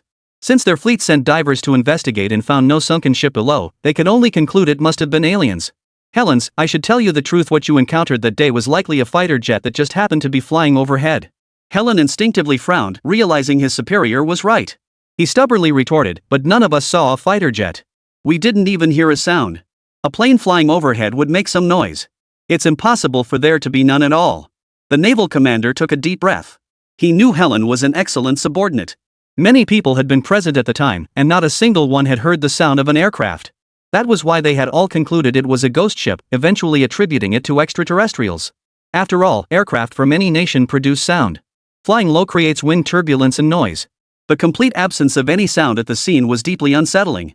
After discussion, we believe it's a new fighter jet developed by the Dragon Nation. According to intelligence reports, the Dragon Nation's Dragon Ascendant fighter has undergone continuous optimization, and their team has shown significant interest in achieving super silent flight. I suspect they've achieved supersonic flight without producing sonic booms. This incident is likely the result of their experiments. Not a sound, not a trace, just a gust of wind. Even you professionals couldn't detect it. Dragon Nation's experiment was a complete success. Undetectable by radar, invisible to the naked eye, true stealth, not merely exploiting weather or light refraction for concealment. Helen froze, cold sweat breaking out on her back. The enemy fighter flew overhead, skimming the aircraft carrier, and they knew nothing. They didn't even have a chance to prepare for surrender. Once Helen and his team regained their senses, they immediately followed the commander to the Pentagon to report the incident. They described the situation, suggesting they must have encountered some form of technological deterrence, and shared their theories. The Pentagon was immediately thrown into turmoil. They worked through the night, ordering pizza from nearby restaurants, racing against time to investigate. Ultra-quiet, fully stealth technologies, any one of them would be rare enough to have nations scrambling to snatch them up. Yet currently, only proposals existed, no one had produced a finished product. Both technologies are extremely difficult to research and cannot be easily developed. Otherwise, someone might secretly take off in a fighter jet to escape or sneak out stealthily to cause trouble. If no one possessed these technologies, it wouldn't be a problem. But now that the Dragon Nation is suspected of having both, the pretty country can't sleep a wink. They fear waking up to find aircraft secretly dropping bombs from rooftops. By then, people might mistake it for a gift from heaven and reach out to catch it. To prevent total annihilation, the United States frantically researched and finally obtained clues from spies. That day, the United States was test flying the Dragon fighter. Test flights within a country's borders aren't typically announced, but in international waters, prior notification to other nations is required to prevent accidents. Did the Dragon Nation calculate that no one would notice? They investigated every technical team and every organization capable of such research, yet found nothing. Could it be that mysterious scientist from Dragon Nation again? The Pentagon fell silent once more. They had exhausted every means to uncover the identity of this figure, not knowing whether they were male or female, or even their age. Are they just going to stand by and watch Dragon Nation continue its advancement? If this continued, the United States wouldn't just fail to maintain its position, it might not even survive in the river of world history. They remembered their deep-seated grudge against Dragon Nation. They had oppressed the Dragon Nation time and again. The Dragon Nation, adhering to the principle that revenge is a dish best served cold, would never let them off easy. While the Pentagon racked its brains, Lin Chuan was doing the same. Frantically searching for a way to redeem himself, inspiration struck he would focus on stealth technology. The Dragon Fighter's stealth technology was formidable. Enemies remained oblivious even as the aircraft flew overhead. What if they could achieve full invisibility? Forget full military stealth, what about cloaking exoskeleton armor and robotic dogs? Fully cloaked exoskeleton warriors would be nearly invincible, capable of reducing men to mincemeat with a single punch, flying, fighting, and remaining invisible. A veritable ghost army. Combined with the ruthless hunting of robotic dogs, enemies would be annihilated on the battlefield before they even saw a soul. How thrilling! Lin Chuan kept it a secret from everyone, secretly developing a waterproof stealth liquid. He applied a layer to himself and headed outside. The moment he stepped outside, he spotted Shin Jianfei chatting with the academician. Lin Chuan instinctively called out. Shin Jianfei turned in confusion. Had he really heard Xiao Chuan's voice? Thinking he must have misheard, he continued his conversation. After several experiments, Lin Chuan confirmed no one could see him and instantly got mischievous. He quietly slipped into the conference room, where he found many people in session. After listening quietly for a moment, he deliberately cleared his throat. The room fell instantly silent. Eyes darted around frantically. Who? Lin Chuan croaked in a strained voice. I am a female ghost who died a tragic death. No one spoke, yet the sound carried clearly. Every face paled. Luan Xinghe cursed under his breath, then slammed his fist on the table. Who's messing around down there? Get out here. Check for listening devices or anything like that. Chapter 131, The Experiment Failed. At their age, what hadn't they encountered? Luan Xinghe barked orders to search, and everyone scrambled to turn everything upside down. They even felt around under the table and crawled underneath to take a look. No surveillance. No eavesdropping. Luan Xinghe coldly ordered, if there aren't any, call the inspection team. Dismantle every piece of furniture right here. Search. No one leaves. His piercing gaze swept over every person present. This meeting wasn't crucial, just an occasional routine session, but no precedent could be set. No loopholes could be exploited. Otherwise, if secrets were ever stolen, the Dragon Nation would face certain doom. Everyone stood against the walls awaiting inspection as the enforcement team was summoned to dismantle the benches. Lin Chuan was stunned. He'd only mentioned it offhandedly, and now this? This is bad. Really bad. If he didn't explain now, it would be over. Before anyone else entered, Lin Chuan hurriedly spoke up. Grandpa Wan. It's me. It's Lin Chuan. The clear, youthful voice echoed, causing everyone's eyebrows to twitch. Sure enough, it was that kid up to his old tricks again. Luan Xinghe scanned the room. He was certain the voice came from inside, yet saw no one. Some new gadget? He steadied his voice and instructed the enforcement team to wait outside. Xiao Chuan, where are you? Lin Chuan gave an awkward chuckle. Grandpa Wan, I'll tell you, but please don't get mad, okay?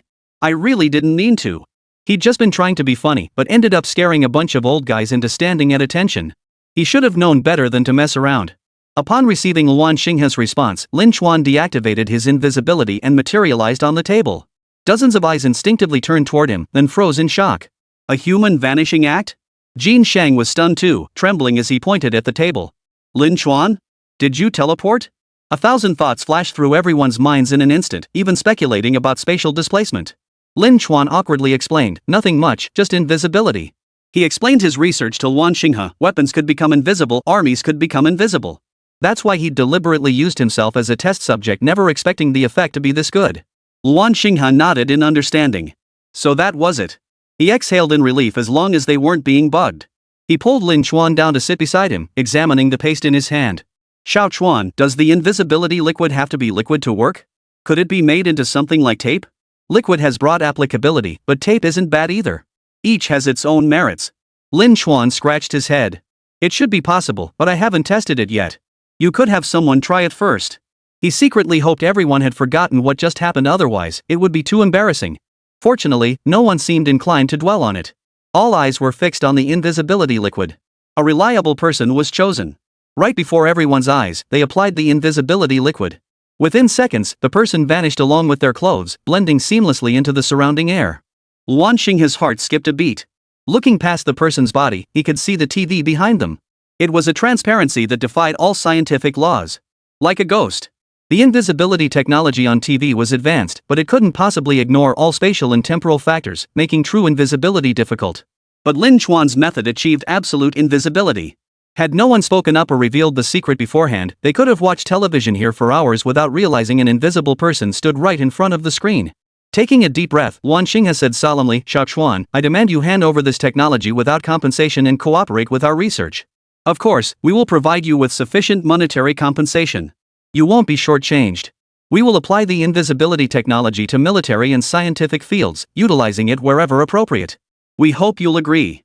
Lin Chuan nodded. Then can you develop a ghost legion? I want one. The others exchanged glances without speaking, each thinking the same thing, absolutely. The concept of forming a ghost legion originated from foreign proposals. The older generation in Dragon Nation had seen countless films, planting the seed in their minds. Now that the opportunity to realize it had arrived, they would spare no effort. After Lin Chuan handed over the technology, the space agency's scientific staff dwindled by more than half overnight. They all rushed off to work at the Dragon Academy. After all, the Dragon Academy had the good stuff, and they wanted a piece of it too. When someone asked Lin Chuan how he'd come up with the idea, he simply closed his eyes and bluffed his way through. After all, the workings of a genius's mind were incomprehensible to others. No amount of explanation would help. Getting the technology and finished product was already a win. Did they really expect the formula too? While everyone was busy working on the invisibility liquid, the higher-ups were also busy, frantic with worry yet grinning ear to ear. Oh dear, why did their country have to produce such a genius? How embarrassing. So very sorry indeed. Lin Chuan produced a large batch of the first invisibility potion. He had just handed it over when the higher-ups took it straight to the military. Jin Shang and his son arrived. Jin Nuo looked around but saw no one. Dad, what about forming the Ghost Legion today? Damn it, I don't see a single soul. Did all those high-ranking officials die? A lot of people came with them, but suddenly everyone was gone. It couldn't be that they were secretly forming it behind their backs, could it? Jin Shang glared at him. What nonsense are you spouting? I'm high-ranking too. Am I dead now? I reckon they're selecting recruits. Son, why don't you join them? If your gear could turn invisible, you'd be unstoppable. Jin Nuo rolled his eyes and scoffed. No thanks. I think my gear is already cool enough, unbeatably cool. Invisibility would only get in the way of my coolness. That's all. I don't need it. I'll politely decline. Jin Shang glared at his son. Back when he was a teenager, he'd been sent to the military and turned into a rogue. He'd made something of himself in the military, but then an accident on a mission left him paralyzed. The whole family thought his life was over. Then Lin Chuan developed the exoskeleton armor. Now the kid had fully recovered his bones and tendons, stronger than ever. Without the exoskeleton, he could outrun a rabbit. Naturally, his temperament had grown even wilder. Once forced into the depths of despair, he'd had no choice but to take the path of a civil servant, quiet and reserved. Now, free to revel in his role as a war god, he flaunted his gear daily. This gear is formidable, but the more skilled the user, the more devastating it becomes. As the saying goes, a true master shines wherever they go. After a few words between father and son, they saw the others arrive. They followed them inside, where the soldiers had already been selected. 50 men in total, each fully aware of what lay ahead. At the command from above, they swiftly coated themselves with the invisibility liquid. Within seconds, the entire group vanished. Jin Nuo froze, his mind going blank. He stepped forward to look. Were they really invisible? Holy crap, I can see the car behind us. Dad, go stand across the street. Let's see if I can spot you. Jin Shang followed suit. The moment father and son locked eyes across the crowd, silence fell. This was truly cutting-edge technology. Otherwise, who would have known there were so many people between them? Awkward as hell. The selected soldier was also bewildered. He looked left and right, his body and gear were still there, and his teammates were beside him. Why did the outsiders all look so astonished? Sir, did the experiment fail? Chapter 132, Dragon Brother, take me flying. The lead soldier reported his situation directly. He could see himself, his comrades, and everyone around them, so he assumed the experiment had failed. The expressions on the faces of those around him were strange, an indescribable awkwardness hanging in the air. Jin Nuo cleared his throat twice and said, Guys, the experiment succeeded. You can see each other, but we can't see you anymore. He called on several people to testify, and everyone confirmed they couldn't see him. To the naked eye, their figures were indeed invisible, even their shadows on the ground had vanished. Someone had the quick idea to take a photo with their phone. They discovered nothing appeared in the picture, as if no one had ever been there. Only the ground and objects behind them were visible. Everyone froze upon seeing the image, even Bing was stunned. How could they be like ghosts? Someone tossed a piece of paper into their midst and had someone step on it. But to an outsider, the paper appeared completely empty. They could still see the paper. Jin Nuo swallowed hard. This is getting creepy. What's the difference between this and ghosts? Dad. This is just not scientific. Even the paper is visible. Darwin would be rolling over in his grave. Jin Shang, despite his age, had never witnessed anything like this. He sighed and steadied himself. Technology has advanced so much, we have everything now. This old man hasn't lived in vain. The experiment continues. I'm outta here. Jin Shang walked away at a brisk pace, moving like a ghost, a complete phantom legion. He needed to pay respects at the temple to avoid being scared awake at night. Only when the experiment concluded did the soldiers see the full recording. In the footage, they gradually vanished, disappearing like ghosts. Only their voices remained audible, everything else vanished. The paper used for the experiment lay firmly beneath their feet, yet to them, it was invisible beneath their shoes. To an outsider, the paper remained perfectly intact, as if nothing had ever been there. Just like a real ghost. The men looked up in confusion, sensing something had changed. When the Ghost Legion and Invisibility Liquid emerged, the Dragon Nation would undergo a profound transformation. While other nations still engaged in diplomatic posturing, the Dragon Nation had already entered an extraordinarily advanced stage. To engage in strategic maneuvering with other nations now? That seemed rather beneath them. The experimental results reached the top leadership immediately. After a moment of excitement, the supreme leader couldn't help but smile faintly. Dragon Nation had always been the favored child of fortune, and that would never change. The Dragon Nation accelerated production of the invisibility liquid. Forget figuring out the principles for now, just do as Lin Chuan said. First, crank out a massive batch of finished products. The principles could be studied later, but the product had to be delivered first. While Dragon Nation bustled with frantic activity, African nations began to grow uneasy. With Africa's slow internet, netizens only now learned of Dragon Nation's recent nationwide free electricity policy. Beyond power, many resources were practically free. The people of African nations were stunned. Damn it! Back home, they worked their asses off to buy electricity, shelling out big bucks for loads of power, only to have it cut off constantly after barely any use. Currently, in many parts of Africa, only the capital cities have power supply, and even major cities experience frequent blackouts. They can't even access electricity, let alone afford it. Their national leaders have to beg and plead to buy electricity, scraping together funds for it. Even high-ranking officials must conserve power, no brightly lit homes allowed, not even a single small light bulb. And now you tell them that the Dragon Nation has made electricity free for all its citizens? When they haven't even reached the bare minimum subsistence level, yet the Dragon Nation is giving it away for free everywhere? African netizens wept. Dark-skinned folks wail in despair, utterly heartbroken, wishing they could reincarnate in Dragon Country immediately. Why does every other country get free electricity while theirs gets nothing? What the hell is their president doing? African netizens were furious and wanted to vent online at the government. But after a few angry posts, the internet cut out power outage. Stunned again. African citizens saw the news too and wanted to vent online, but with no power and no computers, they had no choice but to give up. They turned instead to the village chief's house to curse him out. By the time their protests died down, African leaders had pooled their funds and swiftly applied to visit the Dragon Kingdom. Bro, you guys have so much electronics, can you sell me some at a discount? Bro, our ancestors conquered this land for your generals, we've got connections. Bro, can we join your Dragon Nation? We won't ask for food or drink, just electricity. Please. African leaders pulled out all the stops, desperate to secure a visit to Dragon Nation. The Dragon Nation's foreign ministry was swamped, overwhelmed by the flood of requests. Finally, they simply assigned a room and had all the African leaders sit inside. This is your designated area. Raise your hand to speak. Reasonable requests will be granted. The African leaders obediently presented their electricity demands.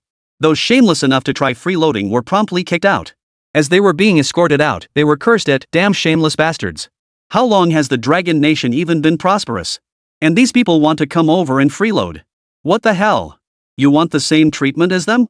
For those willing to purchase electricity, the Dragon Nation's leadership offered reasonable discounts. After all, they have no shortage of power or resources, pricing is largely at their discretion. China has long sold electricity to neighboring smaller nations.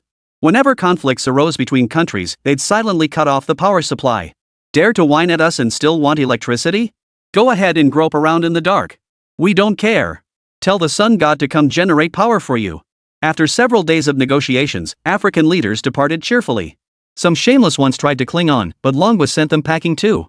Those who get things done without money are either saints or scoundrels, they're just ordinary people.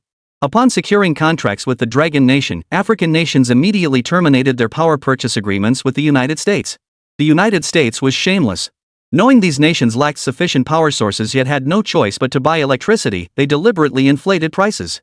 After jacking up the prices, they sold it with a condescending, superior attitude that left a bitter taste in everyone's mouth. For the sake of electricity, Africans endured this for a long time, forced to bow their heads and play second fiddle. Now that Brother Long is here, why would they need any alternatives? Countries swiftly terminated their agreements and announced power partnerships with the Dragon Nation. The United States is dumbfounded, and so are the other nations. European countries are rich in resources, many of which were seized by force. Sometimes they boost their economies by selling electricity and resources. Now that revenue stream is cut off, what will they do? They quickly identified the mastermind behind it all, the Dragon Nation. When Dragon Nation recently announced nationwide free electricity, it caused a global sensation. Virtually every country knew about it. For centuries, no nation had dared to make such a move. Annual electricity bills alone were astronomical. Yet the Dragon Nation dared to provide free electricity nationwide. And it was permanent. Chapter 133, Energy Blockade, is that it? Europe convened an emergency meeting among its nations. Originally, they could coast by selling electricity to older nations. But once the Dragon Nation stepped in, most countries worldwide severed ties with them. Without needing them, they naturally refused to grovel as subordinates. Seeing former small nations now speaking to them with arrogance made European nations inwardly seethe with frustration, their grievances unspoken. They blamed everything on the Dragon Nation. Would they be in this predicament if China hadn't sold electricity at rock-bottom prices? Ladies and gentlemen, China's power monopoly is designed to destroy us and hinder Europe's development. Since the rise of the Dragon Nation, we all know how much our economies have suffered. Are we to endure this indefinitely? A wave of silence swept through the nations. As the self-proclaimed world's leading powers, they had assumed their positions, confident they could continue dominating and exploiting others through a tripartite balance of power. Dragon Nation's sudden emergence shattered their plans. Now it's crushing them deeper into the ground. The stronger Dragon Nation grows, the worse off they become. What good does buying Longwa energy do? It still won't solve our own country's energy crisis. What isn't ours will never give us peace of mind. Paying for energy means being dependent on others and having to keep paying. They're used to living like bandits. Of course they don't want to buy. Then what should we do? Form an alliance against Longwa? Unlikely. Our country still needs Longwa's weapons and military aid. I can't afford to openly confront them. Same here. Energy is our major crisis. We can't just abandon it and risk antagonizing them. The pretty country representative sneered. So you're content to be kept down, to be dominated forever? To watch clowns dance around? When did the yellow monkeys we mock become entitled to speak over us? Arrogance and conceit, it's ingrained in Westerners' very bones. Past invasions made them believe they were gods, that uniting could let them control the entire world. They used fleeting victories to ruthlessly humiliate and oppress another nation, even insulting them as yellow-skinned monkeys. Generations of Europeans had looked down on the people of the Dragon Country from the bottom of their hearts. Even children barely a few years old would naively and sincerely mock the Dragon Nation. That innate arrogance, that sense of superiority, has caused their nation's leaders and people to perpetually view the Dragon Nation through tinted glasses. The representatives exchanged glances. The representative from the United States declared with certainty, in just a few short years, the Dragon Nation has developed these capabilities. It's already a spent force. This is the best they can manage now. Let's unite, form an alliance, or join forces to break their energy monopoly. As the meeting concluded, nations returned home and simultaneously issued announcements halting all energy and power exports to other countries. An energy blockade had begun. Some smaller nations panicked. Beyond electricity, they relied on numerous other resources. Were they truly willing to antagonize several major powers over one emerging superpower? While nations wrestled with this dilemma, Dragon Nation had already received the news. Luan Xinghe remained composed. They had anticipated this very scenario when the government announced nationwide free electricity. Thinking 10 steps ahead was a time-honored tradition of the Dragon Nation. Selling electricity at low prices was part of the plan all along. He rose and pushed open the door, seeing Lin Chuan engrossed in a game inside. European nations are beginning to impose energy blockades, he stated. Some countries are panicking. Compared to weapons, they need to see our other strengths. Without genuine capability, it was difficult to win over others or secure the willing cooperation of African nations. Partnering with someone requires seeing their strength and their trump cards. It demands sufficient trust. Luan Xinghe spoke calmly, then added, "Are you certain you want us to launch the solar space station?" The soldier at the door felt a tightening in his chest. A solar space station. His gaze remained fixed ahead, yet the storm raging within him was impossible to conceal. If this were true, the current waves would only propel Dragon Nation higher and higher, riding the wind and breaking through the waves. Lin Chuan patiently completed the final match in his puzzle game before replying, "Confirmed. We developed it for launch. If we don't need it, we can sell it. Grandpa Luan, remember to collect payment." Luan Xinghe, satisfied with the answer, nodded and prepared to leave. "I'll collect payment from the African nations." Lin Chuan remarked softly, "I'm talking about the money owed to me. Not a single cent should be missing." He wasn't short on money now, but he wasn't afraid of having too much either. Money saved was money earned. Luan Xinghe chuckled before departing, swiftly relaying the message to his superiors. The Solar Space Station can proceed with its official launch. We need to expedite preparations for the solar equipment to support installations across various nations. Accelerate the plan. Prosperous days are coming for Dragon Nation. While European nations schemed to impose energy blockades, Dragon Nation announced it would launch its solar space station into orbit within days. A brief announcement sent shockwaves through the world. Nations, already on their deathbeds, sat up in shock. What is a solar space station? Why build a space station in space? To interrogate aliens? Once the meaning of solar dawned on them, nations were furious yet amused. Torturing aliens in space would be preferable. This move was a direct slap in the face to Europe. Their faces were about to be smashed to pieces. The top brass in the United States were so furious their faces contorted, until finally they burst out laughing. I'll be damned if I don't see what kind of solar space station the Dragon Nation can pull off. He's turned our wildest dreams into reality. Does he really think he can run rampant? If the launch fails, don't blame me for smearing them across the globe. The Empire of the Sun never sets felt the same way. They knew the Dragon Nation had some capabilities, but launching a solar space station? That was just too presumptuous. Over the next 3 days, they relentlessly smeared the Dragon Nation, convinced the launch would fail. They insisted the solar space station wasn't what everyone imagined. African nations felt their hearts pounding. Unlike the European powers, they harbored no grand ambitions. Their only wish was for their people to have food, drink, and shelter. Everything else could wait. There was no rush to develop. Electricity, however, was a major concern. After the Dragon Nation's announcement, they scoured every source, double-checking the words solar energy over and over. They couldn't believe what they were seeing. High-level officials speculated, and the public speculated. On the final day, Dragon Nation's special couriers arrived in African nations.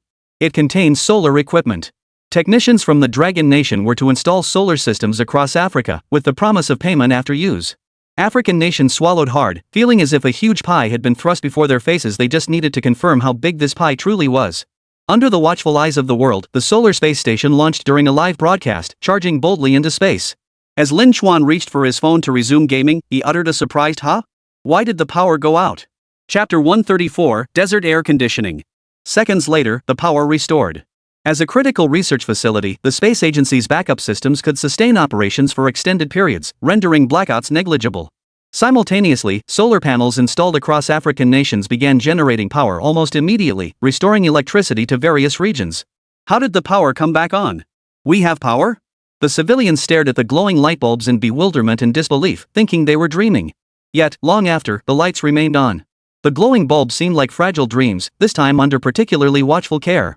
After confirming the power supply, African nations immediately restored electricity to major cities and swiftly expanded the grid outward. The Dragon Nation had announced that to assist its vast African brothers and sisters, freeing more people from the hardships of power shortages, it had specifically launched a solar space station. As long as this space station remained operational, it could guarantee electricity for every nation in Africa. By installing the solar equipment provided by the Dragon Nation, they could access power sources, thereby supplying sufficient electricity nationwide. Our dear compatriots from Dragon Nation have informed us that by paying a modest fee, we can access the solar power station's energy for a century. We have paid the fee, and we can now announce to our people, for the next 100 years, we will never experience power outages or shortages. We have ushered in an era of abundant electricity, an era of light. The leader of a small African nation delivered an emotional speech on television. Upon receiving reports of electricity being restored across the country, he was moved to tears. For decades, we cooperated with the United States to maintain our nation's basic electricity supply.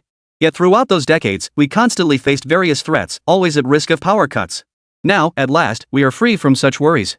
The Dragon Nation guarantees that as long as we pay our dues within the agreed contract period, no matter what happens, our power supply will never be cut off, nor will it be used to blackmail us. In national warfare, sever the lifeline first. For small African nations, cutting off electricity is a devastating blow. Government offices risk running out of power, forcing them to resort to candles.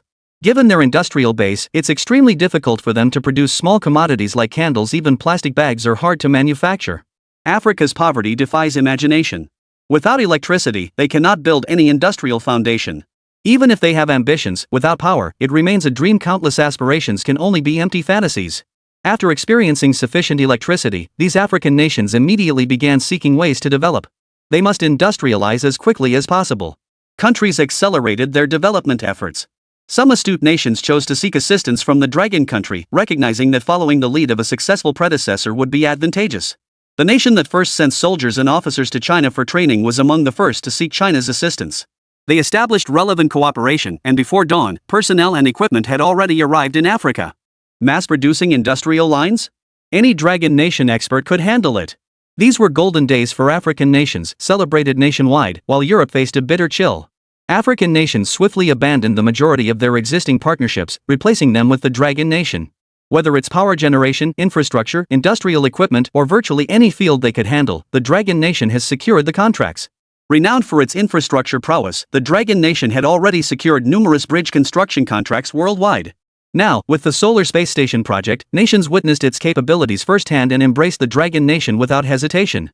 Great powers require heavy weaponry to sustain their national strength, while nations at war need arms to preserve their lifelines. Meanwhile, Africa's smaller nations require only the most basic power infrastructure to unlock vast development potential. The nations of Africa today are like blank sheets of paper. We can write and draw upon them as we please. Whatever we choose to create belongs entirely to us. Countries are seeking us out, hoping we'll help them achieve great things. Our task is to deliver the best possible outcomes within our economic capabilities. Luan Xingha emphasized the key point. Of course, our goal isn't to make other nations better, it's to gain experience for ourselves. If they can build it so well, then our nation must build it even better. Everyone's expressions turned solemn. They knew the immense challenge ahead. The entire world was watching Dragon Nation. Lin Chuan glanced left and right. He couldn't care less about other nations' development. The solar space station he'd researched was merely to pave the way for Dragon Nation. He was no saint. After a moment's hesitation, he leaned in and whispered, "Grandpa Luan, should we really prioritize helping those nations develop first? I think something else is far more important." This project would showcase our nation's strength and absolutely astonish every country. They'd be convinced of our superiority and willingly concede defeat. His young face glowed with pride even before he finished speaking. Luan Xingha pondered carefully. Unless they could capture an alien right now, he couldn't think of anything that would shock the entire world. He played along, asking, "What is it?" Lin Chuan declared solemnly, "Installing air conditioning in the Sahara Desert." "This is incredibly important, as vital as providing cats with a giant litter box." "Installing air conditioning in the desert? That's incredible. I swear, even aliens couldn't pull that off." Luan Xingha froze for a few seconds, glancing at Lin Chuan's expression. "Are you serious?" The others were equally bewildered. Was he serious? Installing air conditioning in the Sahara Desert was a massive undertaking. The electricity and energy consumed over a year would be astronomical, an unimaginably huge figure. They'd expend such immense manpower and resources just to shock people? Lin Chuan saw right through it and scoffed. But electricity is completely free now. We have no shortage of power or resources. So what if we're a bit wasteful? If we can't consume it all, we'll just throw it away. There's an endless supply anyway, what's there to fear? He couldn't care less about frugality, he wanted to live the good life. In fact, he'd watched travel videos recently and noticed many people venturing into deserts for recreation. Lin Chuan suggested, "Our country has deserts in remote areas too. Why not start practicing on our own turf first? It would be best to install air conditioning in all those Dunhuang tourist sites, then it wouldn't be hot when you visit. If we have air conditioning, what else could be missing? We need it all." Luan Xingha recalled the videos he'd watched recently too, and couldn't help but sigh. This kid, as if wanting comfort wasn't enough, he had to make such a big deal out of it. He cleared his throat to regain everyone's attention. "I think Xiao Chuan has a point. You should consider installing air conditioning in the desert. You have 10 minutes to discuss it." Everyone. Only now that times have improved would anyone dare suggest installing air conditioning in the desert. Back in the day, anyone who proposed such a thing would be considered utterly foolish, practically begging to be ridiculed. With peculiar expressions, they began debating how to install air conditioning in the desert. The more they thought about it, the more feasible it seemed. While the practical applications weren't yet clear, it would certainly give Europe a run for its money. Yeah, why not? Air conditioning in the desert, let's get it done. Install 100 air conditioners in the Sahara Desert immediately. Chapter 135, A Blatant Threat. Luan Xingha meant what he said. He immediately called his superiors to propose installing air conditioners in the Sahara Desert. The leader on the other end fell silent for a long moment before speaking in a low voice. "Old Luan, if anyone else had suggested installing air conditioners in the desert, I'd have sent someone to shoot them. Our resources are practically limitless, but that doesn't mean we should waste them like this. Installing air conditioners in the desert? What kind of twisted mind would even conceive of such a thing? Don't you agree?" The leader gritted his teeth. This project was massive, it would surely make headlines internationally, because the world had never seen such pure, adorable folly. Who in their right mind would burn money installing air conditioning in the desert? Why not try capping the Pacific Ocean or tiling rivers instead? He wanted to shoot a hole right through the proposer's forehead. Luan Xingha fell into an eerie silence for a few seconds before suddenly saying, "It was Lin Chuan's idea. If he suggested it, he must have a plan. Why don't you speak with Lin Chuan yourself?" The man across the table froze for a moment, then burst into laughter. Why didn't you say it was Xiao Chuan's idea earlier? I'm on board. I'll sign the approval right now. Right then, secretary, find me a bunch of construction crews. Send them to the desert to install air conditioners immediately. Yes, right now. Find the best talent nationwide. Hearing his superior's double standards, Luan Xinghe couldn't help but chuckle. Everything was exactly as expected. He hung up and informed Lin Xuan that the desert air conditioning project was underway. The next steps were securing workers and crews to figure out how to install air conditioning in the desert. Installing air conditioners directly was out of the question. They had to build structures and closed shelters to trap the cool air. Otherwise, it simply wouldn't work. Lin Xuan blinked. He just mentioned it offhand. Had they really agreed? Would he get yelled at for backing out now? He chuckled, got it, and quickly slipped away. The meeting's focus shifted. Since they decided to install air conditioning in the desert, they needed to find a large stretch of desert to test it. Installing air conditioning in the desert sounded absurd, but realistically, it had its benefits, a huge boon for archaeologists. The Silk Road, the ancient kingdoms of the western regions, and over 30 nations vanished into the desert. No one knew where they went. Beneath the sands, some mysterious kingdom might be hidden. Fortunately, the nation had been actively combating desertification through windbreak and sand fixation efforts. Trees were being planted in the desert, and vast stretches of green vegetation had already emerged, transforming into grasslands. With gradual ecological restoration, these areas could become environments suitable for human habitation. Luan Xinghe met with archaeology experts to discuss desert development, leaving them stunned. Develop the desert? They clearly had no shortage of resources. Luan Xinghe shook his head, pulling out a stack of documents to distribute. In the desert regions within our borders, we've unearthed numerous mummies and antiquities, which are now housed in local museums. Take the Hotan Museum, for instance. The area was economically underdeveloped and sparsely populated until we excavated several mummies there and uncovered numerous cultural relics and artifacts. That discovery spurred the local economy. We're not just excavating past cultures, we're also driving development in desert and northwestern regions. Currently, desert tourism only has a few peak days each year. That's insufficient. Common prosperity is never an empty slogan. The higher-ups take it very seriously, constantly dispatching personnel to the grassroots level and leading efforts to develop the local economy. Sometimes, places or influencers that suddenly go viral online are deliberately promoted to boost the local economy. Revitalizing the Northeast and the Northwest is a genuine priority. The desert climate is scorching, making it uninhabitable for most people. Even sending scientific expeditions there yields limited results. Instead, let's seize this opportunity to install air conditioning in the desert and establish cities there. Attracting people to settle there, encouraging them to participate in windbreak and sand control efforts while planting trees, can also develop the local economy. The decision to install air conditioning in the desert was not based solely on Lin Xuan's remarks. National territory and regional integrity are inviolable, no trivial matter. Within seconds, higher-ups recognized the operational potential and readily approved the plan. Luan Xinghe, a seasoned veteran, immediately aligned with the higher-ups' thinking. Installing air conditioning in the desert doesn't mean literally putting a lid on the sky. The best approach is to build cities. Where there are people, there will be commerce and economic activity. Gradually building cities would make installing desert air conditioning much simpler later on. Lin Xuan, being a kid, hadn't grasped the depth of it at all. He felt smug yet guilty, realizing his offhand suggestion had set everyone to work. Guilty for days, he dared not leave his room, spending his time gaming instead. It wasn't until he caught a glimpse of Luan Xinghe's proposal that he realized he'd overthought it. He breathed a sigh of relief. As long as he didn't have to put a lid on the sky, he was fine. He was also quite interested in the ancient desert kingdom, wondering what treasures might be unearthed there. The massive influx of construction workers into the desert was detected by satellites. The United States immediately raised objections, accusing the Dragon Nation of attempting to build terrifying weapons in the desert to threaten world peace. China's foreign minister remained expressionless, solemnly reiterating that this was not for war. They had merely hired workers to install air conditioners in the desert. He urged nations not to overthink it. He presented on-site images showing tens of thousands of air conditioners already delivered to the location, including several massive units unlike anything ever seen before. The nations fell silent, then erupted in outrage. United States, does Longwa think we're little darlings? Installing air conditioners in the desert? Why not just give God a pedicure while you're at it? Gaulish rooster, with its abundant resources, Dragon Nation could easily sell surplus to other nations. Why squander them here? We demand a reasonable explanation. Kimchi Nation, God bless the Dragon Nation with inexhaustible energy to lead the world to greatness, yet they squander it. International reactions exploded. Many simply didn't buy the air conditioning excuse, suspecting the Dragon Nation must have discovered something in the desert to justify such self-deception. But the Dragon Nation's move was so poorly executed that it drew widespread ridicule. Kimchi Nation seized the opportunity to lambast the Dragon Nation, accusing it of neglecting its duties, squandering its limitless resources with utter disregard for other nations and their plights. As the saying goes, when everyone's starving, could you please refrain from smacking your lips in front of them? Facing the backlash, Dragon Nation counterattacked directly. This is China's internal affair. Other nations have no right to interfere. Its stance was terrifyingly firm. The moment any nation voiced opposition, the Dragon Nation immediately dispatched fighter jets to circle over their territory. The Kimchi Nation trembled in fear as the warplanes filled their skies. They were scared out of their wits.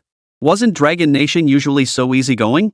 When did they become like this, dispatching fighter jets without a word? A blatant threat. Chapter 136, Kimchi Nation's Scheme. With Dragon Nation's ironclad stance, they're determined to install air conditioning in the desert. No one can sway them, let alone make a fuss. They wouldn't even bother with a grand banquet in person. Poor Kimchi Nation was so shaken by the fighter jets that it didn't dare show its face internationally for weeks. Its standing plummeted to new lows, worse than ever before. If not for its stubborn pride, it would have merged with North Korea immediately to restore its nation. Among all nations, only Korea is forced to pay exorbitant prices for Dragon Nation's energy. Serves them right for their insolent mouths back then. To buy energy, they quietly withdrew all their World Heritage applications, even avoiding mentioning them in domestic textbooks. But those things are etched into the minds of every Korean. How could they possibly forget what they've been taught since elementary school? But the Dragon Nation is simply too powerful an enemy they cannot possibly confront now. The Kimchi Nation's people can only advise themselves to keep a low profile and wait for the right moment. There's an ancient saying in the Dragon Kingdom, heaven first makes them mad before it destroys them. The Dragon Kingdom must be the same. After much deliberation, Korea concluded they couldn't sit idly by and wait for destruction. They must find a way to turn the tide, and the best method was to win over the Dragon Nation's people. Only by winning over the enemy could they gain intelligence. Knowing both enemy and self ensures victory in every battle. The Kimchi Nation immediately exhausted every means and spent untold fortunes in hopes of subverting that mysterious Dragon Nation research team. They believed that the Dragon Nation's recent weapons breakthroughs were entirely due to the efforts of that mysterious team. Such talent was likely a gift from God, and they had to bring them over.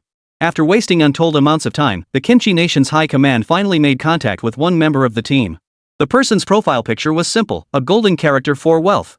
Kimchi Nation's experts immediately concluded this person was greedy for money. Just pay him, and he'd betray his country. They began employing every means to bribe him, and he gradually started responding. Everything seemed to be moving in the right direction. Meanwhile, back in Dragon Nation, Lin Chuan sat cross-legged on the floor with messy bedhead, staring at the hacked IP address on his screen. He snorted. "Hey, Kimchi, happy you cracked my IP? If I hadn't let you in on purpose, you'd never have gotten this far." Since the other side suspected his identity, Lin Chuan had deliberately exposed his IP address from the Aerospace Bureau. Beyond that, they couldn't find anything else. Everything was under his control. Lin Chuan replied occasionally, prompting them to transfer the money. When the other side offered an astronomical sum, Lin Chuan chuckled, money in hand. "Grandpa Luan, I'm here." Lin Chuan excitedly tracked down Luan Xinghe, exclaiming, "Luan Xinghe, I've made contact with a foreign spy. Looks like it's from Korea. They offered me a huge sum to defect." Luan Xinghe's eyebrow twitched as he snatched the computer. Glancing at Lin Chuan's expression, he relaxed slightly. Seemed no secrets had been leaked. After years of training, Lin Chuan's counter-surveillance skills were formidable. He often scammed even his own people, making it impossible for outsiders to deceive him. After reviewing the chat logs and the funds transferred from the other side, Luan Xinghe was speechless. Were they stupid? Sending billions without even meeting face to face? If making money were this easy, he might as well set up a team to fish for lawbreakers online and scam people while he was at it. Luan Xinghe took a deep breath and said, "Leave the rest to me. I'll have someone handle negotiations with them. Keep your money. Don't ever do this again." Lin Chuan nodded like a chick pecking at grain. Seeing he was off the hook, he happily went back to playing. When bored with nothing to do, he often lurked in the cloud livestream as a supervisor, watching people install air conditioners in the desert. The Dragon Nation representatives approached the Kimchi Nation with documents, their expressions a mix of amusement and sternness as they demanded explanations. The Kimchi Nation panicked the moment they saw the evidence. What about the person they'd been in contact with? Had he already been arrested? They couldn't possibly admit to bribing a spy. They immediately denied any involvement, claiming the evidence was fabricated. The Dragon Nation's high-ranking officials smiled without comment.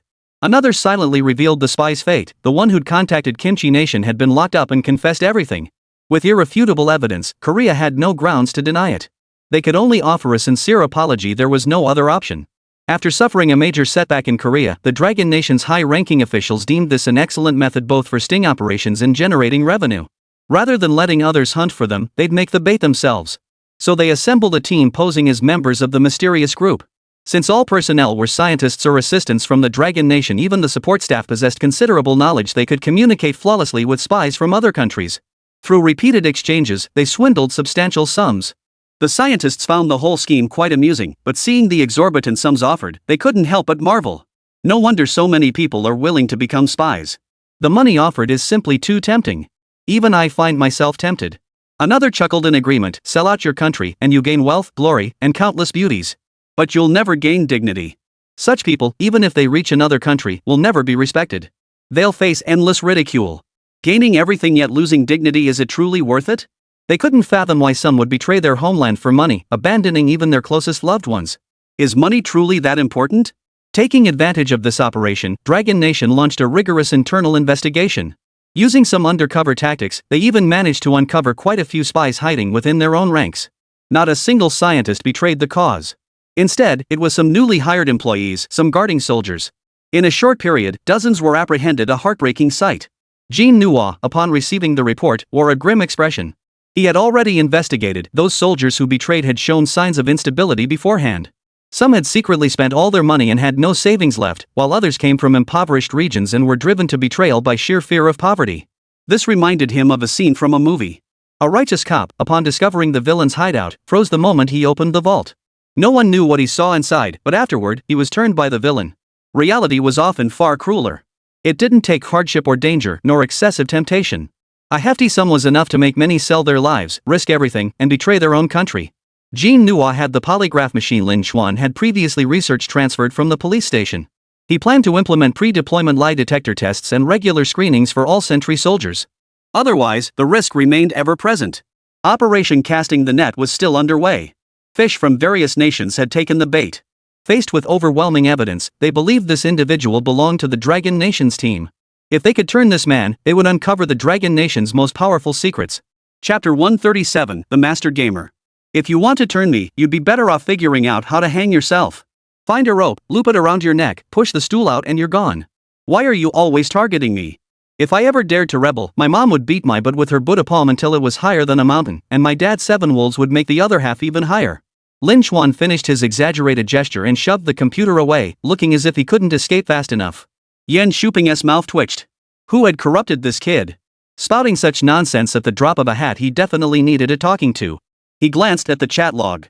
The other end was an intelligence officer from the United States, a highly professional negotiator with significant expertise in psychology, according to the files. He launched straight into psychological tactics. I know your situation is tough, but think about yourself. Loving others is no substitute for loving yourself. You must be incredibly busy every day. I feel for you. Give me your address, okay? I'll buy you some food to help you recover. Don't push yourself too hard. The American expert was exceptionally considerate, offering meticulous care and support. To break down his defenses, she even generously gifted him numerous presents under the guise of friendship. Yet Lin Xuan remained unmoved, his replies cold and distant. The other party assumed the Chinese researcher was just aloof and became even more attentive. After reading the chat history, Yan Shuping couldn't help but ask, Xiao Chuan, he's been so kind to you, willing to give you so much money and send you gifts. Why aren't you responding? He thought the other party seemed quite qualified. If he hadn't known their true identity, he might have been easily deceived himself. How could Lin Xuan, just a kid, remain indifferent to such sweet talk? It was an offer of untold wealth and fame. Even adults would switch sides under such pressure. How could a child possibly resist and succeed? Lin Xuan stared down at his Rubik's Cube, expression calm. Fame? I've got that. I've been playing this arcade mobile game lately. I'm already #1 on both the wealth and fame leaderboards. I'm even the king of a nation, and my combat power is the highest too. In the game, I'm the biggest. Lin Xuan rubbed his hands excitedly, his eyes sparkling. I'm #1 across the entire server. The second-ranked player is billions of combat points behind me. My divine beast has 18 huge wings, and I switch between riding several of them. Others don't even have mounts. Recalling the promises from the beautiful country, Lin Xuan scowled, his expression sour. They swore I'd become their top scientist, respected by the entire nation, granted a unique status. Like I need that? He scowled, itching to curse them out. When he first got hooked on this game, he grinded quests day and night. Stuck on Zhang Jiao's boss fight, he begged every high-level player he encountered until finally finding a pro who helped him clear it. And what was the beautiful country doing back then? Asking him if he needed beautiful women. What did a kid like him need beautiful women for? He was grinding his combat power in the game, watching helplessly as his merchant ships were raided and sunk to the bottom. The pretty country promised him pie in the sky, saying they'd give him money. Did he need that? All he wanted was an invincible account. An invincible powerhouse to carry him through the game, dominating everything in sight. Whenever he appeared on the public chat, everyone had to flood the screen with 666. Lin Chuan wasn't exactly thrilled. He snorted twice. All I wanted back then was someone to play with me, run dungeons together, team up to take down bosses and earn titles. I was right in the middle of fighting the boss Su Chu when he kept spamming me with messages. It pissed me off. That dungeon dropped a reward, so he was hopping from group to group trying to get it. That American player started messaging him, all how's it going, and I get you. Like hell he understood. He got beaten so badly in game they called him Cutie Pie. Getting stuck on a level was bad enough, but then people kept challenging him to duels on the public chat. His reflexes were slow, and his opponents easily beat him up. So in solo PvP, Lin Chuan rarely won. He was so depressed he felt utterly hopeless, convinced he was born under a bad sign. Fortunately, Grandpa Wan learned of this and arranged for a top-tier player to mentor him. He even splurged on in-game currency to boost his combat power. Within 3 days, they cleared every level, all with 5-star ratings. Whenever a duel arose, the pro took over, leaving Lin Chuan free to just show off. Money's allure knows no bounds. That very day, Lin Chuan topped the wealth leaderboard. By farming accounts, spending cash on gear, and grinding, he finally claimed first place in 7 or 8 different rankings. Every time he logged in, the chat would erupt with praise. You're amazing. Big shot, please carry me. I'm bowing down. The feeling of satisfaction was indescribable. In contrast, the pretty country was utterly brainless, spamming messages to harass people, constantly putting on displays of overflowing emotion. It directly provoked Lin Chuan into cold shouldering them. After hearing the details, Yan Shuping couldn't help but close his eyes. He'd overthought it. Lin Chuan was still just a child. He'd been viewing Lin Chuan through an adult's lens, something he couldn't match Director Luan at. After a moment's thought, he said directly, Xiao Chuan, if there's anything you want, just ask. We'll give it to you. Just don't get fooled. I know you're smart. Lin Chuan nodded eagerly. As soon as Grandpa Yan left, he snatched his phone and dove back into his game. Lately, he'd gotten hooked on a tomb raiding game, playing until past 3 every night. He wasn't very good at it, so he followed a skilled player in his team. The game required solo play, meaning he had to handle every action himself. Lin Chuan was hooked and hated watching others play while he could only spectate. He silently mused that if there were any skilled female gamers, he might actually consider giving them some weapons. No tanks or artillery, maybe just a motorcycle. The poor American spy was ruthlessly blocked that very night. Before he even understood what was happening, he'd been deleted without a trace. The American was dumbfounded. Their defection plan had several stages, some succeeded, others failed. But when they tried to chat with the researcher, he remained steadfast, refusing to budge. They didn't even get a chance to speak before being blocked. Having lost their target, they could only continue bribing peripheral figures and dispatched large numbers of their own citizens to study in the Dragon Kingdom under the guise of defection to steal information. Some things couldn't be rushed, they could wait patiently. But who exactly was Lin Chuan? The sinister gaze of the American high-ranking officials swept across the photographs, vowing to capture Lin Chuan and expose his true identity. Once his identity was confirmed, they would kill him at any cost. Hiring international mercenaries was no issue. A storm swept through the United States as everyone converged on a single name, Lin Chuan, Lin Chuan. Anyone with a similar-sounding name or close phonetic match was subjected to thorough investigation. Their screening focused on those over 18, targeting promising young talents from wealthy backgrounds. Yet, hearing that noble sons often come from humble origins, they began examining ordinary people with the same name. Little did they know the real answer had been ruled out from the very beginning. Chapter 138, Lin Chuan abducted? While the United States deployed spies, the Dragon Nation State Security Department seized the opportunity to act, capturing numerous agents in the process. Just as life began to feel increasingly stable, an incident started brewing at the school. One parent noticed that there were over 20 students in the class. She felt that with such a shortage of teachers, how could her precious son possibly learn alongside so many others? She resolved to gather evidence, forcing the school to increase staffing and immediately assign a dedicated teacher to her child. While searching for evidence at the school, she unexpectedly discovered that one child in the class had been absent for 2 or 3 years straight. She had never even seen this child. This left her puzzled. What illness could this child possibly have that required such a long leave of absence? Schooling was crucial. Who knew what habits a child might develop after 2 or 3 years without education? After confirming this, the woman immediately raised a fuss in the parent group chat. What's going on at your school? Are you really taking your responsibilities seriously? I found out one child in the school only attended 3 or 4 times in 3 years, then stopped coming altogether. Is this how your school upholds compulsory education? The government has repeatedly mandated 9 years of compulsory education. All you care about is eating and drinking, completely ignoring the children's situation. Aren't you afraid something terrible will happen to them? The woman furiously tapped her phone, ready to tear the school apart. It wasn't so much fear for the child's future as it was concern that the school's actions were irresponsible. If you treat other people's children like this, how can I trust you to take responsibility for my own? You're supposed to be teachers. How can you be so heartless? When someone in the group chat saw the message and heard the child hadn't attended school for 2 or 3 years, they immediately grew anxious, fearing something terrible had happened and nearly called the police. In the class group chat, homeroom teacher Sun Chang looked troubled. He too desperately wanted to know where Lin Xuan had gone. The principal had said higher-ups had taken Lin Xuan away, but he didn't believe it. He was sure there was more to the story. Sun Chang speculated that Lin Xuan must have a wealthy family or rich relatives who had simply taken him home to enjoy a life of luxury, hence his absence from school. But he couldn't just say that to the parents in the group chat. Sun Chang scratched his head in frustration. What to do? He couldn't possibly tell the truth. How devastating would that be? After working hard his whole life, he still couldn't match the luck of those born into privilege. Poor guy, he had nothing to show for it, not even a girlfriend. The parent group buzzed with activity, and the kids chimed in too. Lin Xuan's deskmate, a young girl, shared her worries in a sweet, delicate voice. Could he have been abducted? He is a boy, after all. Her words sizzled like fish in hot oil, instantly turning both sides golden brown. My daughter's absolutely right. That boy not coming to school means he's probably been abducted. And since his parents aren't searching for him, it likely means they're being held captive. Let's all stick together and see if we can get the child back to school. Skipping school at such a young age means he'll amount to nothing when he grows up. The parents in the group chattered among themselves, unaware that the very child they were discussing was charging through a game.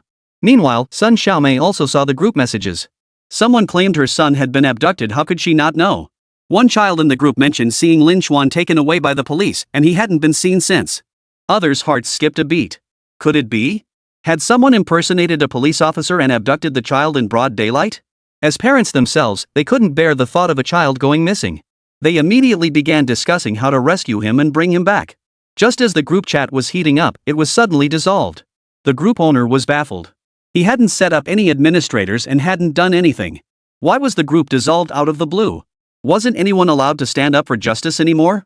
Gritting his teeth, the admin went to verify his account, trying to restore the group chat. Even if they dissolved and banned the group, there had to be a reason, right? Question mark. We attempted to steal state secrets? No way, I didn't even know I had that kind of talent. Are you kidding me? Furious, the admin forwarded the group dissolution notice to every contact. This is really eye-opening. We're just a bunch of ordinary folks chatting in a group, and somehow we're accused of stealing state secrets? What exactly did we say that's classified? Any evidence? The other members were furious too. They'd enjoyed their daily chats, helping each other out in a warm and friendly atmosphere. They'd grown accustomed to the group. Now the group is gone.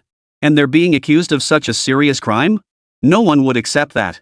Just as someone was about to fight for justice, the entire group ended up in the police station. Everyone was summoned to the Provincial Public Security Bureau. For most of them, it was their first time in such a situation. They'd never even set foot in a local police station before, yet now they were being taken to the Provincial Public Security Bureau. Now everyone felt a bit uneasy inside. Had they really stolen state secrets? But they clearly knew nothing about it. When they entered for questioning and were asked to sign an agreement, the parents were dazed. Was this real? It felt like a dream. Was their child really that accomplished? As they left the police station, they exchanged glances before quickly dispersing. They understood they'd likely all signed identical confidentiality agreements, but that didn't mean they could discuss this behind closed doors. If someone blurted out something without knowing the other party was bound by the same agreement, they could easily violate confidentiality regulations. That would effectively ruin their children's and grandchildren's chances of ever passing civil service exams or graduate school entrance tests. To protect their children's future, everyone kept their mouths shut. The matter was quietly buried, but before long, another wave of turmoil arose. The real world resembled a giant butterfly. A mere flutter of its wings could unleash a massive wave of upheaval. Lin Xuan's true identity was known only to the absolute highest echelons of power. To everyone else, he was merely the son of a high-ranking official. Yet rumors still leaked out. Have you heard? A promising young talent has emerged these past 2 years, a real gem in scientific research. They say he's still in school. We need to find out which school this prodigy attends. Let's secure him early and get him direct admission. Sue, you've got some nerve. You haven't even found the kid yet, and you're already trying to get them to attend your school? We're a key school too, we're every bit as good as yours. Get lost. Your school is trash. How can it compare to a nationally renowned institution like mine? Let's see who can snag the talent through merit. As specialized schools began their recruitment drives, prestigious universities scrambled frantically to find that prodigy. To be called a genius by those arrogant old farts and have them genuinely admitted meant this kid was truly one in a million. Securing such a talent meant the school's future was assured. Luan Xinghe, who saw through it all, remained silent. What a bunch of idiots. They keep searching in increasingly obscure places within universities. Haven't they considered it might be the work of a young genius? You can spot Lin Chuan anywhere you go in pediatrics. Chapter 139, The New Generation Pushes the Old. Everyone strained every nerve to find that genius, eventually tracking down Luan Xinghe and trying to get information on the person. Some leveraged their seniority and old connections, pleading earnestly with Luan Xinghe, "Xinghe, you know my temperament. I lack nothing except talent. I'm desperate for capable people. You're a leader at the Aerospace Bureau, you must know that person's identity. I don't care how, but you must introduce them to me. Just give me a name, I can look him up myself." Luan Xinghe smiled silently, pretending not to hear. Seeing him stubbornly refuse to speak, the man across from him threw a tantrum right there on the spot. Others pulled out all the stops, nearly tearing the entire office apart. The table was pounded with a loud thud. "Luan Xinghe, give us a straight answer. What would happen if you just told us the name? We just want a name, not your life. Why won't you say anything?" Seeing someone on the verge of losing their temper, Luan Xinghe sighed calmly, his expression tinged with resignation. He poured tea for everyone one by one and spoke honestly. "It's not that I don't want to tell you. I signed a confidentiality agreement. If I tell you, I'd be committing treason. And even if I did tell you, you wouldn't believe me. Not a chance." He remembered clearly how the higher-ups had repeatedly confirmed it was Lin Chuan's research. They'd even privately observed Lin Chuan's research process, yet it still took them ages to verify it. These were all seasoned experts, authorities in their respective fields who had lived for decades. How could they possibly believe they'd be outdone by an 8-year-old child? Lin Chuan developed the lunar probe at just 8 years old. Some people achieve nothing in a lifetime. The gap between them was like a chasm. Even a room full of luminaries probably couldn't match him. Luan Xinghe sighed softly. "It might be a bit demoralizing to say, so let's just skip it. We should spare your fragile psyches." The group was left utterly baffled. Before they could ask why, security ushered them out. As they departed, Luan Xinghe waved cheerfully, insisting it was for their own good to spare them the shock. Some muttered curses about Luan Xinghe's lack of loyalty, while others pondered the deeper meaning behind his attitude. Setting aside the confidentiality agreement, Luan Xinghe dared not reveal more. But the hint he did give was deeply intriguing. The group exchanged bewildered glances. What could possibly defeat these big shots? The new generation pushing aside the old. But if they saw the young generation figure it out, they'd merely sigh with admiration at the formidable potential of the next generation, not feel defeated. Unless. Some expressions grew subtly complex. Unless that person was significantly younger, a mere child, they wouldn't feel defeated. Some had already figured it out and planned to shift their investigation focus, while others prepared to shamelessly keep pressing for answers. Li Tian walked back expressionless, instructing his secretary to buy rope, muttering under his breath, "If he doesn't give me answers, I'll hang myself in his office." Lin Chuan, who happened to be passing by, glanced over in surprise. He thought this old man was a true warrior. Strolling over to Luan Xinghe's office, his eyes widened. "Grandpa Luan, did a typhoon hit your office? Did you practice iron sand palm on the desk?" The office was in utter disarray, as if ransacked. Palm prints marred the desk, and footprints scattered chaotically across the floor. Lin Chuan carefully found a clean spot to sit. Luan Xinghe handed him a cup of milk tea and said, "Nothing much. Just a bunch of bandits came in earlier, demanding top-secret documents. I had to refuse." Lin Chuan asked curiously, "What top-secret documents? Couldn't you tell them? What if we had told them?" Luan Xinghe tilted his head. While top-level officials kept information tightly under wraps, he could consider sharing it judiciously with the right people. A faint smile slipped onto his lips as he addressed Lin Chuan. "Nothing would happen to me, but it wouldn't be so good for you. If they found out about this, they might send you to teach at several schools. Or worse, make you become a teacher. Aren't you afraid?" His tone was melancholy as he delivered the blow to Lin Chuan, whose eyes had lit up. "Teachers' salaries are pitifully low. You'd have to teach students every single day, year-round. Except for winter and summer breaks, you'd have to get up at 6 or 7 every morning. Could you handle that? And with some of those students, are you sure you could teach them properly? Some students are as dumb as pigs. Teachers wish they could beat them to death and start over. I really want to ask some of them how they grew up. What did they fill their heads with? They sway like they're full of water." Luan Xinghe thought of his own students and couldn't help but frown for a moment, shaking his head inwardly. Stupid, beyond saving." Lin Chuan froze, his voice thick with dread. "Get up at 6 or 7 every single day." Luan Xinghe nodded, explaining the hardships of teaching. If he became a homeroom teacher, he'd have to rise at 5 or 6 every morning to brave the cold wind on his way to school and still arrive punctually, even in winter. Respecting teachers and valuing education made perfect sense. Without the dedication of most educators, the Dragon Kingdom would have far more illiterate citizens, and the national literacy campaign would falter. In the last era, illiteracy rates soared to 80%. Anyone who could read and write could get a job. Now, education was accessible to many more people nationwide, even children in remote mountain villages. After listening to Luan Xingha's explanation, Lin Chuan gave an awkward smile. He couldn't grasp the greatness of teachers. Anyway, he wouldn't do his homework, and he absolutely refused to go to school. Lin Chuan turned and bolted for the exit. He couldn't let those university professors outside discover his identity. He had no intention of attending school. While Lin Chuan was desperately avoiding school, Xiangyang Elementary welcomed a group of people who brought a large number of confidentiality agreements. The school complied with higher authorities by holding a parent-teacher meeting. At the meeting, every parent signed a confidentiality agreement, not just Lin Chuan's class, but the entire school. No one was permitted to reveal Lin Chuan's presence at the school, nor mention any related information. If anyone privately inquired, they were obligated to report it to higher authorities. After the entire school signed the confidentiality agreements, everyone understood the implications. It was as if the authorities were about to hand them the answers directly. The crowd immediately grew agitated.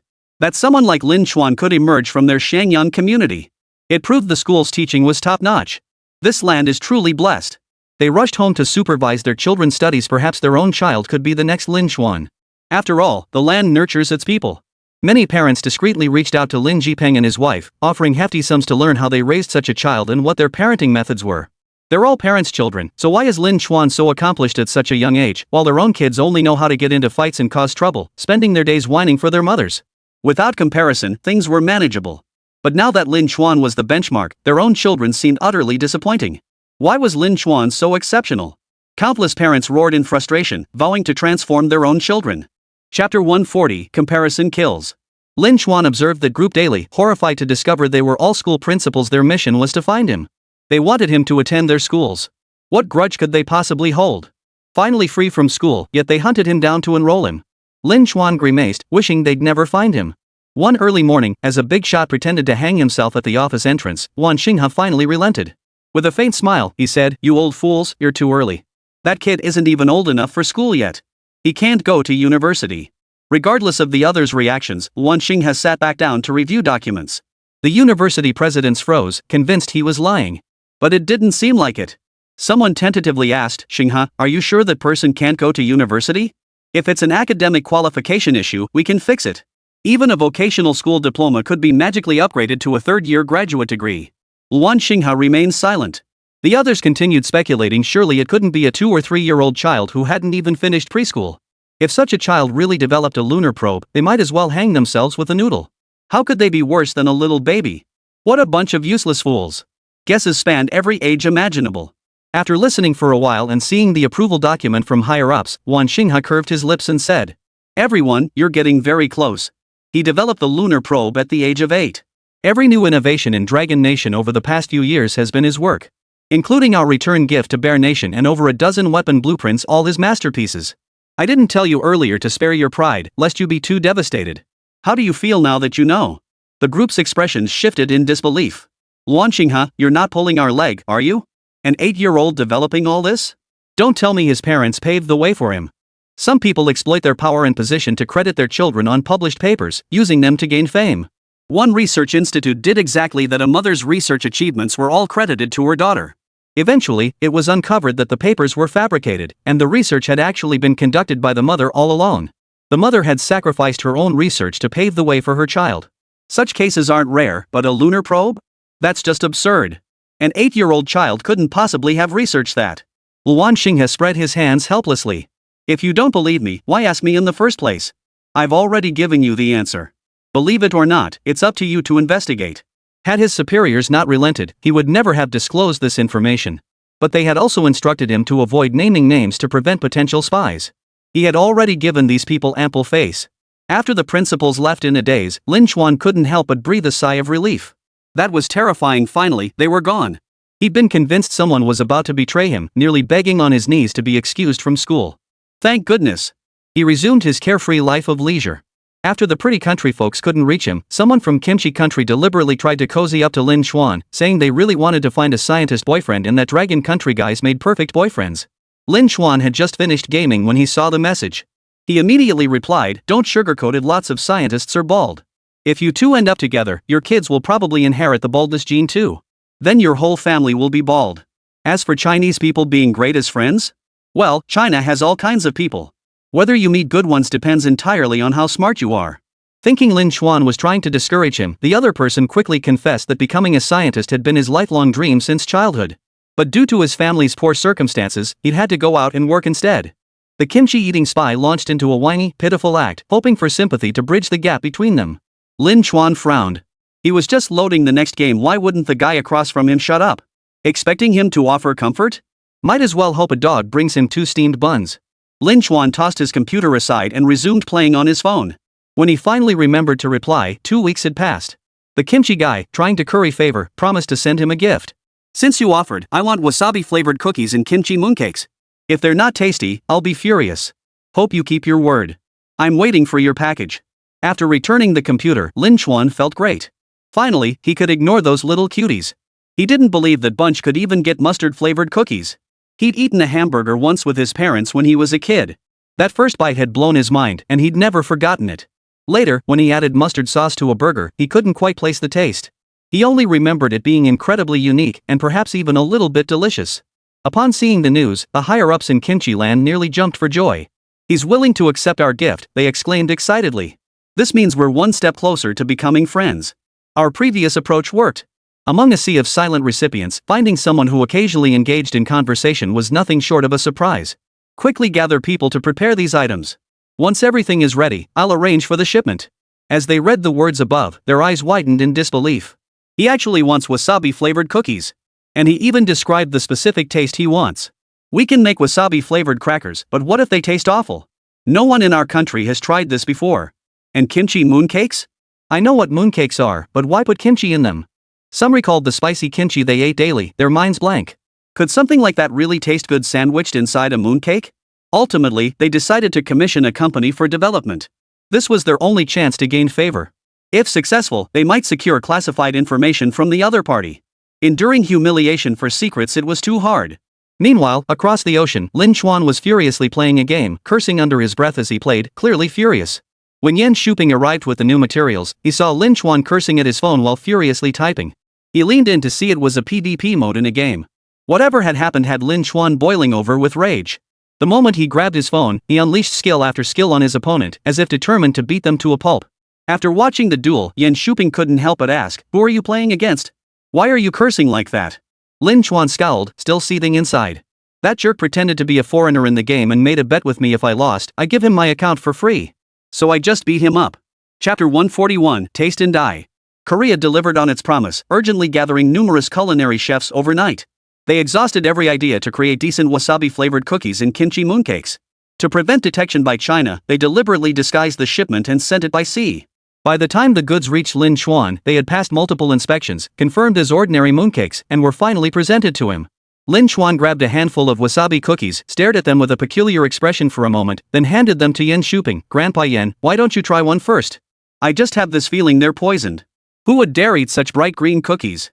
He even suspected someone might have dripped menthol oil on them. Better find someone to test it first. Yan Shuping shot him an amused glance, took the biscuits, and ate a few bites. His expression gradually soured. Korea really is a small country. They can't make anything worthwhile. He summoned a guard, intending to have the items discarded. Lin Xuan frowned, stubbornly taking one for himself. He took a bite and immediately gagged. After vomiting, he grabbed his laptop and typed furiously, unleashing a torrent of abuse at the recipient across the screen. Finally, he dropped a parting threat. "Dare to send me such disgusting crap? Don't ever expect me to work with you people again. Go to hell, all of you." Lin Xuan downed half a bottle of water and brushed his teeth before finally suppressing the lingering wasabi taste. Those kimchi-loving folks must be out of their minds. They claimed adding ginseng specifically to mask the wasabi flavor. It made Lin Xuan laugh in disbelief. Ginseng isn't even tasty, they just paired two awful things together? At that point, Lin Xuan gave up entirely. He stopped agonizing over the mustard sauce and lost all desire to try it. From then on, when ordering other dishes, he only dared to stick to what he knew. Who says life is about bold experiences? Trying new things just gets you killed.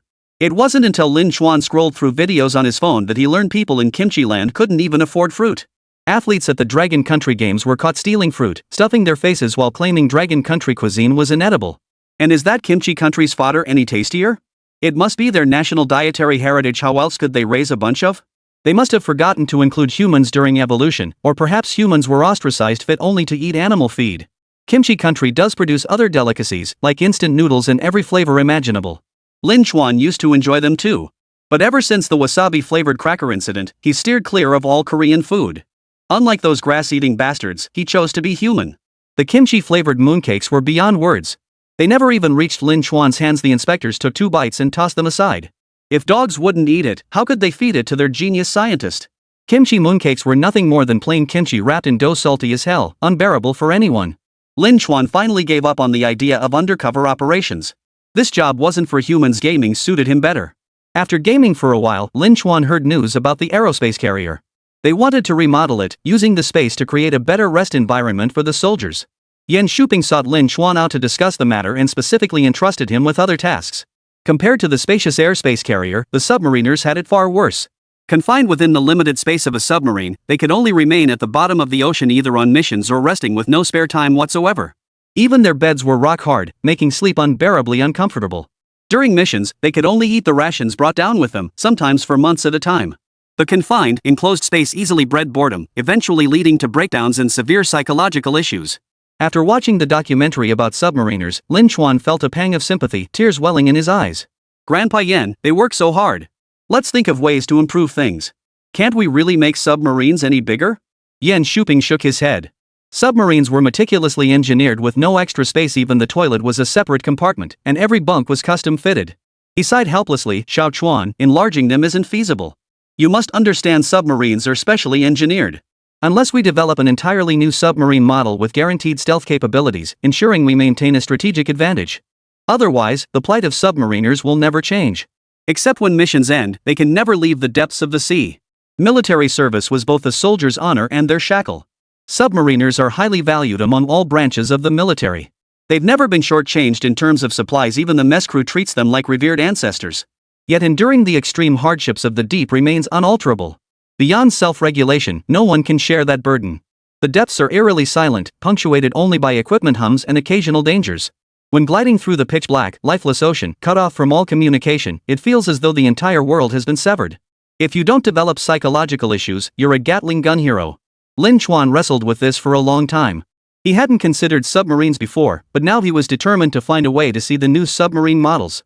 It made no sense for everyone else to enjoy comfort while submarine crews endured hardship beneath the waves. No, even if it's just for the mental health of those men, change is essential. A massive research effort commenced. Lin Chuan personally sifted through the system marketplace, selecting a torpedo-shaped submarine. The psychological strain on submariners stemmed from the cramped, confined spaces, the endless despair of never seeing the surface, the relentless cycle driving them to the brink. They also had to carry out missions, guard against submarines sent by other nations, and constantly monitor the movements of other countries. The pressure was immense. Lin Chuan slapped his thigh in realization and decided to add new features to the submarine, including entertainment options. After days of planning, he finally divided the submarine into several zones, a mission area and a rest area. The mission zone handled operational tasks, while the rest area served as sleeping quarters. Adjacent to the rest area was an entertainment room equipped for gaming and computer use, complete with a special undersea network Lin Chuan had specifically researched. Who says you can't use your phone tens of thousands of miles underwater? Direct internet access. Another section featured a fold-out storage space pack with endless snacks, drinks, and alcohol, nearly filling an entire wall. Above it hung a large-screen TV, a computer, various game consoles, and microphones. That's right, Lin Chuan believed pent-up energy needed to be shouted out, needed to be vented. After all, no one in the ocean could hear him. What harm could a concert under the sea do? Only the fish would hear it. Yan Shuping agreed it was a good idea. Rather than bottling it up until he went mad, he might as well let it all out. Shouting his head off and acting crazy was far better than being driven to the brink of a nervous breakdown. With a sweeping gesture, he ordered the men below to begin construction, including the refrigerator specifically requested by Lin Chuan. Chapter 142, A Submarine Crew's Good Life? Under Lin Chuan's personal leadership and relentless urging, the first submarine, codenamed Chuan Chuan, a homophone for Chuan Chuan meaning flowing river, emerged. It was named Chuan Chuan because Lin Chuan had developed a passion for the spicy skewered meat dish during that period. The new submarine was fully equipped, with a specially added underwater scanning function. A single press could scan hundreds of kilometers around it, marking not just submarines but even sharks, all with intelligent capabilities. Lin Chuan also managed to add a stealth function. Beyond the obvious uses for underwater concealment, wouldn't it be perfect for escaping danger by simply turning invisible? Even if an undersea volcano erupted, he could bolt and bury his enemies beneath it. Of the 36 stratagems, retreat is the best strategy. Activating Lan Ling Wang's stealth mode for escape offered the greatest peace of mind, effectively putting everyone's hearts at ease. On the day the research concluded, Lin Chuan directed his team to load all the snacks aboard before personally descending to inspect the submarine. After loading everything, he glanced at the rest area. The beds had been converted into spacious double beds, maximizing space with folding mechanisms for comfort, ensuring everyone had their own private space. Beyond that, the adjacent recreation room was impressive. Upon entering, one was greeted by mountains of snacks, instant foods, and beverages. They'd even installed a refrigerator stocked not only with drinks but also ample hotpot ingredients enough to run a buffet. Yan Shuping watched the transmitted footage, his lips twitching. He thought to himself, the submarine crew was truly going to live the good life. Originally, the submarine's limited space had to accommodate large amounts of fuel and equipment, leaving very little room for the crew. Lin Chuan wasted no time, immediately activating the system to forcibly compress all equipment. Fuel was replaced with the system's advanced formula. Not only would oil leaks be impossible, but even if crew members leaked air, the fuel wouldn't escape. Use it with confidence. The newly added MC system and purification cycle were also impressive. With a single press of a button, the rest area instantly transformed into a bar or nightclub. Pumping up the music, they were ready to party. Lin Chuan tested the microphone sound quality was excellent. He tossed some snacks aside, and the essence recirculation system instantly activated, expelling all odors. Even ocean-generated trash could be tossed directly out. After meals, pots, pans, and utensils could be discarded together. Lin Chuan's previously researched ocean purification spheres lay at the seabed. They could dissolve even pot residue cleanly, let alone plastic bags and scrap metal. These materials were automatically converted into clean elements and substances, remaining in the ocean as nutrients for fish. Lin Chuan was satisfied, feeling he could hand over the project. The room fell silent.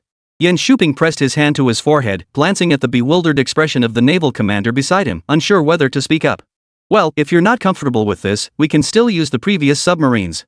There's no need for a mass replacement. The commander snapped out of it and shook his head immediately. No, we're perfectly fine with it.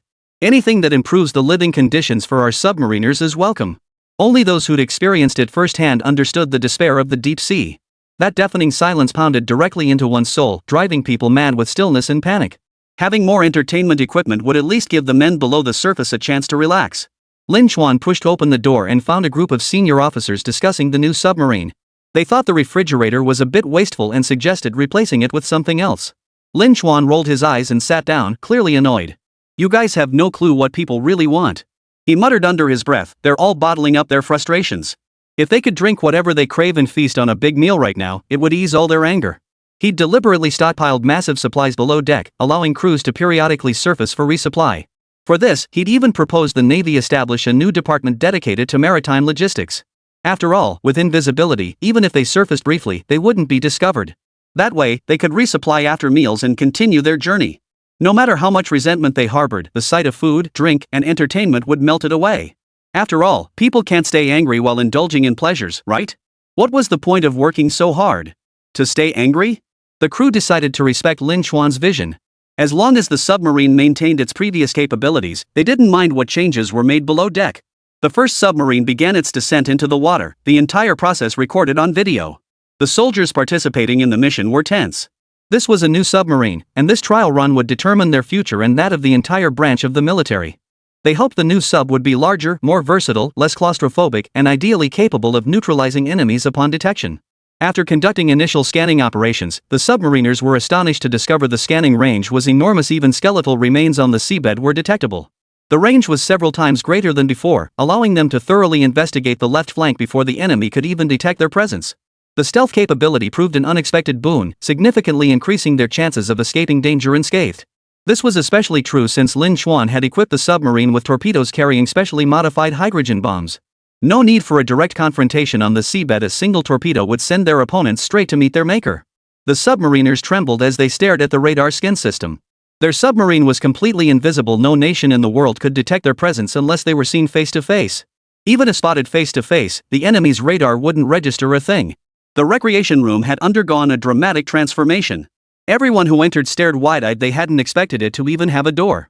The adjacent recreation room pulsed with multicolored lights and pulsating dance music.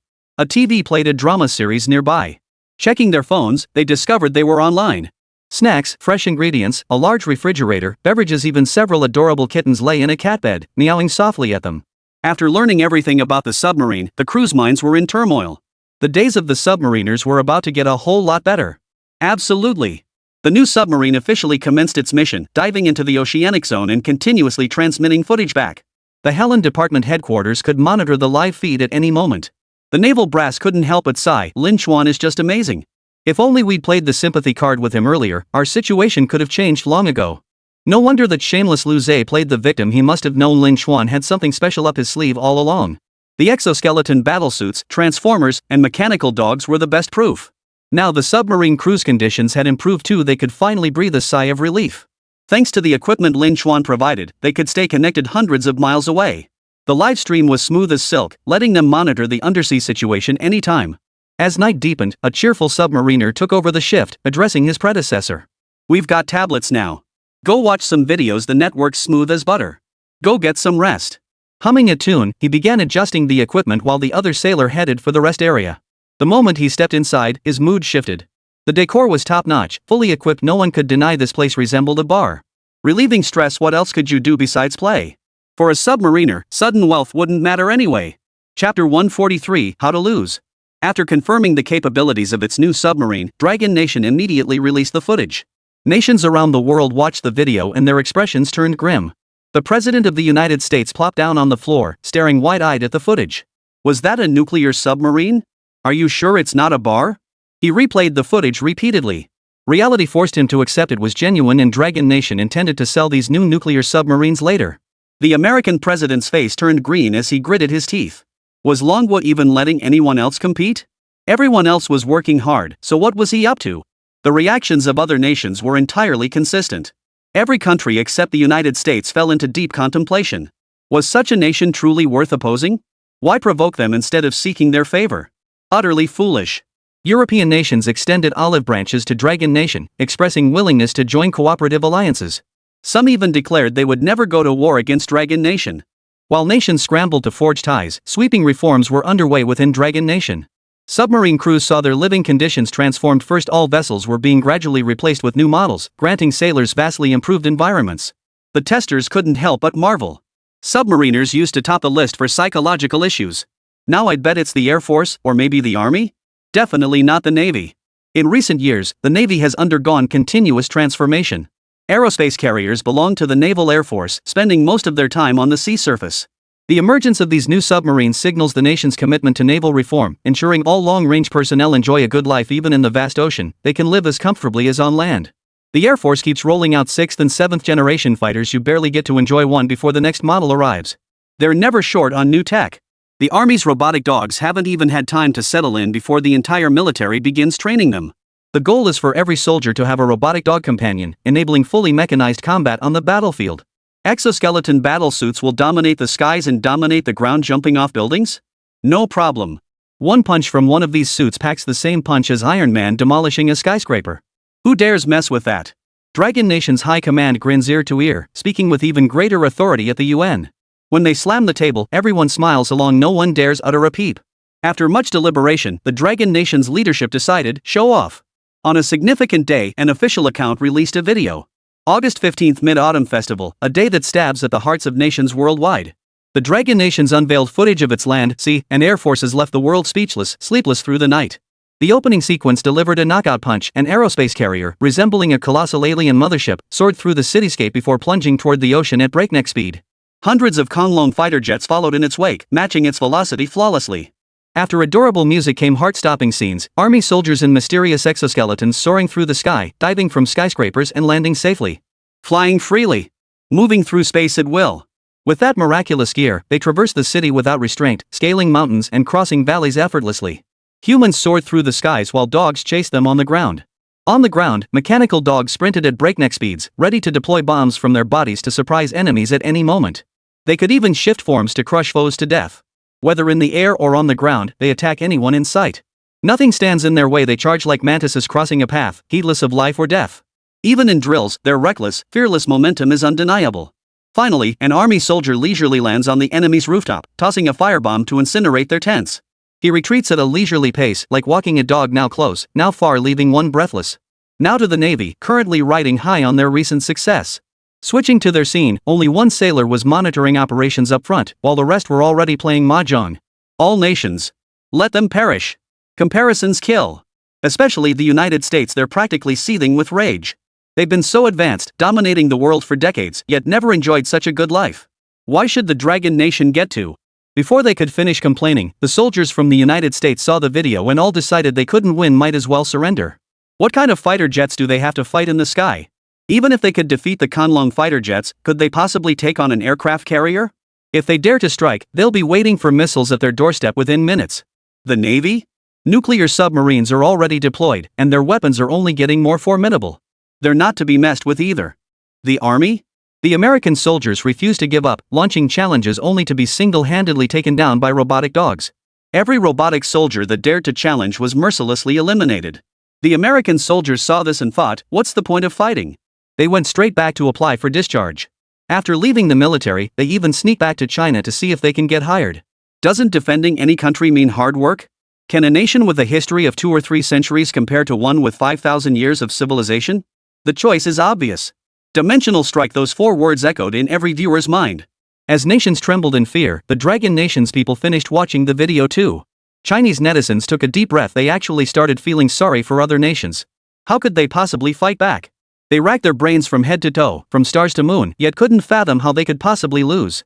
2nd Battalion Commander, go drag out the US's USS Elizabeth and their aircraft carrier for a spin. It's time they came out to meet our aerospace carrier. I can't imagine how we could possibly lose with this lineup. Don't get too cocky, buddy. What if aliens show up? What if dinosaurs come back to life? We might just lose then, don't you think? Sigh, feels like my grandma peering over my phone. I can't even make sense of the international situation these days. Are these weapons even human-made? They didn't kidnap aliens, did they? You're so out of touch. We've got Ultraman. What's a little high-tech weaponry? Wait till we get an Ultraman ray, then we'll talk. I feel so frustrated for the US. Decades as the world's leading superpower, only to be overtaken by one country in just 3 short years, and with a dimensional strike at that. It's like cavemen facing AK-47 wielding special forces. Utterly humiliating, utterly hopeless, and they can't even figure out what hit them. That's right. The beautiful country's top brass pulled all-nighters for days on end, but even a few giant pandas couldn't figure out what was going on. Is this really Dragon Nation? Are we sure it hasn't been possessed? What opportunities did Dragon Nation seize in these 3 years? What kind of talent emerged? They've completely overhauled their land, sea, and air forces. Every new technology they casually develop is a game changer. Deployed on the battlefield, it's enough to give any nation a run for its money. Not long ago, Dragon Nation installed air conditioning in the desert. Using some unknown method, they rapidly built cities near the desert, planted forests, and actually installed air conditioning. African nations harnessed power from Dragon Nation's solar space stations, electrifying the entire continent. Even remote villages now glow with light bulbs. God said, "Let there be light," and the Dragon Nation delivered it. This has led to the Dragon Nation being deified in some countries, making it increasingly difficult for the pretty country to continue smearing its reputation without inviting criticism. Yet the United States remains utterly baffled. Where exactly did things go wrong? Is it still Lin Chuan? Chapter 144, you call him a child? The American president, refusing to give up, investigated every person named Lin Chuan in the Dragon Nation, even counting those whose household registrations had been revoked after death, fearing someone might have faked their death for weapons research. Still, they found nothing. Until the president casually shifted his gaze downward and spotted a vaguely familiar face in the children's section. He vaguely recalled this child had once been seen alongside Dragon Nation's high-ranking officials, the grandson of one of them.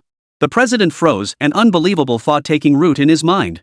Once the seed of doubt was planted, it proved difficult to uproot. The president's sharp mind raced, finally grasping the crux of the matter. He exhaled slowly, then called the Bear Nation president. With a forced smile, he casually remarked, "I recall at that state banquet, a child seemed to present you with a special gift?" The Russian president, unaware of his intentions, cautiously replied, "Yes, he was quite charming. He gave me a harmless little gift." Nothing much." The president of the United States dismissed it with a few casual words, his expression darkening as he hung up. Damn it, if only he had seen through the truth back then, the United States would never have ended up in this predicament. He should have had the damn kid kidnapped long ago. The beautiful country president took a deep breath, summoned his agents, and under the stunned gazes of those present, ordered them to kill the child. Some quickly pieced together the entire situation, but it was too late. Dragon Nation had already sealed itself like an iron barrel. Exit was permitted, but entry was forbidden. Traveling abroad? Have you forgotten your home, dear? The people of Dragon Nation realized the situation was heating up. They dared not leave the country anymore, fearing that their departure might endanger their own people. They even took to the internet, urging everyone not to go abroad. Guys, this is urgent. Those European countries have gone mad. I hear many nations are contacting terrorist groups, even hiring mercenaries. I suspect they want to infiltrate our country and assassinate our scientists. I propose that anyone currently abroad should delay their return. Safety comes first. Netizens in Dragon Country responded en masse, with those who hadn't returned home in years deciding to postpone their trips further. It's fine to delay returning home as long as the motherland thrives, everything else can wait. Longwa netizens instinctively banded together to protect their own, terrified their prized scientists might be targeted. They understood perfectly well, for Longwa to achieve such rapid progress, the scientists behind it must be godlike figures, geniuses of extraordinary brilliance. If anything happened to them, the entire nation would be left weeping in despair. While all of Dragon Country united to protect that mysterious scientist, Lin Chuan faced the greatest danger. He stayed up all night researching explosives, only for his lab to blow up. Yan Shuping rubbed his aching temples, mentally asking himself 1,000 times why he had ever brought Lin Chuan back in the first place. He'd survived years of bullets and explosions, yet today he nearly got blown to bits in the lab by Lin Chuan. The scare nearly shattered his soul. He forced himself to ask patiently, "Xiao Chuan, why are you researching explosives?" Lin Chuan blinked. "There's a wall outside with an ant nest at the bottom. I wanted to go play with the ants and see how they'd handle the apocalypse." "Apocalypse?" Lin Chuan chuckled, clapping his hands excitedly. "Humans have their apocalypses, so why shouldn't animals have theirs? That's why I planned to blow up that wall to see how the ants would react. Any creature reacts to danger. Ants should too. It's just that when I was mixing the explosives, my hand slipped and I added too much. The main thing was that I was watching a live stream while mixing it. By the time I realized, it was already in there. I figured it wouldn't matter and packed it up. It wasn't until the test that I remembered the amount was too much. If the system hadn't activated its protective measures, Lin Chuan would probably be reduced to dust by now." Yan Shuping closed his eyes briefly, then pointed toward the small detention room. "Go on. 3 days in solitary confinement. Talk back and I'll have your mother come beat you." Lin Chuan rolled his eyes, hopping in 3-step leaps before slamming the door shut. He pulled out his phone and started blasting videos again. Minutes later, he let out a scream and began cursing furiously at the door. Grandpa Yan. Turn the internet back on." Yan Shuping rolled his eyes. After spending so much time together, he'd long since dropped any rose-colored glasses about Lin Chuan. He fully understood this kid was a genius, but he was also a complete brat. Pampering him too much only made the brat think he was untouchable. Now he was messing with explosives in the middle of the night. When Lin Chuan emerged from the detention room, the Aerospace Bureau was filled with high-ranking officials. Military and political leaders had all gathered, hundreds of dignitaries seated together, as if they were planning an invasion against aliens. "Young Mr. Lin Chuan, I have a question for you." The admiral on the podium spoke gently, his eyes gleaming with sharpness. As a man of military background, he was always on guard. As Lin Chuan looked up curiously, the admiral continued, "Another nation has uncovered your identity. They're threatening to expose your information unless we hand over certain data in exchange." "What do you think we should do?" Lin Chuan asked curiously. "Is it the United States? Screw them. Just release it. I'm sick of being Ultraman. I want to be the nation's idol. Haha, once you guys make the announcement, I'm going back to school. I'll make everyone worship me. No one will dare look down on me." He couldn't wait for the United States to make the announcement so he could return to school. He was the hero here. His teachers couldn't possibly force him to study, right? The principal wouldn't dare make him run errands anymore, right? The neighbors would surely gaze at him with admiration, and the kids would all look up to him as their leader. At this thought, Lin Chuan chuckled, his eyes sparkling with anticipation. He couldn't wait to live this good life. Yan Shuping sighed. "Xiao Chuan, once your identity is revealed, you'll face many dangers. We can only do our best. Aren't you afraid?" Everyone stared intently at Lin Chuan. They respected his decision, but they would also deploy as many guards as possible to protect him, ensuring nothing happened to him. He had hidden for far too long, nearly 4 years now. For a child, this period felt interminable. For a nation, however, it represented a quantum leap forward. They were also considering whether to allow Lin Chuan to appear in public. The risks would be shielded by them, and dangers would be eliminated. It all depended on Lin Chuan's choice. Lin Chuan declared without hesitation, "I'm not afraid. I'm a man." He pounded his chest emphatically, declaring, "No one can hurt me unless I let them. Even a sneak attack wouldn't stand a chance." With the system's cutting-edge tech, he could deploy a protective shield any time enough to last him a lifetime. If not for worrying about everyone, he'd have gone out to play long ago. Chapter 145, The End, The Terrifying Kid Brother. After securing Lin Chuan's consent, the Ministry of Defense began preparations. At a major press conference, the admiral solemnly announced the matter and brought Lin Chuan onto the stage. This young comrade Lin Chuan is the one researching these weapons. Nearly half of the weapons developed in recent years have come from his hands. Controlled nuclear fusion and the artificial sun are both his masterpieces. The Dragon Fighter and Lunar Probe are his gifts to the motherland. The Transformers and medical pods stand as testament to his ingenuity. After 4 years of secrecy, we have finally decided to reveal his identity. This time, we can finally bestow his honors before the public. On stage, Lin Chuan looked every inch the model student as he accepted medals and trophies one after another from the Defense Ministry officials. His neck was so laden with them he could barely lift his head. Following the press conference, the Dragon Nation government issued an official statement, and all major media outlets reposted the news to verify Lin Chuan's identity. Lin Chuan went ahead and released the video explaining controlled nuclear fusion. The original footage didn't feature Ultraman's image, it was all added later using cutting-edge technology. In the video, Lin Chuan explained the principles and applications of controlled nuclear fusion in detail, even describing the manufacturing process step by step. The final scene showed him manually manipulating controlled nuclear fusion. The footage was crystal clear, silencing all skeptics. Videos could be faked. Voices could be faked. But hand manipulating controlled nuclear fusion? That was absolutely impossible to fake. The Dragon Nation absolutely forbids anyone from impersonating such achievements. The residents of Shangyang community could finally breathe a sigh of relief.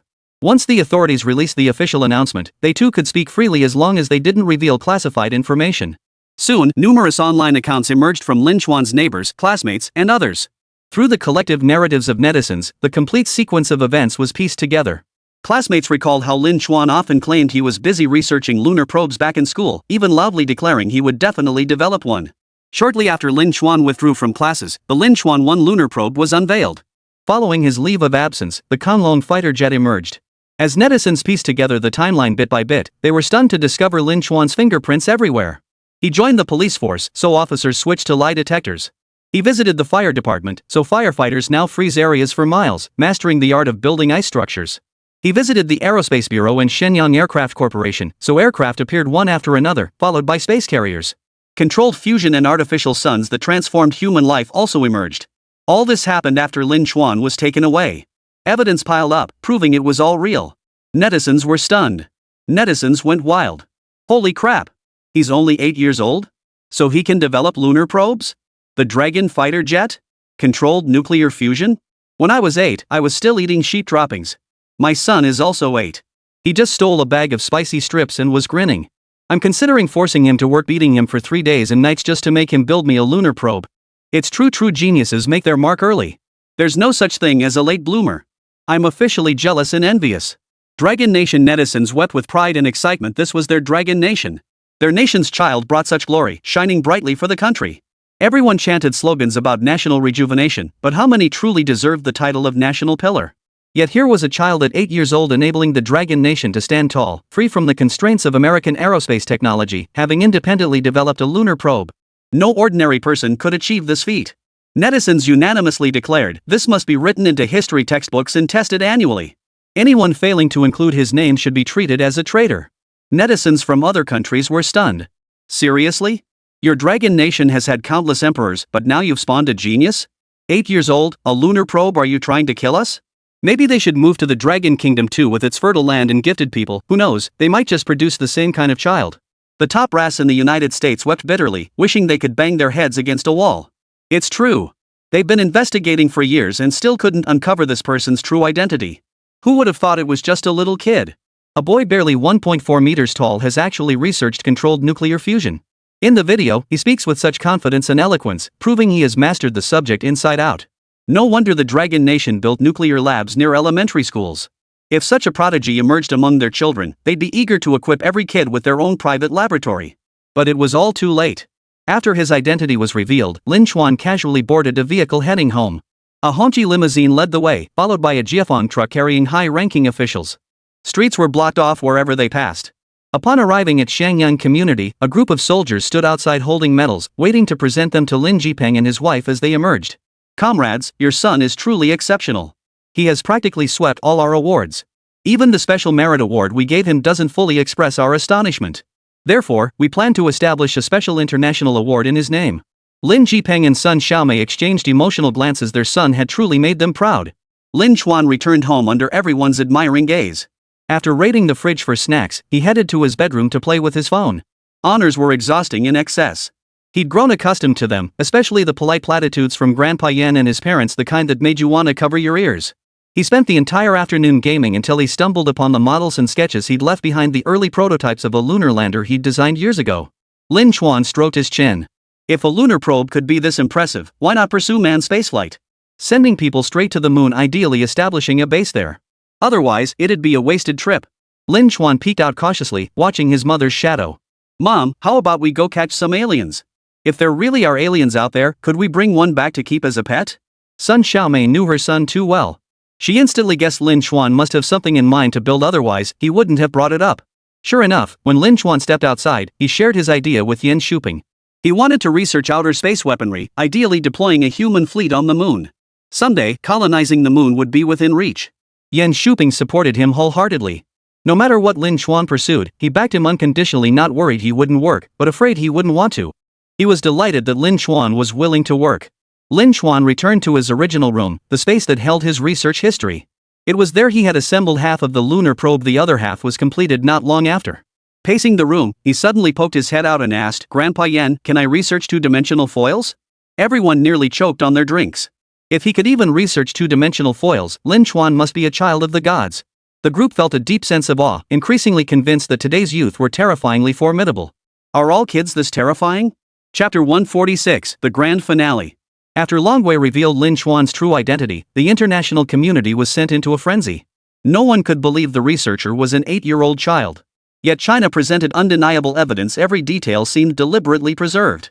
From Lin Chuan's childish tone during their first meeting, to the homemade lunar probe discovered in his room, to his development of a complete lunar probe at the space agency, every detail had been deliberately documented. Perhaps even then, Yan Shuping had a vague premonition that something was different, prompting him to document everything. Over the years, Lin Chuan left behind numerous inventions. A thick patent book lay on the table, while another was displayed at the National Military Museum, accompanied by a lengthy introduction detailing his achievements. During an elementary school field trip, the teacher took the students to the museum. When the name Lin Chuan was mentioned, one student looked up in awe and asked, "Teacher, how old is Grandpa Lin this year? Is he still alive?" The teacher froze, unable to explain, before the surrounding crowd erupted into unrestrained laughter. People doubled over, laughing so hard it seemed they might split the sky. The boy looked flustered. What's wrong? The teacher couldn't help but chuckle. Wang Ziming, did you not pay attention in class? Lin Chuan is alive and very young. He's only 12 years old this year. After our country revealed his true identity last year, nations scrambled to recruit him. Enraged, Lin Chuan returned to school instead. He's probably in 7th grade now. Even though he's back in school, he spends most of his time in the lab near campus. In just 1 year, he developed numerous high-tech weapons. The plasma shield and the new energy flying car are just 2 of his outstanding achievements from last year. The teacher spoke at length, and those around him couldn't help but prick up their ears to listen. It was incredible, a scientist renowned both domestically and internationally, one who had outshone scientists from the United States and Russia, was actually just a child. At the age of 8, he had already surpassed his peers, recruited by the space agency, and in just a few short years, he had propelled Dragon Nation to the pinnacle of global power. Now, Dragon Nation held absolute sway on the international stage, occupying a position of hegemony. For centuries to come, unless other nations invented research capable of rivaling it, Dragon Nation would remain the dominant power. With Lin Chuan at the helm, Earth's position as the dominant power will only grow more secure. At year's end, Yan Shuping personally drove to the school to pick up Lin Chuan. Lin Chuan hadn't completed his first year of middle school. After just a few months, he transferred to a prestigious university. On the day he entered Qingbei University, Lin Jipeng and his wife threw a lavish banquet, practically inviting every journalist and influencer covering the event to stay for dinner. Typically, the families of academicians are kept hidden under special protection. But Lin Chuan was exceptional. After his exposure, his parents gained fame too, so they decided not to hide anymore. They went public, right under everyone's noses, daring anyone with ill intentions to try something. They'd be spending their golden years in prison. Having witnessed various espionage tactics, the Lin couple grew increasingly vigilant. They feigned ignorance at first inquiry, but any persistent questioning would invite a visit home where special forces stood ready to make an arrest. As it turned out, when the state wanted to protect someone, nothing could stand in the way. Safeguarding Lin Chuan from his own mother was a piece of cake. Lin Chuan, get your ass over here this instant. The furious shout echoed across the sky. The Special Forces soldiers crouched nearby flinched, thinking to themselves that academician Lin's mother was losing her temper again. What's with all the yelling during the new year? Lin Chuan followed Yan Shuping through the gate, smirking as he entered. Mom, don't get mad. I didn't do anything to upset you. Sun Xiaomei's eyes blazed with fury. Qingbei University just called me. They said your grades are terrible, you failed every single subject. Getting 60 on an exam would be acceptable. What's the point of scoring in the teens on every single one? It's not like the maximum is 100 anymore. Lin Jipeng watched silently. No matter how talented his son was, he still needed to focus on his studies. The entire family took pride in his leap from 7th grade straight into Tsinghua Peking University, yet Lin Chuan's grades stubbornly refused to improve. Back when the scale was 100 points, getting 60 was bearable. Now in college, 60 was the passing mark, he could try to tolerate that too. But Lin Chuan consistently ranked last in every subject, often scoring in the single digits. What was the meaning of this? Tsinghua and Peking University professors tactfully explained that as the son of a renowned academician, Lin Chuan was under intense public scrutiny. Every time grades were released, media swarmed for interviews, yet his results were utterly embarrassing. They had already secretly adjusted his grades several times. They couldn't let anyone know an academician was failing courses. Lin Chuan blinked. What about the certificates? Sun Xiaomei sneered coldly. Do you think this is elementary school? What good are university certificates? Don't think I don't know you've been pulling strings. What good are those 3 good students certificates they give you every single time? She hadn't gone to college herself, but she knew there were no 3 good students awards at the university level. It was clearly just a way to fool people. Lin Chuan thought for a moment, then said with reckless abandon, it's just grades. They don't mean anything. Mom, if you keep nagging me, next year I'll build a spaceship and launch you into space. You and Dad will never come back. With that, he bolted.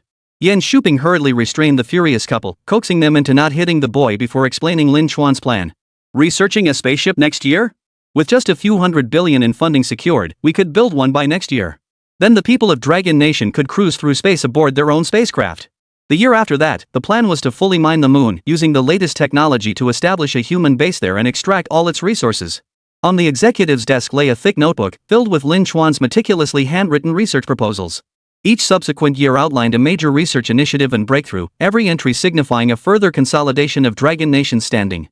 Years later, under the leadership of an unknown successor, this blueprint was passed on, its research milestones completed precisely on schedule. Year after year, academician Lin Chuan unveiled groundbreaking research. Nations transitioned from feigning compliance and flattery to eventual numb acceptance and genuine admiration. Even the most defiant nations were conquered by the speed of Dragon Nation's research. For who could resist a nation that produced a scientific prodigy whose research pace rivaled rocket development? No matter how many brilliant minds emerged, they paled in comparison to Lin Chuan. Lin Chuan, a figure destined to be etched into Dragon Nation's history, began as an ordinary elementary school student. In that pivotal year, he brought a turning point to Dragon Nation, becoming its hope. The once dominant world power, the United States, had fallen to the status of an ordinary nation. Their repeated failure to discern the right side to take cost them crucial opportunities, gradually pushing them out of the Dragon Nation's orbit. An alliance led by Dragon Nation was established on Earth, granting Dragon Nation full global influence. Lin Chuan, destined to be the nation's trump card, bolstered its backbone with countless cutting-edge technological weapons. Just as he had told Yan Shuping, I can revive the Dragon Nation and make it rise again.